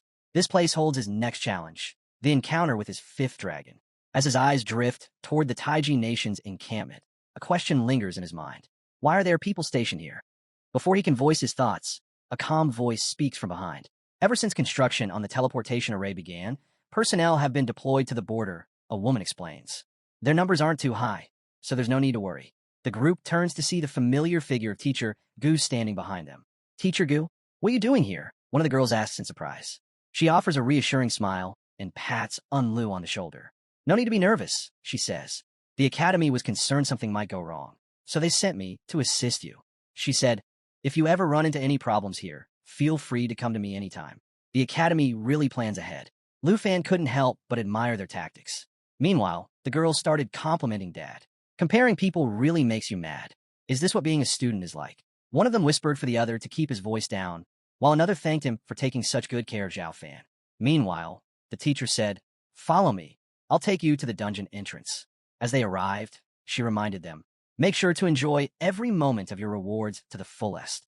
At the break of dawn in the Sea of Death, Lu stepped into the dungeon and spotted a decayed skeleton gripping a sword. He hadn't expected there to be a gatekeeper. However, Tao Zi reassured him. We can handle this one, so don't worry. Lu Fan relaxed a little. This elite monster, a minion of the tyrant, had some decent skills, but the girls weren't fazed. Lu wasn't the only one growing stronger. Everyone needed to improve. Tao Z summoned a water split, slashed her sword, and unleashed 4 water chains that wrapped around the skeleton, freezing it with ice damage. Gue Gue followed up with starry inhalation, igniting the frozen skeleton in flames. Lu Fan couldn't help but admire their flawless teamwork. Over the past 2 months, they've been training hard to close the gap between them and Lu. Now, their coordination was seamless. They were determined to fight alongside him as equals, not burdens. Lu was impressed. They had just taken down a level 65 elite monster despite being barely past level 30. Even students from Dragon Capital Academy wouldn't make it this far. Suddenly, something struck him. Alarmed, he reacted instantly, drawing his bow and firing Serpent's Arrow, a dark serpent skill that unleashed 12 magic arrows. The arrows shot past Tao Z, causing her to snap. Lu Fan, what are you doing? But before she could finish, the arrows struck multiple skeletons that had been silently creeping up behind them. The girls were stunned. Lu had instantly taken down 8 elite monsters that they hadn't even noticed. They felt like a joke for missing such an obvious threat. One of them spoke up. If we're your dragons, then bring us out so we can level up together. Lu hesitated before admitting, I actually got a new dragon recently, but his temper isn't the best. The girls were shocked. He had 6 dragons now, but instead of feeling intimidated, they got excited. Summon him already. We want to see what element he is. Lu finally gave in. Fine, but if he causes trouble, I'm sending him back. Suddenly, lightning tore through the clouds, startling the girls. Does he always make such a dramatic entrance? A small blue dragon surfaced, radiating overwhelming magical energy. The girls were left speechless. Lu smirked. Can't you keep a low profile for once? The dragon roared, summoning multiple lightning strikes, creating a storm zone that paralyzed and damaged nearby monsters. Lu realized this was no ordinary dragon. It was a blue dragon king. Despite its small size, its sheer power made it feel like a colossal beast. Lightning surged from its body, unleashing electric charged attacks. With dragon resonance, both the dragon rider and the dragon could use the same dragon language magic, doubling the spell's power. Lu recognized the skill. Abayo had just activated Blue Dragon King's roar.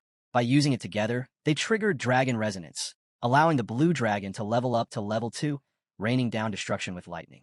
Just then, a dungeon quest notification appeared. Collect the map fragments to piece together the tyrant's retreat route and locate the tyrant's hidden treasure. As Lu takes out a fragment of the tavern's retreat route map, the others ask if they're supposed to search for the tavern's treasure. Jin Yang explains that by collecting 500 fragments, they can piece together the full retreat route map and locate the treasure. But 500 fragments is a lot, and they know they can't afford to waste time. What are we waiting for? Let's flatten this desert and start searching, someone exclaims. However, Lu stops them. Don't rush. This entire area is a desert, and we have no idea what's buried beneath. If we move carelessly, we might trigger the wrong trap. Realizing the risk, they turn to Lu. Do you have a plan? Lu smirks. I do, and I have just the right scout for the job. With that, he summons his dragon, and alongside it, twin fallen corpse holy dragons emerge.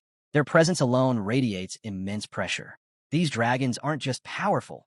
They come with unique abilities that could aid in the search. Next, Lu channels fallen corpse energy, summoning fallen deadly demon soldiers. The group is left in shock. How is this even possible? Someone gasps. You pulled these puppets straight out of the dungeon. Lu calmly explains. The fallen corpse holy dragon has the ability to open the holy light gate, allowing it to teleport itself and all the fallen corpse puppets to any location, completely unrestricted by distance, domain barriers, formations, or even dimensions. Jin Yang is stunned. This is on a whole different level compared to hidden glass necromancy. Tao stares at the summoned army and asks, Did you just bring out the entire 9-round demon city? Lu chuckles. Well, I wouldn't let such powerful miners go to waste. Suddenly, a giant monster surfaces, letting out a deafening roar. The girls flinch in fear, but Lu remains unfazed. Let them handle the path clearing. The fallen demon soldiers charge forward, engaging in battle with tyrants, servant skeletons, and desert spiders. Within moments, chaos erupts. More monsters emerge from the ground, and the entire area turns into a full-scale battleground. Above them, thunder roars and lightning strikes repeatedly, forming a storm zone that sweeps across the battlefield. The girls can only stare in disbelief at the insane spectacle before them. Tao mutters, I spent 2 months training hard, proud of my progress, but this guy just wipes out an entire dungeon like it's nothing. How is anyone supposed to survive in this world? The others are speechless. Suddenly, a notification pops up. Congratulations. The host location matches the coordinates of the dividing treasures map. The treasure map has been successfully used. Lu quickly checks the treasure, expecting a dragon egg. Instead, he finds something even more valuable, the will of the blazing dragon warrior, a top-tier item. He doesn't need to level up his battle power anymore. This alone is a massive boost. Then, his eyes land on the Shadow Dragon King contract blueprint. It's literally a divine artifact. Without hesitation, he activates natural assimilation, consuming the contract. It fuses into him, becoming a permanent summon skill, just like his fallen corpse Holy Dragon. As the fragment collection reaches completion, another notification appears. Do you wish to assimilate the tavern's retreat route map? Liu clicks yes without hesitation. He hadn't expected to complete the mission so quickly. Suddenly, the scene shifts. The focus moves to a battalion of soldiers marching. A commander at the front suddenly raises a hand. Stop! The secret realm is currently in use. Before he can say anything more, a heavily armored soldier wielding a giant sword steps forward and cleaves the captain in half, cutting off his protest entirely. Another soldier, witnessing the scene in horror, quickly fires a light gun into the sky, sending out an emergency signal, an alert to all guards that an enemy attack is underway. Teacher Goose suddenly notices the chaos unfolding and wonders what's happening. As he looks deeper into the battlefield, he sees blood gushing in all directions, soldiers being cut down, and the onslaught continuing relentlessly. Confused, he shouts, "What's going on?" Before he can react, a soldier suddenly crashes into him, knocking him out of the way just in time to save him from an incoming strike. The enemies, they're from the Taiji Nation. "We need to retreat," the soldier urgently tells him. "We have to get word back to Dragon Nation." Gu understands the gravity of the situation and immediately heads toward the teleport gate. But his heart sinks. The path is completely blocked by an enemy guard. With no other options left, he reaches into his belongings and finds a single-use random teleportation scroll. This is his only way out. Just as he's about to activate it, a giant man wielding a massive axe suddenly appears behind him, ready to strike. Reacting quickly, Gu swings his weapon, striking the attacker directly on the head, momentarily stopping him. Seizing the chance, he activates the teleportation scroll, delivering a forceful push thrust at the commander before vanishing into thin air. The commander stands there, watching in disappointment as his prey escapes. At that moment, his identity is revealed. He is none other than Li Tai, the feared butcher god of the Taiji Nation. As Liu acquires the Emerald Mirror skill, he wonders if Xiao Fai has also gained a new ability. Emerald Mirror allows him to select a friendly unit and create 2 mirror projections of it. These clones inherit all abilities of the original, but with only 30% of its attributes. Realizing the potential, Liu is stunned. This skill can create clones. With the ability to summon multiple versions of himself, he thinks if someone were attacked by 15 dragons at once, even a god wouldn't be able to survive. Now that he has reached level 30+, mastered both the Dragon Domain and Emerald Mirror, and unlocked such a heaven-defying skill, he can't help but pet his dragon with admiration. This power drastically multiplies the team's combat strength, making Xiao Fai one of the most formidable dragon pets. Suddenly, a level 70 tyrant servant emerges. Not just one, but many. Jean, looking at the sudden wave of enemies, remarks, "This must have been triggered by synthesizing the route map." Liu, however, feels relieved. At least we don't have to go looking for the boss. As they prepare for battle, a towering figure looms behind the tyrant servants, the cursed tyrant. Jean turns to Liu. "How do you want to handle this?" Tao suggests, "Let the demonic army take the vanguard, then Lin's dragon can finish them off." But Lin waves off the suggestion, grinning. "No need for all that trouble. Earth Berserk will handle everything." Tao, skeptical, raises an eyebrow. "I know Earth Berserk is powerful, but this isn't just any level 80 nightmare boss. There are also countless level 70 elite commanders. Are you seriously planning to send Earth Berserk in alone?" Liu smirks. "Why not? Xiao Fai, it's time to show off your new skill, Emerald Mirror." As Emerald Mirror activates, the girls watch in shock. The clone technique actually works. 2 identical clones appear instantly. If they summon all 9 dragons, that would mean 27 clones in total. Suddenly, the battlefield shifts. 1 giant demon turns into 2, and the girls stare in awe. This skill is insane. The battle against the Cursed Tyrant. The Cursed Tyrant unleashes Desert Howl, summoning a swirling vortex of sandstorms over a targeted area. The raging storm traps enemies within its reach, making the ground completely unstable. As the whirlwinds rage, the group starts to panic. With nowhere to find footing, they struggle to stay upright. Tao loses balance and falls, unable to stand properly. "What do we do?" someone shouts in distress. Liu remains calm. "Don't panic. Just take a breather," he reassures them. Before anyone can respond, something slams into the Cursed Tyrant's face. Within moments, all the tyrant's servants are taken down one by one. Liu smirks. "Watch Earth Berserk's spectacular performance." The Earth Berserkers, wielding massive metallic weapons, charge forward and mercilessly pummel the tyrant. Despite its furious roars, it's completely powerless. Then, a rain of metallic cubes descends from the sky. The cube storm crashes onto the battlefield, dealing 100% attack damage to the enemy. The cubes strike the cursed tyrant and its minions directly on their heads, burying them beneath the earth. To Lu, this battle looked way too easy. The girls, still processing what just happened, shake their heads. Just when we think we've seen it all, Lu surprises us again.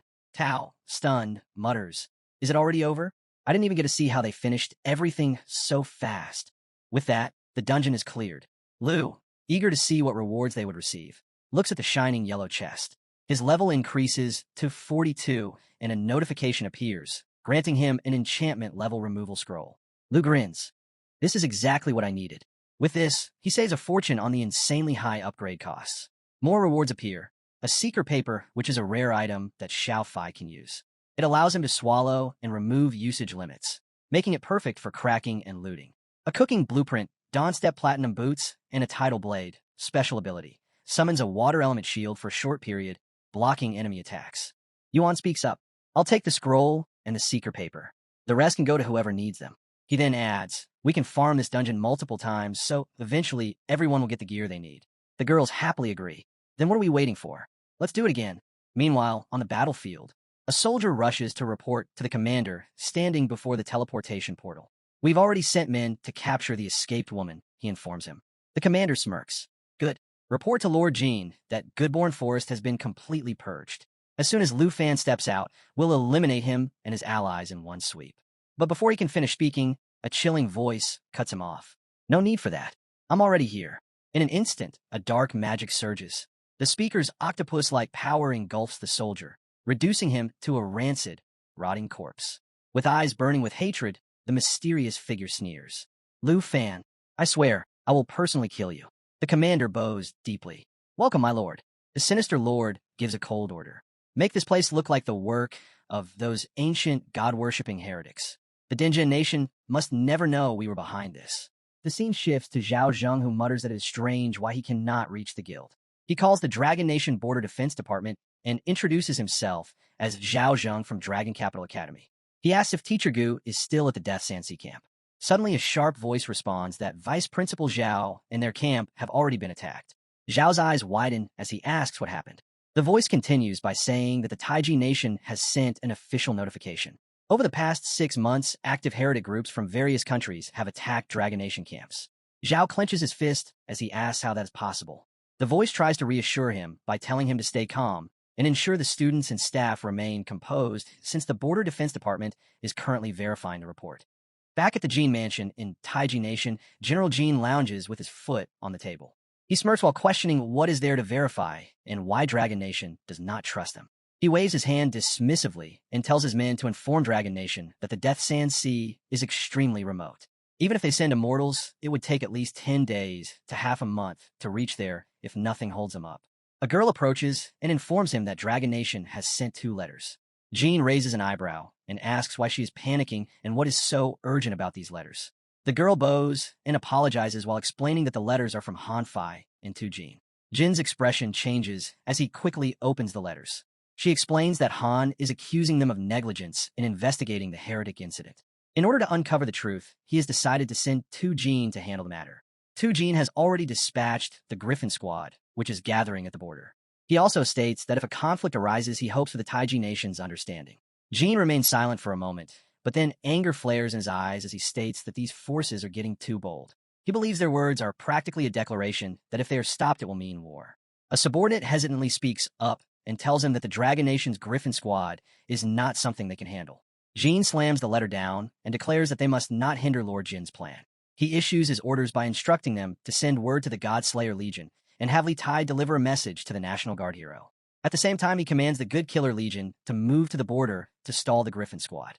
He believes that as long as they kill Lu Fan, there will be no evidence and Dragon Nation will only be able to investigate the heretics. He insists that nothing must go wrong in eliminating him. Meanwhile, Lu Fan's group is traveling when Tao groans in exhaustion.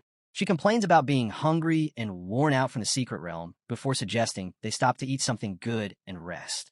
Lu Fan smirks and teases her by saying that if she walked just a little more she might get tied up. Tao glares at him and corrects him by saying that the word is tired, not tied up.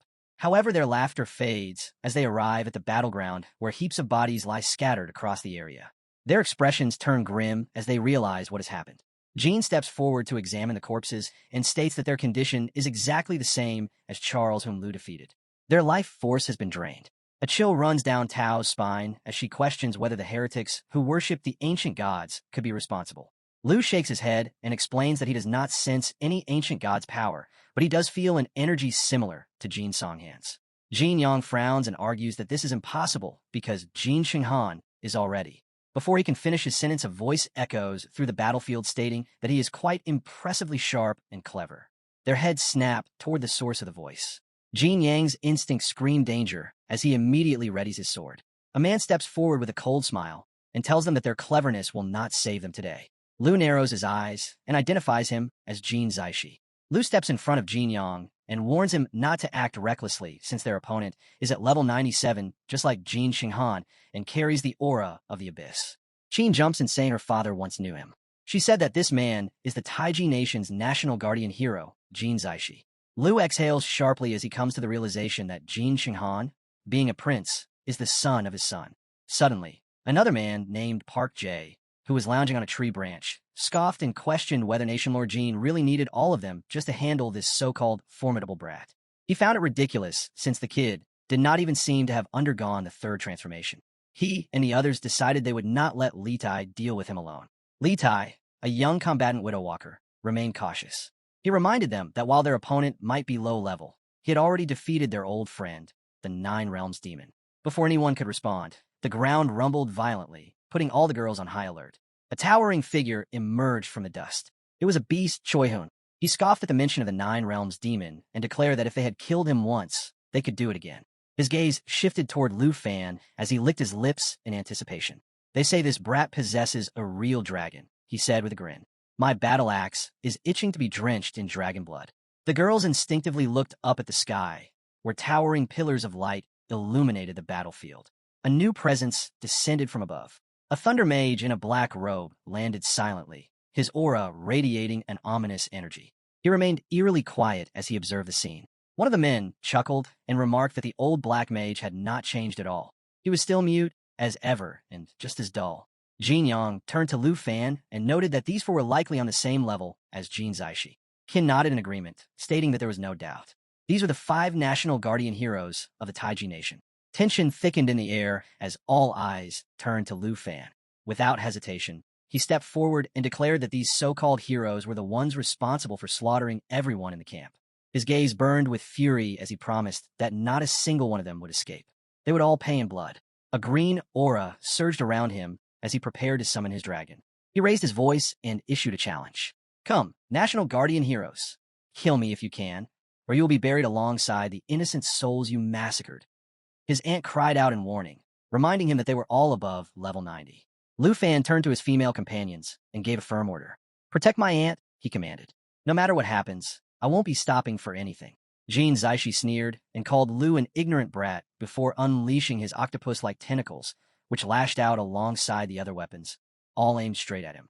He commanded his forces to fight and avenge his son. Choi-hun charged forward and slammed his weapon into the ground with a massive strike, shattering the surface into pieces. Lu effortlessly lifted himself into the air to evade the impact. Meanwhile, Li readied his arrow, forcing Lu to command Xiaofai to activate the Emerald Dragon's power.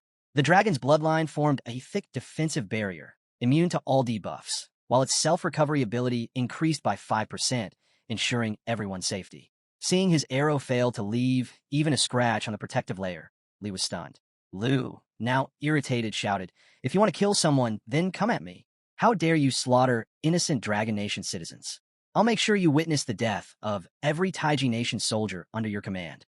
Enraged by Lu's words, Park Ji lunged forward with a piercing sword strike. But as soon as his blade made contact with the barrier, he realized it was completely ineffective. Choi-hun stepped up, brushing Park Ji aside, saying, "Move. I'll handle this." He mocked Lu, calling him a coward hiding in his shell, before hurling his battle axe. The Hell Blood Axe totem unleashed 300 physical damage upon impact, yet the attack had no effect whatsoever. In response, someone attempted to summon the twin fallen corpse holy dragons using the natural remediation dragon bone flute, but even that failed to break through. Lu descended to the ground, scoffing. Did you just call me a coward? Jin Yang, concerned, reminded him that his only priority should be protecting his aunt. A dense yellow energy now surrounded Lu, shielding him completely. The Holy Light Gate skill activated, ensuring that the fallen corpse Holy Dragon's ability could reach across all dimensions of the battlefield. As the command was given, the summoned dragons charged into attack. The energy of the fallen warriors flowed back to the Holy Dragon, empowering it further. Suddenly, massive demons were summoned right in front of the Taiji Nation forces. Shocked, they realized what had happened. Lu had pulled the Nine Realms demons out of the secret realm, but Jin remained unfazed. So what if he summoned them? They're nothing more than empty shells now, he scoffed. Even the old mage finally spoke up, confident that they had killed the Nine Realms demons before and could do it again. But standing before his dragons, Lu smirked and challenged them. Then show me. Let's see exactly how you plan to kill the Nine Realms demons this time. Suddenly, Park sensed that something was off. He noticed an unusual behavior in the Nine Realms demons. Their deafening roars filled the battlefield as they multiplied in numbers. Using the Emerald Mirror, he realized there were now 18 of them. Shocked, he shouted for the others to stay close. Jin, however, remained calm. Even if they're clones, their stats are definitely lower. We can take them down easily. To prove his point, he swiftly killed an Earth demon and another Realm demon, reducing their number to 16. See, this is just a scare tactic. These clones are much weaker than the original, he assured them, boosting their morale. Encouraged by this, they shifted their focus to eliminating the clones first. But the mage had his eyes on Lu, who was glowing with an ominous energy. He frowned and asked, what is he doing? Jin also noticed it and grew uneasy.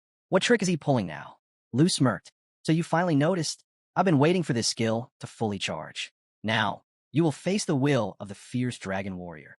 In an instant, his body transformed, turning into a towering golden dragon. His voice thundered. The countdown to your death begins. The sight left everyone stunned. The girls gasped in disbelief. How can Lu Fan turn into a dragon? The mage's face twisted in horror. He's not just transforming. He's fully controlling the dragon's power. Realizing the danger, he desperately called for reinforcements. Meanwhile, the summoned demons began capturing their enemies one by one. Li found herself completely trapped with no escape. The beasts overwhelmed the rest, forcing them into a desperate struggle. Their cries for help reached Lord Jin, but he stood frozen. The dragon domain had expanded to a massive 100-meter radius, empowering every dragon and any creature with a shared bloodline.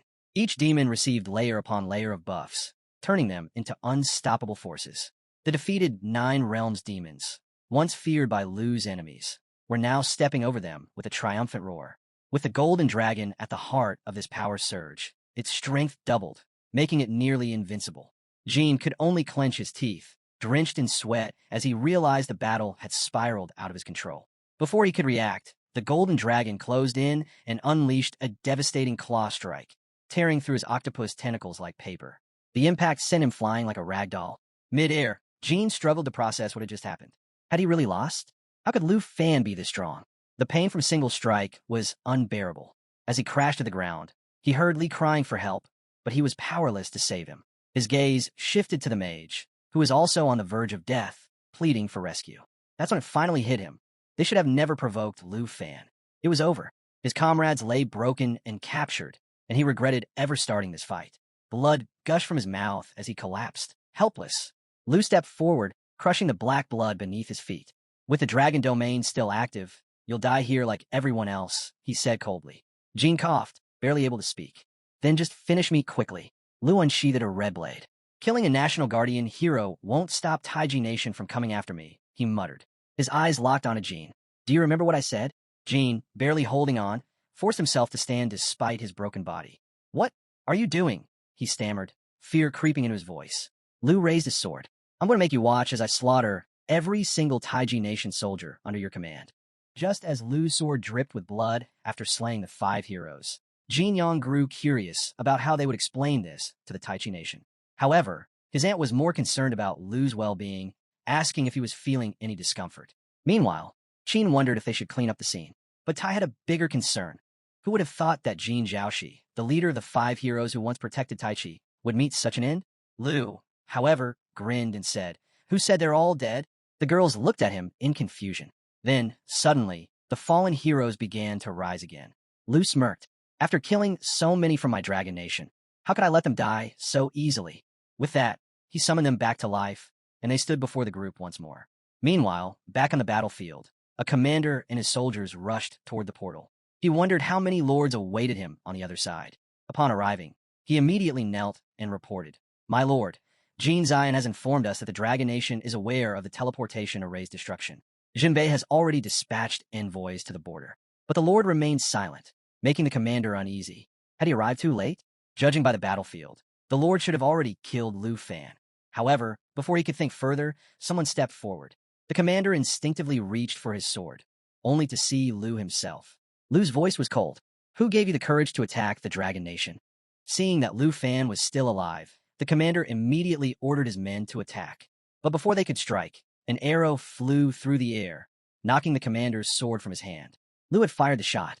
The commander was sent tumbling backward. Suddenly, sharp tentacles pierced through the soldiers' hearts, and then wrapped around the commander as well. He broke into a sweat, his voice trembling. "Why, Lord Jean? Why are you doing this?" Lu stepped forward and pulled back the lord's cape. "Because," he said with a smirk, "they've become my dogs." The commander struggled against the tentacles and finally broke free. Furious, he charged at Lu, shouting, "How dare you kill Lord Jean? Are you seeking death?"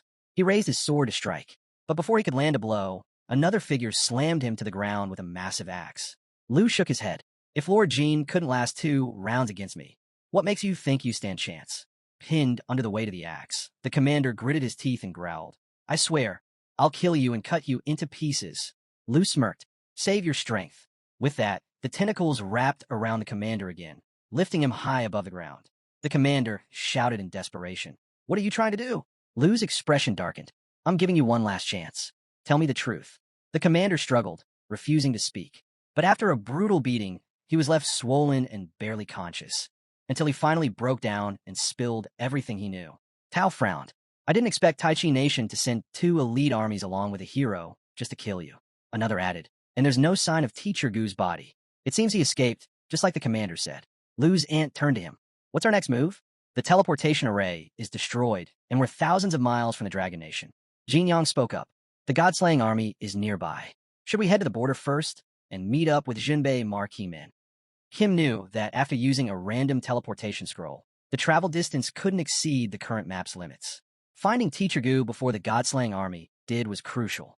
Meanwhile, the commander, having confessed everything, begged for his freedom. But a tentacle suddenly pierced through his chest. As he lay dying, he gasped, "You lied to me." Lu told him Thad did promised to let him go alive. Lu's eyes were cold. "How could I honor the fallen soldiers of the Dragon Nation if I let you live?" The scene shifted to the God-slaying army's barracks. In the command center, a high-ranking officer scoffed, "By the time Dragon Nation's reinforcements arrive, Lord Jean will have already killed that kid." A soldier beside him frowned. How is that possible? The 5 heroes who protected the nation fought together, and they still couldn't defeat a second-level job changer. Little did they know, Jin's body had already entered their room and was looming right behind them. One of the guards in the command center turned and stared at the massive tentacles of the octopus. For a second, he wondered if the aura felt like Lord Jin's. He tried to report it and was mid-conversation when one of the tentacles suddenly pierced through his chest. The others stood frozen in shock. Then, the tentacle thickened and exploded, shattering the guard's body completely. The rest just stood there in stunned silence. The guards couldn't believe it. Lord Jean had just killed their commander. "He's gone berserk," one of them yelled. "We need to get out of here now." As they rushed for the exit, Lord Jean slammed into the ground and sent the octopus-like arms flying, stabbing every one of them. One of the survivors, near the door, looked back and saw a few guards just standing there. "What the hell are you doing? Don't stand there, run," he screamed. Suddenly, his arm was severed. Blood sprayed across his face as he stumbled toward the exit, completely stunned. But just as he reached the entrance and looked outside, his eyes widened in terror. The entire area beyond the command center was crawling with demons from the demon realm. The massacre had already begun. The guards turned back, only to see Lord Jean tearing into their comrades like a savage beast. One by one, he slaughtered them. There was no escape. When he finally stepped out of the building, the other demons were already waiting for him. The scene shifts to the Taiji Nation, at Jin's residence, where a tall building towered above the rest. A man named Lord Jean Zion was frantically trying to reach someone. As the call finally connected, he snapped, "Why the hell haven't you been picking up? The person on the other end replied calmly, "This is the Slaughter God Legion Command Center." Gene Zion quickly identified himself and demanded immediate action. "Send your men to the Death Seas instance right now. We need to meet up with Lee. Have him contact me at once." But before the conversation could go further, a panicked voice broke in from the other side. "Oh, outside the base. There are 9. The voice cut off with a loud boom. "Hey, what happened? Talk to me." Gene Zion shouted, but the line had already gone dead. He frowned. Something had definitely gone wrong. He needed to send someone to investigate immediately. Just then, a woman rushed into the room. "General, we have bad news," she said urgently. "The Examination God Legion failed to stop Dragon Nation. One of their top-tier experts is breaking through. They're preparing to force their way into the Divine Bone Forest." Gene Zion froze for a moment, then narrowed his eyes. "What did you just say?" Late at night, on the Dragon Nation's border, several unmarked military ships quietly hovered in front of a towering mountain range. They stood guard silently, watching for any threat. Suddenly, the Dragon Nation's elite Griffin squad appeared out of nowhere, their men already pointing arrows at the ships. Among them, an old warrior stepped forward and declared, "We've been ordered to investigate the foreign cult attack on our camp. You must let us pass." From one of the ships, a captain responded firmly, "This is Taiji Nation territory. Any unauthorized entry will be treated as an act of aggression." Another officer beside him stepped in cautiously. "These are members of the Griffin squad. If we stop them, we might take heavy losses." But their commander wasn't fazed. "The Griffin squad may be formidable, but if we manage to defeat them, our Extermination Guard Legion will become the top force among the 3 Trump Guards." Getting arrogant, the commander ordered, "Notify all units to prepare for battle. The moment they move, we open fire." But the old warrior wasn't backing down. "The 3 elders of Dragon Nation and Marcus Shinbei have already issued a formal notice to Gene residents. If you deny us passage, you'll be responsible for the consequences." Just then, a memory flashed in his mind, a terrifying weapon known as the Burning Desolation Staff. He hadn't expected it to appear here, nor did he expect him to show up. That man's power was rumored to rival the 5 national heroes. Even the Examination God Legion couldn't stop someone like him. Back on the ship, the captain ignored the warnings and shouted, "Fire!" Immediately, the ships unleashed mana-charged strikes, raining beams of energy toward the Griffin squad. 3 separate mana cannons lit up the sky, forcing the Griffins to alter their course. "They attacked first," one of the Griffin members yelled. The elder shouted, "I'll cover you. Advance to the strike zone. Don't hold back." He raised his staff and slammed it down with overwhelming force. The resulting shockwave tore through the air, smashing the advanced cannons on all 3 warships. In mere seconds, the ships were engulfed in flames, their weapons shattered, explosions ripping through their hulls. The commander stared in disbelief, eyes wide with horror. With a single strike, he destroyed all 3 warships. His voice trembled as panic spread through his crew. The ship was sinking fast, and chaos took over. The staff swirled and returned to the Griffin squad. "Is this really the Burning Desolation staff? I didn't expect the old pal to show up here. His strength, could he truly rival the 5 national heroes? Even the Extermination God Legion wouldn't be able to stop him." Suddenly, a cloaked figure appeared and caught the staff as it spun through the air. With calm confidence, he raised it and addressed the Taiji Nation's forces. "If you still plan to stop us," his voice echoed across the battlefield, "then I won't hesitate to start a massacre.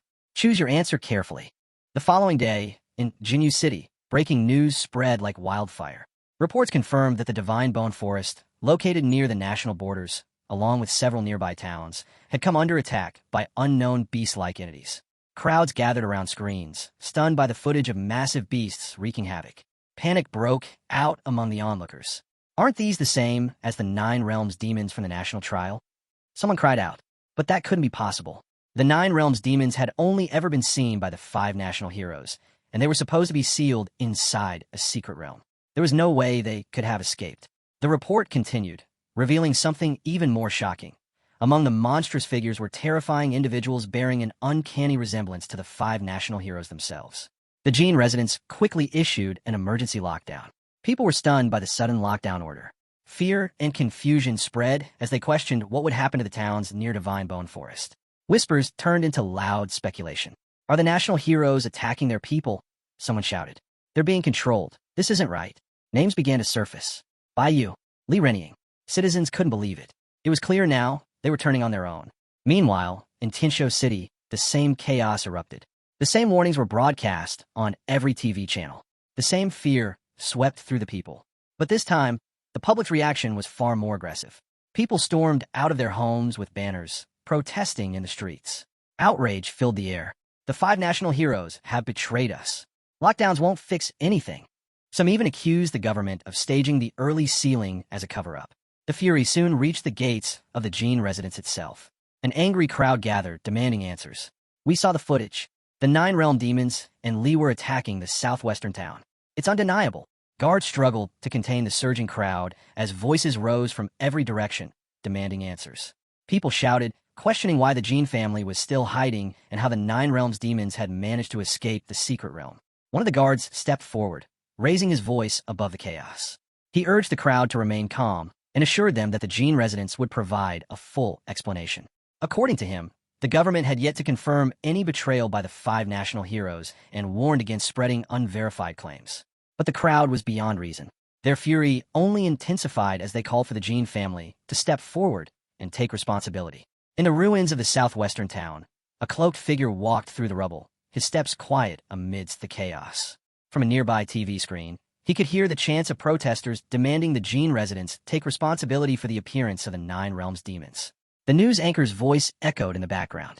Current estimates suggest the death toll has now exceeded 10,000. All communication with the border garrisons has been lost. The 3 great legions are advancing in an effort to push past the beast tide. The broadcast continued, urging calm. Please follow the lockdown orders issued by the Jean residents. Evacuations around the Divine Bone Forest are proceeding in an orderly manner. Remain indoors and stay safe. The cloaked figure stood still, silently taking it all in. Just then, his expression shifted. He sensed something. Turning to his left, he watched as Earth Demon beasts emerged from the shadows, led by none other than Li. One of the beasts growled, its voice laced with menace. By my master's order, all of you must die. The cloaked figure narrowed his eyes. Lu Fan's pet still obeys orders, so he's safe after all. I worried for nothing. He slammed his staff into the ground, cracks splitting beneath him. It's not Lu Fan who's at risk, it's the Taiji nation. Launching into the sky, he hovered in silence. If Lu Fan catches the attention of the real powers behind the scenes, it'll be too late. Even with dragons at his side, he's not ready. And I still can't beat him. Back at the Jean residence, Lord Jean stood at the window, watching protesters shout for answers. Lord Jin's secretary stepped forward and reported that the backlash was growing worse. Even with the Slaughter God and Extermination God legions in position, the unrest showed no signs of settling. But Lord Jean remained silent, lost in thought. He hadn't anticipated that Lu Fan would go as far as unleashing the 9 realms demons, just for revenge. The 5 national heroes had once defeated those demons, but now, with Baiyu and Lu Fan's control, the truth was uncertain. Had the heroes actually lost back then? His fist clenched. If that were the case, then perhaps even the ruler of the Taiji nation would no longer be safe. Lord Jean turned to his secretary, voice sharp. Alert the guards. Enforce the lockdown. Shut down all protests immediately. She hesitated. Isn't that an abuse of power? He grabbed her chin, eyes cold. The Taiji ruler is missing. That makes me the highest authority. Got it. She gave a quiet nod of agreement before quickly turning to leave. As she left, he straightened his coat and smirked. This lockdown, it's the perfect chance. If I find a new 5 heroes to kill Lu Fan, I can erase the 9 realms demons and the old heroes. He chuckled darkly. I'll blame it all on Jean Zaishi and claim everything for myself. At the edge of the Divine Bone Forest, a surge of blue mana blasted into the sky, visible even from a distance. Lu Fan stood alongside his dragons and companions, shouting at Abayo, the mischievous little blue dragon, to stop causing trouble. But Abayo wasn't listening. It roared wildly, slamming the ground beneath them with reckless energy. Even Lu struggled to keep the beast in check. Without warning, Abayo's level surged to 10. Mana crackled around it as it accidentally shocked its dragon companions. Kim grew irritated and yelled at Abayo to come back, warning that if it kept this up, he would deal with it himself. Still, Abayo continued playing around, unleashing more mana with each roar. Kim called out again, but the dragon ignored him. Then, in a flash of lightning, Abayo fired a bolt directly at Tauzi. She barely dodged in time, narrowly escaping serious harm. Kim watched in disbelief as Abayo's form began to shift, its body expanding, transforming into a massive dragon. Amid the chaos, Kim's eyes narrowed in thought. Could this mean Abayo had awakened a complete dragon form at just level 10? Just like Xiaoi did back then? Abayo, the massive blue dragon, appears on the system screen with stats that are off the charts. Thunder Roar, Form Transformation, Jumping Thunder, thunder favor, and many other abilities that far surpass any other dragons. Qin admits that even though she's seen dragon transformation before, she still can't get used to the overwhelming pressure, and Tao feels the same. Meanwhile, Lu Fan starts wondering, if both Abayo and Xiaoya unlock form transformation at level 10, then why does Abayo only have one dragon form? Still, that single form boosts his speed by 5 times, grant him the dragon language forbidden spell, the 3.3 million Thunder Apocalypse skill, and a new chain area skill called Jumping Thunder. Grinning, he thinks just from the name alone, it might rival Xingqian's Star Annihilation Light. Abayo is a perfect name for a blue dragon. The system reveals Thunder Fever, labeled as world-destroying. In that state, the Thunder Orb's effect changes. The current Master Thunder Orb is a Crimson Orb. It makes Lu Fan wonder if boss-level orbs evolve over time. The Crimson Orb increases Abayo's Thunder skills by 50%, and with every lightning spell, it creates a Thunder Barrier at the target area, dealing damage to enemies who pass through. Suddenly, Xiao Fai gets alerted. Lu Fan asks what's going on. A flash of purple light crashes down, and a Divine Bone Revenant rises, glowing with surging purple mana. Jin identifies it as an elite monster. Lu Fan shrugs and says it's no big deal. Xiao Fai and Abayo can handle it. As Xiao Fai lunges at the Revenant, Abayo unleashes Thunderous Roar. It grills the giant and stuns Xiao Fai with multiple bolts of lightning. The girls start to panic and yell for everyone to stay clear. The lightning is terrifying, like heaven's punishment itself. They're worried it might be the dreaded red lightning, and Lu Fan confirms their suspicion. His eyes are on Abayo. It's Abayo again, using his Crimson Orb to blast the skeletal giants within his area of effect. More skeletons rise, and Abayo charges them, trying to fry them all. Lu Fan yells for him to fall back, but Abayo doesn't listen. Instead, he activates Heaven Punishment Calamity, locking onto the enemies and raining lightning strikes to purge them. He even uses his wings to slam down their heads, completely overpowering them. Tao is left speechless because of the one-sided battle. But then, a bolt of lightning speeds toward Qin, and she doesn't notice it. Just in time, Lu Fan pulls her out of harm's way, saving her from being hit. When the dust settles, everyone starts to worry. Abayo might be getting too out of control. Bao says it looks like Abayo is just showing off now. Jim agrees, saying he's acting recklessly, and it's slowing down their search for Teacher Gu. Suddenly, a strong wind swirls, and Xiao Fai picks up on more strange activity. This time, Lu Fan feels it too. The dragons above start fleeing, reacting to the ominous sound. The girls start panicking. Something serious is coming, and Abayo begins channeling his mana once again. Then, it appears as if a massive skeletal dragon is starting to reconstruct right in front of them. It is the Divine Bone Death Whisper. When it died, it shattered into divine bone fragments, and now those fragments have begun to reform. Lu Fan watches in shock and wonders if all the Revenant fragments are coming together. He looks up and sees a colossal skeletal dragon emerge, radiating thick and intense mana. Abayo roars at it, but Lu Fan tells him not to get cocky. The massive bony dragon soars into the sky and fires a purple flame at Abayo. This time, Abayo gets humbled. This thing is no pushover. Despite its size, it moves fast. The girls brace themselves in a defensive stance. The giant doesn't stop. It flies deeper into the divine forest. Jian is still holding on to Qin and doesn't notice she's pulling away. When Qin points it out, he feels bad for not realizing it. After shrinking back to his smaller form, Abayo gets scolded. Xiao Fai grabs him by the ears and lectures him for being reckless. Meanwhile, Jian asks, "What was that thing?" "That bony dragon was scarier than the berserk one we saw in the Flying Dragon Mausoleum." Lu Fan replies, "That's probably the undead leader of this whole place. If only I'd realized it earlier, but I couldn't risk everyone's safety just to chase a mystery. We can't afford any more distractions. We need to find Teacher Gu now." Right then, his dragon uses natural assimilation to guide them. As a paper charm floats through the air, Lu Fan notices it's pointing in the exact same direction the skeletal dragon flew.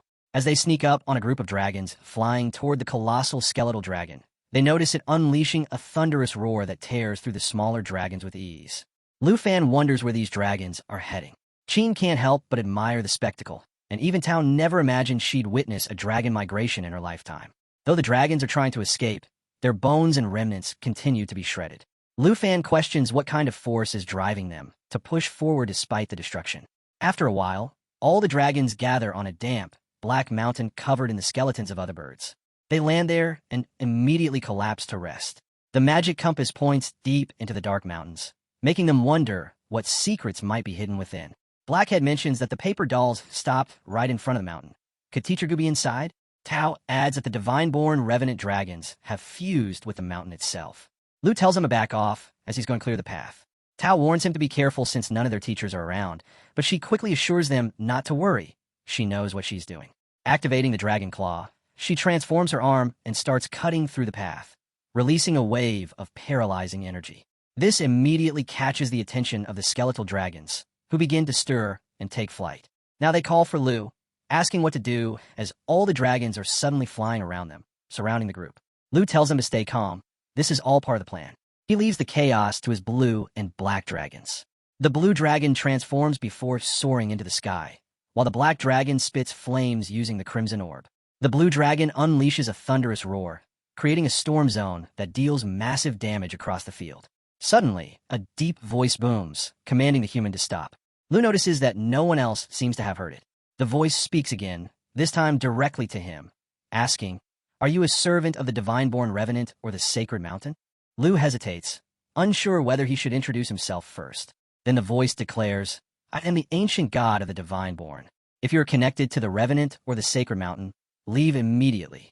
I will spare you this time, but if you disturb my peace again, I will not forgive you."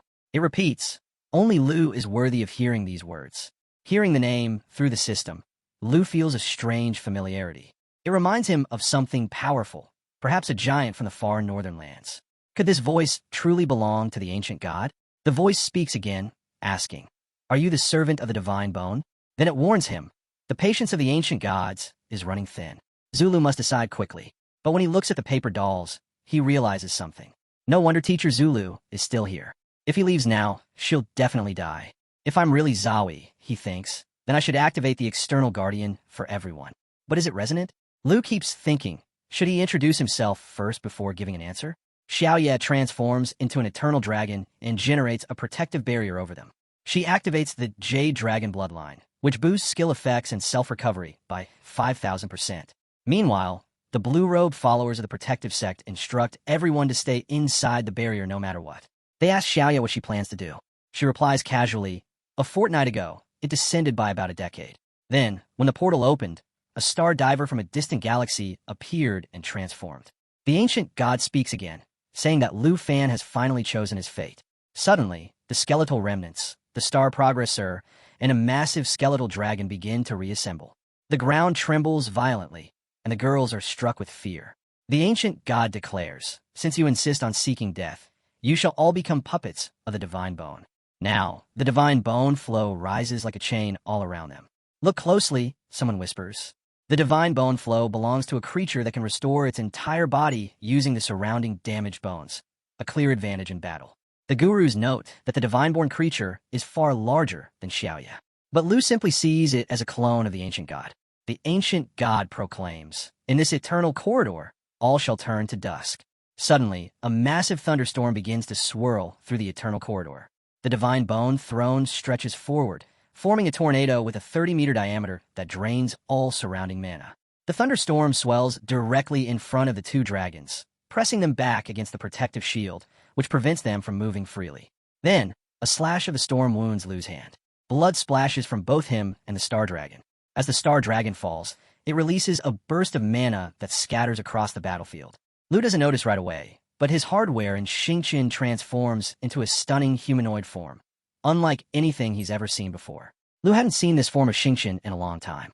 It gave him a moment to witness her in her humanoid school form. But then, the ancient god interrupted, scoffing at the humans, calling them nothing more than ants about to meet their end. The remnant dragon closed in on Lu's dragon, ready to strike. Sensing the danger, impending danger, Abeo, Xingqian, and Lu's black dragon all activated their skills immediately. They roared in unison, thunder shaking the sky, launching lava blaze and thunderstorm strikes toward the ancient monster. At the same time, Xingqian unleashed a wild, unpredictable attack, infused with thunderbolts, fire, and blue soul mana. She combined Thunder Favor, Crimson Jewel, and Star Crush into one powerful technique, all of them shifting into full attack mode. The loose dragons didn't hesitate, either. Roaring thunder and lava blaze slammed into the ancient dragon skeleton, causing a massive burst of mana. But the ancient god laughed, unimpressed. "Is this your power? How disappointing. Your struggle is meaningless," he said as his elite skeletal body started to gush with wild mana. Just then, Lu called out to Xiaoya to activate the emerald mirror effect, but to their shock, the skill failed. Lu couldn't understand why. The ancient god explained coldly, "You're ignorant. Before the eyes of the ancient gods, all illusions are doomed to be exposed." Yellow mana surged around Lu. He looked up and asked if the ancient god was really so sure. His voice had changed, calmer, deadlier. He spoke again. "You used bone reconstruction to become a dragon? So this is your so-called godhood." That was the moment Lu activated a hidden effect, one that negated the will of the fiery dragon warrior. A countdown began. He started transforming. "You probably don't even have a body left, just a lingering soul," Lu said, now fully transformed into the Golden Dragon King. All his stats spiked by 200. His black dragon shifted forms, too, becoming a destruction dragon, roaring into a blaze of pure fire. Xiaoya entered berserk mode, fusing with the black dragon to become a deadly star dragon. Lu stepped forward calm but firm. "You want the body of a dragon? Then I'll show you one." But the ancient god sneered. "Your arrogance will summon divine punishment," he declared. "I'll offer your ignorance as a blood sacrifice." With that, he opened his arms, creating massive eternal tornadoes. Its diameter was wide enough to engulf everything in sight, and it slammed into Lu's dragons, cutting down its health in an instant. Abeo gets furious and releases a burst of mana before launching the attack. The star dragon rises and strikes with Star Crush. The destruction dragon flaps its wings and sends out 4 fire tornadoes. Everything starts burning as divine punishment begins. Thunder strikes hit fast and non-stop, tearing through the dragons. But the fight dominance altogether changes as Lu chimes in, saying, "Unfortunately, even if you have the body of a dragon, you still don't have the power of a dragon." Saying so, he lunges and bites the elite skeletal dragon's neck, and it roars in pain. The engine guard gets furious. "How dare you harm the supreme god?" And suddenly fangs pop out of the dragon's body. The ancient god calls Lu foolish and deserves to fall into the endless abyss. This bone reconstruction skill not only buffs up the ancient skeletal dragon, but the sharp skeleton forces the golden dragon to retreat. Lu observed that this skeletal monster can actually repair itself using the surrounding bones as a source. If that is the case, he commands Xiaoya to activate the dragon domain. As a result, a massive eye appears, and near it, all the attributes of dragons increase to 50%, and it decreases for the known dragon entities. It also bounds them inside, so no one can now run or escape. The ancient god now looks unsettled, realizing that being cut off from the outside world might actually be a serious problem. Meanwhile, Jean and his black dragon are forming a massive fireball. Together, they condense a triple-layered fireball attack. Jean steps forward and says, "In my domain, your skills are worthless." With that, he speaks in the ancient dragon tongue, triggering a surge of lava that blasts straight into the ancient demon skeleton. But the ancient god only laughs. Burning his body means nothing. As long as bones exist in this world, he can rebuild himself. Even as his melted bones begin to reform, he grins and asks, "But can you do the same? Let's die together." Suddenly, he releases a wave of purple energy, a soul-consuming technique that drags spirits into the abyss. Every undead rune around him activates at once. It's a soul erosion effect strong enough to instantly cut away half of one's life force. Purple souls begin rising from the ground, heading straight toward Lu. In response, Lu quickly summons the Eternal Guardian, a protective shield designed to block the swarm of corrupted souls. But the ancient god doesn't notice an unexpected threat.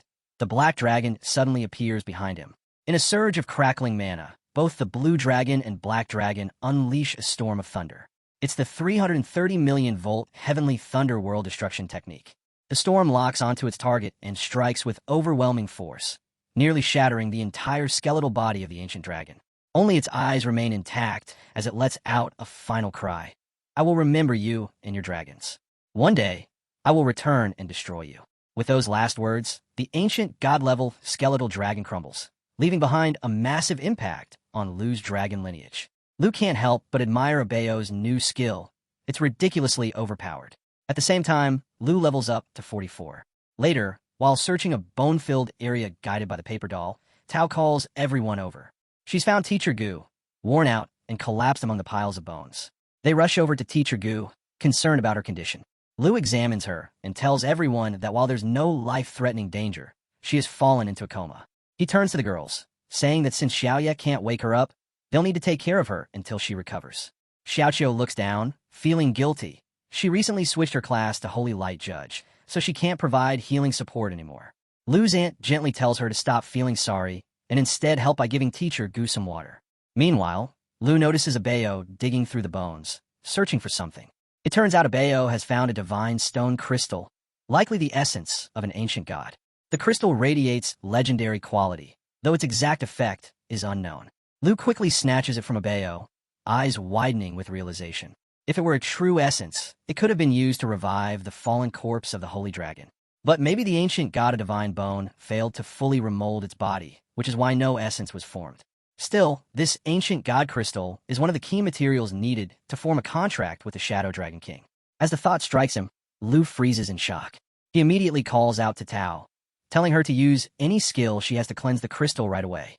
Meanwhile, Abayo keeps pestering Lu, trying to get the crystal back. Tao raises an eyebrow and asks if Lu plans to treat her like a water tap.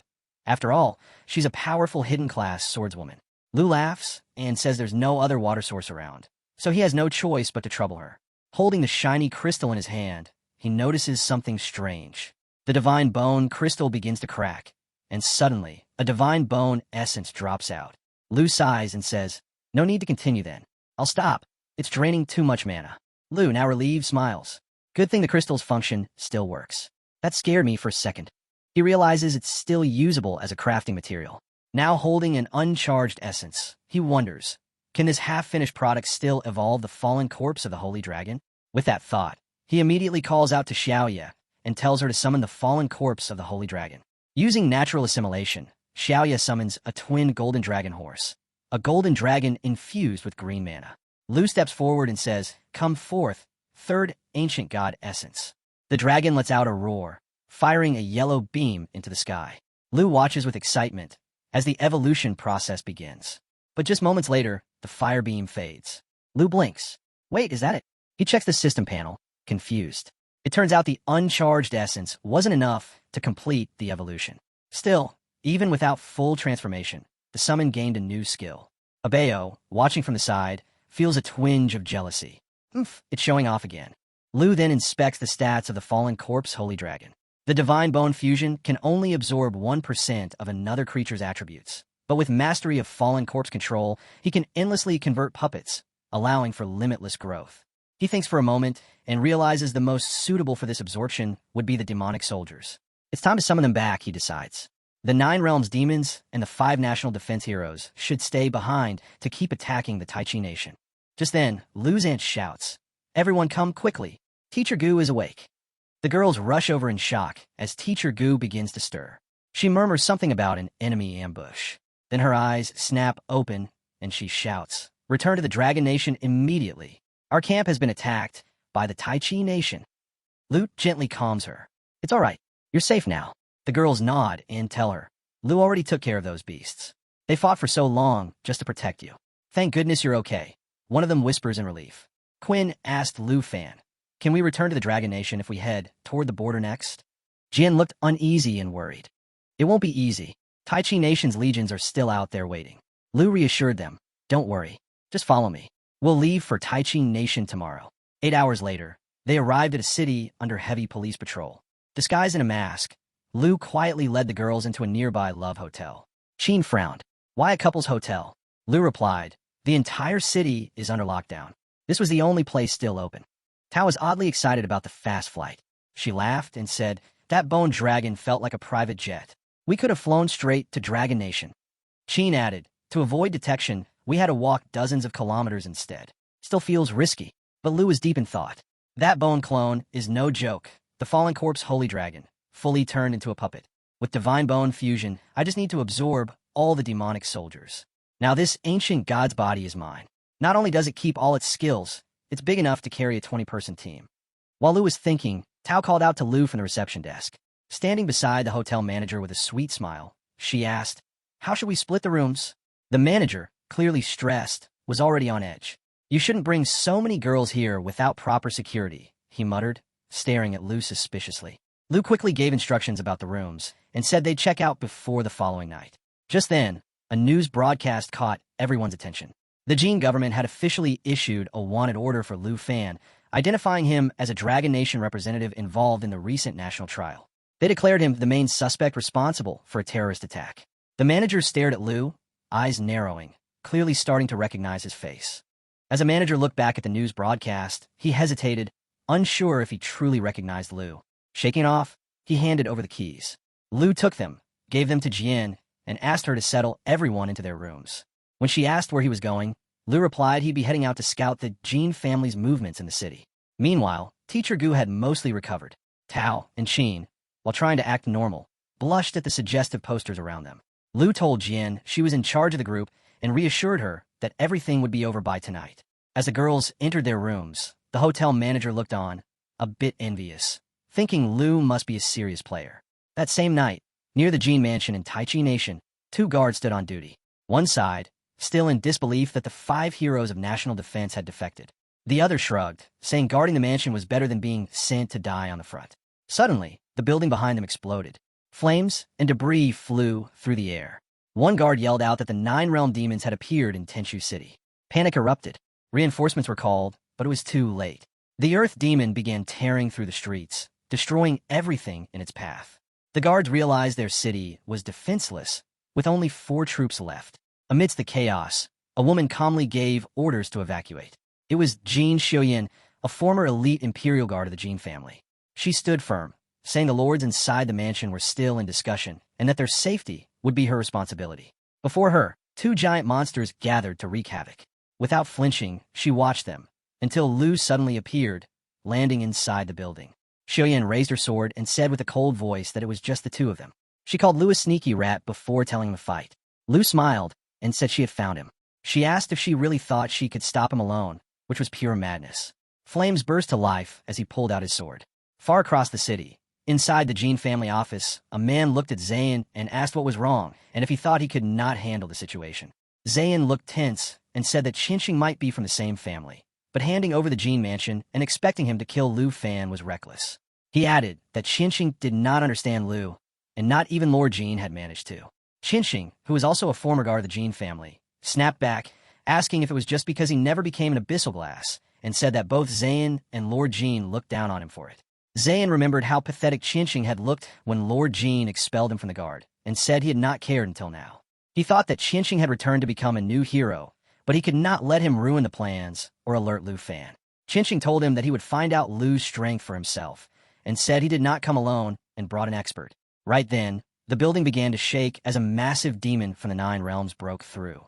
The walls crumbled, and Zayn panicked and told Qinqing it was too late. He accepted the plan and ordered him to send in the expert. Qinqing paused and said that he planned to fight Lu and not that monster. Before he could react, something broke through the window and landed inside. It was the same expert he had brought, but she had already been defeated. Outside, Lu hovered above the city and said if they wanted to fight, then fine, and he would use only 1 move and 1 sword and ask how about that. Zayn was stunned and asked how Lu had appeared there and shouted at Qinqing, asking where his earlier confidence had gone. Qinqing could only say that even Xiuyan, the strongest guard, had fallen. Lu stretched out his hand, and red mana began to swirl around him. He said another piece of the Jin family was before him, and that he would now show them the ancient god's body. Suddenly, the ancient god he summoned let out a roar and crashed into the building. In a flash, the entire structure was turned into rubble. Zayn lay trapped under the debris, gasping for breath. Next to him, Qinqing was already dead, with a scroll still in his grip. Zayn whispered that he could not die there, and that the Jin family still belonged to him. Just as he opened the scroll, a sword slashed through it and pierced into his chest. Kim stood over him and said that the sword had always been meant for him. As Lu Fan walks past Zion's corpse, he tells his summoned Lord Jin that Jin Mansion is no more and asks if he saw it clearly. Jin, once a proud lord, quietly responds that he saw everything. Lu Fan speaks coldly. He says only one remains now. Her name is Jin Zhu. Once he finds her, she will not escape death. Without another word, Lu Fan shoots into the sky like a jet. He orders Lord Jin to stay behind so the arriving citizens can witness their so-called hero, then commands Bone Clone to finish leveling the rest of the city. Suddenly, a bright red light explodes mid-air and a voice yells out of nowhere. Lu Fan, stop! The voice in the air sounds familiar, and soon it becomes clear it's his principal. He arrives just in time, pointing out that Lu Fan has gone too far. He mentions that if he had been a second later, Tenshu City might have been completely destroyed, and now he's more concerned about the threat Lu Fan poses than the Taichi Nation itself. Lu Fan remains unfazed, stating that the Jin Mansion got exactly what it deserved and admitting he fully intended to level the entire place. The principal is left speechless. Then another voice joins in, expressing gratitude to the principal for making the journey to rescue them. He confirms that Teacher Gu and the others are safe, explaining that he used Xiaoqiu's search paper doll to guide the principal to their location. However, the principal quickly interrupts, accusing him of using Xiaoqiu to mislead him while planning to continue the destruction of the Taichi nation. He firmly tells Lu Fan to put away his summons and come with him so they can all return to their homeland. Lu Fan should have already mentioned how vast the world truly is, with most people never even stepping foot in a true enemy territory. The same applies to how society works. He says that for the average person, a level 94 transformation master is considered the peak. Climbing beyond that, every level becomes a brutal challenge, and hitting level 100 is already seen as something legendary. But then he reveals something even more shocking. There are 5th transformation masters out there who have reached level 120, and some of them are hiding within the Taichi nation. Lu Fan is stunned. He knows 4th transformation masters can't even touch him now. But if the Jin family has 5th transformation beasts backing them, this fight might never end. Seeing the concern in Lu Fan's eyes, the principal explains that he understands what Lu Fan must be thinking. But chasing after those 5th transformation masters isn't necessary. These powerful figures don't swear loyalty to any nation. They operate from the shadows, pulling the strings of governments to serve their own goals. The Taichi nation, he says, is the easiest to manipulate, which is exactly why the true rulers prefer to stay hidden within it. Lu Fan lowers his gaze and quietly acknowledges the truth. Jin Mansion was nothing more than a puppet controlled by those death transformation masters. If he keeps destroying his enemies, he'll only end up provoking even more dangerous forces. The principal confirms his thoughts. He reminds Lu Fan that his goal was to end the entanglement with the Jin Mansion, and that goal has been accomplished. Pushing any further will only bring new trouble, the kind that only the Dragon Nation might be able to hold back. He also reminds Lu Fan that he's not someone who seeks trouble just for the sake of it. Lu Fan exhales, understanding now. A swirl of purple energy gathers in his palm as he activates his skill, calling all his summons back with a simple command. The falling corpse manipulation skill activates, pulling back every single puppet of the Holy Dragon, including the Earth Demon who is just about to flatten what remained of the city. Facing the principal, he says, "Since Jin Mansion is done, and you said your piece, I'll let the Taichi nation go." All his summons dissolve into a golden yellow light, condensing into his hand. The principal gives a nod, saying that once they move on to confront the next group of enemies, he'll bring out the Griffin Corpse. But Lu Fan halts him, saying there's something he wants to give first, the gift he had promised earlier. He lifts a necklace crafted from unmelting ice, an epic-grade accessory, and offers it with a grin. The principal raises an eyebrow, clearly curious about the gesture and its meaning. Lu Fan chuckles and tells him to drop the act and bring out his little sister already. He says he's known all along and that while she may have fooled him for a moment, it wasn't going to last. If she doesn't want the gift, he jokes he'll just give it to their aunt instead. At that, the cloaked figure suddenly lunges forward, snatching the necklace in a hurry, yelling that he's got some nerve trying to give her gift to someone else. She pulls her hood back. "Yep, it's a fine wife who fooled me, and you, and even our hero for a while. If it weren't for some family business, I would have had this necklace ages ago." She admires it for a second, then asks, "How did you know it was me?" Lu Fan flashes a grin and says it was her scent that gave her away. She narrows her eyes and tells him to cut it out, insisting there's no such thing and to stop talking nonsense. He steps in a little closer, still teasing, saying it was just a faint trace, nothing serious.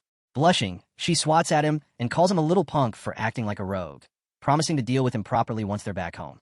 He chuckles and points out that they might want to take a different route, since there's a couples in ahead. She freezes, face turning red, and hurriedly says that he's got it all wrong, that everyone is just resting there and nothing else. Trying to brush it off, she says they should focus on bringing everyone back to their country first, adding that the principal is much better suited to handle unruly students like him anyway. The scene shifts to western border of Dragon Nation, Long Family Estate. A report from the Griffin Corps leader says the border conflict has been handled. Even better news. The principal of Dragon City Academy personally went into Divine Valley Forest to rescue stranded teachers and students. An unknown man lets out a quiet chuckle while sipping his tea, remarking that he thought Gu Xian was occupied gathering reinforcements, yet somehow still found the time to look after his little academy. The woman beside him sets down her cup and notes that the Huang family is far too rigid with their rules. If they keep hesitating, the Long family could end up missing a prime opportunity.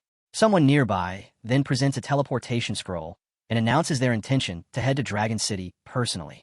From across the room, another voice responds with a simple confirmation. Back at Dragon City, Qi notices Tao Z slacking off and jokes that ever since teaming up with Lu Fan, she's been dodging exercise. Tao Z snaps back, saying she did help out when they used the Griffin corpse to repair the teleportation gate.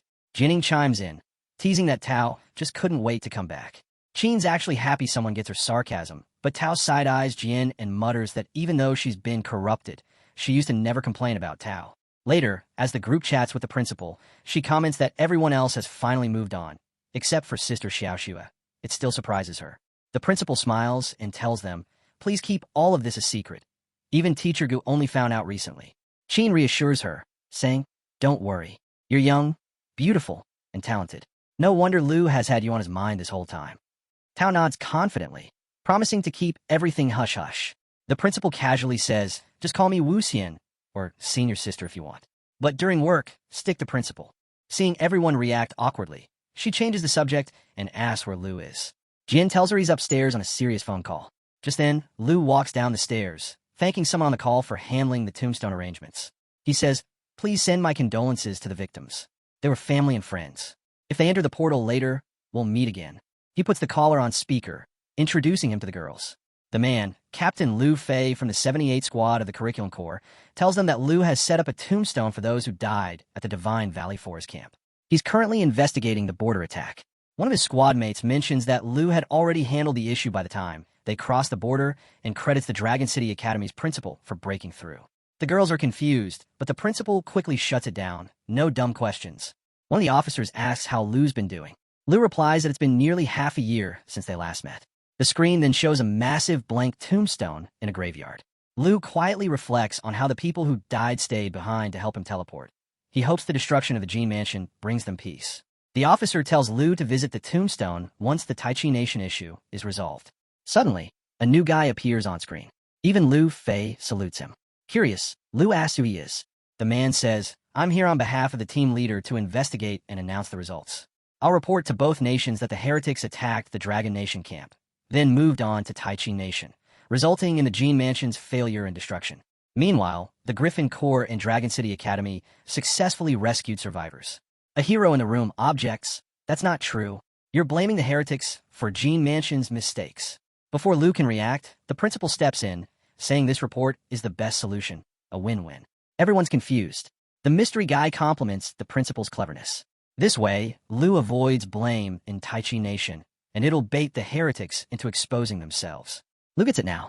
Thanks for explaining, he says. The officer salutes and logs off. Elsewhere, the principal soaks in the bath and wonders why someone with a gold badge would salute Lu. That must mean Lu is the same rank now. She guesses he has a gold badge too. Meanwhile, the aunt wants a break from all the heavy stuff. She's hungry and offers to cook. The girls are hyped to help. Lu asks the principal what's on her mind. She replies casually, just thinking about how everything's changed so fast. Then Jean looks at Jin and offers to help with cooking, saying being bossed around by senior sister just feels weird. The principal smiles secretly, thinking her choice might actually work out. Suddenly, someone knocks at the door. Lu opens it and finds his old friend, Andre. With a big smile, Andre says, of course I'm here for you. Lu opens his arms wide and laughs. You really came to Dragon Nation? Come in. Andre walks in, notices the smell of food, and immediately lights up. The aunt recognizes him from Lu's stories and invites him to join them. Now sitting at the table with everyone, Andre starts gushing over Lu, annoying the girls. One teases, just say you want more food already. The principal laughs. Sister Han's cooking is so good, even foreign students love it. Andre grins. I'm not a foreign student. I came to invite Lu Fan to Snow Country. Lu surprised. Andre continues, let me show you something. He pulls out an epic tier item, Shadow Island Breed, a rare material corrupted by shadow ice energy. Lu recognizes it instantly. After obtaining the ancient god crystal, he still needs 3 more materials for the Shadow Dragon King contract. This is one of them. Andre explains his family took a commission to destroy the Shadow Spring at the island center, but it's covered in black fog and filled with brutal monsters. Only Andre escaped with this material. The mission's incomplete, so he thought of Lu. Just as he's talking, he reaches for the last chicken ball. Lu snatches it first and says he's in. Andre's stunned at how quickly he agreed. Outside, a mysterious man in fancy clothes strolls by. Local girls admire his outfit. Definitely some big-name guy. Back inside, Lu excitedly tells the principal he wants to explore Shadow Island and investigate the Shadow Spring. The principal tries to speak through a mouthful of food, coughing a little, but says, of course it's good for you. Suddenly, There's a knock on the door.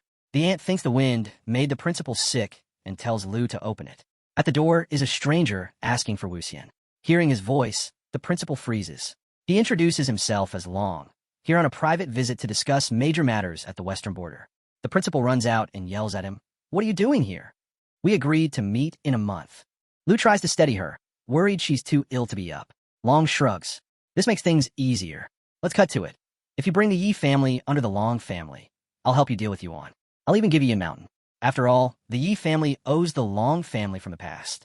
The principal is furious. She stares him down and says, "You jerk." More blood drips from the principal's mouth, and Lu immediately grows concerned. She brushes it off, saying it's just an old injury acting up again. Lu frowns, wondering how he didn't know sooner. Then it hits him, "Right, I forgot. Huang's attack left you with internal damage. That's not something that heals in just a month." He stares at her seriously. "With your current condition, there's no way you can stand against both the Long and Huang families. You should reconsider." Before she can reply, Lu jumps in, firm as ever. No need to reconsider. She won't agree to anything. That's when Long snaps.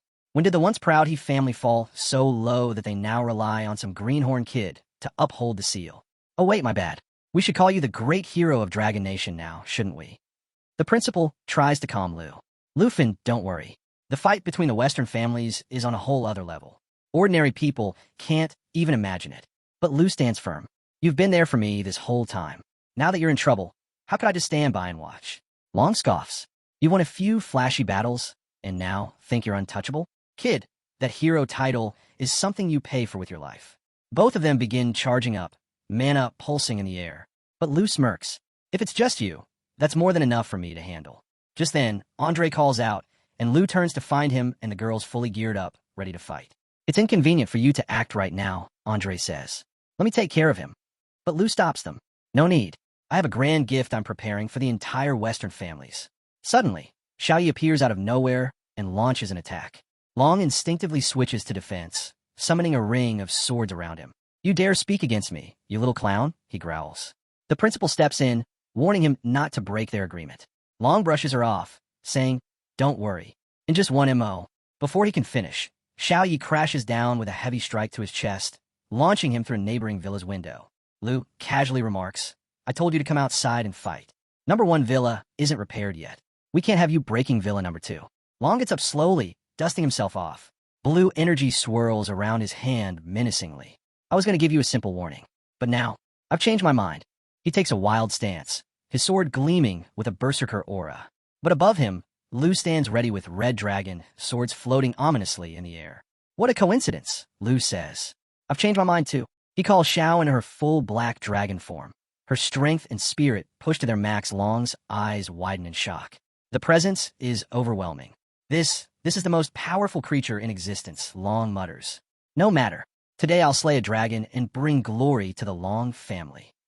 Lu buffs Xiao with dragon inspiration, boosting her stats and attack power by 30%. The dragon's pressure alone is enough to paralyze Long. He stands frozen, trembling uncontrollably. Even as he tries to resist, he's crushed by sheer fear. This is real dragon power? Long stammers.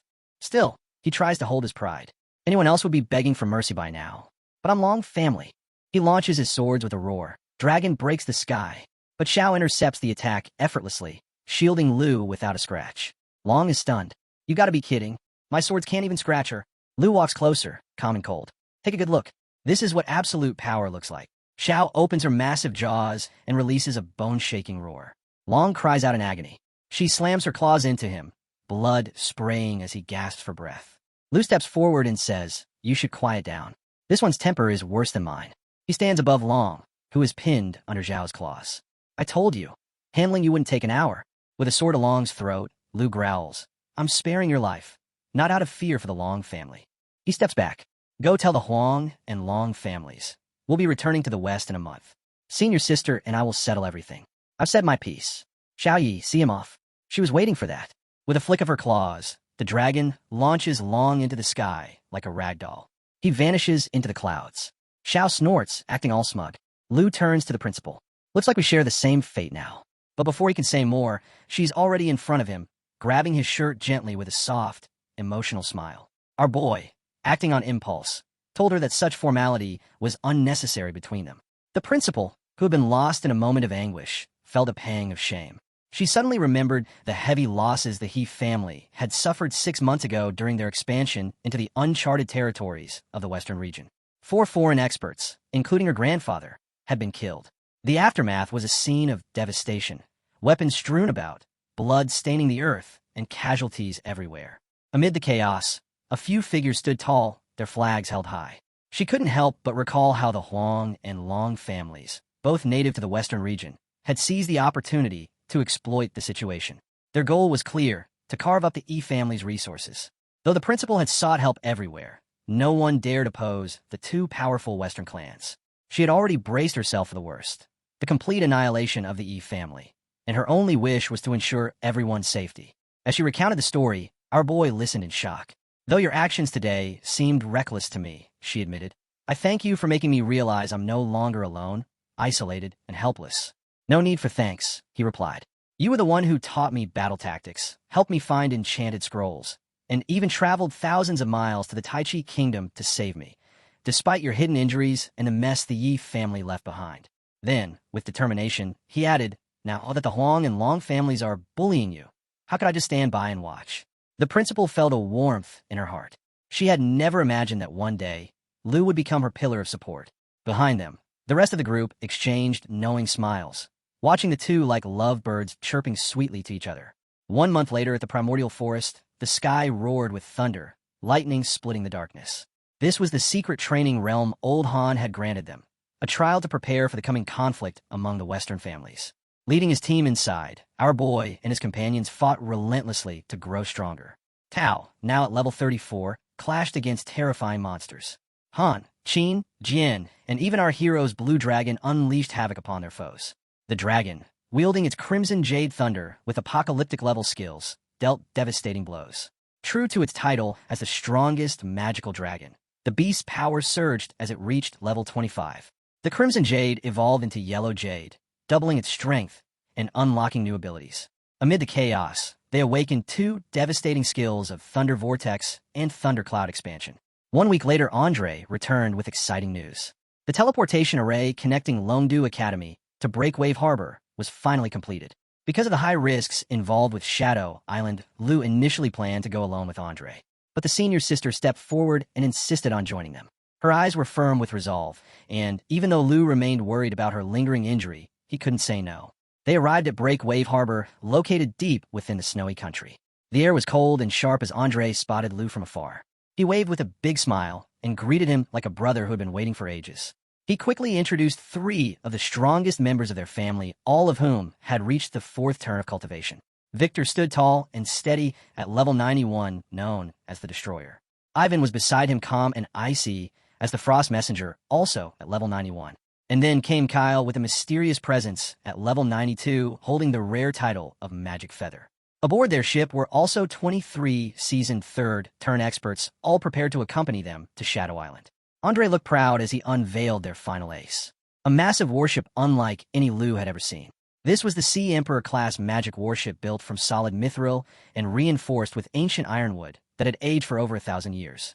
It carried 36 powerful magic cannons, strong enough to flatten an entire island. Created by top engineers and funded with a fortune, it was their strongest weapon for this expedition. Lu couldn't help but be impressed. Though it felt excessive, it was clearly a symbol of how serious the mission was. Andre looked more confident than ever. He knew that with Lu at his side, this journey had a real chance of success.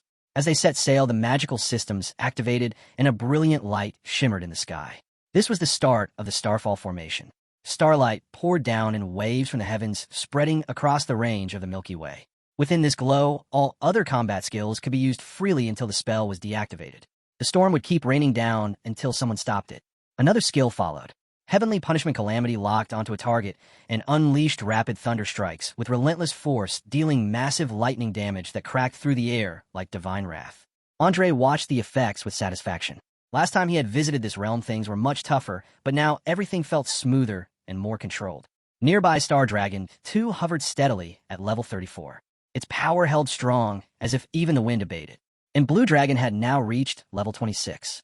The battle training so far had paid off, and both Xing Chun and Abeo had gained levels. Lu felt hopeful. If they could just find the right synthesis materials on the island, it would complete their preparations. A crew member rushed to report that they had arrived. Shadow Island loomed ahead, shrouded in mist and mystery. Andre looked at Lou with a smile and said this was only the outer edge. The real trials lay further inside. But he wasn't worried. With the task guide in hand, he could chart a safe route straight to the island's core. The warship would dock safely. Their mission had truly begun. Shadow Island stood before them. From this point forward, everything rested on Lou. At the center of the landing zone, another arrival was confirmed. Heng had reached the island too. His level read 98. The title of Peerless Sword Cultivator followed him like a shadow.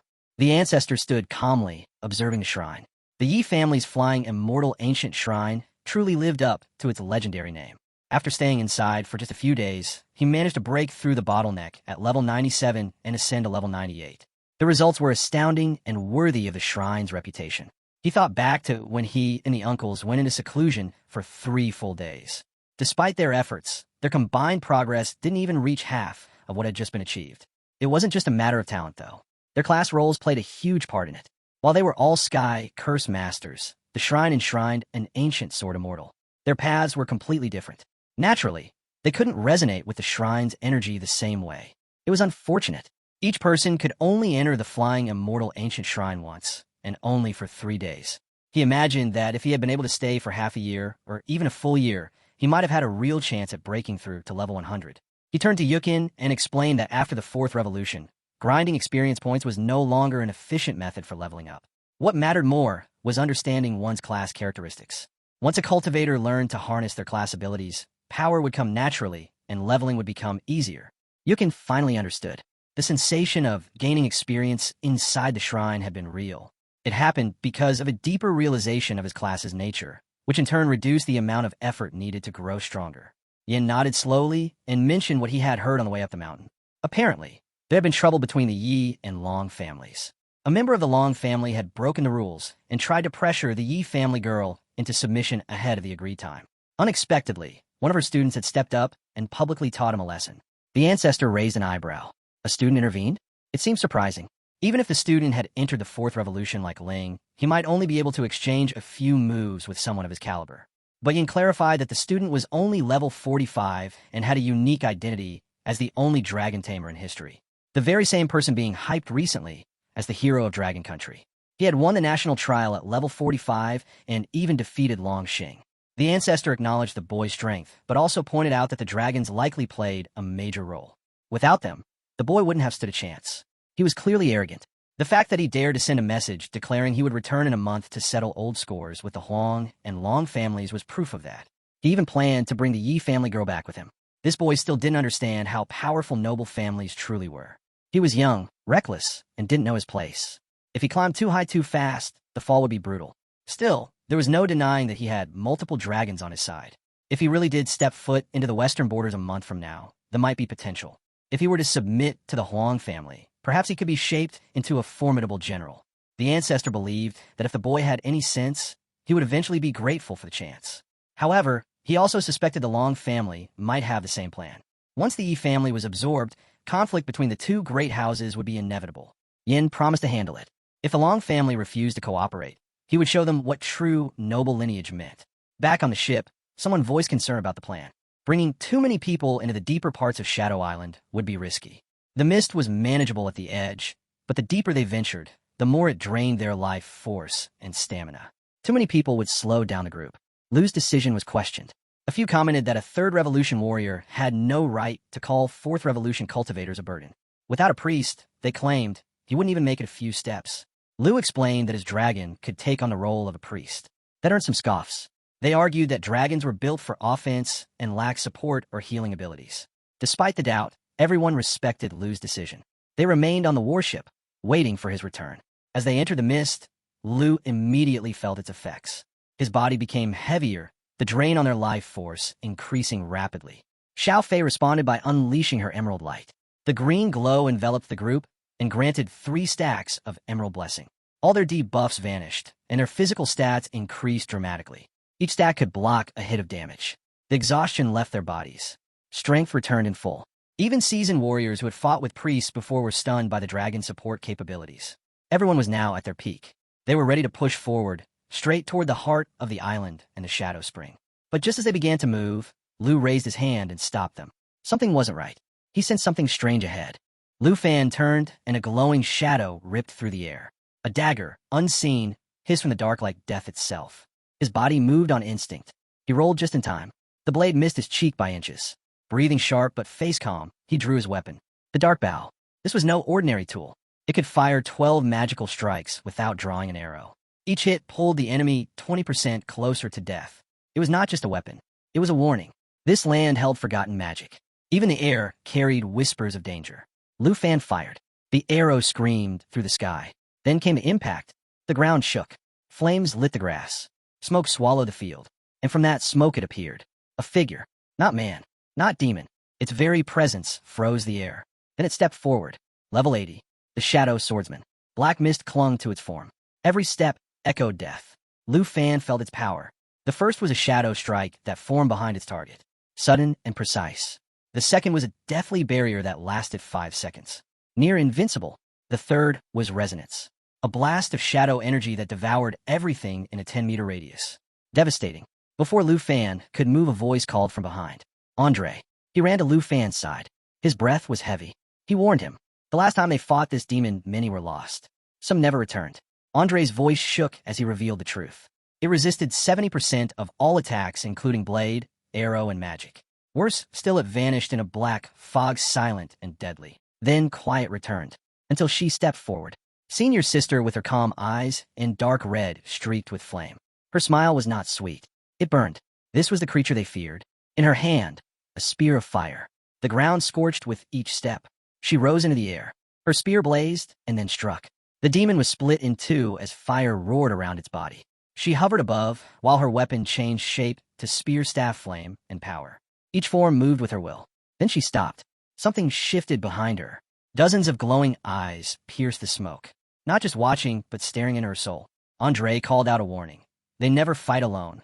One brings the pack, and the shadows closed in, hungry and familiar. Andre's voice faltered. He remembered the last battle. They were exposed. Their moves predicted. Every weakness known. Even a rank 4 warrior had fallen. They did not win. They survived. Lu Fan finally spoke. His voice filled with disbelief. Even a rank 4 could not stop them? Andre met his eyes. This place does not care about strength. He whispered softly that the creature feeds on fear and tears into the soul. Lu Fan listened carefully. His face showed no fear. A small smile appeared. He asked where it was, then calmly said this time would be different. He looked at Xiao Fei and gave a slight nod. He told her to summon the holy dragon. Xiao Chui rose into the air, holding the dragon bone flute. The air grew heavy. A burst of light came from the fallen bodies. The holy dragon emerged. Its eyes glowed with ancient fire.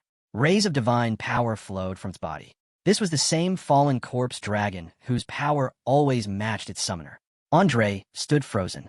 His breath nearly stopped. One dragon was summoning another. His thoughts failed to catch up. Lu Fan drew his sword. It shimmered in the air. He used the sacred dragon's wings to rise, as if descending from the sky. From above, he called Xiao Fei. He told her to release the emerald light and blessing. Green energy flowed like waves. Symbols lit the sky. The emerald blessing wrapped its target in a dragon aura. It multiplied damage and gave divine protection. Each layer removed curses and raised attributes. The blessing could absorb massive hits like an unseen shield. Lu Fan's eyes sparked. He shouted for the dragon to boost its power. The sacred dragon roared. Golden energy spreads like a flood. He and his dragons glowed with strength. All stats and attacks increased. 2 more dragons came from Xiao Fei's flute. They roared and landed. One flared with fire. The other cracked the air like thunder. Flames wrapped around them like ancient fury. They needed no orders. They charged. Amid battle, Lu Fan's gaze stayed steady. He looked at Andre. His wounds were deep. Pain showed in his eyes. Lu Fan said he would heal him. He would take revenge. It had no words, but his eyes glimmered with emotion. Andre frowned. He asked if 2 dragons were really enough. Lu Fan only smiled. He stepped forward and swept his blade through the air. He said 2 dragons were all they needed. The monsters approached. Battle broke loose. The sacred dragon breathed fire. Xie's dragons burned enemies to ash. The ground split. The sky bled red. Screams rose like thunder. But in the storm, one figure stood still. Purple mist covered its body. Its eyes were darker than night. Lu Fan stared at it. He stepped back and lowered his blade. He warned that the true danger had arrived. This was no ordinary fight. This was a hidden war. He told Xiao Fei and Andre to stay alert. The monster hunted from shadows. Its hook drained life in silence. One strike could maim forever. Suddenly a chain glowing red flew at Lu Fan. It was not normal. It reached past flesh and pulled at the soul. Another chain whipped toward the senior sister. Lu Fan's face changed. Not for himself. For her. He shouted for her to be careful. She heard him, but her eyes stayed calm and sharp. She drew her bow. She said giving up was not her way. She caught the chain with her arrow. The chain pulled. She pulled harder. Now she was the hunter. The demon hiding in shadow was dragged out. Its face twisted. The mist cracked. Senior sister struck without pause. Each arrow landed true. She never looked at Lu Fan. She just said they chose the wrong opponent this time. The demon hurled the chains. It wanted to kill her. It missed. She moved fast, drew a circle with her arrow. Flames rose. The demon was trapped. The burning chain snapped. The demon screamed. Then silence. The senior sister stood alone, bow still in hand. Her breath slowed. She spoke softly. That was too easy. Her brows tensed. She whispered to herself. Was it her strength or the dragon's gift? She looked around. The demon was gone. Or maybe hiding. That thought was too strange to hold. Level 85 elite monsters used to take at least 2 powerful skills to bring down. Now, they were falling with a single strike. Watching it from afar had been impressive, but experiencing the power firsthand made it clear just how strong the dragon buffs really were. Lu Fan had been warned not to get involved in the disputes at the western border. Someone had suggested sending Xiao Fei instead. That person was confident that with just her the Huang and Long families would be completely crushed. But the senior sister was getting too fired up, and even Xiao Fei looked tense. Lu Fan reassured Xiao Fei there was nothing to worry about, and made it clear that Xiao Fei would not be lent out under any circumstances. It was always hard to stay calm when Xiao Fei was nearby. Still, the drop rate for Shadow Allura was terribly low, and they needed more monsters for grinding. The frustration was building, but so was their determination. The Shadow Dragon King contract blueprint turned out to be a legendary consumable item. To synthesize it, they needed 3 materials. These were the Shadow Gleam Stone, the Ancient God Crystal, and a full stock of both Shadow Allura and Shadow Spring Water. Right now, they had just 17 out of the 300 Shadow Allura needed, and no Shadow Spring Water at all. Even though that number looked bad, there was no reason to panic. The road ahead was filled with monsters. The group decided to push forward following the trail that led toward the Shadow Spring. A loud roar echoed through the valley as the team activated Divine Valley Fusion. The ability allowed them to absorb Shadow Swordsmen and turn them into pure attribute points, so nothing would go to waste. Suddenly strange sounds filled the air. Gurgling and hissing noises came from the shadows, as if fresh enemies had arrived on cue. Lu Fan told Senior Sister to take it easy and let him and Andre handle the threat, especially with her injury still healing. But she refused. With Xiao Fei beside her, she would not let anyone steal the spotlight. After 4 long hours of nonstop combat, they finally secured another Shadow Allura. That brought the total to 72 out of the 300 needed. At last they reached the center of the island. There stood a ruined city so massive it rivaled Shanghai in size. Graves surrounded its towering gates, but no monsters or signs of life could be seen. The Shadow Spring was believed to lie deep within that ruined city, but something about the place felt wrong. Suddenly, an unseen enemy launched a sneak attack. The Senior Sister barely managed to dodge it, and she quickly thanked Lu Fan for saving her. The source of the attack remained unknown and invisible. Lu Fan activated a protective barrier to restore their health and buy them time to regroup. Something was out there hiding from sight. Xiao Fei was told to use her perception ability. The Black Dragon's power flared and revealed every stealthed and disguised enemy in the area. In an instant, the sky filled with enemies. More than 1,000 level 95 Shadow Death Singers appeared. They were powerful and used skills like Shadow Stealth and Death Song, which caused hallucinations. They also launched magical orbs that slowed their targets with dark energy. Even so, the group remained confident. With Lu Fan and the dragons on their side, the enemy's numbers did not matter. But then something shifted underground. A different type of monster was hiding below the surface. It had a lower level, but could not be scanned, which made it a serious threat. Andre and Senior Sister volunteered to watch the ground while Lu Fan took to the sky to clear out the Death Singers. The goal was to eliminate the flying enemies before moving deeper into the city. The battle started again. Lu Fan activated the true body of the Flame God, unleashing devastating power. Meanwhile, Xiao Fei found something wedged deep in a crevice. It was a letter sealed with black wax. It turned out to be a piece of a secret quest tied directly to the mysterious monster hiding underground.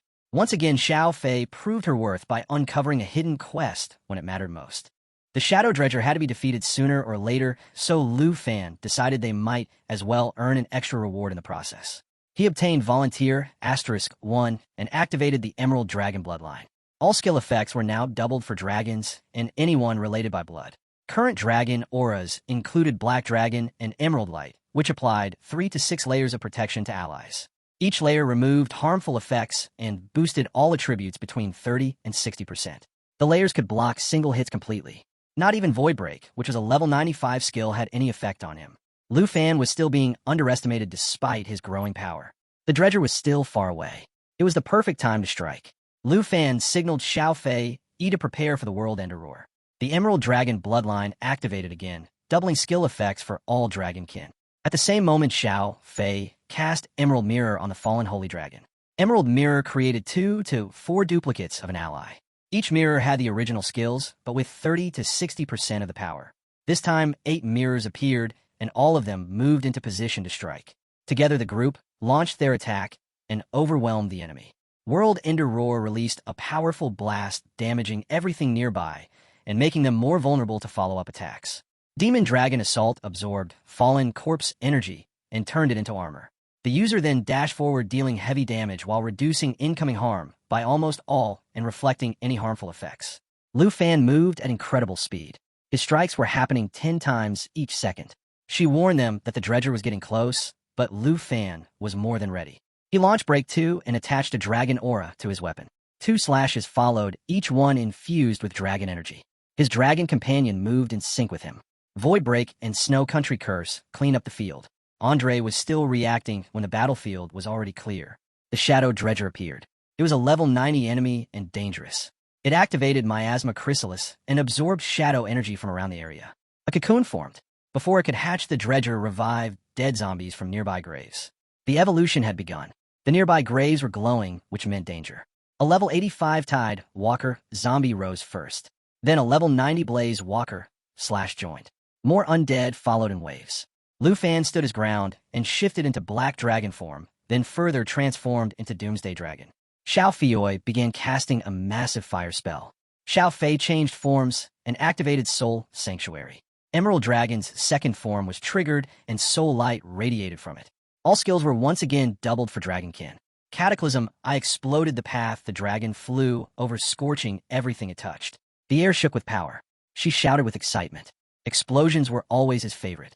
From a cocoon, the Dredger moved again. Soul Sanctuary took full effect. Everyone affected by Soul Light had their attributes doubled or even tripled. Each time they were damaged, they gained 1 or 2 Aegis stacks. When 10 were reached, a shockwave exploded, dealing the total absorbed damage at once.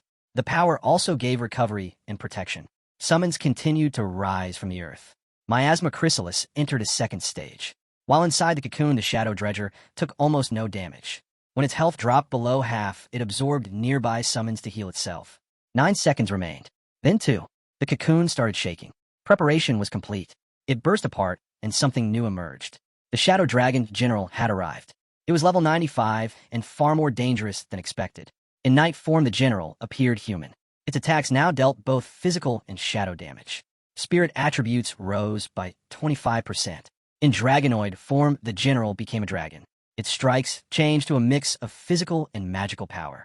Strength increased by 25%. At low health, it summoned Shadow Miasma and drained life from enemies nearby. This was not a phase change. The boss had been hiding inside the chrysalis from the start. Lu Fan saw through it quickly. No more tricks. Just kill it. He activated Thunder's favor and switched into World Ender form. The Thunder Jade shifted to Amber Jade. All Blue Dragon skills doubled in power. When Amber Jade released its last spell, it created a Thunder Zone. Anyone who moved inside would take extra damage. Lu Fan gave orders. Xiao Fei was to guard Senior Sister and Andre. She cast Emerald Mirror on a bow and Xiao Fei. Then Roar Eternal One began transforming into Emerald Dragon Lu. Eternal Guardian raised a protective barrier under the entire team. Its strength depended on the caster's health and recovery rate. Emerald Mirror activated again, creating 2 to 4 more mirror images, each holding the same skills, but weaker. This time, 8 images appeared. The Blue Dragon charged its dragon. Before the enemy could respond, it was wiped out in one clean strike. Lava Burst triggered a sea of flame. A burning pool formed, trapping enemies who slowly sank and took damage every second. Thunderous clouds summoned storm energy above. 3 lightning bolts struck in rapid order. Their damage depended on spirit level and destroyed anything caught in the blast. The impossible enemy was no longer a threat. Victory was clear. The path into the ruined city finally opened. Lu Fan reached level 46. The Black Dragon advanced to level 45. Emerald Dragon hit level 40. Blue Dragon rose to level 27.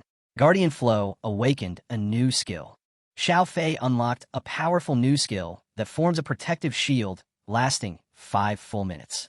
This shield not only reduces incoming damage by 30%, but also grants complete immunity to any harmful effects or debuffs. At level 40, the Emerald Dragon contract enables the use of Guardian Flow, which allows the user to apply this shield to themselves or to a chosen ally.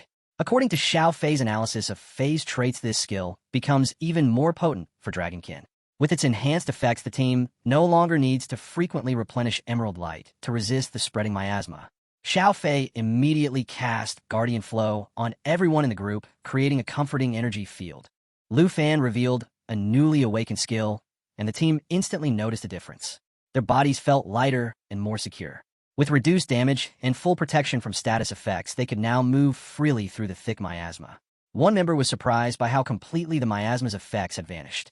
The group felt encouraged and decided to assist Lu Fan with gathering the required materials.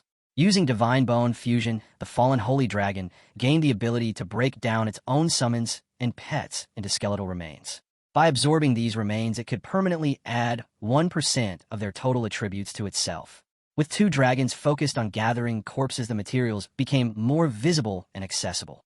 A teammate moved to a nearby location to speed up the collection. Working together, they managed to gather everything quickly. Just as the fallen Holy Dragon was about to absorb the powerful Shadow Dragon, one member stopped the process. They insisted it would be a waste to absorb such a strong creature only for minor gains. Instead, the team decided to turn the Shadow Dragon General into a puppet under their control. The Shadow Dragon General, now a level 95 fallen corpse, entered combat in 2 distinct forms. In human form, its attacks dealt both physical and shadow damage, and its spirit attribute increased by 25%. In dragon form, its attacks combined physical and magical power, and its strength increased by 25%.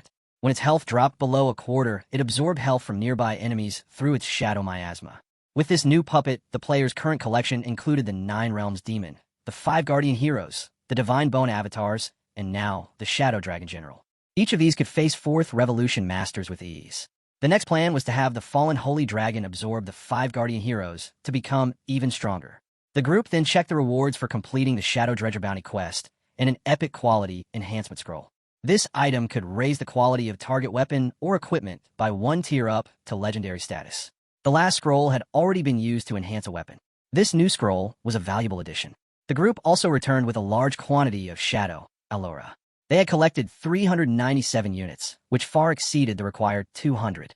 With this total reaching 569, they had more than enough for any current crafting needs. One teammate commented on their luck and suggested using the scroll to upgrade the soul wings, which were already of legendary quality. Another teammate supported the idea, saying that boosting mobility was a smart move. After the enhancement, the wings not only looked more elegant, but also improved flight speed and control. The user felt the changes immediately. Their movements became smoother and more agile. The upgraded Wyvern Soul wings now required no specific level to equip. Their enchantment level was removed, and their stats were significantly boosted. Agility increased by 356. Strength increased by 291.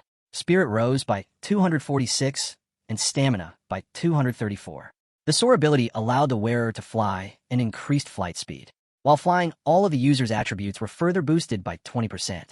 With these upgrades complete, the group set off toward the ruined city's central palace where the Shadow Spring was believed to be hidden.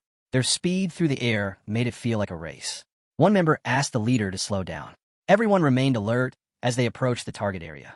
To blend in and investigate cautiously, one of them activated magic mimicry.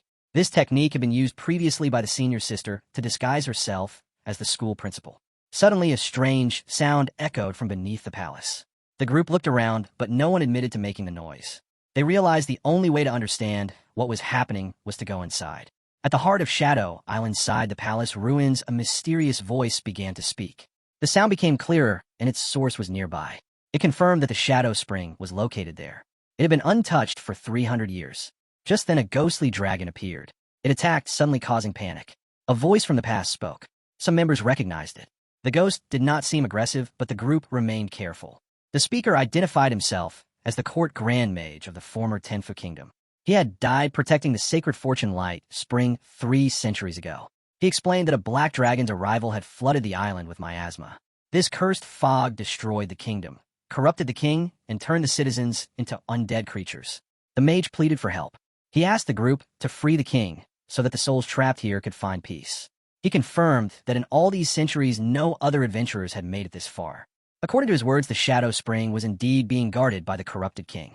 The new quest was titled The Court Grand Mage's Request. It described how Tenfu Isle had fallen to darkness, becoming Shadow Isle. The former king had been twisted into a half-human, half-dragon monster. The citizens had been cursed into restless zombies. Now the Court Grand Mage had a final hope to reverse the disaster. The group was tasked with defeating the Shadow Dragon King and bringing peace to the island. The reward for this mission was ownership of the entire Tenfu territory. As heavy footsteps approached, the group steeled themselves for battle. They knew that defeating the Shadow Dragon King was their only path forward. They prepared for the final fight. The Shadow Dragon King appeared as a level 95 enemy. It was a monstrous figure created from the miasma itself. Its attacks spread corrosive shadow energy and could not be predicted through normal means. The group would have to face it with everything they had. In this empowered state, Death Sentence becomes an unstoppable skill. It strikes the enemy using a massive greatsword and inflicts 490% shadow damage. The target is unable to evade the strike. This skill has a cooldown period of 90 seconds. Dragon Roar unleashes a powerful shout using a dragon's voice to reduce all of the enemy's attributes. When a user speaks in a human voice, it instead causes the enemy to fall under a mind control effect. The Ghost King has transformed into a terrifying half-human, half-dragon creature. Its presence alone fills the battlefield with a heavy sense of dread. Lu Fan stands ready. Andre is told to stay behind and not to act impulsively. Senior sister quickly switches her role back to a mage. She decides to face the monster head-on while Andre waits for a chance to locate the Shadow Spring. Summoning the true body of the Flame God, the user channels the power of the High Flame God, named Spheric. All attributes double in strength. Flame Burst wings appear on the back and grant the ability to fly temporarily. The flight duration increases with a higher spirit attribute. Despite not being on rear guard duty before, the mage feels confident. Everyone is ready. The group sets off again. The black dragon named Xiao Fei prepares to transform into its final form known as the Doomsday Dragon. Death Sentence is activated again. A devastating slash lands on the enemy, causing immense shadow damage that cannot be avoided. The team uses Gather Skill. Eternal Guardian raises a large barrier which protects all allies standing within its reach. The strength of this barrier depends on the Eternal One's health and ability to regenerate. A successful defense is followed by Xiao Fei launching a counterattack. Lava Burst begins charging. A scorching wave of fire erupts in the targeted area and forms a molten lava pool. Any enemies caught inside slowly sink and suffer massive continuous damage. This boss is unlike any other. It even deflects Xiao Ye's assault with ease. Valio prepares to strike using the Grip Imprison technique. Thunder's Favor is activated. In World Ender Thunder form, the Thunder Jade is switched to Amber Jade. This enhancement doubles the strength of all Blue Dragon abilities. Each use of Thunder magic creates a special zone at the target location. Enemies inside take even more damage if they move. Next comes the ultimate spell known as 3.3 million world-ending thunders. It unleashes a violent storm of lightning bolts that strike the entire target area. The spell is enhanced by Thunder's Favor and is not limited by the usual Thunder source. The fight is far from over. The Black Dragon uses Void Break. With Dragon Aura charged, the attack slices forward twice. This move can synchronize with Dragon Pets for added power. Shadow Corrosion allows the Shadow King to dissolve into black miasma. While in this mist-like form, it becomes invisible and continues to attack freely. The boss vanishes. Lisha and Lu Fan try to sense its presence, but the skill hides it completely. Andre realizes the danger. He shouts not to rush in. Suddenly a roar sounds behind them. A swift attack is incoming. Defensive skills are triggered just in time. Lu Fan makes a move. It is the perfect opportunity. He believes the Shadow Spring lies ahead. Hug lets out a powerful roar. Lu Fan remains calm and charges forward. Missy expresses concern but is reassured. The Emerald Mirror spell is cast. It creates 2 copies of a chosen ally. Each image has access to the original skills at 30% power. One image is currently active. Lu Fan survives the attack. It turns out only his mirror image was struck. Everyone is surprised. Even those involved in the trick didn't expect it to work this well. Their teamwork pays off. With a short laugh and a sigh of relief, they prepare for the next move. Lu Fan takes his chance. Lava Burst and Judgment Calamity are both charging. Xiao Fei Fui casts the Guardian Domain to trap the enemy. This stops it from escaping using the miasma. Xiao Fio prepares to finish the job. Dragon Domain creates a vast area 100 meters wide. Inside this area, all dragonkin and blood-related allies gain a 50% boost to all attributes. Enemies suffer a 50% reduction instead. They are also unable to move in or out using regular movement, teleportation, or summoning spells. Lava Burst erupts again. A burning pit forms beneath the boss. It begins to sink while taking heavy damage. Judgment's Calamity locks onto the boss and strikes with repeated bolts of Heaven's Wrath lightning, dealing incredible damage. The battle pushes on with intensity. Blue Dragon Eye reaches level 28. Blue Dragon 1 and Emerald Dragon 2 also reach level 28 and 41. Black Dragon 2 rises to level 46. Lu Fan reaches level 47. On the crown of the defeated boss lies the Shadow Gleamstone. The contract with the Shadow Dragon King is nearly complete. The quest updates. It is called the Court Archer Quest. The current goal is to defeat the Shadow Dragonoid King and allow the souls of the fallen to rest. The mission is still ongoing.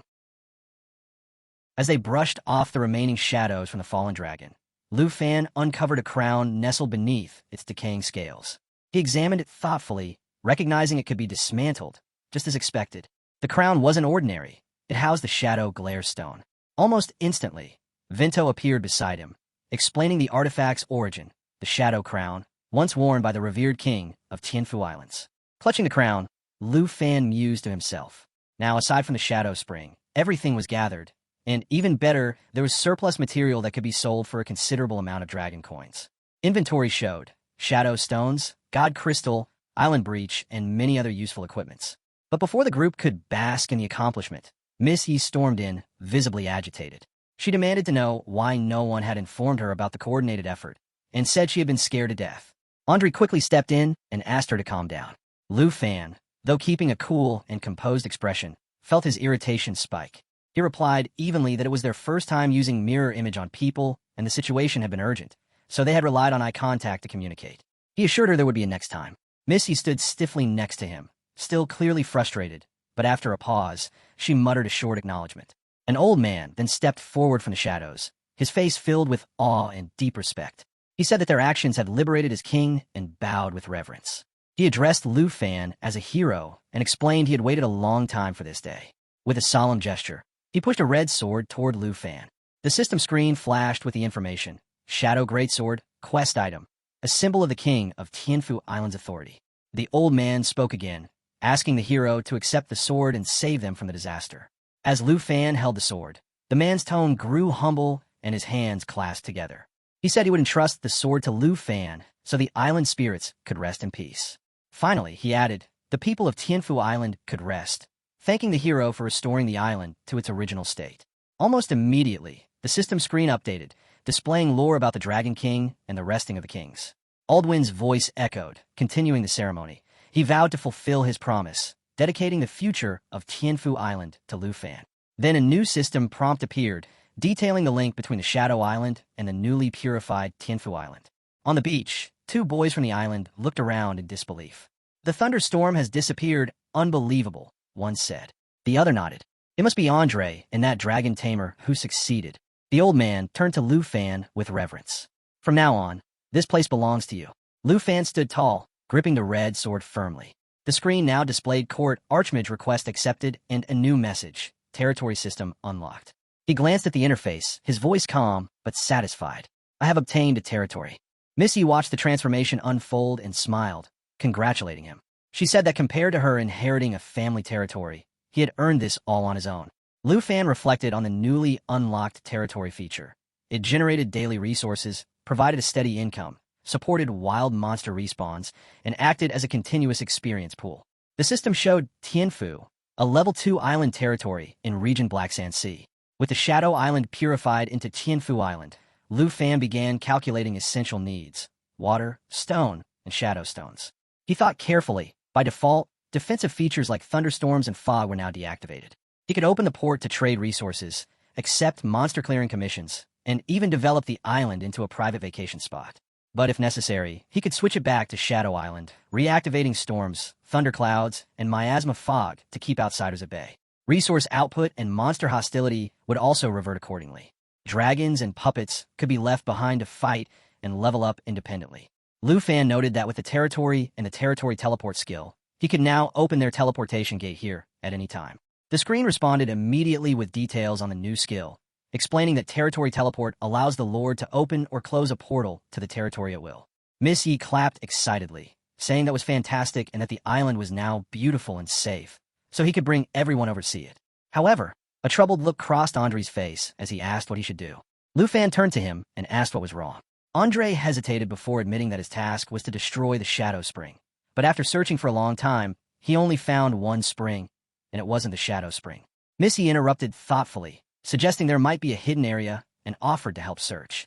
But Lu Fan held up a hand and told him to wait. Opening the system screen again, he asked to be taken to the spring Andre found, saying he might be able to help switch it into the Shadow Spring. Andre blinked, asking what he meant by switch. Missy chuckled, saying that since the island now belonged to Lu Fan, he must have a way. As they walked through the jungle together, Andre spoke with a bit of embarrassment, admitting that although his family's territory was vast, he didn't have one himself. Lu Fan looked at the spring and commented that he had thought it was small, but didn't expect it to be such a large pool. Miss Ye's eyes widened in delight. Andre, curious, asked if Lu Fan meant turning it back into Shadow Island. Lu Fan confirmed this, explaining that if it was this spring, switching back to Shadow Island would revert it to the Shadow Spring. Missy knelt beside the water, gazing into its crystal clarity, and said such clear spring water made her want to take a bath. Lu Fan, a bit flustered, begged her not to do that. She dipped her hand into the water and gasped. Lu Fan noticed the shift in her expression and asked what was wrong. She said the spring water was amazing and just touching it made her feel her attributes increase. Andre eagerly reached in as well, amazed and saying he could feel it too. Lu Fan followed, placing his hand in the water and realizing the blessing of the spring water was indeed very useful.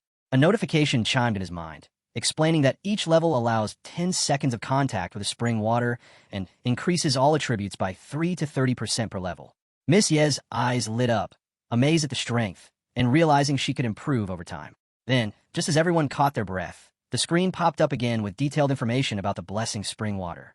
Missy saw an opportunity and offered to contact Boss Tianhua to bottle the trial for a high price, saying she would only take a small fee. Lu Fan raised an eyebrow and quickly told her not to go crazy, explaining that he had no intention of selling it and needed to help Andre complete his task first. As he tapped the screen again, the Shadow Island interface came into focus, now clearly showing the connection between Tianfu Island and its darker twin. Meanwhile, back on the island, the two boys were watching in confusion. One of them frowned and asked, "Why is the water changing back and forth? What's going on?" The other looked a little worried. Could it be that Andre and that dragon tamer failed? The screen updated, showing island defenses reactivated, storm mode, thundercloud, and miasma fog, all on. Just as Andre prepared to strike at the corrupted spring, Lu Fan stepped forward, lifting his hand. Xiao Fei, activate Guardian Flow. A new system window opened, revealing the Shadow Spring status. A once blessed spring, now corrupted by shadow energy, which had begun gathering miasma instead of blessing. Andre paused, realization hitting him all at once. Lu Fan, I just realized, the task to destroy the Shadow Spring actually means destroying your territory's resources. Lu Fan smiled calmly and told his brother not to worry, saying that after his task was completed, he would find someone to repair it. Missy added, half joking and half serious, that since repairs were happening, they might as well renovate the entire ruined city. Andre looked genuinely touched, and said he was too kind and would take care of the repairs. Without hesitation, he raised his sword and struck the spring, completing the task. As they backed away from the site, Andre added with a grin, I'll transform it into a vacation paradise for you. The skies suddenly cracked with streaks of electric light, signaling the transition of the scene, and maybe something deeper too. Lu Fan stood quietly, thoughts drifting. The journey to Shadow Island had come to an end, and now, finally, they could begin the return trip. He glanced back at the island one last time and said, this trip was fruitful. I not only obtained a large amount of synthesis material, but also unlocked a territory and became a lord. Andre's task had brought in some serious rewards. Feeling guilty for damaging Lu Fan's territory, Andre not only offered to help rebuild the island, but also handed over a powerful skill book as compensation. A bright screen flashed before them, revealing the item's details. Skill book, Wrath of 10,000 Dragons. Requires level 45. As the three of them stood together, enjoying the rare calm, Lu Fan's thoughts drifted forward. Now all that remained was the repair of the Shadow Spirit Eye. Once that was done, every piece of the puzzle for contracting the Shadow Dragon King would finally be in place. As the scene transitioned, Lu Fan remained deep in thought. A week had passed since he had taken over Shadow Island and transformed it into the vibrant Tianfu Island. During that time, he had shut down the island's defense system, allowing the puppet army to continuously spawn monsters, turning the place into an ideal leveling ground. To make travel easier, he even set the teleportation gate inside Villa Number 2. The island's picturesque beauty quickly became a favorite for everyone. It was peaceful, lush, and unlike any training ground they'd seen. Friends who came to visit found it hard to leave, and Lu Fan found himself thinking about all the future partners who would come to play, train, and unwind in the once-feared Shadow Island. In the blink of an eye, Tianfu had turned into everyone's dream vacation spot. However, despite the paradise he had built, there were still things left unfinished. Due to Andre's quest, the Shadow Spring's inner walls had been damaged, and until repairs were complete, they couldn't collect any more spring water.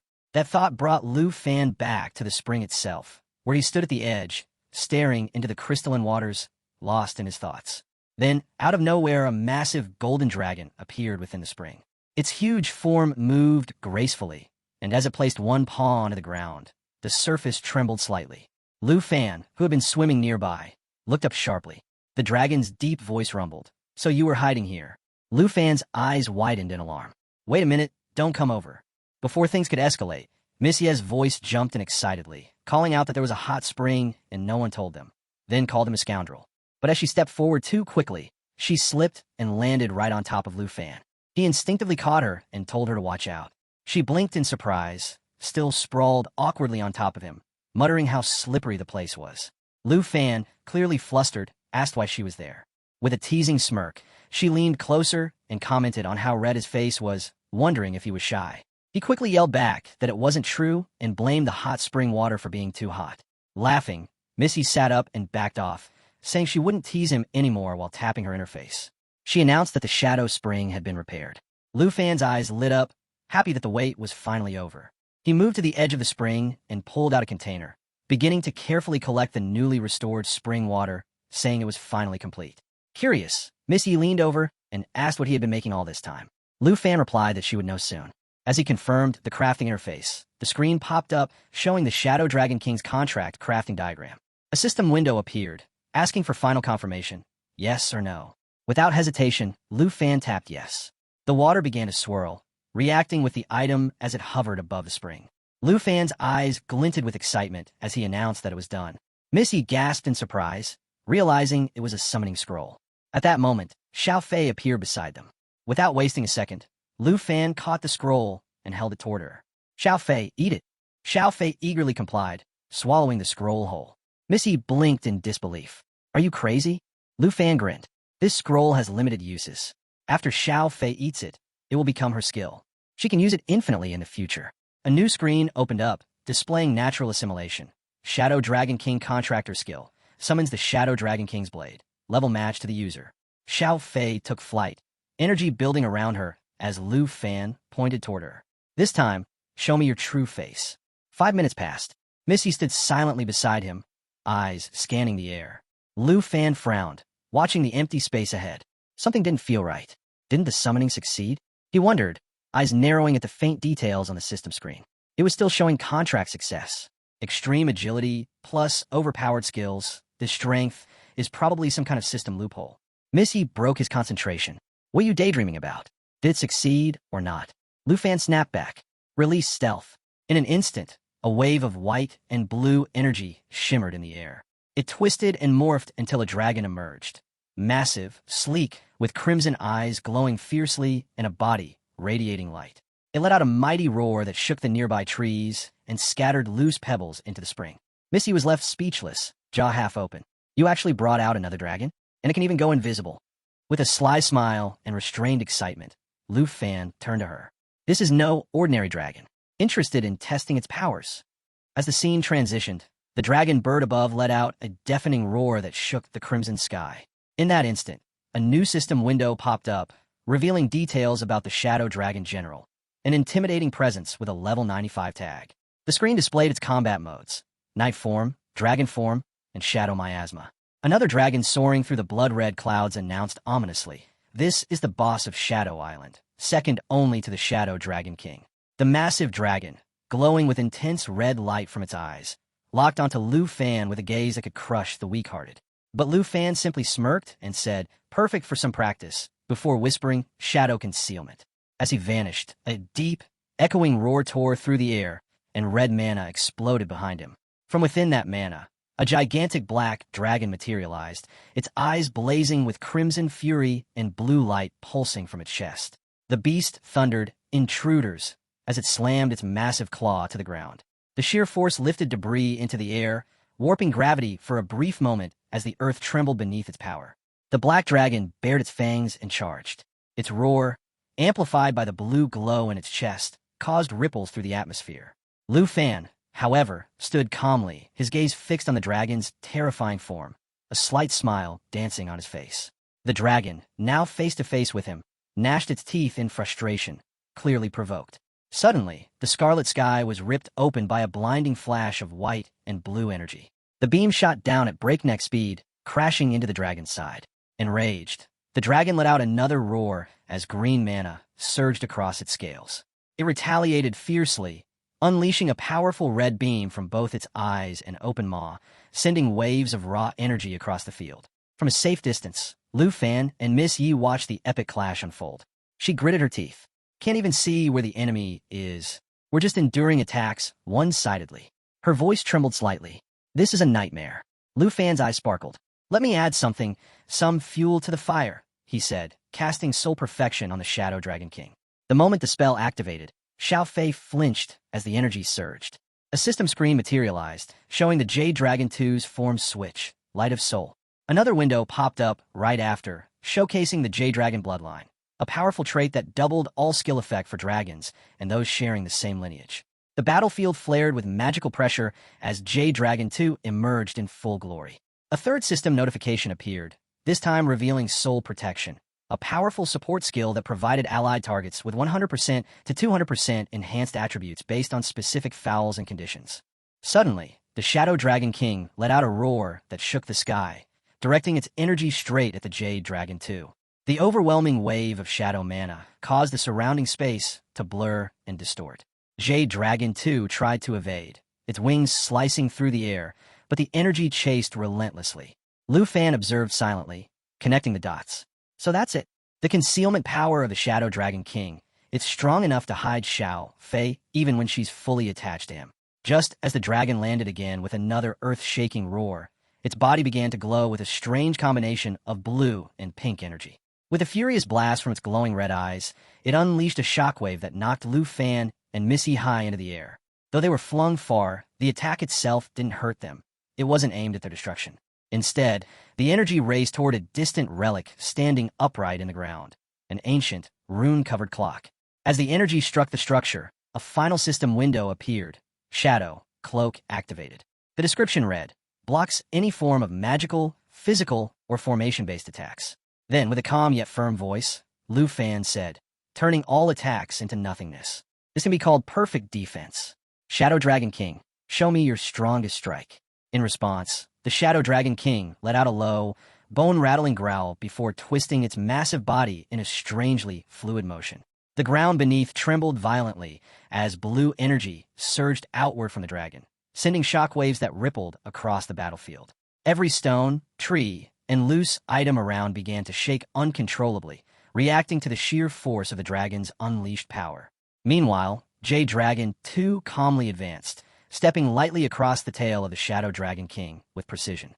At that exact moment, a system window popped up, revealing the ability Shadow Assassination, a lethal strike aimed at a weak point, boosted by a staggering plus 1,600% extra damage. Miss Yi, watching with widened eyes, could barely keep her composure. "Terrifying, this is a level 95 boss," she muttered in disbelief. Turning back casually, Lu Fan replied, "The Shadow Dragon King is an assassin among dragons, emphasizing one-hit kills. Plus, with Xiao Fei support, it's normal to instantly kill a boss." "Normal?" Miss Yi repeated incredulously.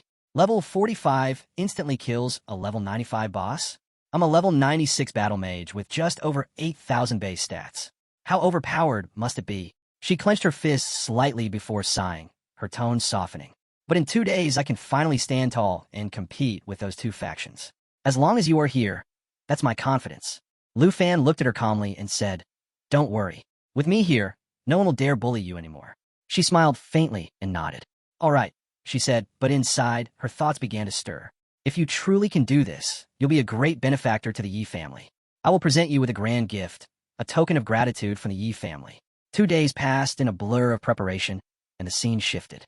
The ground beneath their feet was now dry and uneven, a rugged stretch of land dotted with small rocky hills and scattered stones. The western frontier. Lu Fan's thoughts stirred as he took in the desolate landscape. 2 days later, my senior sister and I arrived at the western frontier as promised. Miss Yi stood beside him, her expression unreadable, but her gaze was locked on the horizon. A flicker of emotion passed through her eyes as she whispered to herself, "Western frontier. I am back." As the skeletal form of a dragon glides silently across the sky, Lu Fan takes in the scenery below, noting to Miss Yi that the land appears remarkably rich and beautiful. It becomes clear to him why so many noble families have chosen to settle there. Miss Yi, calm and observant, explains that ever since the founding of the Dragon Kingdom, it has relied heavily on the support of these noble families. In recognition of their influence, the kingdom allocated the resource-abundant western frontier to them. She adds that, in order not to disturb their way of life, even the establishment of cities in the area has been deliberately avoided. Lu Fan, curious and thoughtful, turns to her and asks whether that is truly the reason. Their eyes meet, and Miss Yi confirms it without hesitation. She continues, explaining that the Long family, despite its perceived prestige, holds only the lowest noble rank in the western frontier. Farther in, she says, dwell even more powerful houses, Siba-ranked, A-ranked, and some guarded by fourth-tier experts. Among such elite families, she adds, even a fourth-tier expert is considered unremarkable. The dragon soars above vast mountains, its wings stirring the clouds. Lu Fan gazes out in silence, his thoughts racing. He begins to realize how shallow his understanding of the world truly is. The secrets hidden within this frontier are deeper than he ever imagined. In the eyes of these formidable A-rank families, he muses, someone like him must seem no more significant than an insect. They now fly over the dragon's colossal head, and Lu Fan catches a glimpse of light gleaming within its hollow eyes. Awareness, perhaps, or something darker. The ancient evil that animates the beast seems to take notice of their presence. Lu Fan's mind sharpens with anticipation. He tells himself that for this very reason, the day the wheel lifts will be worth the wait. Miss Yi interrupts his thoughts, stating that they have arrived. Below, a city stretches out across the land. She instructs the dragon to descend toward the Yi residence. Their craft touches down gently over the estate, and soon they stand before a stately villa. Turning to him, Miss Yi asks whether he is truly prepared to bear everything that awaits. If he regrets his decision, she says, now is the time to walk away. But Lu Fan does not hesitate. With resolve in his voice, he says that with everyone already gathered, he has no regrets. If anything, it is the Hong and Long families who should be reflecting on their actions. Miss Yi smiles faintly and extends her hand. She says it's time to show him where she grew up. Lu Fan accepts her hand and follows without question. The narrative shifts then to the Hong family grounds, where a grand martial arena buzzes with blue energy. In its center, a red monolith emerges from a teleportation gate, dissolving into shimmering particles. 2 men face off, one with black hair dressed in black, the other older, with white hair and robes to match. The younger man summons red mana from a rose in his palm, his tone confident as he remarks on the superiority of his ancestral techniques. Yet, he admits, even after a month of internal stabilization, he remains slightly behind. The elder man counters by unleashing blue mana and commending the younger for demonstrating the strength of a level 99 A-ranked noble despite only being level 98, a rare feat. He continues, suggesting that in another half-year, the younger one, Yu Tian, will likely surpass him. For someone born into a low-ranking noble family, the elder claims Yu Tian is a remarkable outlier. Reaching level 99, he adds, could allow their house to ascend to the ranks of the C-ranked noble families, providing the influence necessary to stand up to the 9th family. Yu Tian listens silently, frowning slightly when the elder mentions their ambition. Then, as if prompted by intuition, the elder shares that news has arrived from Miss Yi.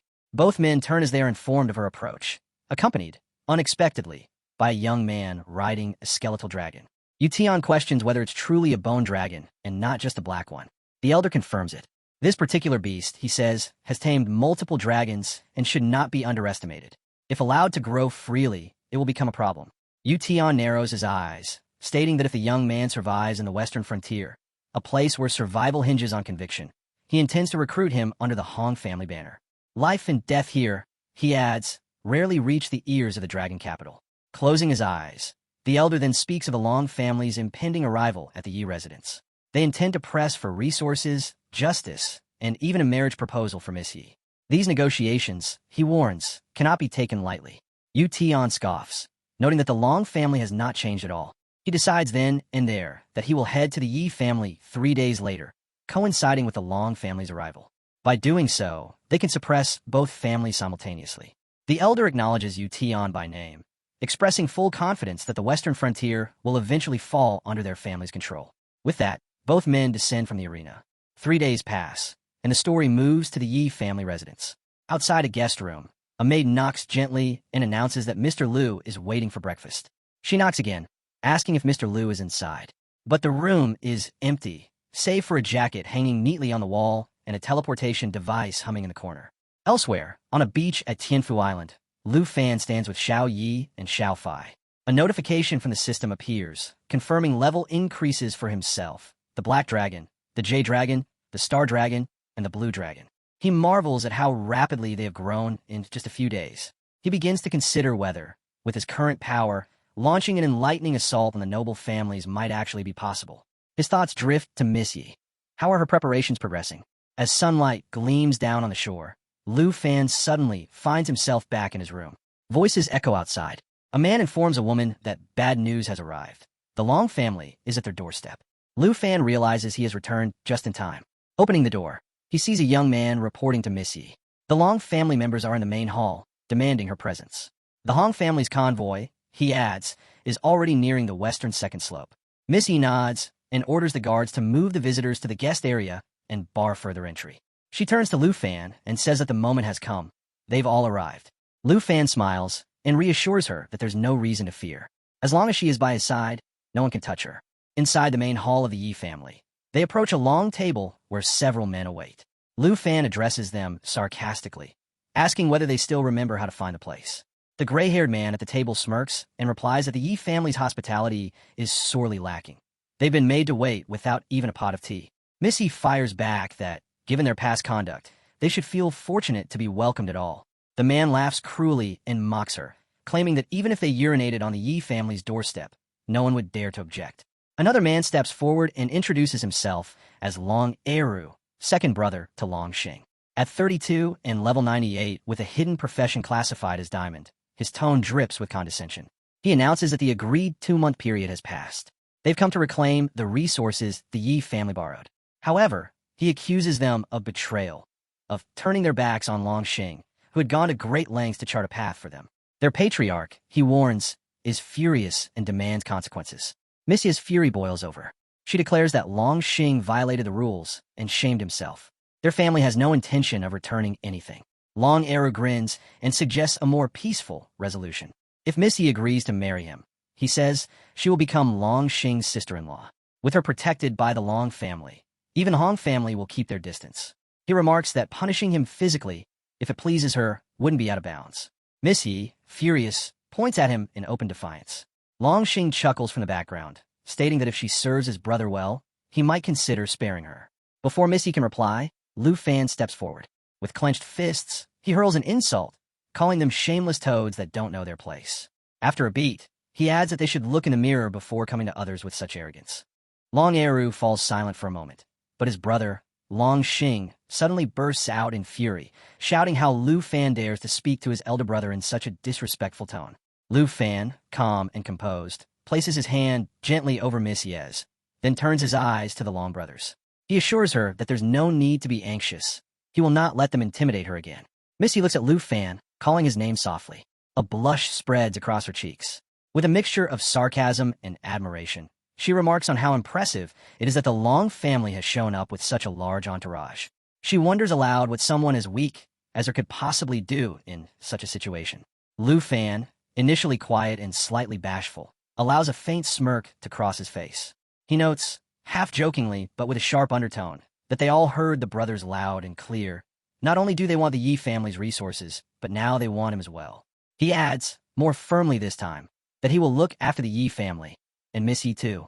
His declaration hangs in the air, drawing intense glares from the Long brothers, who seethe in barely contained rage. Long Eru scoffs and speaks up again, mocking Lu Fan's claim. The idea that Lu Fan could take care of them seems laughable to him. Just because he's taken a romantic place beside Miss Yi, Long Eru argues it doesn't give him the authority to meddle in the affairs of noble families. But Miss Yi, her expression hardening, affirms that noble family matters are indeed governed by rules and hierarchy. As head of the Yi family, she announces clearly that Lu Fan will represent them in this noble dispute. Her tone brooks no argument. Long Eru, confused and angered, demands clarification. Lu Fan takes a seat calmly in the main hall's host chair, while Miss Yi stands beside him, her hand resting firmly over his. She then states plainly that he is the acting head of the Yi family, and asks if that title is sufficient for the Long family to understand the situation. The Long brothers burst into angry protest, declaring that this must be a joke. Miss Yi has handed over the Yi family to a complete outsider.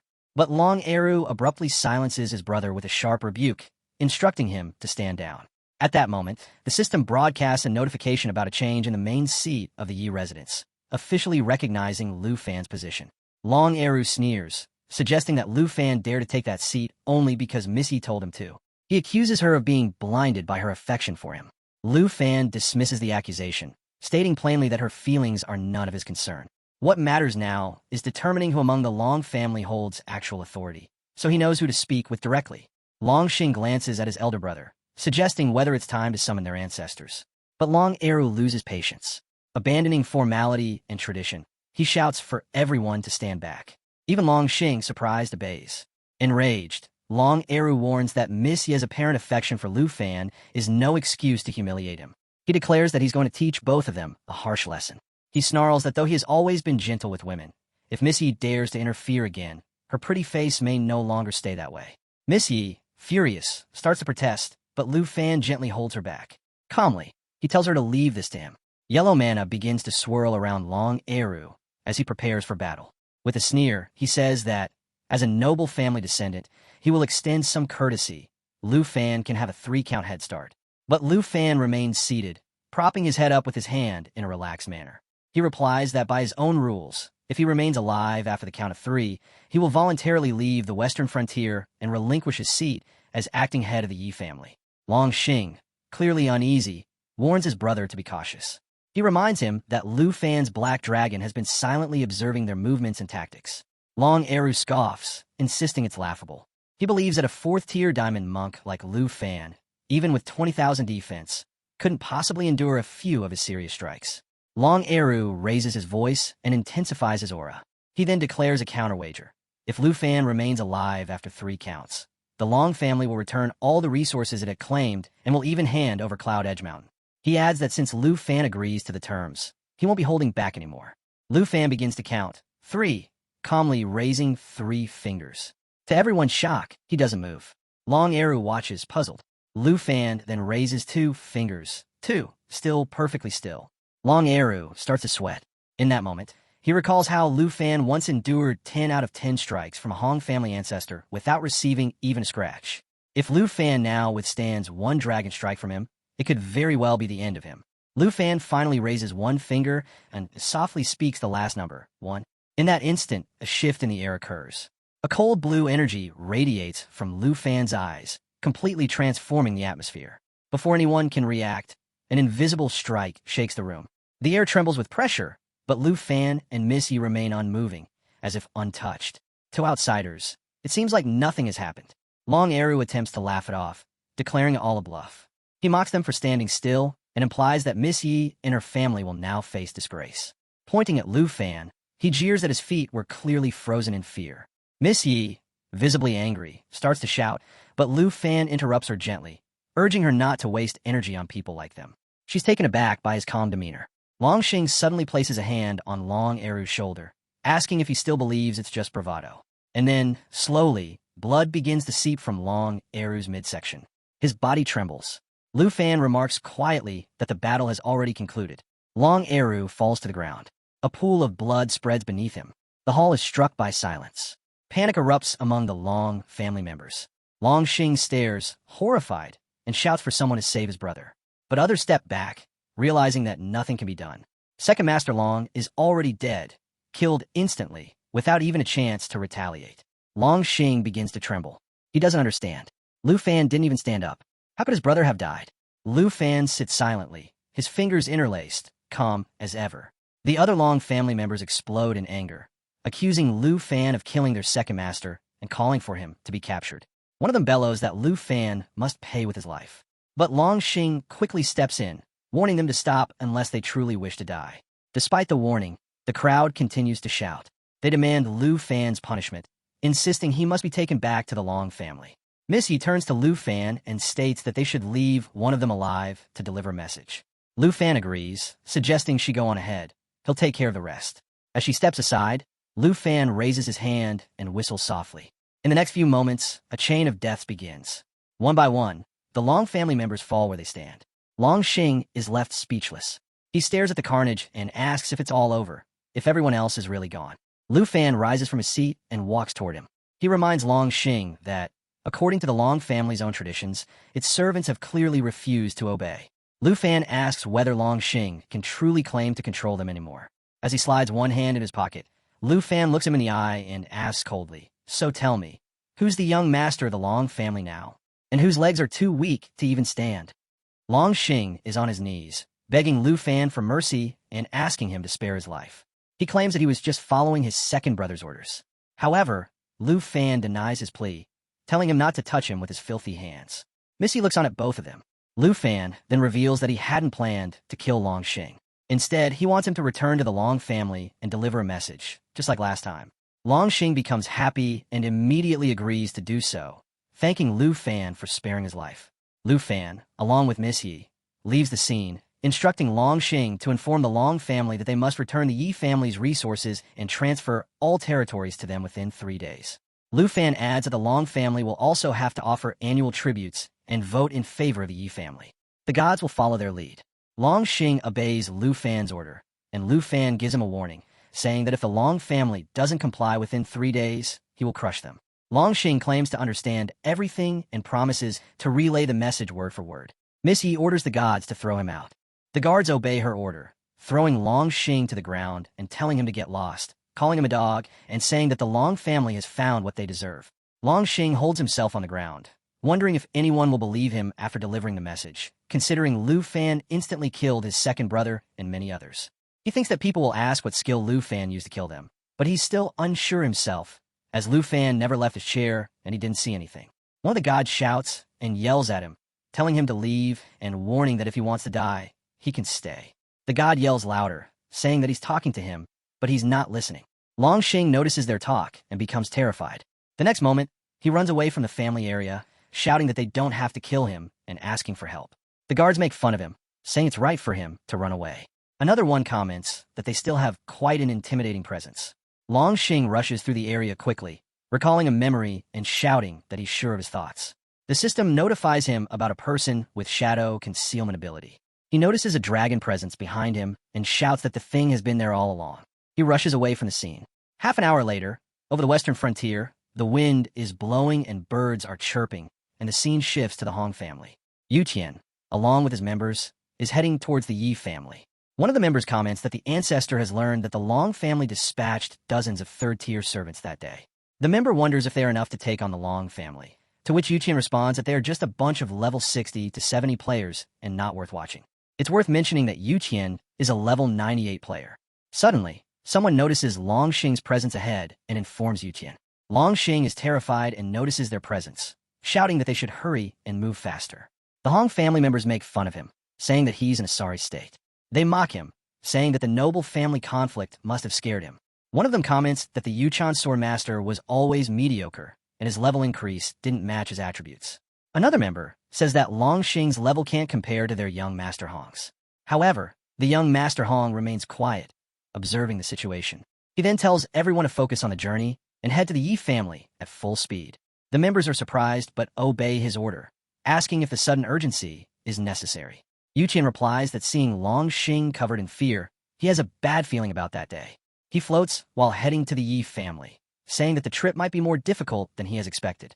Half an hour later, in the western frontier of the Yi family courtyard, Two guards are standing in front of the door. Yuqian, along with his members, arrives at the Yi family courtyard. Looking at them, one of the guards says that the Hong family is causing trouble. The other guard turns around, saying that they don't have to deal with anyone there and that they need to inform Miss Yi. However, Yuqian comes forward and stops them, saying that they don't have to trouble anyone. He then immediately kills them with his fingers, saying that he will personally find Miss Yi. One of the guards hits the ground with blood splattering from his body, while the other shouts at Yuqian and gets terrified. He starts to run away, shouting for Miss Yi to save him and warning that the Hong family is killing people. Yuqian raises his hands towards the servant, saying that the servant is too noisy and wants to kill him too. However, he immediately notices some fire coming towards him and successfully blocks the attack. He looks towards the sky.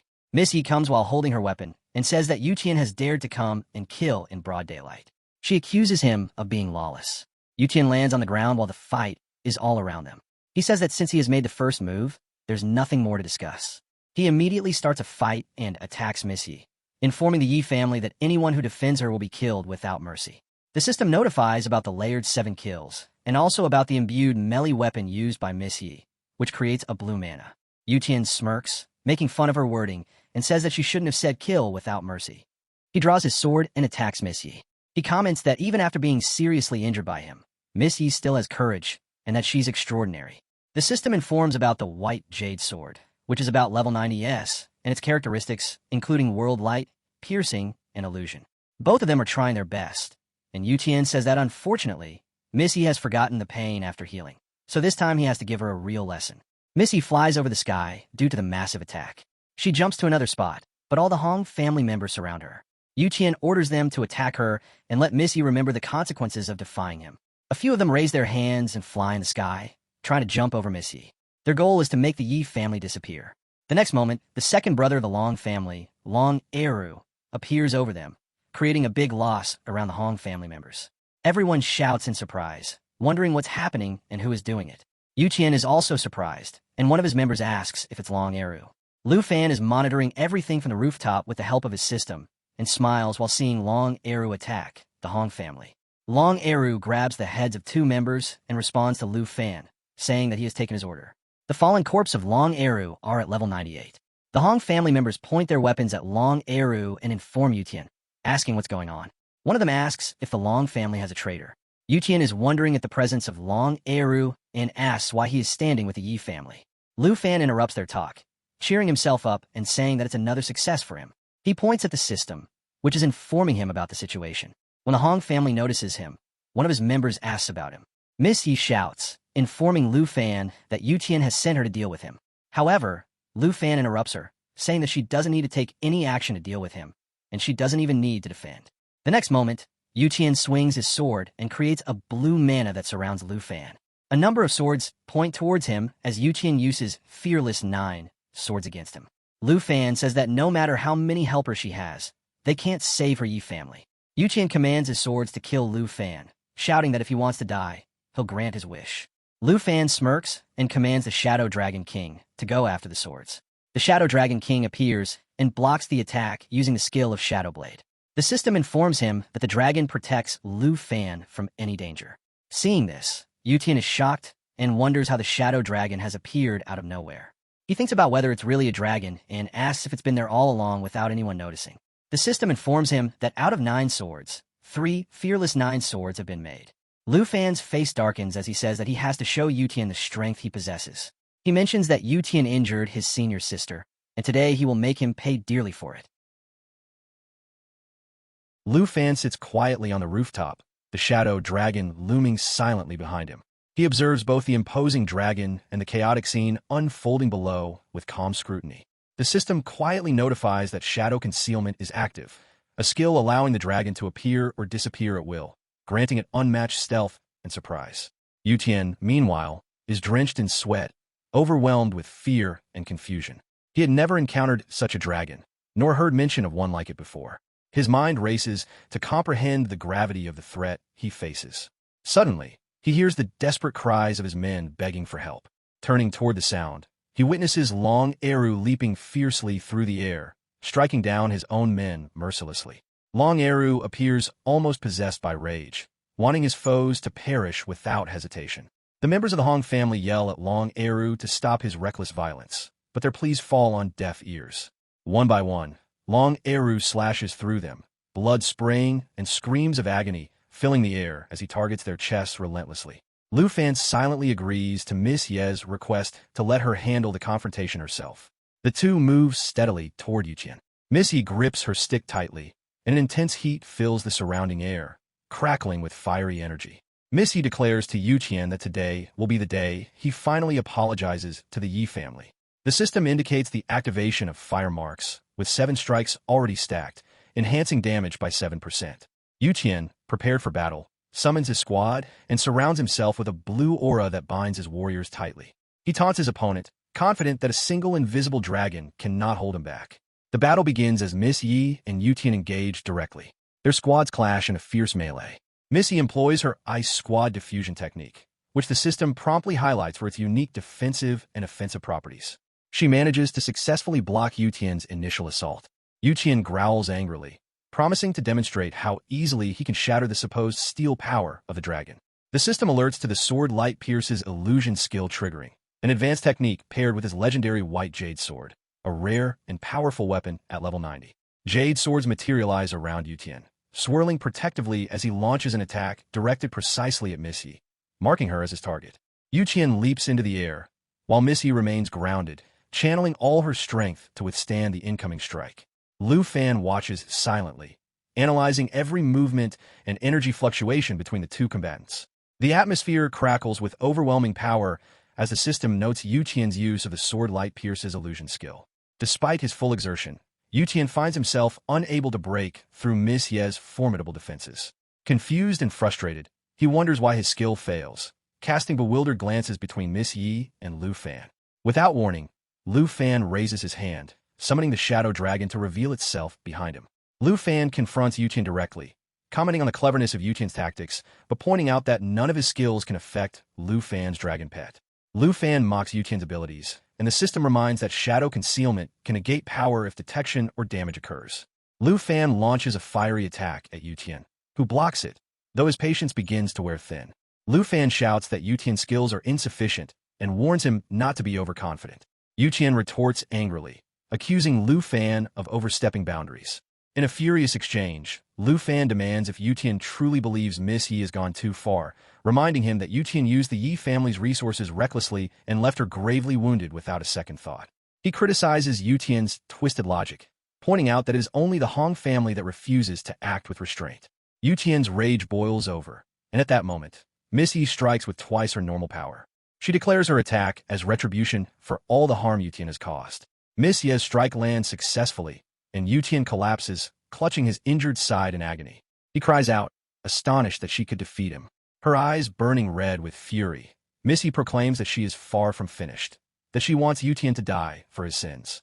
Yuqian glares at Lu Fan, blaming the dragon for his downfall, and thinking that he wouldn't be in this predicament if Lu Fan hadn't interfered. Suddenly, Yuqian prepares another skill, clutching his sword as blue mana swirls and pulses around him. With grim determination, he vows that even in death, he will drag them all down with him. Miss Yi immediately recognizes the change in the air, a deep blue aura spreading around them, signaling a skill she herself had suffered from before. The system signals the activation of a skill involving the fusion of 3 weapons, with a powerful blue mana gathering in the sky, emanating ominously from Yuqian's sword. Lu Fan senses something is amiss and suspects that Yuqian might be faking an attack on Miss Yi, hoping to provoke him into intervening. Yuqian launches his assault toward Miss Yi, shouting venomously that she should perish where she stands.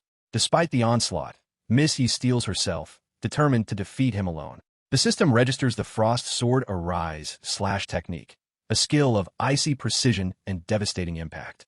Lu Fan is impressed but decides to act. He commands the Shadow Dragon King to join the fray. The dragon appears by his side and lunges toward Yuqian in attack. Yuqian, infuriated by the dragon's presence, is bent on revenge. Blood drips from his mouth, and his eyes flash crimson as he wildly swings his sword, unleashing the Blood Sword Shackle skill. The system indicates this interrupts the dragon's moves, causing it immense pain as it is bound by the sword's glowing shackles. Miss Yi is caught off guard by the sudden turn as Yuqian's attack weakens the Shadow Dragon King's abilities. The system records that the dragon is shackled, with 29 seconds of immobilization remaining. Yuqian laughs loudly at the dragon's plight, smugly anticipating that the creature would interfere once he attacked Miss Yi. The system flags the bloodsword shackles as a powerful, skillful trap. Miss Yi shouts at Yuqian, accusing him of deceit and trickery, while Lu Fan remains silent behind her, assessing the situation. In a desperate attempt to escape, Yuqian leaps onto a mechanical bird, a rare quality mount the system notes. He declares it's time to retreat swiftly. However, Lu Fan strikes with his squad, destroying the bird mid-flight and sending Yuqian crashing to the ground. Yuqian screams in pain as he struggles to rise. Lu Fan taunts Yuqian, asking if he is underestimating him. Seizing the moment, Lu Fan grabs Yuqian and presses his squad's energy against Yuqian's neck with immense force. Lu Fan questions if Yuqian truly believes the dragon was his only threat and that his own power was limited. Cornered, Yuqian pleads for mercy, shouting that noble family conflicts forbid killing, and outsiders cannot interfere. Miss Yi interrupts, telling Yuqian that Lu Fan's word is final in the Yi family. Yuqian is shocked, realizing that Lu Fan holds ultimate authority, knowledge irrelevant to his previous assumptions. Desperate, Yuqian begs Miss Yi for a long-standing truce. He claims that his earlier words were born of anger and insists he never intended to kill her. He asks Lu Fan to believe that no real hatred exists between them and suggests he publicly admit defeat by Miss Yi. Lu Fan turns to Miss Yi, offering her the chance to finish Yuqian herself. She summons a powerful fighting aura, remarking on the value the Hong family places on Yuqian. Leaping into the sky, Miss Yi gathers strong mana, lamenting that she cannot believe she has fallen for the same trick twice. The system indicates the fight mark skill activating, recording 7 stacks that increase damage by 7%. Yuqian trembles, terrified of death, shouting that the ancestor wanted to invite Miss Yi as a guest, a desperate plea for mercy. Miss Yi ignores his cries and hurls her weapon at Yuqian's body, killing him instantly. She shouts fiercely that the souls of Yi family members killed by Yuqian are crying out, and that he should join them in death. The system shows the remaining fight marks fading away, reducing from 5 to 4, 3, 2, and finally 1. The body of the Hong family member burns severely from Miss Yi's final strike. After the intense battle, Miss Yi calls to Lu Fan, who replies that he is right behind her. He embraces Miss Yi and informs her that the Hong family threat has been neutralized. The burning body lies amidst the foliage, but Lu Fan comforts Miss Yi, telling her not to worry anymore. He commands Long Eru to spare one Hong family follower so they can return and report the disaster. Long Eru obeys, releasing a terrified follower who looks at the fate of young Master Hong with horror. When Lu Fan asks Miss Yi if venting her anger feels good, she hugs him tightly and replies that it feels great. Lu Fan remains standing as his twin dragon companions circle him, their massive wings stirring up gusts of wind. All around him, a strange transformation unfolds. Fine ashes suspended in the air begin to swirl, as though guided by an unseen force. A dense, powerful energy gathers around the remnants, vibrating with spiritual resonance. Slowly, the ash coalesces, reshaping itself into a human figure. The figure reforms into Yuqian, his body restored with precision and grace. His voice carries a calm finality as he announces his submission to Lu Fan, explaining that the command was enforced by a mystical purple order. Not long after, the system interface flickers into view, displaying detailed information about Yuqian, his attributes, combat experience, elemental affinities, and current level. Each stat reinforces the strength he now brings to Lu Fan's side. Lu Fan observes Yuqian with a subtle sense of astonishment. He had genuinely not anticipated that someone reduced to ashes would be capable of complete restoration. In his mind, he labels the resurrection ability as dangerously overpowered, a rare and probably forbidden skill. As his thoughts drift toward his growing force, Lu Fan evaluates the state of his underlings. Among the elite 4th-stage Perfect Legion, Long remains unmatched in defensive strategies, creating near-impenetrable barriers, while Yuqian, newly added, clearly excels in high-output offense and enemy control. With these two in place, Lu Fan feels that his force is beginning to solidify into something formidable. He allows himself a moment to glance skyward, where his dragons continue circling, their eyes sharp and vigilant. His thoughts return to recent events, specifically the deaths of Long Eru and Hong Yutian. He wonders whether the families of the deceased have already received word, and if so, how they are planning to retaliate. Lu Fan knows too well that such influential clans never let blood debts go unpaid. Elsewhere, deep within the Long family mansion, a heavy atmosphere dominates the Grand Hall. Long Xing walks steadily toward the throne, where the clan's king, known widely as the blood-free Heavenly Rider and recognized as a level 98 ancestral force, waits. The king demands confirmation of the devastating news. Long Xing, voice unwavering, swears that everything he's about to say is true. He describes Dragon Tremor as being immensely powerful, capable of instant, uncounterable destruction. According to him, Long Eru hadn't even managed a single move before being obliterated by the dragon's assault. He details the scene with vivid intensity, explaining that each attack by the dragon results in the same outcome: death on contact. Even warriors at the third stage find themselves unable to survive more than a heartbeat. The declaration silences the elders in the room. Shock paints their expressions. The king, troubled but composed, inquires how a girl from the Yi family managed to find Long Eru, let alone defeat him. Before anyone can respond, another elder interrupts, pointing out that with Long Eru's death, the bigger concern lies in a message brought by Dragon Tremor. The message contains an ultimatum. The Long family must surrender all territorial rights and valuable resources within 3 days or face destruction. The family leader sits in contemplative silence. Someone nearby voices the obvious. What should they do now? Before a reply can be formed, a loud explosion erupts on the rooftop, shaking dust from the ceiling beams. Everyone looks up in alarm. Moments later, a figure bursts into the hall, shouting a name with barely contained fury: Long Chung Kong. The voice belongs to the elder from the Hong family, a man clearly consumed by anger. His eyes flash with grief and accusation as he demands an explanation from the Long clan. The death of his grandson, Hong Yutian, weighs heavily on him. Long Chung Kong narrows his eyes and responds with biting sarcasm, dismissing the elder's words as baseless and calling him a fool for suggesting that the Long family allied with the Yi. He mocks the Hong clan for failing to defeat the Yi and now shifting blame elsewhere. But the Hong elder refuses to back down. He accuses Long Eru of killing his grandson, implying it was done under the orders, or at least cooperation, of the Yi family. The accusation is personal, raw, and volatile. Long Xing stares in disbelief. He asks for clarification, pointing out that his brother was killed by Lu Fan's dragon. He had seen it happen with his own eyes. He directs his frustration at the elder, reiterating that Long Eru never assisted Lu Fan, nor could he have been involved in Hong Yutian's demise. The Hong elder, face contorted in pain, turns his gaze toward Long Xing and asks again, was he telling the truth? Though slightly calmed, the old man issues a chilling warning. If Long Xing lies, the punishment will make him beg for death. Long Xing quivers, his courage quickly unraveling.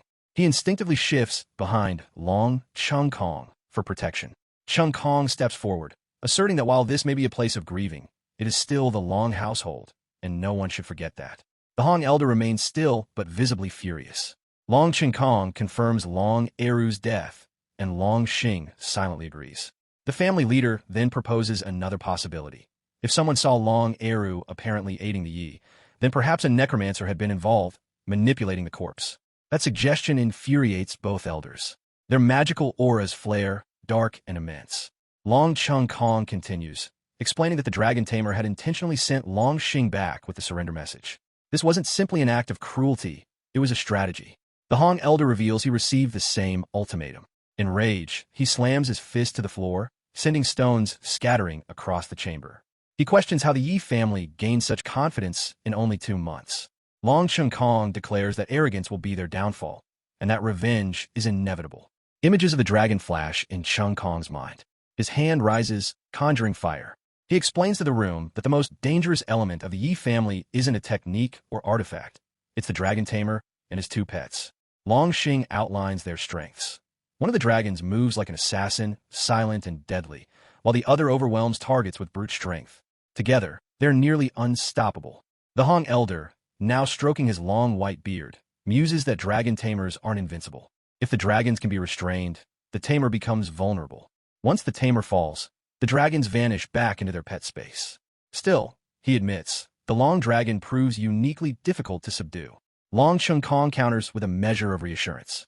Their clan, he says, has a secret weapon, a son born with the bloodline of an AO god. That unique power allows for instant tracking of the dragon's presence once a trace has been locked. The elders grow quiet, absorbing the implication.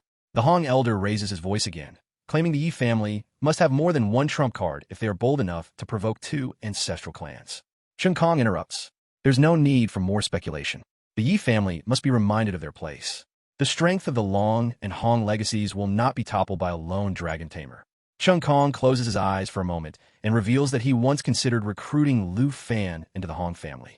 But when he opens his eyes again, any warmth is gone, replaced by cold, vengeful purpose. Meanwhile, back at the Yi family mansion, the evening sky deepens into indigo. Two guards stand at the gate, their posture lax until the ground beneath them begins to tremble. One asks if the other feels it. Perhaps it's just an earthquake, the second suggests. That illusion shatters quickly.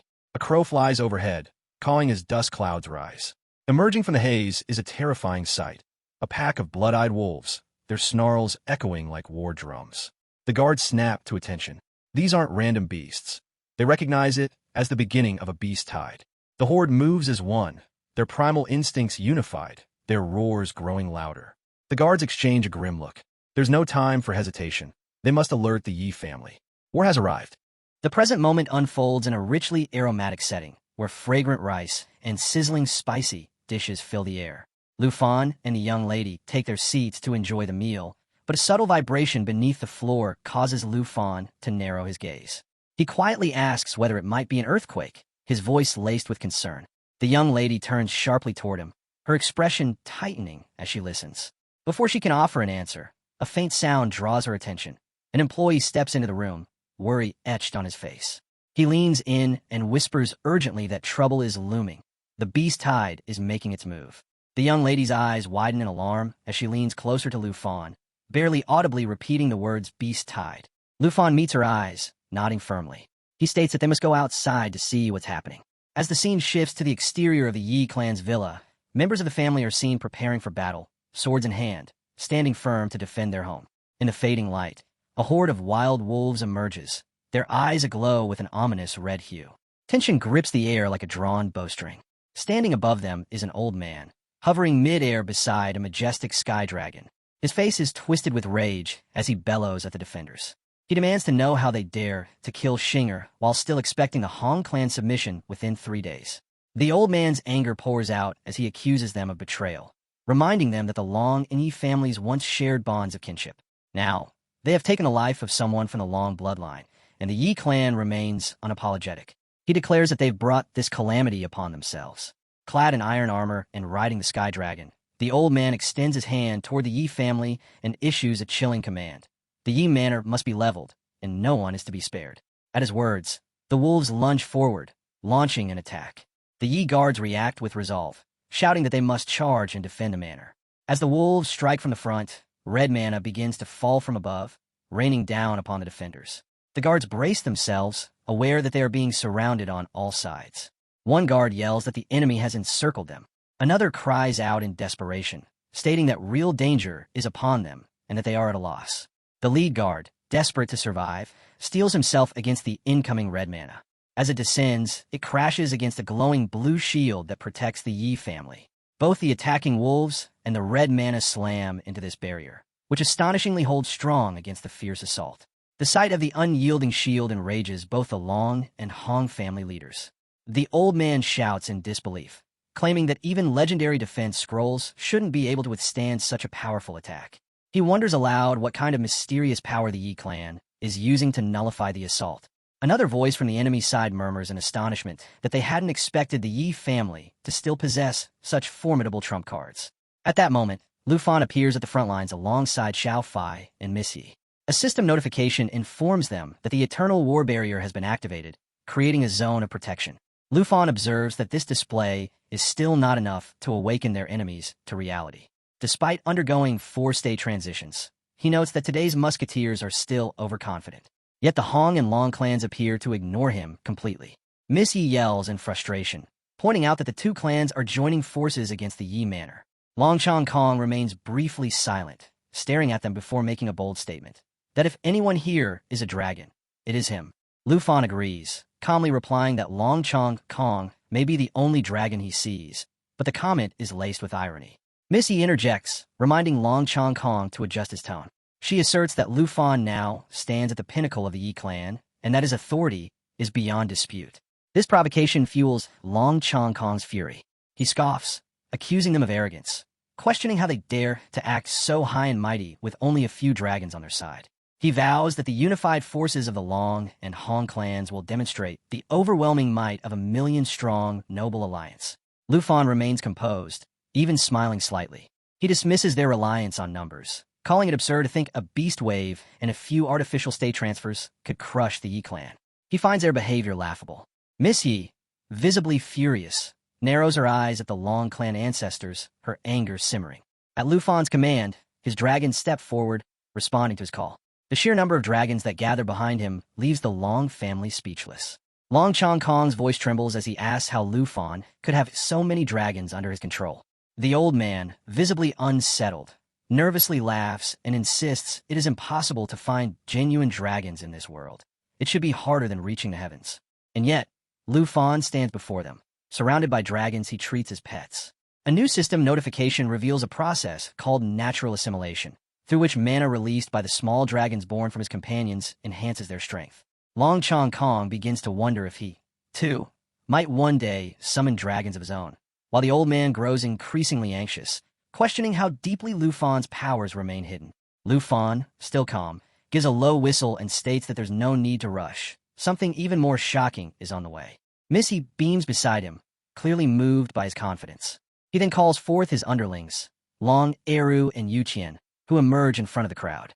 The ancestors of both the Long and Hong clans are left speechless at the sight of their own sons, now standing under Lu Fan's command. Another system message announces the activation of Corpse Dragon Control, which governs all puppets formed from fallen sacred dragons.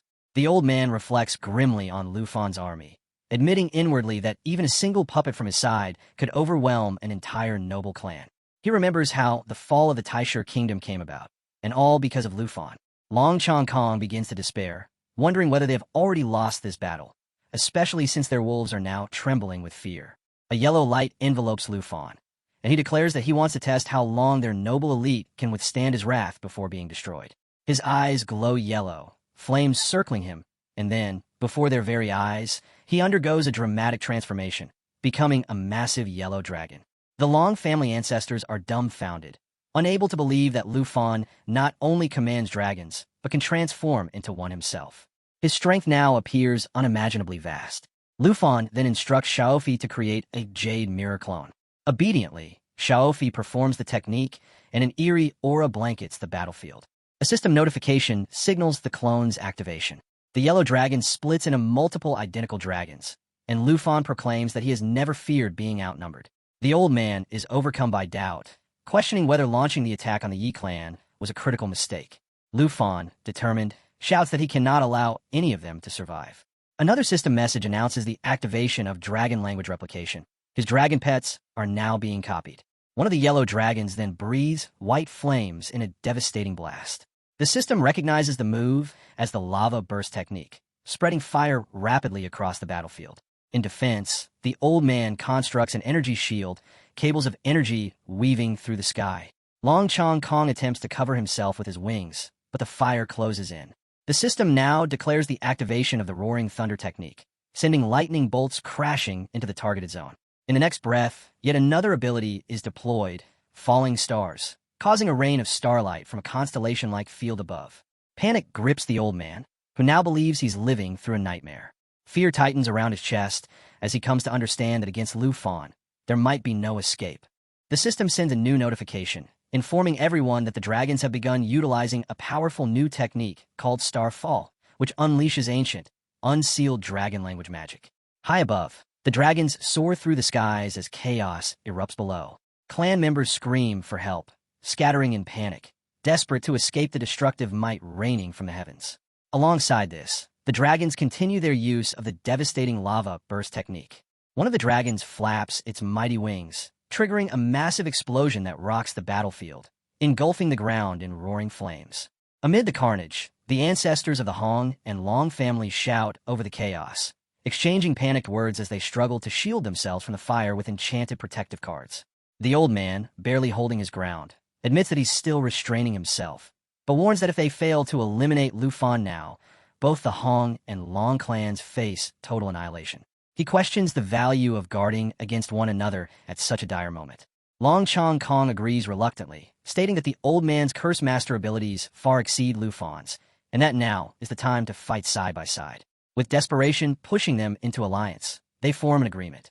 Once the Yi clan is destroyed, the Long clan will call in their armies for 3 months, after which they will divide the conquered resources.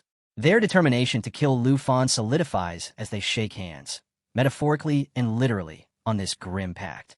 As the old man raises 2 fingers into the air, his power activates, and the cards begin swirling around him like orbiting stars. His hair whips violently in the wind as he proclaims this as his strongest control skill, capable of immobilizing even opponents of the same power tier for at least 10 seconds. He seals himself within a protective bubble, preparing for confrontation just as Lu Fan, still in his dragon form, closes in on them. Meanwhile, Long Chong Kong clutches the written agreement in his hand. The old man announces that it is time to end the dragon threat once and for all. Yet, before he can continue, Long Chong Kong erupts in a flare of prideful defiance. Drawing in red mana, he lifts the paper dramatically and snaps at the old man, stating he doesn't need instructions to act. At that instant, red mana ash surges from 2 ruptured holes, radiating with intense crimson light. The nearby wild wolves, affected by the magic, begin to tremble as their eyes start to glow a ferocious red. Their power and hostility rise dramatically, becoming more unpredictable and dangerous. Lu Fan observes quietly as a massive yellow explosion, enveloped in red light, blasts across the battlefield.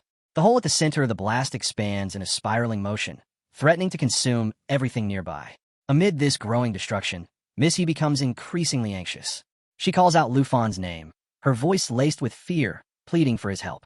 Long Chong Kong smirks arrogantly, proclaiming that Lu Fan, nothing more than a false, shape-shifted dragon, can't possibly survive a direct, combined strike from both him and the Hong Clan second elder. He mocks Lu Fan, referring to him as a mere dead rat. As all eyes remain fixed on the fiery yellow orb in the distance, Lu Fan unexpectedly reemerges, still in his dragon form, unscathed and composed. A deeper voice breaks the silence. Lu Fan himself, asking mockingly if they genuinely believe they had destroyed him. Long Chong Kong freezes, watching in disbelief as Lu Fan suddenly appears from behind him, revealing that the dragon they had struck was nothing more than a jade mirror clone. Long Chong Kong stands stunned, struggling to comprehend the sheer depth of Lu Fan's power. In the next breath, Lu Fan's massive tail wraps tightly around him. Long Chong Kong screams in rage, declaring that now that Lu Fan's real form has shown itself, he will stop at nothing to kill him. Filled with unrestrained fury, he launches a full power attack. Simultaneously, Miss Yi continues battling the enchanted wolves, wielding an arrow-like staff. Her mind remains on Lu Fan as she strikes down a beast, then shouts his name once more in concern. Amid her cries, Lu Fan blocks Long Chong Kong's attack effortlessly with one hand and immediately counters. The force of a strike sends Long Chong Kong flying off his dragon mount. Recovering midair, Long Chong Kong releases yellow mana from his eyes, admitting in disbelief that he had once thought his own power was vast. Yet it turns out that even one of Lu Fan's clones was enough to exhaust him. He starts to question whether he has any foundation left at all. Clutching his weapon with unsteady hands, he acknowledges that the last blow drained the final remnants of his energy. He struggles to understand how Lu Fan, being only at a second transition class and mid-level, can possibly evade or counter such a high-tier assault. But before he can process further, Lu Fan stands before him again, ignoring everything else around them. Lu Fan coolly asks what remains for him to resist with. He notes aloud that his dragons are using advanced combat techniques, Jade Dragon skill, Star Dragon skill, and Steeler Radiance form, as well as undergoing a Blue Dragon level increase. He mentions that even his pets have leveled up. With calm mockery, Lu Fan taunts Long Chong Kong, asking whether he and his allies have anything left besides shattered bodies and dwindling morale. As flames continue to consume the battlefield, Long Chong Kong witnesses members of his clan falling to the fire. He asks quietly whether he has brought death upon his own people. The old man nearby mutters that the Hong clan, too, has been devastated. Suddenly, Lu Fan appears behind both elders, declaring that from this day forward, the Western region will know nothing more of the Long and Hong clans. Both ancestors freeze in shock, but Long Chong Kong's eyes ignite with red flame. He shouts that the Long clan will not fall so easily. The system alerts them to the activation of Life Flame Soul Burn, a deadly skill with a 50% mortality risk. The old man follows suit, pulling out a mysterious object from his robes, chanting in a strange tone. A green light bursts from the artifact, and the system confirms the activation of the Vital Devour Elixir technique. With their lives on the line, both ancestors launch an all-out assault on Lu Fan. Long Chong Kong declares his intent to kill, even if it costs him his soul and lifespan. The old man does the same, aligning his magical cards mid-air and touching his finger to his lips. The system announces that the Heaven Comedy of 10,000 Talismans technique has been initiated. Together, they strike, unleashing a barrage of abilities. The battlefield is bathed in red light and littered with blood-soaked debris. Long Chong Kong charges once more toward Lu Fan, as the old man shouts for him to combine their efforts. The cards form a complex formation around Lu Fan, spinning and snapping into chain-like restraints. The old man watches with satisfaction, believing that their combined strength has finally subdued Lu Fan. He assumes they've succeeded in entrapping him. But Lu Fan, emotionless and composed, comments that he came to test the strength of the Hong clan's ancestors, and that he is severely disappointed. With one sweeping movement, Lu Fan shatters every barrier and seal that had surrounded him. The old man's face twists in terror. His eyes widened as the realization dawned. Despite everything, they couldn't even hold Lu Fan for a single second. The implication becomes painfully clear. Against this power, they are utterly helpless. Lu Fan begins to lose all restraint, his body blazing with wild yellow flames as he declares that it is now his turn to act.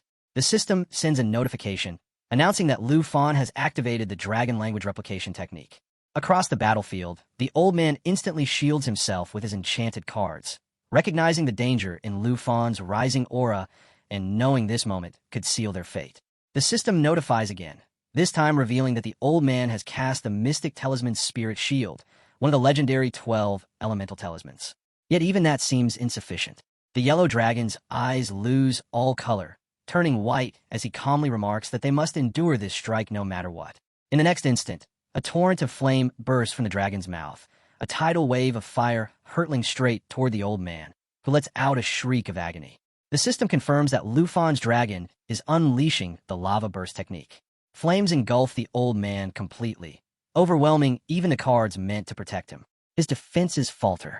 The enchanted cards burn to ash, disintegrating mid-air and falling like scorched leaves from the sky.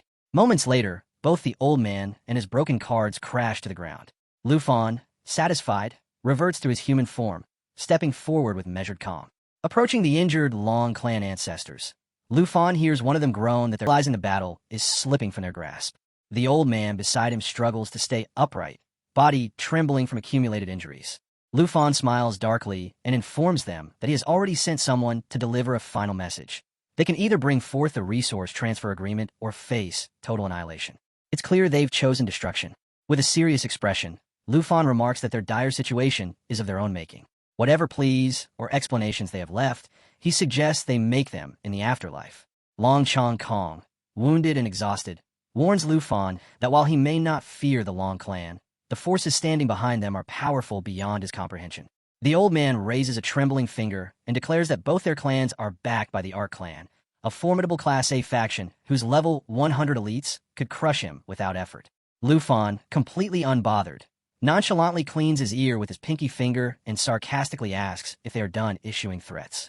Long Chong Kong looks stunned by Lu Fan's indifference, while the old man yells again, urging Lu Fan to reconsider and warning him of the consequences. Lu Fan simply replies that if they care so deeply about their backers, they should lead the way to the underworld themselves. A powerful yellow aura begins to rise around Lu Fan's feet, and one by one, his dragons return to the battlefield, glowing with unique energy lights. Thunder cracks overhead, the sky darkening with menace. The old man exclaims in disbelief that Lu Fan really intends to drag them into a battle of life and death. Lu Fan, however, suggests that someone from their precious Ark clan may indeed come, but only to hear their final screams. All of his dragons now hover behind him in formation, wings spread wide and eyes blazing. Long Chong Kong roars that killing them now would mean turning the entire noble world against him. Lu Fan's eyes shift to a glowing yellow, his hand rising as golden mana surges around him. He responds calmly. This is exactly what he wants. Mana from different elements gathers above them, forming a constellation-like glimmer in the dark sky. Lu Fan announces that he has been holding onto a hidden technique for far too long. The old man watches nervously, trying to decipher the transformation he sees taking place, wondering if Lu Fan is fusing all 5 of his dragons into his own body. Suddenly, a large white dragon materializes behind Lu Fan. With quiet determination, Lu Fan steps forward and states that the moment is ideal to test his new technique on them. The system chimes in, confirming activation of the Wealth of 10,000 Dragons technique. This ability allows Lu Fan to fuse with all of his dragon pets simultaneously. The white dragon creates a radiant sphere that multiplies rapidly into many smaller orbs. These orbs surround the ancestors of the Long and Hong clans, who begin to scream in terror, realizing they are helpless. Lufan raises a single hand and commands the orbs to destroy them. A powerful ray of blue energy surges from the white dragon, delivering the orbs toward the two ancestral leaders. As they are struck, they cry out that the Ning clan will avenge them. The orbs pierce and scatter, leaving deep cracks in the earth beneath their feet. Missy arrives on the battlefield, rushing toward Lufan. She calls out to him, visibly concerned. Lufan, still radiating a dragonic aura, asks if she's afraid. Missy admits she's not afraid, but shocked. She confesses she saw him collapse earlier and for a moment, believed she had lost him. With emotion in her voice, she says that before she could even process it, Lufan had recovered and single-handedly destroyed both the Long and Hong clans. He turns toward her and softly remarks that protecting her is not just for show. She blushes, lowering her gaze and turning away, left momentarily speechless. Missy gathers herself and states that with the enemy clan leaders and their supporting forces eliminated, the remaining stragglers pose no threat. She suggests that this is the perfect opportunity to seize full control. Lufan agrees and prepares to head to the Long clan's territory. Missy offers to handle the remainder of the Long clan herself. Rising into the air, her staff glowing beside her, she ascends with a fairy fluttering behind her. Lufan, meanwhile, reflects on the tactical maps, wondering if the Long clan was one of the key locations marked on the two god-tier trigger maps. He spreads his wings and soars into the sky. As he flies, the system sends a new alert. 17 million chi enthalpy technique has been activated. This grants him access to the Stellar Code, a rare celestial summoning protocol. His dragon companion's Star Dragon skill rises to level 40, the creature trailing closely behind. Lufan checks the system's notifications, noting all recent upgrades and enhancements. He muses that as expected, the Stellar Radiance form's previous limitations had only been a temporary shackle. Now that boundary has been broken, allowing a new, world-altering transformation to unfold. Before him, the white dragon manifests a glowing orb of electric energy. Mana light patterns scatter across the sky. The system repeats confirmation of the 17 million chi enthalpy, a breakthrough that generates a storm of overwhelming elemental mana. Elsewhere, Long Xing stands in the middle of a deserted road, whispering that there's still no word from his patriarch. A sense of dread clings to him, like a dagger pressing into his spine. Suddenly, a beam of light strikes the ground near him. He looks up, confused and alarmed. The sky above him is no longer clear. It is filled with arcs of lightning and swirling mana energies of different hues. Long Xing stands frozen, stunned by the unnatural sight, and mutters aloud, unable to comprehend what he's seeing or why the very sky seems to burn with unstoppable power. Lufan stands in the middle of Long Street with his black dragon beside him. He reflects on the terrifying power of his technique, Dragon Let Me Presume, knowing it has the potential to flatten an entire city if unleashed. After giving it some thought, he steps onto the ground and opens a golden box, which immediately begins to emit a glowing yellow light. A system notification informs him that he has arrived at a trigger map location and has acquired the Flame Dragon Warrior's Legacy, a treasure belonging to the Golden Dragon Kings. Another notification announces that he has collected 3 out of the 5 pieces of the Golden Dragon King's set. The system proceeds to explain the attributes of the King's set and the unique traits of each piece. These include a skill book called Scorching Dragon's Wrath, an enchant level elimination scroll, an acquired enchant quality upgrade scroll, a pet enchantment scroll, and a summon slot expansion scroll. Lufan feels overwhelmed with happiness as he holds the prizes in his hands.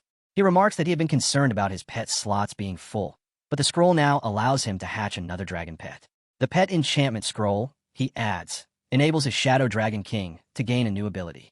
He also points out that the charm of his snake dragon can now be upgraded to the Legends tier, making the discovery of the chest completely worthwhile.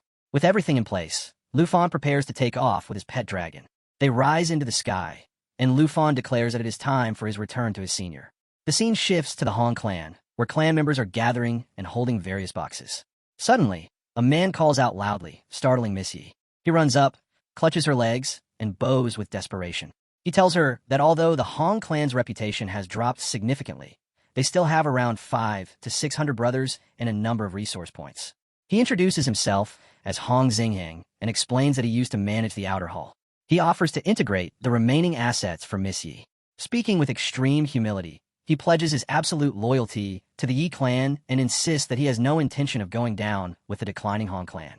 He promises never to betray the Yi clan, behaving as though he has willingly become a subordinate. Just then, a familiar voice speaks from behind, warning Hong Xinghang to remember those words. The man freezes and slowly turns to find Lu Fan standing there. Lu Fan has spread his wings, and with one hand in his pants pocket, he warns that if Hong Xinghang dares to betray the Yi clan, he will make him regret it deeply. Miss Yi brightens with surprise and joy upon seeing Lu Fan. She asks if he has been backing her from behind all this time. Meanwhile, Hong Yanshan reacts in shock and mutters in a fearful tone that Lu Fan is a relentless and driven ally. Lu Fan then creates a blue monolith in the air and turns to Miss Yi. He observes that with so few Yi clan members remaining, the responsibilities are heavy, and perhaps it is better if he manages things directly. He mentions that this is no longer just a matter of combat roles, and that the Hong clan will not be causing any trouble going forward. Miss Yi looks at him with a warm gaze, her expression clearly aligning with his thoughts. Hong Yanshan then raises his hand and pledges that from this moment on, their words are his commands, and he will obey every instruction without hesitation. Lu Fan dismisses his wings and issues a direct order. He tells Hong Yanshan to integrate all of the Hong clan's resources within 3 days and to make sure he delivers visible results. Hong Yanshan immediately acknowledges and rushes off to carry out the command.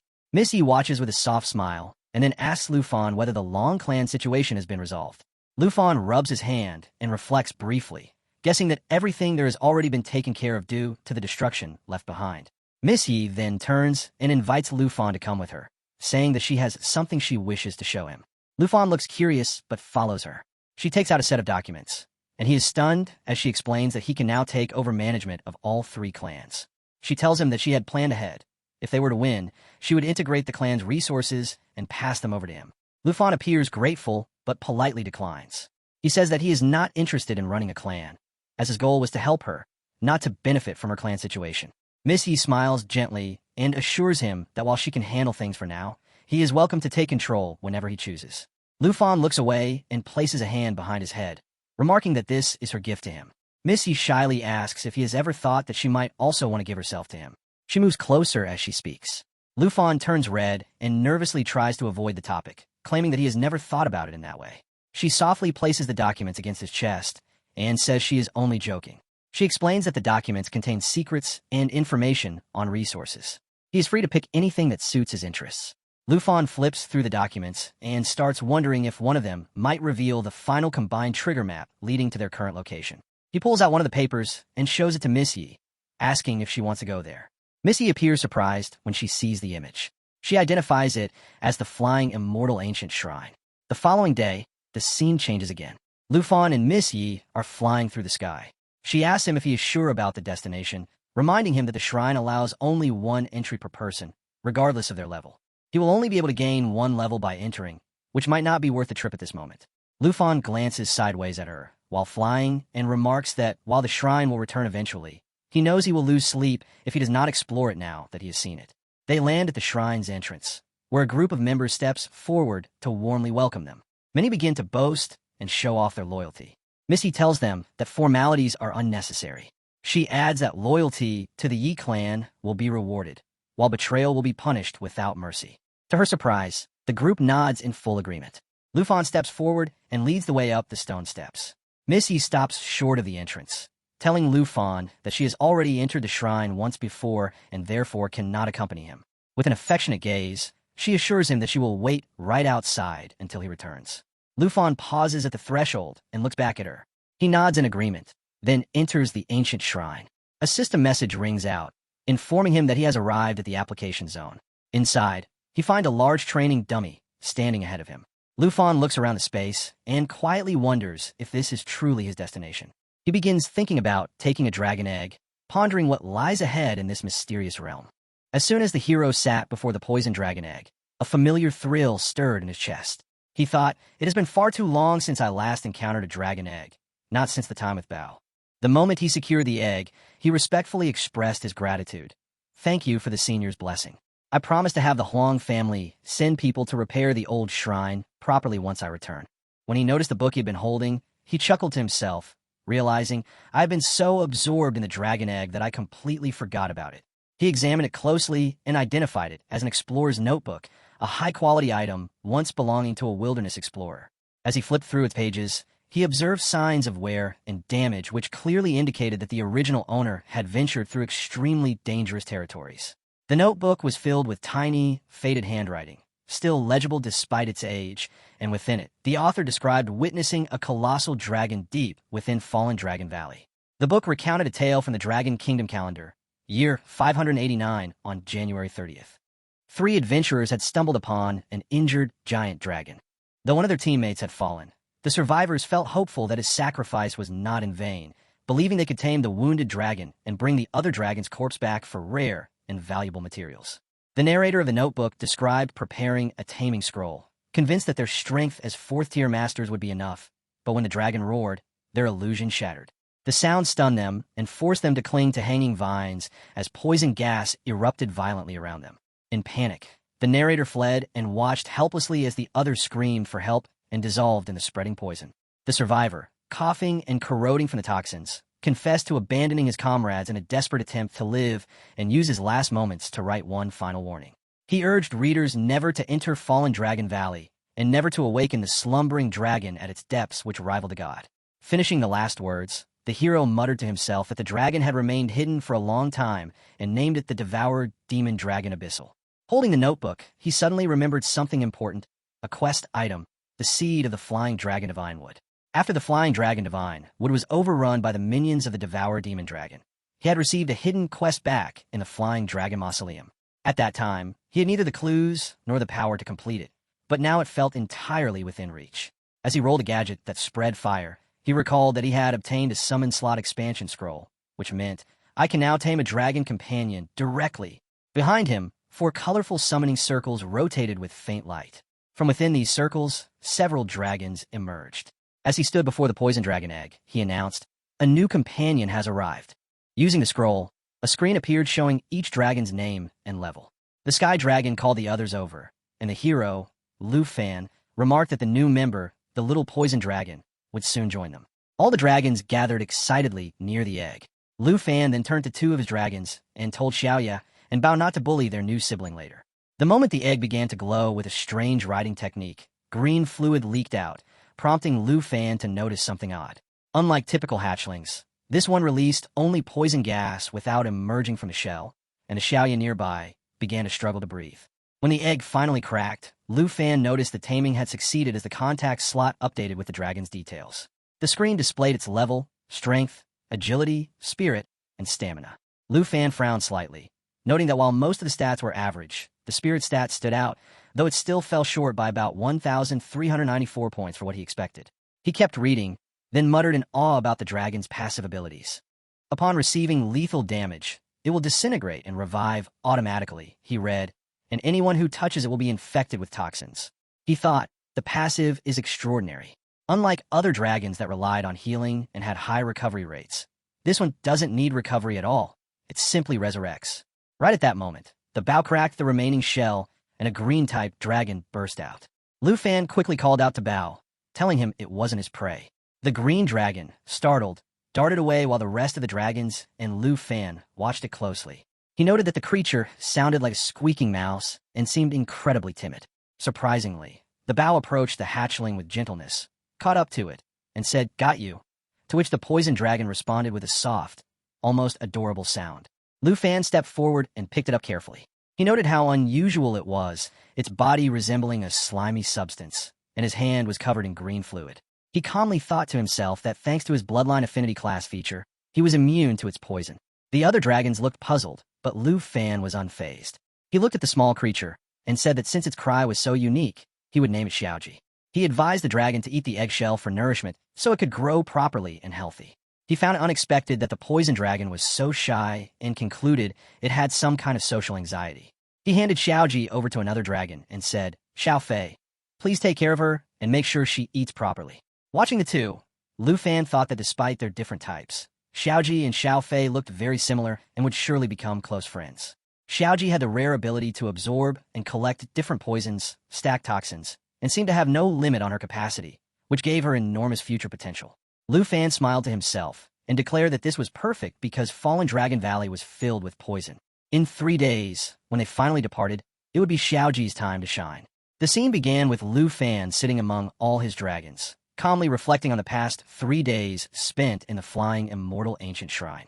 He told them that during this time, not only had he reached level 49, but also unlocked the Weapon Master passive skill.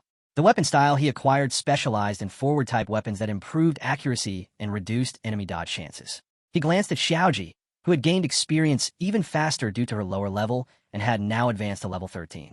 She had also acquired a new skill called Netherworld Guardian. Over the past days, he had come to understand her personality more clearly. She is not like the other dragons, he thought. She is timid, insecure, and socially anxious with no aggressive traits at all. However, she is exceptionally skilled at hiding and escaping. After repeatedly guiding Bao and helping Xiaoji confront her fears, she had finally dropped her guard and formed a strong bond with Xiao Fei. With Xiaoji's new skill learned and the 3-day period complete, it was time to leave the shrine. Just as Lu Fan prepared to depart, Missy arrived and immediately spotted Xiaoji. With delight in her voice, she asked Lu Fan what that cute creature was. He smiled and replied that her name was Xiaoji and that she was his new dragon companion. Missy asked if she could touch her and reached out playfully, noting how squishy she looked like jelly. But Lu Fan warned her gently that Xiaoji was unlike other dragons and very socially anxious. He decided to stow her away before she became overwhelmed. Then he asked if Missy had been waiting long. She laughed and replied that she almost forgot she had something important to tell him. Clearing her throat, she switched to her formal tone and told Lu Fan that she was now speaking as the principal. She explained that Zhao Shengming had contacted her yesterday and informed her that the final assessment at Dragon City Academy was being prepared. Although Zhao claimed Lu Fan's participation was optional given his strength, Missy disagreed and said that their school's students should not skip such exams. Before she could continue, Lu Fan interrupted and asked her to drop the principal act and speak normally. As they walked together, Missy agreed and told him it was now time for senior sister mode. She introduced herself as Nero and spoke fondly of the past, saying that it felt like just yesterday when teacher Guru had recruited her. She added that Lu Fan had always been busy and constantly traveling between the extreme north and Taichi Nation, which made time seem short. Lu Fan then said he wanted to visit a place before the final assessment and asked her, "Do you know where Fallen Dragon Valley is?" She seemed surprised and asked, "Why do you want to go there?" Lu Fan was surprised in turn and asked, "You actually know the location?" Missy then revealed, "My grandfather's death was connected to the valley." She began explaining what had happened 6 months ago in the bottom ravine of Fallen Dragon Valley. Her grandfather, the head of the Yi family, had led 3 fourth-tier masters to explore the western frontier and pushed all the way to the valley floor. Confident in his experience and power, he had hoped to annex the valley into the Yi family domain, but they had unknowingly entered a forbidden zone. The team found a more open area, but the final boss they encountered was beyond their ability to defeat. One of her grandfather's companions warned him to watch his back. Realizing the danger, her grandfather ordered a retreat and planned to return with a larger force. However, the poison he had been exposed to during the retreat proved incurable, even for the Dragon City priests. He collapsed while others wept around him. The Huang and Long families took advantage of his condition to spark a dispute. In his final moments, he had held Miss Ye's hand and told her that during the retreat, he heard a single dragon roar coming from deeper within the valley. He died with the hope that the valley would someday belong to the Yi family. She ended the story by saying it was a secret asset of their clan, and again asked why Lu Fan wanted to go there. He explained that he had received a rare hidden quest to slay a dragon king-level entity. Missy was shocked but not surprised that someone like Lu Fan could be granted such a mission. He admitted the risk, but assured her he had enough trump cards now to survive, and asked if she would support him. Missy replied without hesitation that she absolutely would. Since she was a key decision-maker in the Yi family, she had the authority to reveal the location of Fallen Dragon Valley. Lu Fan expressed his gratitude and told her to return to Yi Manor and prepare for departure the next day. That afternoon, the scene shifted to Old Huang Manor where a heavy punch struck the ground. A boy nearby began crying in fear. Ning too stood in the courtyard and coldly declared that the tribute was now 3 days overdue and that the scoundrels of the Huang family were in trouble once again. A man nearby begged him to stop and cried out that this was no longer the Huang family. Ning ignored him and demanded, "Where is the core of the earth? My sister is still waiting for it." The man stammered, "It's over. Everyone flee." Panic erupted as someone shouted, "Young Master Ning has arrived. We are doomed." Another person asked, "Who is Ning and what is happening?" Ning simply stated, "I do not care who owns the land now, Huang family or Yi family, because not a single tribute item is allowed to be missing." He raised his hand and gave the order for the ghost generals to charge in. Immediately, one of the ghost generals activated its eyes, which emitted a red light. The earth burst open, sending debris flying and throwing people into the air. As the chaos unfolded, the ghost activated both eyes and began destroying everything in sight. People screamed and tried to escape. One of them cried out, "What is happening?" while another yelled, "Everyone run." The ghost then emitted a purple light from its eyes, escalating the devastation. Amidst the destruction, Ning chuckled and remarked that they were being crushed like insects. A man standing in front of the mansion looked around in alarm and shouted about the loud noises, demanding to know what was going on. The ghost advanced relentlessly, crushing everything in its path, and Ning suddenly felt uneasy, realizing that the situation might spiral out of control. He thought to himself that this was bad, and that it might even be Ning, too, who was in trouble now. Meanwhile, another man stood frozen with fear, unsure what to do. With no time to notify the family, he knew they were completely unprepared for what had arrived. The scene opened in the vast wilderness of Fallen Dragon Valley, where flocks of birds soared overhead through the hazy sky.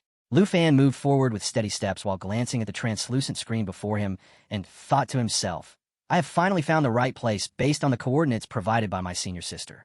This was the Western Frontier's uncharted zone, a level 90 regional area known as the Fallen Dragon Valley, the same domain the prestigious E family had once failed to conquer. Placing his bag gently on the ground, Lu Fan thought back to the moment Miss Yi had handed it to him just the day before. She had told him it contained various tools compiled from her grandfather's records, including consumable items, scrolls, and buff-enhancing food. Although he had insisted she need not go to such lengths, she had firmly reminded him that many unforeseen accidents had occurred in the valley and that it was always best to be fully prepared. He had then looked at her with sincerity and apologized for not being able to bring her along this time. She had responded calmly that when it came to dragons, she would be of little help anyway and needed to focus on the growing tensions between the Yi and Huang families. With little time to waste, Lu Fan had turned to depart as she reminded him, "Be extremely cautious around the Dragon King." Not long after, another girl approached Miss Yi and informed her, "The Huang family has officially transferred the high-level secret Realm Molten Core cavern to us, and Huang Yingheng is already organizing the collection of resources." Miss Yi acknowledged the report. "I will personally visit the cavern," she said, while instructing the girl. "Help Huang Yingheng manage things and keep an eye on him." The girl nodded in understanding. Elsewhere, Ning was seated within the guest hall of the former Huang family estate and listened with raised brows as a man bowed before him. Ning repeated the words in disbelief and learned that Miss Yi, despite leading 3 clans, had personally entered the mine to gather ore. He laughed with mock admiration and commented that this new clan master was truly something. It was the first time he had heard of a leader collecting ores herself and entrusting the management of her house to former enemies. A maid approached him and offered tea, which he accepted while remarking that even third-rate clans still understood proper etiquette. He took a sip and declared that he would give them a few more days, saying it would give him the opportunity to meet this fascinating clan leader. The man immediately stood up and thanked him with great relief. Back at the entrance of Fallen Dragon Valley, Lu Fan activated a round device in his hand and discovered that it was a portable magnetic light. He thought it would be perfect for lighting his way once he ventured deep into the valley. Just as he was preparing to continue, Xiaoji suddenly popped out of the bag. Lu Fan glanced at her and told her to stay put. He packed the bag again and continued walking, thinking to himself, "Thanks to Xiaoji's presence, I am completely immune to the toxins that fill this place." He confidently promised, "I will demonstrate what real dragon combat looks like." At his command, Xiaoya and Abayo moved forward to clear the path. Lu Fan stood at the center while his dragons advanced ahead, cutting down any obstacle in their way. He thought, if Xiaoji had been the first dragon I ever encountered, I might have truly doubted whether dragons were the most powerful beings in the world. Suddenly, Bao confirmed the path, and at that moment, a level 85 venom slime appeared. The toxic creature launched a mucus-based attack that significantly reduced the target's defense. Lu Fan scoffed at its mindlessness and declared it was time for Xiaoji to shine. While one of his dragon companions attacked with raging fire, he ordered Xiaoya and Abao to leave one slime alive. The battlefield roared with flames as the Xiaoya unleashed its power, but Lu Fan shouted at him to stop. Despite the command, Bao pushed another with his legs and retorted with frustration. Lu Fan stood firmly among his dragons and sternly repeated that he needed one alive because stronger enemies awaited them ahead. He then turned to Xiaoji and said it was time for her to absorb the toxin. As she faced the venom slime, a black silhouette emerged with glowing red light and uttered a vile phrase about destruction. The venom slime began to surge and grow. Lu Fan encouraged Xiaoji and told her that once she absorbed the toxin, she would grow even stronger and that she was destined to be the mightiest of all dragonkin. Without fear, he mounted another dragon and sent her forth. Xiaoji flew straight toward the venom slime and began absorbing its toxins, swallowing them directly as Lu Fan watched with pride. As she absorbed more of the poison, her body let out a low cry and her level increased to 14. Since the venom slime's attack reduced defense and increased the ambient toxicity, it allowed Xiaoji to unlock a new tier of toxic resistance and stacking power. The team's tanks gained the benefit of the enhanced toxin, and Lu Fan shouted, "You have done an amazing job." He lifted her up with both hands and praised her. "You are a strong and promising dragon. When you grow up, you will stand alongside your big brother and sister as one of the most dominant and unmatched beings in existence." Xiaoji wiggled slightly and let out a soft sound while a faint poisonous mist danced in the air around her. The scene shifted to a moment where a translucent screen displayed the next threat. Phosphor Fire Moth, level 86. The creature began shaking its wings violently, scattering phosphor powder into the air. The powder ignited mid-flight, forming a fiery haze that inflicted temporary blindness for 6 seconds and increased incoming damage by 45%. Lu Fan, standing among his companions, watched the screen closely and reflected. After 2 full hours of combat training, Xiaoji has grown far more familiar with battlefield dynamics. With renewed confidence, the team pressed deeper into the valley. Xiaoya and Bao took the lead, clearing obstacles while Xiaoji continued scavenging from fallen enemies and absorbing various toxins that built up her power. Among the new threats was the Green Arm Poison Scorpion, a level 87 monster whose hardened carapace significantly reduced physical and magical damage by 70% for a full minute, while also possessing a rare counterattack trigger. As toxins flowed into her, Xiaoji absorbed the scorpion's venom, which caused paralysis for 12 seconds and reduced the target's movement speed by 30% for 20 seconds following the initial paralysis. Placing a gentle hand on the poison dragon, Lu Fan smiled and praised her. "You have now acquired 3 powerful toxins: mustard corrosion, burning, and paralysis." Her level had increased to 15, and with that growth, she had unlocked a new ability called Form Shift. As he looked at the system screen, his eyes widened in disbelief. Xiaoji's new form was listed as the legendary source of all venoms, a form often spoken of in obscure bestiaries as one of the most dangerous transformations tied to the netherworld. Yet instead of a typical evolution, Xiaoji was undergoing a transformation into a poisonous swamp. Lu Fan watched in stunned silence as he realized that her transformation allowed her to turn herself into a battlefield domain in the form of a poison pool swamp. As he observed the terrain, he called out to a Bao, asking why he was still sparring with mushrooms. Bao continued poking glowcap fungi to make them light up, and Lu Fan shook his head while wondering if the dragon found entertainment in it. He made a mental note that once they left the valley, he would need to find a Bao some toys to keep him distracted. Turning back to Xiaoji, Lu Fan noticed that even she had begun to glow. Shock overtook him when he saw her radiating a soft, luminous light. He realized that she had absorbed the toxins from the glowcap mushrooms, which made her body emit a gentle glow. Although glowcaps were indeed toxic, their effects seemed to extend beyond simple debuffs, allowing Xiaoji to now serve as a light source as well. Just as Lu Fan and his companions admired this strange development, a swarm of black, disgusting worms emerged from the shadows. Their level was displayed as 88. Lu Fan grimaced and declared them repulsive before instructing Xiaoya, "Burn them with fire." The dragons turned in unison as Xiaoji rose into the air, no longer showing the timid nature she once had. Lu Fan watched her closely and wondered if she was preparing for something. At that moment, Xiaoji shifted form again and unlocked 2 new skills: Toxic Sea Surge and Nether Spirit Counter. Her body melted into a liquid state, spreading across the battlefield like flowing venom, and she began attacking the worms directly. Lu Fan shouted in excitement and urged her on, telling her to devour the worms and prove her strength. As Xiaoji melted into the poisonous swamp, small clones of her form began rising from the toxic liquid. These smaller poison dragons launched attacks on the worms, working in perfect synchronization. Lu Fan and the other dragons cheered as they watched her fight independently. He thought that the once anxious Xiaoji was now so confident that she no longer needed the support of a Bao or Xiaoya. Drawing his dark serpent arrow, Lu Fan joined the battle. "It's time to fight together," he called out.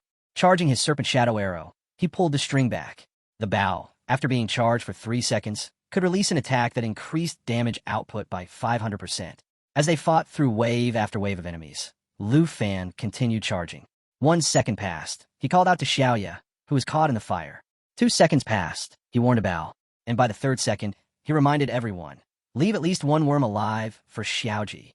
He released the arrow with force, watching as it surged with red, yellow, and deep blue energy. The shot burst into an intense blaze and annihilated the swarm. As the fire faded, Lu Fan instructed Xiaoji to go and absorb more toxins. She responded immediately, gliding over to absorb what remained of the poisonous essence.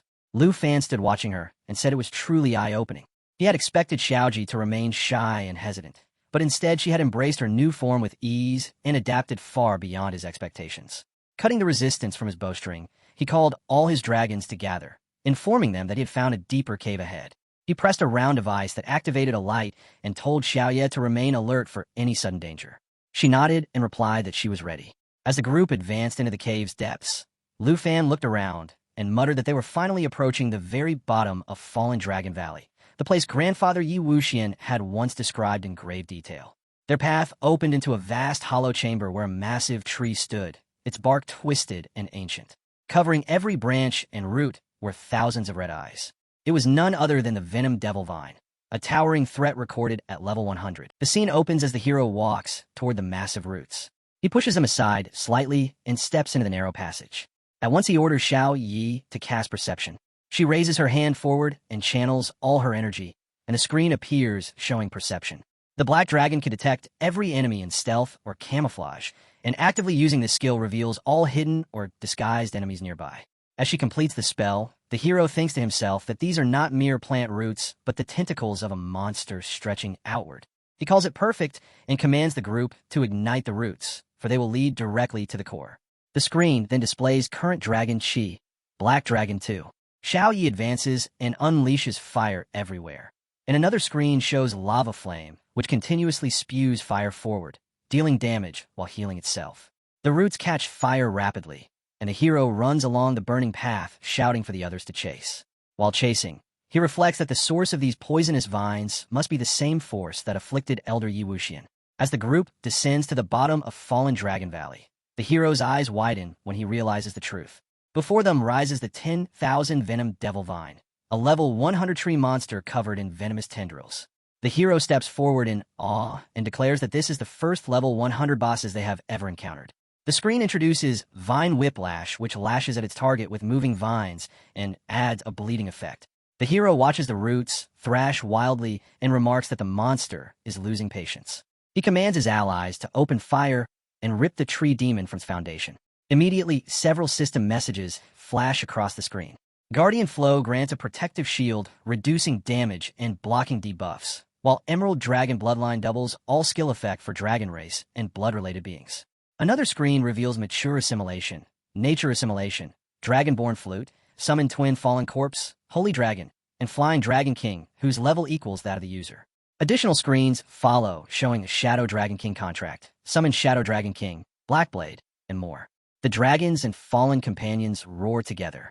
The black dragon shifts into destructive Great Dragon, while the blue dragon shifts into world-ending thunder.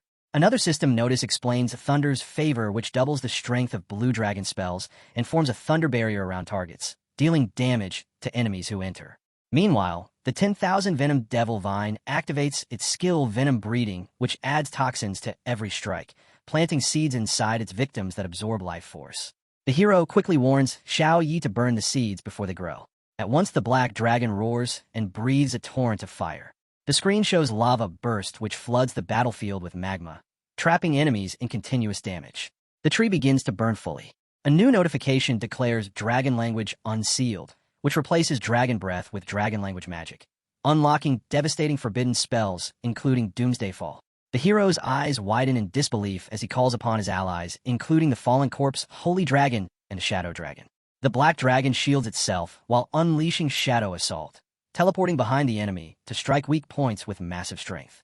The tree begins to tear apart from its roots as Shadow Invasion follows, adding bonus damage. The hero unsheathes his sword and shouts for Xiao Fei and Abeo to strike together. The screen lights up again, showing Kront Dragon Qi, Blue Dragon 2, and Emerald Dragon Bloodline. Dragon Domain expands into a 100-meter radius where allied dragons gain 50% to all stats, while enemies lose half their strength and are trapped inside. Another notification describes Doomsday Fall, which consumes life energy and multiplies at 2,000% into catastrophic damage. The current status reads Life Sacrificed, 100%. The spell crashes down upon the tree with explosive force. Green energy surges across the ground as the monster is crushed, and the blue dragon spreads its power outward. The hero continues to fight as Void Split Synergy appears, combining Dragon Chi with coordinated dragon pets to unleash lightning strikes empowered by Thunder's favor. Standing firmly, the hero commands Xiao Ji to absorb the toxin, but when the dragon hesitates, he asks in alarm what is wrong. The screen then announces Undead Devil Vine, which allows the monster to regrow infinitely through its root network. The hero realizes the tree demon can resurrect endlessly, forcing Xingqing to prepare his radiance form. Another display shows current Dragon Chi, Black Dragon 2. The hero acknowledges the difficulty, noting that such level 100 traits prove why fifth-turn experts are said to control nations.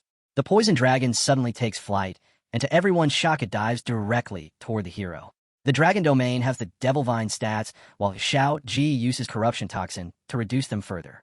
The system introduces Toxic Sea Surge, a swamp of venom that doubles toxin stacking, followed by Grunt Toxin Corruption, which lowers enemy stats by 1% per stack and prolongs all debuffs. These abilities combine to reduce the monster's strength continuously. The hero calls upon Xiao Fei, Grant, Xiao Ji, and the Emerald Dragons to unleash light together. Their assault interrupts the Vine's resurrection ability. He then orders Xiao Ji to keep corrupting since time is no issue. He reflects that even though Xiao Ji is only level 15, its debuff-oriented nature makes it the perfect predator against this kind of foe. He knows that with enough time, even a level 100 monsters can be ground down.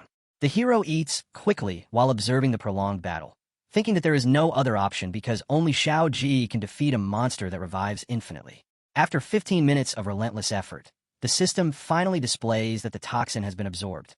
The 10,000 Venom Devil Vine's own poisonous seed is consumed instead of spreading. The hero marvels aloud, realizing that Xiao Ji has absorbed the essence of a level 100 boss.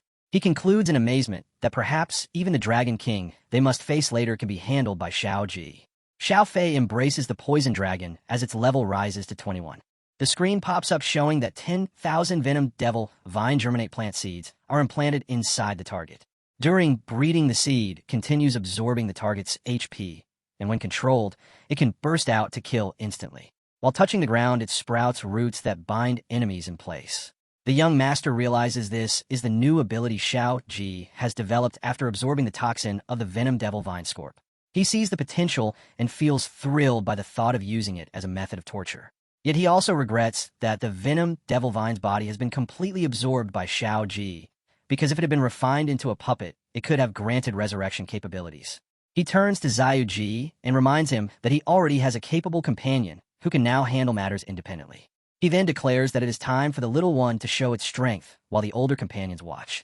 The poison dragon lets out a voice, and though perfection cannot be achieved in everything, watching Xiao Ji grow fills the master with pride.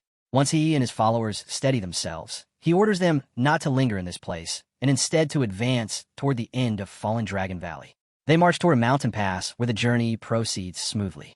The screen then displays lava, flame, shooting forward, burning enemies while healing itself, followed by the poison dragon's level rising to 22. Another ability called Roaring Thunder summons a storm zone that deals massive lightning damage and paralyzes all caught within. The poison dragon quickly advances to level 23, then 24. No matter what fierce creature appears, the dragon pets destroy them instantly. Among them, the one who changes the most is Xiao Ji. Once timid and hiding behind the group, assisting from the rear, the poison dragon now levels up steadily during each battle. From level 25, then 26, then 27, and finally 28, Xiao Ji grows braver and dares to step forward to fight directly. In only 2 days, with skyrocketing experience, Xiao Ji soars to level 30. The poison dragon itself also climbs from level 29 to 30, and the entire group grows excited when a new skill is acquired: Poison Cloud, Rain, and Summer. The scene shifts to the skies above Fallen Dragon Valley, where the master and his followers stand at a cliff, secretly observing the abyss. He informs them that the end of the valley lies below and commands them to prepare to descend. Dark Blade engages concealment, and the screen shows Shadow Mental, which grants allies shadow concealment for 6 minutes. He then calls on Xiao Fei to use Emerald Blessing.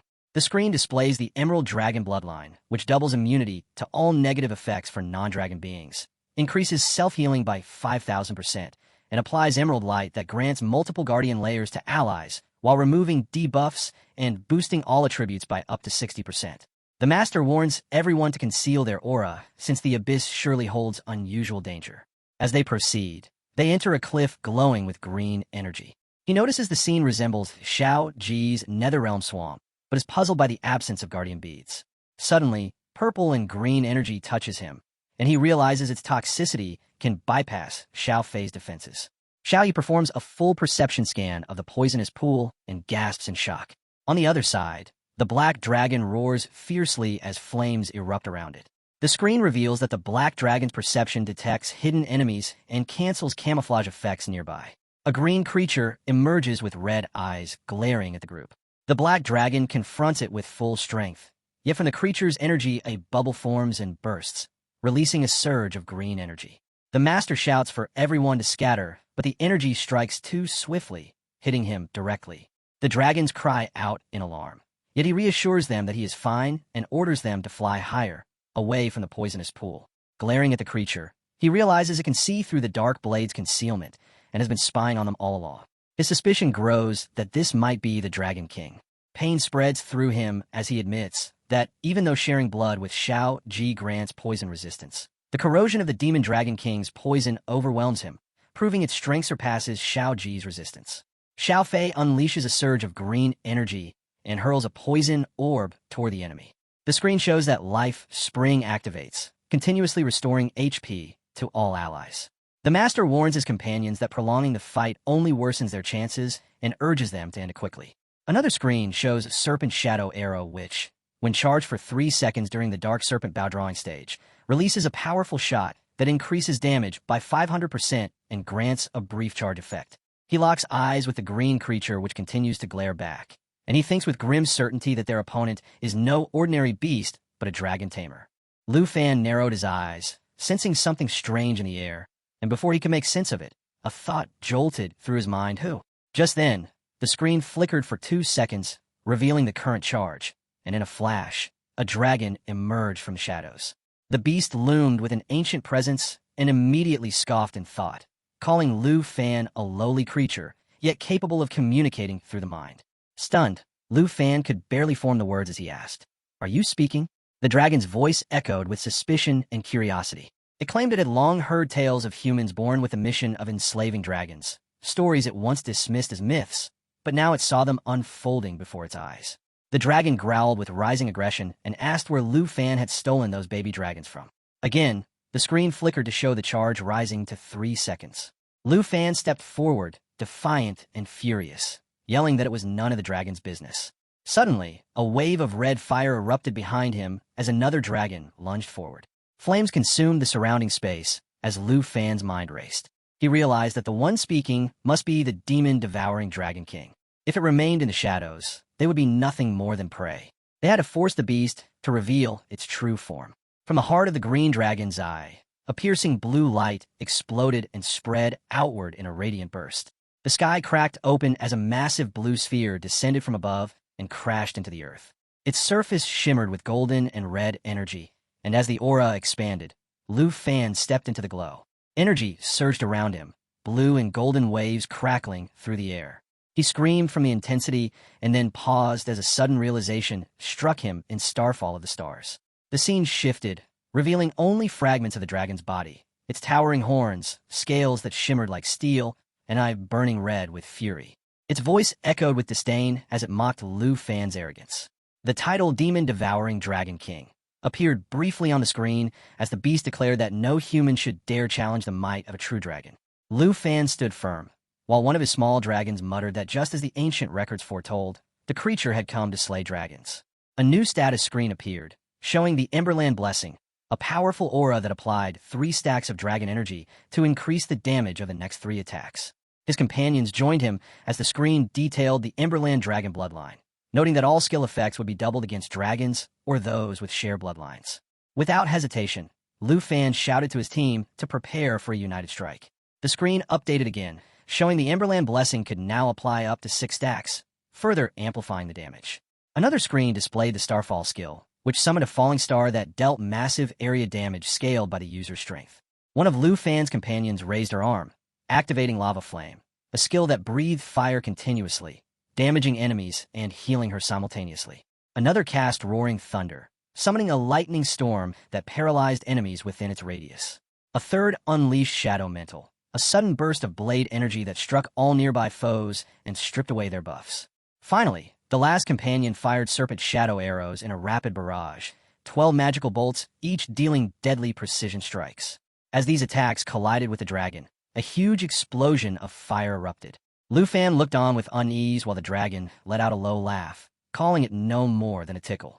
With mocking ease, the dragon pushed itself up from the blast. It stood tall and unscathed as the battle raged on. Xiao Fei called out to Ying while Lu Fan watched everything unfold, piecing the truth together. He realized that 4 elemental types had been combined into a single strike, an extremely dangerous sign. The dragon's voice thundered once more, calling Lu Fan a sinner and a dragon enslaver, and then it roared a command for death. Flames erupted from its mouth in a sweeping inferno. Lu Fan shouted for Xiao Fei to activate the Eternal Guard, and together they charged through the fire. As they advanced, the flames reversed and blasted directly toward the dragon's own head, momentarily overwhelming it. The dragon's voice, still defiant, echoed with confidence. It declared that even if Lu Fan had baby dragons on his side, the power of the Dragon King was far beyond anything mortals could imagine. The screen suddenly revealed a new ability, Golden Dragon Shield, unleashing the Golden Dragon King's barrier. The barrier could reduce incoming damage while increasing strength, agility, and spirit by 40% and doubling endurance for 20 seconds. Its class was labeled Dragon Rider 2 at level 50. Behind the Golden Dragon, Lu Fan and his allies prepared for the final assault. The Dragon King snarled as his body began to morph. The once-human figure transformed fully into a towering dragon, still terrifying despite having less than 10% of his power left. The Golden Dragon thought to himself that if that transformation had come just 1 second later, nothing would have remained of him but bones. He turned toward Xing Cheng and called for the preparation of 17 million celestial stars of annihilation. The screen confirmed the next phase Star Dragon's second form, Starshines. The charge began for the devastating skill. The Golden Dragon braced himself, acknowledging that this enemy was the strongest he had ever encountered. He believed that if he and Xing Cheng combined their strength, they could still bring it down. The screen displayed the terrifying power of the 17 million celestial stars of annihilation, a divine core that unleashed apocalyptic energy, activated only by the Stealer Dragon, capable of turning cities to dust.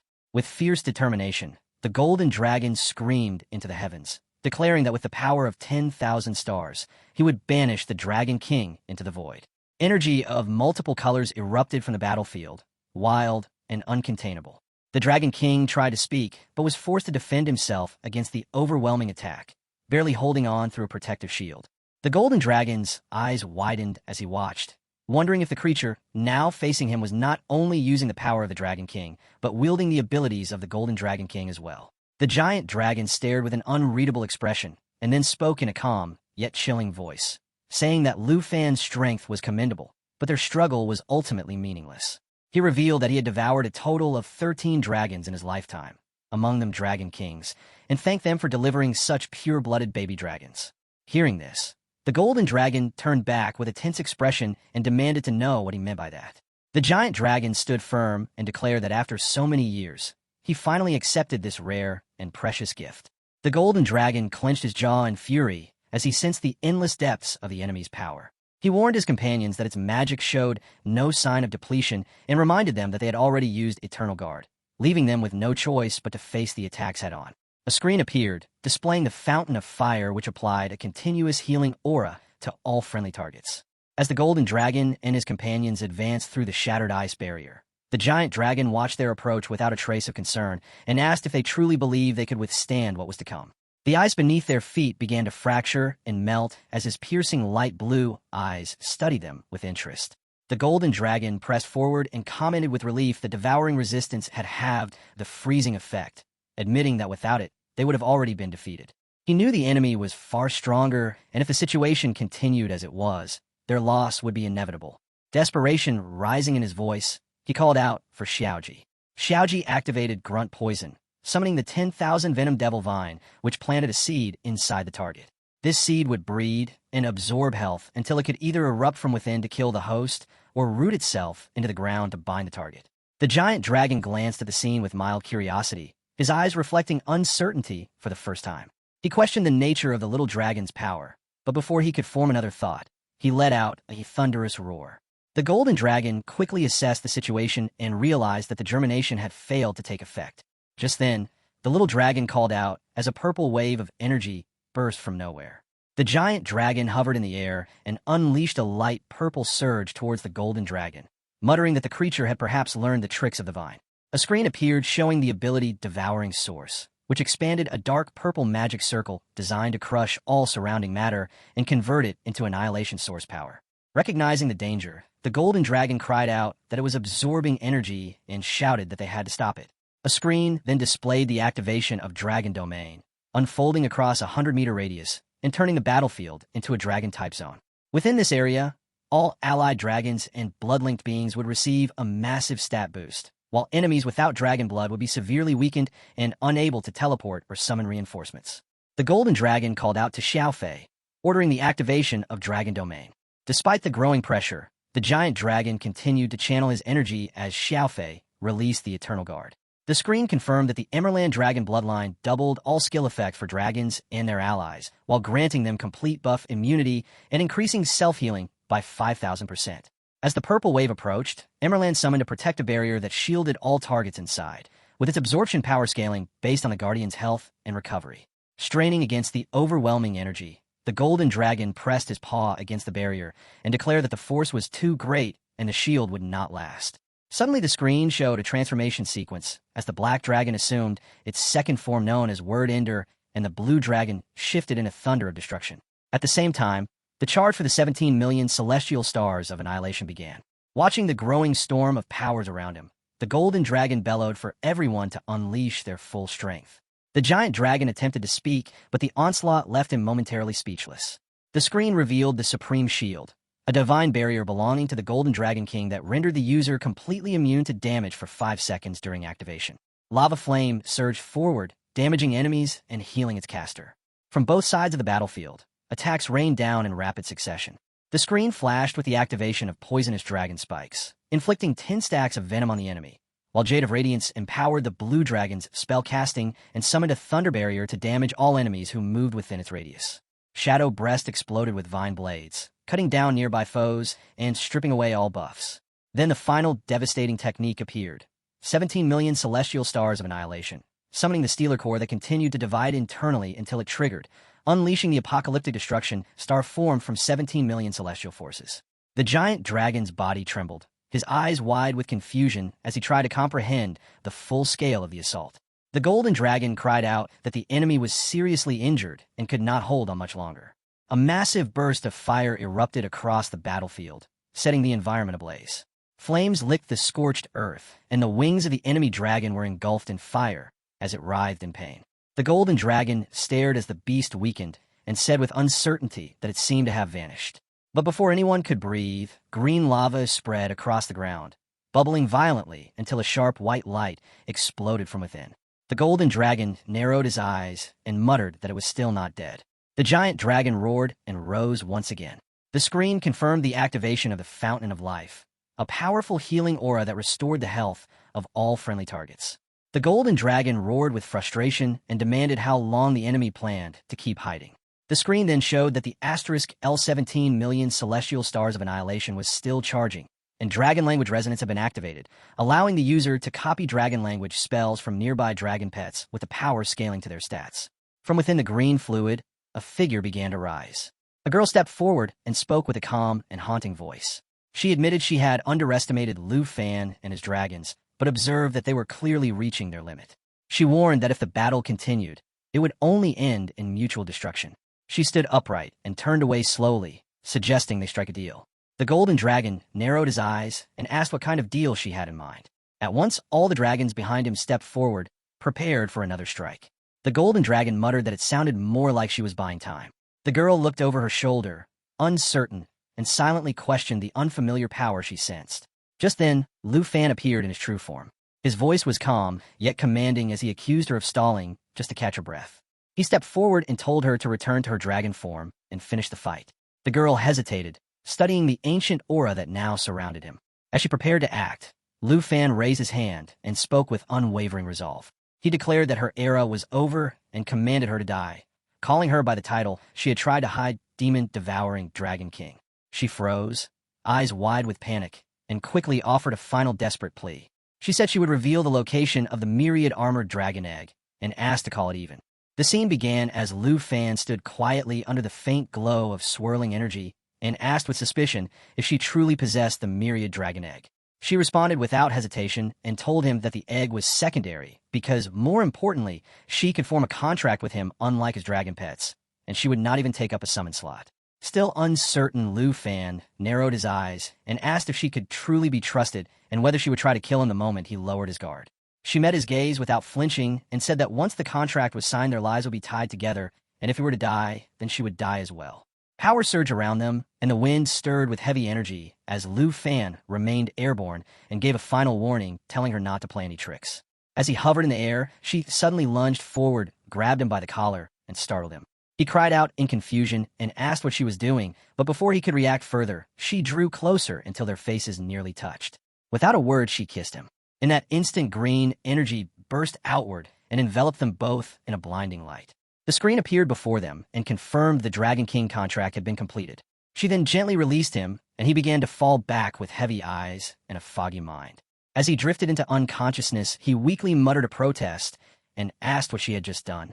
Standing at a distance with a faint smile, she told him it had been the contract completion ritual and reminded him that she had not lied.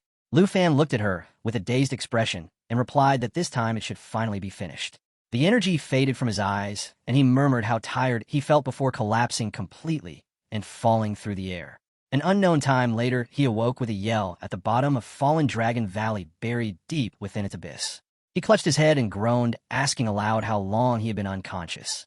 As he sat up, he recalled the brutal battle with the demon-devouring Dragon King and thought to himself that it had drained him completely and confirmed that the level of a Dragon King was truly beyond human understanding. He placed a gentle hand on his small dragon and told it softly that it was still full of energy. With renewed focus, he reminded himself that it was a good thing he had sealed the contract with the demon-devouring Dragon King before collapsing. Just then a familiar voice echoed from nearby, and the woman stood again within the green fluid and remarked that he was already awake. Lu Fan stared at her in silence, his thoughts clouded with uncertainty. She held a swirling portion of the green fluid in her hand, and with calm confidence, she asked if he wanted to team up with her, calling him Little Dragon Tremor. Lu Fan turned his gaze away and declined her offer, then asked why she had remained hidden there the entire time. She stood slowly and asked why he remained so guarded when they had already signed a binding contract. She explained that the nature of the pact ensured that if he died, then she would also perish. As long as the contract remained intact, she would not pose a threat to him. Lu Fan answered that he still felt skeptical and suspected there was some hidden trick to the contract that would eventually reveal itself. Feigning offense, she replied that his mistrust hurt her feelings, but she would not deny the possibility. She admitted that she had only lost to him earlier because she had been severely weakened, and by forming a contract with him, she could use his pet space to accelerate her healing. She then shifted into her human form and changed her outfit before speaking again. She told him that as a reward for helping her recover the contract would allow him to summon her 3 times in the future to help him fight enemies he could not handle alone. Smiling slightly, she called it a win-win arrangement and asked if he agreed. Lu Fan acknowledged that it did sound mutually beneficial, but insisted that she would need to meet 3 conditions first. She raised an eyebrow and questioned whether he was pushing his luck. Lu Fan looked at her sharply and said that she had only proposed a contract to survive, and since he had beaten her, the spoils of victory should belong to him. She had no reply. He added that if she refused, then he would simply never summon her, or worse, terminate the contract, and when he died, she would vanish with him, never to regain her freedom. The woman fell silent once more, and then offered a slight smile with a sharper gaze as she asked what his 3 conditions were. Lu Fan raised his first finger and declared that he wanted the pool of poison she had soaked in for years. She accepted the demand, saying that the pool no longer affected her much, and that she had used it to recover over time, although it was slower than the healing within his pet space. She looked at him and asked if he wanted it for the little dragon, but he refused to answer. Instead, he gestured to a nearby skeleton and said that the remains once belonged to his partner, the underworld poison Dragon King. He explained that the poison pool was formed from the dragon's flesh and blood and was infused with his Dragon King power. He recounted that many years ago, a fierce battle had taken place in that very valley between himself, the underworld poison Dragon King, and another foe, the myriad armor Dragon King. That legendary clash later became known as the 3-Dragon War, and it transformed the entire region into what humans now call the Forbidden Zone or the Fallen Dragon Valley. He reflected on the intensity of that battle and wondered what kind of connection existed between the Poison Dragon King and the baby dragon now by his side. She interrupted his thoughts and revealed without remorse that in the end she had been the one who killed the underworld Poison Dragon King. Lu Fan's expression shifted to one of deep suspicion as he realized that she had not only stolen the dragon egg, but had also slain her own partner. The betrayal confirmed his lingering doubts. She then asked him to continue and share his remaining conditions. Lu Fan responded by asking for a drop of her blood and extended his hand to reveal the seed of the divine dragon tree. The scene began with her continuing to speak, her voice steady yet laced with something deeper as she paused momentarily. She then admitted that she had never expected it, never could have imagined that those inferior subdragons would one day possess the seed of the divine dragon tree. Her tone shifted to one of disdain as she claimed that for a dragon king to rely on a human for vengeance was utterly disgraceful. Raising her hand to her mouth with suspicion in her eyes, she finally said that she accepted the conditions. She then allowed the hero to take the seed to complete the task for the Dragon King, but asked that when the time came, she be permitted to tear her target's flesh and devour her power. The boy firmly rejected her plea, saying he would not allow her to interfere. She only laughed in response and told him he would understand in due time. Then, with a casual air, she referred to him as Little Dragon Tamer and said that after playing alone for so long, she was tired too. Alarmed, he yelled and asked what she was planning now. She lowered her tongue and slowly licked her finger, announcing that she was heading to his pet space to rest. Suddenly, a purple energy began to swirl around her. The boy was stunned and quickly reminded her that she had yet to fulfill the third condition. He demanded she tell him where she had taken the myriad armor dragon egg from.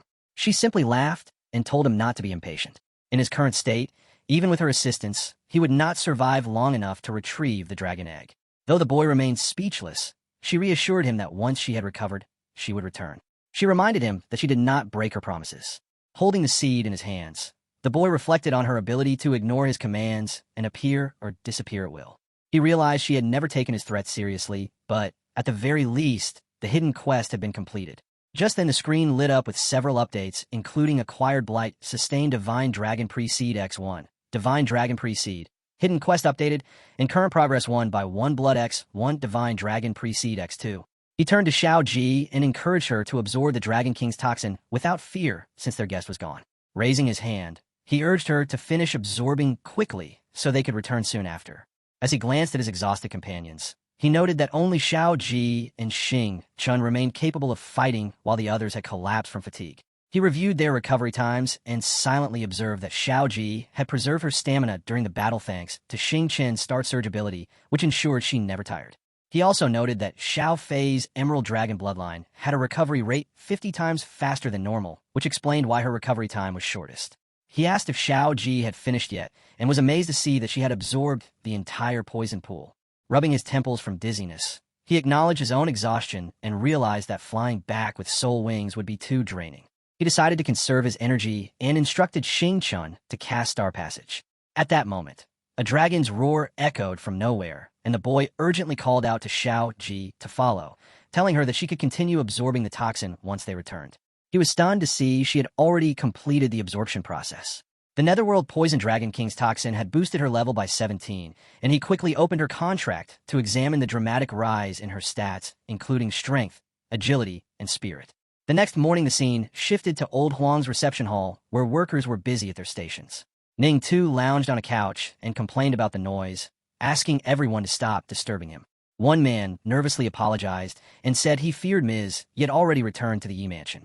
Ning Tu dismissed his concern and claimed he could tell whether she had emerged from the secret realm or not.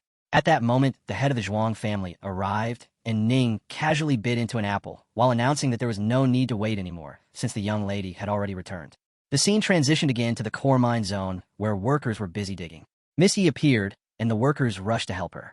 One offered his support, while another asked if she was all right. She calmly declined their help and said she could manage on her own. Inwardly, she reflected on Lu Fan's rapid progress. Half a year ago, she had been teaching him melee combat techniques, but now she feared she would not even qualify as a senior unless she improved herself.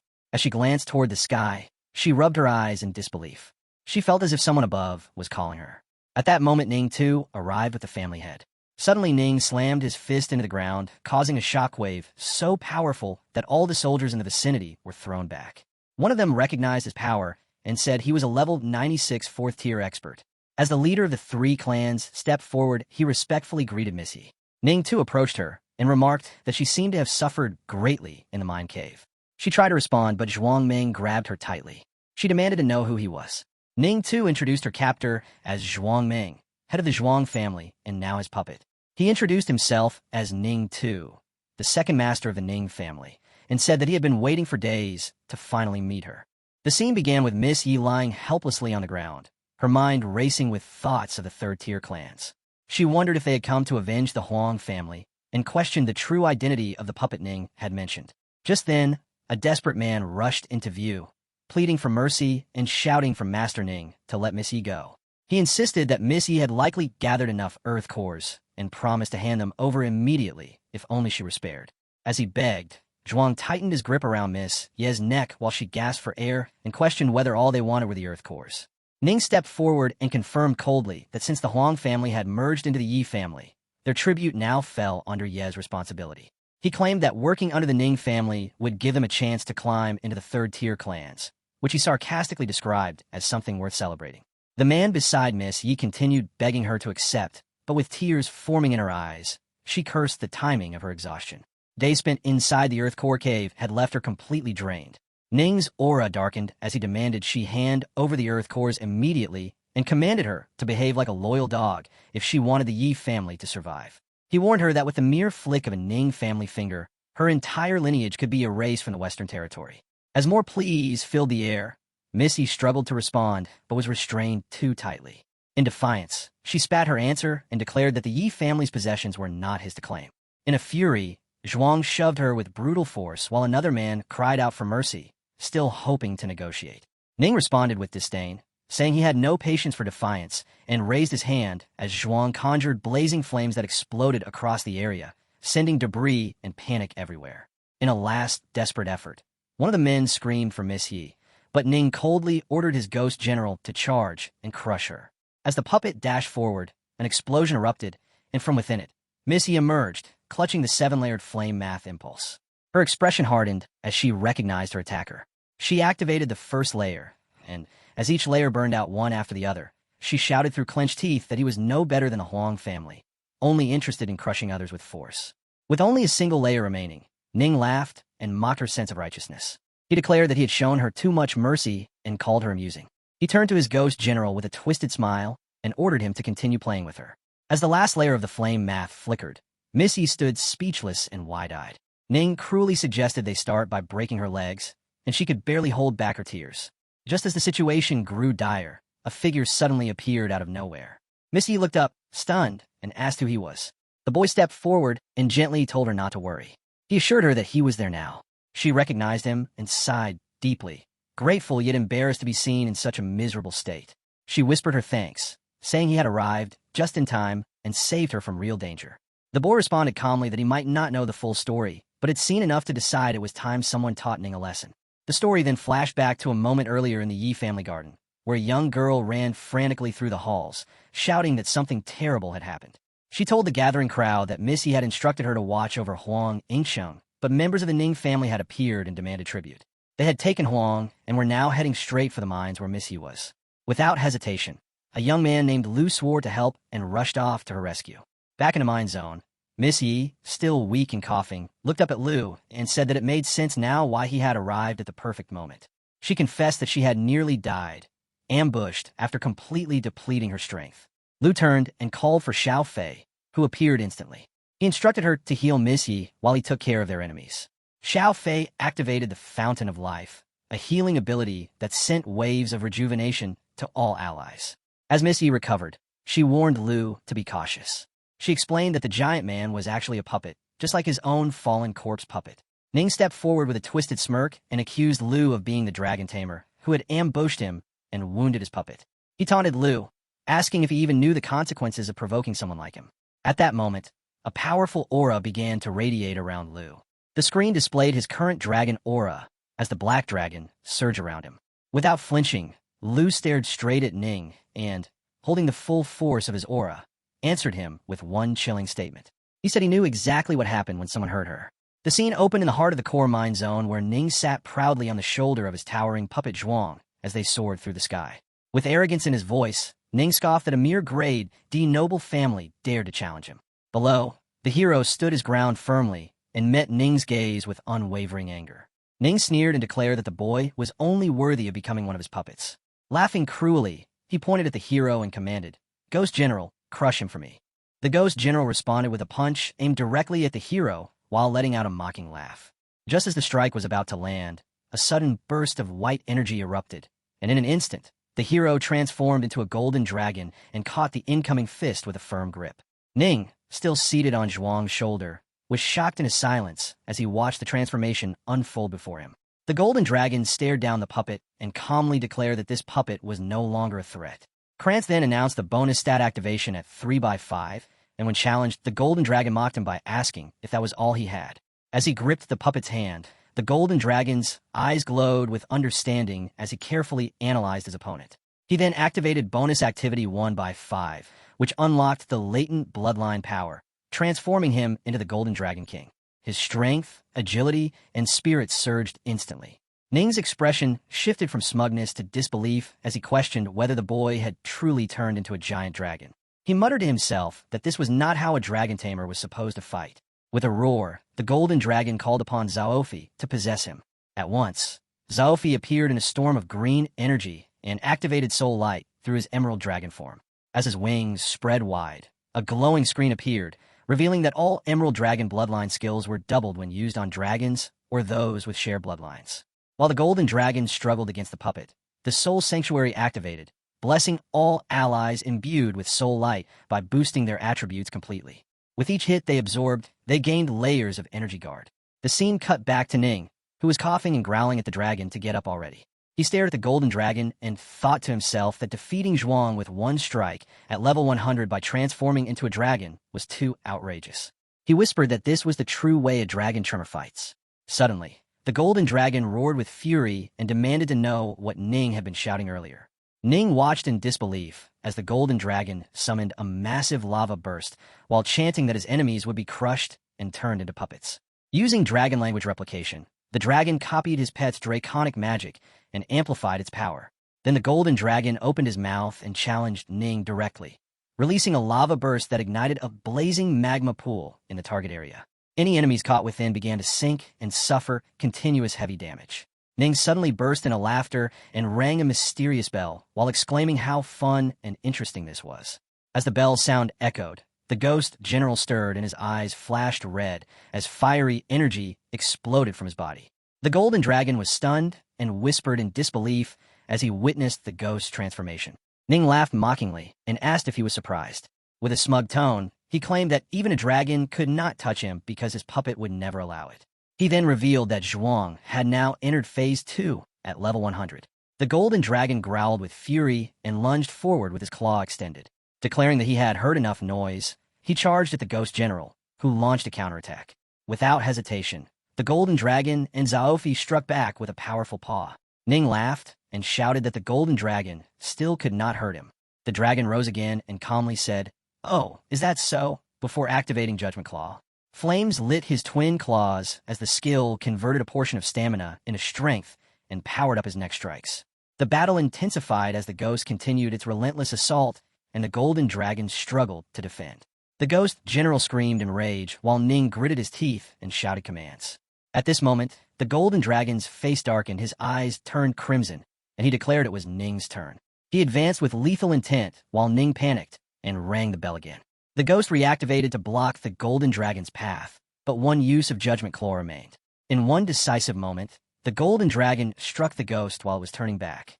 As the battlefield cleared slightly, Ning broke into laughter and declared the entire struggle hilarious. The golden dragon remained silent, seemingly stunned.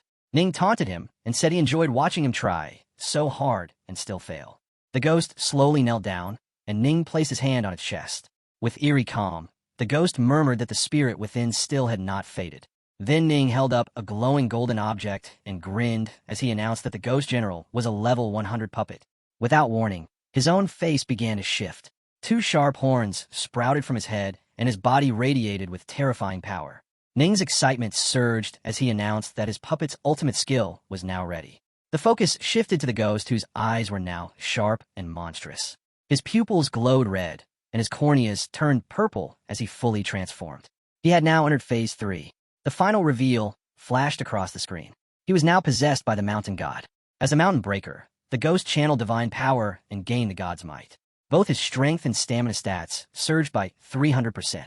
The scene opens in the core mine zone where Ning laughs as his power rises with triple stat and the blessing of the mountain god, which grants him strength that even level 100 elites would fear.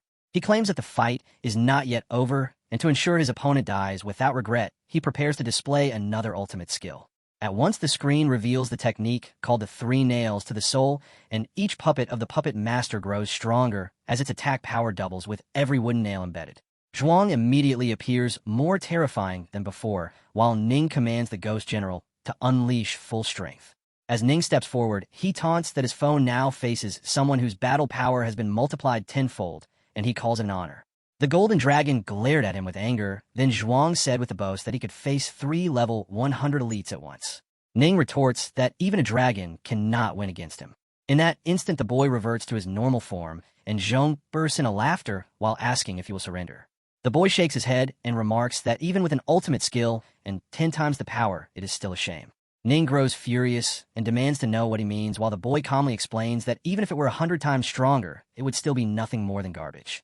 The boy secretly thinks that Zhuang relies only on brute force, while Ning relies on control, which makes them both perfect additions to his puppet army.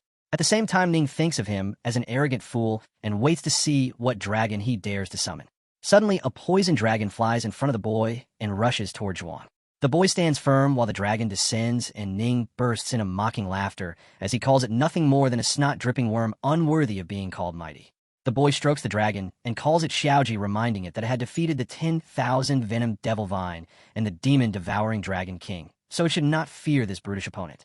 The poison dragon lets out a laugh and declares that it is not afraid and will fight. The boy nods and commands it to show its strength. Ning roars with anger and scorns the dragon as nothing compared to his level 100 puppet. The boy narrows his eyes and responds with the revelation that he never said he had only one dragon. At that moment, he calls upon Xiaofei and summons the Shadow Dragon King. The screen shows the natural assimilation Shadow Dragon contract and the black blades of the Shadow Dragon King, whose level matches that of its summoner. Both Zhuang and Ning stand shocked as Ning sees the look in his opponent's eyes and recognizes the killing intent. He wonders what terrifying abilities this dragon possesses. Raising his hand, he summons golden light from his bell, and the screen reveals the unbreakable protection bell that hovers above him as a guardian shield. Ning orders Zhuang to strike quickly and rip their enemy apart. Yet when Zhuang lunges at the boy, he is halted by the shimmering protection barrier. The shield is revealed to be curtain poison cast by the Poison Dragon King, which drains the enemy's life and transfers the vitality to its master. Ning is shaken as Zhuang begins to weaken within the swamp of poison. He hurriedly invokes counter skills such as Clarity and Calm to purge debuffs and Purifying Rain to cleanse allies and Reversal of Corruption to suppress negative energy. But to his shock, none of them succeed in removing the poison. The Poison Dragon King declares that the venom cannot be dispelled. Ning grows enraged, and gripping the bell, he shouts for them to retreat. The Ghost General lets out a furious cry as sparks of lightning surge through him. The screen displays Shadow Strike, which allows teleportation behind the target to deliver 16 times damage, followed by Shadow Invasion, which triggers an extra blow. Zhuang takes the full assault, and his limbs shatter. From within the release of energy, a red-haired boy appears, unleashing Dragon Annihilation. His arms transform into dragon claws as he delivers 6 rapid strikes in sync with his dragon pets. Ning stares wide-eyed and mutters that his opponent is a monster, since even his strongest puppet, the Ghost General, has been crushed. With bitterness and fear, he calls for Ghost Shadow retreat. And while fleeing, he thinks that he will return with Freak Dragon Tremor to settle matters later. The boy descends lightly onto the ground and scoffs that Ning dares to run when he himself is nothing more than a top-grade puppet material. Without hesitation, he takes to the skies with his followers in pursuit, declaring that Ning will not escape so easily. The scene opens in the core mine zone, where Ning too desperately tries to flee. He curses under his breath, frustrated that the persistent task refuses to leave him alone, and immediately orders the Ghost Guard to intercept. The Ghost Guard responds by unleashing a surge of red energy from his sword. Yet the boy retaliates with sharp confidence, declaring that if this is all they can muster, then they have nothing. With all his strength, he takes to the skies, his aura flaring. A system screen flashes before him, displaying the techniques. Cut the sky. Attach dragon aura. Strike twice in succession. Coordinate with enemy. Determined, The boy pushes forward, refusing to let Ning 2 escape. Another prompt emerges on the screen, outlining a powerful ability, Soul Shock. While in Soul Light mode, continuously channel Dragon Aura. Gain 1 to 2 layers per second, then release all Dragon Aura, maximum 30 to 60 layers. Charging in progress. With a steady voice, the boy commands Xiaofei to eliminate the enemy completely. Xiaofei answers, surrounding him in a torrent of green energy. The screen registers the buildup. Soul Shock is currently at 8 layers. Ning 2 scoffs, thinking the attack useless, but his arrogance lasts barely a second. The black dragon strikes with terrifying force, releasing a wave of red energy that leaves Ning 2 stunned. His eyes widen in disbelief as another system message appears, Shadow Strike. Instantly teleports behind the target and strikes their weak point, dealing 1,600% strength as damage. The black dragon seizes Ning 2, and before he can comprehend what is happening, another effect triggers. The screen reads, Shadow Invasion. After dealing damage, triggers an extra attack for 20% of the same damage. Ning 2 screams helplessly as he crashes to the ground at the boy's feet. Bloodied and broken, he begs for mercy, stammering that he does not want to die. The boy watches with a cold smile, remarking how pitiful Ning 2 looks now, begging like a mutt, when he once carried himself with arrogant pride. He almost seems to miss that unbridled confidence. Ning 2 panics further, declaring that he is the second young master of the Ning family, and promises wealth and favors if his life is spared. The boy ignores his plea and commands Xiaofei to summon the fallen corpse Holy Dragon. A screen notification confirms, Natural Assimilation. Summon Dragon. Buy Flute. Summon Twin Fallen Corpse Holy Dragon. Level equals Summoners. Xiaofei lets out a resonant howl, and Ning 2, realizing too late, demands to know what is being done. The boy narrows his eyes and orders that Ning 2 be turned into a new puppet. Horrified, Ning 2 yells at him, calling him insane, and threatens that the Ning family will exact vengeance, especially his sister. Yet the screen responds with calm inevitability. Corpse manipulation. Control and transform fallen corpse puppet. Summon or dismiss at will. When a puppet dies, its energy returns to the fallen corpse Holy Dragon. Transformation begins. Ning 2 screams and thrashes, tears streaking his face as his body twists into something new. His eyes turn dark pink as the process completes, and the system announces his rebirth. Ning Tuesday, Fallen Corpse Puppet. Master Level 103. The boy studies him with fascination, remarking that the mechanics all work on puppets. With the ability to strengthen them, corpses could be converted into an entire puppet army. A voice suddenly calls his name, and he turns to see his senior sister. She observes the scene with a mixture of shock and admiration, noting that the young master of the Ning family has been slain just like that. She calls him ruthless and decisive. The boy replies calmly, explaining that Ning 2 is still alive as a puppet. Losing a fighter of such a high level would be wasteful, and besides, he can apply buffs to other puppets. He even considers testing if fallen corpses could be manipulated back into human-like form, creating puppets too. His senior sister smiles darkly, pleased by the idea, and admits she has long awaited a chance to trample on a C-tier noble family. When the boy asks about her condition, she answers that though her injuries were once severe, Xiaofei's healing restored her almost completely, leaving only mild fatigue. The boy nods, promising that he will continue his work and hopes the outcome does not disappoint. He then commands the Golden Dragon to summon additional puppets. A mighty roar answers him, and the screen responds again. Corpse manipulation. Control and transform fallen corpse puppet. Summon or dismiss at will. Turning to the newly transformed Ning 2, the boy orders him to control them. Ning 2 extends his hand, releasing waves of black energy that spread to the corpses around them, raising each one to stand at attention. Another notification appears. Create puppets. Transform the corpse of a professional user into a controllable puppet. Summon or dismiss at will. Ning 2 then lifts a ring and strikes a small bell. Blue energy surges outward, binding all the puppets to his will. The senior sister stares in disbelief, realizing that Ning 2 himself now serves as the key to commanding the entire puppet squad. The boy only smirks and tells her that there is even more. He speaks a single word, and Ning 2 obediently rings the bell once more. Following Ning 2's second ring of the bell, the blue energy intensifies and the puppets begin to move in unison, their eyes glowing as they prepare to attack. The entire puppet army now stands under his control, each puppet positioned shoulder to shoulder in perfect formation. A screen appears, displaying the skill called 3 Nails to the Soul. Each wooden nail implanted in a puppet doubles its attack power by 100%, and these nails cannot be dispelled or nullified. Only the puppet master himself holds the authority to remove them.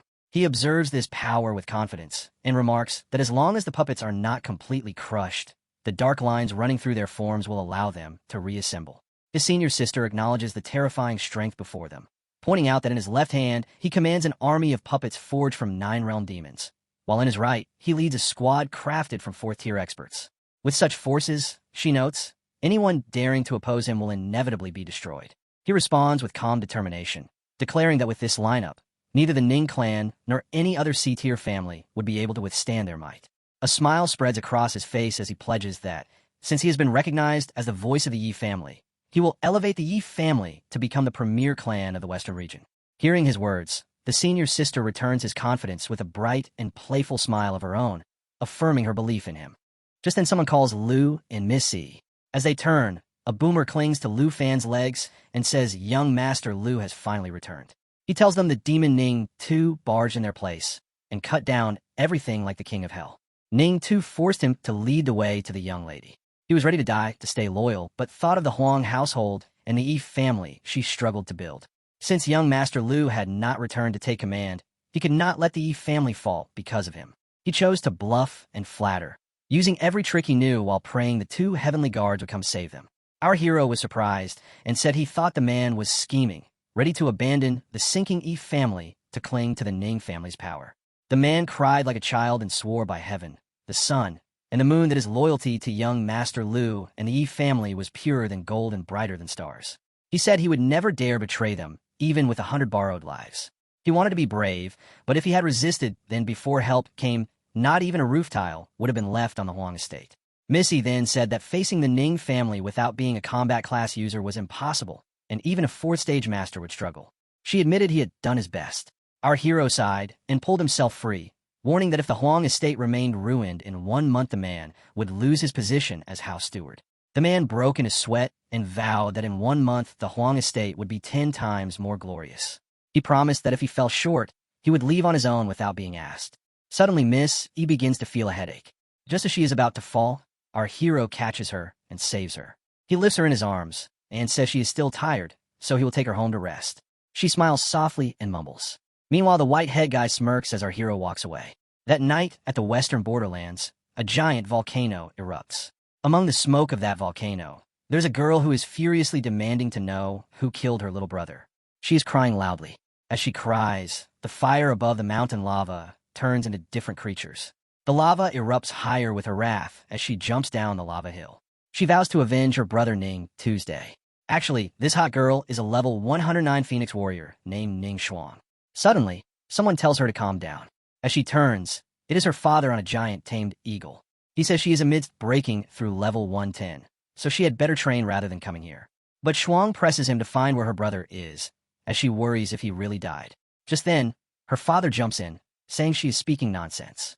She shows him a jade pendant Ning Tu gave her, which is puppet master thread and always pointed towards Ning Tu's location. But now the thread is snapped and is about to vanish, which confirms Ning Tu is dead. Her father couldn't believe that. He said that not long ago, he merely went to collect Earth Core crystals for his sister's breakthrough. Xuang asked about Earth Core crystals and then wondered if he had gone to the Huang family. But her father cut her talk short, saying that there was no way the Huang family alone could possibly harm Ning. Tuesday, Xuang replied that even if it seemed impossible, it was their only lead, and she declared that she was going to turn the Huang family upside down and get answers. Her father shook his head, saying that Xuang's top priority now was to push past level 110 and unlock her second god tier. As for Ning Tu, he added, the boy was not even 1% as important as her. Xuang insisted that Ning Tu was important to her, accusing her father of always looking down on him. She then went berserk, claiming that nothing mattered more than her little brother's life, and the ground broke apart with her anger. Her father dismissed her concern, calling her a child, but then he sighed and admitted that he understood. He promised to send someone to gather information at the Huang estate, while she must focus and continue training to level up. As he turned, Xuang declared that she wanted to go personally. Her father drew out his sword and pointed it right at her face, which shocked her greatly. She narrowed her eyes and demanded to know what he meant by this. Her father replied that whether Ning Tu lived or died was less important than whether she reached level 110. He commanded her to head to the Divine Ruin's secret realm immediately and do what was best for the clan. He even stated that, frankly, it might be better if Ning Tu was dead, so that she would stop clinging to him holding herself back and disappointing the clan. Hearing this, Shuang clenched her fist tightly and retorted that it was always clan this and clan that, questioning if the clan was more important than the lives of his own children. She then leapt toward her father and threw a punch, begging his forgiveness. Her father simply slashed his sword lightly, passing through her swiftly and completely dodging her attack. Blood gushed out of her hand, and she was greatly shocked. His father said that her wings had hardened and she dared to raise a hand against him. He drew out another sword, declaring that perhaps he should teach her a lesson right now and make her obedient again. He was already bruising her hand, and she pressed her teeth together, ready to fight her father. Just then, a guy in glasses shouted at her father, urging Uncle Ning to calm his anger. He too had arrived on a hawk. Her father wondered if this guy was Luo Lixio. As Luo came to the ground, he announced that he had come to take Shuang to the divine growing secret realm, but also noted that father and daughter shared a deep bond. Shuang remained silent. This guy was a mechanical bird rear-grade mount, who asked why there was such a sudden altercation. Her father replied that since Luo was named Shuang's fiancé, he was not an outsider, so he would not hide the truth from him. Saying this, he drew back his sword and explained that Shuang did not understand priorities and had defied the family's order, all because she was convinced that Ning too was dead. She clutched her wounded arm and insisted that this was right. Luo came closer, calmed her, and warned her to be careful. She demanded that he let go, declaring that she was going to the Shuang estate to find her brother no matter what, and that no one could stop her. Luo then removed his glasses, lamenting that this was what it was all about. He revealed that he already knew about Ning Tu's death, though he had intended to tell her only after she achieved her level breakthrough. She turned to him, weeping, asking if he truly knew, and demanding to know if her brother was really dead and whether the Huang family was behind it. Luo urged Shuang to calm down first, reminding her that his Luo family had been able to establish itself as a C-tier noble clan in the western borderlands because of their intelligence network. He confirmed that Ning Tu had been murdered, but assured her that it had nothing to do with the Huang family. She inquired then who it was that killed her brother. Louis said that the one in charge of the Yi family, the dragon Tamer Lu Fan, was the killer. She was stunned, wondering who the hell that guy was. Her father knew he had heard of this dragon tamer. Although Lu Fan had dragon pets, he was under level 50, and it was impossible for him to have killed Ning Tuesday. Her father asked Louis not to speak nonsense. Louis urged them to trust the Louis family's intelligence, explaining that the man had helped the Yi family subjugate both the Huang and Long families. According to their investigation, he might have as many as 8 dragon pets, and furthermore, he had used only 3 of them to kill Ning Tu. Her father was shocked, demanding where Lu Fan could have obtained 8 dragons. Louis explained that the Louis family had investigated all the information about him. His experience was extensive and his combat record impressive, but unfortunately, they had been unable to discover how he had obtained the dragon eggs. Ning remarked that if even the Louis family could not find out, then this Lu Fan was truly remarkable. But Shuang was seething with revenge. She declared that she did not care, fire buzzing out of her head as she shouted that Lu Fan had killed her brother, and she would take his life. She demanded to know where he was and ordered Louis to tell her. Ning told her to quiet down, insisting she was not allowed to go anywhere except the divine ruins. He offered that he himself would handle the matter of his son. Shuang accused him of not caring about Ning Tu at all. Shuang then told them both to calm down. Standing right in front of the lava-buzzing hill, he explained that he had an idea and asked them to listen. His father admitted that Louis's proposal was indeed a good one, since it would not delay Ning Shuang and Ning Chuang from going to the Divine Ring secret realm, and at the same time, they could also avenge Ning Tuesday. Although Chuang remained quiet, Louis asked what he thought.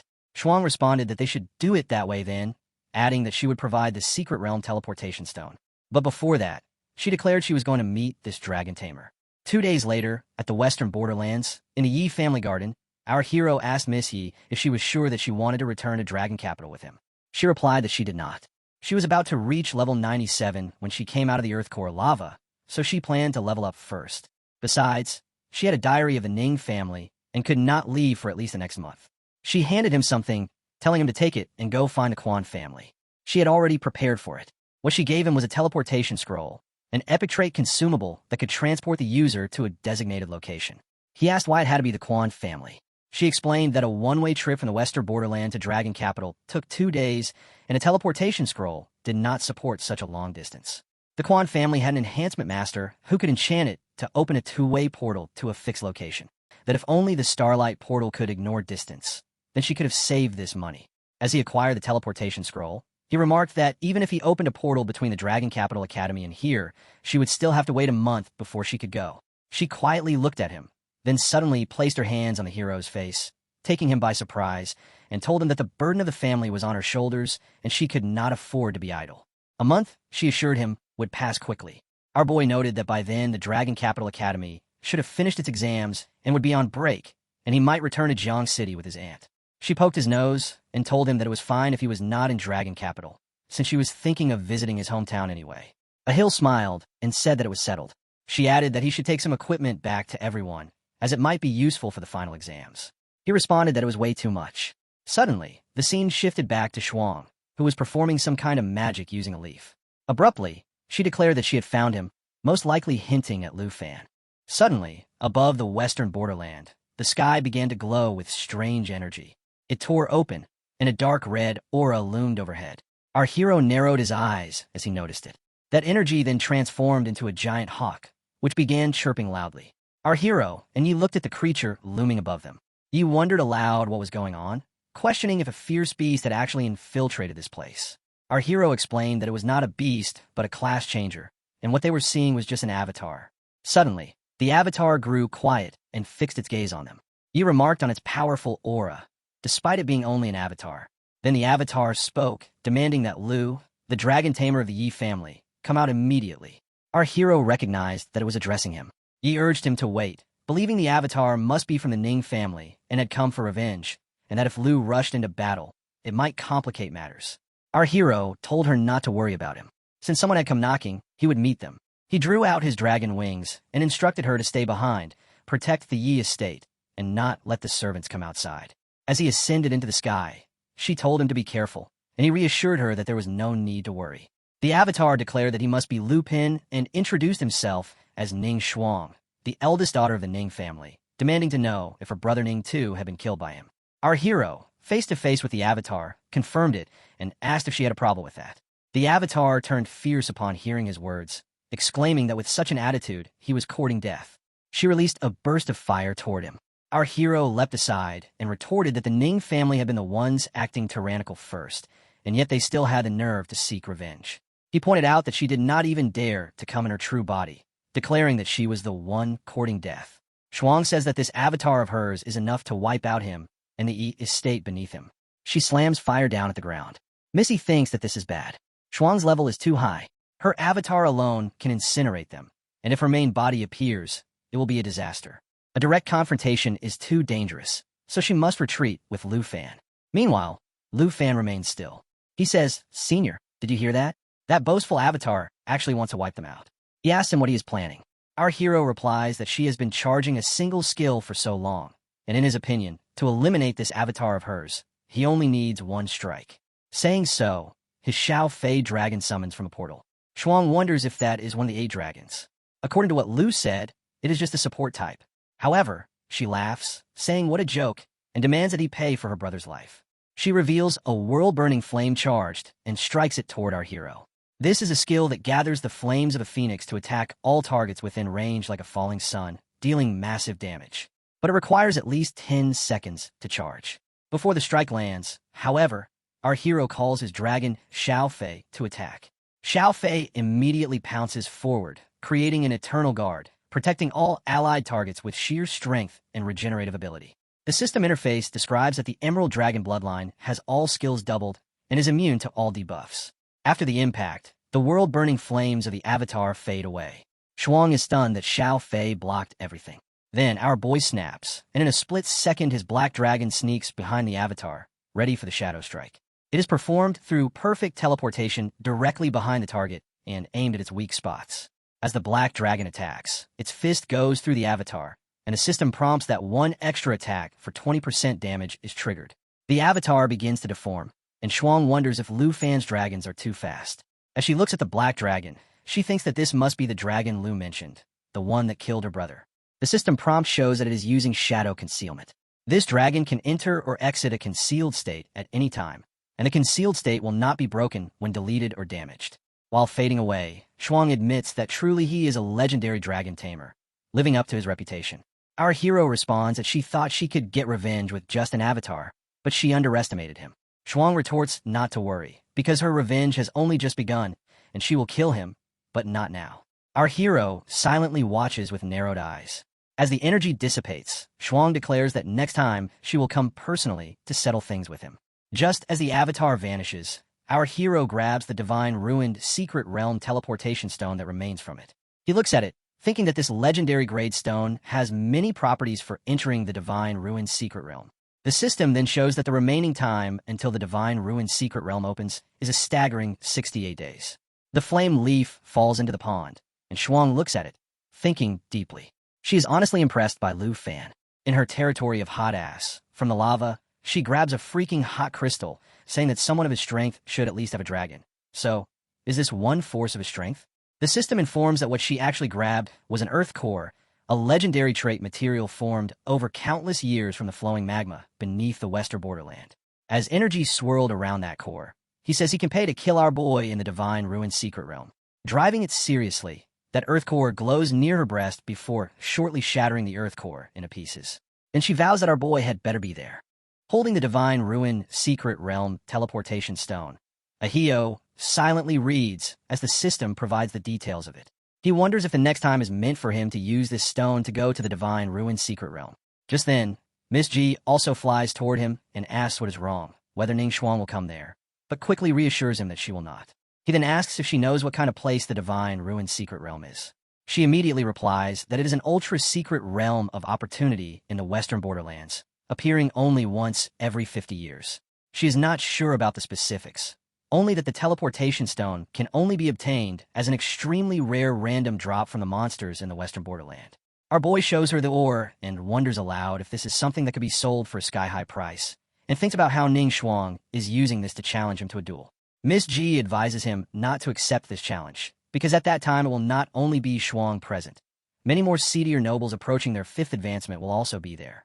Our hero descends to the ground, and suddenly a voice whispers in his ear not to listen to her, that he must go. Startled, he turns and finds that it is his dragon, who urges him to go to the divine ruined secret realm and find the spirit-quenching liquid for her. She promises that after he reaches his 3rd advancement, she will tell him the location of the myriad armor dragon egg. The hero asks if she has awakened and seen everything that just happened. The dragon responds that his pet space is very comfortable, and that she feels she will be able to recover in another month or 2. The hero then asks why she wants him to go to the divine ruined secret realm and what use the spirit-quenching liquid has. Sitting in the most innocent way, the dragon explains that the secret realm seems to be the place where a legendary god fell. It holds countless treasures, but the spirit-quenching liquid is the most precious of them all. The higher a person's attributes are, the more the spirit-quenching liquid can increase them, and it is even possible for attributes to be doubled. The hero thinks to himself that it sounds like a pro version of the fountain of the blessed light. If it is truly, as she says, then combining the fountain of the blessed light with the spirit-quenching liquid would send his attributes through the roof. She notices his expression and comments that he must be tempted. The hero reflects that if she is willing to exchange a myriad armor dragon egg for it, then the spirit-quenching liquid must not be easy to obtain. She, meanwhile, shifts into different poses and explains that the woman invited him with an avatar precisely because she wants to use the unique properties of the divine ruined secret realm to kill him. The hero demands to know what properties she means. The dragon explains that inside the divine ruined secret realm, he cannot use summons or weapons and can only rely on himself. This surprises him, as it means the puppet team he prepared will be useless. Entering the secret realm would be walking straight into Shuang's trap. The dragon steps closer and reassures him not to be afraid, since he still has the Golden Dragon King set and can use the transformation skill. She adds that although she is not in his contact slot, he would not be able to summon her in the divine ruined secret realm either. She then softly touches his face and says she is also concerned with his death. The hero protests that the crazy woman wants him dead and accuses the dragon of sending him to his death by telling him to go. He warns her not to forget that if he dies, she will die too. The dragon responds with mock innocence, questioning why he is still wary of her and insisting that she could never possibly harm him. Just then, the entire place feels like another dimension, glowing with green energy. His dragon reminds him not to forget the spirit-quenching liquid and promises that after his 3rd advancement, she will help him find the myriad armor dragon egg. She adds that the offering of the myriad armor dragon king will definitely improve him more than any other dragon. Our hero stands in silence when she further tells him that at that time, that woman will not necessarily be his match. He starts to think to himself whether the myriad armor dragon is really as strong as she says. But then he remembers that summons cannot be used in the Divine Ruin Secret Realm, and he wonders what use it would be to tame the myriad armor dragon under those conditions. Just then, someone calls him, but he keeps thinking about what the demon-devouring Dragon King might be planning. Someone calls him again and again until Miss E presses him a little to bring him back from his deep thoughts. She asks what he is spacing out for. Snapping back to reality, he hears her say that if Shuang is not coming, then they should hurry up and set off. If they linger any longer, they will miss the final exam.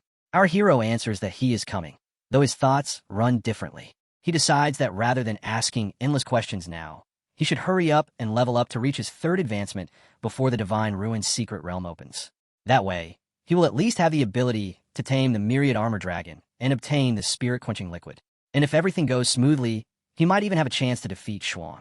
The scene shifts to the next day at noon in Dragon Zia Capital Academy. Students walk around casually as our hero speeds toward the school, delayed because of Shuang. He has completely missed the final examination assembly. Observing the familiar setup, he notes that it is once again the new student exam assessment arena battles, which he finds annoying. He knows that it is a 5 versus 5 game this time, requiring him to find teammates. He thinks that with arena rankings, he can easily form a team. As he is thinking, someone bumps into him, crying out to be careful. Looking up, he realizes it is Teacher Gu. He apologizes profoundly and is surprised to see him fully recovered. The male teacher beside Gu remarks that he thought our boy was not coming back for the final exam. Our hero greets them, asking about Teacher Gu's health. Teacher Gu assures him he is fully recovered, saying he owes it to them for what happened during the vaccination incident. Otherwise, he might have died in the line of duty.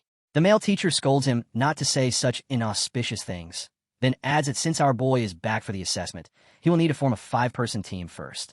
At that moment, a guy at a distance greets the students, introducing himself as a level 31 dual swordsman for number 9 and hoping to team up for the final assessment. A girl behind him immediately refuses his offer, revealing that he had harassed Jianing at the start of the semester. They tell him to leave. The group then walks toward our hero, greeting him warmly and saying that everyone is back. Excited, he looks at them. Among them is a staff girl named Quinn, who says it has been a long time since they last saw him, and that they thought he was not going to participate in the final exam. A pink-haired girl named Taozi teases him for not even saying hello when he returned.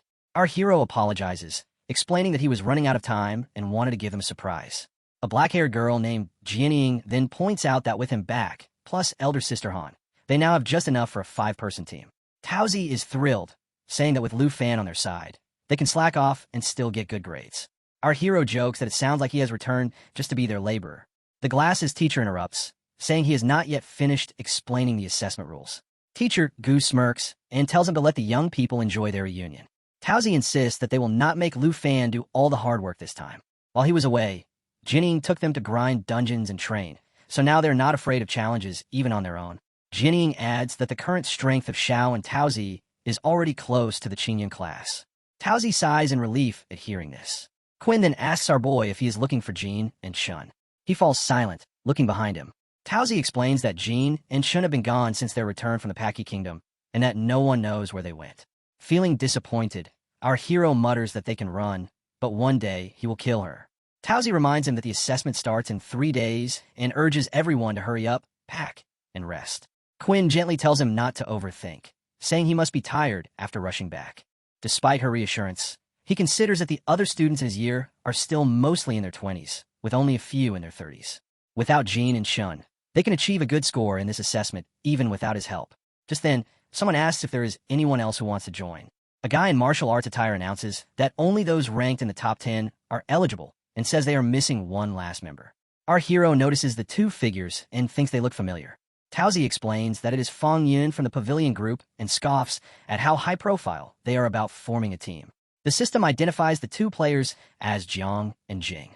Quinn recalls that they had been quiet ever since being put in their place for spreading rumors and did not expect them to be active again. Our hero dismisses them as opponents not worth worrying about. Just then, another guy speaks up, declaring that he will join. The bulky armored man with a massive sword stepped forward, asking whether they truly had the ability to take first place. He declared that if they could, then he would join, because he had no interest in teaming up with the weak. What he wanted was first place in the assessment. Jiang was taken aback to see him. Narrowing his eyes, he reminded the man that he had formally invited him to join the Fengjun Pavilion before, but had been refused. The armored man replied that if it were not for these ridiculous rules, he would have accepted, yet he was willing to join temporarily for the sake of the assessment.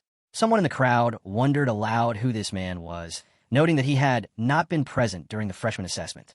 Quinn answered, explaining that this man was called Meng, a transfer student who had arrived during the national trials. She had heard that Meng came from a military family, raised under a strict upbringing, and had enlisted at a young age. Since Liu had not been around when he transferred, he had not seen him before. Everyone else, however, believed Meng to be the strongest. Taozi added that Meng had been participating in ranked matches in the arena, where he was currently on a 132-win streak. He had even defeated Jiang, as well as the third-ranked Jiang Feng. His next match was supposed to be against Jianying. Jianying calmly stated that she had never once participated in the ranked matches, but guessed that Meng intended to use the final assessment as an opportunity to fight her. Our hero thought to himself that if Meng had truly replaced Jiang Feng as number 3, then he must be the real deal. Quinn urged them to head back with her, believing Jiang would most likely team up with her. Our boy replied that they would see for themselves. If they were strong enough, Meng would not need to step in. Taozi smiled with confidence, saying she would give Liu a big surprise when the time came. Just then, Jing panicked and rushed to Jiang, saying he had just spotted Liu Fan standing among the crowd. Jiang was stunned to hear this, exclaiming in shock when he saw him, wondering when Liu Fan had returned. Meng frowned, asking who Liu Fan was and why everyone was reacting so strongly. Around them, players began to murmur in disbelief that Liu Fan was back, though none had noticed his return. Jiang sighed heavily and explained to Meng that Liu was a dragon tamer, the number 1 of the Qingyan class. If he truly had returned, then their chances of taking first place would vanish. Meng's expression hardened at these words. Narrowing his eyes, he suddenly roared back at them with fury, demanding how they could admit defeat before even fighting. His outburst shocked everyone, and many trembled under the sheer pressure he exuded. Meng then shouted that the only reason he had agreed to join them was because he thought highly of their strength, and it was solely for the purpose of claiming first place. He demanded to know where the confidence they had displayed earlier had gone. At that moment, one of the players noticed the emblem on Meng's chest, the insignia of the blood-clad army. The revelation rippled through the crowd. The blood-clad army was known as the strongest comprehensive military force in the nation's dragon military, second only to the 4-grade army ministry. People could hardly believe their eyes. Meng was only 2 years older than them, yet the 3 blood blossoms on his emblem meant he held the authority to command 100 soldiers in the blood-clad army. Meng spoke with pride, recounting that ever since his youth, he had been stationed at the border, resisting the peace tides. He had joined the blood-clad army early, awakening his combat profession amidst mountains of corpses and seas of blood. His ultimate goal was to become the youngest creative general to safeguard the nation. The system then revealed his true identity. Meng was a berserk blood wolf swordsman. Gasps spread through the crowd as they realized he truly was a warrior of the blood-clad army. Jiang himself was shaken, struggling to believe that Meng had spent his student years not in classrooms, but in the midst of real battlefields, fighting and killing for survival. Meng declared that he must take first place in every assessment and graduate early so that he could return to the blood-clad army. He extended his hand, demanding to know whether they had the confidence to defeat Liu Fan. At first, Jiang shuddered, torn between confusion and hesitation. Yet he thought to himself that if someone like Meng, who had survived countless life-or-death battles, were to join their guild, perhaps the Fangjun Pavilion truly would have a chance to redeem itself. With that thought, he finally grasped Meng's hand and welcomed him to the team. Meng accepted, and soon the entire team erupted with excitement, chanting about Brother Meng's overwhelming presence and claiming they were about to witness the crowning of a new number 1. Jiang, however, still felt unsettled. He reminded them that they might be celebrating too early, since Liu Fan was still a hero of the Dragon Country who had participated in the national trials. Meng only smirked, thinking that his resume alone was enough to make Liu Fan feel ashamed of himself. He recalled the national trials, admitting that he had heard of Liu Fan before. He acknowledged that Liu Fan possessed quite a few dragon pets, but dismissed it as disappointing since Liu Fan had never experienced charging on the front lines. What Meng truly wanted was to see how strong Liu Fan really was. The scene then shifted to Dragon Capital Academy, Villa Number 2. Taozi's eyes widened in awe as she stared at the glowing armor laid out on the table, finding it far too powerful. Quinn agreed, believing it was too valuable and noting that its stats were good enough to be used up until level 50 or 60. Taozi wondered if their senior had given all of this to them, but their boy quickly reminded her that the equipment was meant for everyone and not for any one horde. He then turned to his aunt and explained that he had also brought many skill books for her, including not just enchanting techniques, but also protective skills. His aunt was deeply touched, remarking that he had even thought of her and urged Little Fan to thank Miss E properly on her behalf. As the group examined the gear, the system prompt revealed a legendary quality item known as the Jin Stream, boasting extraordinary attributes such as agility, hit rate, strength, and endurance. Doll tried it on and was thrilled, calling it her first legendary weapon. It was the Hydra set, which transformed her into a water lotus swordswoman and carried a special skill that increased all Hydra-related damage by 40%. Next came Quinn's armor, the legendary Regale. Its stats were equally impressive, enhancing spirit and agility. The most astounding feature, however, was its passive skill, which automatically cast a zero-cost Holy Light Starfall within the current target range. Quinn was stunned, feeling that it was even more valuable than anything her father could purchase. She also obtained the Judgment set, which granted the devastating Starlight Annihilation skill, boosting continuous damage that could not be dispelled. Jinnying, too, received a set beyond her imagination. She admitted that even the enchantment effect alone was something she could never have afforded. She now wielded a legendary blade set that maximized damage with class-exclusive weapons, amplifying effects by up to 120%. With each of them donning their new armor, the group's excitement overflowed. Towsy was overjoyed, boasting that her stats had doubled after the upgrade. Quinn declared that with their senior's help, they had no excuse and must perform well in the big exam. Ginny insisted that they must invite Senior E to be a guest so they could thank her in person, and the others agreed wholeheartedly. Even the aunt chimed in, reminding Little Fan that they could not afford to be ungrateful. Our boy explained that such a meeting would probably only be possible in about a month, as Miss E was busy with her family matters. Just then, he sensed someone approaching. His aunt sighed, pointing out that by then the exam would already be over and they would all be on vacation. A knock came at the door. When our boy opened it, a towering man stood outside. He introduced himself as Marizov from the Snow Country, explaining that young Master Andre had entrusted him with overseeing the renovation project for Lu Fan's territory. Our hero then reveals that Andre's actions were faster than expected. In such a short time, he had the renowned Snow Country designer, Marizov, find him with the construction blueprints for his Iceland. The design plans he brought surprised him even more because they included epic-grade shadowed diamond crystal cannons deployed around the Iceland. Their firing range covered the entire Iceland and the surrounding sea, capable of easily killing a force advancement master. Their resort, Iceland, had been turned into a war fortress. This surprise wasn't too bad, actually. He relaxed while the girls faithfully teased each other. As Marizov went away, he noted that Marizov promised the teleportation formation linking the Dragon Capital Academy Dungeon Hall to Shadow Iceland would be completed in 3 days. And that day happened to be the same day the final exam began. Towsy and the others volunteered for the task. Towsy declared it was a deal then, and unless they ran into a really tough opponent, Lu wouldn't need to make a move. She insisted they would show him the results of their training. Our hero revealed that during the exam, unless a strong enemy appeared, there would be no need for him to act. So he accepted, saying it was fine by him and that he was happy to be idle. Then he revealed that, to give them a final sprint before the exam, he had practiced their skills. Towsy was trained with Dazzling Holy Light, a skill that deals high damage to all enemies in range and applies a Holy Light burn effect that reduces any resistance from enemies by 20%. He then trained Jianying with Earth Splitting skill, whose mountain shaking effect delivers a whopping 320% physical damage to the enemy target. Finally, he trained Sheen with Water Prism. With this skill, she can swing her blade to release 4 water channels that lock onto the designated target, making it unable to escape. During this time, the enemy's movement and attack speed would be reduced for 8 seconds. Afterward, our hero took them for leveling and training. Towsy leveled up to 38. Sheen leveled up to 39. His Aunt Han also leveled up to 30. But Jianying leveled up the most, reaching 40. He himself leveled up to 50% with only a little training. 3 days later, at the Dragon Capital Academy Arena, the competition was finally about to begin. The number 8 was requested, and our hero wondered who his opponent might be. Towsy was sharpening his punch and said that it didn't matter because they would beat whoever came. They all stood together as a team. Then someone called out to our boy, addressing him as Great Lu Fan. While speaking hesitantly, this little dude asked if he could get a photo with Lu. Our hero looked at him in surprise as the guy grabbed his phone, explaining that he had watched the Trial of the Nation livestream and found it awesome, declaring himself a fan. Our hero smiled and agreed, allowing the selfie. Afterward, he asked if there was anything else. The guy revealed that he was number 8, meaning his team was their opponent. Saying this, he ran away while adding that Lu could rest assured, since he knew his own limits and would forfeit.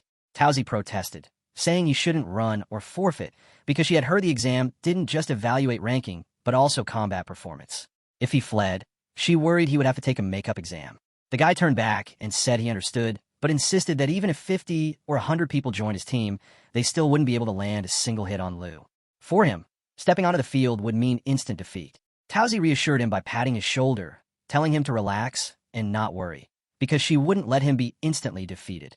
She guaranteed that he would have a chance to perform. The guy was surprised, but eventually returned to his team to prepare for the fight. He asked his two senior sisters for reassurance, wondering if they truly needed to fight like this. Tauzi and Qin then entered the ground to face the 5 opponents. Tauzi told them to stop talking nonsense, and the competition began. The other team charged. The mage began casting a spell, and the guy with glasses attacked. Tauzi called to Qin, telling her to move, and she agreed. She immediately started buffing him with yellow energy, declaring that she would trap their enemies. Suddenly, she unleashed her light domain imprisonment skill, raising walls around the opponents in a 6 to 7 meter radius and forcefully imprisoning them completely within the range. Tauzi then went in for the strike, slamming her sword at them while remarking that it was a pity they had missed their best opportunity. As she thrust down the abyssal coagulation skill, countless condensed water needles shot at the 5 players from every direction, dealing piercing water damage.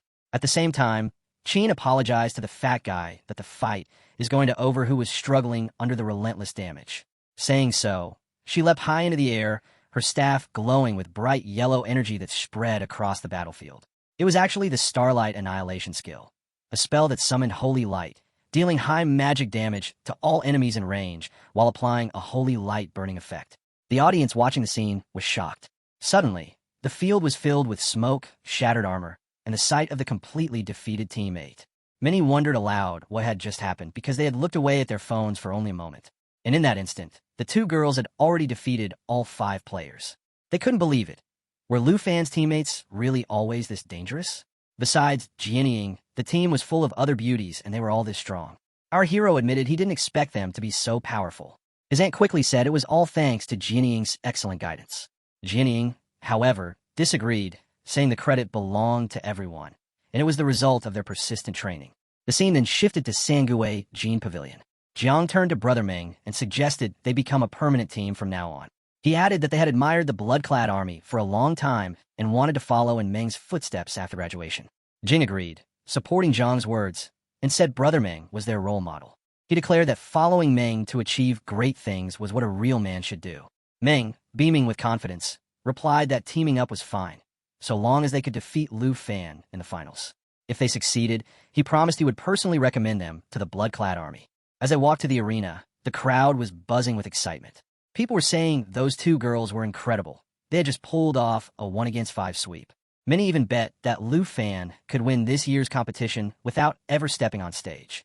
Just then, the system prompted details of the skill light domain imprisonment. This skill raised 6 walls of light in the target area, forming a holy force field cage with a radius of 7 meters. Spectators marveled, saying the skill was unbelievably cool. They also praised Tao, whose blade attacks released powerful water-piercing effects. Watching all this, Meng narrowed his eyes. His thoughts shifted to Lu Fan, the one behind their upgrade.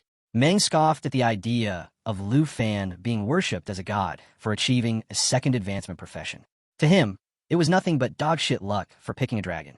Clenching his fist, he muttered that a true expert was forged in a mountain of corpses and a sea of blood. His body began radiating energy as he declared that he would personally tear away the halo surrounding Lu Fan. 6 days later, at the arena battlegrounds, people were placing bets. Some were confident in Lu Fan, pointing out that he was the god who had completely dominated the secret realm of the nation. They wondered if he would really screw up a final exam. Others put their hopes on Meng's team, because just 1 day ago a video had leaked showing Meng soloing a tough 3rd advancement master in less than 5 minutes. Bones were shattered across the ground, and his victory was undeniable. When both teams faced each other, the audience was surprised to see that Lu and Meng were not fighting in the first round. The crowd muttered that Jiang and the others were strong, but 3 against 4 seemed like a big gap. People questioned how 3 girls could handle 4 men. Some scoffed, saying that having a lifetime profession on the team was nothing more than giving away a weakness. Our boy watched quietly from a distance with his aunt, while Meng kept his eyes fixed on him. Jiang mocked that if Lu didn't step onto the battlefield, he would not be able to keep his #1 title. Lu simply replied that Jiang should step it up. This made Jiang furious. He ordered his team not to finish the fight too quickly and told them to let the world know that Fengjun Pavilion was making a comeback. His team acknowledged the command. Tauzi laughed when she heard that talk of a comeback and asked her friends if they heard it too. Qin urged everyone to get serious and not allow themselves to be looked down upon. When Teacher Goose signaled to start, the face-off began. Tauzi immediately launched abyssal coagulation, condensing countless water needles in the air. Qin followed with Starlight Annihilation, while Jiang Xin used Mountain Shaking, a deadly move capable of dealing 210% physical damage in a wide area. The enemy team reacted quickly. As the girls unleashed their attacks, Jiang ordered his men to scatter to avoid the damage. A massive explosion followed, smoke covering the entire field. Tauzi thought the enemies had escaped, but Qin warned her to watch out for an ambush. Pink strings suddenly shot out, binding Jiang Xin tightly in a sorcery imprisonment that would last 5 seconds. The girls immediately understood that Jianying was the enemy's target. Tauzi noticed an archer aiming at her, while Qin stood against a swordsman. Jiang seized the chance to strike at Jianying. He taunted her that with the imprisonment lock, she couldn't move, and claimed that once he took her down, the match would be decided. He then unleashed Shadow Strike, also known as the 1000 Phantom Soul-Rendering Kill. In a burst of shadow energy, 16 Phantom clones emerged within 1.5 seconds, launching a deadly cross-slash toward Jianying. She still had 4 seconds of imprisonment left. Instead of showing fear, Jianying calmly asked if that was really the case, leaving Jiang taken aback.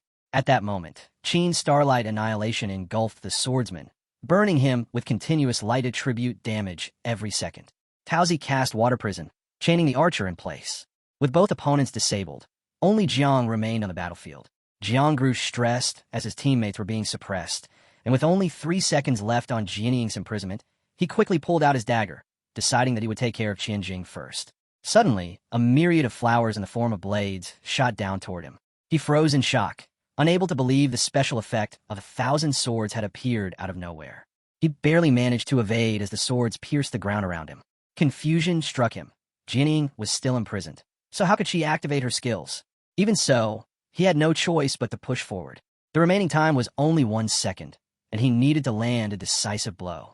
Just then, one of the swords clipped his leg, leaving a deep wound. Enraged, Jiang cursed at Jianying, furious that she had been so confident in guaranteeing foolproof results. Yet this was what she had delivered. At that exact moment, the imprisonment timer ticked to 0. While the battle raged on, our hero was leisurely sitting with his aunt, unfazed by the chaos. He observed calmly that Jiang had miscalculated, since Jianying had never used a skill. She had triggered her weapon's special effects instead. His aunt smiled gently and reassured him not to worry about Jianying, then offered him a glass of juice she had made with his favorite fruits. Meanwhile, Meng scowled at the fight from afar, irritated at what he considered garbage combat. He muttered about the ridiculousness of such a dogfight. Suddenly, the pink chain shattered, and Jianying was free. A rush of air surged around her as she raised her twin swords onto her shoulders, her presence striking fear straight down Jiang's spine. Desperate, he cloaked his body with mana and unleashed Shadow Strike, replicating himself into 16 doppelgangers. They swarmed Jianying from all directions, performing a high-speed cross-slash meant to overwhelm her defenses. But Jianying stood firm, declaring it a futile effort. The dummies of Jiang launched their assault, but Jianying raised her frigid water sword. The ice elemental magic slowed the enemy's speed and froze him in place. In a split second, Jiang was encased in an ice block as Jianying looked down on him with calm resolve. At that moment, Tauzi slammed another player with her sword, unleashing a barrage of water needles that pierced through with brutal force. The strike drove the enemy backward, pinning him against the wall behind. The audience was left in shock, marveling at how overwhelmingly strong Jianying and her companions were. What stunned them even more was the fact that Luo Fan had yet to move an inch. Jiang, furious at being immobilized, turned his gaze toward Meng and demanded if he still wasn't going to act. Meng, however, continued to watch in silence, sitting calmly and calculating the moment to intervene. His patience thinned as he gritted his teeth, furious that he might be forced to step in because of his foolish companions. Our hero chuckled, remarking that Meng couldn't sit still anymore.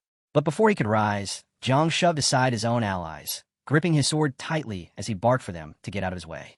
At the same time, our hero finally stood up. His aunt handed him something, telling him to eat, but he shook his head and replied that after the assessment was over, he would go buy groceries with her, and they would all share a good meal together that night. She looked at him fondly, reminding him that she had never once failed to feed him well. He laughed and reassured her, saying that tonight would be a victorious feast. The crowd erupted in excitement as they noticed Lu Fan finally standing. They whispered eagerly, wondering if he was about to make his move at last. Many were thankful, for they had been waiting all this time to witness his true power. They recalled that the last time Lu had fought against this pavilion, he had utterly terrified the entire crowd. The wave of praise for Lu only deepened Meng's rage.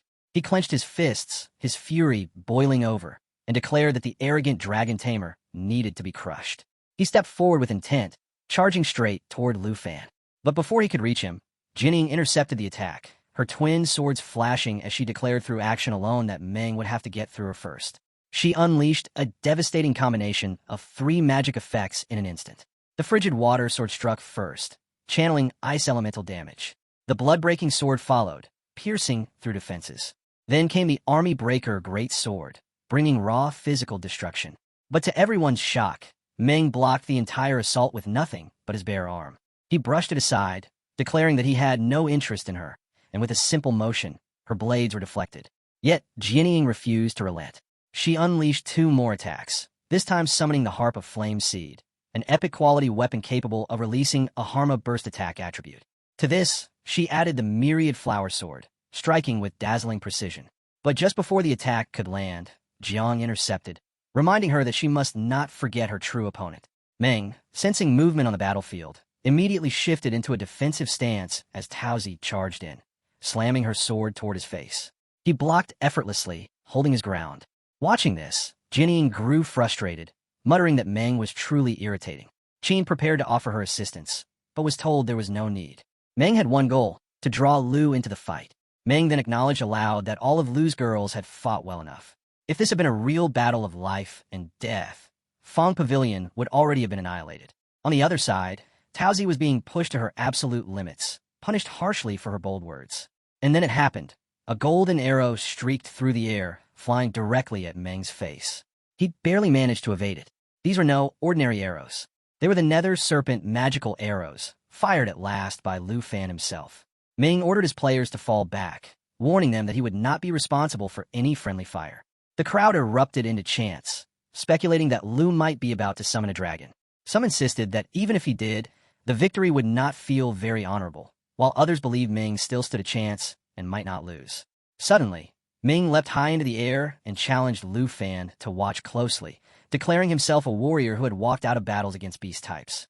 As he struck down, our hero calmly shifted aside, effortlessly dodging the attack. Meng then began preparing a fire spell infused with dragon aura.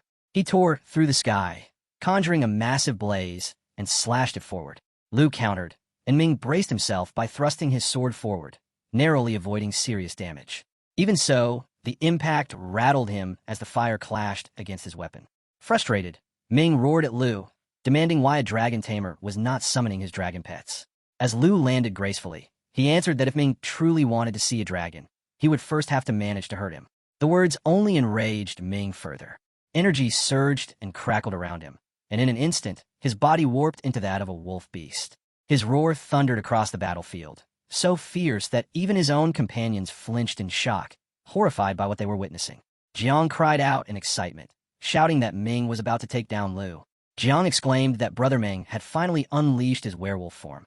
Our hero quietly observed him, recognizing that this transformation was that of a berserk werewolf swordsman, a bloodline ability that allowed Meng to enter or exit the werewolf state at will. Although this form drastically boosted his physical and defensive power by up to 750%, the increase in final damage was a mere 1%. In his werewolf state, Meng howled with fury, declaring that he would tear our hero into shreds. He lunged forward with relentless force, aiming his strike. In response, our hero spread his wings to gain speed and lifted himself into the air. He noted to himself that Meng had been hiding his true strength all along. From above, he loosed a volley of arrows, remarking that this must be Meng's class unique trait. The arrows carried the venom of the serpent, capable of draining 20% of an opponent's health. Meng looked up at him with blurred, frenzied eyes and only responded with a twisted laugh. Our hero also draws his arrow, thinking that this isn't good. The rage is making Meng lose his sanity in his strange wolf form. He can no longer distinguish friend from foe. He fires a serpent shadow arrow, but Meng refuses to give him any space to land a hit. With a furious roar, Meng slams his fist down, shattering the ground. Our hero leaps into the air and narrowly dodges the attack, warning him to stop. If he continues in this berserk wolf form, He will become a mindless beast that kills everything on sight. But Meng charges again. Just then, Jiang rushes in, only for Meng to slam his fist toward him, shouting that he will tear him to shreds. Jiang cries out in pain, begging Meng to stop. His teammates throw up a sorcery barrier to shield him, but it will only hold for 15 seconds. The crowd panics. Meng has completely lost control, and now he is even attacking his own allies. People begin running from the stands, demanding to know why the teachers aren't stepping in. Teacher Gu pleads with the principal to halt the assessment, declaring that Meng has gone berserk. But the principal replies that Lu Fan has yet to make his move, and so they should wait. At that moment, Lu Fan steadies his bow, muttering that this is the only way before Meng completely loses himself to the beast. He charges his arrow and takes aim at Meng's head, declaring that he will be the one to stop him. Lightning crackles. He releases his serpent arrow, fused with leaping thunder, a dragon language replication that summons a bolt of lightning, leaping between 10 enemy targets. The lightning crashes down upon Meng and Jiang, nearly roasting them alive. Jiang screams, helplessly in pain. The leaping thunder gradually intensifies, increasing their damage taken by 30%. The mages scramble to reinforce the barrier, but it shatters instantly, raising the amplification to 60%. Soon it climbs to 90%, then soars up to 120%. The audience panics and begins evacuating, fearing the lightning could spread and hit the crowd. The principal now grows worried, fearing both combatants have gone too far. He yells at Lu, demanding to know what he is trying to do. But Lu calmly replies that there's no need to panic. He isn't aiming for their lives. After the lightning storm nearly cooks them completely, he lowers his bow and remarks that they'll only be spending a few days in the hospital. Meng collapses, his werewolf form scorched and his stamina depleted. The audience gasps in shock. Lu defeated them all with just a single skill. They declare him the undisputed #1, proving once again that he is worth watching. Teacher Gu announces that the final assessment is over. The winners are Lu Fan and his team. His girls rush to him, awestruck, praising that he still holds the #1 rank. His aunt cheerfully insists they return home to prepare the victory feast. But instead of celebrating, Lu walks straight ahead. His aunt calls after him, only to see Xiao suddenly appear, his dragon manifesting in human form. The crowd erupts in surprise, recognizing her as the black dragon from before, though her human form looks different. Many whisper that the dragon girl is adorable and they want to hug her. Meanwhile, Meng staggers back to his feet in human form, glaring at Lu. He demands to know if this girl is his dragon, and accuses him of abusing his advantage. He says this is no battlefield, and asks if there is truly any need to go so far. But Xiao raises her hand, activating the Fountain of Life. Warm light spreads over the arena, continuously healing all friendly targets. Meng freezes in shock. Lu had healed them. Lu turns away and remarks coldly that in the future, Meng should not play chess with terrible players. Staying with Feng's pavilion would only drag him down. Meng clenches his fist, trembling with humiliation. He refuses to accept the defeat. He cannot comprehend how a mere student could overpower him. Falling to his knees, he shouts that he has fought savage beasts every day, trained relentlessly, and even holds the record as the fastest in the blood-clad army to ever reach Third Order. How could someone like Lu Fan defeat him so easily? Jiang, too, seethes with frustration. Meng roars that it isn't fair, that it's too unfair. But Lu sighs and answers calmly. He says he understands why they think that way. Everyone assumes he simply got lucky and soared to the top by relying on his dragon. But in truth, he saw opportunities and worked tirelessly, raising each of his dragons with devotion, constantly facing stronger challenges. His efforts are no less than theirs. Taozi jumps in, confirming that they don't understand. She reveals that Lu Fan has even earned military honors on the northern borderlands and carries a golden emblem from the Griffin Legions. She adds that he has already been recognized by one of the 3 elders of Dragon Country. If he wished, he could command the entire blood-clad army himself. Meng and Jiang are both stunned. A golden emblem from the Griffin Legion? How could that be possible for someone who has only been enrolled for a year? The crowd erupts, murmuring in disbelief. They recall that one of the 3 elders is also the nation's battle supervisor, which means this national trial was far from ordinary. The revelation sparks a huge stir across the Taichi nation. Many speculate that the chaos in Taichi might now be tied to Lu Fan himself. It seems very likely. After all, a golden emblem of the Griffin Legion outranks even a commander of the blood-clad army. The principal breathes a sigh of relief, remarking that at least no one else will be harmed. He tells Teacher Gu that they can conclude the matter. Lu assures them that he will not abuse his power or interfere with others' paths. He simply advises them to work hard, so their strength matches the positions they aspire to. His companions cheer joyfully, eager to return for the feast. Meng remains silent, humiliated. One of Zhang's teammates tries to help him up, but Meng refuses, rising on his own. Staring bitterly at his emblem, he laughs at himself. He realizes that it is his own strength that does not match his position. That night, after the victory feast at Dragon Capital Academy, the scene shifts to our hero. He climbs the stairs, sighing in contentment that his aunt's cooking is, as always, perfect. He feels completely satisfied. He muses that once she studies the scroll gifted by Senior Sister, her cooking will become even more delicious and grant stronger buffs. Entering his room, however, he's caught off guard. Jiang is lying on his bed, fast asleep, dressed loosely in a revealing outfit. Lu quietly closes the door, puzzled. He wonders why she's on his bed and dressed like that. Shaking his head, he mutters that he must be hallucinating. Perhaps he ate too many mushrooms earlier, or maybe, for once, his aunt's cooking really went wrong.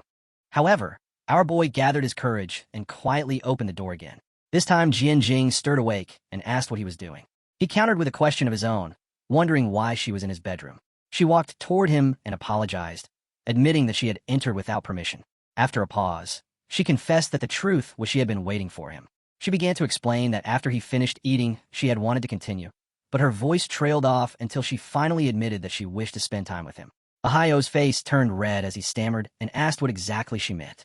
Jianjing quickly clarified that she only wanted to talk about the holiday break. She had heard from elder sister Han that Lu would be leaving the Dragon Capital when the break began. Ahio nodded, confirming that it was true. The break would last 4 months, and they were returning to Jianhai City. Quinn and Taozi would also be coming along since it was their hometown. With an innocent expression, Jianjing asked whether she could go with him. Ahio was surprised at first, but then he laughed, realizing that this was what she had been so nervous about. He assured her she could come, though he wondered aloud why she wished to. Her smile faded as she shared her story. She explained that her family had once been among the most prominent in the border city of Yanbei province, but when the beast tide came, the entire city was destroyed. Her family had sent her away to the Dragon Capital while they stayed behind to defend their home, fighting until the very last moment. None of them survived. She told him it had happened only 2 months before she enrolled. Once she had been the top sorcerer of Yanbei province, but now she had no home to return to and no family left. Ahio placed his hand gently on her shoulder, offering comfort. She admitted that she knew it might seem an imposition. She could always remain in the Dragon Capital during the break to grind levels or train, but she felt lost with no one to rely on. Ahio spoke her name and told her firmly that no one was destined to be alone. He promised that they would return to Jianhai City together and that from now on, it would also be her home. Her eyes lit up with happiness, glowing with relief and gratitude. She smiled brightly and thanked Lu Fan. Meanwhile, deep within the forest on the border of the Tiaki Nation, the ground suddenly erupted and split apart. From the chasm rose 2 enormous skeletal claws. A demonic figure emerged, its form twisted like a tree, declaring its purpose to destroy the dragon Tamer. At the same time, an urgent warning spread through the city. News broke that the Tiaki Nation had been struck by a massive snow tide attack. All flights were suspended, and passengers were instructed to proceed to the service desk to adjust their tickets. His aunt turned to him with unease and asked if the Tiaki Nation had incurred the wrath of both heaven and man. He remained silent, convinced that the Tachyonishan were suppressing the truth. What on earth had happened? The Lu family had seized power after the Jin family's downfall, and thankfully his wanted status had been nullified. Yet he wondered whether the mysterious figures mentioned by Senior Sister, those rumored to be backing the Tiaki Nation, would make their move. His aunt dismissed the thought, saying it was none of their concern. They had been away from Jianhai City for too long, and it was time to return and show Lu around their new home. Arhio agreed and reminded himself that worrying would serve no purpose. The proper thing now was to enjoy the holiday. But far away in Tianshou City, disaster was already unfolding. The skeletal dragons had descended, reducing the city to ruin. The Lu family head, trembling, declared that he had brought forth the person the skeletal dragon had demanded. Begging for mercy, he pleaded to be spared, yet inwardly admitted that the one sent from above had abandoned them. If they failed to satisfy the beast that day, the Lu family was finished. Desperation drove him to order his guards to bring the captives forward. Moments later, the guards returned, dragging a chained boy and girl.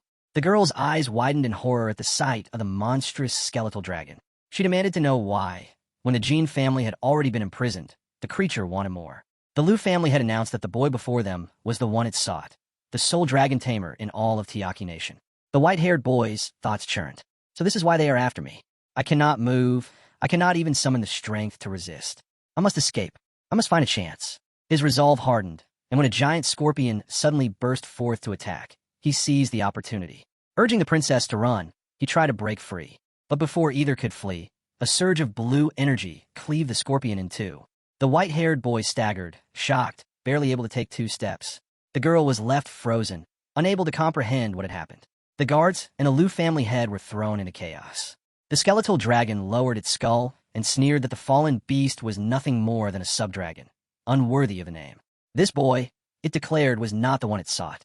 Rage ignited within it as it bellowed that if the Lu family could not deliver the person it wanted, then they were useless. Flames poured forth as the ground shattered. The family head was seized by the skull, his fate sealed, while survivors scrambled to retreat amidst the ruins. The white-haired boy clung to life, and the chained girl cried out, begging him to save her as sculpted dragons pounced upon her. Desperation filled her voice as she called his name, Chun, but he could only stand in bitterness, thinking that though they were both dragon tamers, only he had been reduced to such a wretched state. In his final despairing thought, he cursed the heavens and wondered if it was Lu Fan